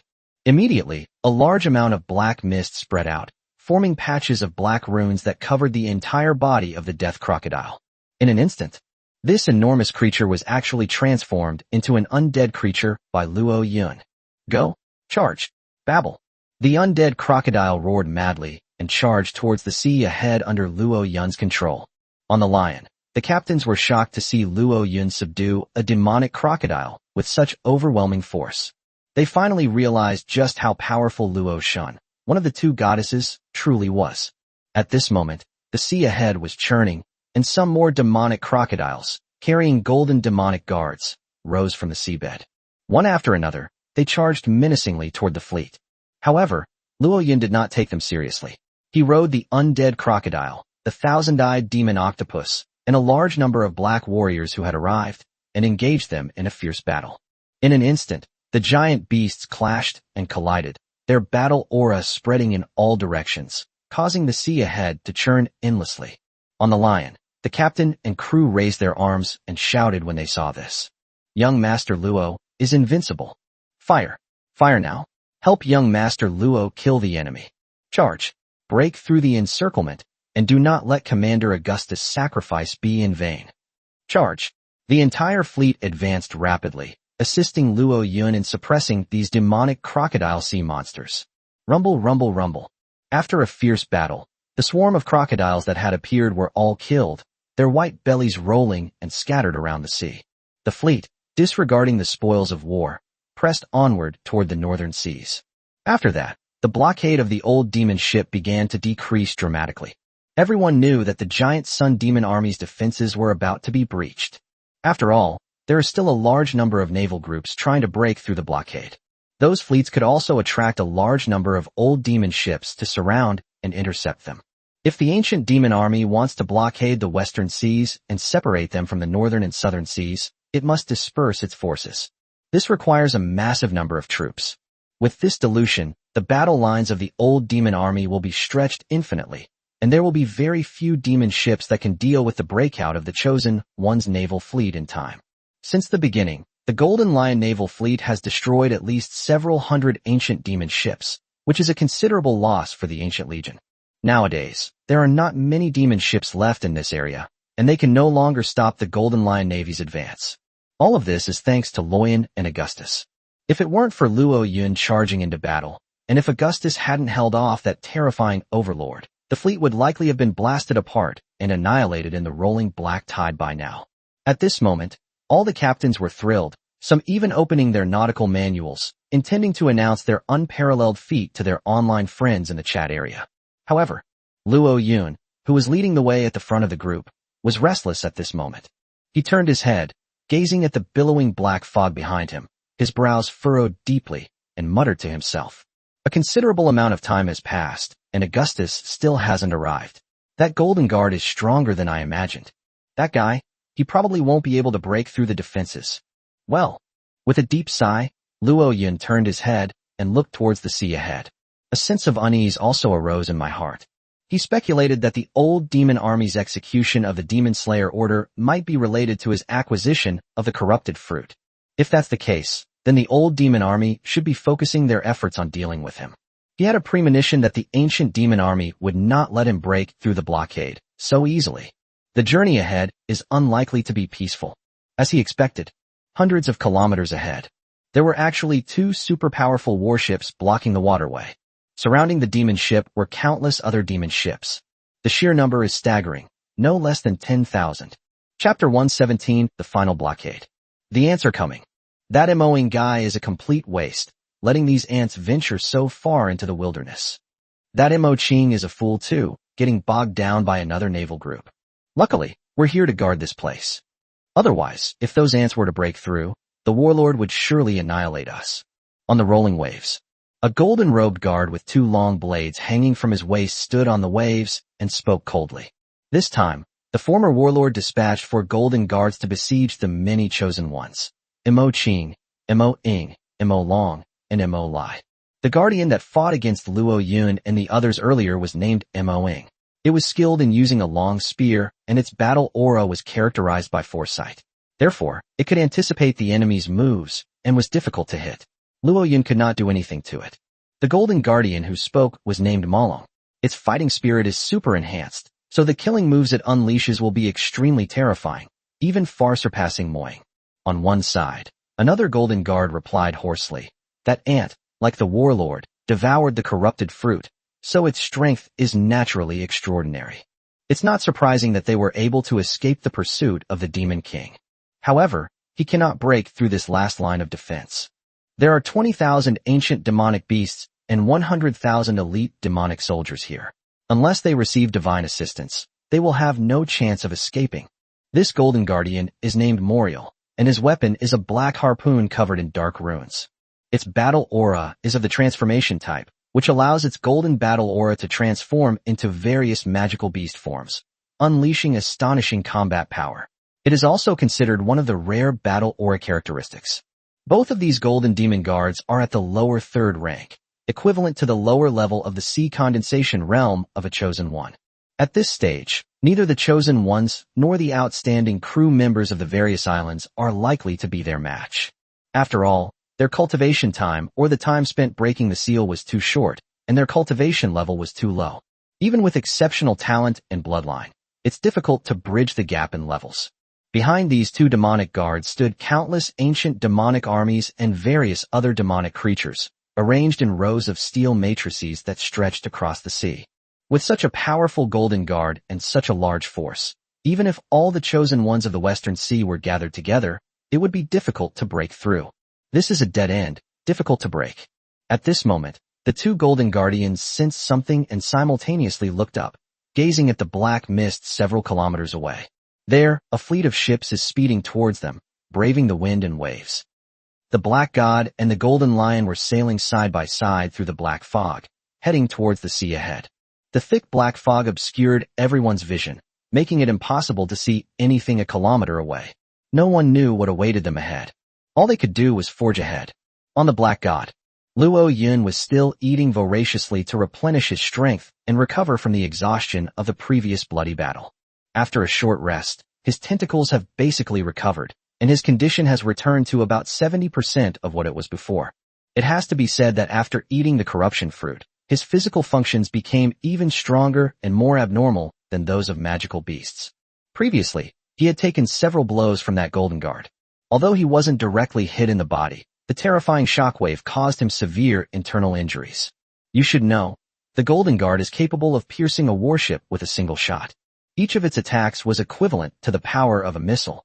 Luo Yun had only been cultivating for less than half a month, so it was already a miracle that he could withstand several of its attacks head-on. Now, the other crew members were also holding magic crystals, recovering their strength, as if facing a formidable enemy. They did not let their guard down because of the temporary safety. At this moment, Luo Yun sensed something was wrong, and suddenly stood up, standing by the railing, looking towards the dark sea ahead. Brother Luo Yun, what's wrong? Have you spotted the enemy? Xiao Lu Yun was in good spirits, and asked as she approached. Luo Yun shook his head, and said no. However, I have a feeling that there's some kind of trap waiting for us ahead. Hee, how about we change our route? Xiao Lu Yun walked to Luo Yun's side, looked at the dark sea ahead, and said, my grandma said that we should trust our intuition. If we feel there is danger ahead, then there is probably danger waiting for us. Luo Yun patted her head, a bitter smile playing on his lips, and said, even if there is danger, we have no choice but to charge forward. The black mist is the domain of the ancient demon army. No matter how hard we try to escape, we cannot get away from their pursuit and interception. Rather than looking like a stray dog, be like a tiger and forge ahead. If we can break through, we will. If we can't, we will still make the old demon army pay a heavy price. Yes, I will always support Brother Luo Yun's decision. Little dear Yun nodded like a chick pecking at rice, full of fighting spirit, with no fear on her little face. The spider with a human face on one side was so terrified that it couldn't even stand on its 6 legs. At this moment, a griffin drifted down from the Golden Lion on one side. On the back of the griffin rode a middle-aged knight covered in blood. He bowed to Luo Yun and solemnly said, Lord Luo Yun, our deputy commander would like to invite you to see her. Upon hearing this, Luo Yun's heart sank instantly. It seems new enemy activity has been detected in the waters ahead. Okay, I'll be right there. Luo Yun flipped himself onto a ghost bat, flapped its wings, and flew towards the deck of the Lion. At this time, on the deck of the Lion, the atmosphere was already gloomy and desolate. Just a moment ago, many captains were still basking in joy, believing that the fleet had escaped the pursuit of the old demon army and was about to break through the blockade. However, the Griffin riders who went to scout ahead returned, bringing back devastating news. Ahead, a massive demon army was stationed, waiting for the fleet to step into a trap. Augustus had not yet returned, so Ophelia had to temporarily take her brother's place and gather the captains to discuss how to deal with the situation. At this moment, Ophelia looked at the group of pale-faced captains, unsure of what to say. The situation is already hopeless, saying more won't change reality. At that moment, the ghost bat flapped its wings and slowly landed on the deck. All the captains seemed to have found their pillar of support, and they all turned to look at the boy who had landed on the deck. It's the goddess of the Luo River. She's here. With Luo Shin here, he will definitely have a way to lead us to break through the blockade. After all, he is someone who can even kill gods. Goddess of the Luo River, you have arrived. The captains flocked to Luo Yun, bowing and scraping, their faces filled with reverence. Luo Yun simply nodded slowly, refusing to accept the compliments. In his view, these compliments were all empty words, merely a byproduct of his great power and utterly worthless. He walked straight to Affadel and calmly asked, Miss Affadel, has enemy activity been detected ahead? Affadel looked bitter and nodded, saying, My scouts just reported that a large number of demonic troops have been discovered ahead, far exceeding the number of the old demonic troops that surrounded us before. Moreover, there are 2 supergiant ships entrenched there. Currently, that demon army is about 3 kilometers away from our fleet. If our fleet continues onward, we will encounter them in less than half an hour. The main reason we called you over was to hear your opinion. After all, you're the one who led us to where we are today. Upon hearing this, Luo Yun raised his eyebrows and said, I'm just an ordinary high school student. What good opinions could I possibly have? Affadel, what do you think we should do? Ophelia, her thoughts in turmoil, shook her head and said with a wry smile, I don't really know either. By the time we discovered that demonic army, it was too late. At a distance of only about 3 kilometers, it is impossible to shake off the pursuit of the old demon ship. And the ancient demon army's vision in the black mist will not be affected. They must have discovered our presence much earlier. They have already set a trap, waiting for us to step on it. Even if we don't, they will still chase after us. We have nowhere to go forward and nowhere to go back. Upon hearing Affadel's words, the surrounding captains all wore expressions of despair. Those with a poor mindset might even wail out loud. Ugh, if I had known it would turn out like this, I should have abandoned the warship and just gone ashore to become an islander. At least, I can still live. Wah, we were so stupid. What were we daydreaming about? The immortal path is no place for mortals like us. A hoax, it's all a hoax. Maybe there's no such thing as the immortal path at all. It's just a pie in the sky that the will of the rules is trying to lure us into fighting against the ancient demon army. It's all a scam. Let's go back. If we keep sailing, we'll all die. Yes, let's go back the way we came. Lord Augustus may have already wiped out all the ancient demon army in the rear. As long as we go back, we will definitely be able to escape safely back to the Western Sea region. Goddess of the Luo River, please lead us in retreat. You are the possessor of the divine fruit. You will surely be able to lead us away from the pursuit of the ancient demon army. Please, Goddess of the Luo River. Many captains surrounded Luo Yun and urged him to return to port. However, Luo Yun knew they had no way out. After all, the enemy has 2 ancient demon ships with amazing power, and the ancient demon ships should also have the ability to teleport long distances in the black mist. How could anyone possibly escape when being pursued by such a warship? Rather than being chased like a dog and eventually trampled to death, dying a miserable death. Instead, let's charge forward and fight back fiercely. Since we're going to die anyway, might as well die a spectacular one. Thinking of this, Luo Yun's eyes burned with fierce fighting spirit, and he said, I promised Augustus that I would lead the Lion to break through the black fog blockade and reach the North Sea. Therefore, my ship has a direction to move forward and no option to go backward. If you want to turn back, then turn back. That's your freedom. Hearing this, many captains were unhappy. Someone's face twisted in disbelief as they rudely said to Luo Yun, Goddess Luo, we've gotten to this point because of you. You have to take responsibility for us. If you make us turn back on our own, aren't you pushing us into a fire?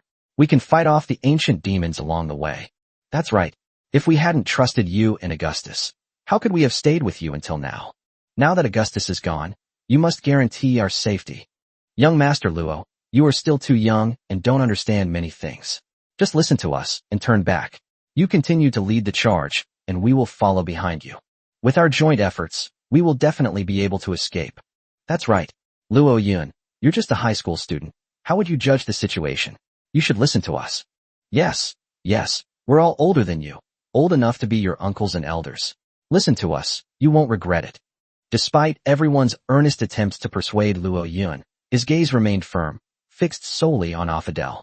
Miss Dale, I will keep my promise to your brother. I will keep moving forward, either break through the defenses or die. Are you willing to continue charging with my black god? I do.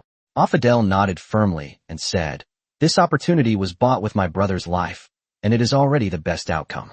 Even if we die, we, the Golden Lion, can face it with equanimity. Chapter 118, The Final Battle. Alright, let's continue on our way. As for the others, Luo Yun glanced at everyone and said coldly, I have no obligation to care about your lives or deaths, nor have I ever intended to lead you through the Black Mist defense line. Whether you stay or leave is up to you. As soon as he finished speaking, Luo Yun flipped over and leaped onto the back of the ghost bat, soaring into the air. The captains, unable to swallow their anger after being rebuked by Luo Yun, were all about to hurl insults at him. However, when the ghost bat circled around everyone's heads once, everyone wisely kept quiet. They may be selfish, but they're not stupid. To insult a boy who dares to kill even gods in this lawless place is practically tantamount to courting death. Luo Yun was also intent on killing people, which is why he had the ghost bat circle around the heads of these people. He wanted to make an example of them, to make those sophisticated egoists completely realize their place. However, there didn't seem to be any particularly stupid people here, which made Luo Yun somewhat disappointed. Immediately, he piloted the ghost bat and flew towards his black god. Seeing Luo Yun leave, the captains gradually regained their composure. Now, facing the threat of death, they were emboldened and no longer showed Affidel the same politeness they had before. Someone questioned, Affidel, has a large number of ancient demonic forces really been discovered ahead? Could it be that you made this up on purpose so you could abandon us? As a noblewoman of the sea, Ophelia was extremely well-mannered and did not get angry at the questions from the chosen ones. Her expression was solemn as she nodded and said, this is information brought back by my subordinates. There is absolutely no mistake. If you don't believe me, you'll see in 10 or 20 minutes. Who wants to see that old demon army? So many demons, and they still charge upwards? Do they think we're stupid? I'm not going to go crazy with you guys anymore. I'm going back. I want to go to the island and be a little islander. Brothers, anyone want to evacuate as a team? Going down this road is a dead end. I originally thought Luo Yun was a leader, but it turns out he's just a hothead. We can't continue following him, or we'll all die. Let's head back. We've almost wiped out the demon army in the rear.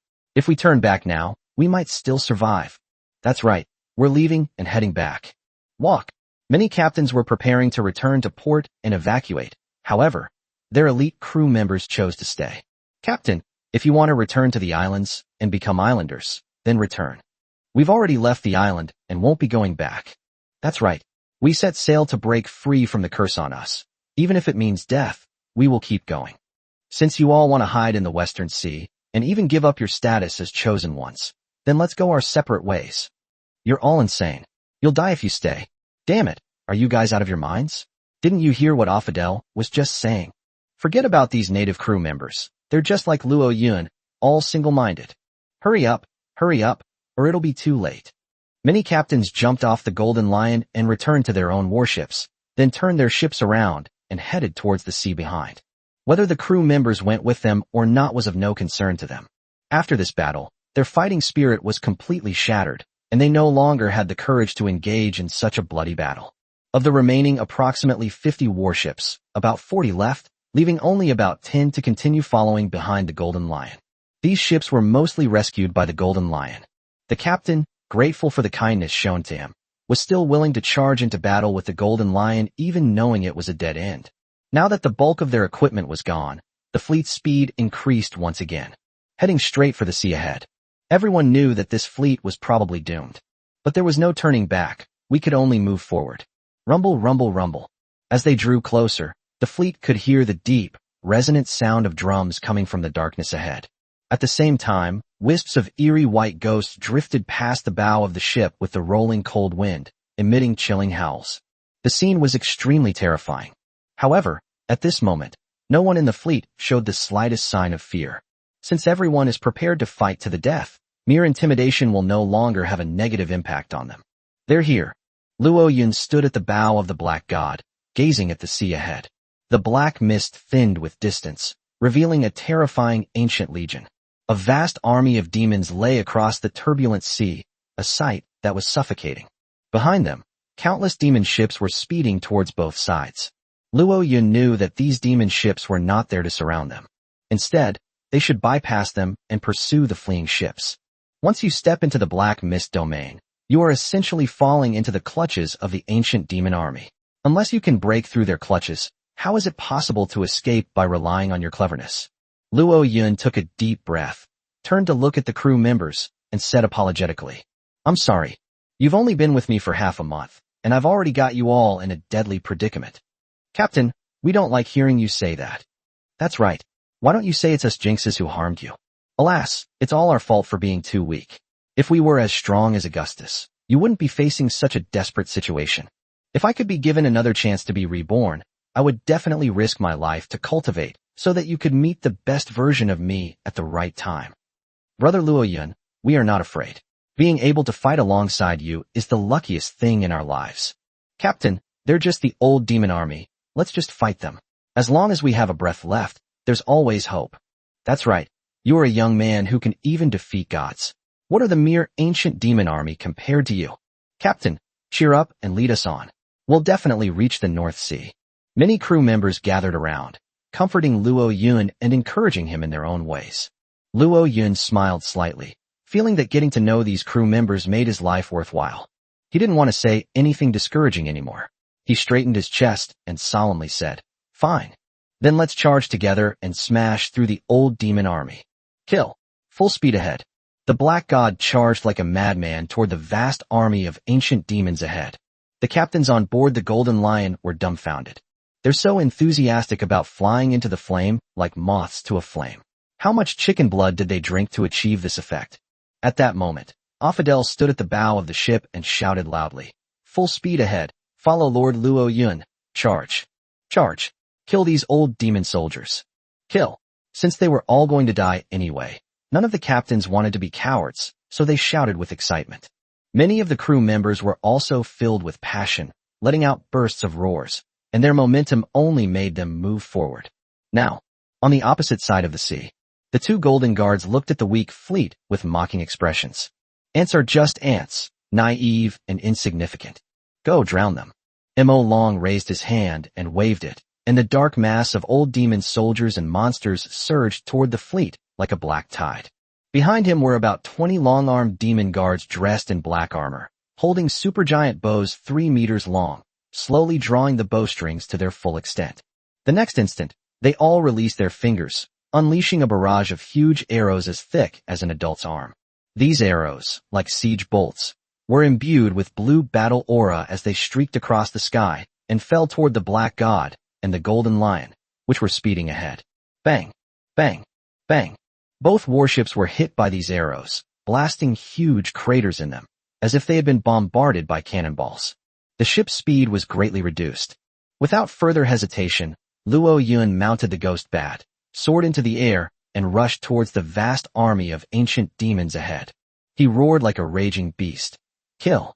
On the sea below, thousand-eyed demon Octopus led a group of black warriors and a demonic crocodile, following closely behind, showing no fear of the demonic army matrix ahead. Affadel and the rest of the crew, who were unable to wade in water, could only stand at the bow of the ship, either shooting arrows or firing cannons, doing their part. Boom, boom, boom. The shells fell into the vast number of old demon soldiers, and could only kill or overwhelm them. But at most 3 or 5 heads, not enough to make a ripple. The old demonic army still surges in like a tide. The scene was despairing, but everyone had to fight. We've come this far. There's no better option than to fight. Kill. Luo Yun had already flown over the old demon army. He jumped off the back of the Ghost Bat and plummeted towards the sea. Soaring. A hail of black guns flew towards him, hundreds of them, almost obscuring Luo Yun's vision. This is the oppressive force of sheer numbers. It's terrifying. Luo Yun's eyes had turned scarlet, but he was completely unafraid. His tentacles danced wildly behind him, unleashing streaks of sword light. His cursed blades were broken several times when he fought against the Moing guards, but Affadel gave him some more. Now, apart from wielding an ebony sword, all his other tentacles are wrapped with cursed blades. As his purple battle aura erupted, the cursed blades howled like demons, shooting out streaks of light. Ping ping ping. He blocked all the hundreds of black guns that came at him head-on, and not a single one could hurt him. But the ghost bat mount fared much worse. It was riddled with bullets and fell into the sea screaming in agony. At that moment, the undead crocodile emerged from the seabed and caught Luo Yun. Charge! Roar! The undead crocodile roared and carried Luo Yun forward. Behind it, the thousand-eyed demonic chapter had arrived. Wah! The thousand-eyed demonic chapter let out a mysterious cry, its compound eyes emitting patches of black and gray light, instantly enveloping the thousands of ancient demonic troops in front of it. Roar! Awo! The ancient demon army went berserk instantly, raising their weapons and attacking their own kind in a frenzy. In an instant, tens of thousands of former demonic troops were routed and plunged into madness. Luo Yun, leading a large number of black warriors, like a steel blade, plunged into the vast army of ancient demons, slaughtering them madly. Along the way, countless ancient demonic soldiers turned into billowing black mist, rising into the air and almost completely obscuring the figures of Luo Yun and the others. Rear. Upon seeing this, both Golden Guard's eyes flashed with a cold light. I underestimated this human kid.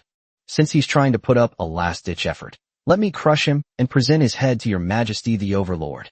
Mo Long drew his dark twin blades from his waist, his body trembled, and his bat wings flapped suddenly from behind. Instigate. A sonic boom rang out, and it transformed into a beam of light, shooting towards Luo Yun on the battlefield. At this time, on the Black God, Xiao Liyun and the others were on high alert, all charging up their weapons in preparation for delivering a fierce blow to the Golden Overseer. They knew that the real danger to the fleet was not the vast number of demon soldiers and monsters. With the thousand-eyed demon chapter, a force of nature, even a large number of soldiers would hardly pose a threat to the fleet. The real threat comes from the two Golden Guards. If they can be defeated, the fleet will still have a chance of survival. At that moment, no one, who was completely focused on their surroundings, noticed. A bronze coffin silently sank into the turbulent waves, slowly drifting towards the battlefield ahead. Chapter 119 The Battle on the Verge of Death. Kill. Luo Yun rode the death crocodile, charging towards the enemy formation. The long, narrow tentacles on its back surged wildly, capable of slicing through demonic soldiers from 10 meters away. However, in the blink of an eye, the number of demon soldiers who died at his hands exceeded 3 digits. The Black Knight's army behind him was equally powerful. The current Black Warriors army is led by a Golden Guard. This Golden War Guard has reached the peak of the 2nd tier, and its strength is no less than that of a 2nd-tier Golden Magic Guard. Among all the chosen ones, few can contend with it. With it leading the Black Warriors in the charge, the Black Warriors' combat power increased several times over, and no Demon Guard could stop them along the way. Of course, the main reason is that the negative buffs of the Thousand-Eyed Demon chapter are too overpowered. The more enemies there are, the more terrifying its intimidation and chaos effects become. At this moment, the number of demon soldiers killed by the old demon army in their infighting is even greater than the number killed by Luo Yun's team. Roar. The golden and silver demon guards, each leading their respective teams, roared in fury. As a series of violent sound waves rang out, the negative buffs of many ancient demonic soldiers were dispelled, preparing to continue their encirclement and annihilation of Luo Yun and his companions. However, many demon soldiers affected by the buff still launched frenzied and indiscriminate attacks, completely disrupting the formation of this massive demon army.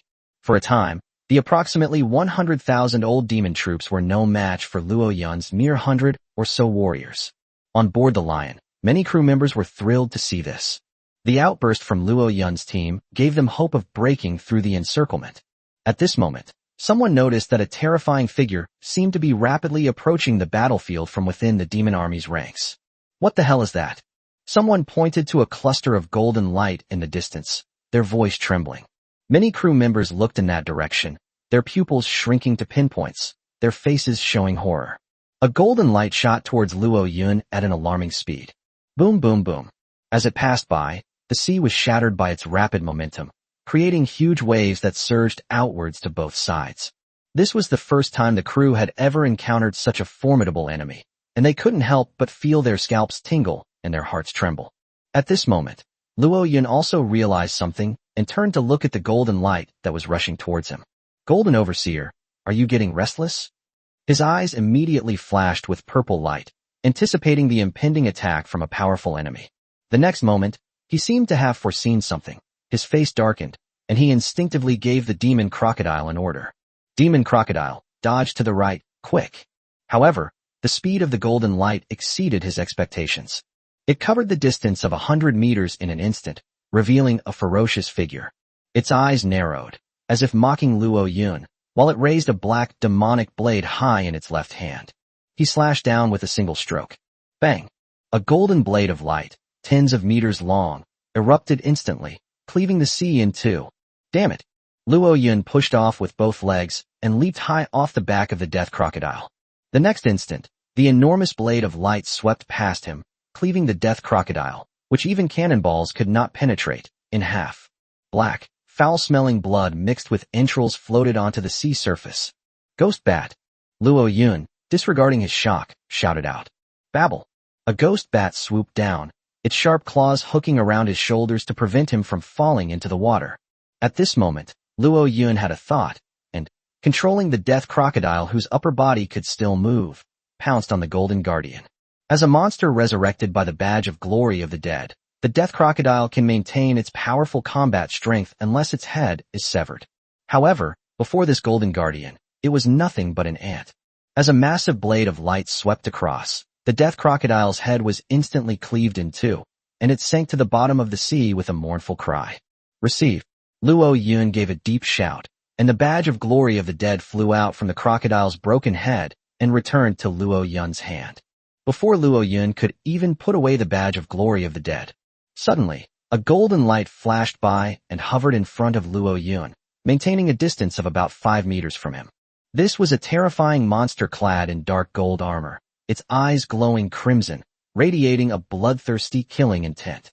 Its cheeks twitched, emitting a low, mocking sound. He, I am one of the 4 generals under the command of the warlord, the demon blade demon dragon. You must be the ant that stole the corrupt fruit. It's all thanks to you, otherwise, Your Majesty the Guardian really wouldn't have been able to get the second corruption fruit. State your name, and then face death with equanimity.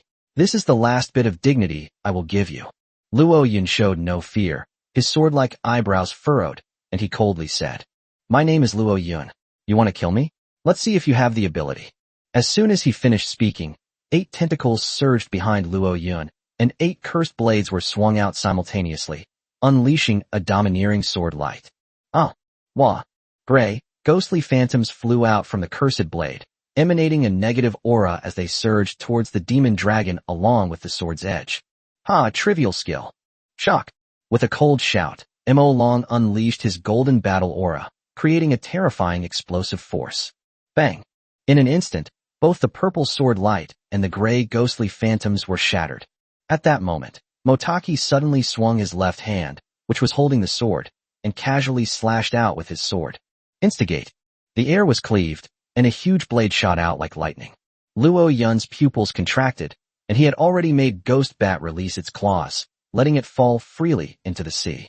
The next instant, the Ghost Bat let out a shrill scream, and because it couldn't dodge in time, it was cut in half by a single blow. Blood and foul-smelling entrails spilled out, soaking Luo Yun completely. Luo Yun adjusted his position in midair before landing on the sea. The thousand-eyed demon king had arrived, its head emerging from the sea to catch Luo Yun's body. Kill! The black warriors who followed closely behind let out a triumphant roar and unleashed their fighting spirit slashes at the demonic dragon in midair. Soaring, hundreds of battle chi slashes roared in, blocking all of Mo Long's escape routes. Mo Long smiled contemptuously, flapped his bat wings, and charged into the vast array of battle chi slashes without taking any precautions. Ping ping ping. All the battle chi slashes were shattered, turning into specks of starlight that spread outwards. Boom. The demon descended upon the ground, blasting a group of black warriors away. At this moment, the golden warrior leaped high into the air, its entire body engulfed in dazzling golden flames, and slashed down at the demon dragon. What use is golden battle chi to a piece of trash who doesn't even understand the characteristics of battle chi? Demon dragon smiled coldly, held the blade in one hand, and raised it upwards. A crescent-shaped golden blade of light shot into the sky, and in an instant, it cleaved the golden guard in two, turning into billowing black mist that dissipated. In the distance, Afidel and the others who caught a glimpse of this scene felt their hands and feet turn ice cold, as if someone were choking them, making it difficult to breathe. That's a peak second-tier golden guard. He couldn't even withstand a single blow from that former guard. What an enormous disparity in power. How can we win against such a monster? Chapter 120, A Desperate Struggle. At this moment, hundreds of black warriors, fearless of death, launched a charge against the demon dragon guard. Kill. Their eyes glowed with black light as they attacked from all sides, their spears and blades imbued with battle aura. Ants are courting their own death. The demon twisted and writhed, slashing with each strike. Bang bang bang. The black warriors were all smashed to pieces as if they were made of paper, none of them standing a chance. At this moment, Luo Yun also joined the battle, riding the thousand-eyed demon chapter. Kill. 8 tentacles extended from his back, wielding the cursed blade, and slashed at Maki's helmet. A mocking smile appeared on Mo Long's lips. He stood alone with his sword, unleashing powerful blade beams that severed Luo Yun's tentacles and cleaved the surging black warriors into black mist. At this moment, it was like a demon god, calm and composed, exuding an aura that could crush all living beings.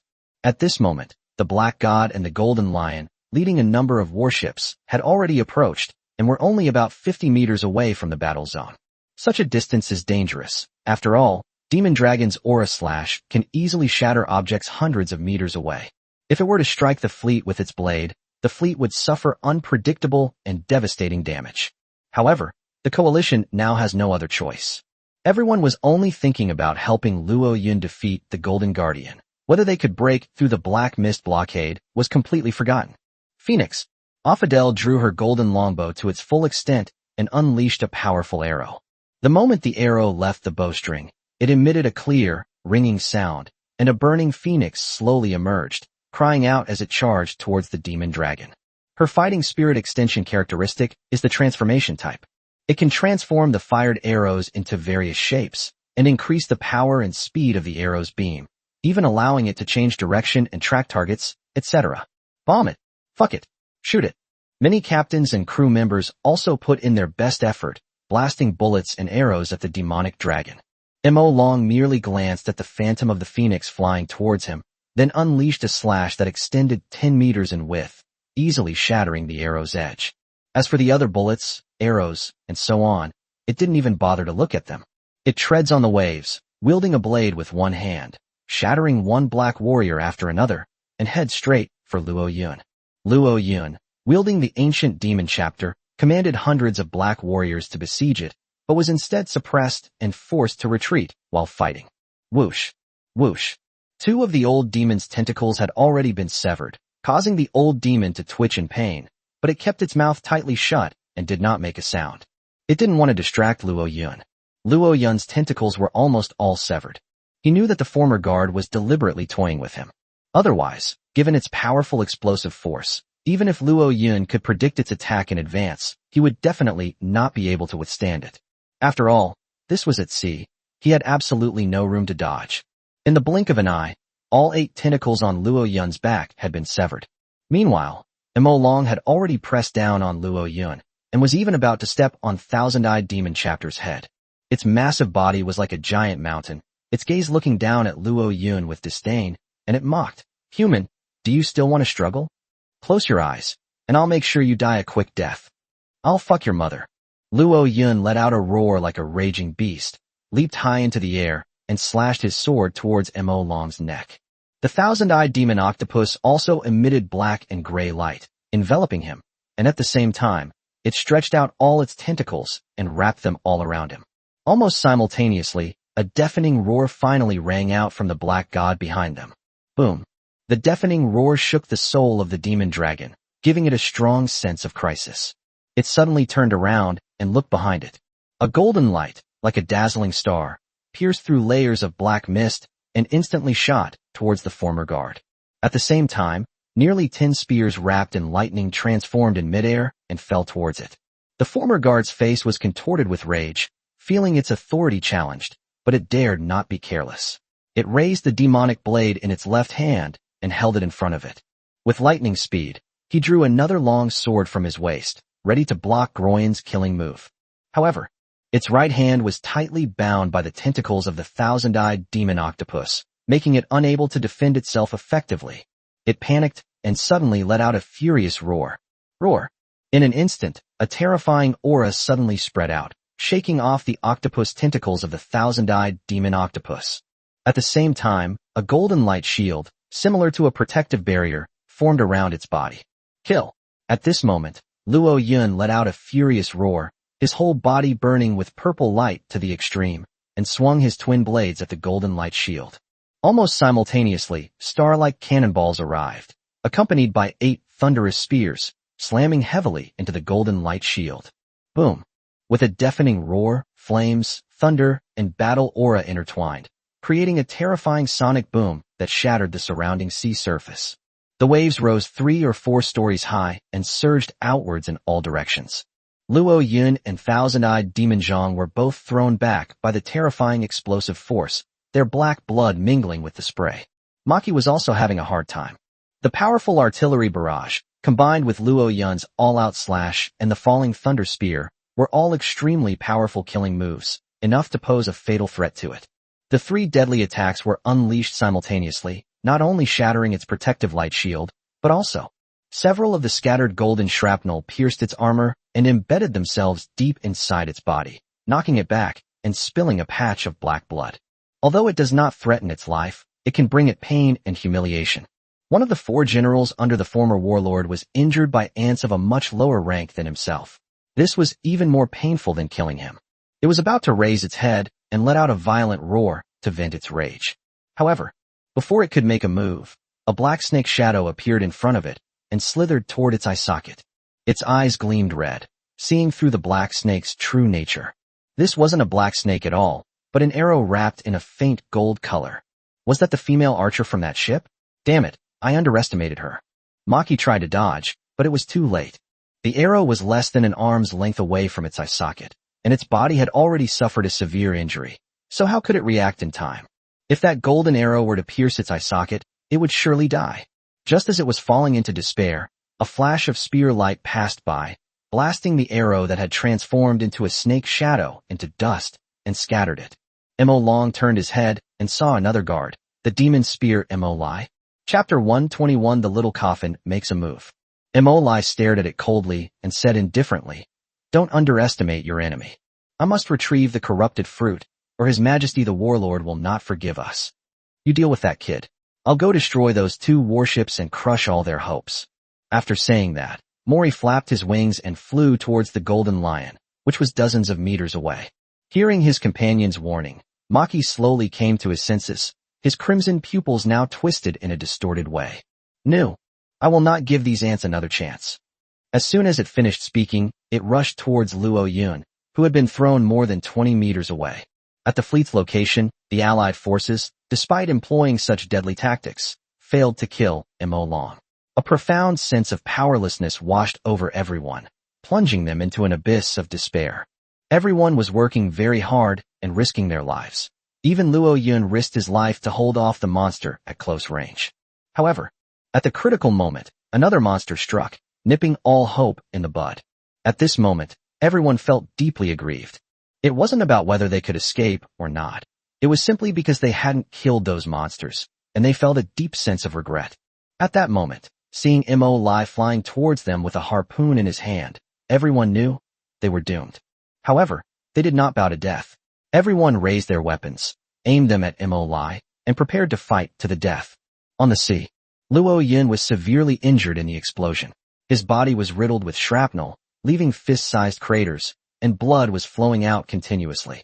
Fortunately, he possessed the corruption fruit, and after a series of muscle contractions, his bleeding essentially stopped. However, due to his severe injuries, he was unable to get up. The tentacles of the thousand-eyed demon octopus were almost all severed, leaving only a short section, which struggled to support Luo Yun and place him on its head. Thousand Eyes. Let's go. Let's return to the sea. I can't take you any longer.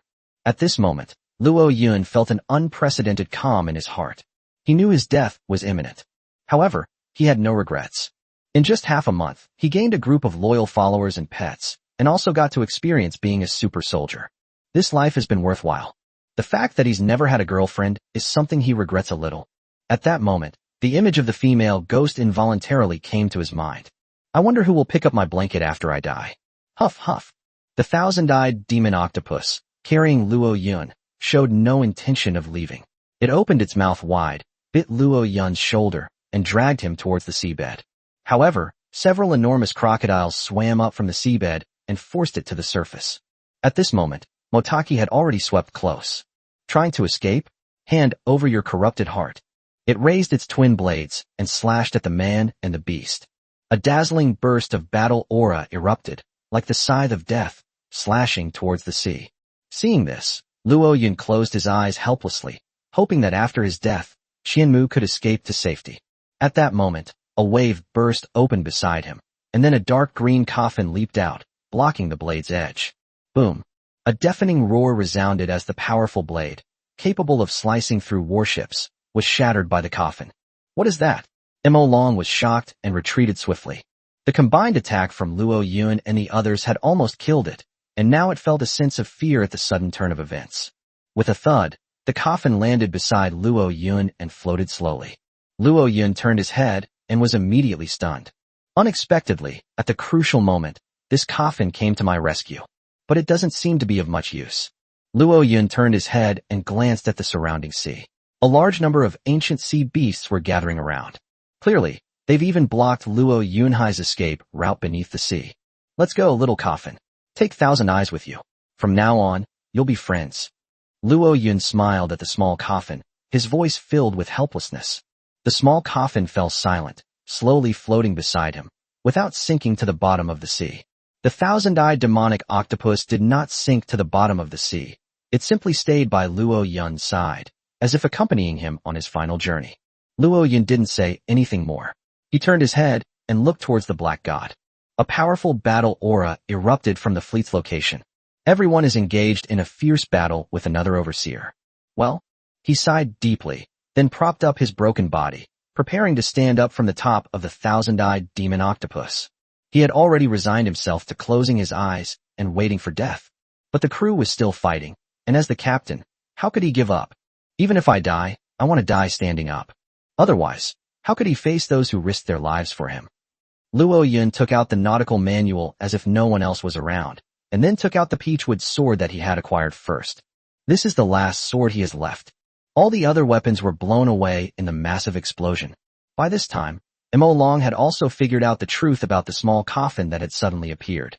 Its eyes slowly narrowed, and it said in a low voice, I thought it was some powerful reinforcement, but it's just a dead coffin. Humph, perfect.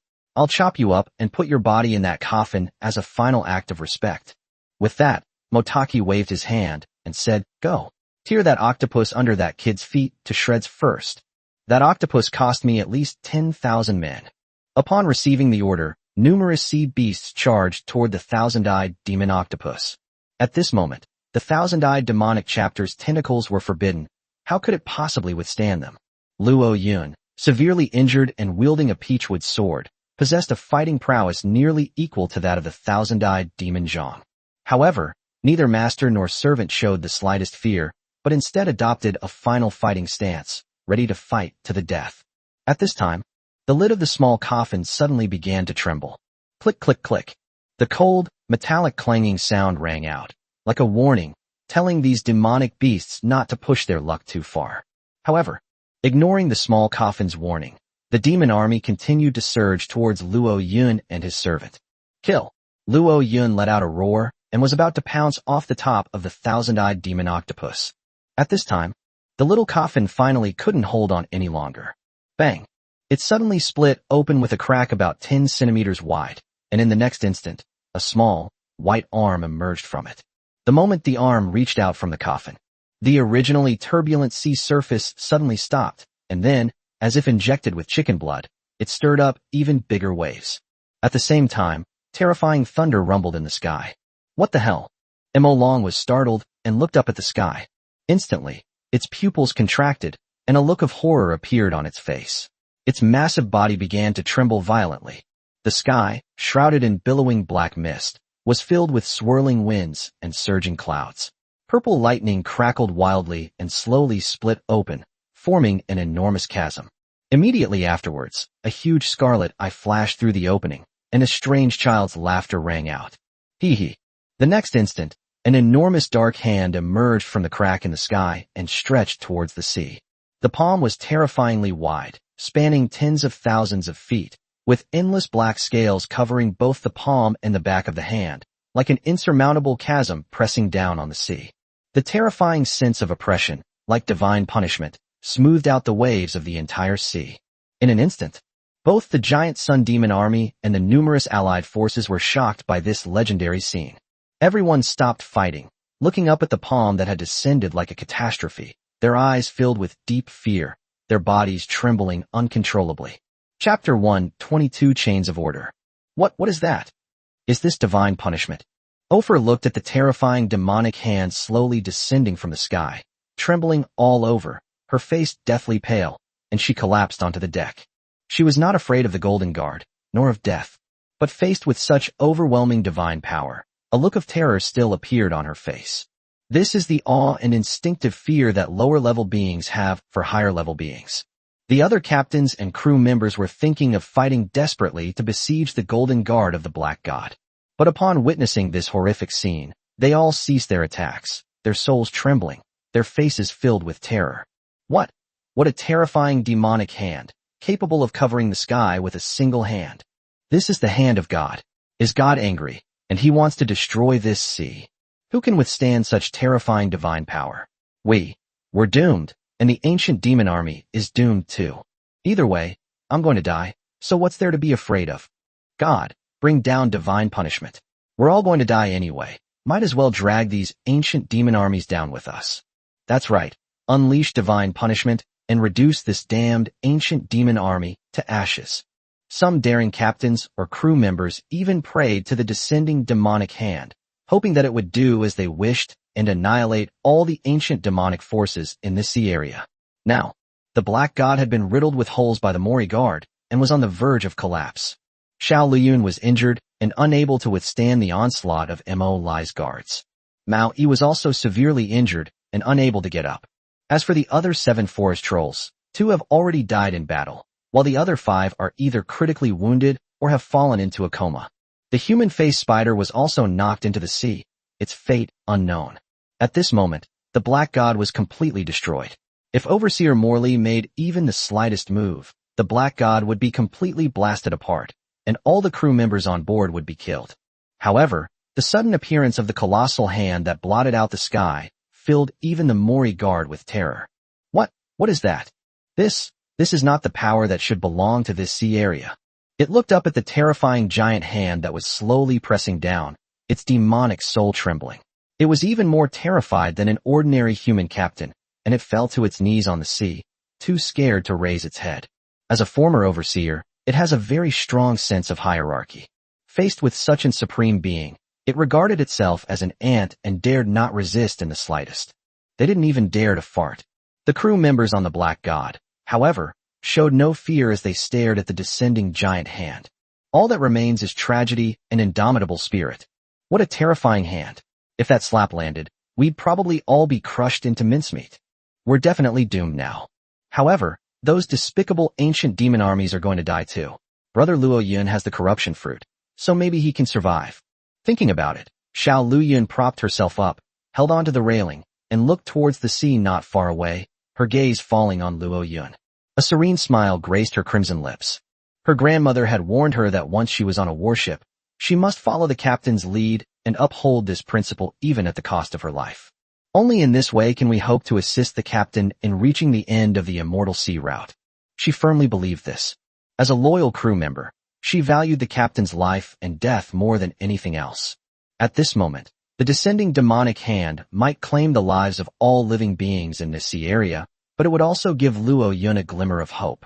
After all, he possesses the power of the corruption fruit, giving him a vitality far exceeding that of ordinary living beings. Perhaps he will survive this terrifying divine punishment.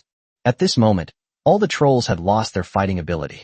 They collapsed onto the deck, all gazing up at the sky, staring intently at the giant hand that was slowly pressing down. This was a terrifying miracle, filling them with awe and prompting them to silently pray to it. They shared the same thought as Xiao Liyun. They hoped that this all-encompassing demonic hand could bring a slight change to the battle. Their only wish was that the captain would survive. Boom, boom, boom. The terrifying demonic hand crushed the void, emitting a series of earthquake-like hums. Purple lightning crackled around it, radiating a terrifying majesty. The seawater beneath was suppressed by a powerful aura, frantically fleeing in all directions, gradually revealing an enormous five-finger-shaped groove that enveloped all life on the sea surface. The demon god is enraged. The demon god is enraged. Please calm your anger, your majesty the demon god. Please calm your anger, your majesty the demon god. Mo Long, who was arrogant just a moment ago, has now become a coward. He fell directly onto the sea, pressed his head to the ground, and prayed to the giant hand pressing down from the sky. Its entire body was trembling, and it had lost all its previous high spirits. As for the vast army of demons and monsters around them, they were in an even worse state. They knelt on the sea surface in terror, whimpering humbly, and dared not raise their heads. This moment, under its demonic hand, everything is reduced to ants and dust, and no one can face its overwhelming might. However, there was one boy whose back gradually straightened. As he gazed at the massive, sky-covering hand that was slowly pressing down, a smile crept onto his lips, revealing a relaxed expression. What kind of monster's hand is that? It's huge. I wonder who offended this monster, causing it to unleash such terrifying power. Now my crew and I are definitely going to die. So be it. If I can have 100,000 demon soldiers buried with me, then my life will have been worth it. The girl with the broken teeth has probably never seen anything like this before. Let's take some pictures of her and send them to her. At this moment, Luo Yun was able to face death with equanimity. He took out his nautical manual, turned on the camera, and started snapping pictures of the demonic hand pressing down from the sky. Then, he sent them one by one to the girl with the broken teeth, including the vast ancient demonic armies surrounding them, and countless ancient demonic ships. And there were the golden guards, prostrate on the ground, trembling. I took pictures of them all and sent them to the girl with the broken teeth. Let her see what a big scene is like. Finally, he took a selfie of himself smiling like an eggplant, and sent it to the sender. At this moment, Broken Tooth Girl left him many messages, but he didn't read them carefully, nor did he care to. I just sent a smug emoji and commented, "Isn't my portrait handsome? If you ever go to the immortal path, remember to revive me, and I'll warm your bed." After delivering his last words, Luo Yun put away the nautical manual and continued to gaze up at the descending demonic hand, awaiting divine punishment. Sudden, ancient and sacred chants echoed through the void. Immediately afterwards, countless golden chains emerged from the void, transforming into torrents of gold that tightly bound the descending demonic hand. The golden chains seemed capable of harming the terrifying demonic hand, causing it to struggle angrily. Where the golden chains tightened, billowing black mist rose. This sudden scene stunned everyone once again. One of the crew members exclaimed in shock, "What's going on? What are those golden chains? Why are they binding the hand of God?" An old goblin with white hair, leaning on a flintlock musket, solemnly declared, "In our seas, only powers below the 4th rank are permitted to exist. Even the former warlord's cultivation level is limited to below the 4th rank. Any power exceeding the 4th rank will be suppressed by the rules and will be difficult to sustain. This god's hand is too ferocious. It is definitely a transcendent power of at least the 4th rank. This sea area cannot contain it. Damn it. If this hand of God is bound by rules, won't we still die at the hands of the Old One's army? Damn it. I'd rather die with these damned old demons." For a moment, many captains and crew members actually hoped that the giant hand would press down and crush them all. And almost simultaneously, from the small coffin beside Luo Yun came a painful roar, like that of a young beast. Chapter 123 The Real Boss. Startled by the sound, Luo Yun looked down abruptly and was immediately terrified. From the small coffin, a pale white arm emerged, but it was tightly bound by golden chains that stretched out from the seabed. The golden chains radiated a dazzling divine light, actually constricting the flesh of the forearm so much that it dented inwards and emitted wisps of black mist. Although Luo Yun couldn't truly empathize, he could feel the pain just by looking at it. Seeing that the little coffin's hand was injured by the golden chains, how could Luo Yun sit idly by? Damn it! Let go of that child! He cursed angrily and, holding his wooden sword, went to cut the golden chain. Ping! Ping! The golden chains rippled with golden waves as he slashed, but remained unaffected, continuing to tighten their grip on the small coffin's arm. The small coffin, probably feeling the pain from being strangled, finally turned into a wisp of black smoke and shrank back into the coffin. The golden chains weren't about to let her go. They wanted to extend further into the coffin. Bang! The coffin lid slammed shut, shattering the golden chains that were still in pursuit. Luo Yun breathed a sigh of relief when he saw that the little thing seemed to be all right. At this moment, a series of loud rumbling sounds came from the sky. Luo Yun suddenly looked up at the sky, and his pupils immediately contracted. But then they saw that the giant demonic hand in the sky was also crushed by the golden chains, exploding into billowing black mist that drifted toward the huge crack in the sky. From the crack came bursts of angry roars, like dragons and tigers, the sound waves reverberating through the sky. A whoop! As the angry roar resounded, terrifying sound waves shook the entire sea. The captains and crew members who were seriously injured or in poor physical condition suffered mental breakdowns and fell into indescribable fear. They foamed at the mouth, flailed their arms and legs wildly, collapsed, and passed out, including Mao Yi and others. None of them could withstand the terrifying howl. They all suffered mental breakdowns and fainted. The old demon army and the demonic beasts seemed to be somewhat immune to this terrifying roar. They did not break down emotionally or faint. But they were all terrified, and they prostrated themselves on the ground, their bodies pressed against the sea surface, no longer daring to raise their heads. What's going on? How did that divine hand disappear? It's gone. Who will break this deadlock for brother Luo Yun? Xiao Lu Yun used her golden battle chi to support her body and resist the negative sound waves, and surprisingly, she did not faint. However, as she gazed up at the gradually closing darkness in the sky, a profound sense of despair welled up within her. Without this demonic hand suppressing these ancient demonic armies, everyone present would die, without a doubt. This is not the outcome she wanted. On the deck of the Golden Lion, Affadel was also using her golden battle aura to resist the negative emotions brought about by the terrifying howl. She too gazed at the closing sky, a bitter smile playing on her lips. The miracle ultimately did not happen. We will still die under the demonic blades of the old demonic army. She turned back, gazing at the deep sea behind her, and said with a sorrowful laugh, "Brother, I'm sorry, I ultimately failed to fulfill your request to lead Captain Yenner out of the blockade." At this point, the sky had completely closed off and was gradually being obscured by the black fog. It was as if nothing had just happened. The oppressive aura emanating from the ancient demon army gradually dissipated.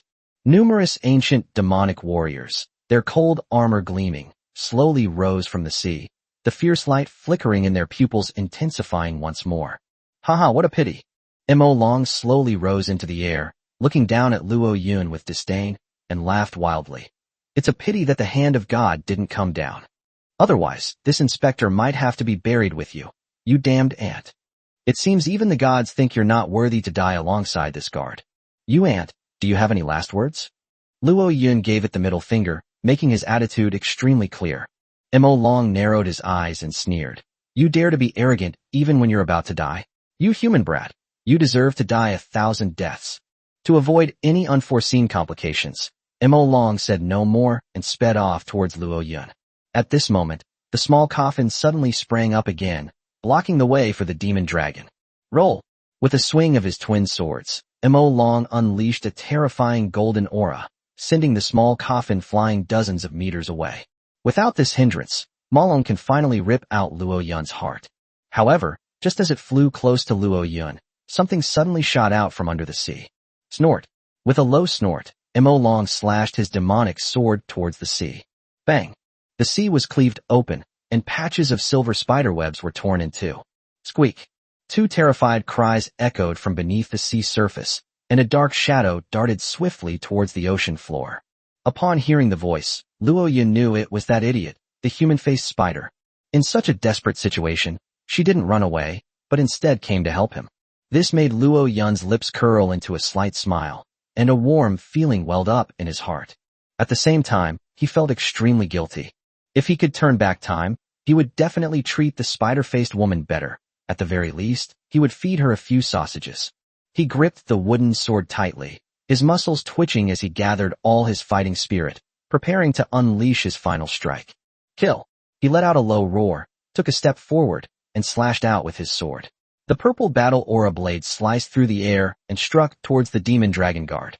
The demon guardian raised his demonic blade and slashed out with a cold laugh. Bang!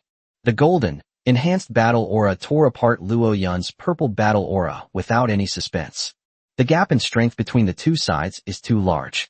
Luo Yun straightened his back, spread his arms, and growled. Give me a quick death, you bastard. You're about to die, and you still dare to be stubborn. Go to hell. The demon dragon guard was about to raise his demonic blade and pierce Luo Yun. The instant it thrust out the demonic blade, suddenly, a faint sigh echoed in the void. Sigh, she's both incompetent and pretentious. From now on, you are not allowed to mention me to anyone outside. I can't afford to lose face like this. As the ethereal voice rang out, the entire sea seemed to freeze in time, falling into complete silence. The wind stopped, and the waves calmed down. At this moment, all living beings were frozen in time like statues, with only their pupils able to tremble slightly.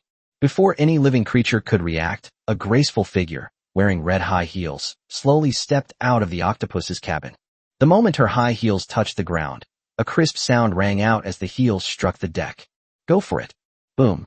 The few who remained conscious experienced a sudden, muffled explosion in their minds.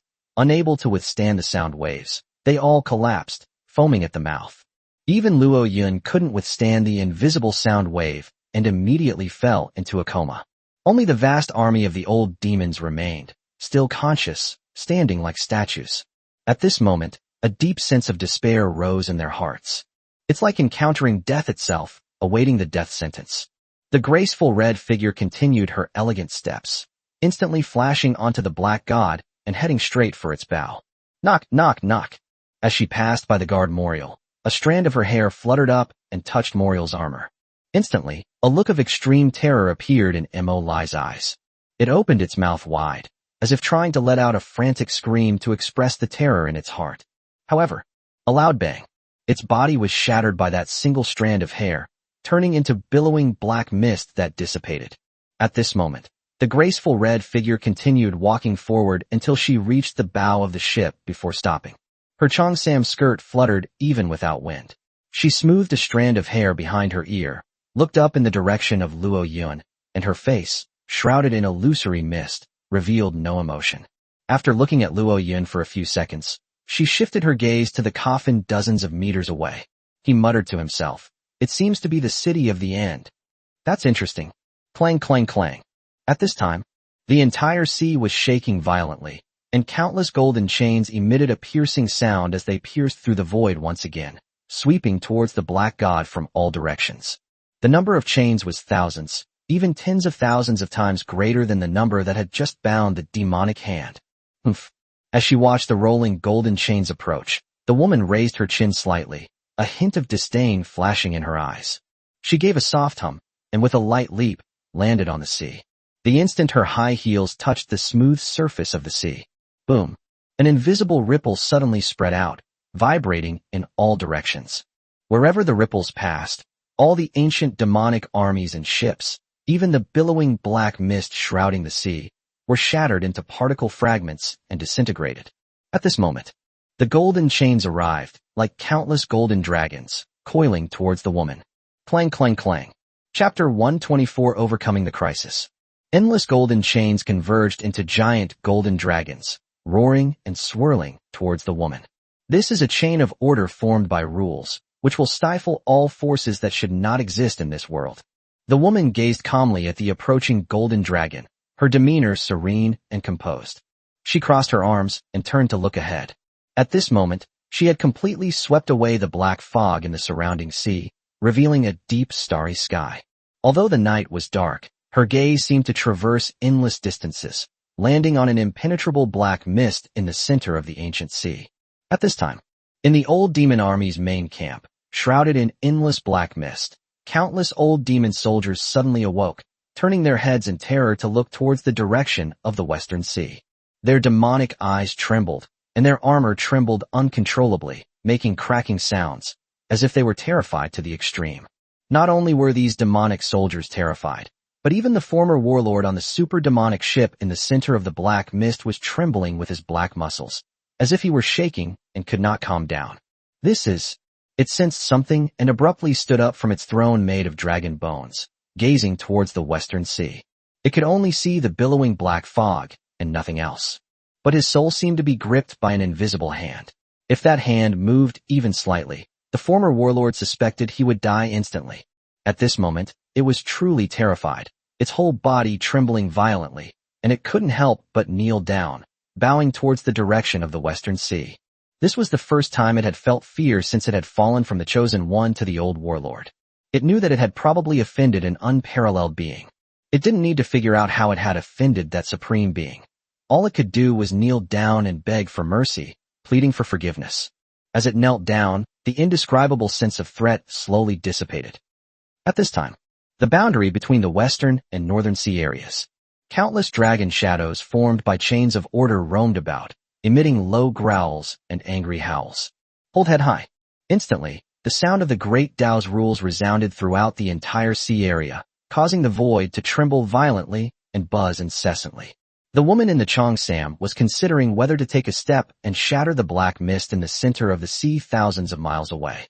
However, in the short time she hesitated, countless golden dragons formed from chains of order completely surrounded her, extinguishing her hopes of annihilating the million-strong demon army. Well, not enough health.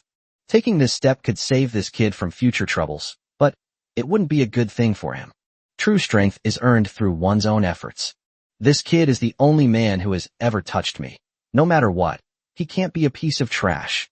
As she spoke, the woman in the Cheongsam slowly rose into the air and turned to look at the Octopus ship behind her. She seemed to be hesitating about something. After a few breaths, she flicked out a wisp of blood energy, shooting it towards the Octopus ship in the distance. At this moment, the countless golden chain dragons roared and leaped down, surging towards the woman in the Cheongsam like a tidal wave. In an instant, it engulfed her graceful figure. Almost instantly, the bloodstains on the bloodstained blankets in the cabin completely disappeared. The bloodstained quilt has become an ordinary quilt. I don't know how much time has passed. Luo Yun, who was fast asleep, suddenly opened his eyes and straightened up. I'm not dead. I escaped the blockade in pursuit of the former warlord. He looked around and found himself inside the cabin of the Octopus. Now, he was completely naked, covered with a soft cotton quilt. He picked up the blanket and took a deep breath, savoring the rose scent within, and couldn't help but let out a satisfied groan. It's so good to be alive. But what exactly happened next, and why didn't I die? I wonder how Lu Yun and brother Yi are doing. Luo Yun hurriedly jumped out of bed and stumbled as she ran towards the cabin exit. Unbeknownst to them, the bloodstains on the quilt had long since disappeared. 3 chapters updated, brothers and sisters. See you tomorrow. Chapter 1, 25 Pisho Island. A few white clouds drifted leisurely in the azure sky. On the sea, the sunlight, like a golden comb, gently combs the shimmering waves. A gentle breeze carries a faint scent of sea salt, refreshing and moist. The Octopus ship towed the wrecked black god ship, slowly sailing on the sea. With a crash of waves, a tuna over 4 meters long was thrown onto the deck with tremendous force, making a dull thud. Several troll warriors, their faces beaming with joy, rushed forward and pinned the tuna to the deck with their spears. While directing several troll crew members to process the catch, Maui shouted into the sea. Lord Thousand Eyes, we've caught enough fish. Come and have some grilled fish. Your lunch is ready. Huff, huff.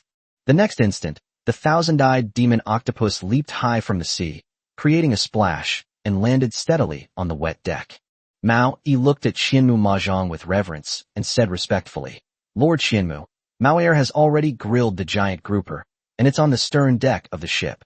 Miss Lu Yun is over there too. Please come and enjoy your meal. Huff, huff. The thousand-eyed demon octopus nodded, then wriggled its massive body and slid towards the back of the ship. At this moment, the cabin door opened, and Luo Yun stepped out with weak steps. Phew! Upon seeing its master, the thousand-eyed demon octopus jumped up excitedly, instantly shrinking to the size of a facehugger, and pounced directly on Luo Yun's face. 8 small tentacles clung tightly to Luo Yun's face, as if they let go, Luo Yun would drift away from them. Stop fooling around. Chimu, come down now. Luo Yun was so suffocated by the little creature that she quickly pulled it off her face, then hugged it tightly and gave it a big kiss. He was overjoyed that the thousand-eyed demon was all right. It was Luo Yun's first companion. In Luo Yun's heart, it was more important than his own life. The captain's awake. Mao Yi shouted excitedly, rushing over in a few quick steps. Wah, the captain's all right. That's wonderful. Mao Sin cried with joy. Stop crying like that. The captain's fine. Mao Air cursed angrily, his eyes red as he faced Luo Yun. The other troll warriors also immediately gathered around, each with red eyes and extremely excited. Although they knew that Luo Yun had only fallen into a short sleep due to exhaustion, the warriors were still overwhelmed with excitement when they saw him walk out of the cabin safely. Now, Luo Yun looked at the 6 remaining troll warriors, his eyes also becoming somewhat moist. The moment he awoke, he already knew. Of the 8 troll warriors who followed him, only 6 remained. However, this is already the best possible outcome.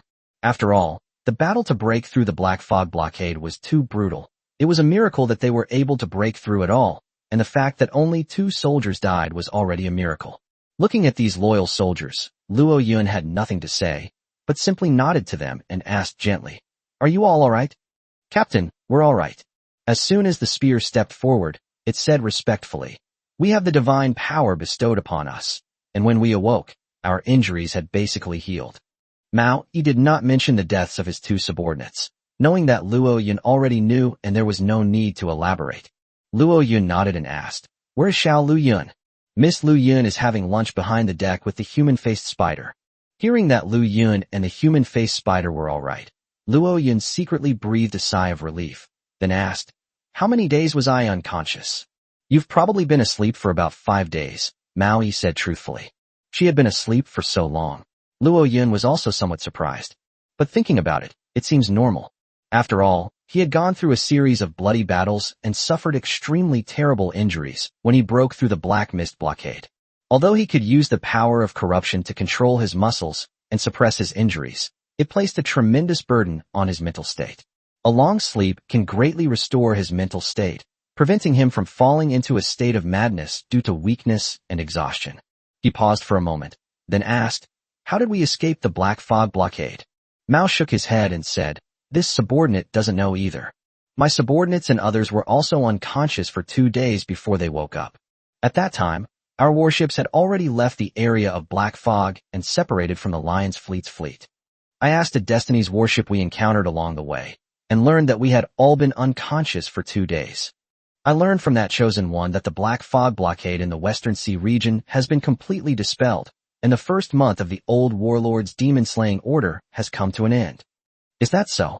Luo Yun recalled the scene before he lost consciousness. He vaguely remembered that he seemed to have heard a familiar female voice before he fell into a coma. He asked, Brother, before you lost consciousness, did you hear a woman's voice? I didn't hear you. Maui shook his head and said, I only saw a divine hand pressing down from the sky. I believe it must have been the gods who saved us. Otherwise the old demon army, so ferocious, would never have let us leave. And you? Luo Yun nodded and looked at the other troll warriors. No, I didn't hear it either. Captain, what did you hear? Luo Yun tried hard to recall the voice, but couldn't remember anything. He could only shake his head and say with a wry smile, It's nothing. I guess I was just hallucinating. Just then, the aroma of caramelized fish wafted over, instantly making Luo Yun's stomach rumble. After several days without food, Luo Yun's physical strength was completely exhausted, and he could barely stand. Upon seeing this, Mao hurriedly stepped forward and said, Captain, you've been unconscious for so many days. You must be very hungry. Come, let me help you to get some food. Good. A moment later, Luo Yun walked to the rear deck. The deck at the rear has been converted into a huge, open-air kitchen. At this time, a grouper over 3 meters long is sitting on the grill, sizzling and oozing oil from the charcoal fire, smelling incredibly delicious. On one side of the deck, there were 2 grilled groupers, each over 2 meters long. Little Deer Cloud was leading the human-faced spider, sprinkling secret seasonings onto the grilled grouper. The aroma was incredibly tempting, making one's mouth water. The moment Xiao Lu Yun saw Luo Yun, an excited smile appeared on her face. "Brother Luo Yun, you're awake." She rushed towards Luo Yun immediately, fluttering towards him like a swallow returning to its nest, almost knocking him over. Luo Yun gently stroked her head and said with a doting smile, "I just woke up. Did you make all those grilled fish? They smell so good." "Yes, I did it all. The seasonings were obtained from a warship we encountered last time. The captain of that warship was said to have previously worked at a barbecue restaurant, and he had a lot of seasonings on board. Then we'll be in for a treat from now on." "Uh-huh." At this moment, the human-faced spider also crawled over, sticking out its tongue and flatteringly saying, "Master, you've missed me, haven't you? I've missed you so much." Luo Yun looked at the timid spider, a gentle smile appearing on his face. Although this human-faced spider was quite annoying, at the crucial moment, she did not choose to run away, but instead went to ambush the terrifying golden guard for her own sake. Based on this level of loyalty alone, Luo Yun had no reason to ask anything more of her. He said gently, "I'm fine. Thank you for your concern." "Wow, that's great." The spider-faced man feigned excitement, squeezed out 2 tears, and then couldn't cry anymore. After all, her acting skills are still somewhat lacking. It's already quite difficult for her to feign excitement. Luo Yun smiled, and then said to everyone, "Don't just stand there. Let's enjoy a delicious lunch together." "Yes, Brother Luo Yun." "Yes, Master." "Yes, Captain." Everyone was overjoyed and began to cut up the fragrant, oily, and crispy fish meat. Luo Yun disregarded his image and sat down cross-legged, accepting the golden fish meat handed to him by his subordinates, ready to feast. Then, something occurred to him, and he looked around. His gaze fell on the small coffin under the mast not far away. The small coffin lay there motionless, as if asleep, completely still. This made Luo Yun's heart tighten slightly, fearing that something might have happened to the small coffin. After all, only he knows. In that final battle, the small coffin caused terrifying anomalies and was injured by the golden chains. He immediately called out to the small coffin, "Little coffin, do you want some fish?" Upon hearing Luo Yun's shout, the small coffin suddenly jumped up and then landed heavily on the deck. It made a dull thud. The next instant, its coffin lid began to pound wildly as it slid toward Luo Yun. Seeing the small coffin full of life, Luo Yun's lips curled up into a smile, and the last stone hanging in his heart finally fell. He quickly poured the large pieces of fish from the plate into the small coffin. Click, click, click. The sound of chewing food came from the small coffin, which made Luo Yun feel comfortable, and a smile appeared on his face. But he always felt that something was missing. At this moment, Mao San, who was in charge of monitoring the surrounding waters, shouted to Luo Yun, "Captain, an island has been spotted ahead." "Islands? Now that the ancient demonic army is no longer pursuing us, we can slow down and explore some islands." Luo Yun stood up and looked in the direction that Mao Sanji was pointing. Sure enough, a small island was floating alone on the sea dozens of kilometers away. Luo Yun took out a telescope from the space in the Nautical manual and looked into the distance. They discovered that there was a long, slender mountain standing on the island, which, from a distance, looked like a giant stone sword pointing straight into the sky. Luo Yun glanced at it twice and was slightly taken aback. Sword-like peaks soar into the sky. Green bamboos cover the entire island. It's actually Pishio Island. Chapter 126 Intelligence. Brother Luo Yun, have you been to that island? Little Deer Yun sidled up to Luo Yun and looked curiously in the direction of the island. Luo Yun shook his head and said, "I've never been to the island, but the former captain of the Octopus has." The former captain said that the island is inhabited by the Pandaren people. Although the Pandaren race is peaceful and uncontested, the entire race consists of martial arts prodigies who are proficient in various martial arts techniques. Especially their swordsmanship and fist skills are outstanding, making them top tier in the Beihai region. "Oh, that sounds amazing. Brother Luo Yun, are you going to that island?" Luo Yun's eyes gleamed as he said, "I've heard my master say that to unleash the full power of battle chi, one must master powerful martial arts techniques. The swordsmanship I'm currently using is too rudimentary, making it difficult to unleash the full power of my purple battle aura. I want to go to that island to study and see if I can learn a powerful sword technique." "Ew, Brother Luo Yun actually has a master?" Little Lu Yun asked in surprise. "Who is Brother Luo Yun's master? Is he also a chosen one?" Luo Yun shook his head and smiled. My master is not a chosen one. She is a female ghost. I can only dream of her when I am sleeping. She must be really amazing, right? It's alright. She can fly, and she can send me flying with one punch. Little Deer Cloud's face was filled with shock. She exclaimed in surprise, wow. To be able to defeat Brother Luo Yun with one punch, and to be able to fly, your master must be a super strong expert of level 3 or above, right? Perhaps. Recalling the female ghost, Luo Yun smiled and said, it's a pity that my master doesn't know swordsmanship or teach me martial arts. I can only find martial arts skills on my own. The islanders on that Pisho Island are all outstanding islanders. If conditions permit, I would like to recruit some crew members on that island. After all, we have too few crew members on our ship, and our combat strength is rather weak. Oh, let's go to the island in a bit. I also want to go and explore the island to see if I can buy any valuable materials. I want to modify the Octopus ship and turn it into a super warship that can assist us in battle. Okay, let's eat first. Everyone enjoyed the delicious food and the brief moment of leisure. Having not logged into the navigation manual for several days, Luo Yun took it out and immediately checked his friend's private messages. The profile picture of the girl with the broken teeth was in color, and so was Zhou Zheng's, which made Luo Yun secretly happy. He first clicked on Zhou Zheng's profile picture. Zhou Zheng left him hundreds of messages, and Luo Yun scrolled down to view them. Most of them were inquiries about his safety. Furthermore, they gave him some information concerning his personal safety. This warmed his heart. According to the message sent by Zhou Zheng, Hattori Ichiro, one of the overlords of the North Sea, is searching for him everywhere, seemingly wanting to take action against him and eliminate him.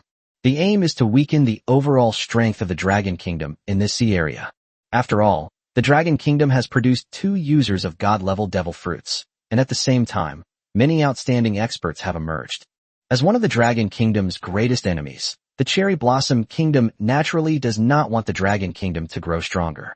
Meanwhile, the corpse demon Kim Hyunam repeatedly clamored in the group, wanting to annihilate Luo Yun's fleet and seize his corrupted fruit. Neither of these two were easy to deal with, and Luo Yun memorized their names. If we ever encounter this situation in the future, there's no need for further words, just kill him. Brother Zhou, how have you been lately? Luo Yun sent a message. Zhou Zheng replied almost instantly. Brother Luo Yun, you're finally online. That's great, haha. Luo Yun smiled knowingly and sent a message. I was badly injured when I broke through the Black Mist blockade. I slept for a few days, but I have now basically recovered. It's good that you're alright. News of your breakthrough of the Black Fog blockade has spread throughout the entire group and resounded across the entire sea area. Brother, I visited several islands these past few days. As soon as I landed, some islanders asked us if we knew you, and some even asked me to introduce them to you. Especially some islanders. They all want to board your octopus, become your crew, and serve you. You're the most sought-after chosen one right now. If you were to return to Deer Island, the deer spirit would probably be begging to board your ship, haha. Luo Yun smiled and replied. A good horse doesn't turn back to eat the grass it already grazed. Besides, my little dear, Yun, is even more outstanding than Lu Ling. I have no intention of going back to Deer Island. Well done. We sons of the Dragon Kingdom should be as proud as you. By the way, where are you now? I am currently in the Beihai area and expect to return to the East China Sea in about a week. In Beihai? Then you must be careful. I learned a lot of information from the old general. Hattori Ichiro in the Beihai area wants to harm you. That bastard seems to have had a miraculous encounter, possessing a terrifying humpback whale that can instantly blast apart a warship. At the same time, several ghost islands are said to worship him as their island lord, and at least several thousand members of the Dark Clan have become his crew. His profession is still the rare ninja. Although he is not a devil fruit user, he still ranks in the top 10 in terms of individual combat power. As for the strength of the fleet, it ranks in the top 5. Currently, the overall strength of the Amaterasu naval fleet he leads is second only to the Corpse Demon naval fleet. You should also know about the Corpse Demon naval group, right? The leader is the demonized Kim Hyunnam. That guy is controlled by the god fruit, and his power is expanding very quickly. Like you, he also broke through the Black Mist blockade, and he even destroyed a golden guard. You must be careful of that guy. He's in the North Sea region now, threatening to kill you and steal your devil fruit power. Upon hearing this information, Luo Yun's pupils contracted sharply. Chapter 127 Another fragment of the sacred monument was discovered. Luo Yun had personally experienced the strength of the Golden Guards and had a deep understanding of it. That was a power that instilled despair. He single-handedly defeated the Golden Lion Navy and his fleet. Such a powerful force was defeated by the Corpse Demon Naval Fleet, which shows just how strong the Corpse Demon Naval Fleet is. With such a formidable enemy threatening to deal with him, Luo Yun's newly improved mood instantly plummeted again. However, this oppressive feeling only lasted for a moment before it was dispelled by the arrogant smile that appeared on his lips. He was a young man who had been besieged by two former warlords at the same time. Even such a desperate situation didn't cause his ship to be destroyed and him to die. So why would he be afraid of Kim Hyun-nam? If we ever encounter that, we'll just have to deal with it. He replied, I will be careful to avoid them. Yes, brother, I believe in your strength. I'll be waiting for you in the East China Sea. If you can return safely to the East China Sea, then the East China Sea will surely become the strongest force in this sea area. As a result, no one will dare to provoke the chosen one of my dragon kingdom. Don't worry, I will definitely return to the East China Sea. Good. Luo Yun asked for some more information before closing the chat window with Zhou Zheng. Immediately, he opened the Broken-Toothed Girl's private messages. Broken Tooth Girl also left many messages for Luo Yun. Are you there? Are you there? Are you there? Are you there? Are you there? Are you there? Are you there? Are you there? Are you there? Are you there? Are you there? Are you there? Are you there? Are you there? Are you there? Almost every day, morning, noon, and night, this guy would send himself 3 such messages, leaving Luo Yun somewhat amused and exasperated.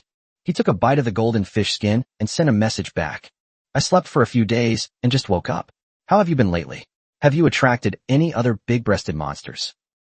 The girl with the broken teeth replied to the message almost instantly, sending a meme with her eyes shining. You finally replied to my message. Tell me, where have you been these past few days? Why haven't you replied to my messages? Do you think you're so great now that you look down on your old classmate? Cough cough, how could I dare? You saw the screenshots of the battle that broke through the Black Mist blockade line, didn't you? My injuries were very serious. I was in a coma for 5 days and only woke up today. Were you seriously injured? How are you now? Have you recovered? Would you like me to give you some miraculous medicine? No need. I've already healed myself. Phew, that's good. By the way, what's with that weird hand in the screenshot you posted? It's completely blocking out the sky. Is it that exaggerated? Is that excavator friend or foe? Hehe, it's that exaggerated. That battle was legendary. I survived it. It was like I had divine help. As for that hand, perhaps it can be considered my ally. Holy crap. You. How did you manage to get involved with such an awesome being? No wonder you were able to break through the Black Mist blockade. Quickly, introduce me to that big shot. My crew said that the owner of that excavator is incredibly powerful. He must be an ancient legend, or even a god. If we have it protecting us, we will surely be able to run rampant in the seas. Compared to it, the former warlords are nothing. Ahem. I can't really explain, since I can't even be sure if it's my ally. It might be taboo. It was suppressed by the power of the rules as soon as it was used. It's no use introducing it to you even if I can. That's true.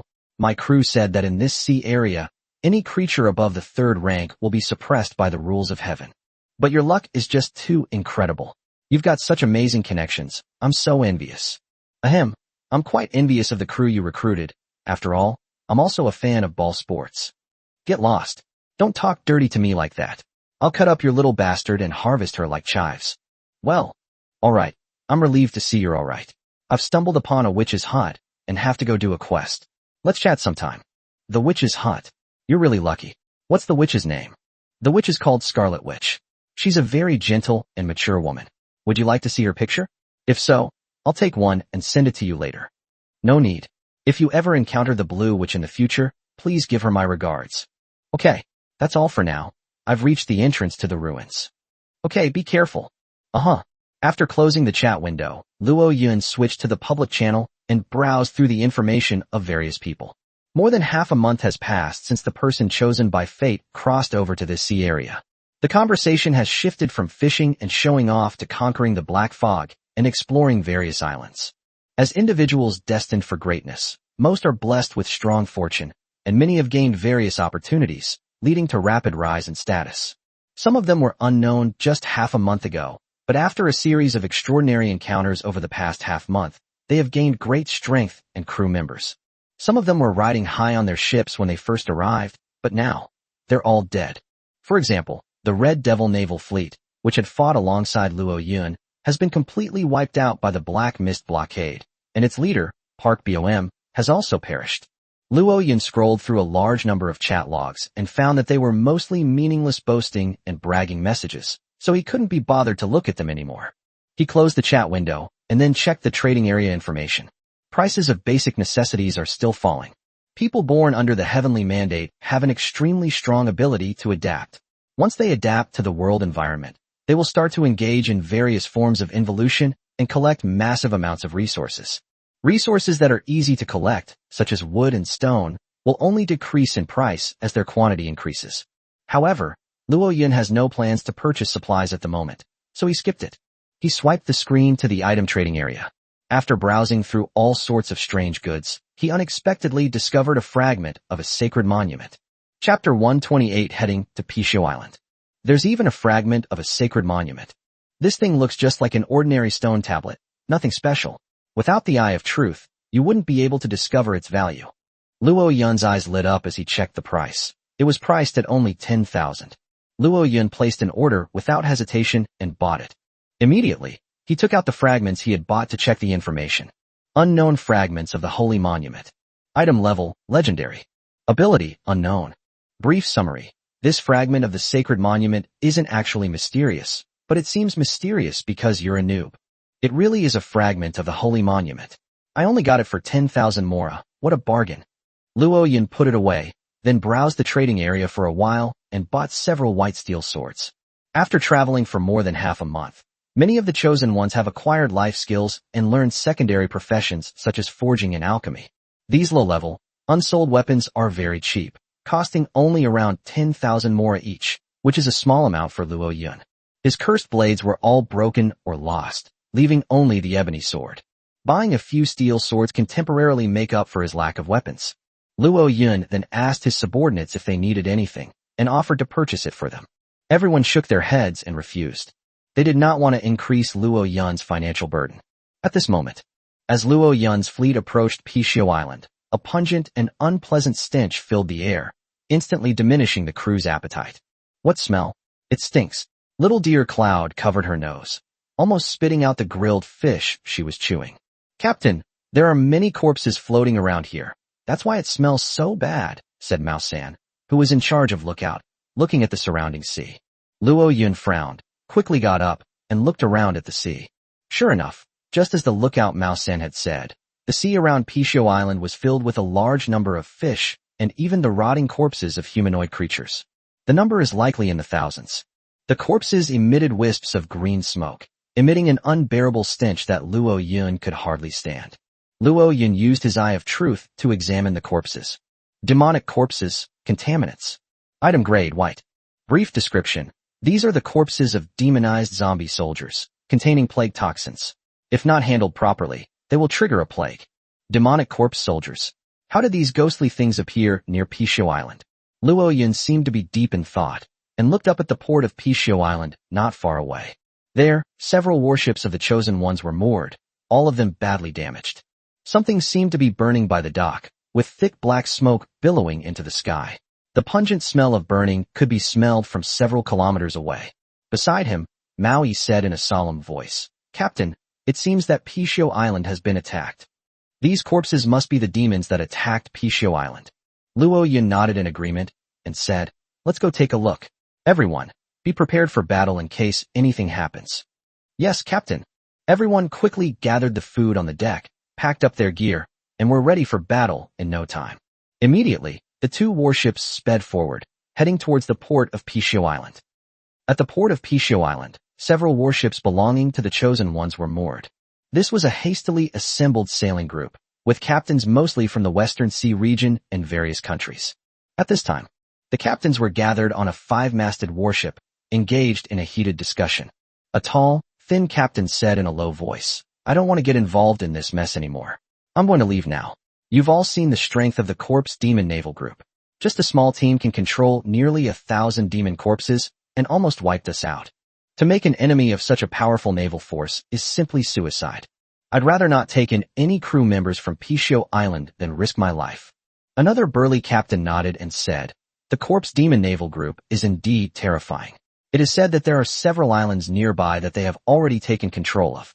If Pishio Island dares to resist, it will be crushed by the corpse demon naval fleet sooner or later. If we stay here, we will only face death. Let's go and see other islands.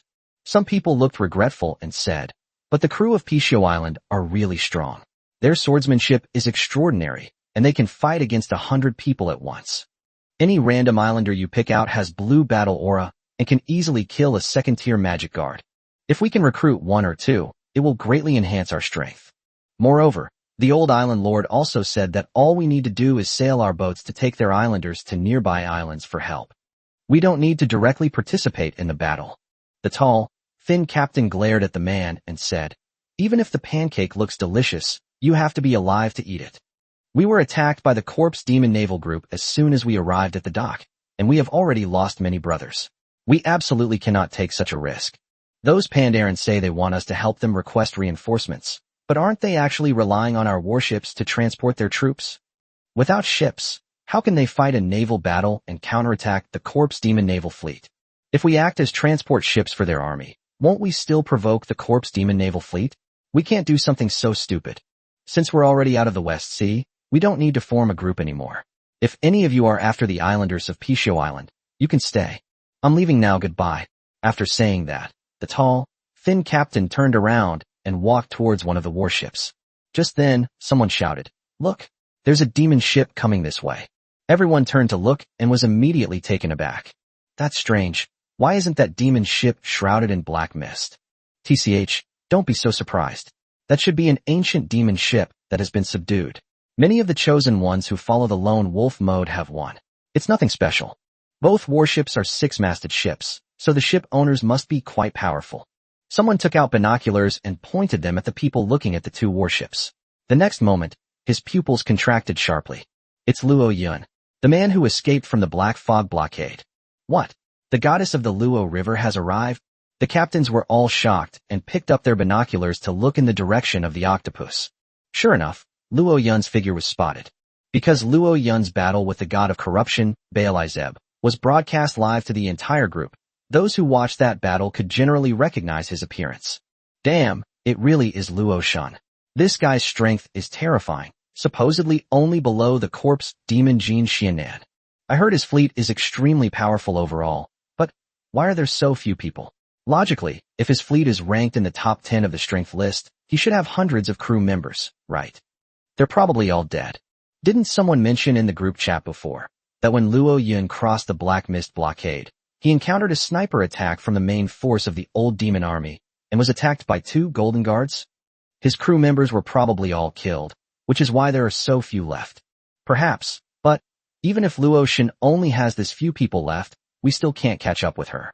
After all, she and Jin Xianan are both possessors of divine fruits. His ship has passed by.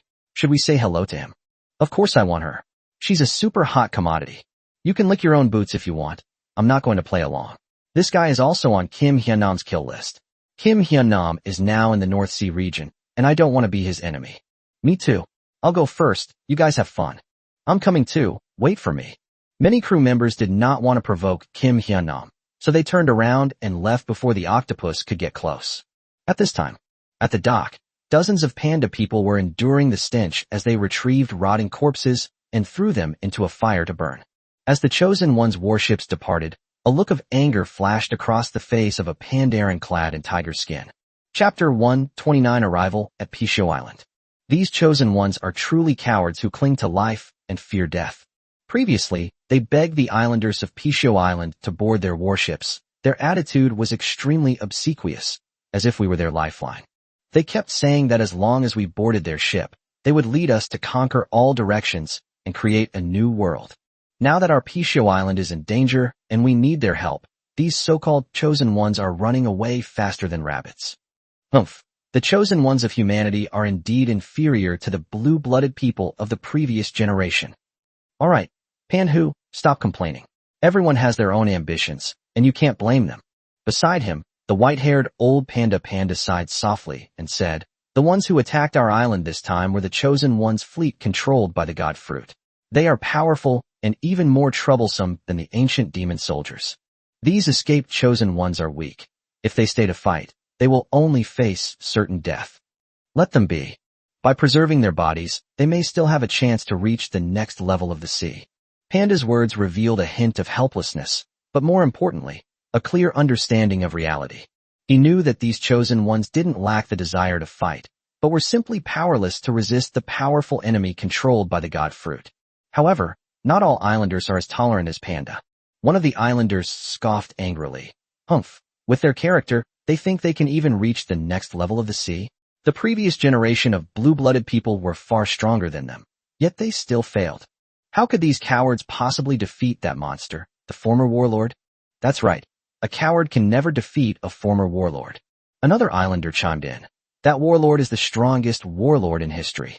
He has perfectly mastered the devil fruit's power and possesses terrifying combat strength. Our island's fiery sword saint died at its hands. These chosen ones don't even have the courage to fight the former warlords. So how could they possibly go to the next level of the sea?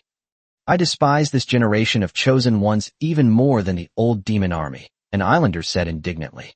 They have the old demon army, but instead of killing them, they just ravage small islands like ours.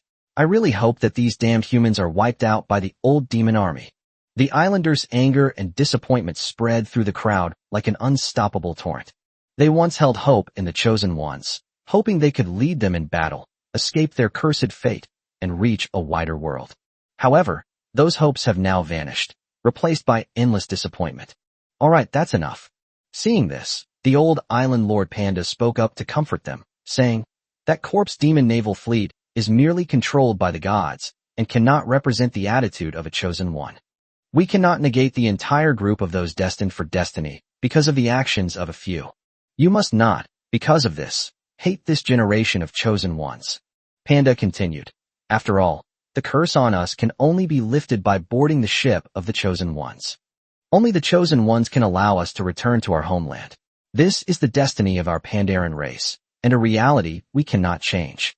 Upon hearing the old island lord's words, the islanders all lowered their heads and pondered. They knew that what the old island owner said was true. The curse upon them truly requires the help of a chosen one to lift. Those destined by fate are their only hope of reaching a wider world. The best option is to get along well with those destined for us. However, some islanders remain indignant. I'm giving up on this year's competition. I'm waiting for the next chosen one's warship. This generation of chosen ones has disappointed me too much. Me too. I hate cunning and opportunistic humans, another islander chimed in. His tone was filled with disgust and resentment towards the human chosen ones. Agreed. The other islanders also expressed their agreement. Just then, a sharp-eyed Pandaren suddenly shouted, Darling, another ship of the chosen ones is coming. Upon hearing this news, the islanders all looked up and gazed at the sea. 2 warships were seen braving the wind and waves, heading this way. Get ready for battle. It might be those bastards from the corpse demon naval fleet again. A villager shouted, his voice filled with fear and hatred for the corpse demon squadron. The old island owner, Panda, however, appeared remarkably calm. He glanced at the 2 warships and said hoarsely, their warships don't fly the corpse demon flag, so they shouldn't be from the corpse demon naval group. Don't panic. Hearing the old island lord's words, the islanders felt a little more at ease. Be more humble later. Do not take your anger out on innocent people because of the actions of other chosen ones. We cannot condemn the entire group because of the mistakes of a few, the old island lord admonished. I don't want to talk to humans anymore. Get to work, get to work. I can't be bothered with this snobbish race. The panda people boarded simple bamboo rafts and continued to hook the demon corpses from the sea onto the shore to burn them. If these rotting corpses are not dealt with, Pisho Island will be shrouded in plague within a few days. At this moment, the 2 warships had already approached the dock. For safety reasons, Luo Yin only took Thousand-Eyed Demon Chapter and Spear One with him when he jumped off the warship, while the others remained on board to keep watch. Luo Yin walked towards the dock, wanting to greet some Pandaren and ask them a few questions along the way. However, many Pandaren brushed past Luo Yin with their heads down, completely ignoring him. Some Pandaren would glance at Luo Yin once or twice, but their eyes were filled with coldness and hostility. Luo Yin didn't take it to heart. He walked straight toward the blazing campfire. At this moment, the old island lord, Panda, seeing Luo Yin's unparalleled handsomeness and extraordinary demeanor, took the initiative to step forward and kindly asked, Young man, I am Panda, the owner of this island. May I ask what brings you to my Pisho Island? Upon hearing this, Luo Yun immediately bowed to the old island lord and replied humbly. Hello, my name is Luo Yun, and I am one of the chosen ones of this year. I came to your island mainly to improve my swordsmanship, and at the same time, if possible, I would like to ask your island for help in recruiting your islanders to join my ship. Upon hearing Luo Yun's name, the surroundings fell silent. All the panda people put down their work and turned to look at Luo Yun. Their eyes were filled with a burning light, as if they had seen hope. There is also an obelisk on Pisho Island. This obelisk is a testament to the prestige and achievements of all the chosen ones. The higher the reputation, the more ancient demons the chosen one has killed, and the stronger their combat power. Luo Yun's name has always been at the top of the list on the obelisk, making him the most prestigious among all the chosen ones. Therefore, all the Pandaren who wanted to go to sea knew the name Luo Yun. They longed to follow a powerful captain, conquering all corners of the world and reaching the end of the immortal sea route. And Luo Yun was one of their most ideal captain candidates. When the old island lord Panda heard Luo Yun's words, his expression also brightened. He looked Luo Yun up and down before praising him profusely, saying, Lord Luo Yun, I have long admired your name. Your arrival on my Pisho Island is a great honor to our humble abode. The other Pandaren also gathered around. At this moment, the way they looked at Luo Yun had completely changed. His eyes became fixed on Luo Yun, and he even drooled, looking as if he regarded Luo Yun as a delicious delicacy. Upon seeing this, Mao frowned deeply. He gripped his spear tightly, fearing the Pandaren might do something rash. Chapter 130 Heading to the Sword's Edge. Luo Yun didn't see anything wrong with these Pandaren, and he responded with a modest smile. Old Island Lord, you flatter me. I wish to study swordsmanship and recruit crew members here. Do you have any special requirements? I have no requirements whatsoever. I want to serve on your warship right now. The panda man, dressed in tiger skin, patted his chest and said enthusiastically. Although he claimed to have no affection for humans, his words betrayed him when a captain with unlimited potential appeared before him. I would also like to board your warship, but we on Pisho Island have a rule that a warship can only carry one islander at most. Lord Luo Yun, could you consider me? My battle aura is high-level blue. Panka, get out of here. Who here isn't a high-level warrior? I'm a purple-level warrior. Let me on board, I'll clean the floor. A panda wearing snakeskin and with a long stick stuck in his back shouted confidently, patting his chest. Me. Although I'm weak now, I'm very diligent in my cultivation. I only sleep for 6 hours a day. Another thin panda hurriedly interjected. I'll be your crew member. I won't take a salary. I'll bring my own food. I just asked for a chance. Please choose me. I won't take a salary. I'll even work for you at my own expense. I've saved up a lot of mora, over 100,000, and I'll give it all to you. Damn, can you not curl it so much? Xiongwei, get out of here. What kind of crew member are you? Numerous Pandaren wagged their short tails and crowded around Luo Yun, chattering excitedly about recommending themselves, afraid of missing this rare opportunity. At this point, the old island lord could no longer stand it. His veins bulged, and he hissed, Silence. Look at your behavior. Aren't you afraid of becoming a laughingstock in the eyes of Lord Luo Yun? All of you step back. I will appoint young Master Luo's crew. The old island lord was extremely authoritative. With a low shout, the islanders dared not act recklessly and all took a few steps back. But they didn't want to give up easily, and they all looked at Luo Yun with pitiful eyes, hoping that he would accept them. The old island lord smiled sheepishly and said, Lord Luo Yun, please forgive my rudeness. These little brats just want to take shortcuts and climb the social ladder. I hope you won't take offense. No. Luo Yun quickly waved his hand and said with a smile, Thank you for your kindness. I, Luo Yun, am flattered and deeply grateful. Choose me if you're grateful. Pick me. I'm Pan Hu super fierce. I, Pan Shi, am no ordinary person either. Alright, shut up. Get back to work and stop causing trouble. Driven away by the old island lord, the Pandaren could only reluctantly turn back to retrieve the corpses from the sea. At this moment, Luo Yun said to the thousand-eyed demon badge on his shoulder, Thousand-eyed, go help these islanders. Bring all the corpses on the sea over, and then disperse the polluted water in this area. Huff, huff. The thousand-eyed demon chapter nodded, then leaped high into the air. Its body suddenly swelled to enormous size and landed heavily on the dock. The surrounding panda people were startled and all looked on in amazement. The next instant, It unleashed the power of the tides, sweeping the rotting corpses from the sea's surface over, saving the islanders the trouble of hauling the bodies out of the sea. Seeing this, the islanders cheered, and their goodwill towards Luo Yun increased even more. The old island lord then led Luo Yun to a quiet spot to the side, and solemnly said, "Your Excellency Luo Yun, you have seen the current situation on our island. The Corpse Demon Naval Group wants our Pishio Island to submit. If we don't submit, they will lead their troops to attack us. Although my Pishio Island is not a first-class strong island, it is not spineless either, and naturally it will not accept this unreasonable demand. We, Pishio Island, will fight the Corpse Demon Naval Fleet to the bitter end." Luo Yun nodded slowly and asked, "Do you want me to stay and fight against the Corpse Demon Naval Fleet with you?" The old island lord shook his head and said, "The Corpse Demon Naval Fleet is powerful, and it is said to have the support of a large number of evil creatures, making it extremely powerful. With your current strength, it will be difficult for you to contend with him.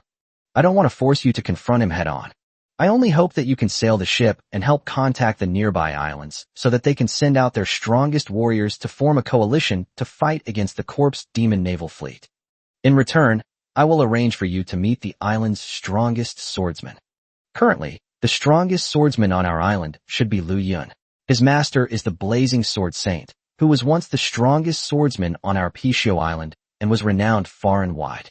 Although none of us islanders have ever seen Lu Yun, he has inherited the mantle of the Fiery Sword Saint, so his strength is undoubtedly the best on the entire island.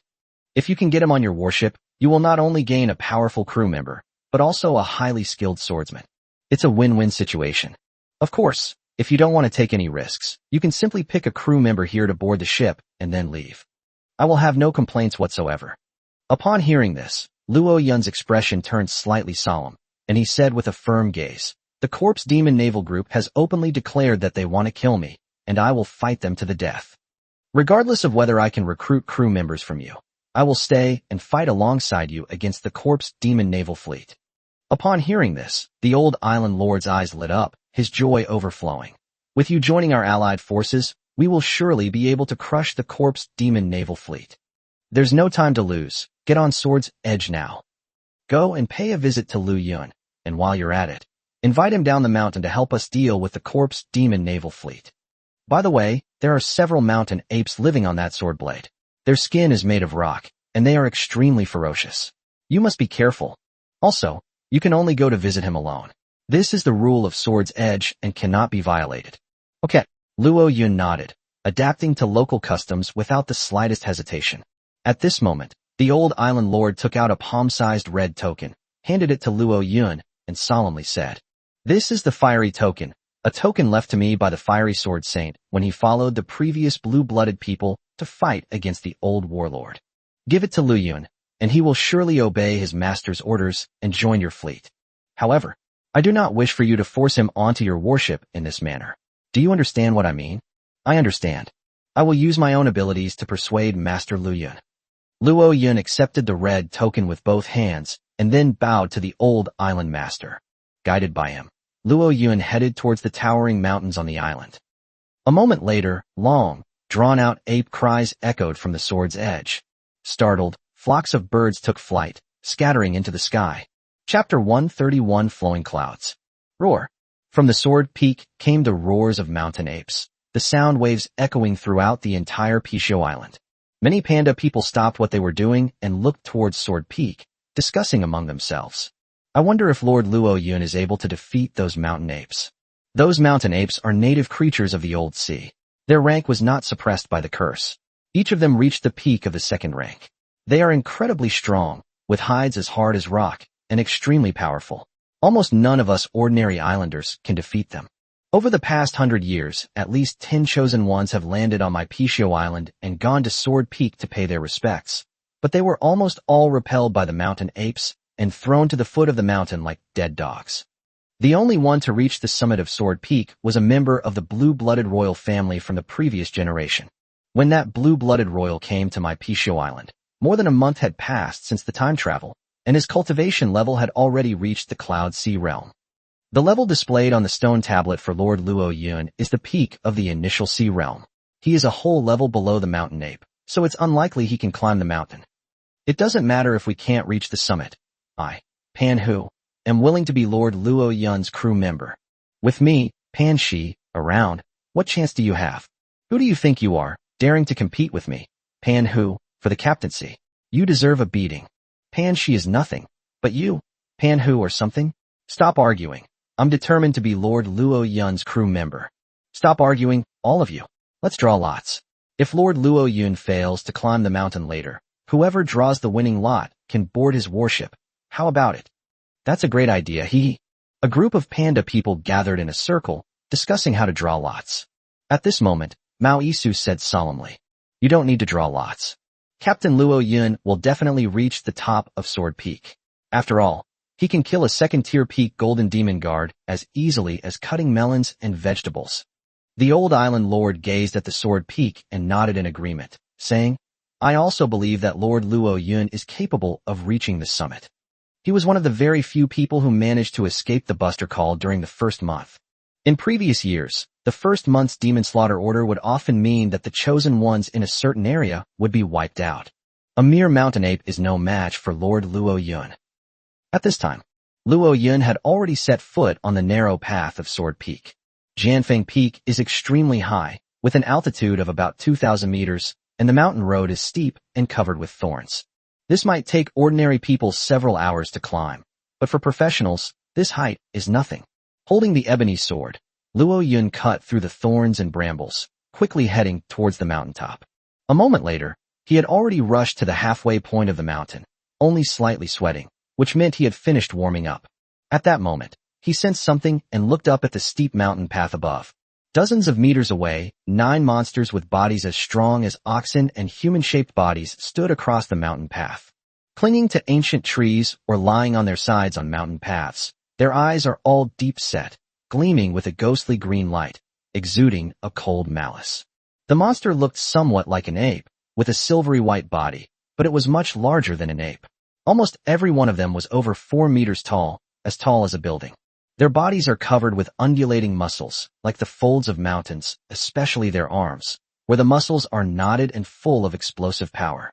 If an ordinary human were to be punched by them, they would probably explode. At this moment, they were all staring at Luo Yun, eyeing him menacingly. Luo Yun immediately used his true eye on them to understand their data. Mountain ape, mature form. Racial rank, high. Faction, blazing sword sect. Biological rank, peak of tier 2. Talent.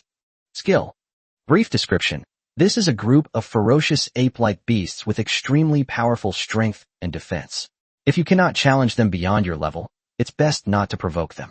This must be the mountain ape the old island lord was talking about. Peak of the second tier, a whole tier higher than me, is indeed a bit troublesome. However, I've even fought against a golden guardian, so why would I be afraid of this mere peak second-tier demon? Luo Yun touched the thousand-eyed demon badge on his shoulder and said, "Thousand Eyes, you don't need to take action in a moment. I'll handle them all." The old island lord made Luo Yun climb the mountain alone, which Luo Yun guessed was a test for him. In order to successfully recruit a strong crew member, he was willing to abide by the rules. Huff, huff. The thousand-eyed demon octopus nodded obediently, its small tentacles wrapping around Luo Yun's right arm, closing all its compound eyes. Luo Yun smiled slightly and strode upwards. As he walked, his muscles slowly writhed, and his skin gradually darkened, the smooth skin instantly replaced by writhing black muscles. A brutal aura emanated from Luo Yun. The mountain apes seemed to sense Luo Yun's power, and they all let out low, angry howls, their eyes wary. They began to roam around, circling to both sides, and did not rush to attack Luo Yun. Luo Yun gave them an extremely dangerous feeling, even more troublesome than the blue-skinned man who climbed the mountain a few years ago. They had to deal with him with caution to avoid being killed by him.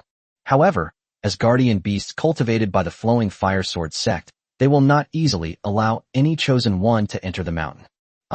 As the most robust mountain ape roared, the other 8 mountain apes, with perfect coordination, launched an attack on Luo Yun almost simultaneously. Luo Yun's body trembled, and 8 black tentacles spread out from his back. He darted away, dodging a mountain ape that swooped down from midair. This mountain ape possessed terrifying strength. With a single punch, it slammed its fist into the mountain path, creating spiderweb-like cracks in the ground, producing a dull thud, and raising clouds of dust. In terms of power, it may soon catch up with the Golden Magic Guardian. However, such brute force was meaningless to Luo Yun. After all, Luo Yun's fighting spirit is characterized by prediction, allowing him to easily discern the opponent's attack trajectory and dodge with ease. Slash through the air. Luo Yun struck out with his sword, using the starting stance of the three-talent sword technique, but he struck out with the back of the sword. These mountain apes were the guardian beasts of the flowing fire sword sect. Luo Yun did not want to kill them, lest he displease the crew member on sword peak. Bang! The ebony sword struck the mountain ape's side, unleashing terrifying force. With a loud bang, the ape was blasted away, crashing into an ancient tree several meters away and snapping it in half. The leaves then began to fall like raindrops. Oh! The giant ape let out a painful cry and could no longer get up, so Luo Yun did not go forward to finish it off. At this moment, two mountain apes roared and charged towards Luo Yun. One swung its claws horizontally, while the other punched Luo Yun in the chest. However, before they could hit Luo Yun, his ankle was already wrapped by the tentacles on Luo Yun's back and pulled hard. The two mountain apes, whose massive bodies were taller than elephants, were instantly pulled to the ground. Before they could struggle to their feet, a cracking sound rang out, and the ebony sword struck, sweeping across the heads of the two beasts. Thud! Thud! With two muffled thuds, the skulls of the two mountain apes, as hard as rock, cracked, and they let out shrill screams, foaming at the mouth and fainting. Upon seeing this, the other mountain apes all narrowed their eyes and dared not attack easily, instead circling around Luo Yun. In the blink of an eye, their three companions were defeated. The mountain apes realized the power of the creature before them and dared not advance any further. If they don't attack, then Luo Yun will naturally have to take the initiative. He pushed off with both legs and charged towards the mountain apes, his tentacles surging like pythons behind him. Wherever he went, mountain apes were captured by his tentacles, and then he would strike with his wooden sword, blasting them away or stunning them. In the blink of an eye, all 8 mountain apes that had launched an attack on Luo Yun had been defeated, and they were almost no match for him. After dealing with these soldiers, Luo Yun didn't stop for a moment and turned to walk towards the mountain path. There, a mountain ape stood guard. The remaining mountain ape was entirely dark silver, and its physique and aura far surpassed the previous 8 mountain apes. Without a doubt, this dark silver mountain ape should be the leader of this group of mountain apes. As Luo Yun approached, a complex, almost human-like expression appeared in the dark silver mountain ape's eyes. Just as Luo Yun was about to reach it, it opened its mouth and said hoarsely, "Human, you didn't harm my people. I, Silver Ape, am convinced." After saying that, it slowly retreated to one side. "Thanks." Luo Yun wasn't surprised by the talking ape. After all, the world was full of strange and wonderful things, and anything could happen. He nodded to the Silver Ape, then quickened his pace and sped towards the mountaintop. The Silver Ape gazed at his retreating figure, the cold light in its eyes slowly fading, lost in thought. At this time, on the mountaintop, 2 figures stood on the edge of the cliff. Both figures were panda people. It was dressed in a red battle robe, with 2 long swords crossed on its back, and its eyes were scarlet, radiating a fiery light. The other figure wore a blue robe with 2 swords hanging at his waist. His eyes were blue, gleaming with a cold light, and his gaze was extremely sharp. At that moment, their gazes pierced through the thin mountain mist and landed on that agile figure, their expressions varying. The chosen one who came this time is very strong, even stronger than the blue-blooded man who climbed the mountain last time. Perhaps he can defeat the ancient demon army and go to the next sea area. The panda in the blue robe looked at the red-robed panda beside him and said, "Senior brother Lu, you must really want to board his warship, right? If you want to, then go ahead. We'll wait until we've nurtured a successor to the sword sect before boarding the ships of other chosen ones." The panda, dressed in a long red robe, nodded slowly, his voice deep and resonant. "I really want to board his warship. I want to go to sea to challenge the old warlord and avenge my master. Junior brother Yun, you and I both want to avenge our master, right?" The panda in the blue robe nodded slowly and said in a low voice, "My master raised me from childhood and is the elder I respect the most. I dream of avenging him. However, the Blazing Fire Sword sect needs someone to carry on its legacy. Since senior brother Lu wants to avenge our master, then I will stay and continue the legacy of the Flowing Fire Sword sect." The red-robed panda shook his head and said in a deep voice, "This is not fair to you. Let the chosen one choose in a moment. Whoever he chooses will go down the mountain with him. How about that? I'll listen to my senior brother. Let's go and wait for the chosen one. Yes, senior brother. Chapter 132, Recruiting New Crew Members. After a short while, Luo Yun finally reached the summit. Looking around, an ancient temple sits before you. In front of the ancient temple is a smooth and flat training ground, swept clean and spotless, with hardly a fallen leaf in sight. At this moment, two Pandaren were sitting cross-legged on the left and right sides, both looking intently at Luo Yun. As Luo Yun walked towards them, he used his true eye to examine their information. He first looked at the red-robed panda. Flow, middle-aged Pandaren. Racial rank, high. Faction, blazing sword sect. Status, perfect. Occupation, swordsmanship master. Realm, peak of the initial sea realm. Comprehension, 85. Talent, unknown. Battle aura level, unknown. Recommended crew rating, 5 stars. Upon seeing the panda's data, Luo Yun's pupils contracted. His profession is actually a master swordsman, which is truly terrifying. Luo Yun's gaze then fell upon another panda wearing a blue robe. Yun, young panda man. Racial rank, high. Faction, blazing sword sect. Status, perfect. Occupation, swordsmanship master. Realm, peak of the initial sea realm. Comprehension, 91. Talent, unknown. Battle aura level, unknown. Recommended crew rating, 5 stars. Luo Yun's pupils contracted again. Another professional grandmaster. This blazing fire sword sect is truly amazing. Such a small sect actually has 2 grandmasters. It's truly heaven-defying.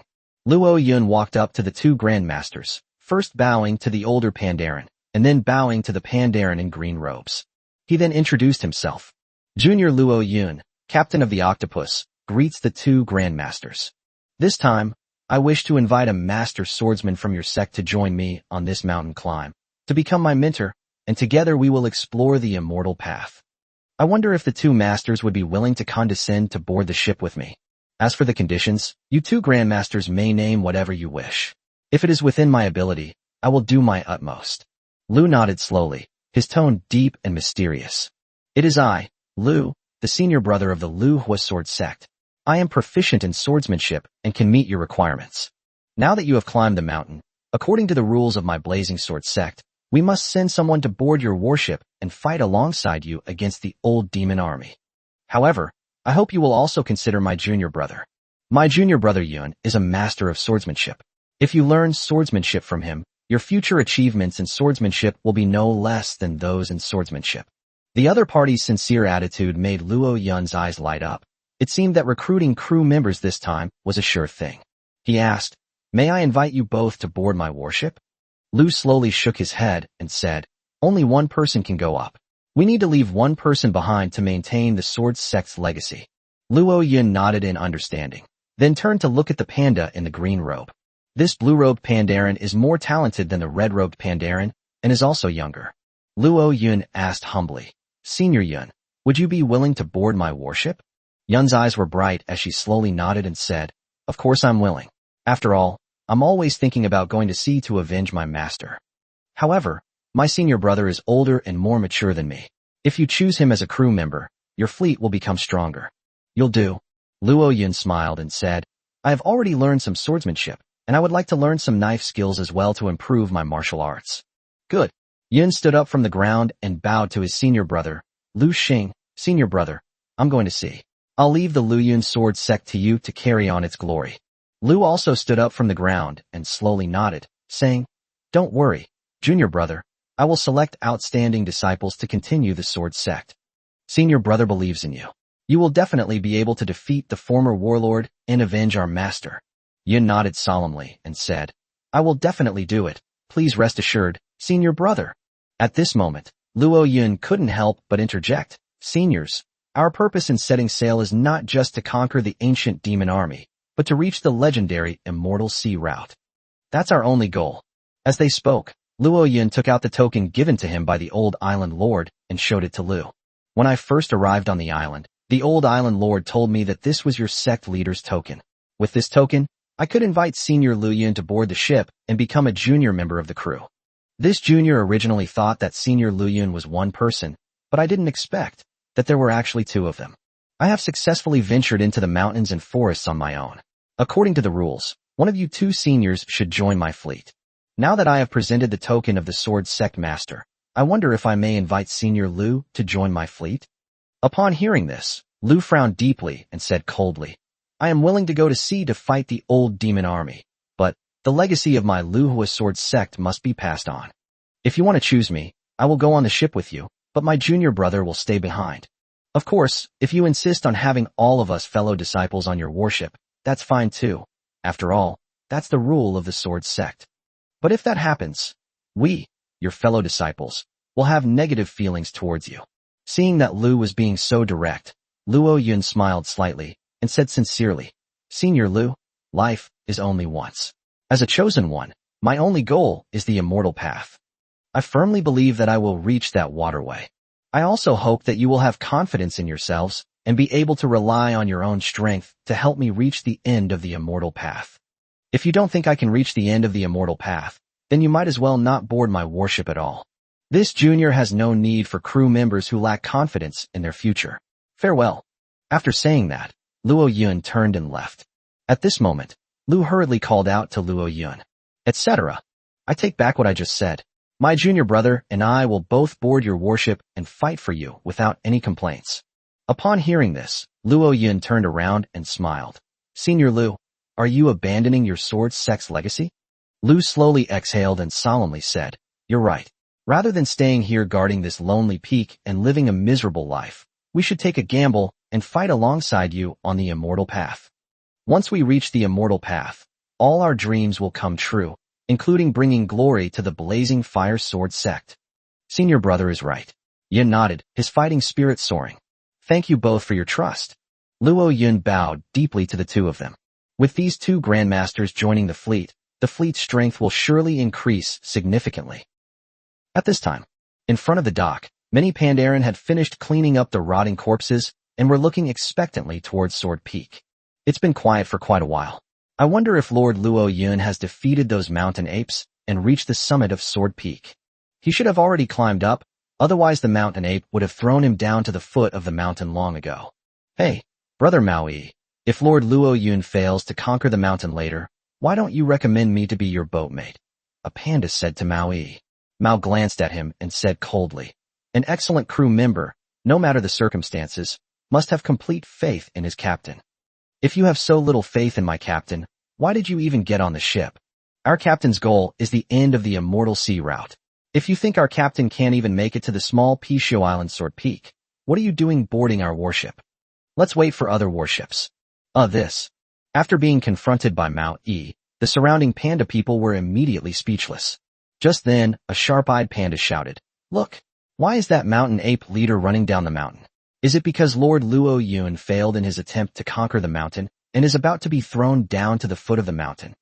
No, wait. That mountain ape leader seems to be heading towards the dock. What's going on? Wait. Look behind that mountain ape leader. That's Lord Luo Yun, and beside him are two unfamiliar panda people. Who are they? The old island lord looked in that direction, and after a few glances, his spirits lifted. Fire Cloud Robe, Azure Cloud Robe. Those are the inheritors of two lineages of the flowing fire sword sect. They actually went down the mountain with Luo Yun. The blazing sword sect has completely abandoned any intention of leaving itself a way out. That mountain ape leader was raised by the sword sect. Now that the sword sect's legacy is gone, there's no point in it staying in the mountains. It'll probably be heading to Lord Luo Yun's warship soon. A Pandaren exclaimed, Holy crap! How could Lord Luo Yun be so powerful? He's completely drained the flowing fire sword sect's resources in one fell swoop. Who will continue the flowing fire sword sect's legacy in the future? The old island lord's eyes were burning as he said, The flowing fire sword sect has placed all its hopes on Lord Luo Yun. If Lord Luo Yun can reach the end of the immortal path, the blazing fire sword sect will be immortal. If he cannot reach the immortal path, then the legacy of the blazing fire sword sect will become history. Even the blazing fire sword sect has such high hopes for Lord Luo Yun. What doubts do we have? We firmly believe that Lord Luo Yun can reach the end of the seven seas. I believe that in the immortal future, the name of the blazing fire sword sect will surely resound throughout the end of the immortal path. At that time, we Pandaren will also be able to break the curse and usher in glory.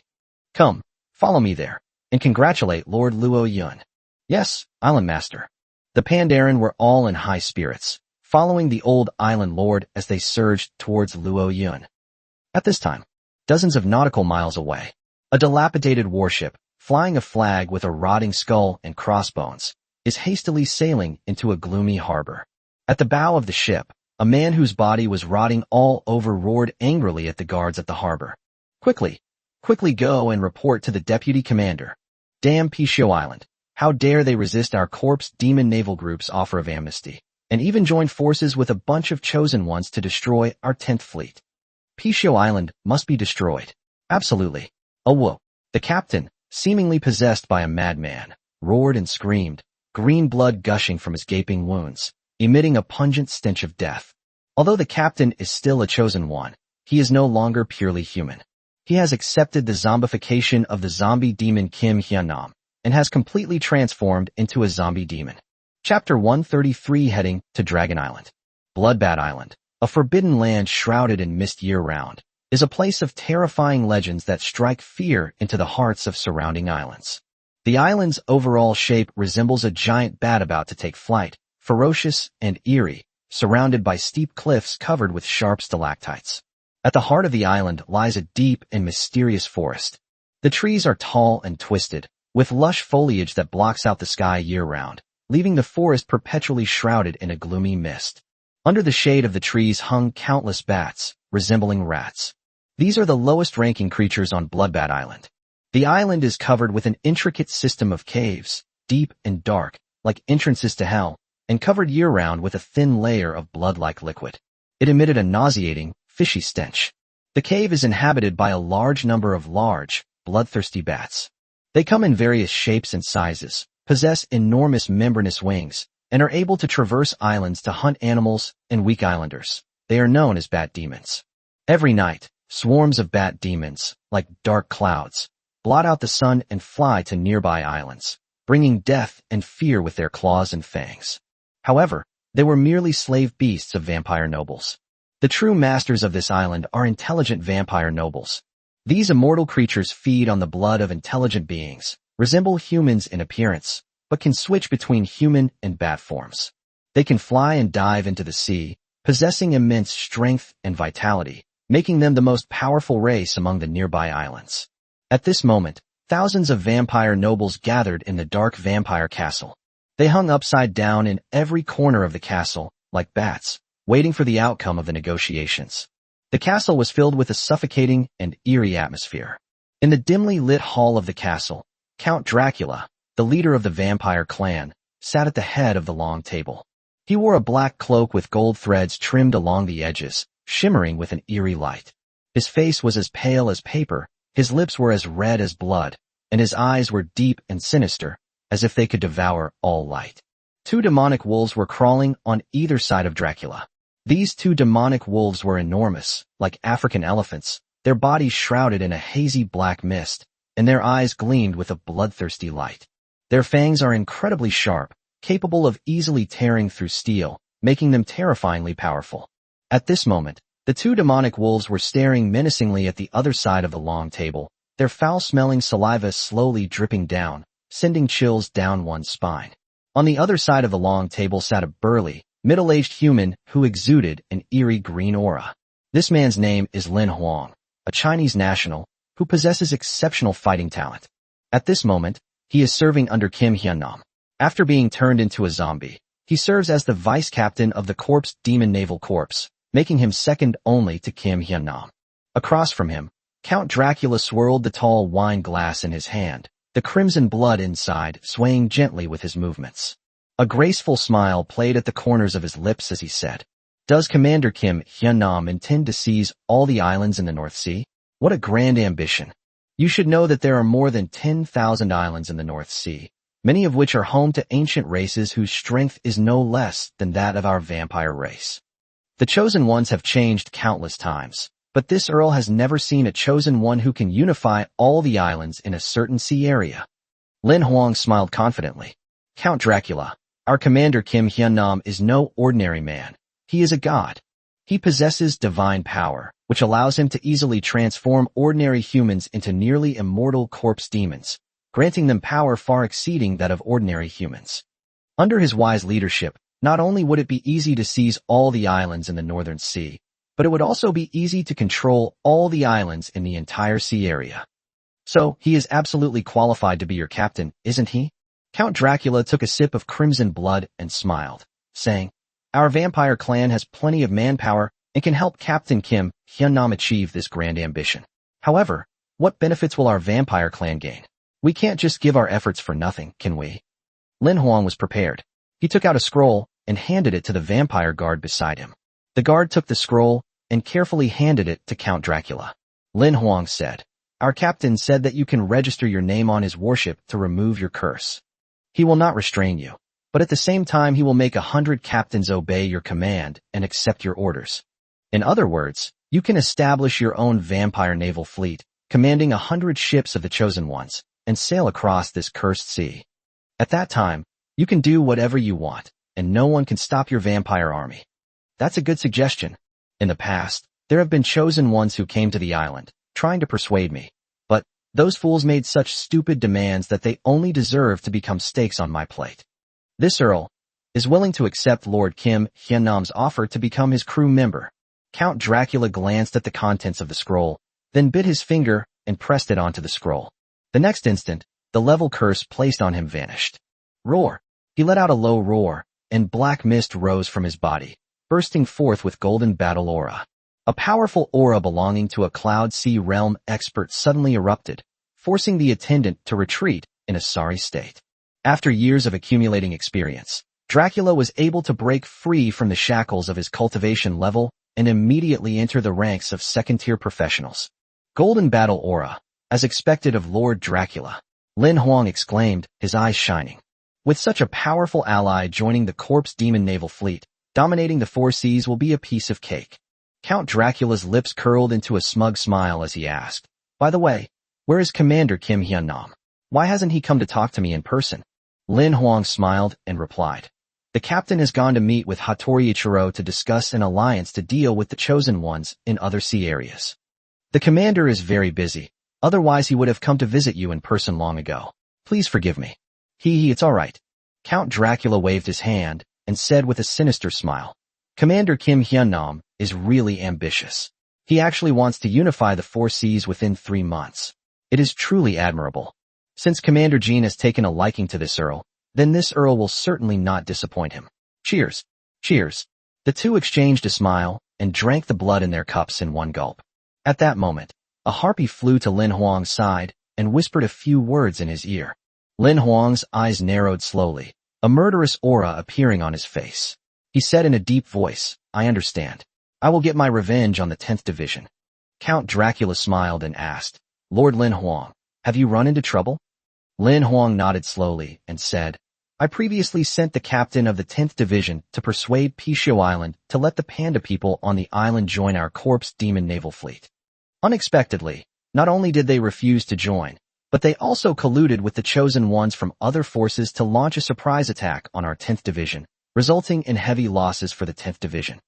I need to take care of Pishio Island. Please excuse me." Count Dracula stopped Lin Huang and said with a wicked smile, "Pishio Island is one of the few tough nuts to crack in the waters around here. Even my vampire sons can't win against them.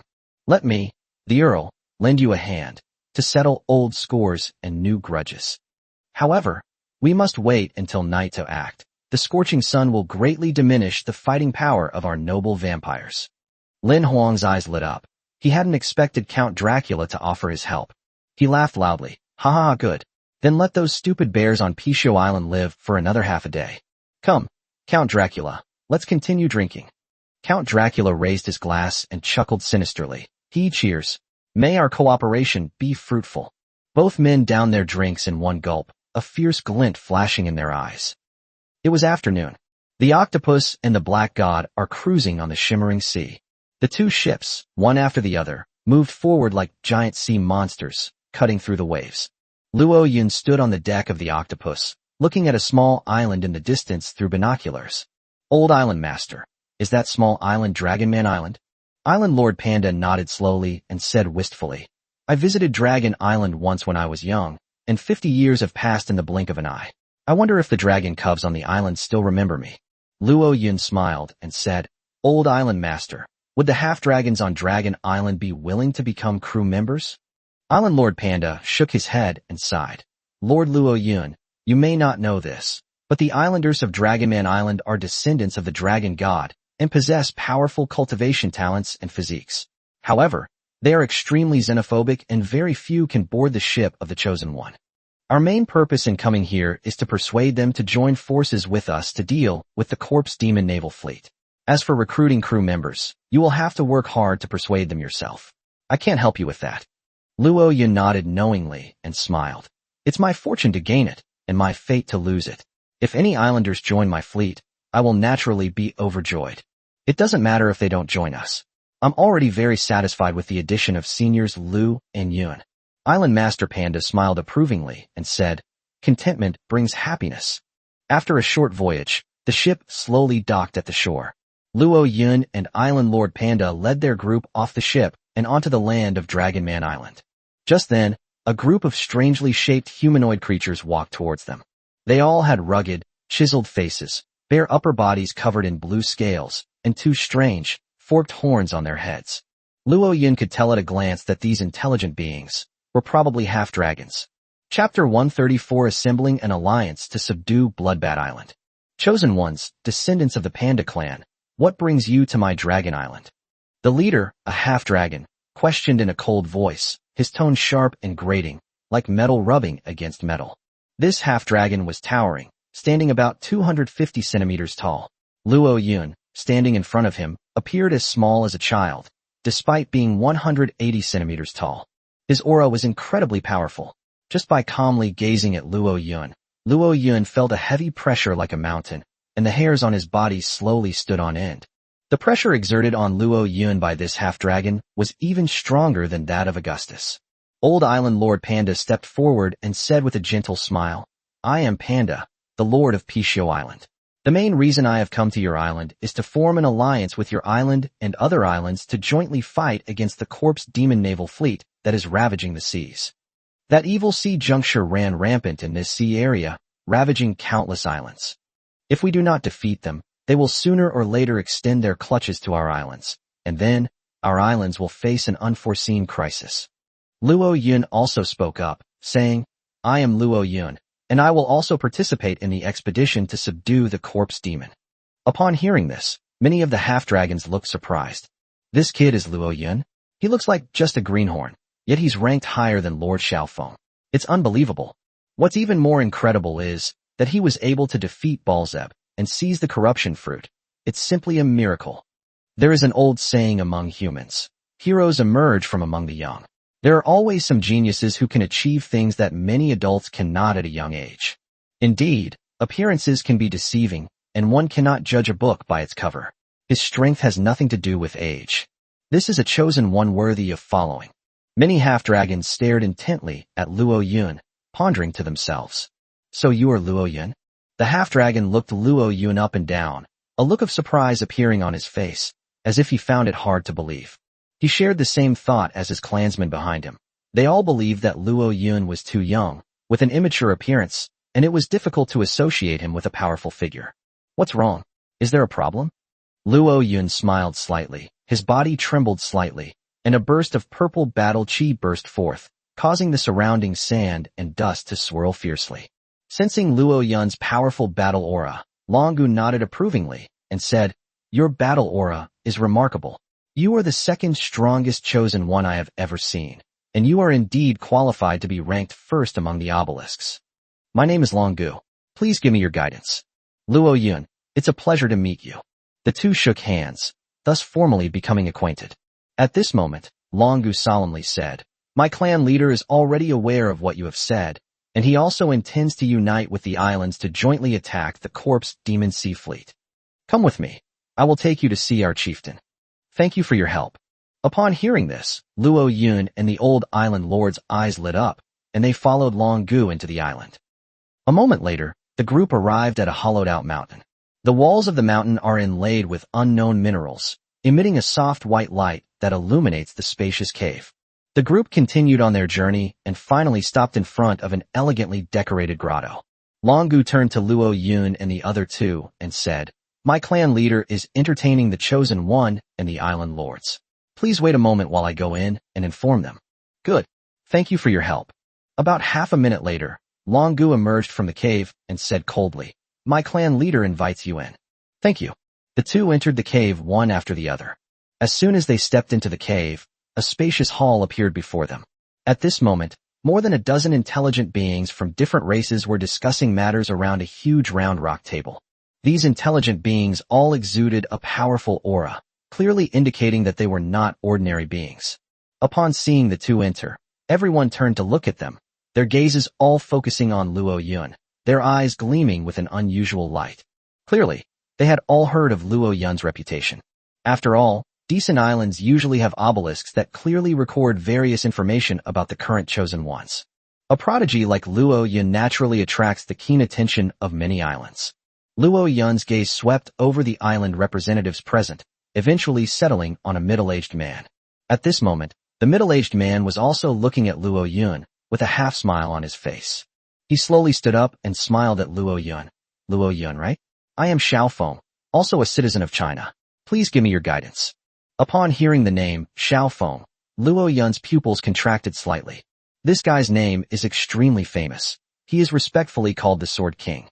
Having only been in the world for a little over half a month, it is said that he has already mastered swordsmanship to the level of a master.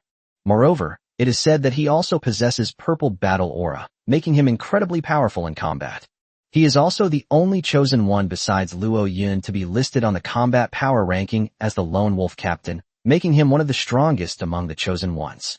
"Hello, I am Luo Yun. Please give me your guidance." It was rare to meet a fellow countryman in such a place, so Luo Yun smiled at him. "No problem." Xiao Feng seemed to have an extremely easygoing personality, and his smile was very cheerful. "I am Long Ao, the current clan leader of Dragon Island. Please, both of you have a seat." The leader of Dragon Island stood up, nodded to Panda Island Lord, and gestured for the two to sit down. "Good." Luo Yun and the other person nodded to him, then found two empty seats and sat down. After everyone was seated, they focused their attention on the Lord of Dragon Island. Unlike Panda Island Master, the Dragon Island Master was in his prime, with bulging muscles all over his body, a deep and powerful voice, and exuded the powerful aura that a leader should have. He first gave a brief summary of what had been discussed at the previous meeting, so that the later Panda Island Lord and Luo Yun would know. Immediately, he said directly, "The Lord of Wind Island just said that the Corpse Demon Naval Group has visited the Old Bat on Bloodbat Island. That old bat is eccentric and violent, and has long harbored ambitions to dominate all the islands. He will surely collude with the Corpse Demon Naval Fleet. I am certain that the Bloodbat clan will agree to join the Corpse Demon Naval Fleet. Furthermore, the Crypt Lords of Black Spider Island and the Fallen Elves of Black Spirit Island will surely flock to these dark forces and choose to join the Corpse Demon Seafaring Corps. These three islands are the most powerful evil forces in this sea area. If they form an alliance, the consequences will be unimaginable. Therefore, I believe that we should send out a coalition of forces to launch a surprise attack and defeat them one by one, so as to prevent them from gathering together. If we allow them to form an alliance, even if our allied forces can defeat them, we will pay a heavy price, which is unacceptable to us." "Agreed. Support." A burly man from Bullhead Island said in a deep voice, "A surprise attack requires warships, and only those chosen by heaven can possess large warships. No chosen one has ever landed on our island, so I'm afraid we won't be able to get any warships. Leave this to me." Sword King Xiao Feng patted his chest and said, "I know many captains. Although they all follow the lone wolf route, they are all people who hate evil as if it were their enemy. Right now, they are all exploring and swimming in this sea area. As long as I send a message, they will definitely come to support me." Long Ao's vertical pupils brightened slightly as he asked, "Mr. Xiao, how many warships can you summon?" Xiao Feng pondered for a moment and said, "I can probably summon about 10 4- or 5-masted warships, but we'll have to wait for confirmation to know the exact number. 10 ships are enough." Chief Long Ao's eyes gleamed as he said, "The quality of our troops is more important than their quantity. As long as our warships can carry the elite forces of our islands, we will surely crush those dark scum. There is no time to lose." Please contact your friend as soon as possible and have him meet me at Dragon Island. By evening at the latest, we will assemble a fleet and head to Bloodbath Island to launch a surprise attack. We'll wipe out Bloodbath Island first. As for Black Spider Island and Black Spirit Island, we'll deal with them tomorrow. Good. Xiao Feng immediately took out his nautical manual and began contacting his friends. About 3 minutes later, Xiao Feng smiled and said to everyone, "The contact has been completed. 9 warships will be coming to Dragon Island. They will all gather at the Dragon Island pier in 2 hours at the latest." Okay. Long Ao's gaze swept intently across the representatives of the various islands present, and he said solemnly, "Gentlemen, please now report in detail the troop strength that your island can currently provide. We must formulate a strategy as quickly as possible to prepare for tonight's demon-slaying battle." "No problem, I'll report it first." The Bullhead Island Lord said in a deep voice, "My island has 2,000 people, of whom about 800 are young and strong, and 150 are elite Bullhead warriors. Their battle aura is all above green, and they are all excellent berserkers. I will send all 150 elite Tauren into battle. As for the other Tauren, we can make do if we don't have enough troops. My Wind Island can produce 50 Wind Knights and 50 Bat Knights. My Lizardman Island can produce 100 Green Lizard Knights and 1 Golden Earth Dragon Knight. My Pishio Island can produce 50 Pandaren, more than 10 of whom possess purple battle aura and are at the master level in their profession. I am a Wood Elf." The island lords reported the military strength of their respective islands, each island possessing considerable strength and elite combat power, which greatly tempted Luo Yun. If he could integrate these forces under his command, his fleet strength would definitely reach a terrifying level. But this is just wishful thinking. After all, most of the island's elite forces had to remain on the island to protect their homeland and prevent it from being invaded by the old demon army or the evil forces of other islands. Therefore, under normal circumstances, it is considered extremely lucky to be able to recruit 8 or 10 crew members on an island. After some discussion, the strategy for defeating the Corpse Demon naval fleet was basically finalized. The captains of the various ships also went to the beach one after another, waiting for the arrival of the Chosen One's ships. Time flies. Before we knew it, it was already evening. At this moment, a fleet of 12 warships is sailing against the wind and waves, speeding towards a small island shrouded in black mist in the distance. A bloody battle is about to begin as night falls. Brothers and sisters, remember to like and follow for more updates. Thank you all. Chapter 135: The Corpse Demon Extermination Naval Fleet. As night fell, the Allied forces from the islands had reached the waters near Bloodbath Island. Launching a surprise attack on the vampire clan at night would be unwise. But there's nothing we can do about it. The Allied forces must defeat the many evil islands one by one before they unite. Otherwise, once the evil forces unite, they will form a terrifying force. At that time, even if the Allied forces win, it will only be a Pyrrhic victory with heavy losses. Therefore, the Allied forces must defeat Bloodbath Island tonight. There were only 12 warships participating in the expedition to Bloodbath Island. Among them, Luo Yun's 2 warships were of the highest rank, both being 6-masted warships. The other 10 Chosen One's warships were only around 4 or 5 masts in rank. These 12 warships were basically filled with crew members from various neutral islands. Some houses contained nearly 2,300 people, while others contained only a few dozen. Leading the group was a 3-masted warship named Sword Edge, which was none other than Sword King Xiaofeng's warship. There are 2 main reasons why Xiaofeng's Sword Edge was chosen to lead the charge. Firstly, this campaign was primarily initiated by Dragonman Island. Xiao Feng recruited 2 dragon people on his ship, so he should be the one to charge into battle. His 3-masted ship was not an ordinary 3-masted ship, but a 3-masted ship that had been modified after obtaining a special blueprint from a relic. Its entire body is reinforced with a metal called black steel stone, giving it terrifying defensive capabilities. If it collides with a warship, the warship will inevitably capsize. Meanwhile, his warship was flying a hurricane battle flag, which gave his warship a special buff, allowing it to reach speeds of over 100 knots. In terms of hull defense and speed, it far surpasses that of ordinary 6-masted warships.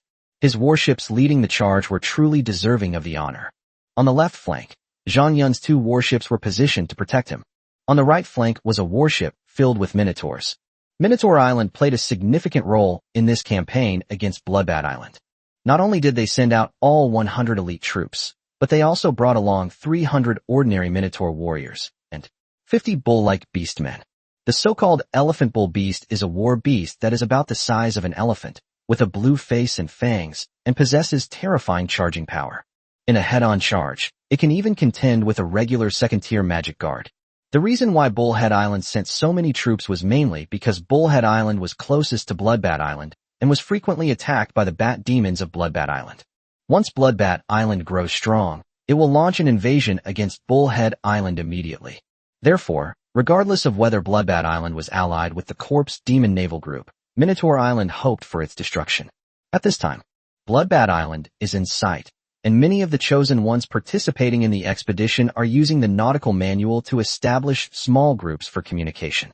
Using Xiaofeng's Nautical Manual, Long Ao spoke first. We're almost at Bloodbat Island.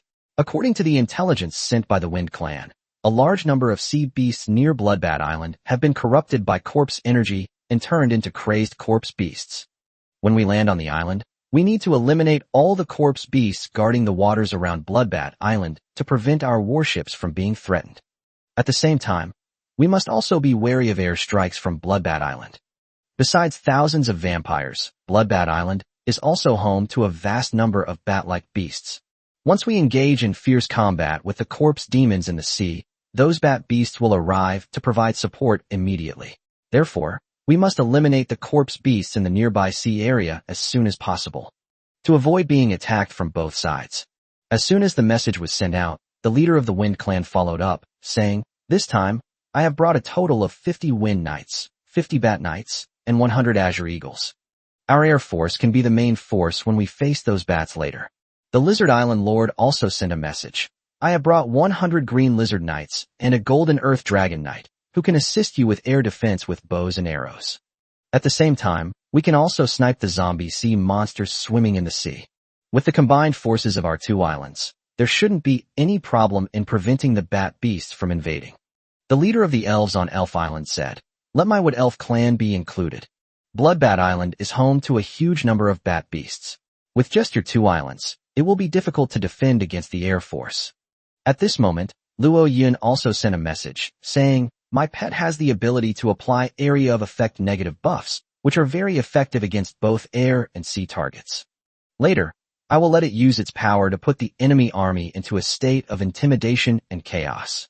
At that time, everyone must seize the opportunity and strike the enemy hard." Upon hearing this, the morale of many chosen ones and island leaders soared. Xiaofeng laughed excitedly. "I've seen your octopus fighting video. You can easily control the enemy's regular army with negative buffs. It's simply heaven-defying. With your pet around, we basically don't need to worry about group battles anymore." Someone laughed and said, "Indeed, Zhang Shen's pet is too overpowered. It can almost single-handedly change the course of the battle. If I hadn't heard that Zhang Shen was also participating in this coalition operation, I wouldn't have dared to get involved in this mess." At this moment, one of the island's leaders spoke up. "Sea monsters are heading this way. Prepare to fight." Everyone looked towards the distant sea, which was bathed in moonlight, and sure enough, waves were rushing towards them against the sea breeze. There was no doubt that a large number of sea creatures were surging in. The captains all wore solemn expressions and, without hiding anything, issued orders one after another. "Fire! Launch an attack on those waves. Bomb them. Try your best to prevent them from reaching the warships and damaging them. Get the sea monster squadron ready to defend against the underwater attack. Don't let your guard down. Kill." As a series of sharp shouts rang out, cannons roared and fired more than 20 shells, which landed on the sea not far away. Boom, boom, boom. With a series of loud explosions, one after another, the monstrous sea beasts were blown over and torn apart, their corpses floating all over the sea. At the same time, a strong stench of decay wafted over from afar, making one want to vomit. Ignoring the stench, the ranged archers drew their longbows and fired arrows at the ever-surging waves. These ranged archers are all of a different race, possessing immense arm strength, and their arrows, imbued with battle aura, are comparable to those fired from a sniper rifle. It can easily pierce through the waves, inflicting heavy damage on the corpse demon sea beasts behind them. Before the large number of corpse demon sea beasts even reached the allied ships, they were blasted to death, and their corpses floated on the sea. Some of the corpse demon sea monsters, relying on their instincts, dived into the seabed, preparing to launch a surprise attack on the fleet from underwater. However, Many islands also harbor powerful marine animals.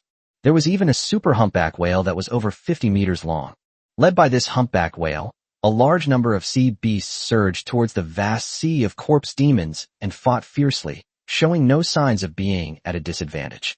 It even suppressed a vast number of corpse demon sea beasts. With the assistance of these sea monsters, the large number of sea monsters and corpse demons no longer pose a threat to the Allied fleet.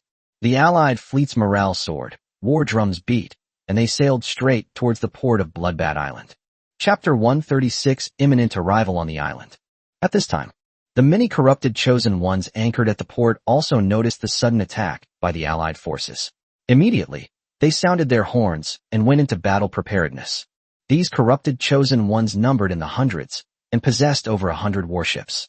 The warships were also filled with a large number of dark creatures and corrupted crew members.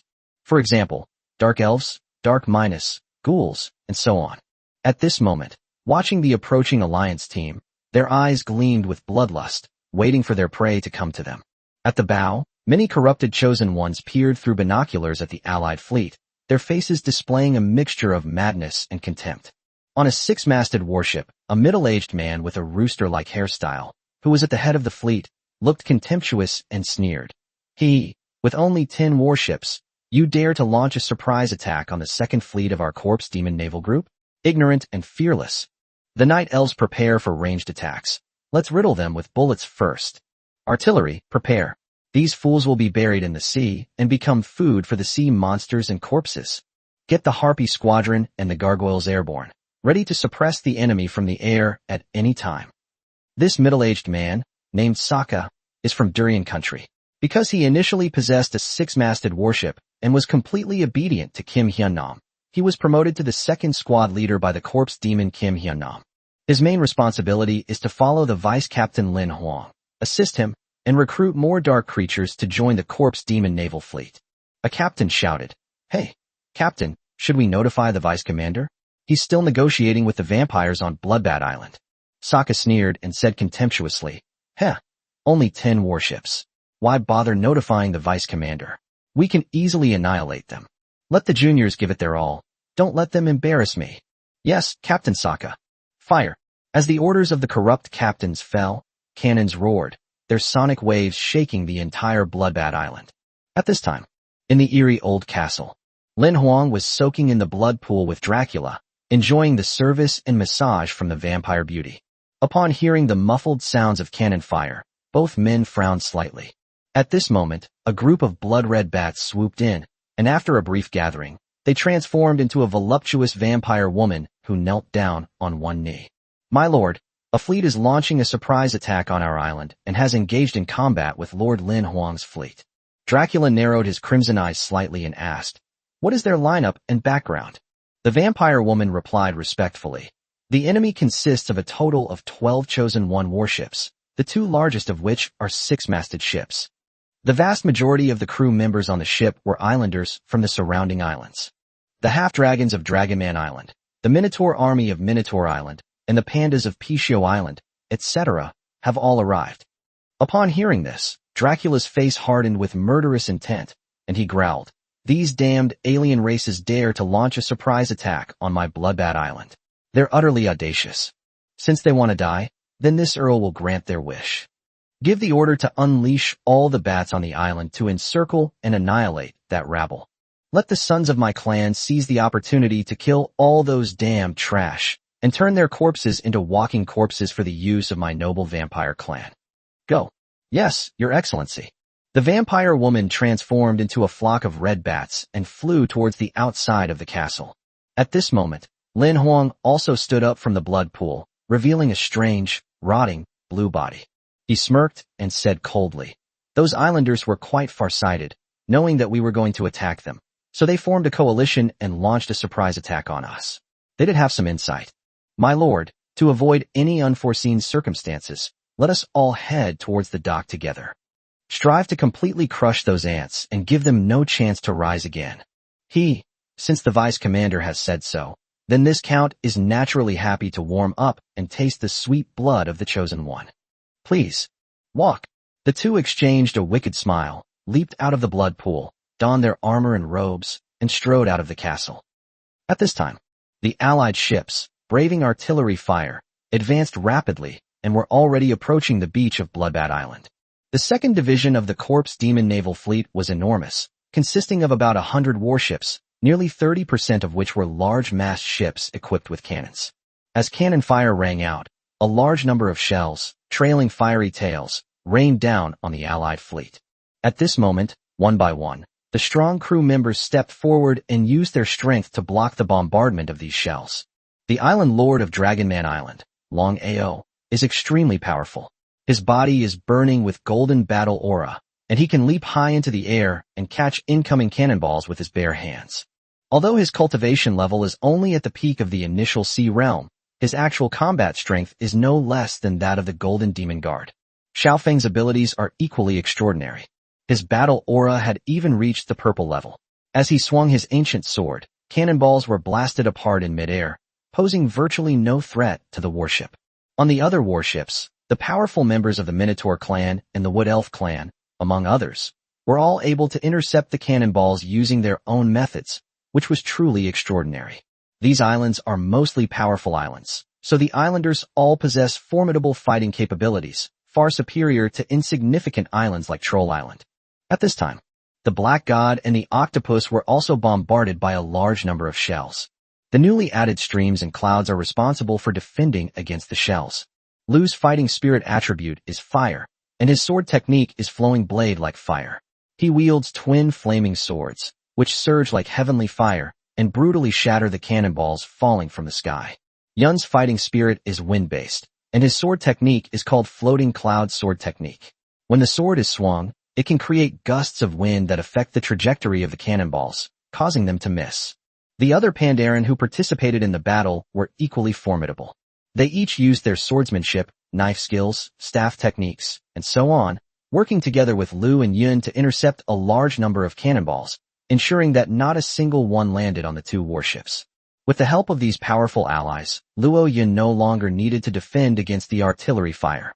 He sat cross-legged on the deck, closed his eyes and pondered, mentally rehearsing the sword and saber techniques that Lu and Yun had taught him that afternoon. I'm rapidly absorbing this knowledge. Despite the deafening roar of cannons and the deafening shouts of battle, it did not affect his resolve in the slightest. As time went by the time the Allied fleet was about to reach the shore, he had mastered both extraordinary martial arts techniques and had even reached the basics, so he could use them against powerful enemies. At that moment, Maui shouted from not far away, "Captain, the Allied forces are approaching the Corpse Demon Naval Fleet's fleet and are about to dock." Upon hearing this, Luo Yun suddenly opened his eyes, a sharp sword and saber aura flashing within them. He leaped to his feet, strode to the bow of the ship, and gazed ahead. At this moment, the Allied fleet was only about 100 meters away from the Corpse Demon Naval Fleet. Looking around, on the hundreds of warships, numerous shadowy dark creatures loomed, emitting frenzied roars towards them. Above the fleet, there were countless harpies, gargoyles, and various unknown bat-like creatures, their numbers too numerous to count. Chapter 137 Fierce Battle Against the Corpse Demon Naval Fleet. Such a lineup would surely cause any ordinary fleet to turn tail and flee, and they would not dare to fight against it. However, the Allied fleet was not to be underestimated. The dozen or so warships carried elite islanders from the surrounding large islands. There are more than 10 crew members who can control the golden battle aura alone.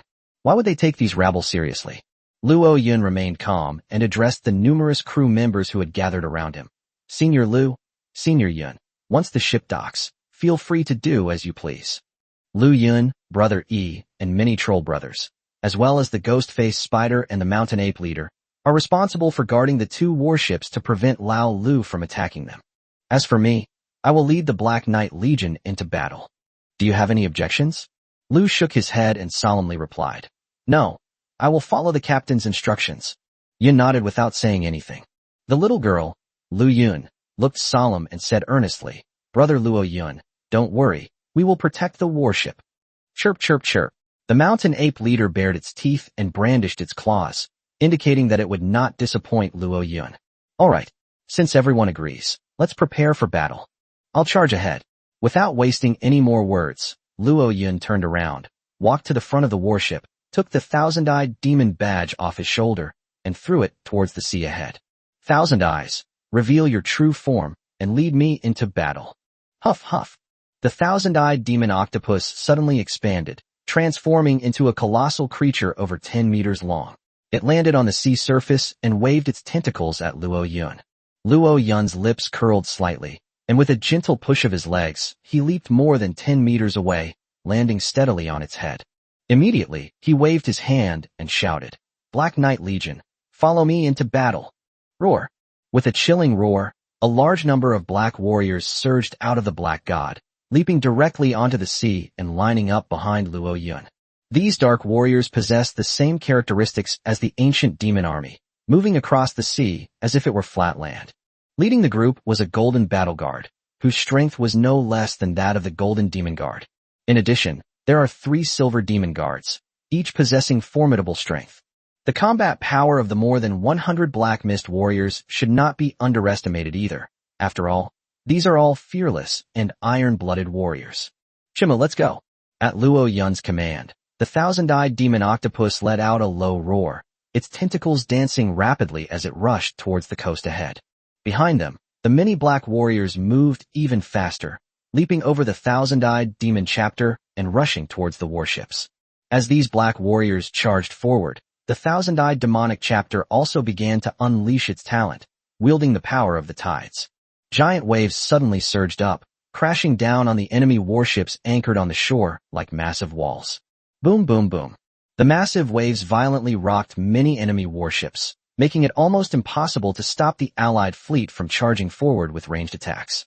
At the same time, the thousand-eyed demonic chapter emitted black light and gray glow, enveloping the vast enemy army. In an instant, a large number of enemy troops fell into a state of panic and chaos. Those with weak wills went mad and attacked their comrades, plunging the enemy troops stationed on the coast into chaos. An enemy captain screamed in terror. That ancient demonic octopus is Luo Yun's pet. My god, that kid Luo Yun is in this allied force too. Oh, Luo Yun has come too. How are we supposed to fight him? He's like our leader, he also possesses divine power. A bunch of useless trash, what's the panic about? Sokka, his body radiating purple battle aura, roared. So what if he's Luo Yun? We've all obtained the power of the corpse demon.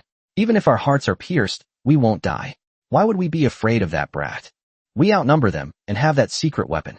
What is that kid Luo Yun? Can he possibly cause any trouble? Fallen acolyte, hurry up and chant the ancient hymn to break the octopus's negative buff first. As the 2nd Division captain roared, a mournful and ancient melody echoed from a corpse demon squad warship. As the melody began, the vast number of dark creatures affected by the negative buffs miraculously broke free from the chaos. Although the brief chaos plunged the vast number of dark creatures into a state of mutual slaughter, it was so short-lived that it did not inflict serious damage on the enemy. A large number of dark creatures still maintained their full combat strength. At this moment, Sokka pointed at the thousand-eyed demon octopus that was swimming towards them and roared, "All of you, get the hell out of here. Kill that brat Luo Yun first. Whoever can rip out his heart will surely receive divine favor from the commander, who will grant him the position of divine servant. Whether you can seize the opportunity or not depends on yourselves." Hearing this, the many dark creatures, the corrupted crew, and the vast horde of bat demons were all encouraged. Kill that brat Luo Yun. Charge. As if they had gone mad, they all leaped off the warship and charged towards Luo Yun. The sea level in the shallows is not high, so it does not affect the charge of these dark creatures. Many ranged dark creatures fired a large number of arrows at Luo Yun, attempting to ambush and kill him. However, the black warriors in front of him brandished their weapons and even leaped high to block arrows for Luo Yun, but their ranged attacks were of no use to him. Moreover, the tidal forces were still in effect, with giant waves rolling in and making enemy ships sway precariously, rendering ranged units completely ineffective. Many ranged soldiers had no choice but to jump off the ship and land on the shore, preparing to launch another attack.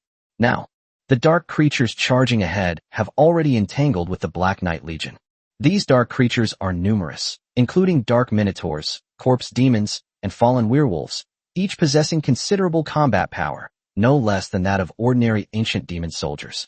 Roar! Golden warrior, his body ablaze with golden battle aura, reaped the spoils like a tiger among sheep. For these low-level dark creatures, the golden warrior, possessing golden battle aura, is almost invincible. The arrival of lower-ranking dark warriors further exacerbated the situation, driving these dark creatures to the brink of collapse. Many captains of the corpse demon naval fleet were shocked by what they saw, and trembled as they said, "They're too strong. These guys are really too strong. Many of them possess golden battle chi. Although our crew outnumbers the enemy by more than 10, their highest level battle aura is mostly purple.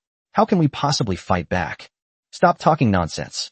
Abandon ship and retreat immediately. Survival is the priority. Let the crew and the dark creatures hold them off." Many captains of the corpse demon naval fleet abandoned their warships immediately, leaped onto the beach, and retreated in panic. But he was shouting, "Charge, brothers, don't back down. After we destroy Luo Yun, our demon god captain will surely bestow divine grace upon you all. Charge for glory. Kill. Roar." Many of the native crew members were quite swayed by this tactic, fearlessly leaping off the warship and continuing their charge towards Luo Yun. However, the allied warships had already arrived. Kill. Fearless, the allied soldiers leaped off their warships or charged toward enemy ships, engaging in close combat with the enemy. Although the enemy forces were numerous, the allied forces were mostly elite troops, each capable of fighting 10 against 1. In this chaotic environment, the allied forces held an absolute advantage. In an instant, the corpse demon naval legion was torn apart and its ships were bombarded. Many dark creatures and crew members were either killed or fled, resulting in a complete rout.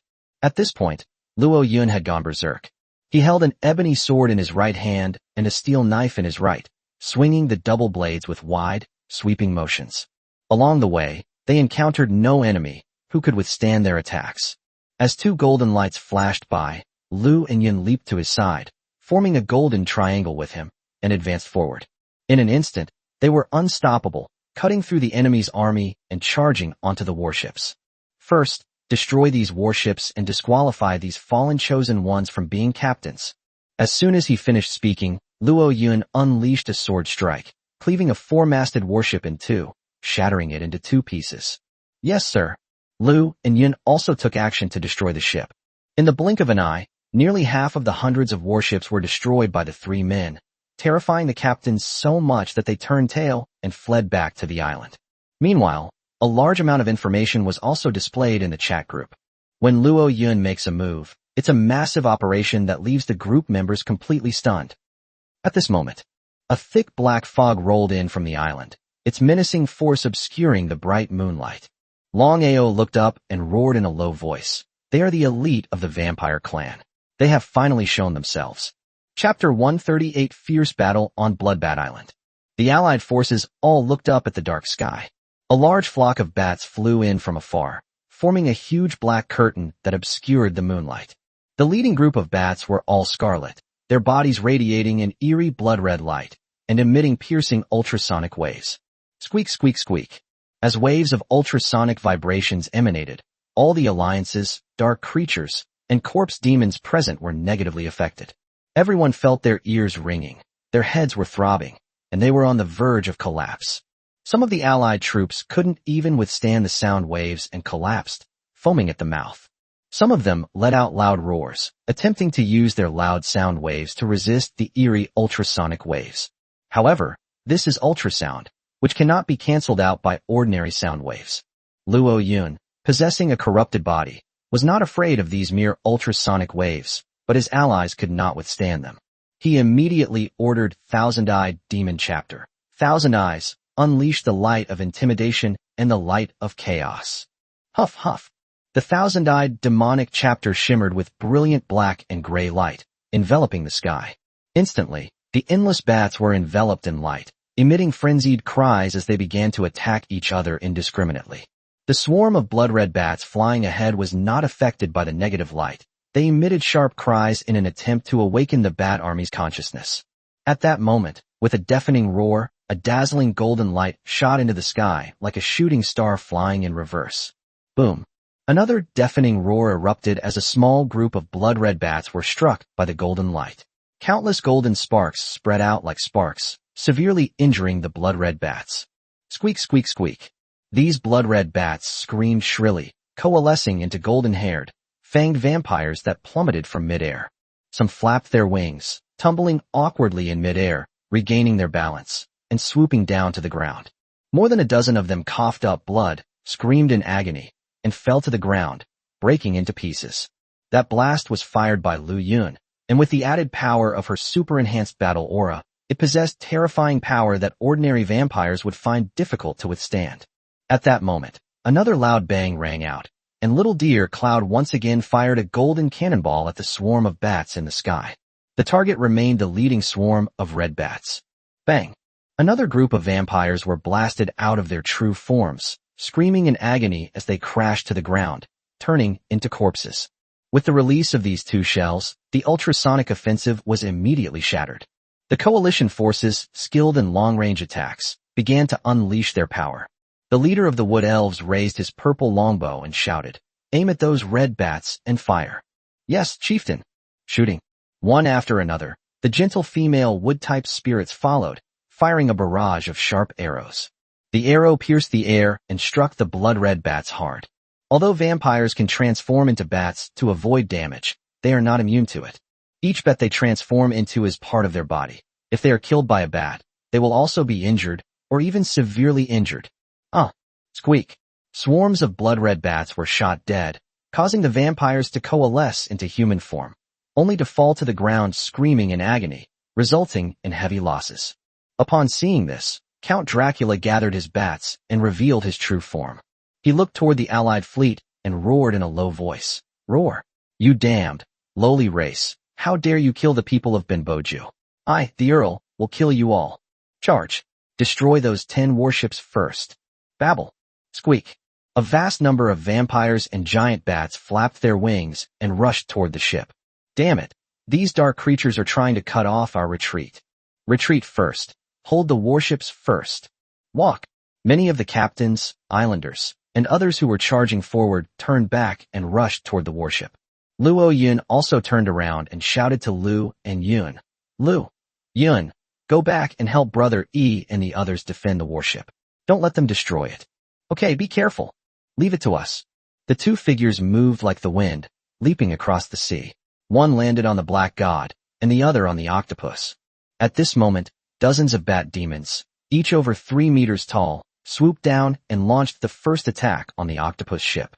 The Octopus's defensive forces consisted of Deer Cloud, Human-Faced Spider, and the Mountain Ape leader, plus Cloud, who returned to defend later. Seeing the numerous bat demons swooping down, Little Deer Cloud abandoned the cannon, raised 2 short spears, and slightly infused them with golden battle chi. Thud! Thud!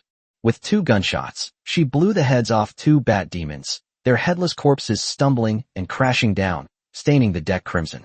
"Come into my net, all of you." The Human-Faced Spider was the best at crushing weaklings, shooting out large spider webs that easily captured the dozen or so bat demons. Roar! The Mountain Ape leader's massive body exuded a violent aura as it swept past at lightning speed, killing each bat demon with a single punch in the blink of an eye. At this moment, a small coffin began to devour the corpse. Although its behavior was somewhat strange, no one paid any attention to it. After all, even more swarms of bats were heading towards the Octopus. Little Deer Cloud's 2 shots were too powerful, directly breaking through the vampire's defenses. They now consider the Octopus ship their #1 enemy. By this time, the Clouds had already reached the top of the mast. He slowly inhaled a breath of air, and then his large eyes within the black circles suddenly opened, and his hands danced out. Secret technique, the changing winds and clouds. Call. Suddenly, a cold wind surged forth, seemingly materializing and visible to the naked eye, forming a blade of wind that spread outwards.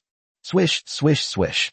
The blade swept across like a gentle breeze, severing any bat monsters caught in its path, whether they were bat demons or small bat beasts. In an instant, countless corpses fell like raindrops, turning the Octopus into a blood-red inferno. "They're panda people from Pisho Island. Damn them." Count Dracula was about to personally charge over and sink the Octopus, but when he saw the extraordinary figure standing on the mast, he immediately chickened out. He didn't think he would lose to Yun, but he didn't want to risk fighting against such a top-tier expert. After all, there was the powerful half-dragon, Long Ao, lurking below. The Golden Tauren Chieftain of Tauren Island and the Wind Archer of the Wood Elves are no benevolent beings either. Each of these powerful individuals possesses strength comparable to his. Once he is entangled by one of the powerful figures, the others will swarm him, and his fate will be uncertain. His optimal strategy is to use sheer numbers to blend in with the crowd, then launch a surprise attack and defeat these top experts one by one. With this in mind, he led most of the vampire elites to turn around and charge towards the numerous allied forces on the ground, avoiding Yun's sharp edge. However, Count Dracula still ordered most of the bat monsters to rush towards the cloud, attempting to use sheer numbers to wear down the cloud's fighting spirit and condition. Count Dracula paid no attention to the life or death of those lowly bats. In his eyes, these low-end bat-like creatures were like toilet paper. Once used, they should be thrown away. It was disgusting for them to stay on the island and occupy resources. In his eyes, only the vampire race was noble. All other creatures were ants, no different from weeds. As the vast swarm of bats rushed toward the numerous ships, many skilled fighters were tied down, making it difficult for them to launch an attack on Bat Island.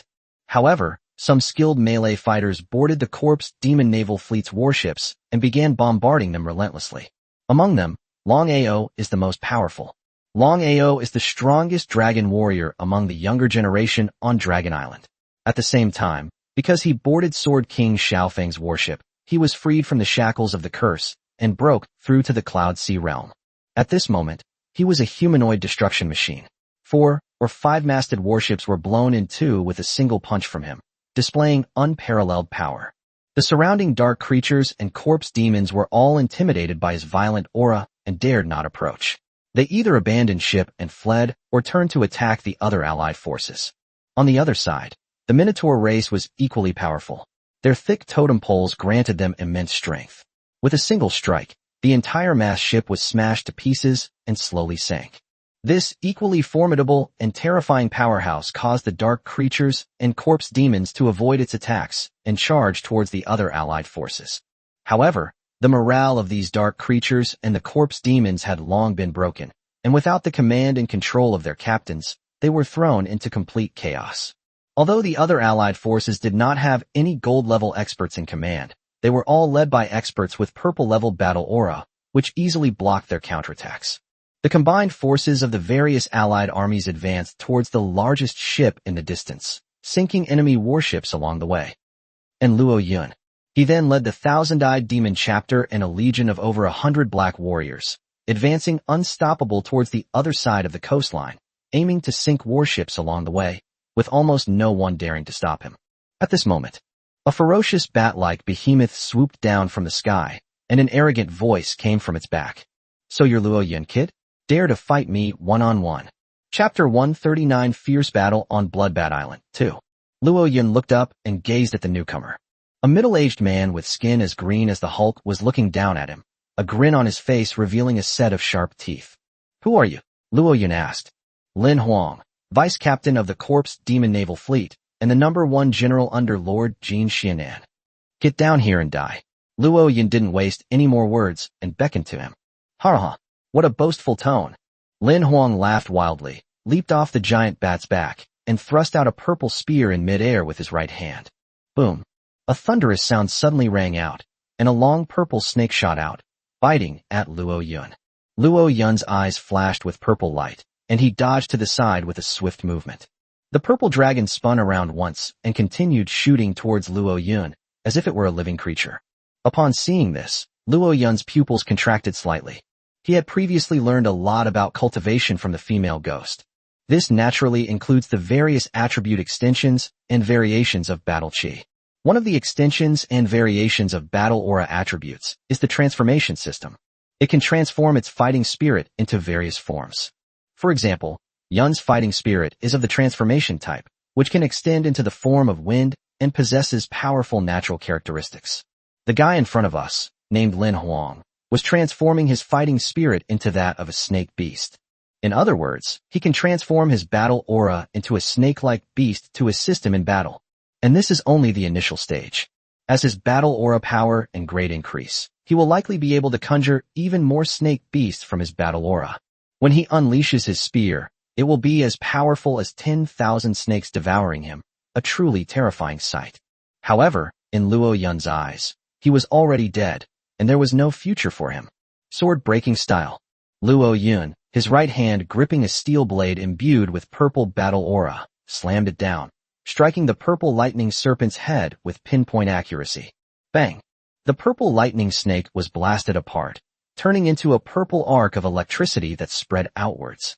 These purple arcs of electricity possessed terrifying power, reaching at least tens of thousands of volts.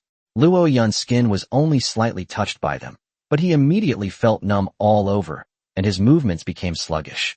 Strike while the iron is hot, and you'll be done for. Lin Huang's purple spear, crackling with electricity, thrust towards Luo Yun's head, intending to kill him instantly. This purple spear is no ordinary weapon. It can convert battle chi into lightning attribute, which is why Lin Huang was able to unleash such a sharp lightning snake transformation. Faced with this aggressive shot, Luo Yun remained calm, and 8 tentacles suddenly shot out from behind him, wrapping around Lin Huang. Upon seeing this, Lin Huang's pupils suddenly contracted, sensing a crisis. If he launches an attack on Luo Yun without regard for the consequences, he will inevitably be ensnared by these black tentacles. Even if he blasts Luo Yun to pieces, his mobility will still be greatly reduced after being wrapped by the tentacles. At that time, the surrounding black warriors will swarm him, and he will surely be hacked to pieces. Although he had been corrupted by demons and possessed a vitality even stronger than a cockroach, he still couldn't withstand being hacked to pieces. Immediately, he shook his spear and roared, "Overlord disarms." Boom! The lightning suddenly exploded. The powerful spear light forced Luo Yun back, leaving him looking somewhat disheveled. Luo Yun didn't care at all. He squatted down slightly, and then suddenly kicked off. Instigate! He transformed into a streak of black light, and rushed to Lin Huang's side at a speed invisible to the naked eye. The swords and sabers slashed out simultaneously. Lin Huang raised his spear to block. Ping! The swords and spears clashed, sparks flying. 2 immense forces erupted, pushing and shoving each other. Bang! With a muffled thud, Lin Huang was forced back and rolled several meters away. Damn it! You're even stronger than me. He rolled over and stood up, looking at Luo Yun in disbelief. It should be noted that after his demonic transformation, his power increased by at least 10 times, even several times greater than that of a lion. It can easily flip over a car. However, Luo Yun's power was much greater than his, and by a significant margin. He finally understood the power of the possessor of the god fruit, and immediately abandoned the fight, leaping high into the air. The giant bat-like beast swept past, grabbed him, and tried to take off and escape. Trying to escape? Dream on. Luo Yun wasn't about to let this brat get away with it. He struck a strange pose, and in the next instant, he swung his sword and saber simultaneously. Swords and spears. Dust wind. A sword beam and a blade flashed towards Lin Huang in a mysterious manner. With a soft splatter, the sword's edge pierced his back, and green blood gushed out. The blade then severed one of the giant bat demon's wings, causing it to scream in agony and nearly fall to the ground. Lin Huang finally panicked. He turned around and hysterically roared at Luo Yun. Luo Yun, don't be so aggressive. Why don't you hurry up and go support your allies, or they'll all be dead. Ha! As his frenzied roar rang out, a furious roar echoed from afar. Roar! In an instant, a terrifying aura shook the sea, and a series of shrill screams echoed across the water. Luo Yun was startled and turned around abruptly to look at the sea. A massive ship was seen speeding towards the open sea, attempting to escape Bloodbath Island. On the deck of that ship, a dark golden figure, flapping its dazzling wings, slowly descended, like a deity standing before the assembled heroes. When Luo Yun focused his gaze on the figure's face, his pupils immediately contracted. My mind was shaken. Chapter 140 Hatred. 34. Augustus. Looking at the dark golden figure that floated in the night sky like a god, Luo Chen's pupils trembled. He never expected to see Augustus again. He immediately cast the eye of truth on Augustus in the distance, and instantly, a set of data appeared in his eyes. Augustus, the corpse demon. Race rank, king. Faction, Kim Hyennam. Status, dead corpse demon. Class, undead abomination. Realm level, lower cloud sea realm. Comprehension, none. Talent, unknown. Aura level, unknown. Recommended crew member index, unable to be recruited. Evaluation, this is a super powerful zombie puppet created from a corpse, possessing considerable combat strength. Seeing this data, Luo Yun felt a mix of emotions. Augustus ultimately could not escape that fate. In fact, Luo Yun already knew Augustus's fate when he crossed the Black Fog blockade. He corrupted Augustus, thus establishing a master-servant relationship between them. Once the contract was broken, it meant that Augustus was dead. He just didn't expect. Augustus was actually turned into a corpse demon by Kim Hyun-nam. Looking at the body of his former comrade in arms, Luo Yun gripped the sword hilt tightly with both hands, veins bulging on the back of his hands. He spent very little time with Augustus, but they had been through thick and thin together and were considered good friends. Now, your friend has been turned into a corpse demon and is being used like a puppet. How can you not be furious as a friend? At that moment, Lin Huang's triumphant shouts echoed from the sky. Ha! Luo Yun, no matter how strong you are, can you be stronger than a dark gold abomination? That abomination was caught by Captain Kim Hyun-nam while fishing at sea. After he used divine magic to modify it, its combat power became incredibly strong. Commander Kim Hyun-nam once said that his combat strength is comparable to that of the former Imperial Guard. What do you think you have to fight him with? Huh? Just wait to die, you fools. You dare to defy the corpse demon naval fleet. Death is your only option, huh? Luo Yun lowered his gaze and said to the thousand-eyed demon Zhang beside him, "Thousand Eyes, send me to heaven." The thousand-eyed demonic octopus immediately understood Luo Yun's meaning, wrapped around his body, and hurled it heavily towards Lin Huang, who was flying in the sky. Lin Huang wanted to mock Luo Yun a few more times, but when he saw him being shot at like an arrow, he was immediately shocked. It's bad, run. He patted the bat-like beast beneath him in terror, changing his course. However, it was too late. Luo Yun swept past him, her hands and the 8 tentacles behind her dancing in unison. Swish, swish, swish. In the blink of an eye, Lin Huang and the bat beast he rode were slashed more than a dozen times, their bodies exploding into a pile of minced meat that fell into the air. Luo Yun, lacking the ability to stay airborne, fell towards the ground after losing momentum. At that moment, the tentacles of the thousand-eyed demon octopus extended over, wrapped around him, and placed him steadily on the beach. Luo Yun turned his head again and looked towards Augustus in the distance. At this time, Augustus had already descended onto the sea and was engaged in fierce battle with the allied forces. Boom, boom, boom. The terrifying dark gold battle aura, like TNT, erupted with terrifying power, stirring up huge waves. The alliance's offensive was immediately halted, and a large number of casualties were incurred. This momentum was truly terrifying, as if it transported Luo Yunming back to the scene when she challenged the former warlord. Luo Yun knew that Augustus in this state was as powerful as the former overseer, and almost invincible. Of all the powerful figures in the coalition he knew, none were his match. The only way to beat him is through your own efforts. Black Knight, go and support the allied forces. Luo Yun immediately gave orders to his subordinates, but he was in no hurry to charge. He took out a handful of magic crystals from the old demon soldiers, clenched them tightly in his hand, and sat cross-legged on the sofa. Then he closed his eyes and began to refine the magic crystal in his hand with all his might. Currently, his cultivation level has reached the peak of the initial sea realm, and he is only one step away from the cloud sea realm. He must refine the magic crystal in his hand as soon as possible to raise his rank from the peak of the initial sea realm to the cloud sea realm stage. Only in this way could he possibly contend with the hatred of Augustus. Meanwhile, the thousand-eyed demon king stood guard beside him, preventing any villains from launching a sneak attack. At this time, not far away on the sea, Augustus skimmed across the surface like a demon. The 2 blood-red longswords in his hands were like the Grim Reaper's scythes, which he swung out with a chilling motion. Swish, swish, swish. One after another, narrow, dark golden blades of battle aura scattered out. Wherever the blade flashed, the metal of both sides, or even shipwrecks, was sliced apart, becoming as fragile as tofu. Kill. Several minotaurs, bracing themselves against sturdy oak shields, charged toward him.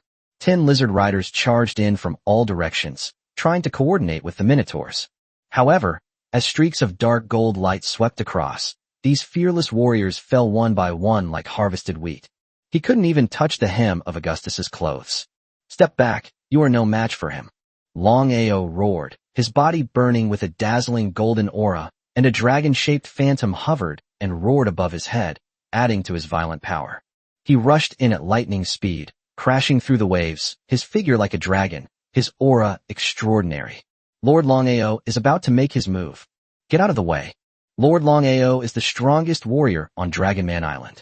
With him taking action, that dark gold corpse demon will surely be slain.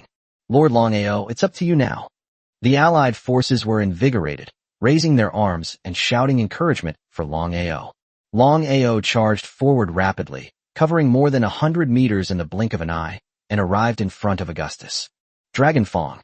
He swung out claws several times harder than steel, aiming for Augustus's chest. As a long-standing islander, he could tell that the humanoid monster before him was a corpse demon. The weaknesses of a corpse demon are usually its head or its heart. His chest was his vital spot. However, before his claws could reach Augustus's chest, Augustus's sword had already slashed down, striking Long Ao's claws. Clang. A piercing metallic clang rang out. Instantly, Long Ao felt an extremely terrifying power erupt from his palm. Unrivaled. Although Long Ao's palms were incredibly hard, harder than steel, and able to withstand the sword strikes, the terrifying dark gold battle aura was something he couldn't contend with. Puff. He was injured by the dark gold battle chi, spat out a mouthful of blood, and his body shot backward like a cannonball, crashing into a mast ship more than 30 meters away. Boom. The mast was blown apart, and wood debris was scattered everywhere. The surrounding allied soldiers were dumbfounded and horrified at the sight. Long Ao's strength is definitely among the strongest in the surrounding seas. Such a powerful expert couldn't even withstand a single sword strike from that dark gold corpse demon. How can they possibly fight him? In the distance, Xiao Feng, who was watching this scene closely, also had his pupils shrink and his face showed surprise. He had personally experienced Long Ao's strength. As powerful as a monster, it is almost invincible among those of the same level. However, it was truly beyond his expectations that such a powerful warrior could not withstand a single sword strike from the dark gold corpse demon. However, he was not afraid. Long Ao was his crew member, and he absolutely could not stand idly by. Hurry up and go support Long Ao. Let's gang up on that corpse demon together, otherwise, we're all doomed. Xiao Feng shouted and leaped onto the back of his beloved pet Hurricane Eagle, rushing towards the battlefield. At this moment, Augustus had already floated to the front of the wrecked mast, ready to swing his blood-stained blade and kill Long Ao.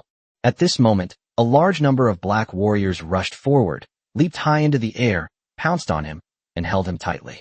At the same time, from all the battlegrounds, the gazes of numerous powerful figures converged on that direction. Without any hesitation, they broke free from the enemy's grasp and rushed towards this side. Chapter 141 Siege. Clang. Clang. The dark golden sword light struck the Black Knight's metal armor, producing a series of metallic clangs.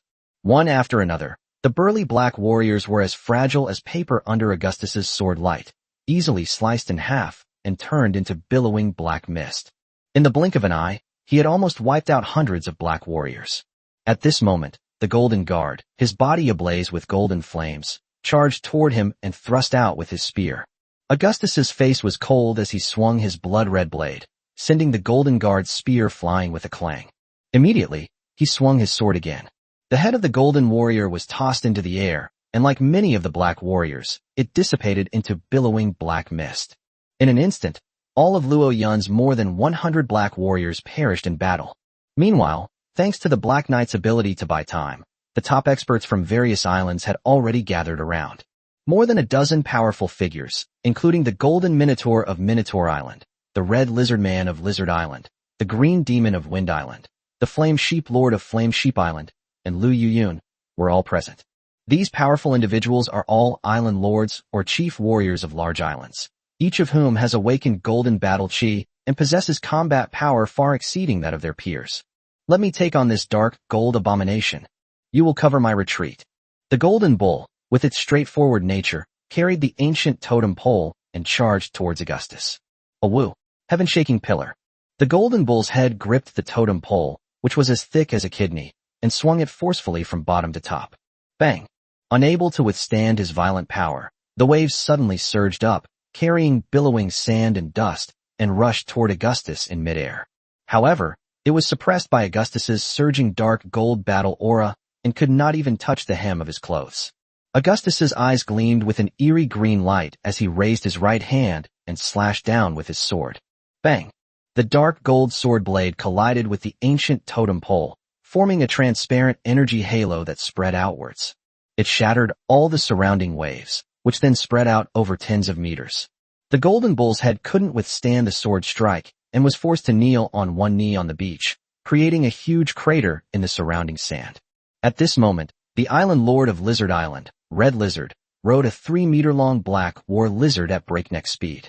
He thrust out his trident, and golden battle aura suddenly burst forth. Augustus swung his left hand, unleashing a burst of dark golden battle aura that sent the trident flying from his hand. Immediately, his right arm swung out with lightning speed. Whoosh! Babble! The black war lizard was beheaded, its head thrown into the air, blood splattering everywhere. Black Dragon, the island lord, the red lizard, let out a mournful cry. Before he could react, dark golden battle aura swept across his head. Whoosh! The dignified lizard island lord, who had mastered the golden battle chi, was directly killed, his mutilated body and the corpse of his beloved pet collapsing at the same time. Let's do it together. The green goblin from Wind Island, wielding an ancient war spear, moved with the speed of a ghost. Above his head, a nearly 10-meter-long wind elemental dragon simultaneously swept in, launching a surprise attack on Augustus from above and below. Augustus unleashed a sword strike, repelling the gathering seawater once more and sending the green goblin flying. The wind-type wyvern that swooped and extended its giant claws, aiming for his head. This wind-type dragon is at the peak of Tier 2 and is a super battle beast carefully bred by the green demons of Wind Island. It can easily defeat golden demon guards of the same rank. But, before Augustus, it was like a clay chicken or a clay dog. With a single sweep of the sword, its massive body was cleaved in two, and it screamed as it plummeted into the sea. At that moment, a deep whistling sound rang out. The wind sweeps away the clouds. For the first time, a subtle change in expression appeared on Augustus's stiff face. He tilted his head slightly and looked at the clouds 10 meters away. At this moment, Yin had already wielded his cyan twin blades. Instigate. With a whooshing sound, a gust of wind and blades swept across the sea towards Augustus. Along the way, all the rolling waves were shattered by the wind, turning into spray that spread outwards. Augustus seemed to realize that this sword strike was no ordinary one. His dark golden battle aura suddenly erupted, forming a dark golden angelic phantom that appeared behind him. The next instant, dark gold wings flapped behind him. Whoosh! A series of rolling waves were stirred up by the powerful battle aura and crashed into the swift wind blade shadows that were rushing towards them. Bang bang bang. The waves exploded, turning into a sky full of spray and water droplets. The swift blade shadows were also neutralized, making it difficult for them to pose a threat to Augustus.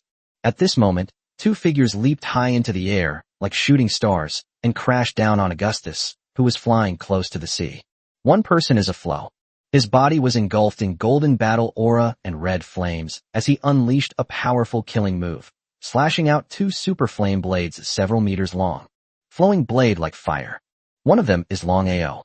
Blood trickled from the corner of his mouth, and his two dragon claws, imbued with golden battle aura, unleashed a golden claw beam several meters long. Shattering Skyclaw. At the same time, 10 meters away, Xiaofeng also assumed a sword-drawing stance and thrust out his sword. Instigate. A purple sword aura suddenly shot out, wrapped in a layer of blue electric arcs, exuding powerful destructive force. The three powerful figures attacked simultaneously, unleashing their deadly moves at Augustus almost at the same time. In addition, a deafening roar also rang out from the Black God ship, 300 meters away. Now, Augustus's eyes gleamed with a brilliant green light, and he let out a deafening roar. Roar! As the furious roar resounded, an extremely terrifying dark gold battle aura suddenly erupted, forming a dark gold halo that spread outwards. Bang! The flames that Lu slashed out were torn apart, turning into countless sparks that spread across the sky. He was also shocked by the dark gold battle aura, and his figure was thrown out, crashing heavily onto the beach. Long Ao, like him, was also thrown into the air, tumbling and falling into the waves, looking utterly disheveled. Xiaofeng's thunderous sword light was also torn apart, making it impossible for him to pose any threat. At this moment, a golden cannonball, roaring like a meteor, hurtled towards Augustus.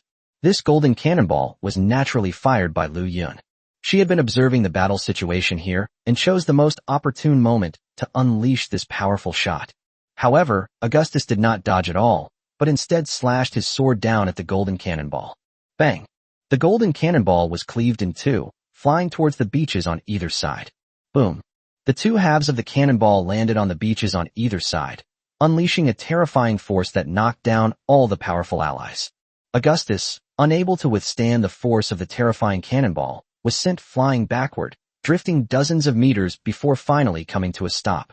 At this moment, his head slowly and mechanically lowered, looking towards his chest. A green arrow was driven into his chest. Black blood slowly trickled down the arrow. He casually shook the arrow out of his body, and then, as if nothing had happened, floated towards the many powerful figures. Upon seeing this, many powerful figures narrowed their eyes and showed expressions of regret. The dark green arrow was fired by the Wood Elf Island Lord. Following Lu Yun's bombardment, a surprise attack was launched against Augustus, catching him completely off guard. They thought they could take the opportunity to severely injure Augustus and shoot him through the heart. To everyone's surprise, the bullet only struck his chest and did not cause him fatal injury. Thus, the Allied forces missed an opportunity to join forces and annihilate Augustus. By this time, Augustus was already on guard. Attempting to launch the same attack would be futile. Many powerful figures gazed at Augustus as he slowly drifted towards them, a sense of despair rising in their hearts. At this time, hundreds of meters away, Luo Yun, sitting cross-legged on the beach, was enveloped in a dazzling purple battle aura. Within that dazzling purple battle aura, strands of golden threads were visibly increasing in number. Suddenly, a flock of red bats hovered above his head, gradually coalescing into the figure of Dracula. He looked down at Luo Yun, who was advancing in his cultivation, and a sinister smile appeared on his lips. To choose to break through to a higher realm right on the battlefield. What an interesting chosen one, The thousand-eyed demon octopus, sensing the approaching powerful enemy, immediately brandished its tentacles, preparing to fight. However, Dracula showed no intention of making a move. He simply hovered in midair, silently gazing at Luo Yun as he advanced, lost in thought. Chapter 142: The Invincible Augustus. At this time, the massive number of bat-like beasts that had been besieging the Allied warships abandoned their attack and converged on Luo Yun's side. They were like rolling dark clouds, looming over Luo Yun's head, obscuring the moonlight, neither attacking nor dispersing. The thousand-eyed demonic octopus emitted a low, angry roar, warning them, but it did not unleash its intimidating or chaotic light upon them. More often than not, it's just intimidation, protecting the owner's safety. With so many bats swarming down, even with its tidal power, it couldn't withstand it. All it can do is maintain the balance. At this moment, Dracula let out a series of eerie laughs and said, "King of the deep sea, go and assist those lowly islanders, and together with them, stop that corpse demon. Your master is in our care. I believe you can sense that I, the Earl, have no ill intentions towards your master. Otherwise, we would have attacked you long ago, wouldn't we?" Huff, huff. The thousand-eyed demon Zhang cried out twice, glanced at him, and surprisingly chose to believe him, before swimming towards the battle scene not far away. Augustus over there has already become invincible, and the battle situation is almost collapsing. It must go to provide support. Otherwise, when Augustus defeats many powerful figures and turns his attention to his master will likely be left alone and unable to fight back. At this time, beside Dracula, a vampire viscount materialized, his bat wings fluttering slowly, and respectfully said, "My lord, why don't you attack this human boy? If you attack him now, he will be drained into a dried corpse by us, and at that time, you will have the opportunity to obtain his corrupting power." Dracula glanced at him and said in a low voice, "Short-sighted thing. Luo Yun is ranked first on the obelisk and escaped from the Black Fog blockade. He must be a chosen one. How can we possibly kill him? He is the best captain in my mind. If I had known he was also in the Allied forces, why would I, the Earl, have associated with that rabble of the corpse demon naval fleet and lowered myself to such a lowly position? But the captain of the corpse demon naval fleet is a true demon god. What kind of god is that?" Dracula sneered. "It's nothing but the remnant soul of a god within a fruit. Calling it a stray dog wouldn't be an exaggeration. When it was a god, it was defeated, its divine body was torn to pieces, and it became a fruit, which was then picked and devoured by the chosen ones. Now that it only has 1/6 of its divine power left, how could it possibly make a ripple? It will not go far. It will be devoured by other chosen ones. But Luo Yun is different. He defeated the remnant soul of the god and truly obtained the power of the god. He will have infinite possibilities in the future. He is the true enlightened ruler. But didn't you sign a contract with the corpse demon naval fleet? The vampire viscount said weakly. It's just an ordinary contract. Who can it bind? So what if I, Dracula, don't abide by the agreement? Can that corpse demon Kim Hyunnam threaten me? Return to the island immediately and retrieve the clan's sacred sword. I want to join the Octopus Sea Fleet. Yes, Your Excellency. The vampire viscounts transformed into a group of blood-red floaters and flew towards the island. At this time, the powerful warriors were still besieging Augustus, but the situation was not optimistic. Let the chosen ones retreat. Long Ao coughed up blood, stood up from the waves, and turned to Xiao Feng behind him, saying, the corpse demon naval fleet ships have all been destroyed, and the bat demon army is also retreating. Now is the best time for you to evacuate. We'll handle holding off this dark gold corpse demon. The golden minotaur, covered in blood, also crawled out of the crater in the sand and said in a deep voice, Brother Xiao Feng, take my people and leave. This dark gold corpse demon is invincible. Staying will only increase casualties. In this battle, we have destroyed all the ships of the corpse demon naval fleet, so it was worth it. Let's go. But, before Xiao Feng could say anything more, the green demon, supporting his spear, said in a low voice, Let's go, chosen one. Don't hesitate, or you'll only cost more warriors their lives. If you ever have the chance to reach the end of the immortal path, remember to revive us. Kill. As soon as he finished speaking, the three of them rushed toward Augustus in the waves. Seeing this, Xiao Feng knew that things were hopeless, so he gritted his teeth and rushed towards the warship. He shouted to the soldiers around him, Get on the boat immediately and prepare to evacuate. Although the crew members were unwilling, they knew that Augustus was invincible, so they all plunged into the sea and swam toward the warship. At this moment, one after another, flying magical beasts swooped down, grabbed them, and transported them to the warship. At this time, Augustus realized that the allied forces wanted to escape, so he flapped his dark gold wings and flew towards the warship. Stop him. We can't let him sink the ship, or our entire alliance will be wiped out. Long Ao roared and leaped up, unleashing a golden claw strike. However, Augustus swept out with his sword, and the dark gold sword energy tore the golden claw light to shreds, turning it into specks of starlight that scattered away. Moo! The golden bull leaped high into the air, and, taking advantage of Augustus's momentary lapse in attention, pounced on his back, desperately trying to drag him to the ground. Augustus's body trembled, and with a bang, his fighting spirit erupted, sending the golden bull's head flying, spitting blood as it crashed to the ground. With the golden bull head holding them back, the other powerful figures had already arrived. Flowing blade like fire. The wind sweeps away the clouds. Lu and Yun attacked simultaneously, their twin swords and blades flashing as flames and wind blades swept out, aiming to kill Augustus. Augustus turned around and slashed down with his sword. The dark golden sword light burst forth with terrifying power, shattering the two men's killing moves. The sword light was imprinted on the sea surface. Boom. The shallow sea water was cleaved open, creating a gap tens of meters long, and the seawater rolled back to both sides with terrifying force. Kill. The green demon island lord of Wind Island leaped high into the air, gripping a golden spear, and thrust it at Augustus. However, as he swept his sword out, the air exploded, and the green demon island lord was knocked into the air and fell towards the sea. Kill. We must stall him. The remaining powerful allied soldiers rushed forward, attempting to restrain him, but they were all cut down by Augustus. He was like a god, unstoppable, continuing to rush towards the warship. Many powerful figures wanted to pursue, but the waves were too strong for them to walk on, and they were both angry and anxious. At this moment, waves surged in, forming giant waves that lifted them up and pushed them toward the warship. This is the tidal power of the thousand-eyed demon chapter, which can form rolling waves that lift these powerful individuals to the crest of the waves, granting them the ability to fight at sea.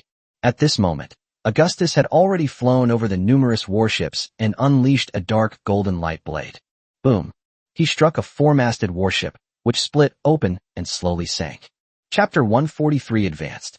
The warship was slashed open, and the crew members scattered in panic, leaping into the surging sea.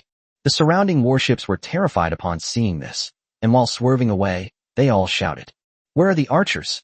Where are the musketeers? Shoot that damned bastard. Shoot him. A barrage of arrows and bullets rained down on Augustus. Augustus was protected by dark gold aura, making it almost impossible for ordinary arrows and bullets to penetrate his defenses. Now, he flew over the black god. Although he had become a corpse demon, he retained his keen instincts and knew that this warship posed the greatest threat to him. In particular, each of the ship's crew members possesses considerable strength. He landed on the deck expressionlessly, then swung his sword at Xiao Luyun, who was controlling the cannon. "I'll blow you up." At that moment, Xiao Luyun had already aimed the cannon at him, and at the same time, she infused her battle chi and fired a golden cannonball. Bang! The golden cannonball blasted through the air and slammed into the dark gold battle aura. Bang! The collision between the two produced a violent explosion, blasting a huge crater into the deck of the black ship, sending wood chips flying everywhere. If the black god hadn't advanced to a six-masted ship with a massive hull, this collision alone might have broken it in half. "I'll spit in your face." The spider with a human face hid under a mast, spraying out streams of transparent spider webs that enveloped Augustus. Augustus's blood blade trembled slightly, and the spider web was easily torn apart like paper. A dark golden light flashed, severing the mast and causing it to tilt to one side. The spider with the human face leaped high, trying to dodge, but it was a step too late, and one of its legs was cut off. It hurts so much. Master, help me. Wah. As she cried, she spat out a silver thread, which wrapped around another mast, and she swung towards it.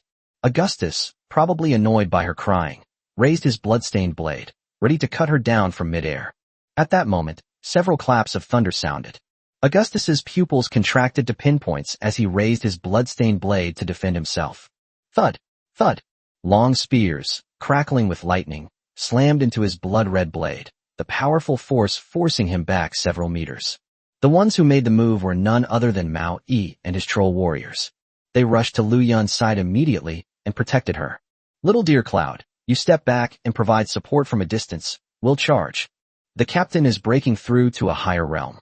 Once he succeeds, the course of the battle will definitely be rewritten. We'll hold out for as long as we can." "Okay. Then be careful, Uncle Mao."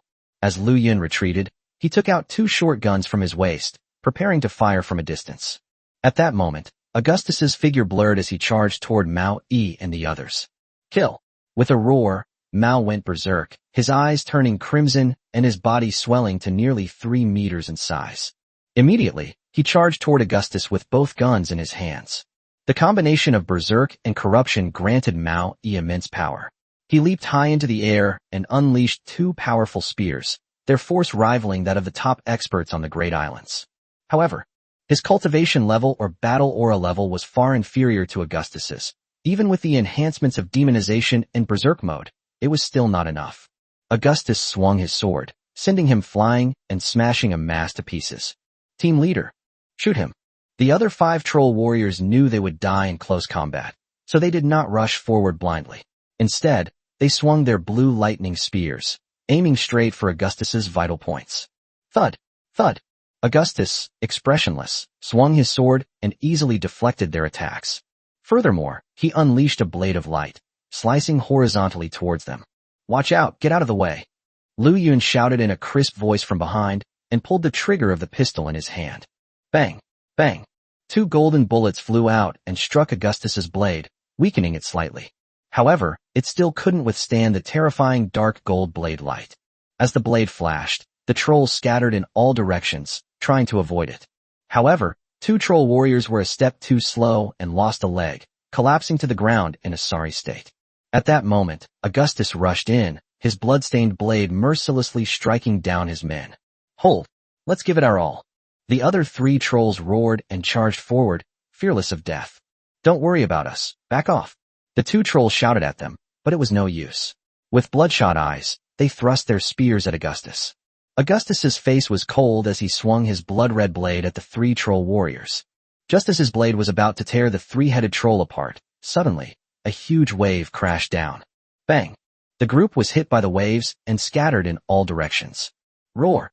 Augustus roared, shattering the waves, then turned and charged toward the 1,000-eyed demon octopus at the bow of the ship. On one side, he raised the blood-stained blade in his hand and swung it down from a distance of 20 meters. Boom, boom, boom. A crimson blade of light grazed the deck of the black god, cleaving it in 2, and then slashed toward the 1,000-eyed demonic chapter at incredible speed. The thousand-eyed demon Octopus was startled and tried to shrink into the sea to hide, but its scalp was still grazed by the blade's edge, causing it to spurt blood and whimper in pain. Let's all attack together and kill him. Superior. Long Ao and other powerful figures arrived just in time, swept up by the giant wave. They all leaped onto the black god, preparing for the final battle with Augustus. However, Augustus didn't even glance at them. At that moment, he mechanically turned his neck and looked towards the sea not far away. There, a dark creature, its entire body ablaze with golden flames, was flapping its enormous demonic wings and wielding a long sword gleaming with holy light, flying toward them. Behind them followed a vast horde of bats, almost obscuring the moonlight. Like a king of the night descending, Augustus, almost without hesitation, turned and flew towards him. Chapter 144 Fierce Battle with Augustus. What kind of monster is that? Could it be enemy reinforcements? The golden minotaur stared at the soaring black demon, his pupils trembling slightly. He could sense a surging aura emanating from that demon, an aura so powerful it made his heart tremble. Behind the demon was a vast army of bat demons. The golden minotaur immediately concluded that this demon was undoubtedly the enemy. His captain, Luo Chun, is an ally of ours. Long Ao stared intently at Luo Yun and said solemnly, his current state should be one of complete corruption. Rumor has it that when that guy was in the initial sea realm, he could easily kill a second-tier golden demon guard. Now his realm should have risen to the second-tier cloud sea realm. Perhaps he has a chance to defeat this dark gold corpse demon. Brother Luo Yun will definitely be able to defeat that dark gold corpse demon. The little girl leaned close to the deck railing, gripping it tightly with both hands, and craned her neck to say, he's a man who can even defeat a god. This corpse demon is just a puppet of a god. He's definitely no match for Brother Luo Yun. Little Deer Cloud is right. Our captain will definitely defeat this dark gold corpse demon. Mao struggled to his feet and looked at the figure that resembled a demon god. He said excitedly, after all, he was a third-tier golden guardian who fought against others with his first-tier strength. If he can't defeat that dark gold corpse demon, then we can forget about leaving this sea alive. At this moment, Mao Yi felt the corrupting power surging within his body, not only rapidly repairing his injuries, but also causing drastic changes to his physical form. He felt something stirring in his back, as if it were about to break free from its cocoon. He knew that this was a change brought about by Luo Yun's increased ability to corrupt. Besides the qualitative leap that occurs when fusing with the same fruit, the power of the divine fruit is further developed with each advancement in the user's skill level. While not as significant as fusing with similar fruits, it can still greatly enhance a fruit's abilities. The second stage of this corrupting fruit's ability should be the growth of demonic wings, granting the owner of the god fruit, or the one parasitized, the ability to fly. Upon hearing Mao Yi's words, the powerful figures who had rushed to provide support all showed expressions of shock. The Golden Bull exclaimed with envy, your captain is truly a monster. A mere tier 1 can fight against a tier 3 golden guardian. If I had known I would encounter him, I wouldn't have been in such a hurry to board the Heavenly Order's ship. Xiao Feng, who had rushed to provide support, shook his head and smiled wryly, saying, Luo Yun has only been in the world for less than a month, yet his rank has already reached the second realm. We chosen ones can't even begin to compare. Compared to him, I feel like I'm utterly incompetent. Not only has his cultivation level improved rapidly, but his comprehension is also exceptionally strong. Long Ao crossed his arms and said solemnly, his battle chi quality has reached the gold level, which is much more difficult than advancing in rank. He truly deserves the title of the first chosen one. However, Captain, you are no less capable. In terms of swordsmanship comprehension, your comprehension is absolutely second to none, so please do not underestimate yourself. Thank you for your comforting words. Having gained the approval of his top crew member, Xiao Feng felt somewhat more at ease. However, he still felt that his title of Sword King was somewhat undeserved. Compared to Luo Yun's strength, it was simply a joke. Go for it, Captain. You're invincible. Lord Luo Yun is invincible. The troll warriors had amazing regenerative abilities, and in the blink of an eye, they had reattached their severed arms and hands. At the same time, a pair of 2-meter-long bat wings grew from their backs, making them look like bat demons and exuding a mysterious aura. They all raised their arms and cheered, encouraging Luo Yun. The many powerful figures present, as well as the crew members and islanders, knew they couldn't help Luo Yun, so they could only raise their arms and cheer for him. At this time, Luo Yun, radiating golden flames, gripped the blade of judgment and the ebony sword in his hands, slowly flapping his enormous demonic wings, leading a vast army of bat demons toward Augustus. Dracula hovered beside him and respectfully said, "Master, shall I lead many of my people to besiege that corpse demon and lend you a hand?" Just now, Luo Yun not only broke through to the second-tier Cloud Sea realm, but also raised his battle chi level to the gold level. Moreover, his corruption fruit ability was further developed, and he grew magical wings, gaining the ability to fly. His immense potential instantly won over Dracula. Without any hesitation, Dracula immediately descended, prostrated himself before Luo Yun, and offered up his soul flame, pledging to serve him as his master. As a dark creature, Dracula has almost no morality. The only thing that can bind him is the soul contract. He was self-aware enough to know that only by offering up his own soul's fire could he win Luo Yun's trust. When it comes to choosing a master, this old bat's boldness far surpasses that of the average island owner. With such a powerful henchman delivered to his doorstep, Luo Yun naturally didn't hesitate and immediately brought him under his command. To express his loyalty to his master, Dracula offered Luoyun a supernatural weapon from his tribe. At this moment, the one-handed sword that Luo Yun was holding in his right hand was the Judgment Blade, a dark gold weapon that Dracula had given him. Blade of Judgment. Weapon. Item tier. Unique. Sharpness. 1000. Special features. Enhanced battle aura. Demon slaying. Brief description. This is an extremely rare dark gold weapon. The battle aura enhanced by it possesses anti-magic properties, making it the nemesis of all dark creatures. With this weapon, Luo Yun's damage will be doubled when facing dark creatures.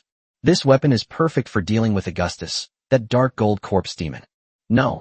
Luo Yun slowly shook his head and said, "The combat power of the demonized Augustus is already infinitely close to that of a third-tier old guard. Quantity can no longer play a significant role for him. You should lead your troops and observe the battle from the sidelines to avoid unnecessary casualties." Moreover, with the Blade of Judgment and the ebony sword, and possessing the power of the corruption fruit, if I still can't defeat the demonized Augustus, then I might as well die. Yes, great master, your subordinate awaits your triumphant return. Seeing that Luo Yun did not send him and his men to their deaths, Dracula knew that he had bet on Luo Yun's character. He flapped his bat wings and stepped aside. Behind him, countless vampires and bat demons floated in the sky, obscuring the moonlight, waiting to watch the extraordinary battle between the two powerful figures. At this time, Luo Yun and Augustus both accelerated simultaneously. One person had dark demonic wings flapping behind them, like a demon god of the night. Another person had golden angelic wings dancing behind them, like a fallen angel. The two flapped their wings, their figures suddenly blurred, and they instantly covered a distance of dozens of meters before colliding violently with each other. Clang! The Crimson Bloodblade and the Blade of Judgment collided on the sea surface, unleashing a piercing sonic boom.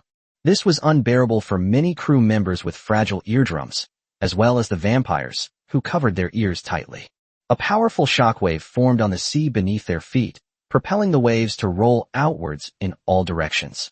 Rumble, rumble, rumble. The scale of the event far exceeded everyone's expectations.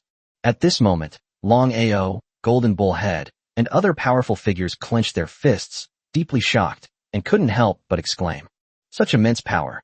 These two are monsters, absolutely the strongest chosen ones and crew members in the entire sea area at this stage. Damn it, I feel like we could barely last a single move against any one of them." That's because our level is suppressed to the initial sea realm. Once we advance to the second-tier Cloud Sea realm, we won't be much inferior to them. I really want to challenge Luo Yun. This guy is really fierce. There will be opportunities in the future, as long as we keep fighting. Watch the battle closely. The outcome of this battle will determine our survival. All the powerful figures wore solemn expressions, their eyes fixed on the scene, afraid of missing a single frame.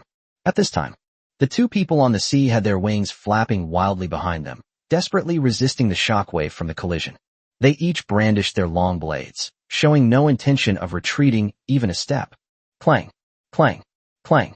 The Bloodblade and the Judgment clashed violently, generating powerful bursts of energy that shot towards the surface of the sea below. Bang, bang, bang. The seawater surged and churned as if bombarded by cannonballs. Augustus was like a fallen angel, his power exceeding Luo Yun's expectations.